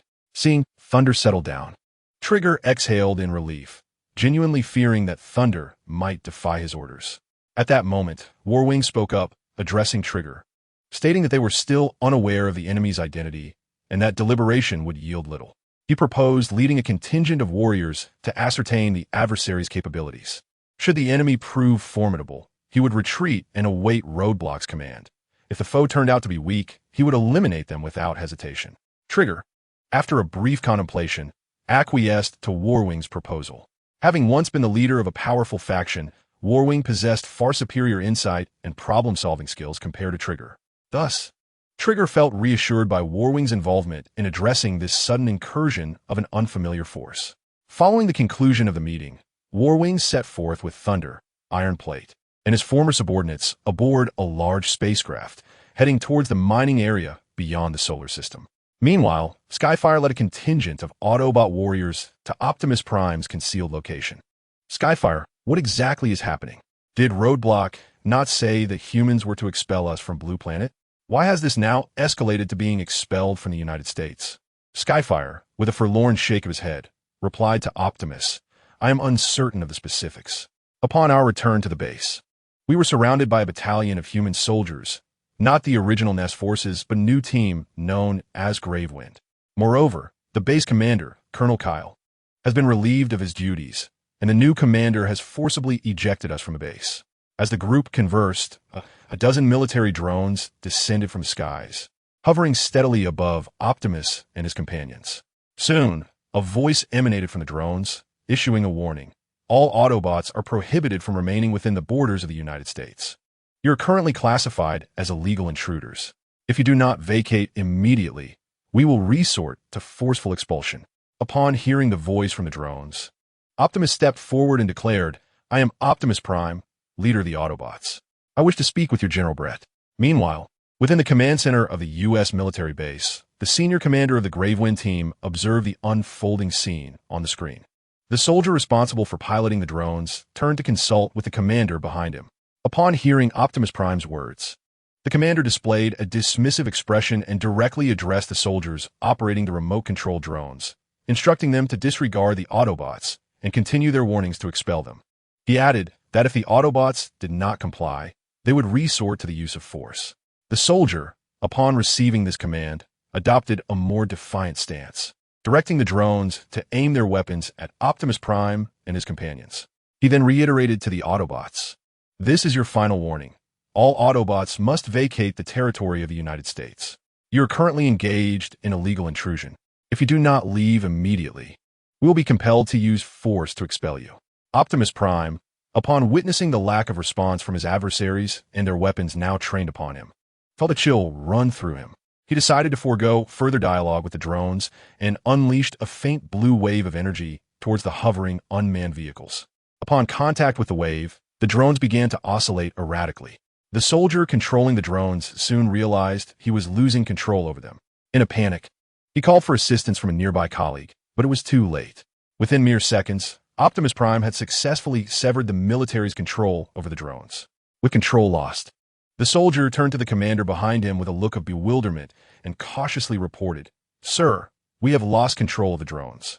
The commander of the unit, merely casting a fleeting glance at the soldier, turned to his adjutant and ordered, "Inform the troops to proceed immediately to the repair facility in the special district to expel the Autobots. I will notify the Air Force to assist you." After issuing the command, the commander then turned back to the drone operator and admonished, "What are you still doing here? Did you not understand my orders? Hurry and contact Air Force One to request the deployment of 10 Warthog aircraft to support our ground forces." The personnel in the command center sprang into action, but the soldier controlling the drones remained standing there, looking innocently at the commander. In response, the commander, filled with ire, pointed at the soldier and demanded, "Why are you still lingering here?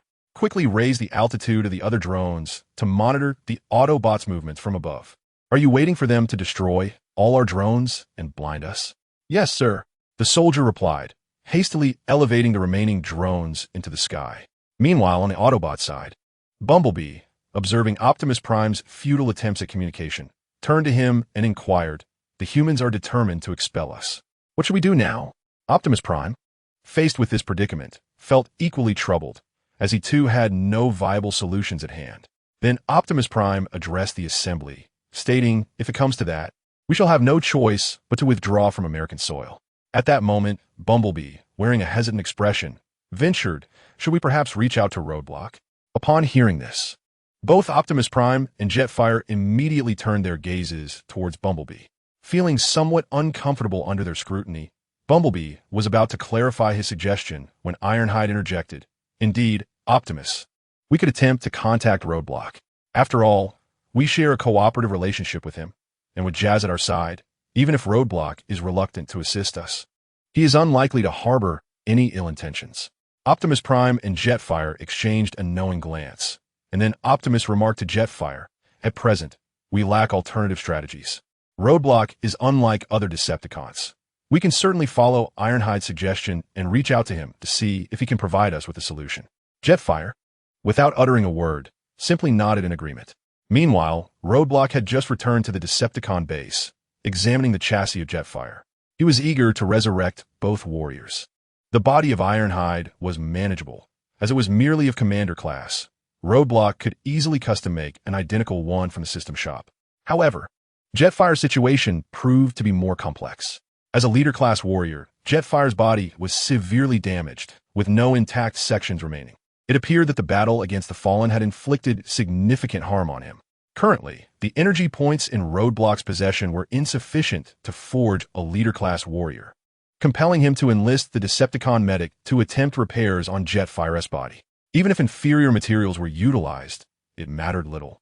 What Roadblock truly required was the knowledge residing within Jetfire's mind, along with Jetfire's esteemed reputation. Having been a relic since the days of the Council, Jetfire had been involved in nearly all significant events on Cybertron, and his network of connections surpassed even that of Starscream. If Jetfire were to become Roadblock's subordinate, it would greatly bolster Roadblock's ambitions of conquering Cybertron. Chapter 150. The resurrection of Ironhide, as it was not feasible to revive Jetfire in the immediate future. Roadblock resolved to resurrect Ironhide first. Both Jetfire and Ironhide were versatile warriors, and reviving them promptly would only serve to benefit Roadblock. "System, are you there?" "Yes, host. I am here. Please create a commander-class chassis modeled after Autobot Ironhide, and equip it with the standard arsenal for that class. The price for a commander-class chassis is 500,000 energy points, with a customization fee of 10%, totaling 550,000 energy points. In contrast to the combat habits of Ironhide, the recommended standard weaponry for commanders is as follows. The enhanced 4-pulse cannon, an upgraded version of the 2-pulse cannon, is designed to be mounted on mechanical arms. It can launch a colossal explosive projectile that detonates upon contact with the enemy, priced at 100 energy points. The 15 Shardmaker is a shotgun capable of obliterating foes with a single shot, available for 50 energy points. The Cybertronian Neutron Assault Rifle boasts tremendous power and rapid-fire capabilities, suitable for medium to close-range combat, also priced at 50 energy points. As for melee weaponry, the Thermal Battle Axe harnesses the energy of fire sparks for sustained melee combat, possessing formidable armor-piercing characteristics, priced at 50 energy points. Ding! The total cost for a fully equipped build amounts to 900 energy points. Will the host spend 900 energy points for this creation? Upon hearing the staggering figure of 900 Roadblock expressed incredulity, asking system, "Did you say 900 for a single commander class body? Just recently, I purchased Bumblebee and the Dinobot's body from you for only 770 combined. Now you demand 900 for one commander class body? This seems rather exorbitant." Ding. Please note, host, that the commander class body includes a variety of pre-modified weapons as per your request. If the weapons are removed, the commander class body would only require 550 energy points. Upon hearing this, Roadblock, with a frown, inquired of the system, "Could you offer a discount?" "Not possible," came the system's unequivocal reply, leading Roadblock to silently berate the system. However, after a moment of contemplation, he resolved to spend 900 to revive Ironhide, as Ironhide was distinct from Bumblebee and the others whose bodies, along with their weapons, were under Roadblock's control. Currently, Ironhide was left with nothing but a spark. It would be unreasonable to resurrect him only to face enemies empty-handed. Thus, with a determined heart, Roadblock prepared to expend nearly 1,000,000 energy points to forge a top-tier commander. Just as he was about to revive Ironhide, an untimely communication request from Optimus Prime came through. Though surprised by the call, Roadblock promptly accepted it. As soon as the connection was established, he addressed Optimus. "What is up, Brother Prime? I heard you were ambushed by your mentor and Shockwave. If you still have the leisure to chat, it seems you are quite formidable, able to withstand both Unicron and Shockwave's combined might." Originally, it was somewhat embarrassing for Optimus to seek Roadblock's assistance after being ousted by the U.S. government. However, upon hearing Roadblock's words, any sense of embarrassment was quickly cast aside, as he found Roadblock's manner of speaking refreshingly novel. Optimus Prime directly addressed Barricade, stating, "We have fallen into an ambush set by Unicron and Shockwave. We managed to escape, but now humanity is unwilling to cooperate with us and seeks to expel us from American soil." Upon hearing this, a glint of red light flickered in Barricade's eyes. He had long pondered how the American leadership could be so naive as to believe the grand illusions painted by Unicron, effectively driving Optimus and his companions from their home. It now appeared that the high-ranking officials were not as foolish as he had presumed. Barricade then spoke to Optimus. "In that case, isn't it fortuitous that you need not leave this planet?" Optimus, feeling a twinge of awkwardness, responded delicately, "It is indeed a fortunate circumstance. Yet my warriors and I cannot remain within the United States." Barricade quickly grasped the underlying message. The Autobots had nowhere else to go and were likely seeking refuge with him for a few days. Understanding Optimus's implication, Barricade chuckled softly and inquired, "Where do you intend to stay?" Realizing that Barricade had discerned his meaning, Optimus found the other's insistence rather vexing. Yet he recognized the necessity of humility under the current circumstances. Therefore, he directly asked Barricade, "Might you have a suitable location for us to temporarily regroup and prepare for the impending battle?" Acknowledging Optimus's proactive approach, Barricade understood the need for moderation, given their future collaboration, and replied, "I happen to have an unoccupied base in Nevada. If you require it, you may use that facility for your respite." Upon hearing Barricade's offer, Optimus could not suppress his joy and expressed his gratitude, saying, "In that case, I extend my thanks to you, Barricade. No need for such formality. After all, we are partners. I will have Jazz send you the base's location. Should you need anything, feel free to contact him directly." Once their conversation concluded, Barricade delegated the matter to Jazz, who would oversee the coordination. In addition to Optimus and his team, Barricade had previously arranged for the ancient being, Laserbeak, to be situated there as well. Barricade was eager to witness Optimus's astonishment upon encountering Laserbeak, but now was not the time for their meeting.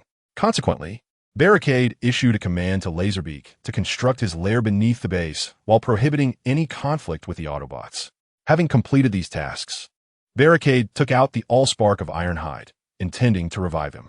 Since Ironhide's body was procured from the system, it contained sufficient energy to activate the AllSpark, making the revival process remarkably straightforward. Barricade merely needed to place the AllSpark within Ironhide's chassis, within the internal mechanisms of the system's soul body. There exists the pre-installed Supreme Guardian Protocol, thus rendering any alternative methods for subduing Ironhide unnecessary. Consequently, Roadblock directly placed Ironhide's spark within the body, which soon emanated a faint azure glow, gradually merging with Ironhide's essence. As the chapter unfolds, the azure mechanical eyes slowly opened, revealing a voice filled with bewilderment. Am I resurrected? Upon hearing this, a hint of satisfaction emerged on Roadblock's somewhat fierce mechanical visage. He refrained from interjecting, choosing instead to stand silently in place, allowing Ironhide the moment to acclimatize. After a brief spell of confusion, Ironhide began to regain his normal thoughts. Upon recognizing the imposing figure before him, he hurriedly approached, exclaiming, "Master, Ironhide reports for duty." Roadblock's excitement was palpable. After all, Ironhide had been one of his most cherished characters from the films of his previous life. The sorrow he felt when Ironhide was treacherously slain by Megatron was profound, and now, having successfully revived Ironhide, he felt as though he had fulfilled a lifelong aspiration. Although the means by which he acquired Ironhide's spark were somewhat dubious, he ultimately achieved his desired outcome. Roadblock then stepped closer to Ironhide, giving his shoulder a reassuring pat, and said, "Ironhide, welcome to our team." Due to the Supreme Guardian Protocol, Ironhide had already come to regard Roadblock as a creator-like figure. Thus, when Roadblock approached and patted his shoulder, Ironhide appeared both flattered and astonished, promptly responding, "Master, you are too kind. Please command me. I shall go through fire and water for you." Noticing Ironhide's overly formal demeanor, Roadblock replied, "From now on, you need not call me Master. Simply refer to me as Lord Roadblock. Furthermore, Jazz is now my lieutenant, so you should accompany him to familiarize yourself with the surroundings." "Yes, Lord Roadblock," Ironhide affirmed. At that moment, the spaceship's system, Taihu Light, suddenly addressed Roadblock, saying, "Lord Roadblock, 3 members of the Terrorcons under Megatron wish to see you." Taken aback, Roadblock pondered whether the Axle Box had already revived the short axe and pry bar so swiftly. "Let them come," he instructed. "Yes, Lord Roadblock," Taihu Light acknowledged, promptly ushering in the trio. Observing Ironhide standing idly by, Roadblock remarked, "Ironhide, there's no need for you to linger here. You may go directly to find Jazz." "Yes, Lord Roadblock," Ironhide responded, and upon receiving the command, exited the spaceship's repair chamber, eagerly seeking out his old friend Jazz. Upon his revival, Ironhide was persistently troubled by concerns regarding the well-being of Optimus Prime and the others. However, he refrained from voicing his worries in front of Barricade. Now, with Barricade instructing him to report to Jazz, Ironhide felt a sense of relief, particularly as he faced Jazz, his longtime comrade with whom he had fought side by side for thousands of years. Yet, as Ironhide approached the repair bay corridor, he unexpectedly encountered the trio of Crankcase, Wrecking Ball, and Shorty Axe, who were searching for Barricade. The sight of an Autobot aboard the Decepticon ship left Wrecking Ball and Shorty Axe momentarily stunned, their minds evidently struggling to comprehend the situation. Ignoring the trio, Ironhide strode past them with determination. It was only after he had moved a considerable distance that Shorty Axe, with a bewildered expression, turned to Crankcase and inquired whether the figure that had just passed was indeed an Autobot. Before Crankcase could respond, Wrecking Ball interjected, asserting that it appeared to be Ironhide, the Autobot commander. Following this revelation, Wrecking Ball exchanged a glance with Shorty Axe, and they swiftly transformed their weapons, with Wrecking Ball shouting to Crankcase to prepare for battle, as the Autobot had infiltrated their ship. Startled by Wrecking Ball's urgent command, Crankcase turned to see him aiming at Ironhide, prompting him to quickly intervene and restrain Wrecking Ball. Meanwhile, Ironhide, alerted by the commotion, halted and narrowed his eyes upon witnessing their actions. In response, he deployed the pulse cannons on either side of his arms, aiming them at the trio. Observing Ironhide's readiness for confrontation, Crankcase ceased his attempts to dissuade Wrecking Ball and readied his own weapon against Ironhide. Although Crankcase was aware that several Autobot warriors served under Barricade, he remained uncertain of Ironhide's allegiance, thus prompting his defensive stance upon seeing Ironhide brandishing his weapon. At that moment, the situation was swiftly relayed to Barricade by the surveillance system, which projected the unfolding events before him.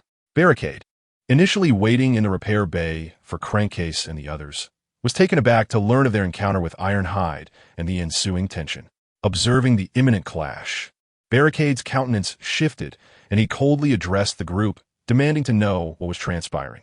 Upon seeing Barricade, Crankcase and the others promptly lowered their weapons, with Wrecking Ball explaining to Barricade that an Autobot had stealthily infiltrated their ship.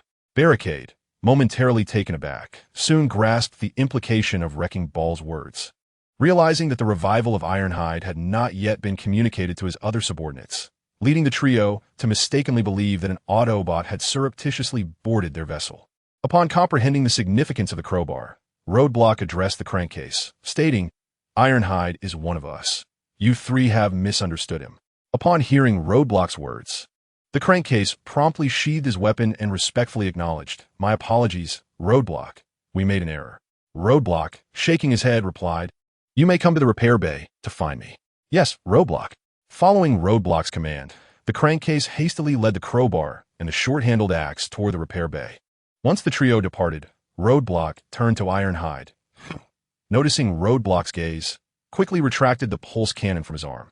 Ironhide then addressed Roadblock, saying, "Roadblock, they were about to attack me, so I—" However, Roadblock gestured dismissively and replied, "No need for explanations. I'm already aware. You should go find Jazz." Subsequently, Roadblock turned to Taihu Zhuang, instructing, "Add Ironhide to our roster and communicate this within our own channel to prevent similar misunderstandings in the future." "Understood, Roadblock." At that moment, the Crankcase and his companions had arrived at the repair bay, where they immediately greeted Roadblock with respect, exclaiming, "Roadblock." Roadblock acknowledged them with a slight nod. Chapter 152. The True Terror Team Now, what brings you here? Roadblock inquired. The crowbar and the short-handled axe promptly turned to the Crankcase, who directly responded, "Roadblock. The three of us wish to join your ranks and serve you."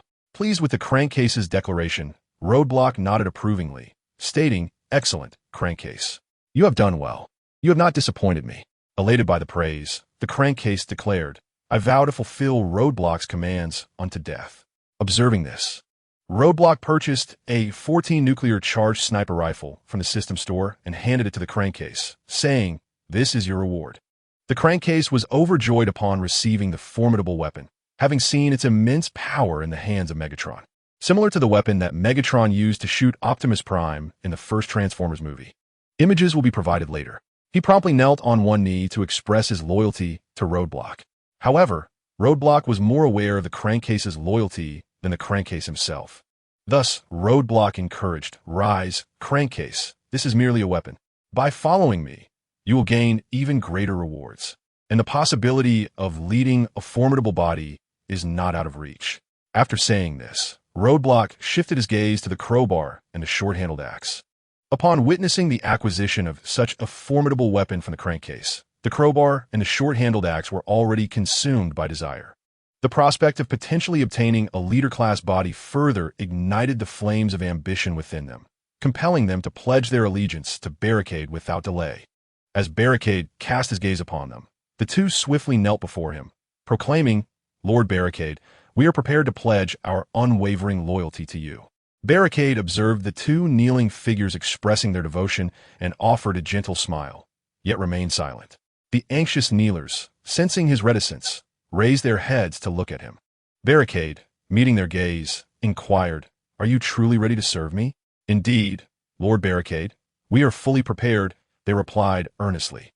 Upon hearing this, Barricade nodded in affirmation and subsequently extracted two streams of energy imbued with the Supreme Guardian Agreement from his own essence, guiding them to hover before the two. He then instructed the short-handled axe and the crowbar, "Do not resist. merge this energy with your own. Without a moment's hesitation, the short-handled axe complied and fused the energy into its essence. The crowbar, however, hesitated and, with a flash of red light in its eyes, queried Barricade, "What is this?" "My lord?" The crankcase, witnessing this, admonished the crowbar, "You fool. Did you not hear Lord Barricade's command? Surely he would not wish you harm." The crowbar glanced at Barricade, who maintained a calm demeanor, before turning to observe the short-handled axe, which was successfully merging the energy without incident. After a moment of contemplation, the crowbar gritted its metaphorical teeth and absorbed the energy. Relieved, the crankcase sighed. He had feared for his friend's judgment. He then addressed Barricade, "Lord Barricade." The crowbar, understanding the implication, Barricade gestured for the crankcase to cease his words. The crankcase complied, retreating to await developments. Meanwhile, the short-handled axe, having completed its fusion, turned to Barricade and declared, "Master, the short-handled axe reports for duty." In response, Barricade nodded slightly, observing that the short-handled axe exhibited no discernible changes post-fusion. Barricade mused to himself about the axe's steadfast nature, pondering how the crankcase had managed to persuade it to join his cause.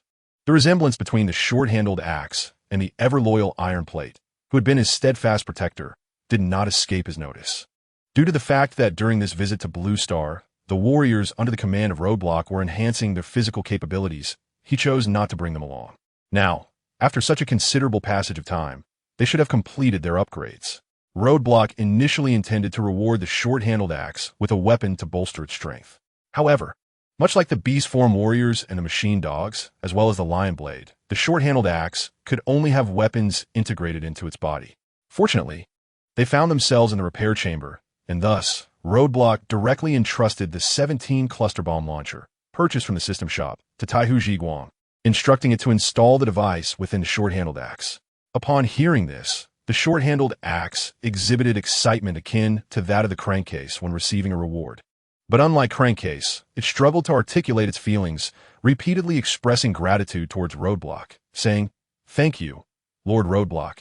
Thank you, Lord Roadblock." Observing this, Roadblock could only gesture helplessly for the short-handled axe to expedite its bodily modification. Meanwhile, as the short-handled axe expressed its gratitude, the crowbar successfully merged with energy. However, upon awakening, Crowbar was perplexed to see the short-handled axe incessantly thanking Roadblock and thus stood aside, awaiting its turn. Once Roadblock finished conversing with the short-handled axe, Crowbar stepped forward and addressed Roadblock, saying, "Master, Crowbar reports for duty." Noticing Crowbar's perceptiveness, Roadblock promptly tossed the pre-prepared 15 fragment creator towards it. Crowbar, overjoyed, received the weapon with enthusiasm, promptly expressing gratitude to Roadblock in the same manner as the short-handled axe. It was at this moment that Crowbar finally comprehended why the short-handled axe had been so effusive in its thanks. The reason Roadblock provided each of the trio, crankcase, short-handled axe, and Crowbar, with a weapon was because he intended to transform the Fear Squad into a truly formidable force that would instill genuine terror in their enemies. He aspired for the Fear Squad's renown to echo throughout the universe, much like that of the Thunder Rescue Team. However, to genuinely establish the Fear Squad's legendary status across the cosmos, relying solely on the 3 weapons and the trio of elite warriors bestowed by Roadblock would undoubtedly prove insufficient. The trio had only just joined Roadblock's ranks and had yet to prove themselves. Thus, receiving such enhancements would surely leave the longtime warriors who had accompanied Roadblock feeling somewhat discontented. Although they would not betray him, Roadblock had always regarded them as his most trustworthy family, akin to brothers. Naturally, he would not allow such trivial matters to dampen their spirits. Chapter 153. The Rift Between Humans and Autobots. Meanwhile, as Optimus Prime led his fellow Autobots out from the dilapidated repair shop, they were abruptly confronted by a convoy of specialized vehicles emblazoned with the emblem of the Grave Wind Squad. The Grave Wind Squad was well equipped, boasting not only specialized combat armored vehicles, but also several Apache attack helicopters circling overhead. Upon witnessing Optimus Prime and his companions emerge from the repair shop, a military Humvee equipped with a loudspeaker at the forefront immediately began addressing them. To the automotive beings ahead, heed my words. You are now classified as intruders. Surrender your weapons immediately and allow our personnel to escort you out of the borders of the United States. Do not entertain thoughts of resistance. For should you choose to defy us, we shall employ forceful measures to suppress you." The voice of the Tomb Wind Squad echoed 3 times, while Optimus Prime, upon hearing their proclamation, felt a flicker of blue light pulsating within his mechanical eyes.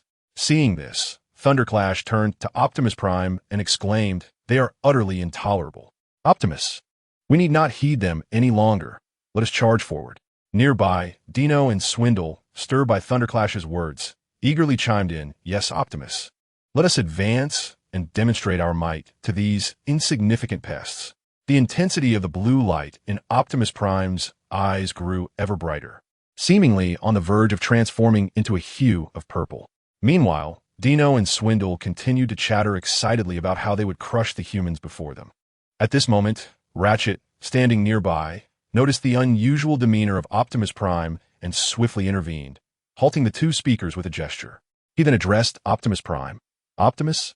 Receiving no response, Ratchet grasped Optimus's shoulder and shook him vigorously, calling out, "Optimus, awaken. What troubles you?" The others looked on in bewilderment, uncertain of the unfolding events. Suddenly, under Ratchet's vigorous shaking, Optimus Prime jolted back to consciousness. Overwhelmed with a sense of dread, he uttered, "By the Primus, what was I thinking? I was about to annihilate these humans." After regaining his composure, he turned to Ratchet and expressed his gratitude. "Thank you, Ratchet. I am grateful for your timely intervention." Noticing Ratchet's astonished expression, Optimus inquired, "What is it, Ratchet?" With a look of surprise, Ratchet replied, "Optimus, there's a purple glow emanating from your eyes." Thunderclash and the others quickly gathered to investigate. After examining him, Thunderclash exhaled a sigh of relief and nodded, stating, "Indeed, Optimus, there's a faint purple light in your eyes, albeit minuscule, merely a glimmer." Ratchet added, "Yes, it is indeed but a trace. This situation reminds me of a legend concerning a fallen ancestor, the 13 Primes. However, now is not the time for such tales. We must first address the pressing matter at hand." Nodding in agreement, Optimus Prime then strode purposefully towards the Tomb Wind Squad. As Optimus Prime strode forward, he proclaimed, "I'm Optimus Prime, the leader of the Autobots. Bring forth your commander for dialogue." Upon witnessing his approach, the soldiers of the Gravewind Squad swiftly aimed their weapons at him and shouted, "Halt! Stay right there, or we shall open fire." Frowning at their words, Optimus paused and reiterated, "Let your commander come forth to meet me." Responding to his request, a middle-aged man clad in tactical gear, his black hair streaked with gray, descended from the armored vehicle. He addressed Optimus, stating, "I am the commander of this unit. What do you seek?" Optimus replied, "I am aware that your leader has severed ties with us, and I consent to leave your territory. However, I have a request." The commander shrugged, gesturing for Optimus to continue. "We do not require your escort. We shall depart from American soil on our own accord." "But not at this moment," Optimus declared. The commander scoffed, asking, "Not now? Then when?" At this, Optimus's eyes narrowed, exuding an aura of lethal intent. The commander of the Gravewind Squad, intimidated by this menacing presence, involuntarily took a few steps back. Optimus continued, "We shall leave after we have dealt with the traitors among the Autobots and the Decepticons." In response, the commander retorted, "That is impossible. You must accept our escort immediately and vacate this place." As the two conversed, the small Decepticon spacecraft swiftly approached. Observing this, an Apache attack helicopter that had been patrolling the skies immediately engaged, just as one Apache helicopter attempted to communicate with the incoming vessel. The Decepticon ship unleashed a barrage of missiles at the helicopters before them. The sudden assault caught most of the helicopters off guard, resulting in several being struck and crashing to the ground, leaving only 2 Apaches remaining. As the surviving helicopters attempted to ascend and escape, the hatch of the Decepticon ship opened and 2 towering Decepticon warriors leapt out. Transforming mid-air into Cybertronian aircraft, they soared toward the remaining helicopters. As they neared, the 2 Cybertronian jets abruptly shifted back into robot form and lunged at the Apaches.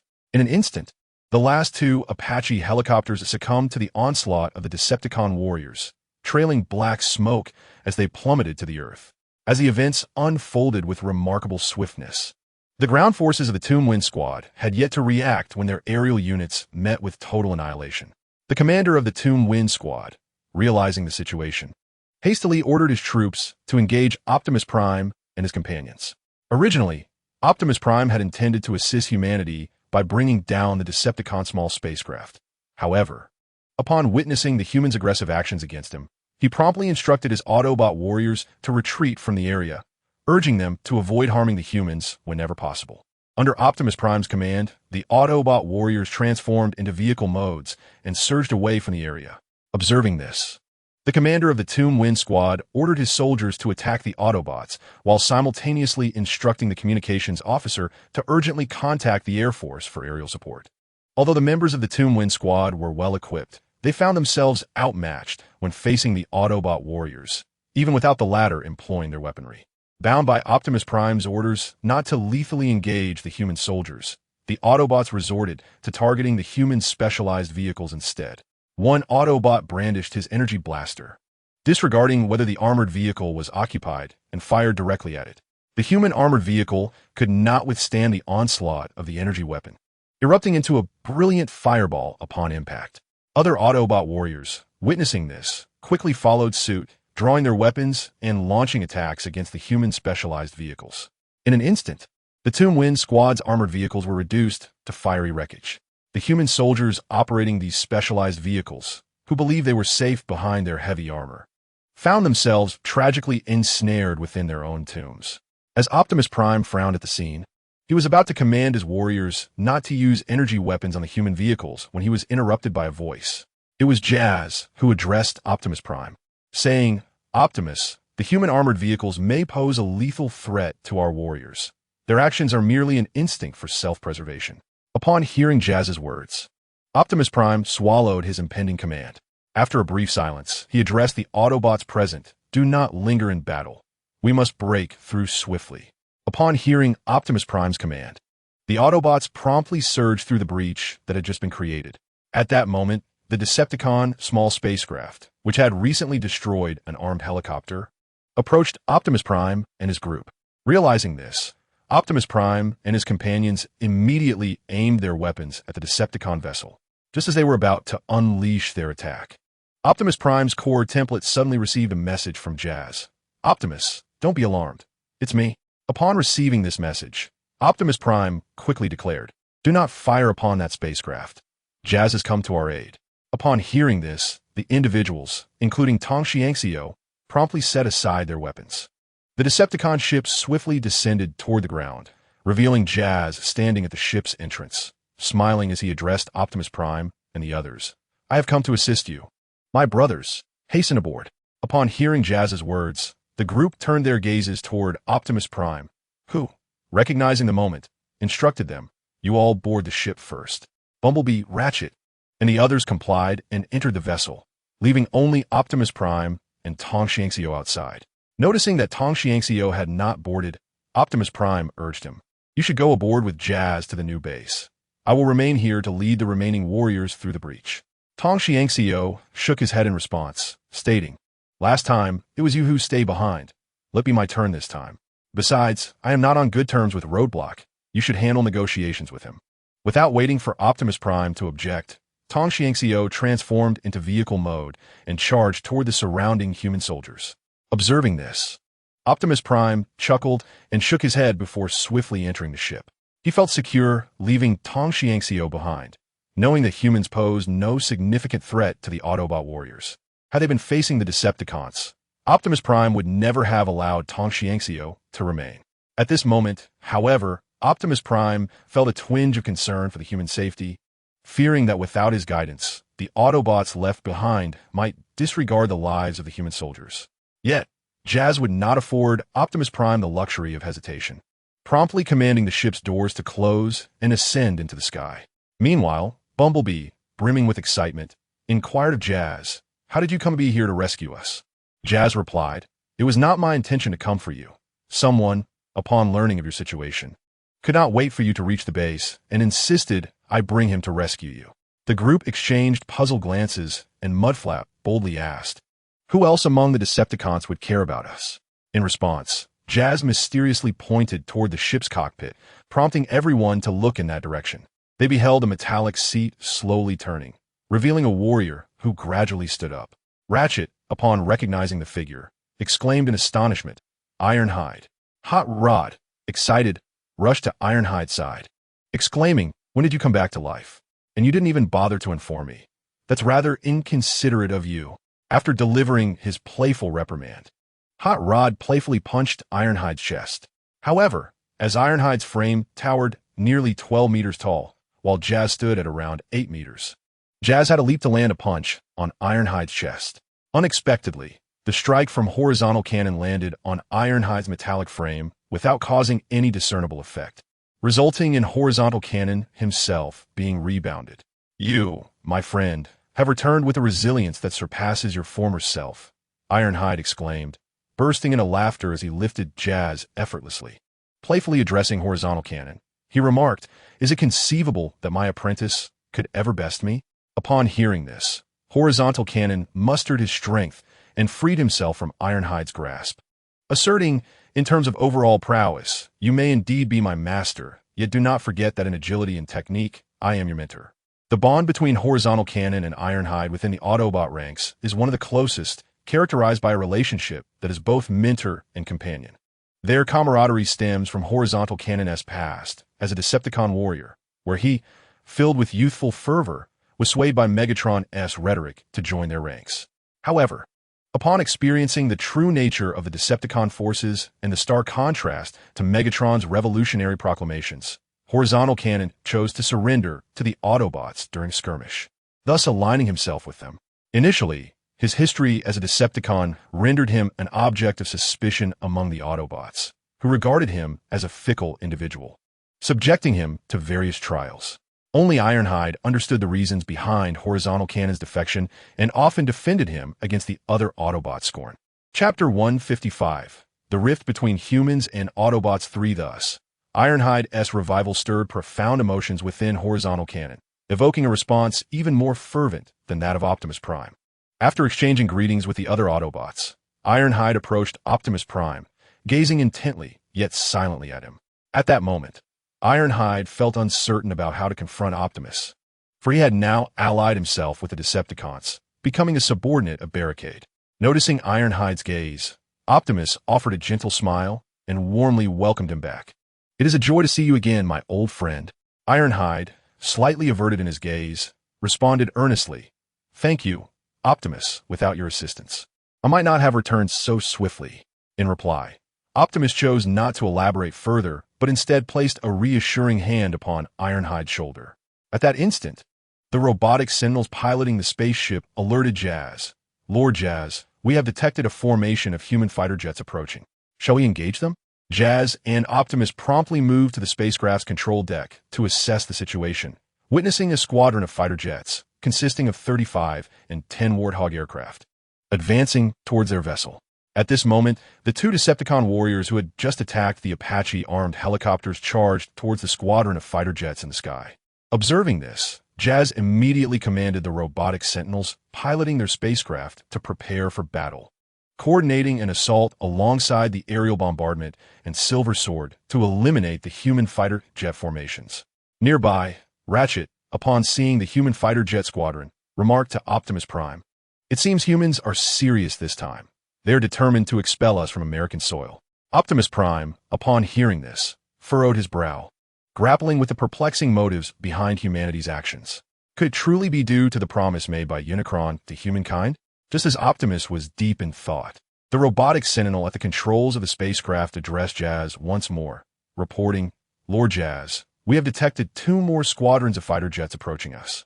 The countenance of the group shifted dramatically upon hearing this news. If it were merely a single squadron of U.S. military fighter jets, they could manage it with composure. However, with 3 squadrons appearing simultaneously, their solitary Decepticon vessel would be no match for such a formidable force. Thus, Jazz turned to Optimus and said, "Optimus, could you inquire with Sentinel Prime if they have managed to evacuate?" Nodding in response, Optimus initiated contact with Sentinel Prime. At that moment, Sentinel was leading the Autobot warriors in their retreat towards Nevada, although they had successfully broken through the encirclement of the Grave Wind Squad. The relentless pursuit of the Grave Wind Squad clung to them like an unyielding adhesive, due to Optimus's orders to avoid harming human soldiers. Sentinel and his team, had to endure the persistent harassment from their pursuers. Just then, a communication request from Optimus came through Sentinel's core template. Sentinel, what is your current situation? Upon hearing this, Sentinel replied, we have successfully broken through the encirclement of human soldiers and are retreating towards Nevada. However, the human soldiers are closely tailing us. A heavy weight settled in Optimus's heart upon hearing Sentinel's words. If Sentinel and his team could not shake off the human soldiers, they would soon be under attack from the fighter jet formations. At this moment, Jazz inquired of Sentinel, what is your current location? To which Sentinel responded, we have now evacuated from the city. Jazz's heart sank at this revelation. Since Sentinel and his team had already left the human city, the human fighter jets would attack without any restraint when targeting the Autobots led by Sentinel. Thus, Jazz turned to Optimus, seeking to discern his thoughts on the matter. Optimus Prime perceived Jazz's gaze directed towards him and understood his intent. Thus, he spoke, we cannot idly stand by while the likes of Skyfire face peril. Let us proceed to their location. Upon hearing Optimus Prime's words, Jazz nodded and addressed the mechanical sentinels, instructing them to inform Air Raid and Silverbolt to return to the ship as they were to head towards Skyfire's position. Meanwhile, Barricade was preparing to contact the Martian base when he received a directive from Megatron, summoning him to Darkmount. The reason was clear. The Autobot adversaries had infiltrated Megatron's stronghold. By the time Barricade and Black Widow arrived, Shockwave, Soundwave, Blitzwing, and other high-ranking Decepticon stationed on Earth were already present. Given Barricade's current status as one of the Decepticon leaders, effectively replacing the former Starscream, he made his way directly to the forefront of the command room. Upon sighting Barricade, his comrades approached to greet him, to which Barricade responded with a warm smile. In contrast, Shockwave observed the scene with his crimson optic, a flicker of light betraying his thoughts. Lord Megatron. Upon hearing this, Megatron simply nodded in acknowledgement. Barricade, undeterred by Megatron's demeanor, led Black Widow to stand beside Shockwave. While Barricade remained unfazed by Megatron's attitude, Black Widow was visibly displeased. She leaned towards Barricade and whispered, that fool Megatron, with half a brain, still dares to act superior. Though her voice was soft, it reached the ears of Shockwave and others nearby. Shockwave merely cast a glance at Black Widow, remaining silent, while Blitzwing, upon hearing her words, spoke menacingly. Black Widow, what are you insinuating? Do you think you can slander Lord Megatron? Just as Blitzwing was about to continue, Shockwave intervened. Black Widow, incensed by Blitzwing's audacity, approached him, ready to teach the insolent warrior a lesson. Barricade quickly intervened, gently whispering in her ear, patience. There will be ample opportunities to deal with him later. Upon hearing this, Black Widow turned to Barricade, who assured her, rest assured, anyone who dares to provoke our queen shall face consequences. Black Widow shot Barricade a skeptical look and retorted, very well. I shall observe how you seek revenge on my behalf. Upon hearing these words, the Barricade sighed in relief. He truly feared that this fearless insect queen would disregard the authority of Megatron and eliminate this individual without hesitation. After calming the Black Widow, the Barricade cast a cold, piercing glance at the Berserker, who had audaciously dared to challenge his subordinate, clearly underestimating his authority. It appeared that his stature within the Decepticons was not sufficiently established. Others recognized him merely as one of the prominent figures among the Decepticons, with significant opportunities for advancement under his wing, devoid of the trepidation that accompanied encounters with other Titans. The Berserker exemplified this notion, for although he was merely a commander-class warrior, he stood alongside Shockwave and others, indicating that he was no ordinary commander. Nevertheless, the Barricade was indifferent to whether the Berserker was an exceptional commander, having dared to provoke him. The Barricade resolved to assert his dominance over the Berserker soon, lest others perceive him as a pushover. Seated upon the throne, Megatron observed the unfolding events with keen interest, refraining from uttering a word, as he too wished to witness how the Barricade would navigate this situation. Should the Barricade recklessly strike the Berserker or allow the Black Widow to eliminate him, Megatron would be compelled to abandon his faith in the Barricade, despite recognizing him as the most promising individual he had encountered. However, upon witnessing the Barricade's approach, Megatron felt a sense of relief, for it was evident that the Barricade still held him in high regard and was mindful of his reputation. At that moment, the doors of the command center swung open once more, revealing several imposing warriors that surprised many Decepticon soldiers as they entered. Numerous Decepticon warriors exchanged perplexed glances with Megatron upon seeing these formidable figures. In contrast, Megatron remained composed and addressed his subordinates, saying, "Our Lord has arrived. Are you lot not inclined to offer a proper greeting?" Although the commanders and elite warriors of the Decepticons heard Megatron's words, they clearly lacked the inclination to respond. It was evident that the majority of the warriors present were unaware of Megatron's alliance with the Primal. The Barricade stole a glance at Megatron, reflecting on how this figure had ascended from the depths of the arena as a slave, displaying remarkable composure. However, upon hearing Megatron's remarks, the Primal displayed a hint of disdain, directly responding to him, "Spare me, Megatron. The time is ripe to welcome the arrival of Cybertron." In response, Megatron slowly rose from his throne and commanded Soundwave. "Soundwave, inform the warriors to seal off all of Egypt. No one is permitted to enter its borders without my explicit command." "As you wish, Lord Megatron." Upon receiving the command, Soundwave swiftly transmitted the meticulously crafted directives through the Decepticon's hammer system to the core templates of every Decepticon member. The Decepticons present, upon receiving their orders, promptly vacated the command room to undertake the tasks assigned to them. Noticing this, Barricade hurriedly checked Soundwave's command within his core template. He discovered that his assignment was to lead the Insecticon faction in aiding the Decepticon warriors to secure Egypt. At that moment, Black Widow also beheld the task assigned by Soundwave. Eager to solicit Barricade's opinion, she turned her gaze towards him. In response, Barricade shrugged and remarked, "Let us execute Lord Megatron's orders. Deploy the Insecticons in groups of 10 throughout Egypt to assist the Decepticon warriors in sealing off the region." After receiving Barricade's directive, Black Widow promptly exited the command room. As she departed, Barricade reflected that since Unicron had arrived, he must have been prepared to transport Cybertron. It was imperative for him to notify Optimus Prime and the others to be ready. At that moment, Barricade was unaware that a mishap had occurred with Optimus Prime and mistakenly believed they had already reached the abandoned missile silo base. Just as Barricade contemplated messaging Optimus Prime, Unicron slowly approached Megatron. Accompanying him were two warriors, one of whom was a police car, and another, an unfamiliar Commander-class Autobot. Consequently, Barricade momentarily abandoned his intention to contact Optimus Prime and turned his attention to Unicron. As Barricade scrutinized him, Unicron reciprocated the gaze, sensing an inexplicable familiarity about Barricade. Noticing Unicron's scrutiny, Barricade instinctively took a step back, feeling a twinge of unease. Although he had long since evolved from the Barricade who had once pilfered energy cubes on the moon, he still felt somewhat unsettled in Unicron's presence. Fortunately, Unicron did not linger on Barricade, passing by him to fix his gaze upon Shockwave. However, Shockwave did not offer any pleasantries in return upon meeting Unicron's gaze. He turned away and began assigning tasks to his subordinates. Shockwave and Unicron were well acquainted, having crossed paths during the Cybertronian Council sessions. In those days, Shockwave was not only a distinguished scientist but also a senator. His former demeanor was vivacious, imbued with wit and humor, making him the most beloved senator among the Cybertron populace. Unfortunately, this very charm led to his downfall, as he became a target of other senators' schemes, resulting in his suffering under the 5 punishments and becoming a mere shadow of his former self.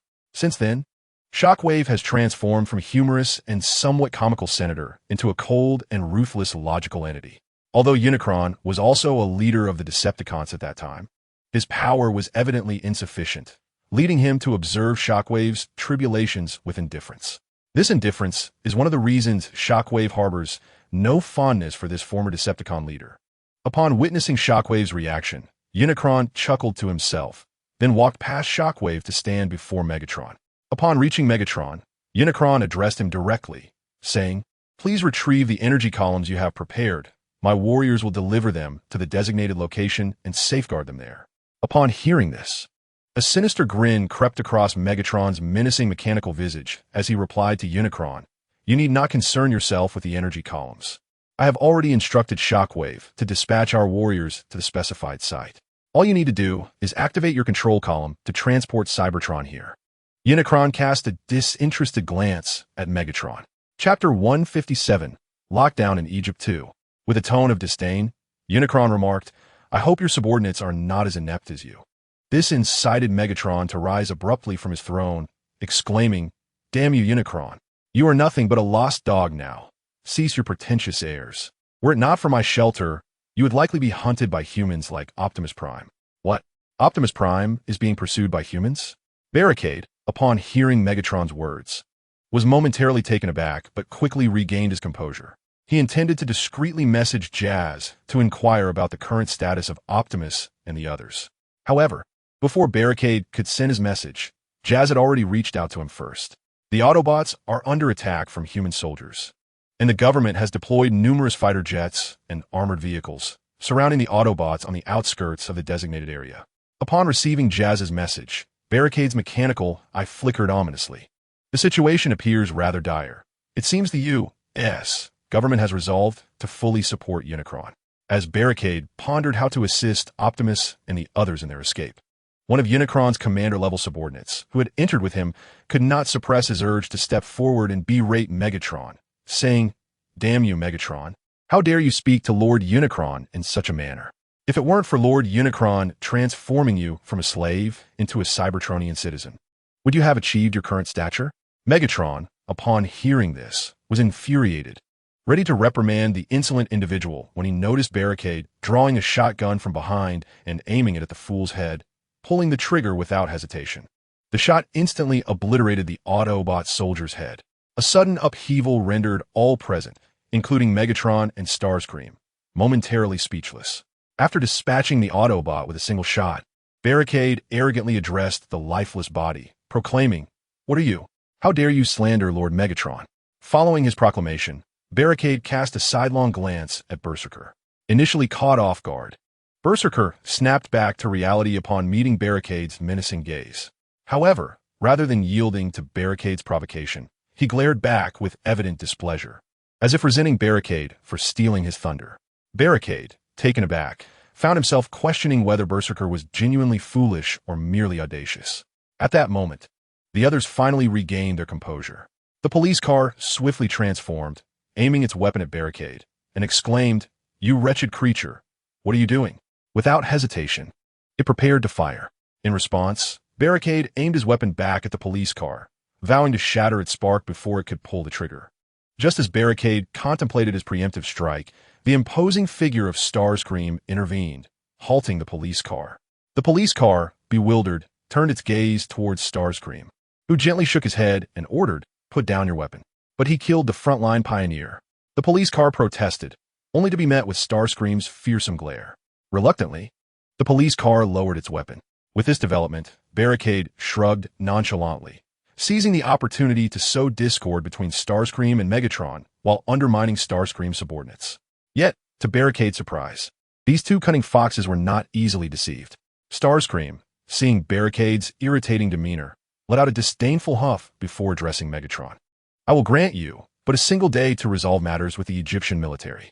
After that, I shall activate the space bridge to transport Cybertron." With that, Starscream turned and strode towards the command center's exit. Observing this, the police car promptly lifted the frontline pioneer's body, casting a furious glare at Barricade before hastening to follow Starscream out of the command center. Recognizing that he would glean no further useful information here, Barricade decided to leave, intending to handle the troubles posed by Optimus Prime and his allies. He addressed Megatron, saying, "Lord Megatron, if there is nothing further, I shall return to assist." Megatron merely waved Barricade off without uttering a word. Consequently, Barricade exited the command center. As the Barricade departed from the command center, he immediately established contact with Jazz. At that moment, Jazz was engaged in assisting the Autobots in their battle against the soldiers of the United States Army. Upon the connection being made, the Barricade was met with the resounding sound of a tremendous explosion on Jazz's end. This alarming situation caused the Barricade to furrow his brow, prompting him to inquiringly address Jazz. "Jazz, what is the current situation?" In response, Jazz replied, "My Lord Barricade, the U.S. military has deployed a formidable array of armored units and squadrons of fighter jets to assault the Autobots. We are currently utilizing an abandoned mine to impede the human advance." Upon hearing Jazz's words, Barricade was momentarily taken aback, instinctively exclaiming, Has human technological weaponry advanced to such a degree? Are the Autobots now relegated to mere defensive maneuvers? Jazz, upon hearing Barricade's remark, offered a rueful smile and said, Optimus Prime forbids us from causing harm to humans. Thus we are left with no choice but to seek refuge from their attacks. This statement ignited a surge of anger within Barricade, who retorted, Optimus Prime is utterly foolish. Noting Barricade's ire, Jazz promptly interjected, Ironhide and I are attempting to persuade Optimus, but the human forces have deployed numerous fighter squadrons. Even if we were to break through, we would likely suffer significant losses among the lower-ranking Autobots. In light of this, Barricade instructed Jazz, You remain there and await my further instructions. Send me your coordinates. I shall dispatch Lockdown to excavate an underground passage for your escape. With that, Barricade abruptly terminated the call. Subsequently, he leapt high into the air, transforming into a remarkably sleek Cybertronian aircraft, soaring towards the location of the abandoned missile silo. In truth, Barricade had been a triple changer since his time on Mars. However, he had always traveled accompanied by his subordinates in a spacecraft, never having the opportunity to transform into his vehicle form for solo flight. This marked the first occasion he had taken to the skies as a Cybertronian jet. Chapter 158, Lockdown Egypt 3, Ascending into the High Altitudes. Barricade accelerated towards the missile silo at a velocity of Mach 7. This was not Barricade's maximum flight capability, although it was his inaugural flight. He was well aware that if he exerted himself fully, he could easily surpass Mach 10, as he had yet to utilize even half of his power. As he soared at breakneck speed, Barricade reveled in the exhilarating sensation of air rushing past his form. It was undeniably an entrancing experience. No wonder, in his former life as a human, he often heard others proclaim that humanity's greatest dream was to soar freely in the sky. Now, having tasted the thrill of flight, he found the notion of traveling by spacecraft rather lackluster. With each passing moment, as Barricade climbed higher and accelerated, his speed steadily surpassed Mach 10. Subsequently, the roadblock maintained a velocity of 10 Mach as it soared towards the abandoned missile silo base. In merely half an hour, it traversed over 10,000 kilometers, arriving at the location of the missile launch site. Since becoming one of the titans of the Decepticons, it had been a considerable time since the roadblock last visited this place. Previously, the gearshift was responsible for operations here. However, not long ago, the roadblock had summoned the gearshift back to the Martian base while enhancing its subordinates' capabilities. At present, the roadblock was uncertain who was in charge, as these arrangements were managed by the trigger, and the roadblock typically did not inquire too deeply. Yet while still in the high sky, the roadblock spotted a familiar figure awaiting its arrival at the base entrance. This figure was none other than the gearshift, who had previously overseen operations at this base. However, the gearshift was no longer merely a high-ranking warrior. It had ascended to the status of a commander-level warrior. Upon landing, the roadblock was promptly approached by the gearshift, who respectfully addressed it, My Lord Roadblock, you have arrived. The roadblock nodded in acknowledgement before speaking. Did you not go to Mars to enhance your capabilities? How is it that you have returned so swiftly? In response, the gearshift explained, My Lord Roadblock, after completing my enhancements at the Martian base, I promptly requested to return here. After all, on Blue Star, there are not only humans, but also Autobots. I feared that without a high-ranking warrior to guard the base, we might be vulnerable to an incursion by the Autobots. Thus, I hastened back upon completing my enhancements. The roadblock, pleased by the gearshift dedication, placed a hand on its shoulder and stated, You have performed admirably, gearshift. This is our first base and the only one on Blue Star. It is imperative that you safeguard well. Should you require anything, do not hesitate to communicate with the trigger. I understand, my Lord Roadblock. I shall ensure the protection of this base, the gearshift replied, to which the roadblock nodded in satisfaction. It then followed the gearshift into the depths of the base. At this moment, the missile launch base bore little resemblance to its former self. The previous entrance had been dismantled and replaced with a semi-hidden underground entry. The interior of the base had been expanded manifold. However, the overall design of the base remained unchanged, still adhering to the original layout, albeit magnified several times. As the roadblock gazed upon the first base it had established after its arrival, a wave of nostalgia washed over it, reflecting on the time it had built this base. It recalled that it had not even been considered a high-ranking warrior then. Little did it anticipate that in less than 2 years, It would evolve into a titan revered even by the likes of Megatron and Starscream. All of this was made possible thanks to the existence of the system. Without it, the roadblock might still be just another high-ranking warrior overshadowed by the Red Spider. Upon contemplating this, Roadblock could not help but check the system's upgrade progress, which had reached 30%. This advancement was attributed to the relentless energy he had been feeding the system during this period. As Roadblock's influence expanded, the number of energy mines under his control also increased, allowing him to provide nearly half of his harvested energy blocks to the system, thereby achieving the current 30% upgrade. The remaining half was not withheld due to Roadblock's reluctance to enhance the system. Rather, it was a matter of his burgeoning enterprise, necessitating the storage of the remaining energy blocks for the daily needs of his subordinates. While Roadblock was examining the system, the transmission box suddenly inquired, "My Lord Roadblock, do you have any instructions for me this time?" Upon hearing the transmission box's words, Roadblock recalled the purpose of his visit. He promptly responded, "Please take me to Lord Drillhorn." Without delay, the transmission box led Roadblock deeper into the base, simultaneously notifying Drillhorn that Lord Roadblock had arrived.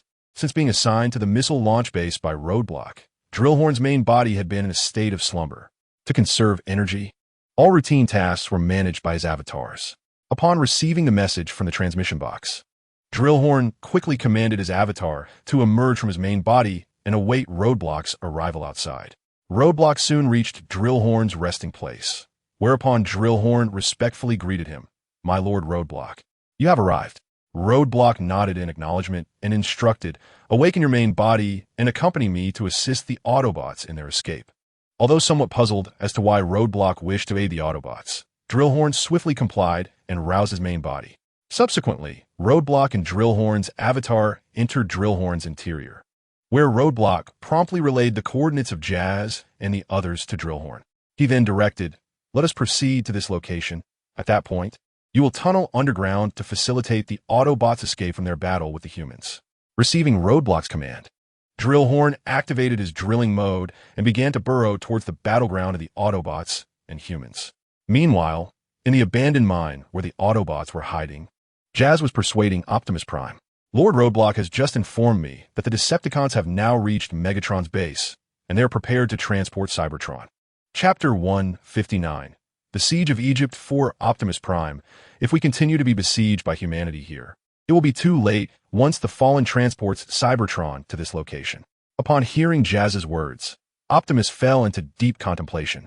Although he yearned for the salvation of Cybertron, he fundamentally disagreed with the methods employed by the Fallen and his cohorts.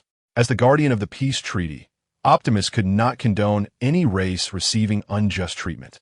Even though humanity now stood opposed to him, he was reluctant to abandon them. At that moment, the ever-watchful Sentinel chimed in after Jazz finished speaking, addressing Optimus. "Indeed, Optimus, I understand your reluctance to harm humanity, but the current situation demands a decisive course of action. Sometimes, for the greater good, necessary sacrifices must be made. Moreover, this predicament is not of our making. It is humanity's own folly." Just as Optimus wrestled with his internal conflict, the mining site suddenly trembled violently. As the group suspected human interference, the ground erupted, and the formidable Decepticon Devastator emerged from beneath the surface. Subsequently, Barricade materialized atop the head of Devastator, much to the astonishment of Optimus and his companions. Seeing the barricade on Devastator's head, Optimus swiftly restrained the Autobot warriors who were poised to attack. Jazz and Ironhide, upon spotting the barricade, hurriedly approached to greet it. "Barricade, you have arrived." Barricade nodded in acknowledgement. At this moment, Sentinel and Ratchet exchanged glances, their expressions shifting slightly upon witnessing Ironhide's actions, and they turned their attention towards Optimus. Simultaneously, Optimus let out a soft sigh. Ironhide's actions unmistakably conveyed a message. Like Jazz, had aligned himself with Barricade. After greeting Jazz and Ironhide, Barricade leapt down from the head of Devastator and approached Optimus. With a hint of sarcasm, Barricade addressed Optimus. "The Decepticons have commenced their conquest of Egypt, and it is anticipated that within a day, the Fallen will transport Cybertron to the solar system. If you wish to thwart the Fallen's occupation of Earth, it is time to cast aside your compassion." Just as Sentinel prepared to respond to Barricade's remarks, Optimus interjected. "Rest assured, as long as I remain on Earth, I will exert every effort to prevent them. Upon hearing Optimus's words, Barricade smiled with satisfaction and remarked, "Now, that is what I expect from a worthy Autobot leader." Upon hearing the words of Tong Xiangxiu, Roadblock could not help but emit a cold snort, addressing Optimus Prime directly, stating that it was unnecessary for him to comment on the leader's qualifications. Although Roadblock heard Tong Xiangxiu's remarks, he chose to disregard them and proceeded to speak to Optimus Prime, declaring, "I shall instruct the Decepticon, Lizard, to excavate a direct underground passage to Egypt. You will lead the Autobots through this tunnel into Egyptian territory, where you will lie in wait. When they teleport tomorrow, we shall catch the Decepticons off guard." After delivering his orders, Roadblock did not wait for Optimus Prime's agreement and swiftly commanded Lizard to commence the operation. Upon receiving Roadblock's directive, Lizard promptly burrowed underground. Simultaneously, after Megatron issued the command to blockade Egypt, the nation transformed into a veritable hellscape under the onslaught of Decepticon soldiers. Faced with a full-scale assault, the Egyptian military found itself retreating, losing one significant city after another. Under the blockade of the Decepticon warships, any hope of external assistance became a mere fantasy, as the entirety of Egypt was encircled by the Decepticons. This blockade was not merely a siege. It encompassed a comprehensive aerial, land, and naval encirclement, with all communication channels severed. In an instant, Egypt seemed to regress to a primitive state, with commanders resorting to shouting orders. Human soldiers, already outmatched by the Decepticons, found themselves further disadvantaged as the loss of their higher command led to disarray, each soldier fighting independently and thereby enhancing their vulnerability. Within a mere half-day, Egypt had completely succumbed, with Decepticon warriors rampaging, committing acts of murder and arson, and disturbingly, some even robbing banks, leaving one to ponder the twisted psyche of these marauding Decepticon soldiers. While the Egyptian military struggled to establish contact with the outside world, the U.S. military was tirelessly attempting to reach them. Due to the establishment of a Decepticon base in Egypt, the United States had deployed a Special Forces unit of approximately 300 personnel in the region. This elite unit was not only equipped with superior weaponry, but was also required to report to the U.S. military no fewer than 3 times daily. Typically by midday, this Special Forces team would have already communicated with headquarters more than twice. However, on this particular day, the communications officer responsible for liaising with them had not received any reports by noon. At first, the officer did not take this lightly. But as midday approached without any contact from the Special Forces stationed in Egypt, an unsettling feeling began to arise. Consequently, the communications officer hastily attempted to establish reverse contact with the Special Forces. To his astonishment, he found himself utterly unable to reach them. In a state of panic, the officer promptly reported this troubling situation to his superiors. Upon receiving the information, the high-ranking officials of the military attached great importance to the matter and promptly decided to contact the Egyptian military, requesting them to send personnel to assess the situation of the stationed American troops. To their astonishment, not only could they not reach their own forces, but they were also unable to establish contact with the Egyptian military. This unexpected turn of events left the senior military officials in a state of alarm. Disregarding the constraints of international treaties, they hastily ordered their troops stationed in Libya to proceed into Egyptian territory to investigate the circumstances. Following the orders from their superiors, the troops in Libya immediately dispatched a Reaper drone for reconnaissance. The Reaper drone, with a wingspan of 20 meters and a maximum speed of 460 kilometers per hour, is capable of remaining airborne for over 15 hours in a state of readiness. Given the proximity of Libya and Egypt, the Reaper drone arrived at the Egyptian border in just a matter of minutes. However, much to the surprise of the American forces, the drone lost signal shortly after crossing the border. As a result, the Reaper, now without communication, activated its autopilot function. Just as the drone engaged its autopilot, it detected a small spacecraft from the Decepticon faction ahead. Upon noticing the Reaper, the Decepticon ship immediately accelerated towards it. Chapter 160. Blockade of Egypt 5. At this moment, the Reaper drone, operating on autopilot, utilized its radar to scan the approaching Decepticon vessel. Upon identifying the enemy ship, the Reaper promptly initiated a return to its previous course as per its programmed instructions. since the drone had only just entered Egyptian airspace. The American command center intermittently received signals from the Reaper as it turned back. Observing this, the soldier piloting the drone quickly connected the drone's camera feed to the large screen. A group of high-ranking commanders fixated their attention on the imagery displayed. The soldier in control of the drone then addressed the commanders, stating, "Sir, the radar indicates that an unidentified flying object is closely pursuing our drone." Upon hearing this, the commander immediately responded, "Cancel the drone's autopilot and maneuver it to turn around. I want to know who is pursuing our drone." The soldier promptly disabled the autopilot function and manually directed the Reaper to turn back. Unexpectedly, as the drone turned, it was struck by a projectile from the approaching Decepticon ship, shattering it into fragments. Witnessing this, the American commander erupted in anger, exclaiming, "Damn it!" He then inquired of the soldier piloting the drone, "Did we capture any footage of what destroyed our drone?" The soldier replied, "Sir, although the enemy destroyed our drone, it managed to capture an image of them at the last moment." As he spoke, he displayed the final footage recorded by the drone on the large screen. However, upon witnessing the scenes displayed on the grand screen, the crowd could not help but gasp in shock. The commander promptly spoke, urging an immediate communication with headquarters to inform them that the various calamities in Egypt were instigated by the Decepticons, who had likely seized control over the entirety of Egyptian territory. The American government, upon receiving news of the Libyan troops, swiftly recognized the gravity of the situation. Consequently, the U.S. military began mobilizing its aircraft carrier fleet towards the northern end of the Red Sea at the Tiran Strait, while attempting to reach out to Optimus Prime, hoping he would lead the Autobots to assist humanity. However, after a period of unsuccessful attempts to establish contact, the military abandoned the idea of seeking Optimus Prime as aid. The reason was simple: they were utterly unable to reach him. At that moment, Optimus Prime was amidst the dark pinnacle of Megatron's stronghold. His communication system remained active, and he was aware of humanity's calls for assistance. Yet he chose to ignore them.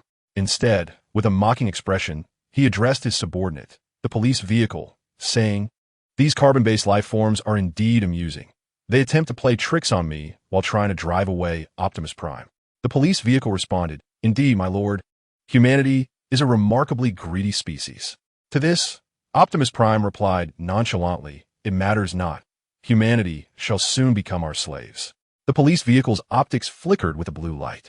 Despite being one of Optimus Prime's long-standing subordinates, the police vehicle had grown increasingly discontent with his leader's actions and decisions. Not to mention, just moments ago at the Decepticon Command Center, Barricade had shot down the Autobot scout right before Optimus Prime's eyes, and he had shown no reaction. This scene undoubtedly left the police vehicle feeling disheartened. Moreover, he had little faith in the alliance between Optimus Prime and the Decepticons. After enduring years of civil war, he had come to understand the Decepticons intimately. Optimus Prime was not one to submit to inferiority, and Megatron was certainly not of that ilk. The current situation clearly favored the Decepticons. Should Optimus Prime transport Cybertron via the space bridge, Megatron might very well turn against him at any moment. Yet, it seemed that his sovereign was utterly entranced, unable to perceive the reality of the circumstances, persistently believing that Megatron would join him in rescuing Cybertron. In truth, as the last member of the Primes, Optimus Prime possessed a far broader perspective than the police vehicle. While the police vehicle could see this clearly, Optimus Prime had his own reasons for his actions. He could not stand idly by as Cybertron was ravaged by the internecine strife between the Decepticons and Autobots. Thus, he dared to risk an alliance with Megatron, though others failed to understand his motivations. Meanwhile, Optimus Prime and his companions had arrived beneath the Decepticon base through the use of the Energon drill. The Barricade has conferred with Optimus Prime regarding the specifics of their battle strategy. At the appointed time, Optimus Prime will lead the Autobot warriors in a primary offensive to draw the attention of adversaries, such as Unicron. Meanwhile, the Barricade will be tasked with sabotaging the space bridge's transmission device to prevent Unicron and his ilk from transporting Cybertron to their realm. After ensuring the placement of Optimus and his team, the Barricade guided Jazz and Ironhide back to their spacecraft. With the Autobots now prepared, the Barricade resolved to summon a contingent from a stronghold on Mars, bringing along the likes of Thundercracker and Ironhide for reinforcement. Initially, upon arriving on Earth, the Barricade had intended to bring only the insectoid faction without engaging in any grand maneuvers.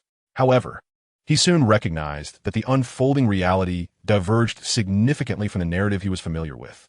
It became apparent that Optimus and his subordinates alone would likely be insufficient to thwart the combined might of Unicron and Megatron. Thus, the Barricade abandoned his passive approach, seizing the opportunity to consolidate control over the Autobots and Decepticons within the solar system, ultimately aiming to dominate the entire celestial sphere. Moreover, the Barricade's rationale for aligning with the Autobots rather than confronting Megatron directly stemmed from a desire to let Optimus, Megatron's historical adversary, draw the latter's ire post-victory. It is worth noting that while the Barricade's influence in the solar system surpasses that of both the Autobots and Decepticons combined, the Decepticons are not merely confined to the few thousand warriors present in the solar system. They represent but the tip of the iceberg, as their vast dominion extends throughout the cosmos. Should the Barricade sever ties with Megatron and fail to decisively vanquish him, allowing Megatron to escape, he would face relentless retribution from the Decepticon forces. In light of this, it would be prudent for Optimus to engage Megatron directly, while the Barricade remains in the shadows, quietly amassing power. Upon returning to the spacecraft, the Barricade promptly contacted Trigger on Mars, commanding him to dispatch Thundercracker and Ironhide, accompanied by 20,000 warriors, to Earth for support.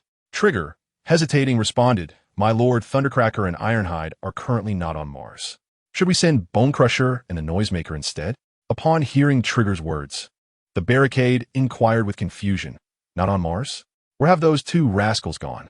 Trigger, who had intended to wait until the situation was resolved before informing the Barricade, reluctantly explained, "It appears, my lord, that we were ambushed by an unidentified force at the newly developed mining site beyond the solar system. Thundercracker and Ironhide have accompanied Lord Skyfall to investigate the situation in that asteroid belt." Realizing the implications of Trigger's message, the Barricade interjected, "In that case, let Noisemaker and Bonecrusher lead the charge to assist me. It is Lord Roadblock. I will promptly arrange for the Bone Shatterers to report to you on Blue Star."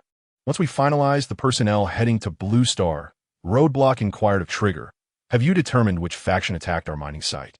Trigger, appearing quite awkward, replied, "My Lord Roadblock, we have not yet uncovered the identity.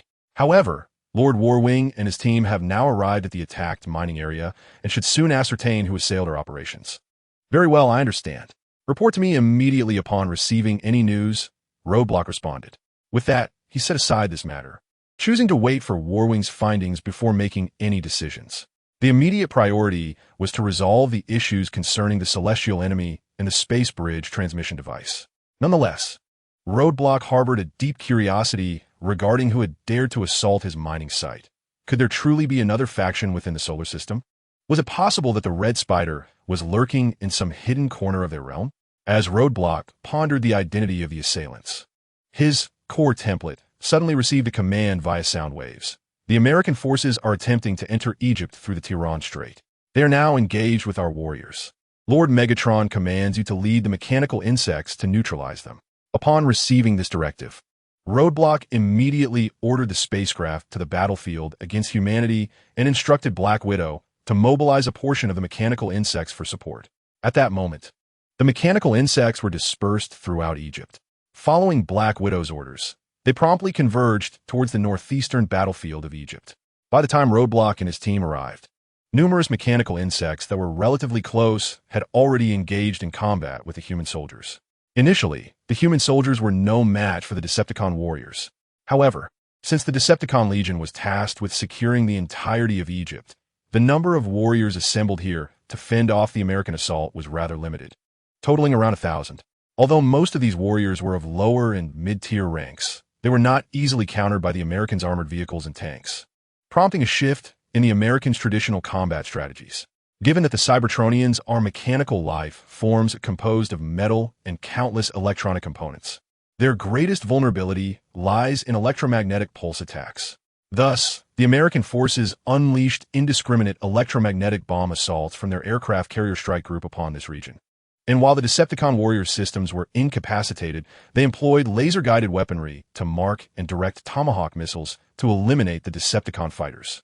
It must be noted that this strategy proved exceedingly effective against the Decepticons. The majority of the Decepticon warriors present were indeed lower-tier fighters, whose resilience against electromagnetic weaponry was virtually non-existent. Following the bombardment by the American forces, the majority of the Decepticon warriors lay incapacitated on the battlefield. Although they quickly regained their strength, the American troops seized the opportunity to eliminate numerous Decepticons. However, this tactic became futile once the mechanized insects arrived to provide support. As they were all advanced warriors, the electromagnetic bombs had little effect on them, and their robust frames could withstand the onslaught of cruise missiles. Consequently, the armored units of the American Army had no choice but to engage the incoming mechanized insects in direct combat. Upon arriving at the scene, the advanced Decepticon warrior, known as Roadblock, was promptly approached by a senior officer responsible for on-site command, who reported the current situation. To Roadblock's astonishment, this commander was none other than the warrior known as Lionblade, a soldier under Soundwave's command in the Tape Legion, with whom Roadblock was quite familiar. Initially, Lionblade was akin to the mechanized dog, merely a mid-level warrior. However, after the departure of Thunder, Soundwave was left with only a cadre of mid-level soldiers. Reluctantly, he selected one from their ranks to invest significant resources into elevating them to an advanced warrior. Following a competitive selection process against the mechanized dog and Laserbeak, Lionblade ultimately emerged as Soundwave's choice, achieving the rank of an advanced warrior. As Lionblade approached Roadblock, he awkwardly greeted him, "Greetings, Lord Roadblock." Roadblock had not initially recognized Lionblade, as his current stature rendered him indifferent to advanced warriors. It was only when Lionblade addressed him that he realized the advanced warrior before him was indeed Lionblade. Despite not sharing the same camaraderie with Lionblade as he did with Thunder, they had once fought side by side within the Tape Legion, prompting Roadblock to greet Lionblade with warmth. Relieved by Roadblock's friendly demeanor, Lionblade felt a wave of comfort wash over him, only to be followed by a sense of melancholy. Roadblock, once a fellow mid-level warrior like himself, had skyrocketed in power since arriving on Blue Star. Not only had his frame ascended to the leader class, but his following had also grown immensely. In contrast, Lionblade remained just a minor underling of Soundwave, grappling fiercely with others like the mechanized dog and Laserbeak for even the slightest advancement in rank. This realization cast a shadow over Lionblade's spirits. Unaware of Lionblade's emotional turmoil, Roadblock proceeded to inquire about the situation on the battlefield. In response to Roadblock's question, Lionblade quickly replied, "The human soldiers and armored units pose little threat to us. Currently, their primary offensive capabilities rely on the electromagnetic missiles and cruise missiles launched from their carrier battle group stationed at sea. Most of our defending warriors here are merely junior fighters, and their frames cannot withstand the impact of the cruise missiles. If it were not for the timely assistance of the mechanical insects under your command, Lord Blockade, we would likely have succumbed to the human soldiers' advance." Chapter 162, The Siege of Egypt 7. After listening to the report from Lionblade, Blockade nodded in acknowledgement. He then spoke, "In that case, let us scout the coordinates of the human aircraft carrier battle group. We must first eliminate their fleet." Upon hearing this, Lionblade responded, "Lord Blockade, the Laserbird has already been dispatched to investigate the location of the human aircraft carrier group. I believe we will ascertain their position shortly." No sooner had Lionblade finished speaking than a metallic figure soared toward the battlefield. This figure was none other than the Laserbird, flanked by 2 Reaper drones. The 2 Reaper drones closely pursued the Laserbird, launching several missiles in its direction. As the Laserbird deftly maneuvered to evade the missile onslaught, it shouted over the Decepticon channel, "Damn it! Someone help me take out those 2 drones behind me. They've been on my tail for far too long." The Decepticon air squadron, upon witnessing this, swiftly surged toward the 2 Reaper drones, intent on neutralizing the American unmanned aerial vehicles.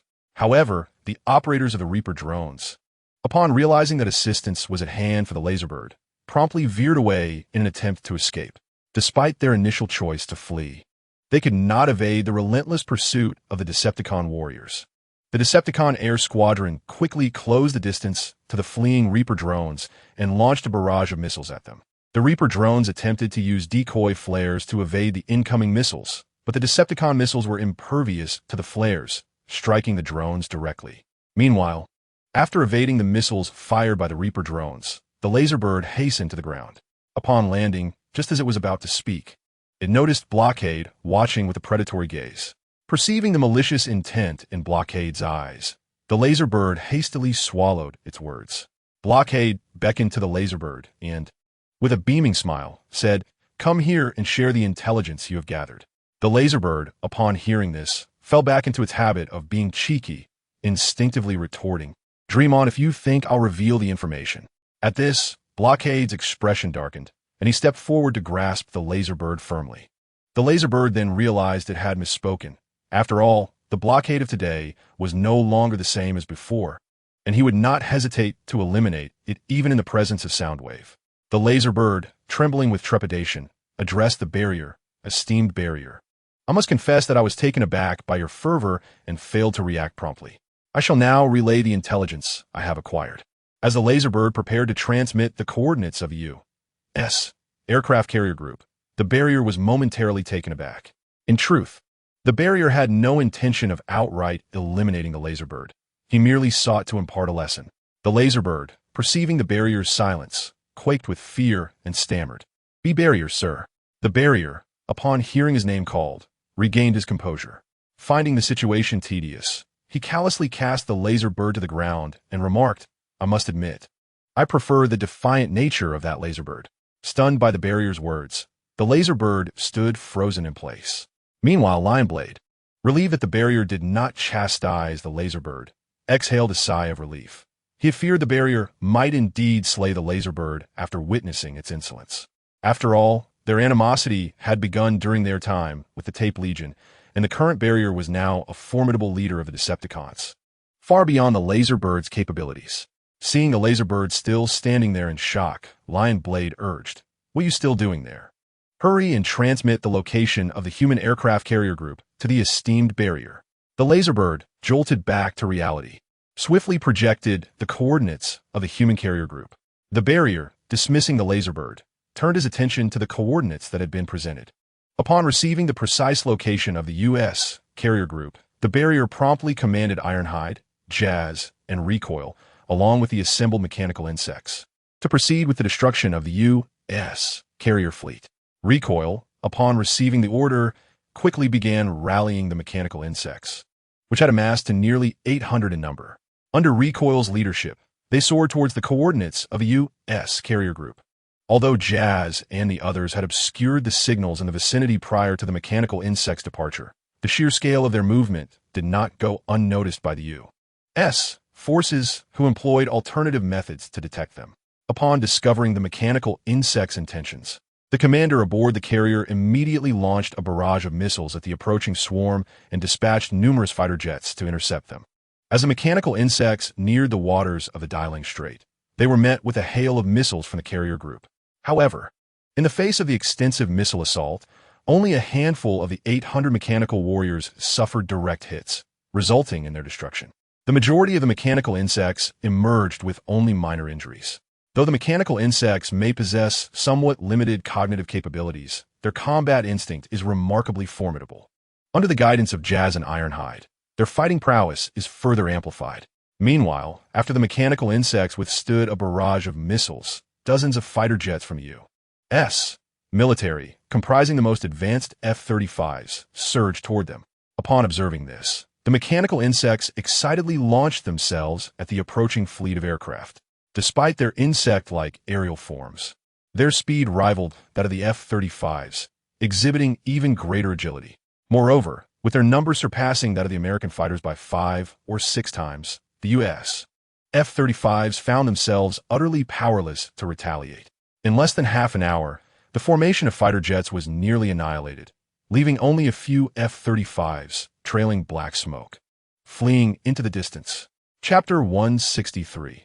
The great battle begins simultaneously upon receiving news of the complete destruction of the fighter jet formation. The U.S. carrier strike group promptly retreated towards the Red Sea. However, it was evidently too late to withdraw. The U.S. naval fleet had barely sailed a few dozen nautical miles when the mechanical insects descended upon them in overwhelming numbers. Witnessing this dire situation, the commander of the U.S. forces hastily ordered the 2 Ticonderoga-class cruisers and 3 Arleigh Burke-class destroyers, which were tasked with providing cover for the aircraft carriers, to hold the rear. The remaining supply ships and escort vessels converged towards another U.S. carrier strike group. Due to the nature of the conflict against extraterrestrial forces, the U.S. dispatched 3 carrier groups near the Dailang Strait. In addition to 2 Nimitz-class nuclear-powered aircraft carriers, the only Gerald Ford-class carrier was also deployed to this location. Upon receiving a distress signal, the other 2 carrier strike groups immediately maneuvered towards the scene, dispatching a substantial number of advanced fighter jets for support. Soon, the mechanical insects engaged in combat with the Arleigh Burke-class destroyers assigned to cover the retreat. The Arleigh Burke-class destroyers and Ticonderoga-class cruisers represent the pinnacle of naval technology on Blue Star. They are equipped with extensive air and ground firepower, along with the latest Aegis combat system. Although the mechanical insects are classified as advanced warrior-grade units, they found themselves momentarily suppressed and unable to advance against the overwhelming firepower of the 2 cruisers and 3 destroyers. At this juncture, human fighter jets arrived and engaged the mechanical insect warriors in fierce combat. While one-on-one, the human fighters were no match for the mechanical insects. The sheer number of supporting aircraft, which included not only U.S. jets, but also those from neighboring countries, significantly bolstered their efforts. Coupled with the fire support from the destroyers and cruisers, they successfully stalled the mechanical insects' advance. Observing this development, Ironhide promptly adjusted their tactical approach. Instead of allowing the mechanical insects to assault the formidable destroyers and cruisers before them, they deftly maneuvered around the barrage of firepower, making their way directly to attack the human aircraft carriers. Upon receiving the command from Iron Skin, the mechanical insects circumvented the fighter jets and surface destroyers, launching themselves towards the distant aircraft carriers. Observing this, the human commander was filled with trepidation, urgently instructing the aircraft to intercept the mechanical insects at all costs. The might of the carrier strike group derives from its composition as a joint operational unit, comprising aircraft carriers, destroyers, frigates, submarines, reconnaissance planes, and rescue ships. Each vessel assigned specific combat roles, collaboratively forming a formidable fleet. However, the carrier itself possesses minimal defensive capabilities, with the enemy circumventing their defenses and targeting the carrier directly. It faced a catastrophic threat, given its lack of substantial armor. Despite the fighter jet's valiant efforts to thwart the mechanical insects following the command, they ultimately failed, allowing the machines to breach their defenses and land upon the carrier's deck. Once on the deck, the mechanical insects wreaked havoc, akin to wolves amongst sheep. Although numerous soldiers were stationed aboard the aircraft carrier, they were no match for the mechanical insects. While the jets posed a threat when the insects were airborne, their landing rendered the human fighters mere spectators. As more mechanical insects descended upon the carrier, humans lost all control, leading to rampant destruction aboard. In a brief span, the Nimitz-class aircraft carrier of the U.S. Navy succumbed to the depths of the ocean, overwhelmed by the mechanical insects' onslaught. Following the carrier's demise, the destructive insects made their way from the ocean floor towards nearby destroyers. At that moment, human cruisers and destroyers were preoccupied, firing at the airborne mechanical insects, oblivious to the approaching threat beneath the waves. By the time the soldiers aboard the destroyers detected the mechanical insects, they had stealthily boarded the vessel, initiating their destructive spree. Witnessing this, Jazz's mechanical eye gleamed with insight as he addressed Iron Skin and Recoil, stating, "The vulnerability of the human carrier group lies within the sea. We can direct our warriors to approach them from below." Upon hearing Jazz's words, Recoil promptly commanded all mechanical insects to submerge, directly targeting the destruction of human destroyers and cruisers from beneath the waves. Following the command, the mechanical insects dove from the skies into the ocean. The pilots, witnessing this turn of events, found themselves bewildered.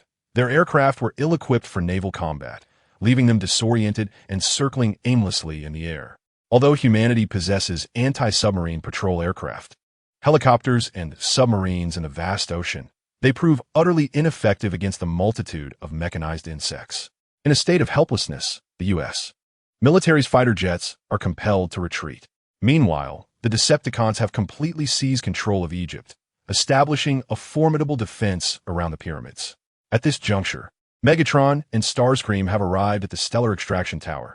Upon their arrival, Starscream promptly positioned the main control column of the space bridge above the Stellar Extraction Tower. Given that Cybertron is situated far from the solar system, And this marks the inaugural attempt by Starscream to directly transport an entire planet since the invention of the space bridge. He is incapable of accurately estimating the requisite energy. Consequently, he strategically places the main control column atop the stellar extraction tower to prepare for any unforeseen circumstances, ensuring that energy shortages during the transfer can be mitigated. Should any deficiencies in energy arise during the transmission, Starscream can utilize the energy-absorbing properties of the stellar extraction tower to replenish the space bridge. Once all arrangements are in place, Starscream immediately activates the space bridge transmission device.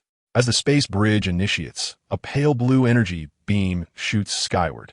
This energy continuously coalesces in space, gradually forming the outline of a colossal portal, which expands as energy surges into it.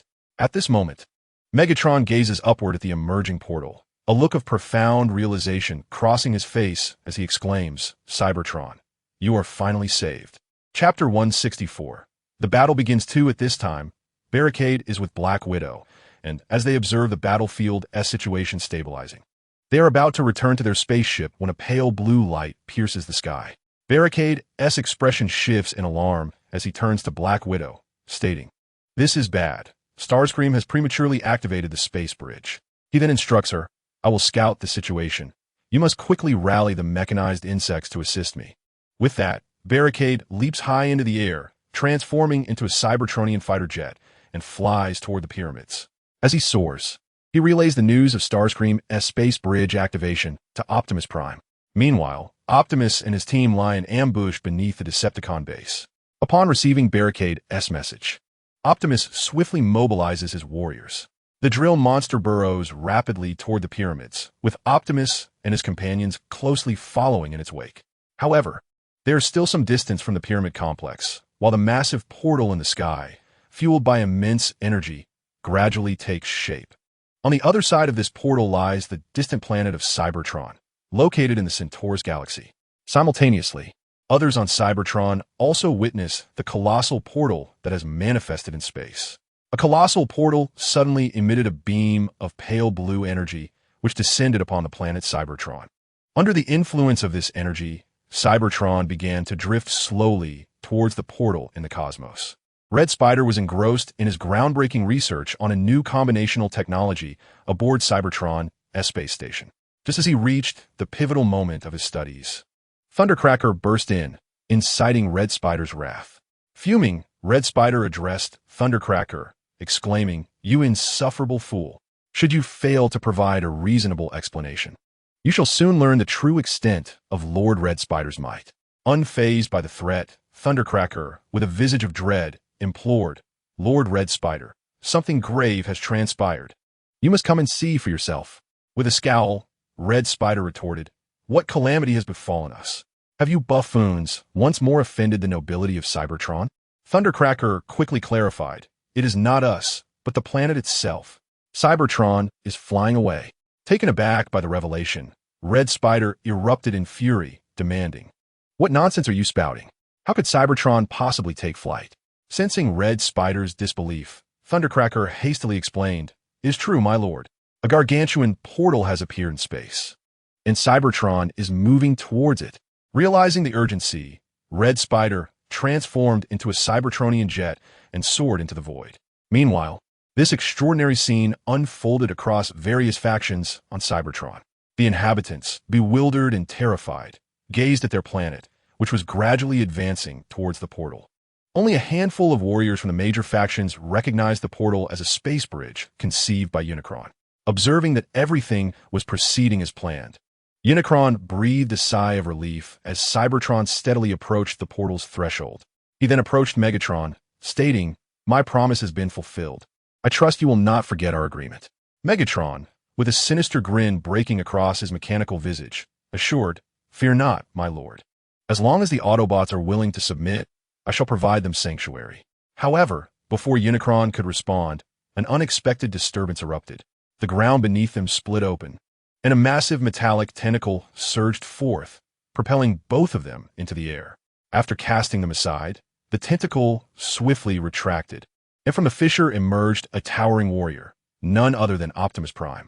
Optimus Prime was equipped with an external flight apparatus, which aided him as he swiftly soared towards the teleportation device atop the stellar extraction tower. Observing this, Megatron urgently shouted, "His target is the space bridge. Quickly stop him." In response to Megatron's command, Soundwave aimed his nuclear cannon at Optimus Prime. Just as he was about to unleash his assault, the transformed vehicle, Western Star, burst forth from the ground, swiftly shifting into its robotic form to engage Soundwave. "Your opponent is me," declared Western Star, as he brandished his thermal axe toward Soundwave's head. Faced with this imminent threat, Soundwave had no choice but to retreat, abandoning his attack on Optimus Prime. Meanwhile, Optimus was nearing the teleportation device. As he reached for the main control column to shut down the space bridge, Unicron hurled his blade of leadership at Optimus. The blade traced a swift and precise arc, striking Optimus and sending him flying away from the control column. At that moment, Bumblebee and several other Autobot warriors emerged from underground, only to witness Optimus being knocked aside by Unicron. "Optimus!" Bumblebee exclaimed in alarm, rushing towards him, concerned for his leader's safety. The other Autobots immediately retaliated against Unicron and Megatron, igniting a fierce battle. The onslaught from the Autobot warriors caught both Megatron and Unicron off guard, as they had not anticipated the Autobots' emergence from below. With only Megatron, Soundwave, and Unicron present near the stellar extraction tower, the remaining Decepticon warriors were stationed outside the pyramid. On guard, enraged by the assault from the Autobots, Megatron bellowed for reinforcements from the Decepticon soldiers surrounding the pyramid. Responding swiftly to his command, the Decepticon warriors hurried to provide support. Meanwhile, Bumblebee reached Optimus's side and noticed a double-edged sword embedded in his chest, causing a pang of dread within him. He quickly helped Optimus to his feet. "Optimus, how are you?" he inquired, observing the energy fluid seeping from Optimus's mouth, indicating his severe weakness.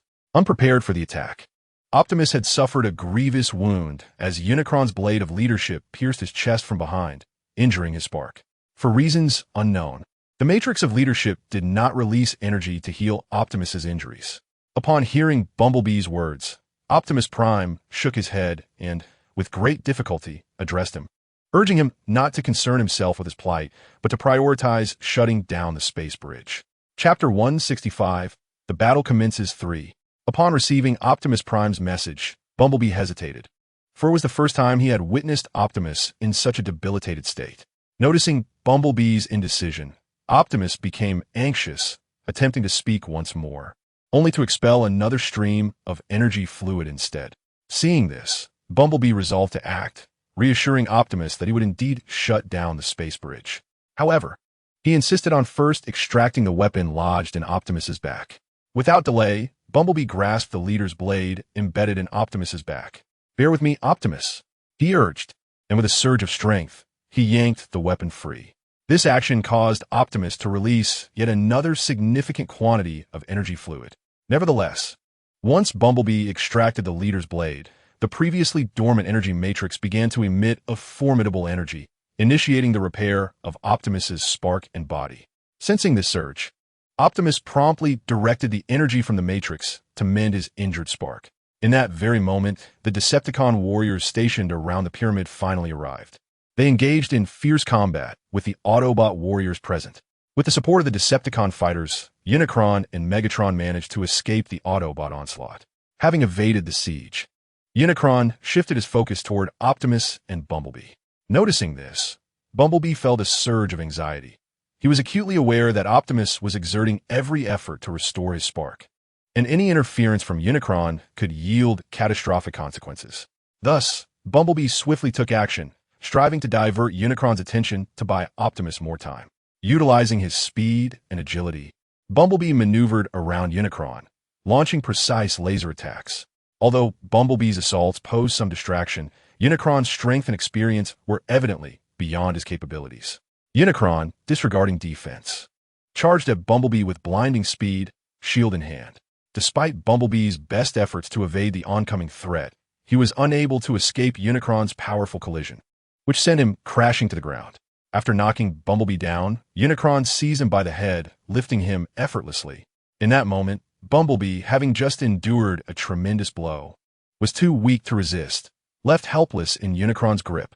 Unicron gazed at Bumblebee with a hint of admiration in his eyes. Despite knowing he was no match for his opponent, Bumblebee charged forward without hesitation, a display of bravery that garnered the admiration of Unicron. The latter spoke to Bumblebee, offering a chance for survival should he choose to submit. However, Bumblebee remained silent, instead turning his gaze towards Optimus Prime, who was recovering nearby. Noticing this, Unicron furrowed his brow and tightened his grip on Bumblebee's head, causing it to crack ominously as if he intended to crush it entirely. At that moment, Optimus Prime, upon witnessing Bumblebee's peril, abandoned his efforts to mend his own injuries. He swiftly retrieved Unicron's blade from the ground and charged towards him. With the blade in hand, Optimus aimed to cleave through Unicron and rescue Bumblebee. To his surprise, Unicron instinctively shielded himself by positioning Bumblebee in front of him. Realizing the situation, Optimus halted his assault, shifting his attack from a downward strike to a thrust, attempting to bypass Bumblebee and target Unicron directly. However, Optimus's spark had not yet fully healed, and with Bumblebee still in Unicron's grasp, he found himself restrained in his assault. Coupled with Unicron's vast combat experience and skill, the attack was easily evaded with a mere step back. Following this, Unicron wielded Bumblebee as a weapon against Optimus. Instinctively, Optimus raised the blade to defend himself, only to quickly comprehend that Unicron was using Bumblebee as a projectile. Fearing for Bumblebee's safety, he swiftly moved the blade aside. Despite his quick action, Unicron's speed was overwhelming. Bumblebee struck Optimus with considerable force, knocking him to the ground. Subsequently, Unicron seized the blade and pinned both Bumblebee and Optimus to the earth. Meanwhile, in another clash, the beleaguered Ironhide was brought down by a throng of Decepticon warriors, while other Autobots, including Hound and Dino, found themselves captured. At that moment, a Decepticon approached Megatron, reporting, "Lord Megatron, we have successfully subdued all Autobots at the scene. Shall we proceed?" While speaking, the Decepticon made a slashing motion across his throat. Megatron raised his gaze towards the portal leading to Cybertron, declaring, "No. I wish for the Autobots to witness Cybertron's arrival firsthand. I want them to see how I shall conquer Earth." As Megatron had just spoken, he observed Unicron approaching, one hand grasping Optimus Prime and the other clutching Bumblebee. "Oh, behold our Majesty. Whom have you brought along?" Unicron strode over to the throng of controlled Autobots and unceremoniously discarded Optimus Prime and Bumblebee onto the ground. The surrounding Decepticons swiftly moved in to affix specialized devices designed to control the Cybertronians onto Optimus and Bumblebee. After casting them down, Unicron turned to Megatron and stated, "Spare me the theatrics, Megatron. Ensure your inept subordinates keep a close watch on Optimus and his companions. This is a crucial moment for the transmission, and I wish to avoid any further complications." Upon hearing this, Megatron's crimson mechanical eyes flickered ominously as he gazed skyward at the portal hovering in space. The planet Cybertron had reached the edge of the transmission gate, and if all went as planned, it would soon traverse the portal into the solar system.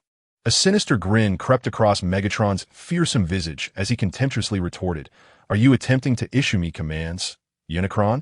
Chapter 166. The battle commences, for Unicron's expression turned icy upon hearing Megatron's words, and he tightened his grip on the leader's blade. He understood that Megatron was a capricious being, yet he had not anticipated such impatience from him. The atmosphere in the area had plummeted to an all-time low, and just as Megatron seemed poised to strike at Unicron, a tremendous roar echoed from a distance. The onlookers turned to the source of the sound, and soon enough, a Cybertronian fighter jet streaked across the sky at breakneck speed, swiftly descending upon Megatron and his cohort. As the aircraft neared the ground, it transformed into a towering and formidable robot. Unicron's expression shifted to one of alarm, while a gleam of delight illuminated Megatron's features. The imposing figure was none other than Barricade, who had just arrived. Upon landing, Barricade immediately spotted the subdued Optimus Prime and the others. Though he had suspected that Optimus might not stand a chance against Megatron and Unicron, he had not anticipated that Optimus and his Autobot warriors would succumb so swiftly to their control. Barricade's plan to incite Megatron's wrath towards Optimus was now entirely thwarted. He found himself compelled to recalibrate his battle strategies. However, with Cybertron gradually entering the portal, time was of the essence, leaving Barricade no opportunity for prolonged deliberation. Just as he resolved to don the supreme armor to confront Unicron and Megatron, Megatron abruptly raised the cannon on his arm and fired at Unicron. Barricade stood frozen in disbelief. What was happening? Why was Megatron attacking Unicron? The Barricade stood motionless, yet the formidable adversary did not remain idle. As Megatron raised his hand to strike, the adversary quickly raised his shield to defend himself.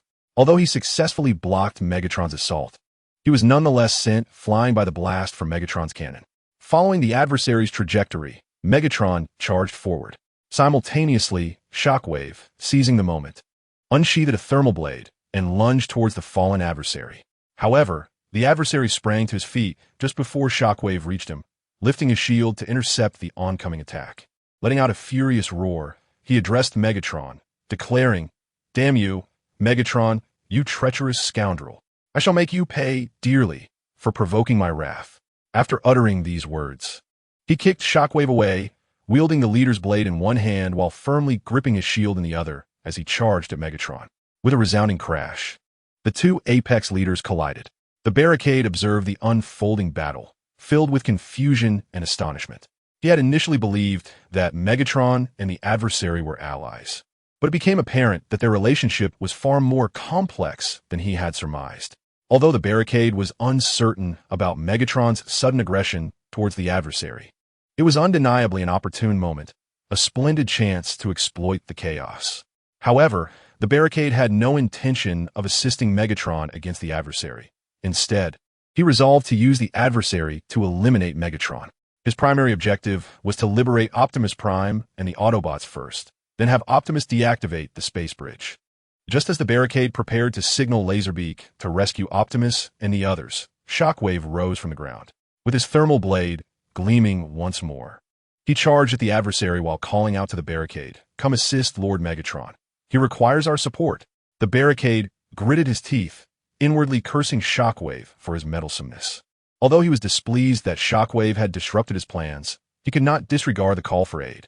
Reluctantly, he readied his weapon and rushed toward the battlefield between the adversary and Megatron, discreetly sending a message to Laserbeak to seize this opportunity to rescue Optimus and the other Autobot warriors. Upon receiving the Barricade's message, Laserbeak promptly descended to the location where the Decepticons were holding Optimus and the others captive. However, just as Laserbeak prepared to breach the ground and free them, the Autobot warriors under the adversary's command finally began to react. The police vehicle swiftly engaged the Decepticon warriors guarding Optimus Prime, neutralizing them with precision. After dispatching the Sentinels, it hurried to Optimus Prime, removing the control device affixed to him. Despite having sustained grievous injuries from Unicron, Optimus had already regained his former strength thanks to the restoration provided by the energy matrix. As the police vehicle liberated him from his restraints, Optimus slowly rose from the ground. In the wake of his rescue, the police vehicle urged, "Optimus, you must assist Lord Unicron at once." Optimus merely cast a silent glance at the vehicle, refraining from verbal response. He then transformed, wielding his energy weapon, the laser cannon, and aimed it squarely at the space bridge's transmission device atop the stellar extraction tower, firing a shot that sent the device crashing to the ground. Much to the astonishment of the police vehicle. "What have you done, Optimus? Do you not wish to restore the damaged Cybertron?" the police vehicle questioned. Yet Optimus ignored him and turned his back, striding towards Teletron 1.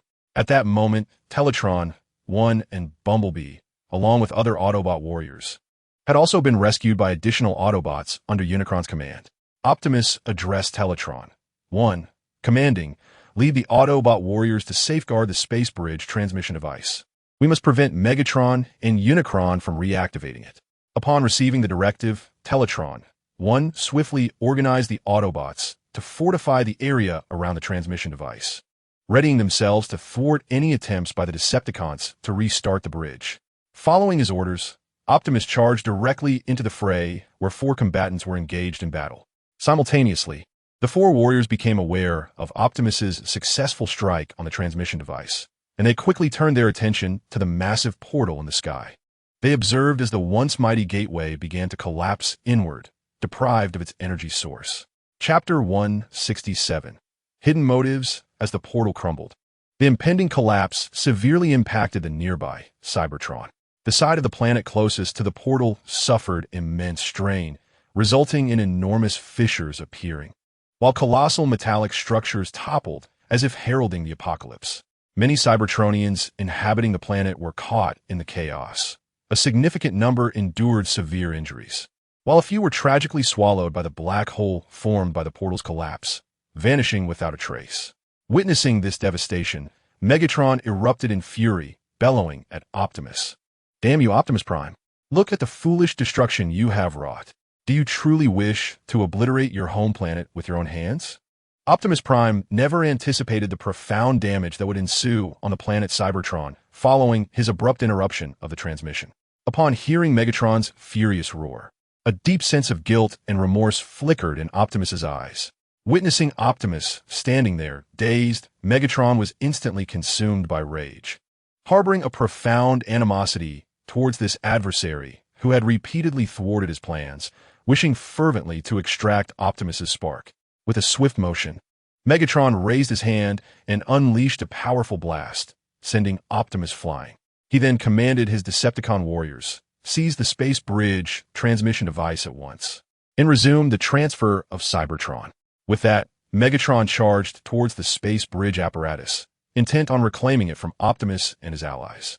Observing this, Starscream hastily intervened to block Megatron's path. After halting Megatron, Starscream cautioned him, "The energy required for the transmission of Cybertron is immense. The space bridge cannot withstand such a colossal surge of energy in quick succession. Should any mishap occur during the transfer, Cybertron will face catastrophic consequences. Stand aside. No one can prevent me from bringing Cybertron here." Megatron retorted, dismissing Starscream's words as he forcefully shoved him aside and continued his advance towards Optimus and the others, aiming to reclaim the space bridge. Seeing this, Optimus and Bumblebee, along with the other Autobots, swiftly raised their weapons and fired at Megatron. However, in his furious state, Megatron was impervious to their onslaught, charging directly at them without flinching. As he lunged towards Optimus, a throng of Decepticon warriors, having received Megatron's orders, surged forward, leading to an immediate clash between the two factions. Upon reaching Optimus, Megatron deployed an energy blade from his arm, aiming a decisive strike at him. In response, Optimus transformed and brandished his energy axe, taking a deep breath as he raised it above his head, attempting to withstand Megatron's ferocious assault. Yet, Optimus underestimated Megatron's strength and overestimated his own capabilities. The moment their weapons collided, Optimus's expression shifted dramatically, and he was swiftly overpowered, collapsing to the ground beneath Megatron's overwhelming force. With a scornful gaze, Megatron regarded Optimus and taunted, "Did you truly believe you could thwart me?" To this, Optimus, unwavering, declared, "I may not be able to stop you, but I will never surrender. Your schemes, Megatron, shall not prevail." Megatron's expression darkened at these words. His sole focus was on reclaiming the space bridge transmission device, with no desire to engage in further dialogue with Optimus. Without hesitation, Megatron kicked the energy axe from Optimus's grasp and raised his energy blade, poised to deliver the final blow. At this critical moment, a powerful energy cannon surged from the distance, striking the formidable Megatron with precision and sending him sprawling. This very energy projectile had been fired by Optimus Prime, who had previously been cast aside by Megatron. Immediately after launching the attack, Optimus charged towards Megatron, only to be intercepted by Shockwave, who acted with swiftness. Just as Shockwave and Optimus were poised to engage, a double-edged sword cleaved through the air, embedding itself between them. The Decepticon leader, Unicron, then addressed both Shockwave and Optimus, stating that the planet Cybertron could not withstand another transmission from the space bridge in the near future. He continued, suggesting that if they wished to annihilate Cybertron, they should proceed with their conflict. Noticing that neither Shockwave nor Optimus responded, Unicron pressed on, proposing a ceasefire so they could collectively seek a solution to save their home. Upon hearing Unicron's words, both Optimus and Shockwave regained their composure. After all, Cybertron was their homeworld, and neither wished to see it perish nor to be branded as its destroyers. Observing their newfound calm, Unicron urged them to command their warriors to halt their aggression, so they could deliberate on a peaceful resolution. Shockwave, however, did not immediately acquiesce to Unicron's suggestion. Instead, he turned to Megatron, seeking his stance on the matter. At that moment, Megatron had just risen from the ground, his fury palpable. Yet, Upon hearing Unicron's words, he unexpectedly calmed, his optics flashing ominously. Acknowledging Shockwave's gaze, Megatron pondered briefly before nodding slightly. He then commanded the Decepticon warriors to cease their assault on the Autobots. Roadblock, witnessing this development, felt a surge of anxiety. He had not anticipated a sudden cessation of hostilities between the Decepticons and Autobots. This pause jeopardized his own plans. As he contemplated ways to rekindle the animosity between the factions, Megatron discreetly messaged Roadblock, inquiring how long it would take for the Insecticons to arrive at the scene. Chapter 168. Hidden Agendas 2. Roadblock's heart leaped with joy at this revelation. It seemed Megatron had no intention of sparing Unicron, but was instead concocting another scheme. As Megatron approached Unicron and Optimus, he proclaimed, "This time, I may spare you, provided you surrender the space bridge to me." Optimus, upon hearing this, retorted vehemently, "Megatron, abandon this foolish notion. We will never relinquish the space bridge to you." Infuriated by this response, Megatron glared at Optimus, declaring, "If that is the case, then you shall all meet your demise here today." After Megatron finished speaking, he turned directly to his Decepticon warriors and commanded, "All Decepticons, listen closely. Launch a full-scale assault on the Autobots and extract their sparks at any cost." Although Megatron issued this order to his warriors, he remained motionless himself. He was waiting for Unicron to speak again and impede his plans. As a being who had existed for millennia, Unicron could certainly perceive Megatron's underlying intentions. While Unicron was unaware of Megatron's true machinations, the current circumstances were evidently unsuitable for another grand conflict. Thus, Unicron addressed Megatron, saying, "Do not act impulsively, Megatron. Do you wish to be the harbinger of Cybertron's destruction? If you desire the space bridge, I am willing to entrust its custody to you." Upon hearing this, a sinister smile flickered across Megatron's mechanical visage, and he quickly raised his hand to halt the advancing Decepticons. Optimus Prime, upon hearing Unicron's words, interjected urgently, "We cannot entrust the space bridge to Megatron. Otherwise, he will use it to transport Cybertron's essence." With a cold sneer, Megatron retorted, "Your mentor has already consented a hand over the space bridge to me. What authority do you have to oppose?" Just as Optimus Prime was about to respond, he received a message from Unicron. "Do not worry, Optimus. Only I can control the space bridge. Even if Megatron obtains it, he will be unable to transport Cybertron." Seeing Unicron's message, Optimus cast a skeptical glance at Unicron, for he had long since lost faith in him and doubted his words. Noticing Optimus's gaze, Unicron nodded reassuringly before turning to Dino, who was guarding the space bridge apparatus nearby, instructing, "Bring the space bridge apparatus to Megatron." Dino was momentarily taken aback. Unsure of how to proceed, he quickly looked to Optimus for guidance, but privately messaged Bulkhead, inquiring whether he should hand over the space bridge apparatus to Megatron. Bulkhead promptly replied, advising Dino against giving the apparatus to Megatron. After receiving Bulkhead's message, Dino made up his mind. Just as Optimus was about to speak up to stop Dino, Dino boldly addressed Unicron. "Who do you think you are? Just a traitor. And you dare issue commands to me?" Optimus, taken aback by Dino's audacity, swallowed his words of protest, gazing at Dino with astonishment. While Optimus knew Dino had always been rebellious, he had not anticipated such courage from him in the presence of Unicron. Upon hearing Dino's words, the brake and fender nearby leaped with exuberance. The fender sprang up and delivered a hearty thump to Dino's chest, exclaiming, "Well done, brother, Bumblebee and the others." Upon hearing Dino's remarks, discreetly gave him a thumbs up. However, upon grasping Dino's words, Unicron's expression darkened immediately. "Seeking death," Unicron declared, drawing forth the cosmic rust gun and firing a shot towards Dino, who stood a short distance away. Though the shot missed Dino, it struck the fender, which had been joyfully bouncing about. Unicron, undeterred, redirected his weapon towards Megatron, Barricade, Shockwave, and Optimus Prime, unleashing a barrage of fire. The latter, realizing the sudden threat, hastily evaded Unicron's onslaught.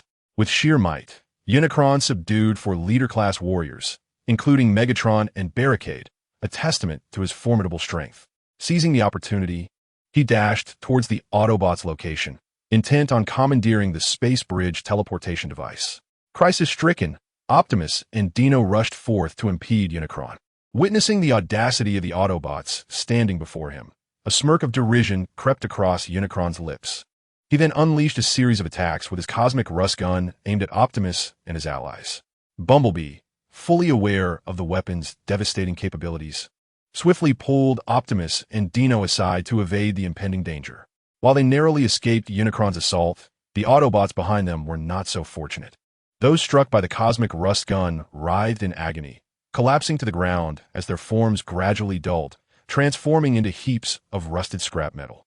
After driving back Optimus and his comrades, Unicron hastened to the side of the space bridge teleportation device.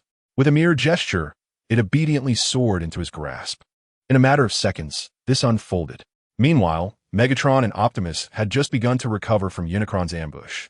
In that fleeting moment, Unicron had successfully seized the space bridge teleportation device from Optimus and his allies. Concurrently, the Autobots under Unicron's command swiftly converged around him, shielding him from the onslaught of the approaching Decepticons and Optimus's warriors. Megatron, observing Unicron's triumph over the space bridge device, felt his mechanical eyes flicker ominously with a crimson glow.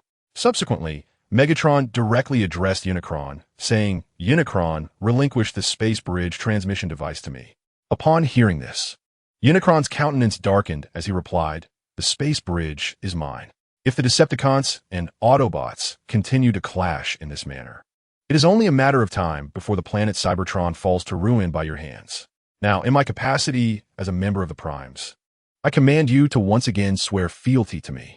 I shall lead you in the restoration of the battered Cybertron and elevate our entire Transformer race to new heights. Chapter 169. The powerful Unicron. Upon hearing Unicron's words, Megatron chuckled. He then retorted, "The Primes? The age of the Primes is but a relic of the past.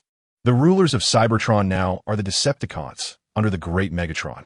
Just as Megatron finished speaking, a terrifying howl echoed from afar. The onlookers turned their gazes toward the source of the dreadful sound. In the sky above, a vast swarm of mechanical insects surged toward them. Witnessing this, a triumphant smile crept across Megatron's face as he addressed Unicron. "Unicron, my army has arrived. I offer you one final chance for survival. Surrender the space bridge to me." Unicron's expression darkened even further upon hearing Megatron's words. He then turned to Optimus Prime, inquiring, "Do you also refuse to submit to me?" Optimus shook his head and replied, "Master, you have lost your way. If you turn back now, there is still time. We can break through together." Unicron's face contorted with deep anguish. He yearned to restore the damaged Cybertron and elevate it to greatness. Yet neither Optimus nor any other Autobot could comprehend the depths of his intentions. This realization made Unicron contemplate relinquishing everything. However, bolstered by his resolute spirit, this thought was fleeting. With newfound determination in his eyes, Unicron slowly drew forth the leader's blade from behind, while firmly gripping the massive armored shield with his other hand. He called upon the Autobots following him, declaring, "Follow closely behind me. We shall charge forth." Without hesitation, Unicron lunged towards Megatron. In that moment, he held nothing back, swiftly reaching Megatron and raising the leader's blade to strike down with all his might. Seeing this, Megatron hastily deployed his energy blade from his arm to block the impending attack. However, upon the initial contact between Megatron and Unicron, he silently dreaded the outcome, realizing that he could not withstand Unicron's formidable strike. The celestial enemy swiftly severed the energy blade of Megatron with a single stroke, and without losing momentum, the leader's blade struck Megatron's shoulder with unyielding force. With a decisive thrust, the celestial enemy managed to disarm Megatron, cleaving off his right arm. Shockwaves rippled through the battlefield as Shockwave, though acutely aware of the celestial enemy's formidable prowess, superior to anyone present, was astounded to witness Megatron, despite his full effort, unable to withstand even a single blow. As the celestial enemy raised the leader's blade, poised to eliminate Megatron entirely, Shockwave hurriedly rushed to his aid. In response, the celestial enemy swung his great shield horizontally, sending Shockwave hurtling through the air. After dispatching Shockwave, the celestial enemy turned his gaze back upon Megatron, whose right arm was now gushing a torrent of energy fluid, a clear indication of the grievous wound inflicted by the celestial enemy. Recognizing the imminent threat, Megatron brandished a second weapon with his left hand, a melee device reminiscent of a morning star. He glared ferociously at the celestial enemy, undeterred by the evident strength of his opponent. The celestial enemy, observing Megatron's stance, taunted him, proclaiming that he was unworthy to aspire to the throne of Cybertron. Without allowing time for a response, the celestial enemy lunged once more at Megatron, having already been at a disadvantage. Megatron found himself even more vulnerable after the loss of his arm. In a brief encounter, the celestial enemy deftly severed Megatron's remaining arm. With Shockwave no longer a factor, the celestial enemy seized the opportunity, delivering a decisive blow that claimed Megatron's head. Thus, the leader of the Decepticons met his demise at the hands of the celestial enemy. Meanwhile, while Barricade engaged in combat with the police and others, he remained vigilant, observing the fierce clash. Upon witnessing the celestial enemy behead Megatron, Barricade felt a surge of triumph. However, as the celestial enemy sought to obliterate Megatron's spark, Barricade swiftly aimed his photon assault rifle, intercepting the celestial enemy's advance. Resolute, Barricade abandoned his previous tactics and charged toward the celestial enemy, determined to protect Megatron's spark. At that moment, Shockwave had just risen from the ground. As he regained his footing, he beheld Barricade racing toward the celestial enemy, confusion washing over him. Just then, his eyes fell upon the headless form of Megatron, leaving Shockwave momentarily frozen in shock. Lord Megatron. Meanwhile, the ever-watchful Tong Tianxiao addressed Optimus Prime, asking, "What shall we do, Optimus?" In response, Optimus Prime instructed, "You must lead Bumblebee and the others to guard this position, preventing any assault from the Decepticon warriors, while I assist Barricade in confronting the fallen." Tong Tianxiao, perplexed by this directive, replied, "Why should we aid Barricade against the fallen? Would it not be more advantageous to observe their conflict, allowing them to weaken each other, thus enabling us to reap the benefits?" Optimus Prime shook his head in disapproval, stating, "Although Megatron has perished, the fallen may yet reactivate the space bridge to transport Cybertron into the solar system. Therefore, we must secure the device of the space bridge." With that, he drew his weapon and charged towards the fallen. At that moment, Barricade was already engaged in battle with the fallen. Upon their initial clash, Barricade immediately sensed the vast disparity between them. Every attack from the fallen required Barricade to expend all his strength to withstand. Despite having honed his combat skills since his last encounter with the fallen, facing this former ruler of Cybertron proved to be a formidable challenge. Initially, upon witnessing the fallen's swift defeat of Megatron, Barricade had presumed that Megatron's prior injuries had not fully healed. However, now that he was in combat with the fallen, he realized he had grossly underestimated his opponent. The fallen's rapid dispatch of Megatron was attributable not only to Megatron's severe injuries, but also to the fallen's formidable prowess. Chapter 170. The Mighty Fallen. The Fallen is the last member of the Primes and the final Prime of Cybertron. Had the Matrix of Leadership chosen the Fallen instead of Optimus Prime, he would likely have ascended to the ranks of an apostolic-level warrior by now. Although Barricade finds himself at odds with the Fallen, he has always held a deep admiration for this former Prime, who has tirelessly endeavored for the prosperity of Cybertron. However, the noble lineage of the Primes led the Fallen to employ misguided methods. He has consistently looked down upon Megatron's status as a slave, and even now, when the Decepticons have become a formidable force in the cosmos, with the Prime's lineage reduced to the Fallen alone, he still scorns Megatron. This disdain was evident when the Fallen attempted to compel both Megatron and Optimus Prime to submit to him. Despite Barricade's admiration for the Fallen, the two are now adversaries, and Barricade must exert every effort to subdue the Fallen, especially considering the latter's superior strength. At this moment, Roadblock found himself in a rather precarious situation, for the formidable power of Unicron was overwhelming. Just as Roadblock contemplated retrieving the supreme armor from the system space, Optimus Prime swiftly arrived at his side, drawing his energy axe from behind to strike at Unicron. The arrival of Optimus Prime temporarily alleviated Roadblock's pressure, prompting him to momentarily forego the use of the supreme armor, as he sought to hone his combat skills against Unicron. Upon Optimus Prime's entrance to the battlefield, Unicron's expression shifted slightly. He had not anticipated Optimus Prime would aid the Decepticons against him. While fending off both Roadblock and Optimus Prime, Unicron addressed Optimus Prime with incredulity. "Are you out of your mind, Optimus? Assisting the Decepticons to confront me?" In response, Optimus Prime declared, "I cannot allow you to take the space bridge. If you leave the space bridge behind, I will permit your escape.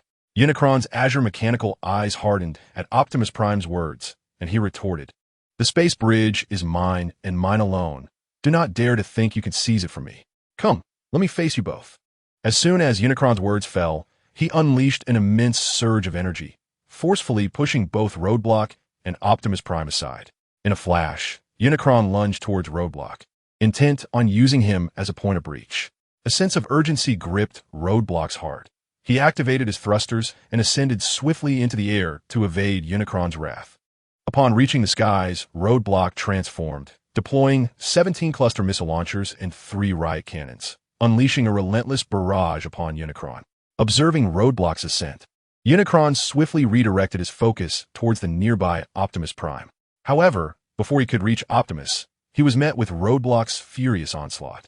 Simultaneously, Optimus Prime took advantage of Unicron's preoccupation with the missile assault, launching his own offensive. Yet, Unicron's prowess appeared far beyond their expectations. Not only did he possess superior speed, but his attacking power was also astonishing. As Unicron used his shield to deflect Roadblock strikes, his blade, the leader's edge, sliced through the air like lightning.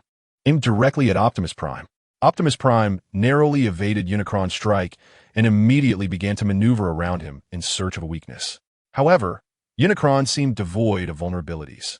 His strength, speed, and defense reached extraordinary levels, transcending the limits of a leader-class warrior. Just as Roadblock and Optimus Prime found themselves in a grueling battle, Shockwave charged in from a distance, launching an attack against Unicron. As Optimus Prime, who had been searching for an opportunity, witnessed the unfolding chaos, he swiftly joined forces with Soundwave to launch an assault against Unicron. However, the might of Unicron appeared inexhaustible, while fending off the remote bombardment from Roadblock. He continued to retaliate, each strike sending shockwaves that repelled both Optimus Prime and Soundwave. This spectacle prompted Roadblock, suspended in midair, to gasp in apprehension. Unicron, while effortlessly parrying the trio's onslaught, coolly remarked, "Do you truly believe that the 3 of you worthless beings could defeat me?" Upon concluding his taunt, he unleashed a surge of energy that propelled both Optimus Prime and Soundwave away.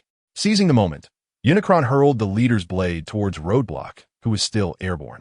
The blade sliced through the air like a bolt of lightning, appearing before Roadblock in an instant.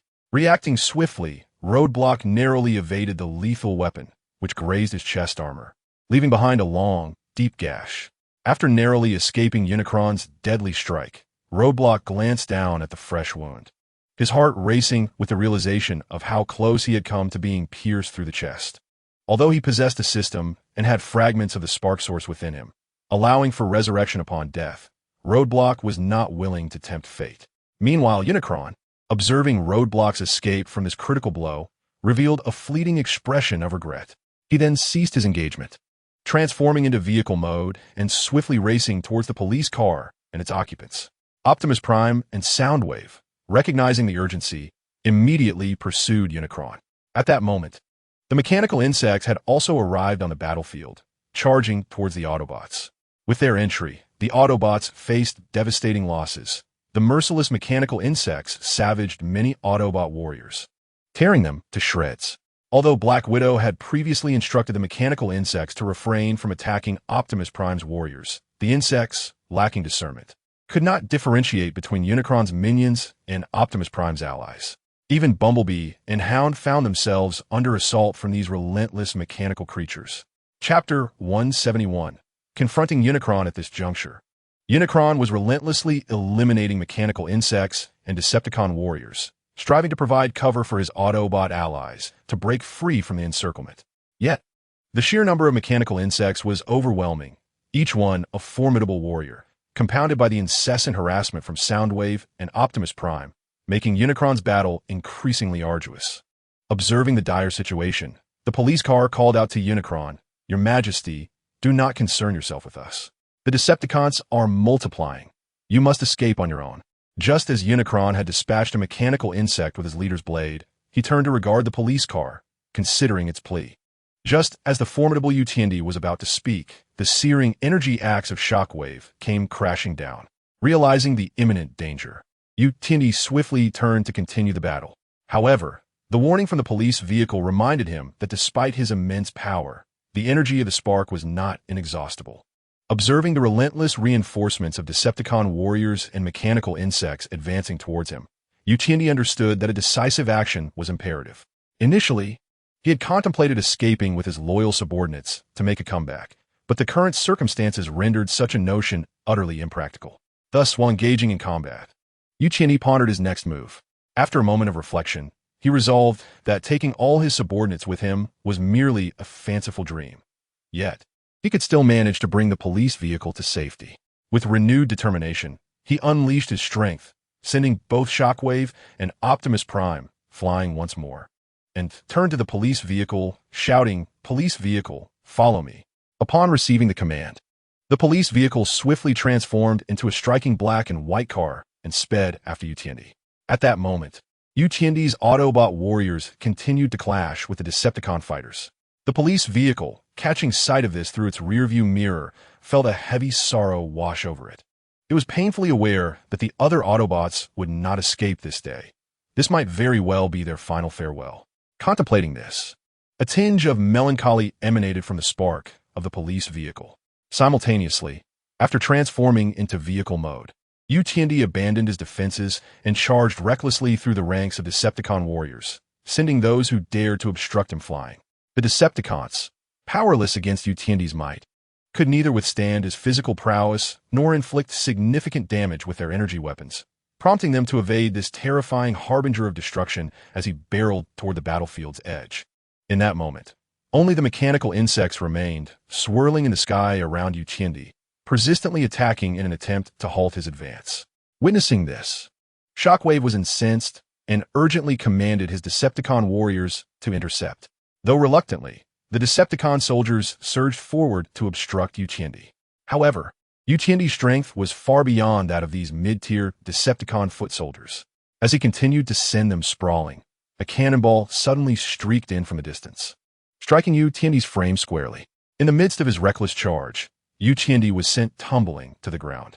Immediately thereafter, Barricade, clad in the supreme armor, descended from the skies, landing directly before Yuchendi. As the formidable Unicron was overturned by the cannon of the Barricade, it swiftly transformed from its vehicular form into that of a robot. After rolling a few times on the ground, Unicron firmly planted the leader's blade into the earth to stabilize itself. Upon catching sight of the Barricade clad in the supreme armor, Unicron's expression shifted slightly, and he gradually rose to his feet. Standing tall, Unicron regarded the Barricade with solemnity and remarked, "It appears that your transformation from an inconspicuous Decepticon foot soldier to a leader-class warrior is no mere coincidence. Even the long-lost relics of Cybertron have found their way into your possession." In response, the Barricade addressed Unicron, saying, "To be honest, I hold great admiration for you. I understand that everything you do is for the revival of Cybertron." Hearing these words, Unicron glanced up at the now-collapsed teleportation portal and let out a soft sigh. Subsequently, he cast a look at Optimus Prime and the deceased Megatron before speaking to the Barricade once more. "Regrettably, aside from you, no one comprehends the extent of my efforts." The Barricade shook his head in response, stating, "It is not that they do not understand you. Rather, you have employed the wrong methods. If you would deign to submit to me and become my subordinate, I assure you that Cybertron will soon be restored to its former glory. Under my leadership, the entire Cybertronian civilization will ascend to a level 6 civilization, or even beyond." Unicron, upon hearing this, scoffed derisively and retorted, "On what basis do you believe that Cybertron will reach greater heights under your guidance? Is it merely the incompetence of the Decepticon army? Even Megatron fell by my hand here. Do you truly think you are stronger than him? Or do you believe that possessing the supreme armor renders you invincible?" The Barricade shrugged at Unicron's words and replied, "My confidence in making such a statement is absolute. If you do not believe me, then there is little I can do." He then shifted the conversation, stating, "The last person to speak to me in such a manner was the fallen Prime, who now has grass over his grave, standing 3 meters tall. Are you not aware of this?" Unicron narrowed his eyes at the mention of the fallen Prime, but refrained from responding.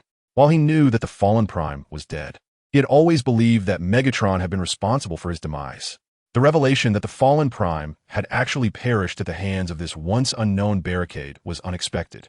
Seeing Unicron's silence, the barricade pressed further. "So, have you come to a decision?" Unicron, without hesitation, declared, "You lack the qualifications to command my submission."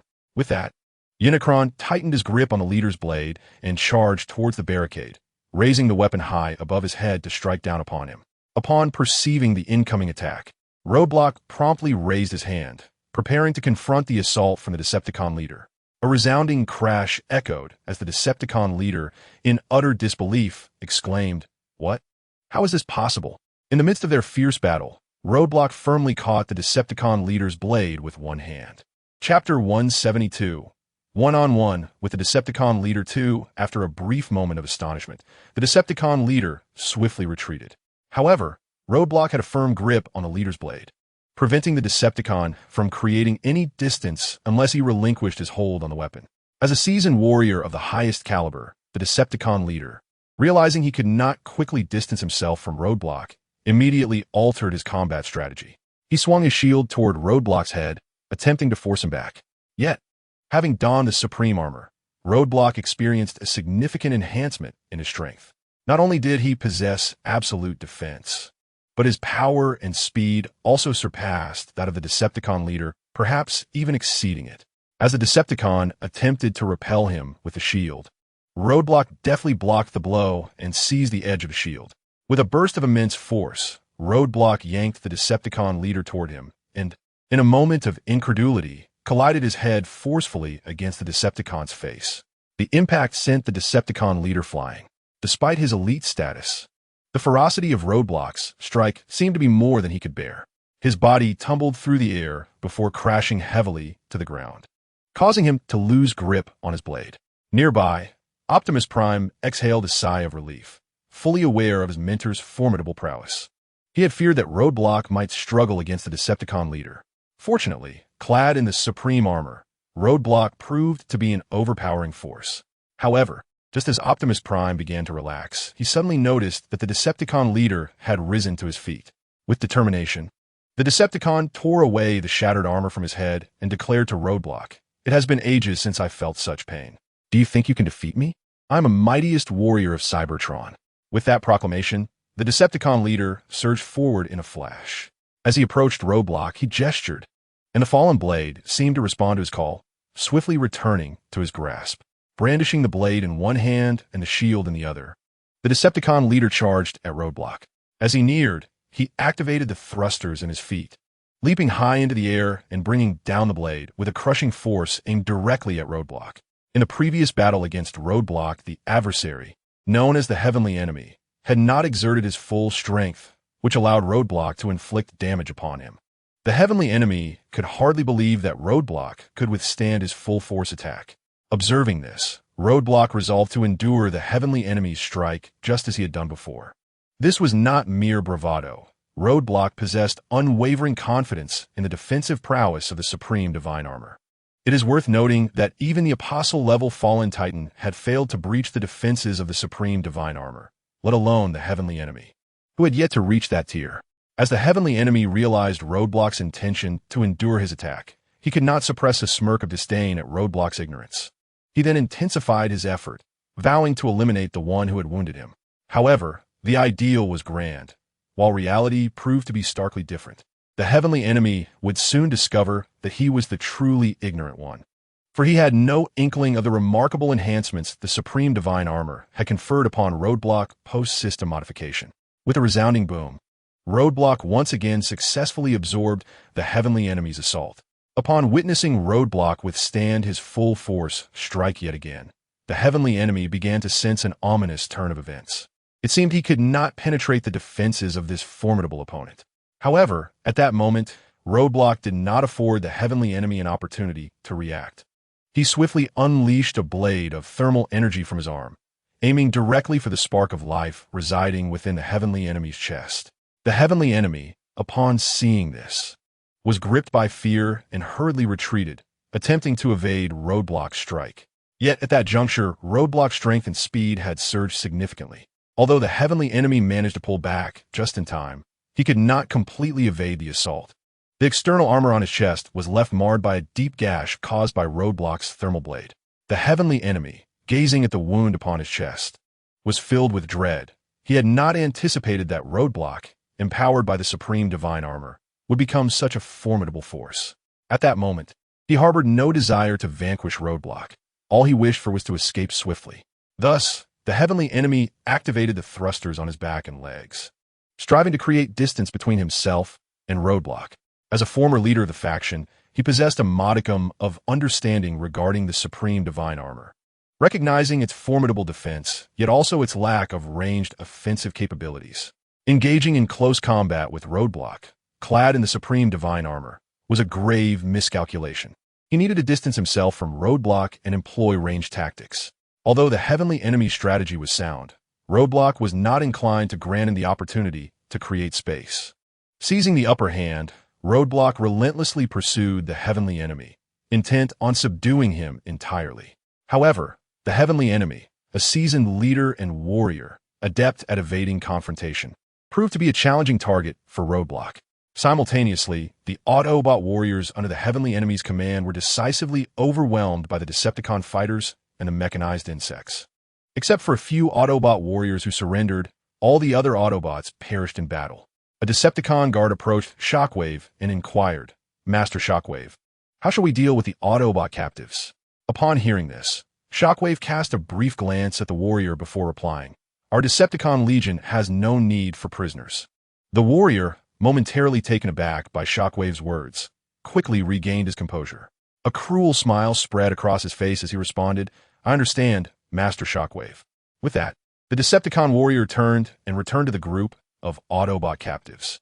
Another Decepticon guard, noticing his return, eagerly asked, "What did Master Shockwave say about dealing with these worthless Autobots?" Instead of providing a direct answer, the Decepticon aimed his energy weapon at the spark of one of the Autobot warriors. Without hesitation, he fired, eliminating the captive in an instant. Chapter 173, Duel with Unicron 3. The other Decepticon warriors, witnessing this act, erupted into malicious laughter, raising their weapons to target the remaining captured Autobots. One of the captive Autobots, filled with dread, pleaded with the Decepticon before him, "What do you intend to do? We have surrendered. You cannot treat us this way." However, before he could finish his plea, he was shot in the chest by the Decepticon guard. The other Decepticon warriors, emboldened by this display, eagerly followed suit, ruthlessly gunning down the Autobots before them. At that moment, the police car that had followed Unicron in his escape was captured by the mechanical insects and brought before Shockwave. Upon witnessing the Decepticons slaughtering the Autobot captives, the police car furiously addressed Shockwave. "You wretched creature, how dare you massacre my kin? Lord Unicron will not let this transgression go unpunished." Shockwave, unfazed, redirected his attention to Unicron, who was engaged in a fierce battle with Barricade. Unicron appeared battered and disheveled, his body marred with wounds, sparks erupting from various points. Even the helmet, a symbol of his power and noble status, had been torn from him by Barricade's bare hands. Shockwave's crimson mechanical eye flickered with surprise. He had not anticipated Barricade's remarkable growth. After a moment of contemplation, Shockwave turned his gaze to the fallen Megatron and murmured, "It seems, Lord Megatron, that we must retreat." With that, he shifted his focus back to the police car, which continued to vociferously denounce Shockwave's actions against the war prisoners. The tumultuous waves of agitation surged forth as a hand plunged directly into the chest of the police vehicle, extracting its spark amidst the incredulous gaze of the machine.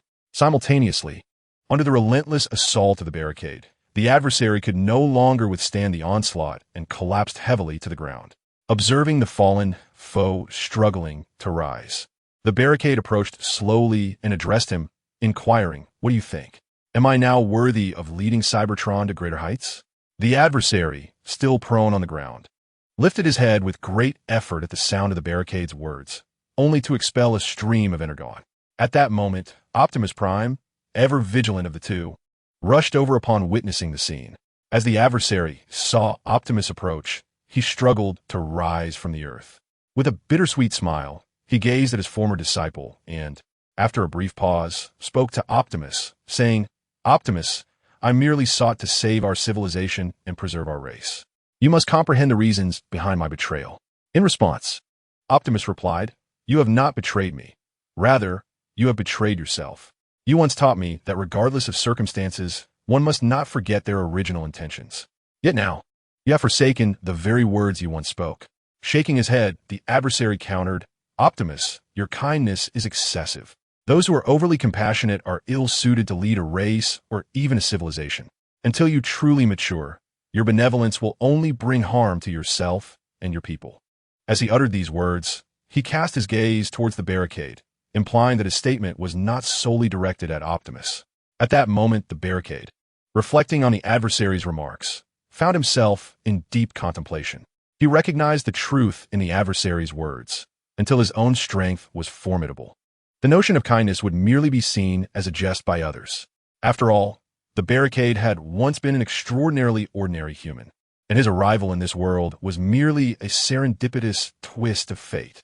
Upon his transition to this realm, he had not only become a leader-level warrior, but had also amassed a vast army.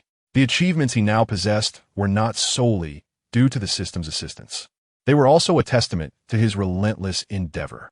Without such diligence, even the system's aid would have been insufficient for survival in this perilous world, let alone for attaining his current stature. Conversely, Optimus remained unconvinced by the adversary's assertions. Just as he was about to retort, the adversary raised a hand, effectively silencing him. The adversary then shifted his attention back to the contemplative barricade. Though Roadblock was deep in thought, he remained focused on the life-or-death battle at hand, keeping most of his attention on Unicron and Optimus Prime, wary of a sudden ambush from Unicron. As Unicron cast his gaze upon him, Roadblock quickly reacted. At this moment, after a brief respite, Unicron seemed to have regained his strength, no longer exhibiting the earlier signs of weakness. Noticing Unicron's stare, Roadblock spoke. Have you made your decision? Will you join my ranks, and together we can lead Cybertron towards a higher civilization? Unicron, upon hearing Roadblock's words, let out a soft chuckle and replied, Although you have defeated me, you remain unworthy of commanding the esteemed primes to submit to you. As Unicron spoke, a multitude of pale blue lightning surged around his form. Witnessing this, Roadblock's expression shifted dramatically, and he clenched his fist, launching an attack towards Unicron.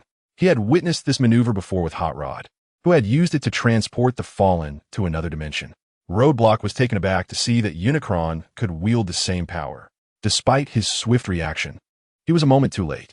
Just as Roadblock's fist was about to connect with Unicron, the latter vanished without a trace. Chapter 174. The Worry of Shockwave, damn it.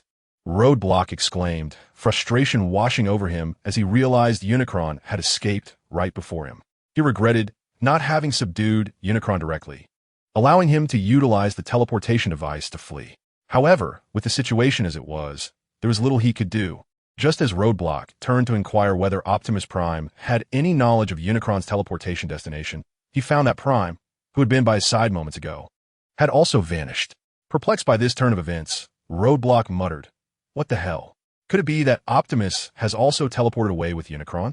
At that moment, Shockwave approached from a distance. After hearing Roadblock's musings, Shockwave addressed him, saying, Unicron's teleportation differs from Hot Rod's. He escaped using a space bridge, as his internal energy cannot sustain long-distance travel. Upon hearing Shockwave's words, a red light flickered in Roadblock's mechanical eye, and he inquired, Are you suggesting they're still on Blue Planet? Shockwave gently shook his head and replied, Not necessarily, but they are certainly still within the solar system. In response, Roadblock hastily attempted to contact Optimus Prime, hoping to locate Unicron's position through him. However, despite his efforts, Optimus remained unresponsive. After numerous attempts, Roadblock reluctantly abandoned this line of thought and turned to Shockwave, shaking his head in resignation. As the Shockwave observed the situation, he turned to his vigilant companions, including the ever-watchful Optimus Prime, and spoke, Our inability to contact Optimus does not imply they are unable to reach him either. Upon hearing this, Barricade strode purposefully towards the Autobot ranks. The previously tense Optimus, upon witnessing Barricade and Shockwave approaching, felt an even greater surge of anxiety. He whispered urgently to Bumblebee and the others, Stay alert. If anything occurs, we must scatter. However, before Optimus could finish his warning, Barricade and Shockwave stood before him. Ignoring the visibly anxious Optimus, Barricade's primary objective was to resolve the issue of the escaping Decepticon. The Autobot forces, now numbering merely in hundreds, comprised mostly elite warriors. yet they posed little threat to Barricade. He then gestured towards Bumblebee.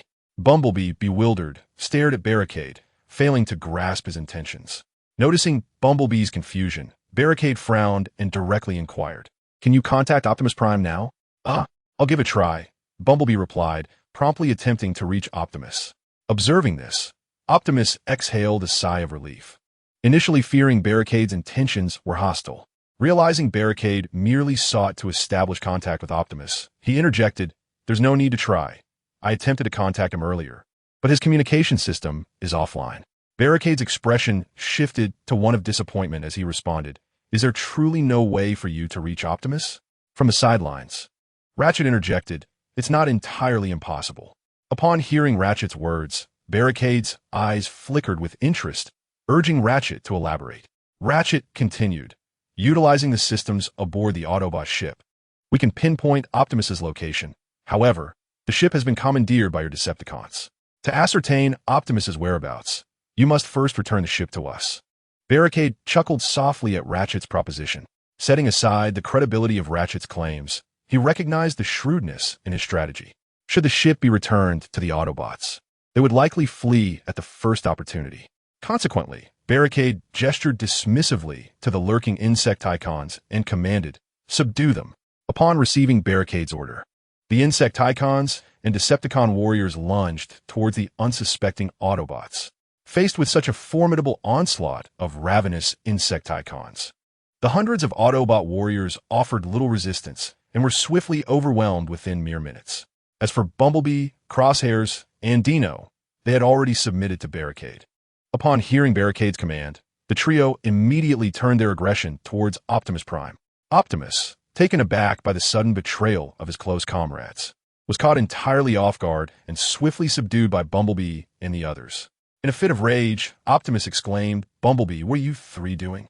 Hearing this accusation, Bumblebee felt a wave of shame wash over him and could not muster a response.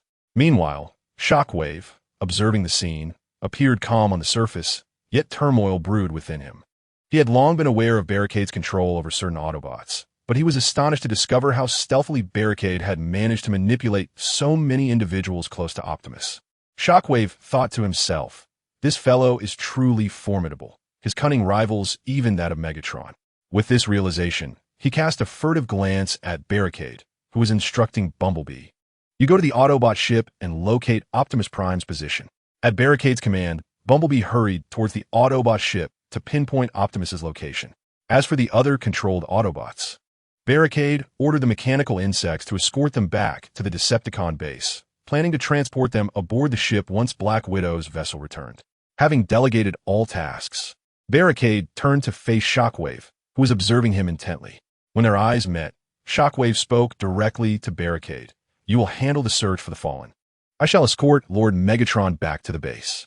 Barricade, upon hearing this, refrained from replying immediately and found himself deep in thought, contemplating the lifeless body of Megatron in the distance. Sensing the shift in focus, Shockwave grew anxious.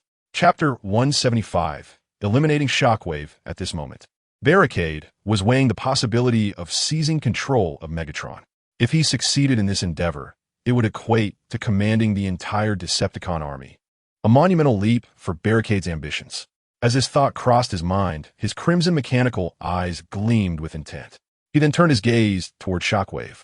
Understanding that a grasp hold of Megatron, he must first neutralize Shockwave. Noticing Barricade's penetrating stare, Shockwave's alarm bells rang. As one of the three major leaders of the Decepticons, he was acutely aware of Barricade's intentions. Consequently, Shockwave readied himself, anticipating any sudden move from Barricade. Recognizing Shockwave's tension, Barricade knew that his thoughts had been discerned. Thus, he spoke with conviction, "There is no need for your intervention, Shockwave. I will resurrect Lord Megatron." Upon hearing the words of Shockwave, he gently shook his head at Barricade, then resolutely declared, "I understand your thoughts, but I will not allow you to harm Lord Megatron."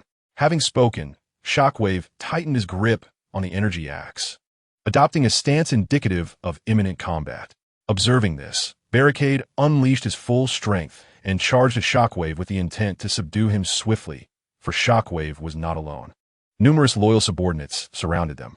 Should he fail to incapacitate Shockwave quickly, a rebellion among his ranks would surely ensue. In such a case, even if Barricade managed to vanquish Shockwave's warriors, the cost would far outweigh the gains, as they would soon become his adversaries. With all his might, Barricade tackled Shockwave to the ground. Before Shockwave could react, Barricade tore open the armor on his chest and swiftly extracted his spark. The skirmish between Barricade and Shockwave lasted mere moments. In just seconds, the formidable Shockwave, a leader among warriors, was subdued by Barricade donned in the supreme armor. The abrupt turn of events left the assembled Decepticon warriors, including Shockwave's loyal followers, utterly stunned, silently witnessing the confrontation between Barricade and the fallen Shockwave. At that moment, one of Shockwave's elite warriors pointed at Barricade and exclaimed, "He has slain Lord Shockwave. He has actually killed Lord Shockwave." Upon hearing this outcry, Shockwave's warriors quickly regained their composure. They aimed their weapons at Barricade, who, seizing the opportunity, raised Shockwave's spark high. The Decepticons, now hesitant, feared that Barricade might crush the spark in his grasp. Taking advantage of their apprehension, Barricade proclaimed, "Shockwave conspired to harm Lord Megatron, and he has now been subdued by me. I shall present Shockwave's spark to Lord Megatron upon his revival for his judgment." The Decepticon warriors exchanged glances, momentarily at a loss for what to do. At that juncture, a senior Decepticon warrior spoke up, saying, "Lord Megatron was clearly killed by the Autobots. What does that have to do with Lord Shockwave? It seems to me that you sought to harm Lord Megatron, and when Shockwave opposed you, you killed him instead."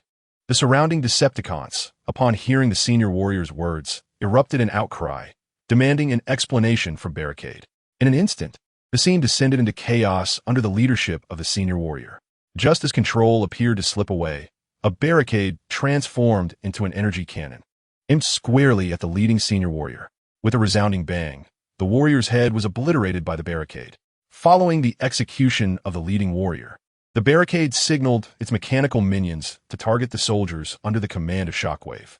In the wake of the mechanical insect's intimidation, the atmosphere fell silent once more. At that moment, a colossal Decepticon spacecraft descended gracefully from the heavens. Upon its landing, figures such as Black Widow, Ironhide, Jazz, Recoil, and Shrapnel emerged from the ship, hastily approaching the Barricade. The reason for their delayed arrival was their prior engagement with American forces attempting to breach Egyptian borders. After dismantling 3 carrier groups of the U.S. Navy, they rushed to the scene. As they disembarked, the group sensed an unsettling atmosphere, prompting them to hasten towards the Barricade. However, before Black Widow and the others could utter a word, a modified small spacecraft swiftly arrived on the scene. Before it could properly land, a figure leaped from the ship and landed heavily before the Barricade and its companions. This figure was Soundwave, who had hurried from space. Originally tasked with overseeing operations from the cosmos, Soundwave could no longer remain idle following the demise of Megatron. With the death of Shockwave at the hands of the Barricade, Soundwave felt compelled to act. Upon landing, Soundwave angrily confronted the Barricade, demanding, "What on earth are you planning?"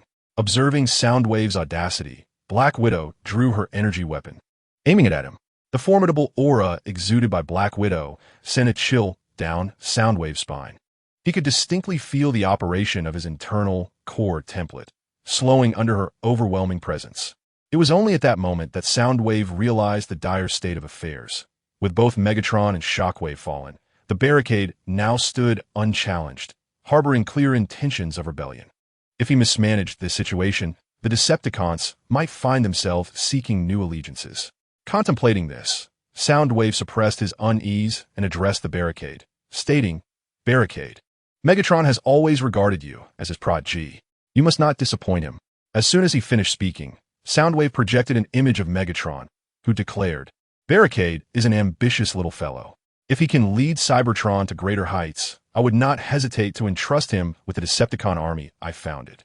Chapter 176. Subduing Megatron. As Barricade gazed at Megatron's image, he fell into a contemplative silence. Soundwave, noticing Barricade's quietude, breathed a sigh of relief, realizing that his persuasion had taken effect. He continued, "Lord Megatron has always held you in high regard. He is well aware of all your endeavors within the Decepticon ranks. The successful establishment of your Mars base is entirely due to Lord Megatron's tacit approval. Moreover, to provide you with substantial support, Lord Megatron has entrusted you with the management of the Decepticon mining operations within the solar system, all to facilitate your rapid development.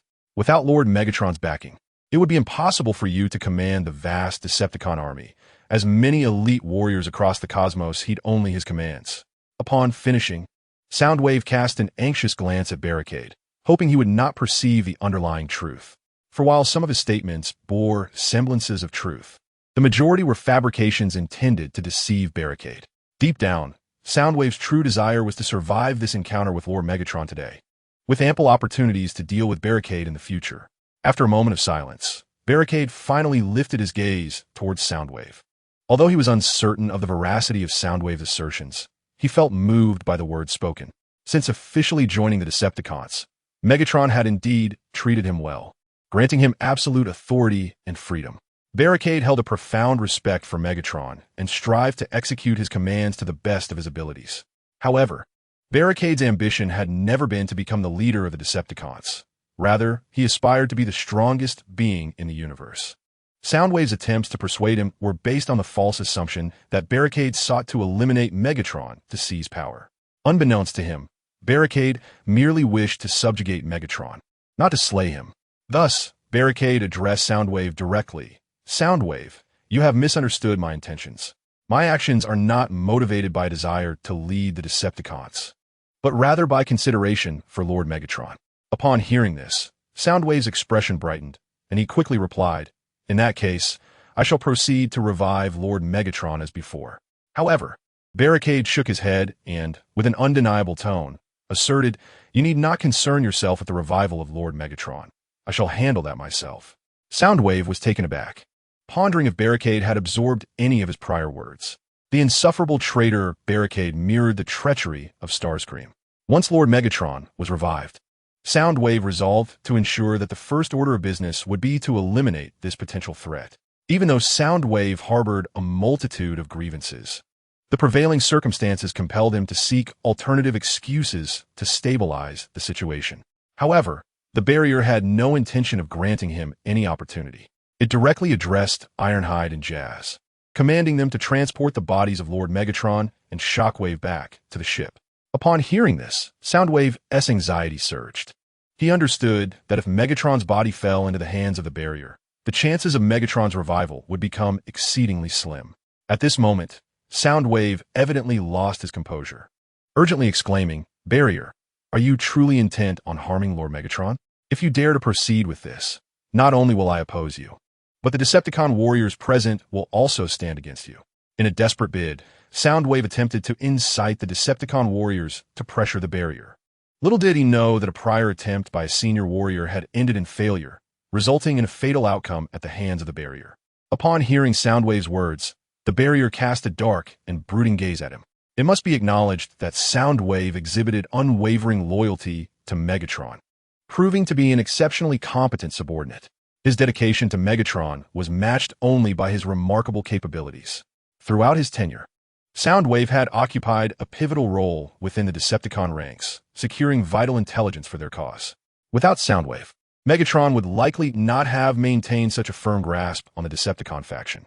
Despite his current irritation, the barrier could not bring himself to treat Soundwave with the same ruthlessness as Shockwave, for after subduing Megatron, Soundwave would become his subordinate. Although the barrier possessed numerous formidable warriors under his command, he notably lacked unique individuals like Soundwave, Jetfire, and Ratchet.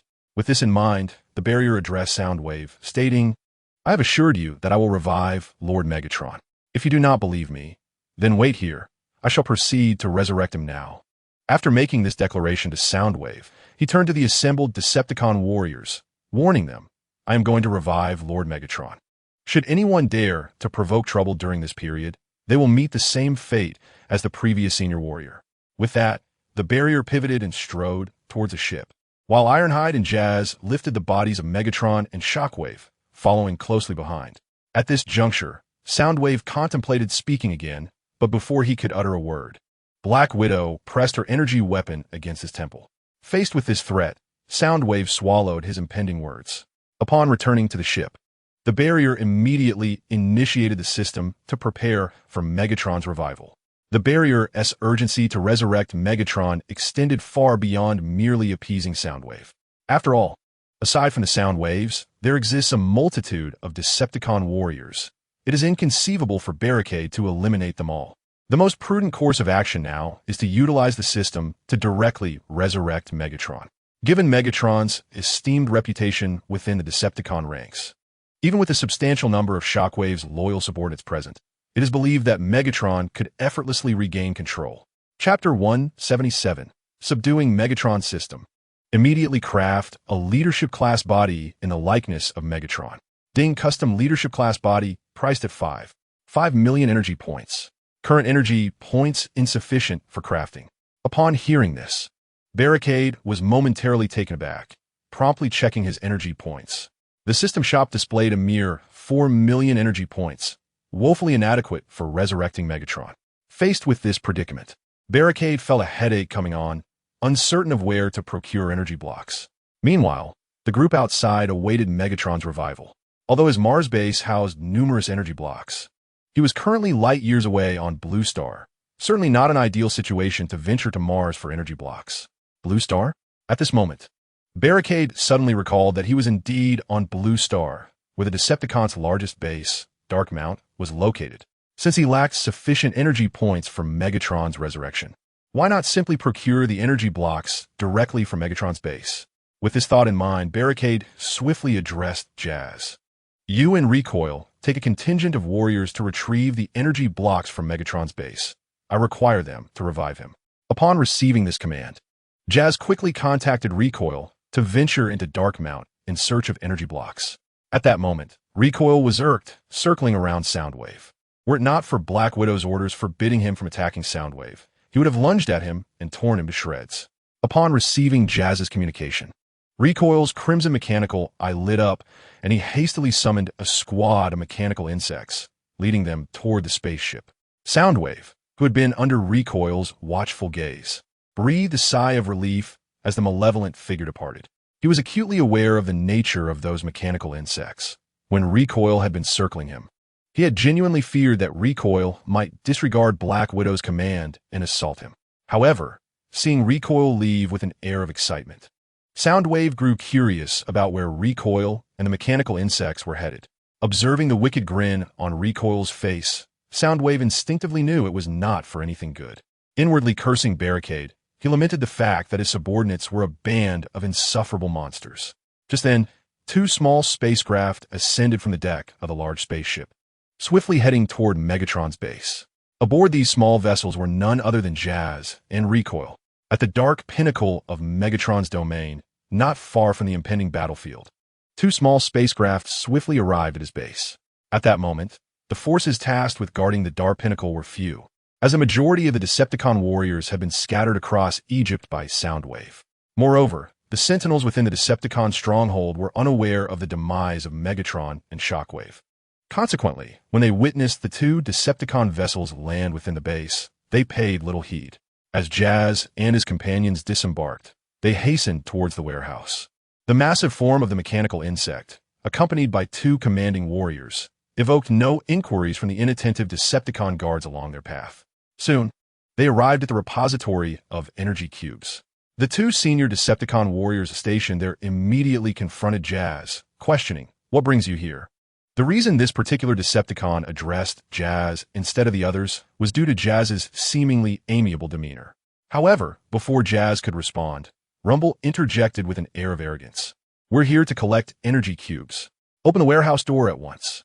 The guardian of the warehouse, perplexed, replied, "Who authorized you to retrieve the energy cubes?" "We haven't received any orders regarding your arrival." Rumble, growing impatient, retorted, "It matters not who sent us. Just open the door." As the senior warrior began to respond, he was abruptly restrained by his companion. The latter whispered, "This is Rumble, the mechanical insect under Lord Barricade. Do not provoke him. Allow me to handle this." Turning to Rumble with a smile, he continued, "Lord Rumble, please remain patient. We must confirm with Lord Soundwave. Kindly wait here for a moment." He promptly began to contact Soundwave. Upon hearing this, Rumble's displeasure became evident as he exclaimed, "What is Soundwave to us? You 2 better open that door immediately, or I shall tear you both to shreds." With that, Rumble advanced menacingly towards the two senior warriors. In fear, they recoiled, transforming their energy weapons and aiming them at him. At that moment, Jazz, who had remained silent until now, reached out to restrain Rumble and addressed the two senior warriors. Please contact Soundwave and inform him that we have come for the energy cubes with the intent of resurrecting Lord Megatron. One of the senior warriors, astonished, responded, What? Resurrecting Lord Megatron? Has Lord Megatron truly fallen?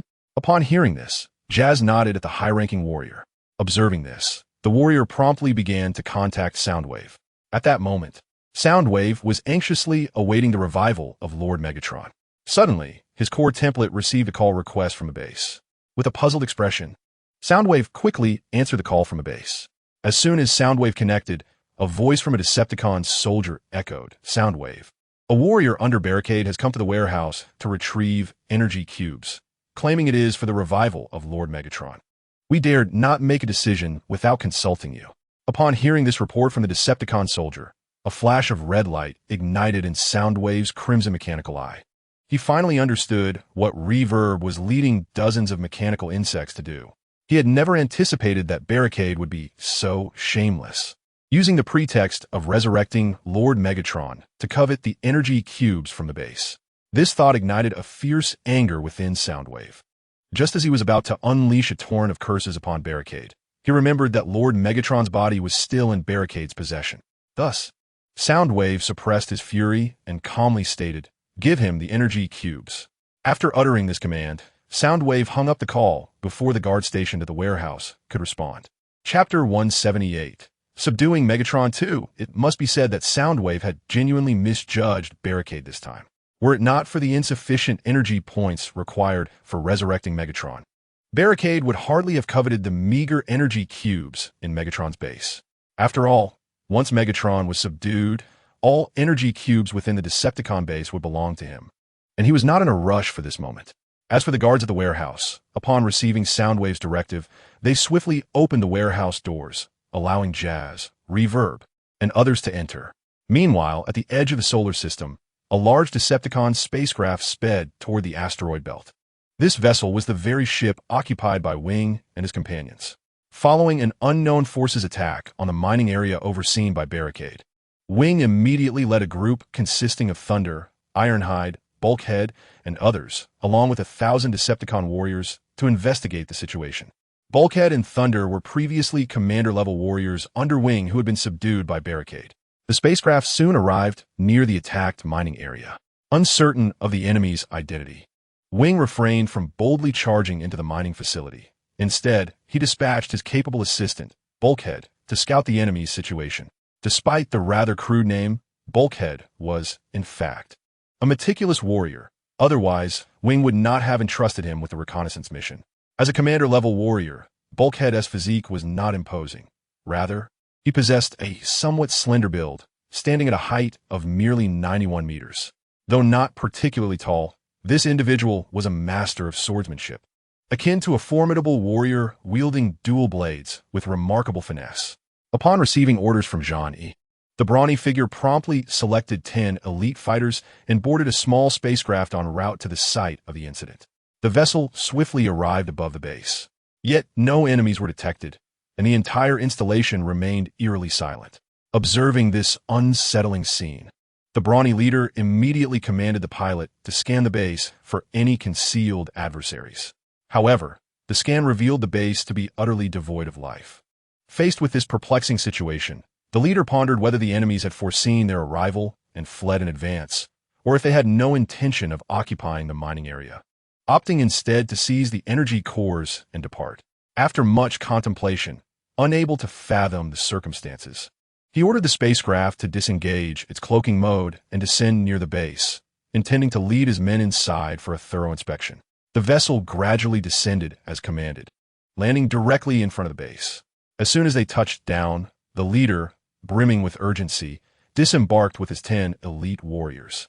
Since the craft had landed on a former battlefield, they immediately noticed signs of combat. Despite the ground being littered with remnants of battle, not a single fragment of the soldiers' exoskeletons was found. This discovery deepened the leader's confusion. prompting him to speculate on the nature of the enemies capable of cleaning the scene so thoroughly. The evidence suggested that the defenders of the mining site had been taken captive. Unbeknownst to him, the defenders had already been devoured entirely by the mechanical hounds that were kept in confinement. After realizing that the battlefield yielded no useful information, the leader cautiously led his warriors into the base. Meanwhile, Jazz and his companions swiftly loaded 2 small spacecraft with energy cores before returning to the larger ship. Roadblock, upon receiving the energy cores, promptly exchanged them for energy points. Having converted all the energy cores, Roadblock saw the energy points in the system shop soar to 6 million, sufficient not only to manifest the leader-class Megatron, but also leaving a surplus. Thus, Roadblock eagerly communicated with the system, requesting the immediate summoning of Megatron's exoskeleton. Ding! The system is in the process of manifesting the leader-class exoskeleton. Please be patient, host. While awaiting the system's completion, Roadblock approached Megatron's damaged frame, unable to suppress a sigh of admiration. Were it not for the extensive damage to the exoskeleton, it would have taken considerable effort for the adversaries to eliminate Megatron. It seems that even I cannot easily master Megatron. However, all of this will soon be a thing of the past. Once I resurrect Megatron, he will manifest before me in his most magnificent form. My influence will significantly expand with the subjugation of Megatron, propelling me forward. With this thought in mind, I gently extracted the spark of Megatron. Simultaneously, the system successfully materialized Megatron's body. Ding! The system has successfully materialized a leader-class body and transferred it to the system space. Please check it at your convenience. Upon hearing the system's prompt, I quickly opened the system space to inspect Megatron's body. Before me stood a towering, silver-white figure, majestically upright in the system space. The grand and formidable appearance made even me, a mere observer, feel a pang of envy. The system had flawlessly manifested Megatron in his most powerful form. I hurriedly examined the data of this leader-class body. Cybertronian life form, Megatron, body, leader-class body height, 1,665 meters. Core, leader-class core template. Spark, none. Weapons, none. Body status, inactive. After reviewing Megatron's body, I directly retrieved it from the system space. Subsequently, I placed the spark into the leader-class body that the system had materialized. The moment I inserted the spark, Megatron's body was instantly activated, and after a violent tremor, his crimson mechanical eyes slowly illuminated. Chapter 179. Subjugating Megatron 3. Since Megatron's consciousness lingered in the moments before his demise, upon being successfully resurrected, he immediately assumed a combative stance, glaring fiercely at me. However, when he realized that the figure before him was not Optimus Prime, but rather myself, his crimson mechanical eyes widened in surprise. At that moment, I gazed at the resurrected Megatron with eager anticipation. Once Megatron regained his composure, he swiftly approached me, and then, kneeling on one knee, he addressed me, saying, "Great Master, Megatron, leader of the Decepticons, reports to you." At this moment, I was overwhelmed with excitement. After all, the figure kneeling before me was none other than the illustrious Megatron of the Decepticon army. I quickly stepped forward to assist him in rising. After calming my emotions, I spoke to Megatron, saying, "Our relationship should not be publicly acknowledged within the Decepticon ranks for now. It suffices that we are aware of it. My current standing among the Decepticons is not yet sufficient, and other Decepticon warriors may express dissent upon witnessing this." Before Megatron, upon hearing the words of Barricade, revealed a fierce expression. He spoke directly, "Rest assured, my master, with my presence here, the insubordinate little ones of the Decepticon army shall not dare to voice any dissent.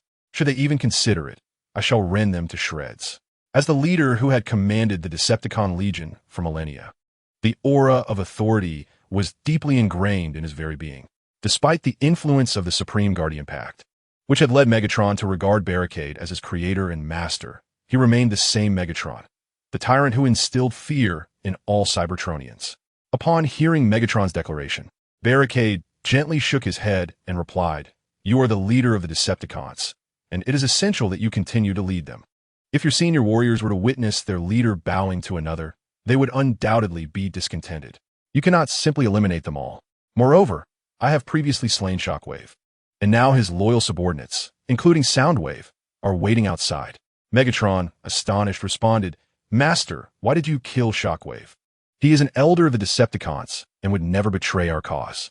In response to Megatron's inquiry, Barricade explained, Shockwave believed I would pose a threat to you, and under duress, I was compelled to eliminate him. Once this matter is resolved, I shall personally revive Shockwave. Our foremost task now is to address the troubles outside. Nodding in acknowledgement, Megatron then addressed his communications officer Soundwave through the Decepticon channel, commanding, Soundwave, come to me at once. Megatron chose not to contact Soundwave directly, but rather to issue a command within the Legion channel to ensure all Decepticon warriors were aware of his return. This was crucial to swiftly quelling any potential unrest among their ranks. After issuing his command, Megatron turned his attention back to Barricade, stating, Master, we must seize the space bridge teleportation device from Unicron, or our efforts to restore Cybertron will be indefinitely delayed. Barricade responded, Unicron escaped using the teleportation device, which he took with him. However, Optimus Prime vanished alongside Unicron, and Bumblebee is currently pinpointing Prime's location. Shockwave had also mentioned that they remain within the solar system. I am confident that we will soon ascertain Unicron's whereabouts. Upon hearing Barricade's words, Megatron's crimson mechanical eye gleamed with intensity, and he declared, Master, if we track down Unicron's position, you must inform me immediately. I am determined to personally eliminate this adversary, Unicron. Meanwhile, the anxious Soundwave, upon receiving a command from Megatron, was instantly filled with surprise. He promptly transformed into a sleek Mercedes-Benz and swiftly sped towards the spacecraft. As for the elite warriors under Shockwave's command, they too received the news of Megatron's resurrection through the Legion channel. Upon hearing this revelation, the Decepticon warriors were relieved, for with Lord Megatron's revival, it was certain that he would not abandon his comrade, Shockwave. They had never believed that Shockwave would conspire against Lord Megatron. When Soundwave arrived aboard the spacecraft, he found Megatron fully restored to his commanding presence, having shed any semblance of the respect he had shown to Barricade. At that moment, Barricade stood quietly to the side. Soundwave approached Megatron, glanced at Barricade, and then spoke directly, Lord Megatron, our mission has failed. Unicron has escaped, and Lord Shockwave has fallen at Barricade's hands. After delivering this grim report, Soundwave cast another glance at Barricade, curious about his reaction. To his bewilderment, Barricade appeared indifferent to the news, which left Soundwave perplexed. He wondered if Barricade was unafraid of Megatron's wrath, or if he no longer regarded Megatron with any respect. With these thoughts weighing on him, Soundwave felt a pang of concern.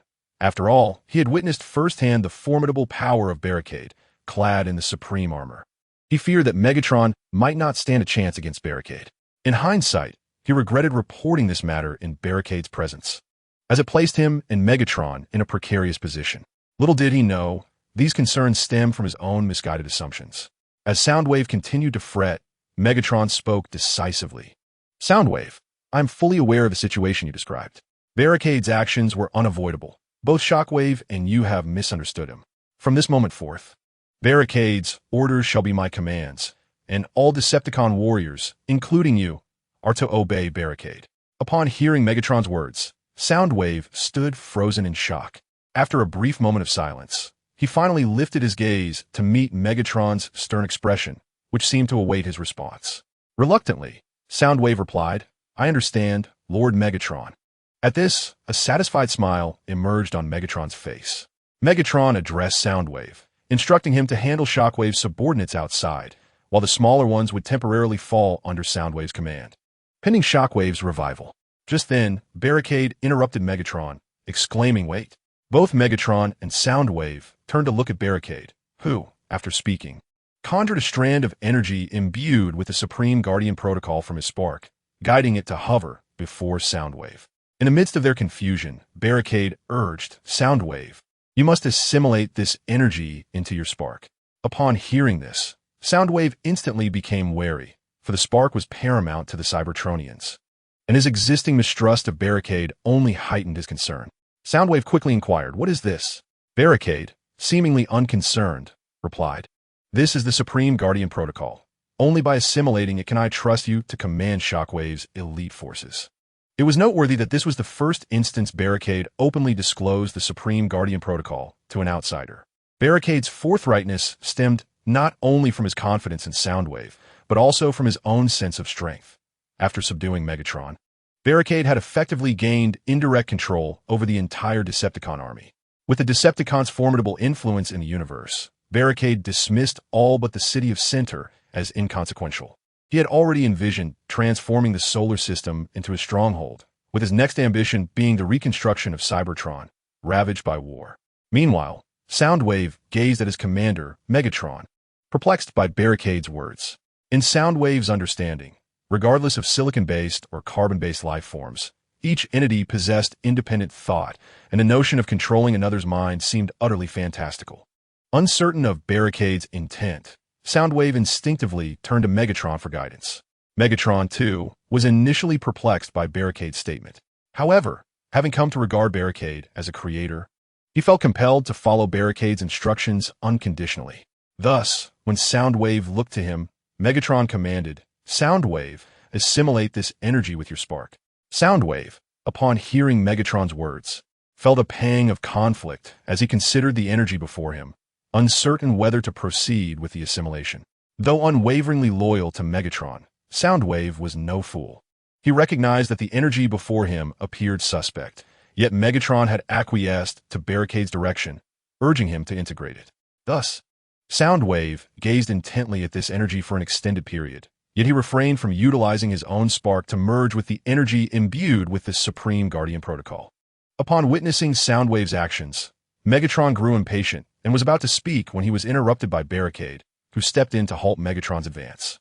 Barricade then addressed Soundwave, assuring him, "Rest assured, this energy, apart from ensuring your loyalty, will not harm your spark. On the contrary, it will enhance its potency." In response, Soundwave turned to Barricade, yet his eyes betrayed a deep-seated skepticism. Observing Soundwave's doubt, Barricade reiterated, "If my intention were to end your existence, I would have extracted your spark long ago, rather than await Lord Megatron's resurrection. Do you truly believe you surpass Shockwave in strength?" Upon hearing Barricade's words, the crimson light in Soundwave's mechanical eye flickered with intensity. Barricade's assertion held merit. Even the leader-class warrior Shockwave acted directly when he sought to confront others. If Barricade wished to harm him, he would have no need for such rudimentary schemes. Nonetheless, despite Soundwave's rational acknowledgement of Barricade's unlikely treachery, he felt an internal resistance towards the energy before him, as if merging with it would render him unrecognizable. Just as Soundwave hesitated, Megatron, growing more impatient, interjected, "Soundwave, do you not even trust me?" Hearing Megatron's query, Soundwave lifted his gaze to meet Megatron's eyes, which were filled with palpable dissatisfaction, revealing his disappointment in Soundwave's demeanor. Faced with this, Soundwave clenched his jaw and resolutely opened the armor on his chest, commencing the fusion of his spark with the energy bearing the Supreme Guardian Protocol. Meanwhile, within the Decepticon base on the fringes of the solar system, the formidable Bulkhead was leading 10 elite warriors in a search operation. However, Bulkhead found himself perplexed as the base was eerily silent, with no adversaries encountered. After thoroughly scouring the entire facility, including the mining tunnels, Bulkhead and his team prepared to depart. Upon returning to their large spacecraft, Bulkhead hurried to report his findings to Starscream.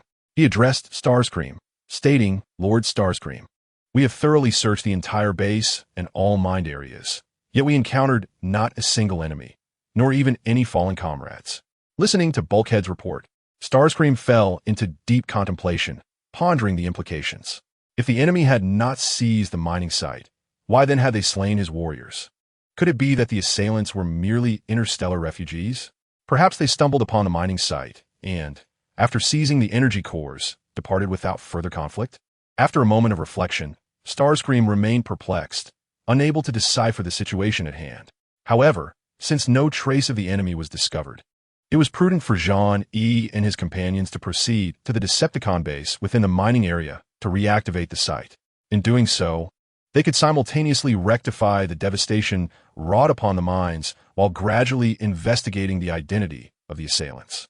With this thought in mind, Zhang promptly commanded the spacecraft to head towards the mining area. Shortly after the large spacecraft he was aboard departed, an oddly shaped vessel emerged from its cloaked state, revealing its menacing and terrifying visage. Chapter 181. The Night Ship 2. This peculiar large spacecraft was none other than the Night Ship, the vehicle of the enigmatic character known as Lockdown. Originally constructed during the Cybertronian Council era for intrepid explorers journeying through the cosmos. It was later acquired by the Knight clan guarding Quintessa. Millions of years ago, Lockdown, a notorious bounty hunter, attacked this vessel, slaughtering and exiling all Knight clan members aboard, thus seizing control and ownership of the ship.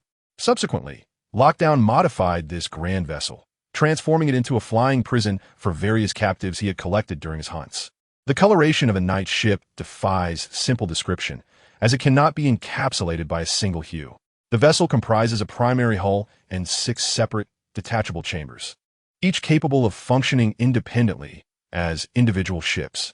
The original design aimed to facilitate the deployment of combat troops, allowing for the formation of protective formations when necessary and the exploration of small celestial bodies. However, after Lockdown assumed control, some of the chambers were repurposed into storerooms for his spoils and prisons. Nevertheless, the propulsion systems of the individual fluid chambers continued to operate effectively. The Knight ship's performance undoubtedly surpassed that of Zhang Yi's standard Decepticon large spacecraft. Otherwise, such a sizable vessel would not have remained undetected in close proximity. Within the command center of the Knight ship, a shadowy mechanical warrior was reporting the movements of Zhang Yi and his crew to Lockdown. Lord Lockdown, they have fallen into our trap. The ship is en route to the mining area. At that moment, Lockdown sat with closed eyes in the command chair, a half-mechanical, half-organic beast resting beside him. Upon hearing his subordinate's report, he slowly opened his eyes and addressed the warrior, since the prey has already walked into the snare. Let us prepare to reap our rewards. After speaking, Lockdown reached out to caress the mechanical dog lying on the ground. Despite its fierce nature, the mechanical beast trembled in fear at Lockdown's touch, quaking as if confronted by a primordial predator. Under Lockdown's command, the Knight ship stealthily trailed Zhang Yi's large spacecraft. The two vessels swiftly arrived at the mining area within the asteroid belt. Upon the arrival of the Warwing's vessel at the mining zone, it descended directly into the Decepticon base, while the cloaked Knight ship stealthily concealed itself in the vastness of space. Concurrently, the hidden Knight ship activated all its weaponry mounted on the hull, aiming at the large vessel that had just landed at the Decepticon base. Just as Warwing's massive ship deactivated its protective shield, hundreds of swirling lasers radiating a violet hue surged from above with incredible speed. At that moment, Warwing was in the ship's command center, delegating tasks to the crew. However, before he could complete his instructions, the alarm in the command center blared ominously. Noticing this, Warwing furrowed his brow and inquired, "What is happening? Why has the ship's alarm system suddenly activated?" The pilot, visibly shaken, replied, "Lord Warwing, we are under attack from the enemy. Their assault is imminent." Before he could finish his sentence, the ship was bombarded by a barrage of strikes. Caught off guard, the large vessel had no choice but to endure the onslaught. With the energy shield still offline, the ship was riddled with gaping holes from the energy attacks. Many Decepticon warriors, unaware of the unfolding chaos, perished in the initial wave of assault. Furthermore, the command center where Warwing was situated also came under enemy fire. Fortunately, as the command center was located at the front of the ship, its armor was relatively thick, preventing the enemy's strikes from breaching this area. Inside the vessel, the soldiers were thrown into disarray, with numerous Decepticon warriors oblivious to the situation at hand. The suddenness of the enemy's attack left Warwing and his companions with no time to inform their subordinates, resulting in chaos as they scurried about the ship like headless chickens. Many Decepticon warriors fled through the large breaches in the ship's hull to escape into the open air. Observing this, Warwing ordered the pilot to activate the ship's protective shield in an attempt to fend off the enemy's assault, while also urging his commanders, such as Thunder, Ironplate, and the Brute, to organize a counterattack with their Decepticon forces. Upon receiving Warwing's command, the pilot immediately attempted to engage the ship's protective shield. However, due to significant damage, his efforts were in vain, and after numerous unsuccessful attempts, he regrettably reported the grim news to Warwing. Enraged by this revelation, Warwing unleashed his fury and kicked the pilot out of his way, then approached the control console to take command of the ship himself. To his dismay, just as he reached the console and prepared to operate the controls, the vessel was struck by a second wave of attacks. This onslaught was even more ferocious than the first, as, in addition to the hundreds of violet energy strikes, immense black energy blasts also emerged. The immense black energy, clearly emitted from a more advanced weapon, was devastating. The large spacecraft, having endured 2 consecutive waves of attack, could no longer withstand the onslaught and lost all power. Witnessing this, Zhang had no choice but to abandon the ship, issuing orders for everyone to evacuate and take refuge in the Decepticon base to fend off the enemy's advances. After all, once the ship was powerless, it could no longer resist. Remaining aboard would likely result in being obliterated along with the vessel. Once Zhang and his companions left the ship, they finally laid eyes on their attackers. In the sky loomed a uniquely shaped large spacecraft, relentlessly assaulting their own. On seeing this, Honglong's expression shifted dramatically, and he exclaimed to Tai Ban and the others, "It's the night ship. Could it be that our assailant is the bounty hunter?" Zhang Yi's countenance darkened upon hearing this. Despite the bounty hunter's strength being merely at the commander level, his reputation in the cosmos was formidable. As a bounty hunter operating within a neutral faction, he had no moral boundaries, prompting leaders of numerous powerful factions to regard him with trepidation. Additionally, upon hearing Honglong's words, both the muscular man and the Crusher could not help but show concern. The Crusher turned to Zhang and inquired, "My lord Zhang, our ship has been destroyed. What shall we do now?" Zhang glanced upwards at the night ship, which continued its relentless bombardment. His expression grew even darker. After a moment of contemplation, he addressed the Crusher and the muscular man, saying, "Have all warriors retreat to the base. We shall utilize the defensive facilities within the base to withstand their attacks. With the base as our stronghold, even if the night ship is formidable, it will not be able to overpower us in the short term." Upon receiving Zhang Yi's orders, the muscular man and the Crusher hastily went to organize the warriors to counterattack using the Decepticon base. After issuing his commands, Zhang turned to Tai Ban and instructed, "Tai Ban, promptly contact the base and request the trigger to dispatch a large ship for our support. We find ourselves in an asteroid zone, and without a ship, we are at a significant disadvantage in this engagement." In response, Tai Ban quickly began to reach out to the Martian base. By this time, after a period of construction, the Martian base had undergone a remarkable transformation. The entire cavern system within Sailor's Canyon was nearly interconnected, with a barricade base concealed within.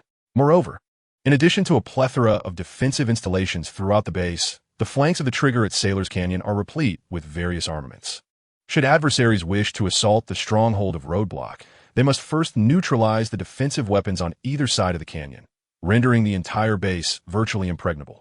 At this moment, Trigger is nurturing new Decepticons within the confines of the base, as Roadblock is absent, leaving all affairs in Trigger's capable hands. Suddenly, a senior Decepticon warrior rushed over in haste.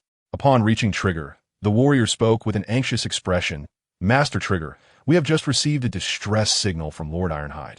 Trigger, who was previously observing the Decepticon technology tree, paused in surprise upon hearing the report from the senior warrior. He quickly inquired what transpired. "Has something happened to Ironhide?" In response to Trigger's query, the senior warrior promptly replied, "Lord Wingblade's ship has been destroyed by the enemy. They are currently defending their position in the mining area base, and Ironhide has requested that we dispatch a large vessel to provide urgent assistance."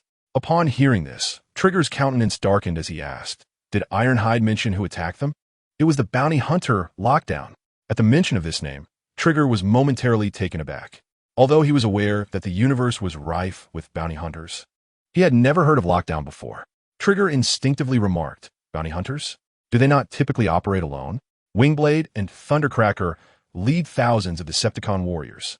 The senior warrior quickly clarified, "As you mentioned, Master Trigger, they were ambushed during their descent."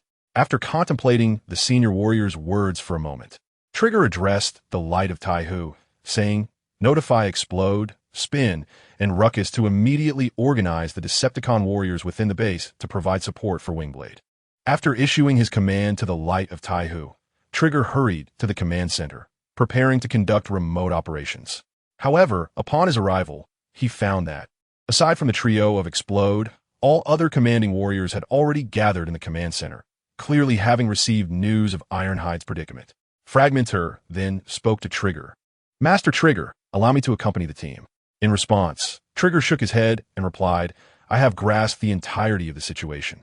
The assailants of Wingblade are locked down. Merely a bounty hunter, they seized the initiative and destroyed Wingblade's ship through ambush. The presence of Ruckus and his companions will suffice for support. Moreover, the base must not be left unguarded. Your task is to fortify the base's defenses to prevent other bounty hunters from attacking our stronghold. At this moment, the character Dizziness, upon hearing Trigger's words, immediately changed expressions and hurriedly exclaimed, "Are you suggesting that it was the Decepticon, known as Barricade, who ambushed Lord Wing?" Trigger nodded in affirmation and replied, "Indeed, it was Barricade who executed the ambush, despite Dizziness having diminished strength after multiple resurrections. His knowledge as a former member of the Cybertron Defense Force remained intact." After receiving Trigger's confirmation, Dizziness quickly stated, "Lord Trigger, Barricade is no ordinary bounty hunter. He is exceedingly cunning. It will be prudent to inform Lord Roadblock." However, before Dizziness could finish his thought, Trigger interjected dismissively, declaring, "He is merely a minor bounty hunter. There is no need to involve Lord Roadblock. If every matter required his intervention, what purpose would we serve?" Yet Dizziness was about to protest when Trigger firmly stated, "Enough. Dizziness, it is decided. You must urgently reinforce the base's defenses while I handle the situation here." Faced with Trigger's obstinacy, Dizziness reluctantly complied and joined Bonecrusher and others to strengthen the base's defenses. Trigger's decision to refrain from reporting this issue to Roadblock and to tackle it independently stemmed from a mix of inflated confidence due to his own enhanced abilities and a fear that Roadblock might perceive him as incompetent. After all, Trigger had transformed from a mere Decepticon soldier into a leader-level warrior in just a few short years under Roadblock's guidance. While Trigger's prowess had indeed grown, his insights paled in comparison to those of the ancient Decepticon warriors who had evolved over millennia. Unbeknownst to him, his arrogance would soon lead to significant trouble for Roadblock, as well as jeopardize the safety of characters like Explosion and others due to Trigger's hubris. Chapter 183. Ambushed before long, Explosion, Spin, and Clamor organized over 10,000 Decepticon warriors and boarded a large spacecraft that arrived near the asteroid belt. Upon reaching the vicinity, they did not immediately contact Wing and the others, but headed straight for the mining area. However, before their massive ship could approach the mining site, an unusually shaped vessel appeared above them. The Decepticon pilot, upon spotting the unidentified ship, quickly reported to the team leader, Spin, Lord Spin, "We've detected an unknown ship above us." Startled, Spin responded, "What is the situation? Aren't the enemy's ships currently engaged in attacking Lord Wing? Why would one suddenly appear here?" Hearing Spin's words, Explosion interjected, "Could it be that the enemy has reinforcements?" In response, Spin promptly instructed the pilot to contact Wing and the others to inquire about the situation. Immediately thereafter, a command was issued to activate all onboard weaponry of the spacecraft, directing them towards the peculiar vessel above. Once the unidentified ship was confirmed to be either a prison ship or reinforcements for the enemy, they would be poised to launch an assault. However, the enigmatic craft hovering above was none other than the imprisoned Knight ship. From the onset, the intention of the prison was not to annihilate the forces of Battle Wing directly. The strategy was to obliterate their vessel, subsequently cornering them in the mining area, and then ambushing the reinforcements of the Decepticons en route. Thus, after demolishing Battle Wing's ship, the prison separated its Knight ship, retaining 4 compartments to continue containing Battle Wing, while piloting the main body of the Knight ship to conceal itself along the route to the support mining area. The rationale behind this maneuver was rooted in the prison's acute awareness of the disparity in power between itself and Megatron. With only a solitary Knight ship at its disposal, it faced Megatron, who commanded several large vessels within the solar system, including his personal flagship, the Nemesis, which was also present in the solar system. The sophistication of the Nemesis rivaled, if not surpassed, that of the Knight ship. Moreover, even if the Knight ship were to outmatch the Nemesis, it could not confront multiple large Decepticon vessels simultaneously. Hence, the prison devised a strategy of encircling and striking at reinforcements, gradually depleting Megatron's strength within the solar system. Unbeknownst to him, this plan would not only thwart his attempts to capture Megatron, but would also lead to his own downfall. At this moment, upon witnessing the large support vessel below, a smirk of disdain crept across the prison's face. "Megatron is truly regressing. Even the ships he dispatches are mere relics," he remarked. Following this, he issued a comprehensive assault order. Upon receiving the command, the warriors operating the ship promptly launched an offensive against the Decepticon vessel below. Instantly, hundreds of energy blasts, shimmering with a violet hue, surged towards the large ship occupied by Battle Wing. At that juncture, Battle Wing was engaged in orchestrating preparations for battle. Although his strategies and commands were without fault, he had underestimated the shifting dynamics of the battlefield. Just as he had yet to establish contact with Battle Wing, the enemy's onslaught had already commenced upon his vessel. The relentless barrage of attacks descended like a shower of fireworks upon the ship's shield, causing ripples akin to water waves. The shield's integrity diminished steadily under the ferocity of the assault. Witnessing this, Battle Wing's countenance darkened with fury. He bellowed, "Decepticons, retaliate! Launch a counterattack immediately!" In response to Battle Wing's command, the Decepticon warriors at the helm of their ships swiftly began to engage their weaponry in retaliation. The two parties immediately engaged in fierce combat amidst the vastness of space. At that moment, the Decepticon warrior responsible for communicating with the War Wing reported to spin out. "Lord Spin Out, the enemy has blocked communications in this sector. We are unable to contact Lord War Wing." Before Spin Out could respond, the hot-headed warrior Ruckus interjected, "What need is there for communication? The enemy's attacks are already upon us. We should retaliate directly." With that, Ruckus led a contingent of Decepticon warriors to the ship's docking bay, preparing to utilize the ship's massive tractor beam for a boarding operation. Unlike Ruckus, who was brawn over brains, Spin Out was composed and astute, having been appointed by Trigger Happy as the commander of this support unit. At that moment, Spin Out remained remarkably calm, swiftly analyzing the battlefield situation. The most pressing concern was how to withstand the enemy's assault, and next, to ascertain whether the attackers were the actual confines or reinforcements of the confines. This detail was crucial for them. If the attackers were indeed reinforcements, it would indicate a grave intelligence failure on their part, suggesting that the enemy was far more formidable than Trigger Happy had indicated and not merely bounty hunters. With this in mind, Spin Out addressed Blaster, saying, "Blaster, Ruckus and I will command the warriors here. You lead a squadron of flyers in a small ship to scout the mining area. We must establish contact with War Wing. Otherwise, we are at a severe disadvantage. Furthermore, once you exit the blocked sector, contact the base to report our current situation to Trigger Happy." Upon hearing this, Blaster nodded in agreement, quickly gathering a dozen elite warriors and hastening to the small ship docked within the larger vessel. Soon after, Blaster piloted the small ship towards the mining base with his team of seasoned fighters. Chapter 184. Ambush 2. However, just as Blaster and his team departed, they were spotted by the confines, who had been monitoring the battlefield from the ship's command center. Upon observing the small ship swiftly departing the fray, a sinister grin crept across the mechanical visage of the confines. Turning to the mechanical hound beside him, he declared, "The hunt begins. Let us savor this splendid moment." With that, the confines made his way toward the ship's auxiliary compartment, while the mechanical hound promptly followed in his wake. Before long, an auxiliary craft detached from the main body of the night ship and rapidly pursued Blaster and his team. As a notorious bounty hunter in the cosmos, the confines preferred to operate solo during missions, believing that his subordinates existed merely to ensure the safety of the ship and to delay the enemy. Thus, the operation of the confinement proceeded without any subordinates accompanying it, the sole companion being the mechanical dog that lay at the feet of the confining entity. It was observed that the auxiliary vessel piloted by the confinement swiftly caught up with the small spacecraft that was making its way toward the mining zone. At that moment, the small craft had not yet fully escaped the blockade of the night ship. Since departing from the larger vessel, the explosion had been attempting to establish communication with the likes of War Wing, yet to no avail. Just as the explosion, filled with impatience, began to curse the unreliable system, their small spacecraft was struck directly by several spinning energy missiles.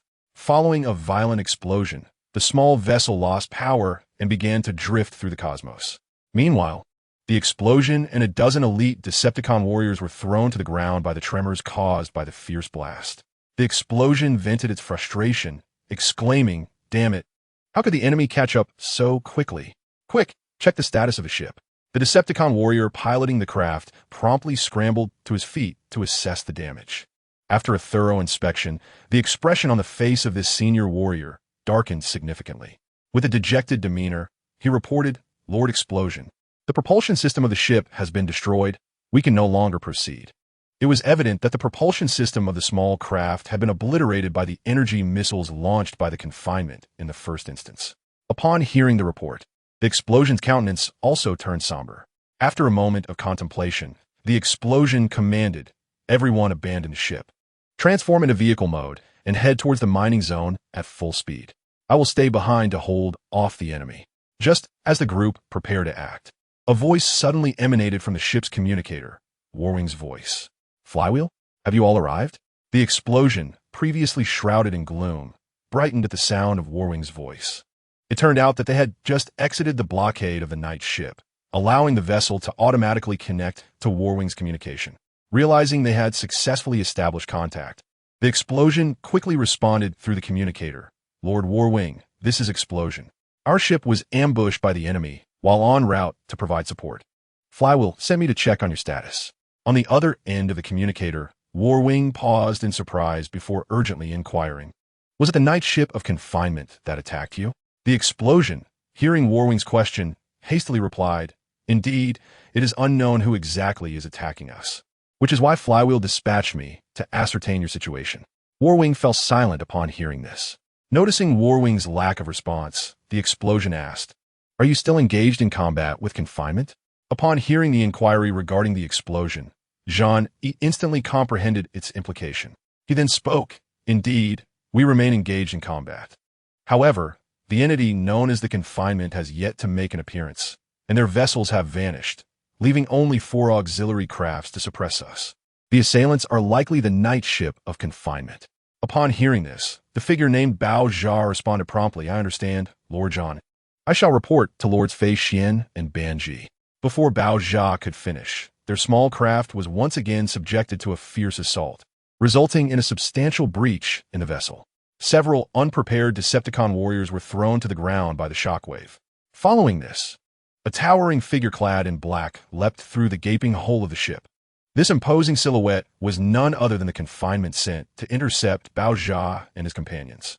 Upon entering the small craft, Confinement raised his hand and hurled several seed grenades at the remaining elite Decepticon warriors. After a series of violent explosions, numerous Decepticon warriors met their demise, and even Bao Jia was blasted away, colliding heavily against the ship's bulkhead. Within the mining base, Zhang Yi, upon hearing the commotion through the communicator, inquired urgently, "Bao Jia, what transpired on your end? What is happening?" At that moment, Bao Jia, reeling from the violent impact of the seed grenades, was unable to articulate a response. Energy fluid seeping from the corner of his mouth. Nearby, Confinement, upon hearing the voices emanating from the communicator, could not help but smirk. "Your esteemed Bao Jia," he taunted, "is presently incapable of answering your queries, as he has been reduced to a heap of scrap metal by my hand." Upon hearing the unfamiliar voice through the communicator, Zhang Yi fell into silence.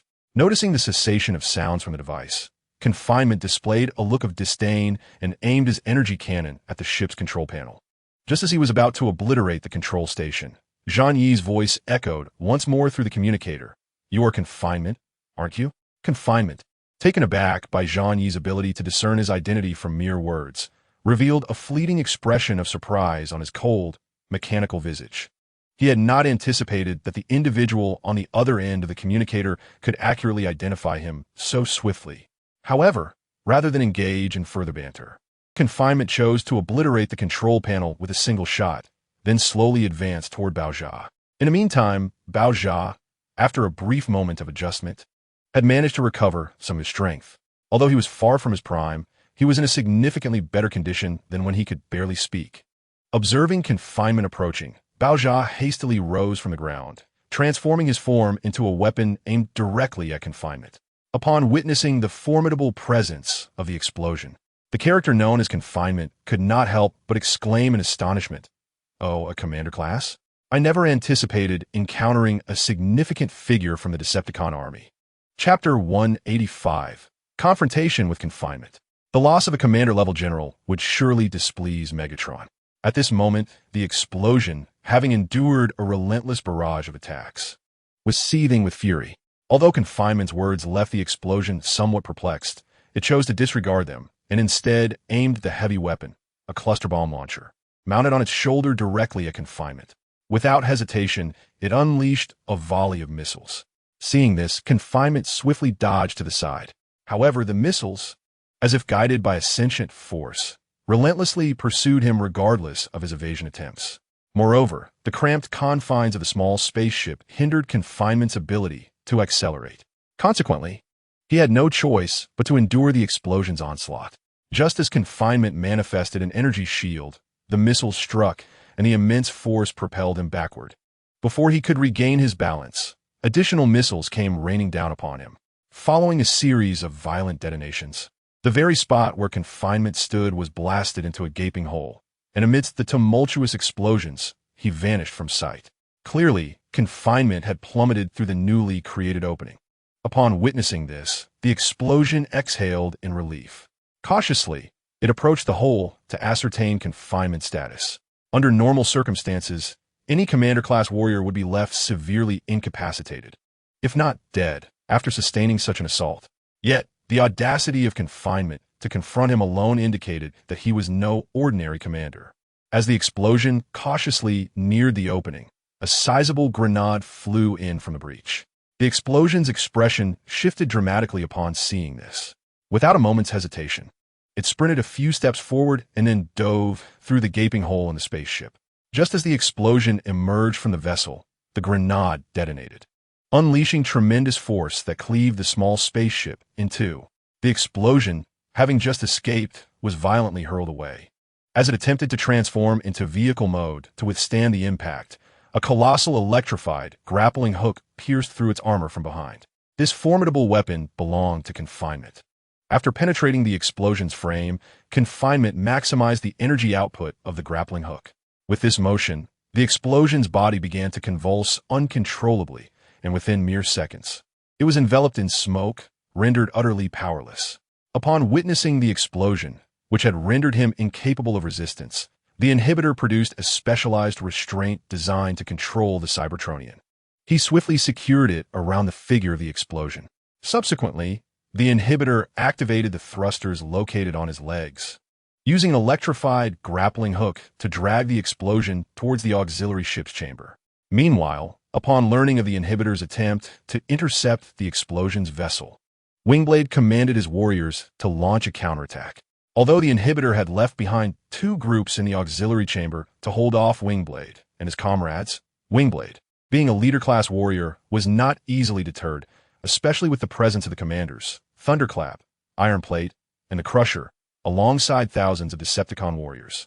In no time, Wingblade and his forces eliminated the inhibitor's subordinates, and the two groups stationed in the auxiliary chamber were also shot down. After vanquishing the immediate threat, Wingblade hastily led the Crusher, Thunderclap, and a cadre of flying Decepticon warriors towards the aid of the aerial combat. The remaining warriors, under the guidance of Ironplate and Thunderclap, were tasked with repairing the two groups in the auxiliary chamber and clearing the battlefield. Due to the absence of available spacecraft, the speed of Wingblade's reinforcements was notably sluggish. However, the inhibitor had chosen a position for interception that was not far from the mining area. Simultaneously, the battle involving the aerial combatants reached a fever pitch. The two ships, engaged in relentless fire, saw the large vessel carrying the aerial commander deplete its energy and lose its shield first. As the inhibitor-S subordinates noticed the loss of the shield on the aerial commander-S ship, they intensified their assault, launching an array of weapons towards the large vessel. Without its protective barrier, the large ship was no match for the Knight-class ship and gradually fell into a disadvantageous position, suffering devastating blows to its hull.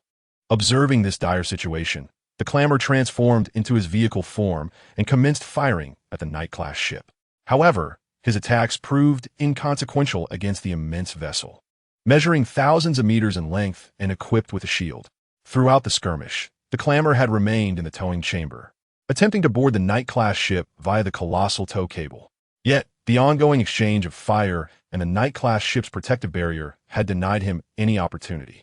As the Clamor continued his futile assault on the Knight-class ship, he eventually ceased his efforts, realizing the ineffectiveness of his strikes.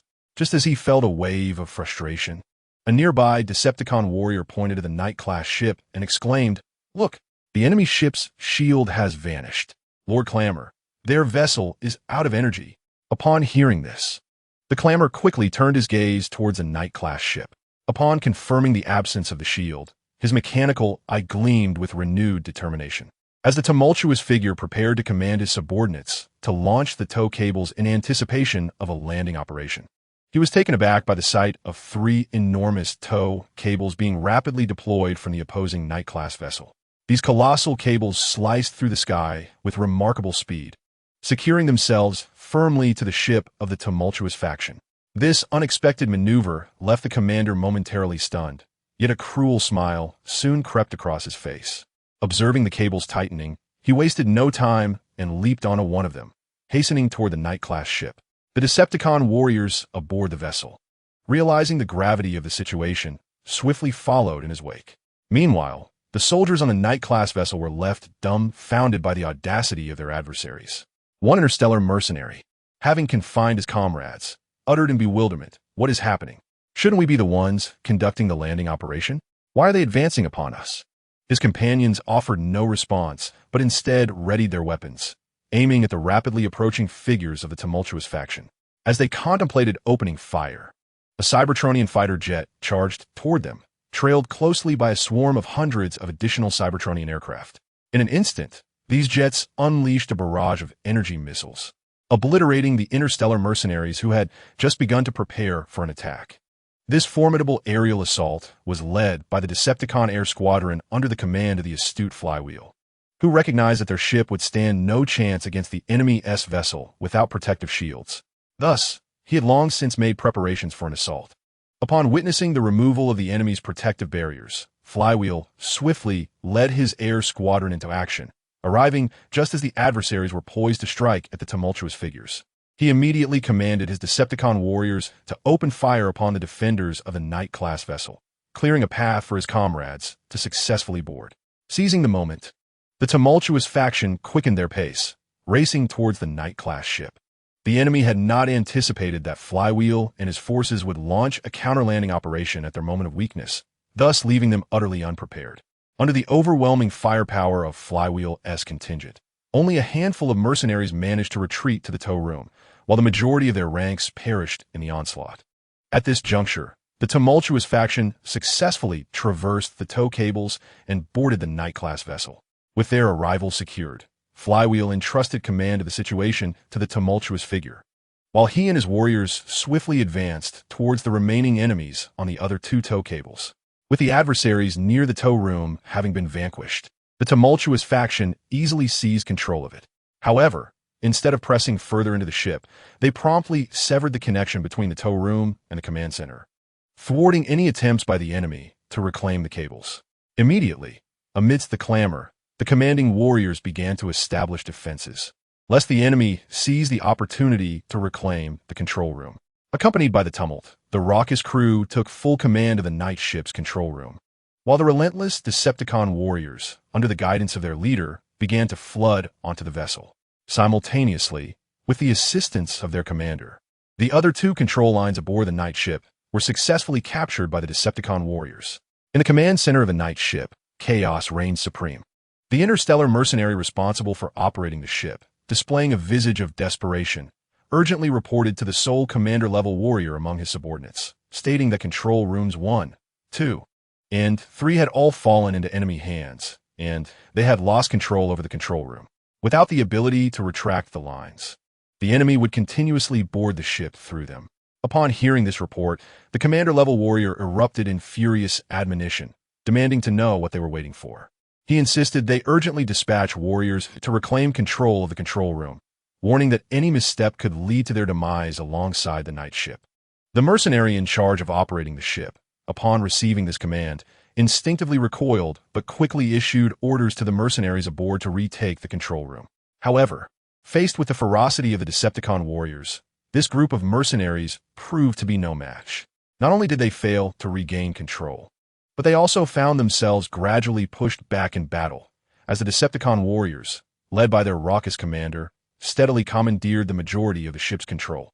In light of their continual defeats, the commander-level warrior had completely lost his composure and found himself grappling with the notion of retreat. This thought of flight was not born of fear of the attacking Decepticon warriors, but rather from the dread of facing the wrath of his superior should he lose the Knight ship. Though he shared the same commander-level status as his superior, he was no match for him. In fact, when confronted with his superior, he felt utterly powerless to resist.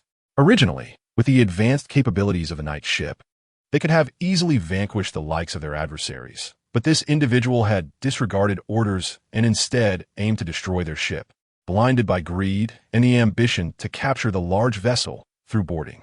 He had grossly underestimated the strength and number of the Decepticon warriors aboard, which led to his failure to seize the ship as he had envisioned. Instead, he found himself on the receiving end of a counterattack aboard the night ship. Despite being a powerful bounty hunter, his superior had no loyal subordinates of his own.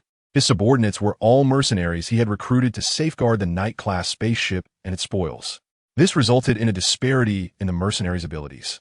When the tide of battle turned in their favor, they exhibited remarkable valor, yet faltered when faced with adversity. This was one of the reasons the commander-level warrior contemplated fleeing. Just as he prepared to abandon the Knight-class spaceship, the ship's communicator suddenly came to life. The warrior at the controls, upon recognizing the caller as the warden, promptly activated the communication. Instantly, the warden's projection appeared in the command room. At that moment, the warden, holding a half-conscious explosive device in hand, inquired about the current situation. Upon hearing the warden's question, the commander-level warrior displayed signs of distress, stammering and at a loss for words. Observing his hesitation, the warden's eyes glimmered with a fierce light, and he demanded, "Do not tell me the prey has escaped." The commander-level warrior, feeling increasingly flustered, hurriedly replied, "And no, the prey has not escaped. There has merely been a minor incident." The warden, upon hearing this, cast aside the explosive and pressed on. "An incident? What kind of incident?" "The enemy has launched a landing operation against us via the tether," the commander-level warrior explained. The warden's expression turned to one of fury as he exclaimed, "What? You worthless fools allowed the enemy to invade my ship?" Witnessing the warden's wrath, the commander-level warrior's body trembled, and he hastily assured, "Rest assured, my lord warden. We shall expel them at once." Chapter 187, Landing Operation 2. With that, the commander-level warrior commanded the crew operating the spaceship to terminate the communication with the warden and swiftly made his way to the ship's cargo hold. Indeed, he had already devised an escape plan. His destination was the ship's hold, where he intended to gather the energy blocks and various treasures collected by the warden before departing. After the communication was abruptly cut off by his subordinates, the warden sensed something amiss. His subordinates had never dared to sever communication with him before. Thus, he ordered the subcabin to return at full speed and initiated another communication request to the Knight-class spaceship. To his surprise, the moment he attempted to connect, the ship responded immediately. The warrior operating the ship, visibly panicked, addressed the warden, "My lord warden, is there anything else you require?" The warden did not respond to the warrior's inquiry, but instead inquired, "Where's the axle?" The pivot was a commander-level warrior under the authority of the confinement. Upon hearing confinement's inquiry, the soldier operating the spaceship promptly replied, "My lord confinement." After Commander Pivot terminated the communication, he hastily departed, likely to expel the enemies aboard the ship. Confinement, upon hearing this, breathed a sigh of relief and said, "Now, report to me the specific situation regarding the enemy's invasion." The soldier swiftly responded, "Report to you, my lord confinement. The enemy has already seized the traction room and is incessantly advancing deeper into the ship. Currently, they have occupied 1/3 of the vessel." "What?" Confinement exclaimed with anger upon hearing the report. "Damn Pivot, that useless fool. Tell him I shall return immediately, and he must hold the line against the enemy's onslaught." With that, Confinement abruptly ended the communication and accelerated the speed of the auxiliary cabin to its utmost, racing toward the battlefield. At that moment, Confinement was unaware that his commander-level subordinate had not engaged with the invading enemies aboard the night ship. Instead, he was plundering Confinement's treasury along with his loyal followers. Pivot was seen transporting the energy pillars and various treasures collected by Confinement to the last auxiliary cabin of the night ship, and then piloting the auxiliary cabin away from the night ship, swiftly heading towards the outskirts of the solar system. Although Pivot had successfully escaped, he was soon detected by the Decepticon warriors under the command of the Whirlwind. The Decepticon warrior, responsible for operating the large spaceship, immediately reported the situation upon detecting a small ship fleeing the battlefield. At that time, Whirlwind was engaged in combat on the deck of the night ship with mercenaries guarding it. He and his companions split into two paths, advancing towards the interior of the night ship, and with fervor they pushed forward, causing the mercenaries to retreat. With victory seemingly within reach, Whirlwind would not allow any enemy to escape from under his watchful eyes. Therefore, upon receiving the report from his subordinate, Whirlwind immediately commanded the warriors remaining on the large ship to pursue the fleeing enemy using small ships. Following Whirlwind's orders, 2 teams of elite warriors boarded 2 small ships to chase after the fleeing foes. However, at that moment, a group of auxiliary cabins from the night ship swiftly approached from the distance. The pursuing vessels, noticing this, immediately dispatched one small ship to intercept while the other continued to pursue the fleeing auxiliary cabin. The small ship designated for interception opened fire on the rapidly approaching auxiliary cabin. Unexpectedly, the opposing auxiliary cabin did not engage the small ship in combat, but instead withstood the attacks and sped towards the deck of the night ship. This auxiliary cabin was the very one piloted by Confinement. At this moment, the Confinement had no intention of engaging in combat with the small spacecraft, but was swiftly approaching the night ship. Upon the arrival of the auxiliary cabin at the deck of the night ship, without waiting for it to land, the Confinement leaped down and landed directly in the center of the ongoing battle. At that moment, the agile fighter had just cleaved a mercenary in half with his energy sword and was about to attack another when an ear-piercing alarm suddenly blared from within his core template. Simultaneously, he sensed a lethal danger looming above him. With no time to glance upward at the source of the threat, he instinctively leaped aside. Just as he vacated his previous position, a towering figure descended where he had been fighting moments before. This imposing figure was none other than the hurriedly returning Confinement. Upon landing, the Confinement did not immediately launch an attack on the agile fighter or the nearby Decepticon warrior. Instead, he fixed his luminous green mechanical eyes intently upon the agile fighter. The formidable aura exuded by the Confinement made the agile fighter feel as though he were being tracked by a ferocious beast, a sensation that was decidedly unsettling. Since his promotion to commander, this was the first time the agile fighter had faced such a formidable opponent, which stirred both anxiety and a flicker of anticipation within him. He was eager to discover just how powerful he had become since ascending to command. The pressure emanating from the figure before him was immense, perfectly poised to test his true capabilities. With this thought in mind, he tightened his grip on the energy sword. Just as he was prepared to charge forth and measure his strength against the Confinement suddenly furrowed his brow and spoke, another unfamiliar commander. It seems Lord Megatron is indeed willing to invest. He then inquired, what is Megatron truly up to in the solar system? Why is he cultivating so many warriors here? Although the agile fighter felt a pang of confusion upon hearing the Confinement's words, he refrained from answering and instead retorted, you are not worthy of knowing Lord Roadblock's and Lord Megatron's plans. The Confinement's expression turned icy at this response. He resolved to cease any further dialogue and launched himself towards the agile fighter with haste. The agile fighter, witnessing this, promptly tightened his grip on the energy sword, bracing for the impending assault. Observing the agile fighter's actions, the Confinement revealed a hint of disdainful amusement. Upon reaching the agile fighter, the Confinement extended his electrified grappling hook towards the fighter's head. In response, the agile fighter swiftly raised his energy sword, attempting to block the Confinement's strike. However, as their weapons clashed, the agile fighter's expression shifted dramatically, silently cursing, not good. Chapter 188. Landing Operation 3. The agile fighter was sent hurtling away by the sheer force of the Confinement's might. As the spinning figure was violently propelled away, the formidable figure of Jinx swiftly ensnared the mechanical leg of the spinning being with her grappling hook. Without hesitation, she executed a powerful shoulder throw, slamming the spinning entity forcefully onto the ground. Before the spinning adversary could regain composure, Jinx pierced through its chassis from behind with her electrified grappling hook, lifting it into the air effortlessly. It was evident that despite both being commanders, the spinning figure stood no chance against Jinx, whose overwhelming strength utterly dominated the encounter. The Decepticon warriors, engaged in battle with mercenaries nearby, were momentarily taken aback by this spectacle. Conversely, the mercenaries defending the ship erupted into raucous cheers upon witnessing the scene. Jinx, still holding the spinning figure aloft, did not relent. Instead, she maximized the energy of her electrified grappling hook. As she did so, the spinning entity began to tremble violently, its intricate internal components rendered ineffective by the tremendous surge of electricity. Within mere seconds, the spinning figure was enveloped in smoke. stripped of its ability to resist.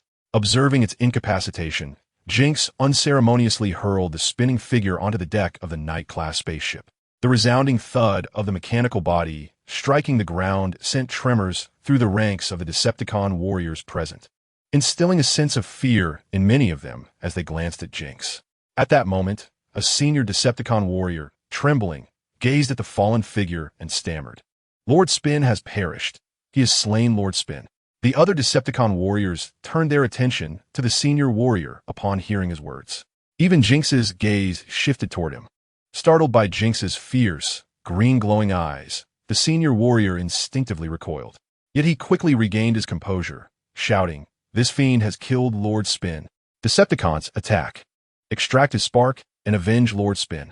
Initially intimidated by Jinx's formidable prowess, the Decepticon warriors, galvanized by their senior's rallying cry, now glared menacingly at her.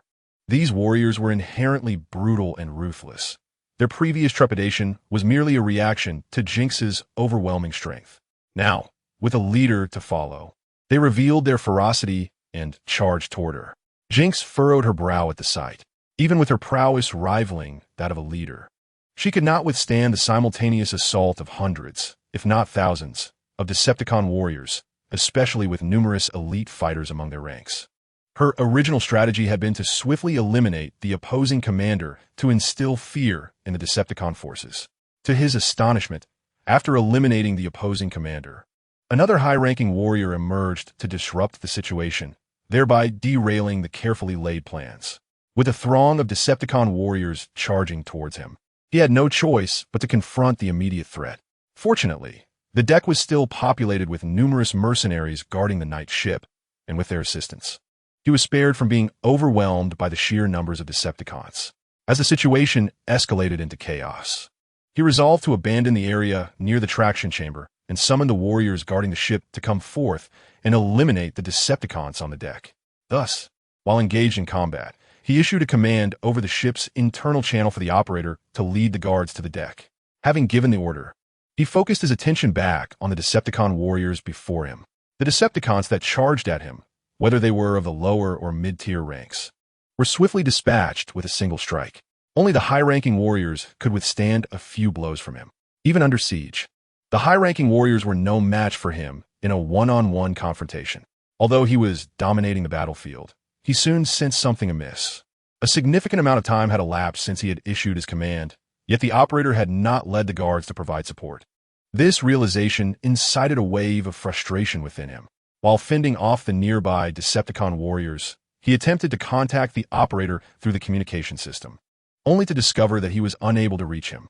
Momentarily taken aback by this revelation, he was caught off guard as two high-ranking Decepticon warriors struck his chest armor with their energy swords. Although this blow did not inflict severe damage, it sent him reeling backwards. Seeing this, the remaining high-ranking warriors transformed and unleashed a barrage of heavy weaponry upon him. Their firepower was far superior to that of the lower-ranked warriors, and his frame was soon riddled with cracks from the relentless assault. One of his mechanical arms was even shattered in the onslaught. Realizing the dire situation, he made a decisive retreat into the interior of the Knight ship. The mercenary warriors, witnessing his flight, scrambled in a frantic rush towards the ship's interior. As the enemy began to flee, the Decepticon warriors under the Operator's command were invigorated, eagerly pursuing the retreating foes, leaving only a handful of high-ranking warriors beside the operator to assess his condition. There he lay on the deck, motionless, with sparks occasionally flickering from his frame. Thus, a senior warrior hastily unsealed the armor on his chest, releasing the Decepticon doctors stored within. These Decepticon doctors, akin to the Decepticon scalpel, are diminutive in size and typically concealed within the bodies of the Decepticon warriors. If the esteemed readers have forgotten this detail, they may refer back for clarification. Upon landing, several Decepticon doctors swiftly ascended towards the rotating machine. As soon as these doctors made contact with the machine, they were immediately engulfed by crackling blue electricity, which scorched them, producing wisps of black smoke. The senior warriors, witnessing this spectacle, exchanged glances, momentarily at a loss for how to proceed. Chapter 189.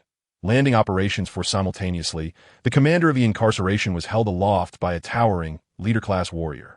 Nearby, A group of warriors who had attempted to flee lay scattered on the ground. These fallen warriors were grievously injured, some missing limbs, others with gaping wounds in their armor, evidently stripped of their sparks. With a cold demeanor, the warrior gripping the incarceration demanded, "My patience is limited. You would be wise to divulge everything clearly." In a state of panic, the incarceration protested, "My lord, we are not your subordinates. We are merely ordinary interstellar wanderers who happened upon this location." Upon hearing this response, a glimmer of crimson light flickered in the leader-class warrior's eyes. He tightened his grip, causing a series of ominous cracks as he squeezed the incarceration's neck. Realizing the murderous intent, the incarceration quickly pleaded for mercy. However, the leader disregarded these pleas, discarding the incarceration to the ground and inquiring, "If you are not aligned with the incarceration, then why were you piloting the auxiliary chamber of the Knight spacecraft?" At this question, the incarceration was taken aback, realizing the enemy recognized the auxiliary chamber of the Knight spacecraft. It was evident that the aggressors were foes of the incarceration, possibly even warriors of the Decepticon Legion. Thus, the incarceration fell into deep contemplation, urgently devising a plausible explanation to avoid meeting the same fate as his fallen comrades, destined to return to the embrace of the primordial celestial. Initially, the incarceration had planned to board the auxiliary chamber of a Knight spacecraft to journey to the remote 8-star system, evading retribution from the incarceration. However, fate intervened when he encountered the reinforcements led by Battlewing. Upon sighting the auxiliary chamber of the Knight spacecraft, Battlewing commanded his warriors to attack. Under the leadership of the Mighty and the Crusher, they swiftly obliterated the auxiliary chamber and vanquished all adversaries, leaving only the commander-class incarceration. Thus, the scene unfolded where Battlewing gripped the incarceration. After a moment of contemplation, the Axle addressed the Battlewing, saying, "My lord, we were unaware that this vessel is the auxiliary chamber of the Knight ship. We passed through the solar system and observed a fierce battle unfolding. So we stealthily commandeered this ship." However, upon hearing Axel's words, Battlewing could not help but display a hint of impatience. He discerned that the individual before him was merely a deceitful scoundrel, incapable of yielding any valuable information. Thus, Battlewing gestured to the Crusher beside him, signaling for him to eliminate Axel. Upon receiving the command, the Crusher, with a sinister grin, approached Axel from behind. Just as the Crusher intended to extract Axel's spark, a small Decepticon ship appeared, swiftly approaching from the distance. The onlookers turned their attention to the rapidly advancing craft. As the small ship hovered above them, a dozen Decepticon warriors leapt from its deck. One of the senior warriors hurried to Battlewing's side and spoke, "My Lord Battlewing, we are here under Lord Cyclonus's orders to pursue the fleeing enemy." Battlewing glanced at the kneeling Axel and replied, "Ah, it seems you have arrived too late." The senior warrior, catching the implication in Battlewing's words, grinned wickedly and said, "Isn't there still one left?" Upon hearing their exchange, Axel's face turned ashen. He realized that his identity had been revealed. In a desperate plea, he exclaimed, "My Lord Battlewing, I confess. I was indeed the deputy of the confinement. But that is no longer the case. Moreover, all the treasures collected by the confinement have been transferred to the auxiliary chamber. I am willing to offer all the treasures to you, my lord. Furthermore, I pledge my loyalty to you, ready to risk everything for your cause." Axel looked at Battlewing with hopeful anticipation, yearning for mercy. Nevertheless, Battlewing ignored Axel and instead observed the Crusher behind him. Understanding Battlewing's intent, the Crusher swiftly acted, drawing Axel's spark from behind. Thus, the only commander of the confinement met his demise at the hands of the Crusher. Meanwhile, the Knight ship and the Decepticon's large vessel continued their fierce exchange. As the two ships were tethered together, they refrained from employing their main weapons and instead unleashed a barrage of secondary weaponry upon one another, with Cyclonus gravely injured and unconscious. The commander now assaulting the Knight ship was a raucous individual. Unlike Cyclonus, Raucous preferred not to engage in strategic thinking and was characterized by a rather volatile temperament.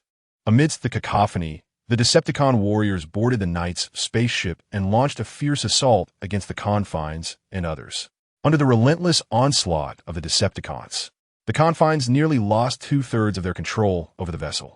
At that moment, the Confines had already learned of the betrayal by the gearshift, and coupled with the significant loss of control over the spaceship, They could not help but erupt in fury. "You worthless fools! I expended so many energy blocks to hire you, and yet you cannot even fend off a bunch of pathetic Decepticons. What use are you to me now? And that damned gearshift, daring to betray me. I shall make him understand the excruciating consequences of treachery." However, upon witnessing the Confines' wrath, the mercenaries lowered their heads in silence. They were merely mercenaries, after all, and none wished to provoke the Confines' ire. To the contrary, seeing the demeanor of his subordinates only fueled the Confines' anger further. These mercenaries were hired at a considerable expense to protect the spaceship, and now, with the vessel under attack, they had become timid turtles rather than valiantly confronting the enemy. In a fit of rage, the Confines bellowed, "Gather all warriors. We shall confront the Decepticons in a fight to the death." To his astonishment, the mercenaries exchanged terrified glances upon hearing the Confines' command. One of the mercenary warriors voiced his concern. "My lord Confines, the enemy outnumbers us greatly. We're no match for them. Rather than fighting to the last breath, it would be wiser to temporarily abandon the ship and regroup later to reclaim it." Upon hearing this, the other mercenaries nodded in agreement, and another added, "Indeed, we stand no chance against the Decepticons. Fighting them now would be tantamount to seeking death. If you wish to go, then go ahead. I, for one, will not throw my life away in vain." The moment the warrior's words fell, a menacing green light flickered in the Confines' mechanical eye. He then slowly approached the speaking mercenary. The mercenary, sensing the shift in the atmosphere, stammered in terror, "Master Confines." Before he could finish, the Confines transformed into a blur, dashing toward him. In a swift motion, the Confines extracted the warrior's spark amidst the horrified gazes of the other mercenaries and held it tightly in his grasp. After executing this grim act, the Confines turned to face the first mercenary who had spoken. Upon meeting the Confines' chilling gaze, the mercenary hastily fell to his knees, exclaiming, "My lord Confines, I was wrong. I should not question your command. I shall summon all the warriors at once to confront the invading Decepticon soldiers. I beseech you, spare my life." The mercenary warrior, while pleading for mercy, bowed repeatedly before the imposing figure of the bounty hunter, hoping for clemency. His audacity to question the authority of the bounty hunter stemmed from the fact that his commander, the one called Zwan, had already fled. Among the remaining mercenaries, he fancied himself the strongest, believing that with Zwan's departure, he had ascended to the role of leader, emboldening him to challenge the bounty hunter's orders. Yet, despite his formidable prowess, having reached the pinnacle of a senior warrior and standing just a step away from becoming a commander, he had neglected the nature of his opponent. He was, after all, facing the renowned bounty hunter, known as Zhang Feng, with a mere display of a simple yet effective method of instilling fear. Zhang Feng had shattered the resolve of the mercenary warriors. The self-proclaimed new leader continued to plead for his life, beseeching Zhang Feng for mercy. Upon realizing his objective had been achieved, a cruel smile crept across Zhang Feng's mechanical visage. He addressed the kneeling mercenary, stating, "Given the circumstances, I shall temporarily spare your life." The mercenary's face brightened with hope. But just as he was about to respond, Zhang Feng's tone shifted. He continued, "If any among you dares to flee like Zwan or shows me disrespect, as this one has, their fate will be akin to that of this spark." With that, Zhang Feng crushed the spark in his hand, the sound of it shattering sending a tremor through the kneeling mercenary's body. The other mercenaries instinctively recoiled at the sight, seeing that his purpose had been fulfilled. Zhang Feng gestured for the kneeling warrior to rise. The mercenary, filled with gratitude, quickly stood and exclaimed, "Thank you, Lord Zhang Feng. Thank you. Rest assured, I will ensure that this rabble of Decepticon scum is driven from the night ship." Upon hearing this, the other mercenaries hastened to express their loyalty to Zhang Feng, fearful that any delay might result in dire consequences. Sensing the moment was ripe, Zhang Feng raised his hand and commanded, "Let the counteroffensive commence." With that, he led the way out of the command room. The mercenary warriors, upon receiving Zhang Feng's directive, swiftly followed him out of the ship's command center. However, once outside, they quickly surged past Zhang Feng, charging toward the Decepticon warriors assaulting the ship. Their fervent resistance against the invasion of the Decepticon warriors is not born from a genuine allegiance to their captor, but rather from an overwhelming fear of being annihilated by him. After all, engaging in battle with the Decepticons offers a slim chance of survival. However, should they choose not to confront the Decepticons, they would likely find themselves unable to escape the command room of the spaceship. For their captor's merciless nature would undoubtedly seal their fate. It is not that they lack the desire to unite against their captor. It is simply that in addition to the warriors he has extravagantly employed to guard the ship, he commands a legion of mechanical hounds. Though these mechanical beasts may lack formidable combat prowess, their sheer numbers render them a daunting force. Without the assistance of these mechanical hounds, it is likely that the night ship would have already changed hands. As their captor led the ship's garrison in a counteroffensive, Zhang and his companions successfully arrived at the night ship. The fleeing Transwarp and his subordinates had already been returned to the embrace of the primordial celestial. Upon reaching the battlefield, Zhang commanded the brutish warrior and the Crusher to lead their contingent of Decepticon soldiers in an assault on the night ship. The two swiftly occupied the previously raucous position and initiated a fierce attack against the vessel. Meanwhile, the Ruckus had made his way to the deck of the night ship to report the battlefield situation to Zhang. My lord Zhang, both Spin and Explode have sustained significant injuries from the enemy's onslaught. I have arranged for our warriors to escort them back to the Mars base. We are currently contesting control of the night ship and have successfully seized 3/5 of it. I believe it will not be long before we eradicate the enemy completely. Hearing this, Zhang nodded in satisfaction and instructed, ensure that our warriors seal off the surrounding star systems. We must not allow a single enemy to escape. These wretched beings have inflicted considerable losses upon us, and should they evade capture, Lord Roadblock may express his discontent. Reassured, the Ruckus replied, "Rest assured, my lord Johnny.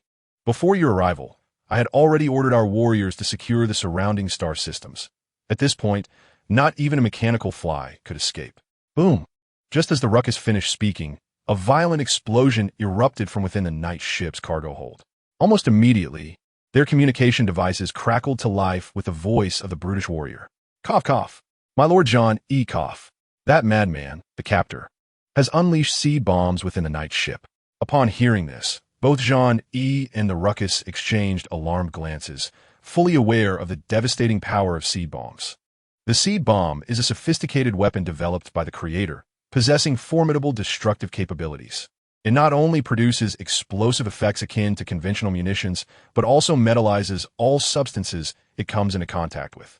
For instance, carbon-based life forms on Blue Star, including the very soil, would transform into living metallic elements capable of generating Cybertronians upon exposure to the seed bomb.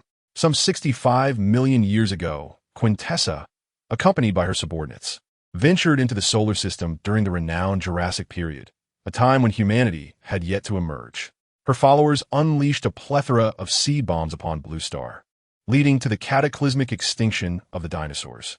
Subsequently, Quintessa commanded her minions to gather the transformed active metals, which she then utilized to create a legion of malevolent mechanical sharks. Amidst this upheaval, the raucous commotion caught the attention of a character named Clamor, who exclaimed to Battlewing, "How could this be? The seed bomb. How could the confinement possess such a weapon?" It was evident that Battlewing was at a loss to respond to Clamor's inquiry. Noticing Battlewing's silence, Clamor pressed on, "My lord Battlewing, what shall we do now?" Upon hearing Clamor's repeated question, Battlewing's expression darkened further. Although he was unaware of how the confinement came to possess such a terrifying weapon, he understood that this deranged individual was capable of anything. After a moment of contemplation, Battlewing grimly addressed the communicator, commanding, "All Decepticon warriors, stand down immediately. Cease the assault on the night ship and await further orders." With that, Battlewing led Clamor toward the front lines. At that very moment, numerous Decepticon warriors and the confinement subordinates fell victim to the devastation wrought by the seed bomb. However, the formidable figures of Bulkhead and Grinder managed to evade the explosions due to their strength. Following Battlewing's orders, they positioned the surviving Decepticon warriors in a standoff against the confinement and his minions. As the mercenaries under the confinement's command observed the cessation of Decepticon attacks, relief washed over their faces. Seizing the moment, they began to converge towards the rear of the confinement. Clearly, the mercenaries had no desire to engage in combat with the invading Decepticons, yet the confinement stood watchful nearby. For a time, both factions exchanged glances, each wary of the other, hesitant to initiate further hostilities. The confinement, perplexed by their intentions, refrained from making any rash moves. However, It was not long before the Decepticon warriors, unable to endure the tension, began to provoke the confinement and his followers. Bulkhead and Grinder, bound by Battlewing's orders, endeavored to restrain their fellow Decepticons from escalating the conflict. However, the Decepticon warriors are merely a group of simple-minded brutes, despite the presence of heavyweights like Megatron and Devastator to keep them in check. They still exhibit fierce expressions, incessantly taunting Optimus Prime and his subordinates. Just as tensions between the two factions are about to erupt, a portal radiating a blue glow materializes at the heart of the battlefield. Meanwhile, on the battlefield of Blue Planet, Soundwave has successfully integrated the Supreme Guardian protocol and is currently under the orders of Roadblock, assimilating Shockwave's elite forces. Roadblock, Megatron, Jazz, and Ironhide have arrived aboard the Autobots' Ark spacecraft. Bumblebee, who is utilizing the ship's systems to locate Optimus Prime, hastens to greet Roadblock upon his arrival, only to be halted by a raised hand from Roadblock. What is the status? Have you not yet pinpointed Optimus Prime's location? Roadblock inquires. Yes, my lord Roadblock. Bumblebee promptly responds. We have yet to locate Optimus Prime's position. He and Unicron must have been teleported beyond Blue Planet. Upon hearing this, Megatron interjects. Since they are not on Blue Planet, we must swiftly broaden our search radius. We must locate Unicron and seize the space bridge teleportation device. Bumblebee, feeling somewhat exasperated, replies. If Optimus Prime were still within the solar system, the Ark would undoubtedly be able to detect his signal. However, if the signal is obscured, the Ark's exploratory range can only cover a distance equivalent to 2 blue planets. I have already scoured the entirety of Blue Planet without finding a trace of Optimus Prime's signal. To expand our search, we would need to venture into space. Navigating while searching. After speaking, Bumblebee turns to Roadblock, seeking his counsel. Noticing Bumblebee's gaze, Roadblock nods affirmatively and states, regardless of the means. We must locate Unicron and Optimus Prime. I will instruct Black Widow to lead the insectoid machines to assist you. Upon hearing Roadblock's words, Bumblebee promptly calls for Dino and Hardtop to prepare for the ship's launch. Roadblock then addresses his communicator, declaring, Black Widow, recoil. You two are to immediately bring the insectoid machines to the Ark and find me. At that moment, Black Widow and her companions are occupied with escorting the captured Autobots. Upon receiving Roadblock's command, Black Widow swiftly delegates her current task to Barricade and Bombshell, instructing them to escort the likes of Wheeljack and Ratchet, along with other Autobot warriors, to the Martian base. She then leads Recoil and thousands of insectoid machines swiftly to the Autobot spacecraft. Once aboard the ship, disregarding Megatron, who is conversing with Roadblock, Black Widow approaches with a sultry demeanor and inquires, What is it, my lord Roadblock? Why the urgency in summoning me? Upon hearing the alluring voice of Black Widow, both Megatron and Barricade momentarily halted their movements, turning to gaze at her. Megatron, observing Black Widow, a commander-class entity akin to himself, could not suppress a flicker of trepidation in his eyes. However, Black Widow paid no heed to Megatron, instead striding directly towards Barricade. Chapter 192. An unexpected teleportation location. It was only when Black Widow reached Barricade's side that she cast a fleeting glance at Megatron. Yet, this single glance stirred a profound discontent within him. Despite Black Widow's recent elevation to commander-class status, which instilled a degree of apprehension in Megatron, he was nonetheless a seasoned leader of formidable strength. Not to mention, Black Widow had once been under his command. The audacity with which she disregarded him ignited a flame of fury within Megatron. Just as he was about to speak, Barricade addressed Black Widow, stating, Black Widow, you are to lead the mechanical insects in aiding Bumblebee in the search for the whereabouts of Unicron and Optimus Prime. At this, Black Widow shot Barricade a subtle, reproachful glance before responding, Understood, my esteemed Barricade. Following this, she turned to Recoil and commanded, Recoil, inform the warriors to take their positions. We shall depart imminently. Meanwhile, Lockdown observed the gradually forming teleportation portal before him, anxiety creeping into his demeanor. The current situation was already highly unfavorable for his side, should the enemy summon reinforcements. He feared that he might not leave this place alive. As these thoughts crossed his mind, a fierce glint flashed in Lockdown's eyes. He then gestured towards his subordinates. Upon receiving his signal, approached with a large seed bomb. Lockdown's actions immediately drew the attention of Bulkhead and Devastator. upon seeing the substantial seed bomb before lockdown. Devastator's mechanical eyes widened in alarm, causing his entire form to tremble slightly. Bulkhead and the other Decepticon warriors, who had previously been vociferous, now retreated hastily upon sighting the bomb. Although Bulkhead felt a surge of anxiety, he did not retreat like the others. Instead, he boldly called out to Lockdown, "Damn it. Lockdown, what are you planning? Are you willing to risk it all?" Hearing the tremor in Bulkhead's voice, Lockdown couldn't help but smirk coldly. He then retorted, "What is the matter, afraid? Then why not hurry and vacate my spaceship?" As Lockdown's words echoed, a commotion erupted behind the Decepticons, followed by a chorus of greetings directed towards Jetfire from the rear. Lord Jetfire.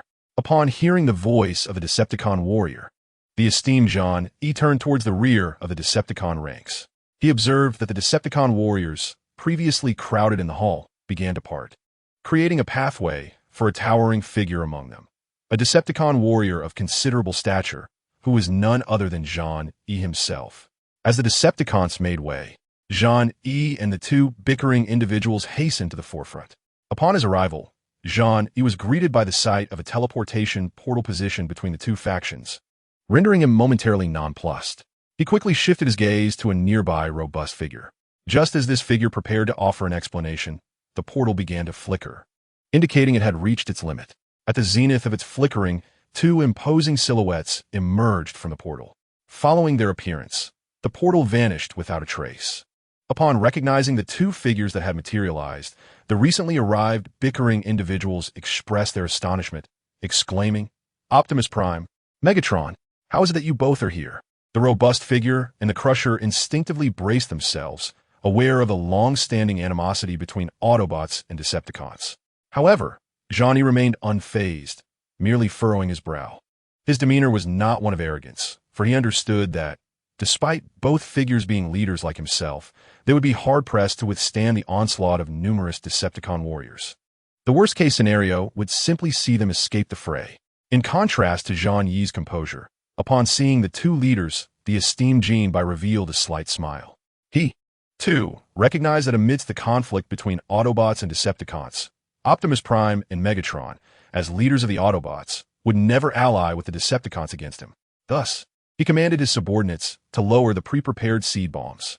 At this moment, Optimus Prime, freshly teleported, appeared bewildered, unable to comprehend why Megatron had brought him along. His confusion deepened as he realized they had arrived aboard a spacecraft, where a battle was evidently unfolding between the two factions. Although his mind was in disarray, he knew that this was not the time for contemplation. Therefore, he swiftly transformed his hands into energy cannons, aiming them at Megatron. Due to the use of the teleportation device, Megatron found himself depleted of energy, rendered vulnerable at this critical moment. Observing Optimus Prime's weapon aimed at him, Megatron chose not to resist, instead releasing a soft sigh.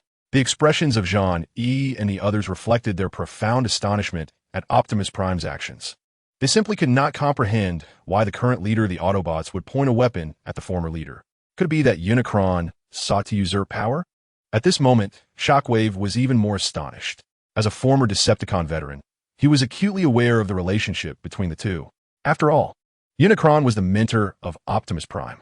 Yet now, the apprentice had taken up arms against his own master. Is this truly the Optimus Prime, the proclaimed guardian of the peace accord? How could he commit such an act of betrayal against his teacher and forebears? In an instant, the bewildered onlookers found themselves frozen in place once more. Noticing the silence, a burly man leaned towards Jetfire and whispered, "Lord Jetfire, what shall we do now?" Though his voice was but a murmur, it stood out in the relative quietude of the scene. All eyes, including those of Optimus Prime and Unicron, turned toward the source of the sound. However, when Optimus Prime noticed the insignia worn by the burly man in Jetfire, identifying them as Decepticons, he swiftly aimed one of his energy cannons at them. The burly man, along with Rampage and a host of Decepticon warriors, responded by leveling their weapons at Optimus Prime, clearly ready to fire at the slightest provocation. Chapter 193. The Battle Resumes. Just as Optimus Prime shifted his focus to the Decepticons, Unicron suddenly erupted into action. He unleashed a heat energy blade from his wrist and plunged it into the junction of Optimus Prime's shoulder and body, severing one of his mechanical arms. Despite the excruciating pain, Optimus Prime attempted to retaliate with the energy weapon aimed at the Decepticons. However, Unicron had already seized the advantage. Before Optimus could bring his energy gun to bear, Unicron delivered a powerful kick, sending the weapon flying. Following this, he unleashed a forceful kick to Optimus's head, knocking him to the ground. The sudden turn of events left the onlookers even more bewildered. After toppling Optimus Prime, Unicron transformed and aimed his cosmic rust gun at him. Then, he spoke, "My foolish apprentice, you remain obstinately unaware. I rescued you from the Decepticons, and yet you dare to threaten me. You have deeply disappointed me." With that, Unicron activated the cosmic rust gun, unwilling to afford Optimus Prime any further opportunity. The weapon began to glow increasingly brighter with energy. Just as it seemed that Optimus Prime's life was hanging by a thread, a violent explosion erupted from outside the spaceship. The Knight-class vessel shook violently under the force of the explosion. The spacecraft shuddered violently, causing the attack from the Decepticon to veer off course. The energy projectile fired from the cosmic rust gun narrowly grazed Optimus Prime's head, crashing onto the metallic floor of the ship. The corrosive energy swiftly melted a sizable hole in the metal surface. Realizing that his critical strike had missed its target, the Decepticon readied his cosmic rust gun once more, aiming at Optimus Prime, who was prone on the ground due to the ship's tumultuous movement. Just as the Decepticon prepared to fire again, Optimus Prime summoned all his strength and delivered a powerful kick to the Decepticon's metallic leg. This blow, combined with the relentless shaking of the spacecraft, caused the formidable Decepticon to lose his balance and crash heavily to the ground. Seizing the opportunity presented by the Decepticon's fall, Optimus Prime swiftly dove into the hole created by the corrosive blast of the cosmic rust gun. Upon witnessing this, the Decepticon hurriedly approached to investigate. To his dismay, he discovered that the metal floor had been entirely eroded, revealing a vast metallic storage chamber beneath, devoid of Optimus Prime's presence. Realizing that Optimus Prime had successfully escaped, the Decepticon was filled with regret. Had he known, he would have refrained from using the cosmic rust gun against Optimus Prime. Had he employed a standard energy weapon, Optimus would not have had the chance to flee through the hole. Just as the Decepticon wallowed in his frustration, a missile rapidly approached him. By the time he sensed the impending danger, the missile was already upon him. Without time to ascertain the source of the attack, the Decepticon hastily crossed his arms to shield his spark. Just as he completed his defensive maneuver, the incoming missile struck him with pinpoint accuracy, sending him hurtling away in a violent explosion. Although this blow did not inflict severe injury, the external armor on the Decepticon's arms was left in tatters. Before he could regain his footing, a dark figure swiftly approached his side. Sensing the presence of another, the Decepticon, without rising, transformed his cosmic rust gun to confront the looming shadow. As he prepared to attack, the figure spoke urgently, "My lord, do not be alarmed. I am Lockdown, here to rescue you."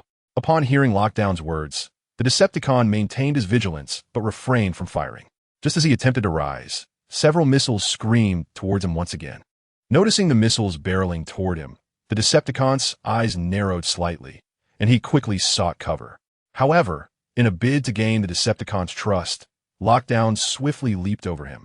Facing the incoming missiles head-on, before the confinement, the left hand reached forward into the void, swiftly forming an energy shield that stood protectively before him.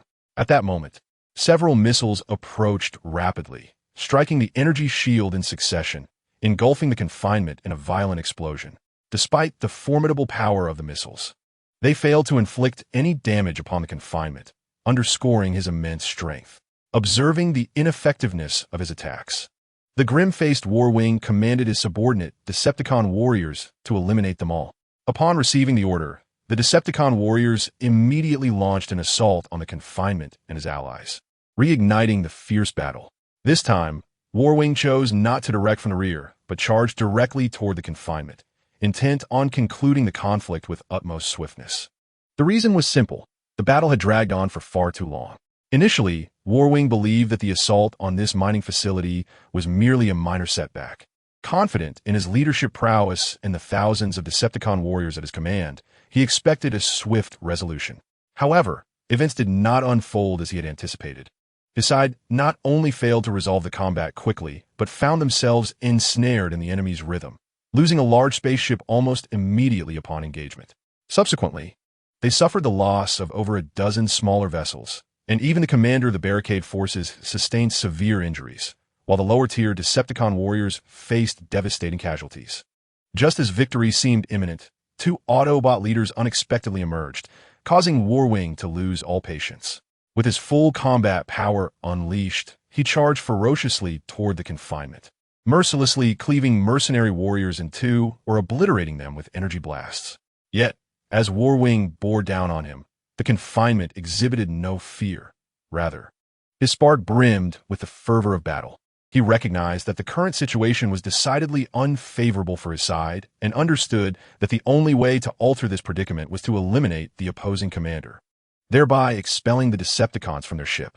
Thus, the confinement cast a glance at the rear, where the formidable Optimus Prime was recharging, and then surged forward toward Warwing, eager to test the mettle of this commanding warrior.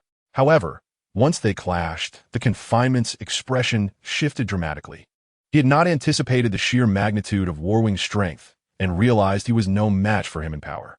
At that moment, Warwing discerned that the confinement was no true rival, and with a mocking smirk, he intensified his strength.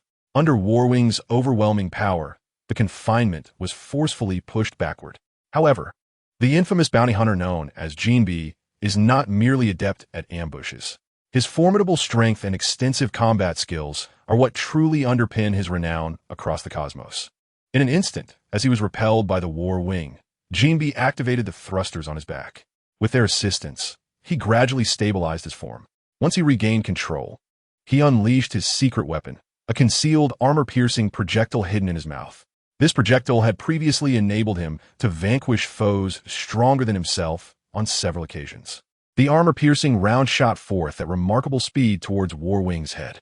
Yet, the battle-hardened Warwing quickly reacted to the sudden threat, releasing Gene B and deftly evading to the side.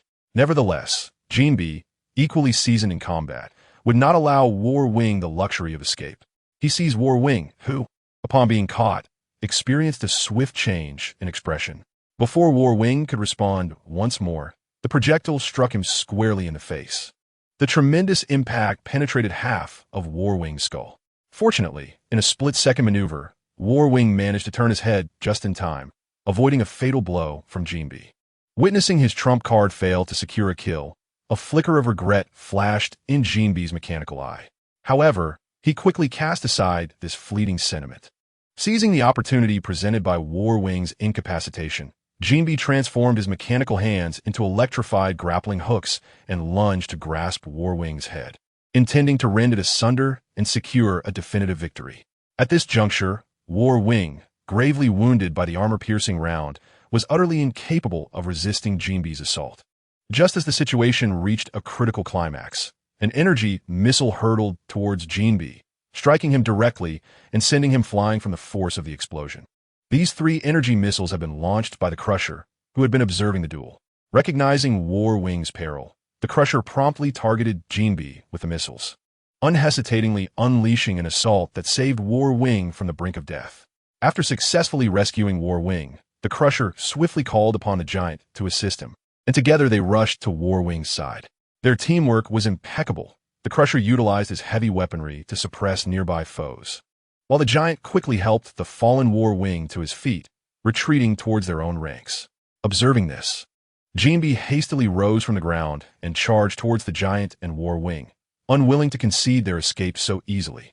The Crusher, a commander-level warrior, possessed formidable firepower, and at that moment, the Decepticon soldiers had already arrived on the scene. This created a blockade, rendering it impossible for the confinement to approach the mighty man and the winged warrior. Just as confinement was consumed by frustration, a swift red figure charged towards the Crusher. This crimson silhouette was none other than the fully replenished Skybreaker. Upon noticing this, the Crusher immediately aimed his weapon at Skybreaker. However, his assault posed little threat to Skybreaker. Undeterred, Skybreaker surged forward, braving the onslaught from the Crusher and the throng of Decepticon warriors. Any Decepticon soldier attempting to impede Skybreaker's advance was swiftly cleaved in two. Observing that the Crusher's attention had been diverted by Skybreaker, confinement hastened towards the mighty man and the winged warrior. Yet, just as confinement was nearing the winged warrior, a raucous figure wielding a massive energy axe blocked his path. Before a confrontation could ensue, a tremendous explosion resonated from outside the ship, causing the vessel to shake violently once more. The jarring tremors sent numerous Decepticon soldiers and mercenaries tumbling to the ground. Even Skybreaker, who was on the verge of reaching the Crusher, nearly lost his footing. After 2 setbacks due to the ship's instability, Skybreaker could not help but bellow at Confinement. Confinement. What in the world is wrong with your wretched ship? Yet, Confinement offered no reply, not from a lack of desire to respond, but rather from ignorance of the situation. Just as confusion reigned, the noisy communicator suddenly crackled to life. Upon establishing the connection, an urgent voice emerged. "Lord Noisy, 3 large ships have appeared outside, attacking our vessel in the night. We can barely hold on." Hearing this, Noisy's expression changed dramatically. After disconnecting the communication, he promptly informed the Winged Warrior, "Lord Winged Warrior, unidentified forces are assaulting us." The gravity of Noisy's words caused not only the Winged Warrior to frown, but even Confinement's mechanical visage grew considerably grim. "What is the current situation?" Upon the Winged Warrior's inquiry, Noisy shook his head and replied, "It is quite dire. The enemy has arrived with 3 large ships. The recent tremors were likely due to their weapons fire." Recognizing the severity of the predicament, the Winged Warrior declared, "Cease the assault on the night. We must retreat to our own ship." At his command, the mighty man immediately supported the Winged Warrior as they retreated towards the vessel. Meanwhile, the Crusher and Noisy led a contingent of elite Decepticon warriors ahead to stand guard, ensuring that Confinement and the others would not launch a surprise counterattack during their withdrawal. However, at this moment, the Confinement had no intention of attacking the War Wings. Due to the proximity, the Confinement had already heard the commotion and the conversations among the War Wings. He was aware that outside the spaceship, another unidentified force had emerged, and this new entity had commenced an assault on both the Decepticon's vessel and his own. Upon witnessing the Confinement's passive observation of the Decepticon's retreat without taking any action, the Sky Commander approached him and inquired, "Are we just going to let them escape?" In response to the Sky Commander's question, the Confinement slowly shook his head. He refrained from directly answering and instead commanded his mercenaries, "The enemy has retreated. You must swiftly take control of the ship. We need to secure it first." Upon hearing the Confinement's orders, a glint of insight flickered in the light blue mechanical eyes of the Sky Commander. Chapter 195. The minions of the 5-faced monster, the cautious Confinement, while briefing his subordinates, seemed to sense a hint of dissatisfaction emanating from the Sky Commander. Nevertheless, the Confinement was acutely aware that the priority at this moment was to maintain a firm grip on a Knight-class vessel. Thus, he explained to the Sky Commander, "My lord, another unidentified force has appeared on the battlefield. It will be prudent for us to refrain from rash actions. Once I have fully secured the ship, whether we continue the battle or make a hasty retreat, the choice will rest in our hands." Upon hearing the Confinement's words, the Sky Commander could only nod in resignation. He was no longer the once mighty leader he used to be. He was now a forsaken failure. The Sky Commander remarked, "This is your affair. The ultimate decision lies with you." However, he quickly shifted his tone, adding, "I may overlook many things, but you must ensure that you capture Optimus Prime for me." The Confinement could not help but reveal a bemused smile at the Sky Commander's request.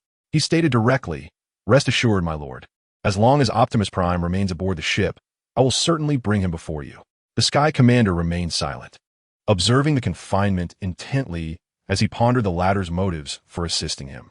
After all, the Confinement was notoriously known in the cosmos for being a mercenary who recognized only the allure of gold, a notorious bounty hunter. As for the possibility of Optimus Prime seizing the opportunity to escape, the Sky Commander held no concerns. At present, aside from the Decepticon warriors, the only remaining forces aboard the ship were the mercenaries loyal to the Confinement. For now, the Confinement was still on their side, and his subordinates would undoubtedly not assist Optimus Prime. As for the Decepticons, they were even less likely to come to Optimus Prime's aid, given the long-standing animosity between the Decepticons and the Autobots. Regardless of the adversaries Optimus Prime encounters, he is invariably subjected to their assaults. Moreover, at this juncture, Optimus is grievously wounded, having lost a mechanical arm, which significantly diminishes his combat efficacy. The prospect of successfully escaping from the Night ship becomes exceedingly daunting. The ever-watchful Lockdown, feeling increasingly uncomfortable under the scrutiny, despite his formidable prowess and lack of fear towards anyone, finds himself unsettled by the mere gaze of Unicron, a being who once ruled over the entirety of Cybertron. Even Lockdown, who typically regards others with disdain, feels a twinge of trepidation under such powerful observation. As Lockdown contemplates engaging Unicron in conversation, the latter diverts his attention elsewhere and slowly strides aside. It is evident that Unicron has tacitly accepted Lockdown's overtures. Although he remains unaware of Lockdown's true intentions in aiding him, it does not hinder his ambition to leverage Lockdown's assistance in his quest to restore Cybertron.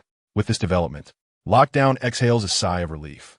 As a mercenary driven by self-interest, Lockdown's decision to unreservedly aid Unicron is undoubtedly calculated.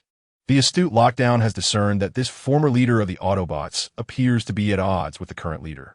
His mission, entrusted to him by the creator Quintessa, is to capture Optimus Prime and simultaneously aid Starscream in vanquishing Megatron. The adage, "the enemy of my enemy is my friend," succinctly encapsulates Lockdown's rationale for collaborating with Unicron against Optimus and Megatron. As for whether to ultimately deliver Optimus into Unicron's hands, that decision rests solely with him. However, now is not the opportune moment to negotiate an alliance with Unicron. The immediate priority is to secure absolute control over the Night ship. With this thought, Lockdown's anger flares anew, prompting him to exclaim, "Damn the Decepticons, and that wretched turntable. They dare betray me. I shall ensure they pay a grievous price." In his fury, Lockdown yearns to rend turntable asunder. Yet, he swiftly tempers his rage, aware that time is of the essence. Having dealt with the ancient figure of Unicron, his focus must shift to reclaiming control of the Night ship. Lockdown hastens to direct his mercenary subordinates to expedite their takeover of the vessel. As his forces seize the ship, everything proceeds smoothly, devoid of any interference from the Decepticons. For while the two were engaged in conversation, the Decepticon warriors had already retreated from the Night ship, returning to their formidable flagship. Concurrently, as the likes of Jetfire evacuated to the larger vessel, they finally discerned the true identity of this newly emerged faction. The three colossal ships that suddenly appeared were none other than the fleet of Shockwave, which had encountered the mechanical shark race just before reaching the solar system. Initially, Megatron had intended to send his forces to annihilate the remnants of these five-faced creatures, but other pressing matters had delayed any action. To their astonishment, these adversaries had re-emerged and made their way directly to the solar system. Upon discerning the identity of their attackers, a palpable tension filled the air as the group exchanged glances, uncertain whether to retreat or engage in a desperate battle. Their gaze fell upon Wing, awaiting his decision. At that moment, Wing found himself in a quandary. However, as the highest commander under Barricade, he knew he must assume command, rather than voicing his stance outright. He turned to the burly strategist beside him and inquired, "What is the current status of our ships? Do we still possess the capability to fight?" In response to Wing's query, the strategist hesitated before stating, "Our vessels, having endured relentless battles, are now devoid of combat capability. Engaging the three massive ships of the mechanical shark race would yield us almost no chance of victory. The best outcome we could hope for would be to take down just one of their ships. After all, the mechanical sharks are a subordinate race of the five-faced creatures, and their armaments are on par with ours." Upon hearing this analysis, Wing lowered his head in contemplation. However, soon a resolute determination overcame him, and he declared, "We are all too aware of the malevolence and brutality of the five-faced race. The solar system is our stronghold. We cannot allow these beings to wreak havoc here. Let us first report everything to Lord Barricade and request his support. Additionally, contact Lockdown and enlist his aid in confronting our adversaries. As for you, Rumble, reach out to Thundercracker and Ironhide, instructing them to abandon their operations in the mining sector and hurry to our aid." Rumble, taken aback by Wing's orders, looked puzzled and asked, "Lord Wing, Lockdown is our enemy. We were just in a fierce conflict with him. Will he truly assist us against the mechanical sharks?" To this, Wing replied, "If he understands that the enemy is the five-faced creatures, I believe he would agree to join forces with us." Chapter 196. The minions of the five-faced creatures too, however, Rumble remained perplexed and pressed further. Why would he do that? Seeing Rumble's bewildered expression, Wing chose not to waste time explaining further. Instead, he commanded the strategist and Rumble to carry out his orders. Rumble was then dispatched to lead their warriors in preparation for the decisive confrontation with the mechanical shark race. As the forces at War Wing prepared for battle, Bumblebee and Black Widow piloted their spacecraft, tirelessly cruising around the solar system in search of Optimus Prime and Megatron. Although they failed to locate Optimus Prime, their Vessel S detection systems identified a significant number of Decepticon warriors traversing through a region of asteroids near Neptune.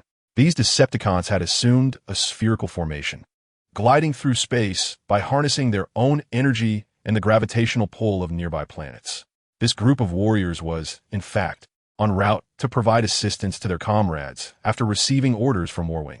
With their spacecraft destroyed by confinement, they were left with no means of flight and had resorted to this primitive method of travel. Dino promptly reported this discovery to Black Widow, who immediately made her way to the ship's command center. Upon entering, she inquired of Dino, "What's the situation? Who are these individuals in transit?" Before Dino could respond, Bumblebee interjected, "Based on the electromagnetic spectrum they emit, our ship has just analyzed that this group is comprised of Decepticon warriors, led by Rumble and Ironhide." Black Widow, momentarily taken aback by this revelation, responded, "What on earth are those two up to? Contact them immediately and find out." Dino, upon hearing this, initiated communication with Rumble. Rumble, please respond. This is Dino. Do you copy?" Almost instantly, Rumble's brash voice filled the communicator. "Hey, what is up, Dino? It's Rumble." Relieved to establish contact, Dino quickly pressed on, "Rumble, what are you and Ironhide doing? Instead of boarding a ship, you are leading a bunch of warriors to waste energy in space. Do you want me to inform Barricade and let him deal with you?" Before Dino could finish, Rumble retorted angrily, "Nonsense. Who said we're wasting energy? Our ship was shot down by that confinement guy, and as Warwing is engaged in battle, we encountered the minions of the five-faced monster. We are racing to provide support." Upon hearing this, Black Widow's expression shifted dramatically. She exclaimed, "You mean they encountered the five-faced monster?" Startled, Rumble instinctively recoiled, "My queen, I didn't expect you to be here." Frustrated by Rumble's evasive response, Black Widow's demeanor darkened as she demanded, "Stop the nonsense and answer me promptly." The rumbling sound discerned the seriousness in Black Widow's tone, prompting him to promptly respond, "Yes, my queen. During the battle with the confinement, Lord Warwing was assaulted by the Mechanical Shark clan and thus commanded us to rush to their aid. Upon realizing that the five-faced monster clan was not present, Black Widow sighed in relief. However, her brow soon furrowed again. The Mechanical Shark clan had always served as the vanguard for the five-faced monsters. Their appearance signaled that the latter might already be lurking near the solar system. "I must urgently inform Lord Roadblock to prepare for the potential arrival of the five-faced monsters." With this thought, Black Widow immediately commanded Bumblebee to contact Roadblock and instructed Recoil to lead the mechanical insects to bring the rumbling warriors aboard the ship. At that moment, Roadblock was at the Decepticon base, Dark Peak, on Blue Star, awaiting news from Bumblebee and the others. Unbeknownst to him, under Trigger's deliberate concealment, the mining site had been attacked. At this juncture, Roadblock and Megatron were listening to Soundwave report the casualties of the battle. Suddenly, Roadblock's communicator buzzed to life, prompting him to raise his hand to interrupt Soundwave's report. Understanding the cue, Soundwave tactfully stepped aside. Eagerly, Roadblock connected to Black Widow's communication, believing that Bumblebee and the others had finally located Optimus Prime. As soon as the connection was established, Roadblock inquired, "What is it, Black Widow? Have you found Optimus Prime?" To which Black Widow replied, "Lord Roadblock, we have not yet located Optimus Prime. However, on our quest to find him, we encountered the rumbling warriors rushing to assist Warwing." According to their account, Warwing and his team faced the Mechanical Shark clan, the minions of the five-faced monsters. Upon hearing Black Widow's words, Roadblock appeared perplexed. "You say Warwing's team encountered the Mechanical Shark clan? Aren't they on Mars? Have mechanical sharks ventured to Mars?" Black Widow was momentarily at a loss for words, as her knowledge was limited. Fortunately, at that moment, Recoil had just brought the rumbling warriors and Ironhide into the ship's command room. Observing this, Black Widow immediately stated, "I'm not entirely sure of the specifics. Fortunately, Rumbling has arrived. Let him explain to you why you are here." After saying this, she turned to Rumbling and beckoned him closer, saying, "Come here and elucidate the situation to Lord Roadblock." Upon seeing Black Widow and Roadblock on a video call, Rumbling shrank his metallic head and hurried over to elucidate the matter. After Rumbling's explanation, Roadblock finally grasped the entire sequence of events. Upon fully comprehending the situation, Roadblock's expression darkened with fury. He did not anticipate the myriad of issues that had arisen within his faction during his time on Blue Star. Enraged, Roadblock confronted Honglong directly, demanding, "Why did you not report to me in advance?"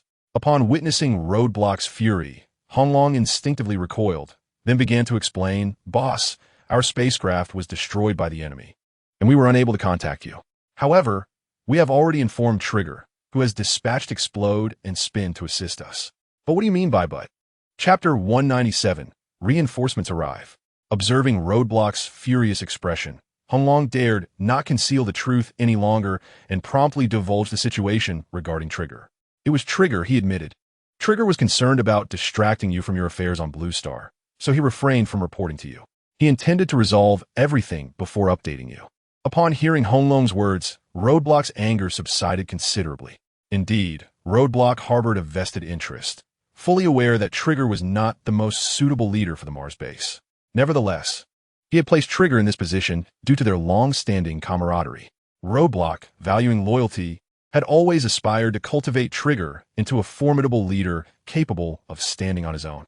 Yet, Trigger was still too young, lacking the breadth of experience to handle various emergencies. Other leader-level warriors had ascended to their ranks through the accumulation of millions of years of experience, while Trigger had merely been a Decepticon foot soldier, fortuitously following Roadblock, and had rapidly advanced to leader status within a few short years. Although Trigger's capabilities had reached a leader's level, it was evident that his perspective required extensive honing. With this realization, Roadblock gradually calmed. Observing Honglong's evident discomfort on the video feed, Roadblock addressed him directly. "All right, I understand. You and Black Widow lead your warriors to support the War Wings. I will arrange for reinforcements immediately." Relieved that Roadblock bore him no ill will, Honglong exuberantly replied, "Boss, rest assured, I will dismantle those wretched five-faced minions into scrap metal." Seeing Honglong's exuberance, Roadblock cautioned, "Do not celebrate too soon. Once this matter is resolved, I will deal with you and Trigger." With that, Roadblock terminated the communication before Honglong could respond. Frustrated, Honglong exclaimed, "Damn Trigger, he has put me in a terrible predicament. I'm going to get reprimanded by the boss again." Observing the flustered demeanor of Thunderclap, Bumblebee could not help but chuckle. Just as he was about to tease Thunderclap, Black Widow interjected, "Enough with the long faces. Hasten your preparations for battle. We are soon to depart and assist Wingblade."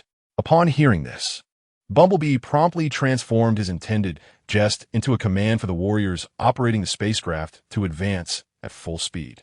Meanwhile, after concluding the communication, Barricade addressed Soundwave. "The situation on Blue Planet has stabilized significantly. We need only a portion of our warriors to guard the base now." Soundwave organized the Decepticon forces immediately to support Wingblade. Responding swiftly to Barricade's directive, Soundwave affirmed, "Yes, Lord Barricade." During Barricade's conversation with Thunderclap, both Megatron and Soundwave had already gathered insights into the unfolding events. Thus, upon receiving Barricade's order, Soundwave commenced summoning the Decepticon warriors within the base. He chose not to call upon those stationed in Egypt, as they needed to remain vigilant against potential assaults from human soldiers. In short order, under Soundwave's coordination, 3 large Decepticon warships ascended from the Dark Peak, swiftly soaring into the cosmos. Concurrently, within the Martian canyon that served as Barricade's headquarters, 2 additional large vessels lifted off, ascending to a sufficient altitude before racing towards space. These ships had been dispatched by Trigger to assist Wingblade following the receipt of his message. Leading the mission was Stun, who had previously sought to persuade Trigger. Once the spacecraft departed the Martian base, Stun's first action was to contact Barricade, intending to report the events transpiring at the base. From the outset, Stun had sensed that this incident was rather unusual. His apprehension intensified upon learning that the attackers were the confinement. While at the base, Stun had consistently urged Trigger to exercise caution. However, Trigger, eager to prove himself to Barricade, stubbornly disregarded the advice. Within the confines of the base, Stun felt it inappropriate to independently reach out to Barricade. Thus, upon leading the team out, Stun promptly initiated contact with Barricade to provide an update. Just as Barricade was about to reach out to Trigger after issuing commands, he unexpectedly received a call from Stun. Stun, upon recognizing Barricade's voice, Stun quickly replied, "Yes. Lord Barricade, this is Stun. Our base has encountered some issues, and I wish to report to you."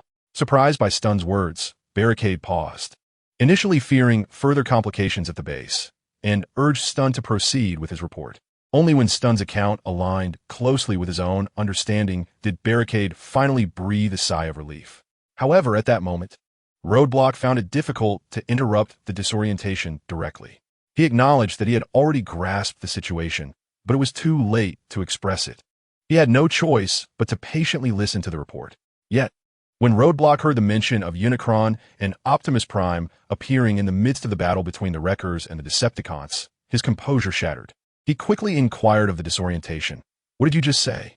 You mentioned that Unicron and Optimus Prime have appeared on the ship where the Wreckers are fighting?" Taken aback by Roadblock's reaction, the disorientation hesitated. He had not anticipated such a strong response from Roadblock upon hearing the names. Therefore, he promptly confirmed, "Yes, my Lord Roadblock. Unicron and Optimus Prime suddenly teleported onto the night ship during the skirmish." With this affirmation, Roadblock was filled with excitement. He had been troubled by the inability to locate Unicron, and now it seemed fortuitous that both had materialized on the Decepticon ship. "Are they still there?" he asked, his eagerness palpable. The disorientation hesitated, uncertain of their current whereabouts. Finally, he replied, "They should still be there." Realizing the uncertainty in the disorientation's response, Roadblock firmly stated, "All right, I understand the situation you've relayed. Thank you for your efforts. Now, go and support the Wreckers. Remember, if you encounter Unicron on-site, be sure to detain him, and I will rush over immediately." Without waiting for a response, Roadblock abruptly ended the communication. Meanwhile, Megatron, who had been silently observing, was already impatient after overhearing the conversation. Before Roadblock could issue further orders, he began instructing his subordinates to hastily prepare the Nemesis for ascent. As Roadblock concluded the call, the two exchanged a knowing smile before transforming into their Cybertronian jet forms, soaring towards the ascending Nemesis. Chapter 198. Launching the night ship simultaneously. On the battlefield at the edge of the solar system, amidst the asteroid belt, the giant was utilizing the ship's communication system to converse with the Decepticon. With a disdainful expression, the Decepticon retorted, "Why should I assist you? Just recently, your wretched Decepticon faction nearly commandeered my ship, and now you expect my aid?" The giant fell silent, momentarily at a loss for a suitable excuse. He emphasized once more to the Decepticon, "Indeed, mere moments ago, we were indeed adversaries. However, our common enemy now is the Quintessence. Surely you are aware of them. They're the sworn foes of all intelligent races in the universe." In the pursuit of assistance from the imposing figure, the giant refrained from mentioning the origin of the conflict, which stemmed from surprise assault on their mining site by the entity known as Genie. Instead, he incessantly emphasized that this sudden emergent force belonged to the five-faced monster clan. Upon hearing the giant's words, Genie maintained his haughty demeanor, retorting, "The five-faced monsters, you say? What of it?" As the giant found himself at a loss for words, Zhang approached slowly, addressing Genie. "Is this how your leader, Tian Zai, instructs you?" Upon hearing the name of his superior, the previously arrogant Genie's expression gradually stiffened. However, he quickly regained his composure, resuming his air of superiority. Rather than directly responding to Zhang Yi's inquiry, he declared, "As bounty hunters, we always prioritize our interests. But it seems you've been well trained by Megatron." Zhang momentarily paused, contemplating whether Genie had mistaken him for one of Megatron's subordinates. After all, with their leader being a subordinate of Megatron and their group bearing the Decepticon insignia, it was not surprising that others might perceive them as such. With this thought in mind, Zhang clarified, "Though we are members of the Decepticons, our leader is not Megatron. Our leader is Barricade." At this revelation, Genie appeared momentarily taken aback, his internal core template nearly overheating as he struggled to comprehend the identity of Barricade. Reluctantly, Genie inquired, "Who is Barricade?" With thoughts of the muscular crusher flooding his mind, Zhang proudly proclaimed, "Barricade is our leader." Upon hearing this response from the crusher, Genie was rendered speechless, contemplating whether these individuals were merely jesting at his expense. Fueled by indignation, Genie unleashed a torrent of curses directed at the crusher on the other end of the video call, exclaiming, "Damn it, you wretched Decepticons must be out of your minds. Playing word games with me. Go to hell." At that moment, Genie had completely lost interest in discovering the origins of Barricade, and after venting his frustration, he abruptly terminated the communication with the Decepticon spacecraft. Observing Genie's abrupt disconnection, the Crusher turned to Jean E. and the others, who were all fixated on him. With an expression of innocence, the Crusher shrugged and remarked to Jean E., "My lord." However, Jean E. gestured dismissively, signaling the Crusher to refrain from further commentary, and then commanded the giant to re-establish contact with Genie.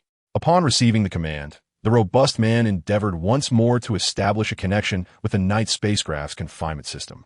To his dismay, the confinement had abruptly severed the Knight's communication system, resulting in numerous futile attempts to reach the vessel. Realizing that contact was impossible, he turned his gaze towards the battle wing beside him. Observing the situation, the battle wing addressed the man, stating, "Since our counterpart is unwilling to join forces against the mechanical sharks, we shall disregard them for now.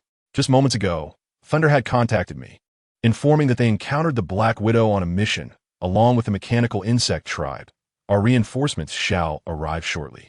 Upon hearing the words of the battle wing, the individuals in the command room erupted in excitement, fully aware of the formidable combat prowess of the mechanical insect tribe. Although their numbers were scant, even the lowest among them were classified as elite warriors, each equipped with the capability to engage in space combat. In comparison, the mechanical sharks appeared as mere ineffectual beings. Noticing the enthusiasm among the crowd, the battle wing cautioned, "Do not rejoice too soon. Our reinforcements are still en route, and we must delay the enemy's 3 large battleships until they arrive. We cannot allow the opposing fleet to escape or breach our defenses into the solar system." In response to the battle wing's remarks, the robust man, with a troubled expression, spoke up, "My lord battle wing, our ship is on the verge of energy depletion after continuous battles. Once the enemy breaches our shields, we may all perish under their fire. With the assistance of the Knight spacecraft, we might have had a chance to confront them, but the confinement clearly shows no desire to aid us. I propose we withdraw for now, luring the enemy to pursue us while coordinating with our reinforcements to ambush them along our retreat path. This strategy will conserve our strength and catch the adversary off guard." It must be acknowledged that the robust man, serving as the battle wing strategist, exhibited remarkable capability. His tactical approach, while not the absolute best, was indeed the most fitting under the current circumstances. After a brief moment of contemplation, the battle wing acquiesced to the man's suggestion. With a flash of crimson light from his mechanical eye, he addressed the robust man. "We shall execute your plan for a strategic retreat. However, prior to our withdrawal, we must ensnare the Knight spacecraft as well. If the confinement is unwilling to cooperate against the mechanical sharks, we shall compel them to engage with the adversary. Order our ship to swiftly maneuver to the rear of the Knight spacecraft. I want it to serve as our shield." Upon receiving the battle wing's orders, the robust man revealed a glimmer of a cruel smile before promptly executing the command, directing their large vessel swiftly towards the rear of the Knight spacecraft.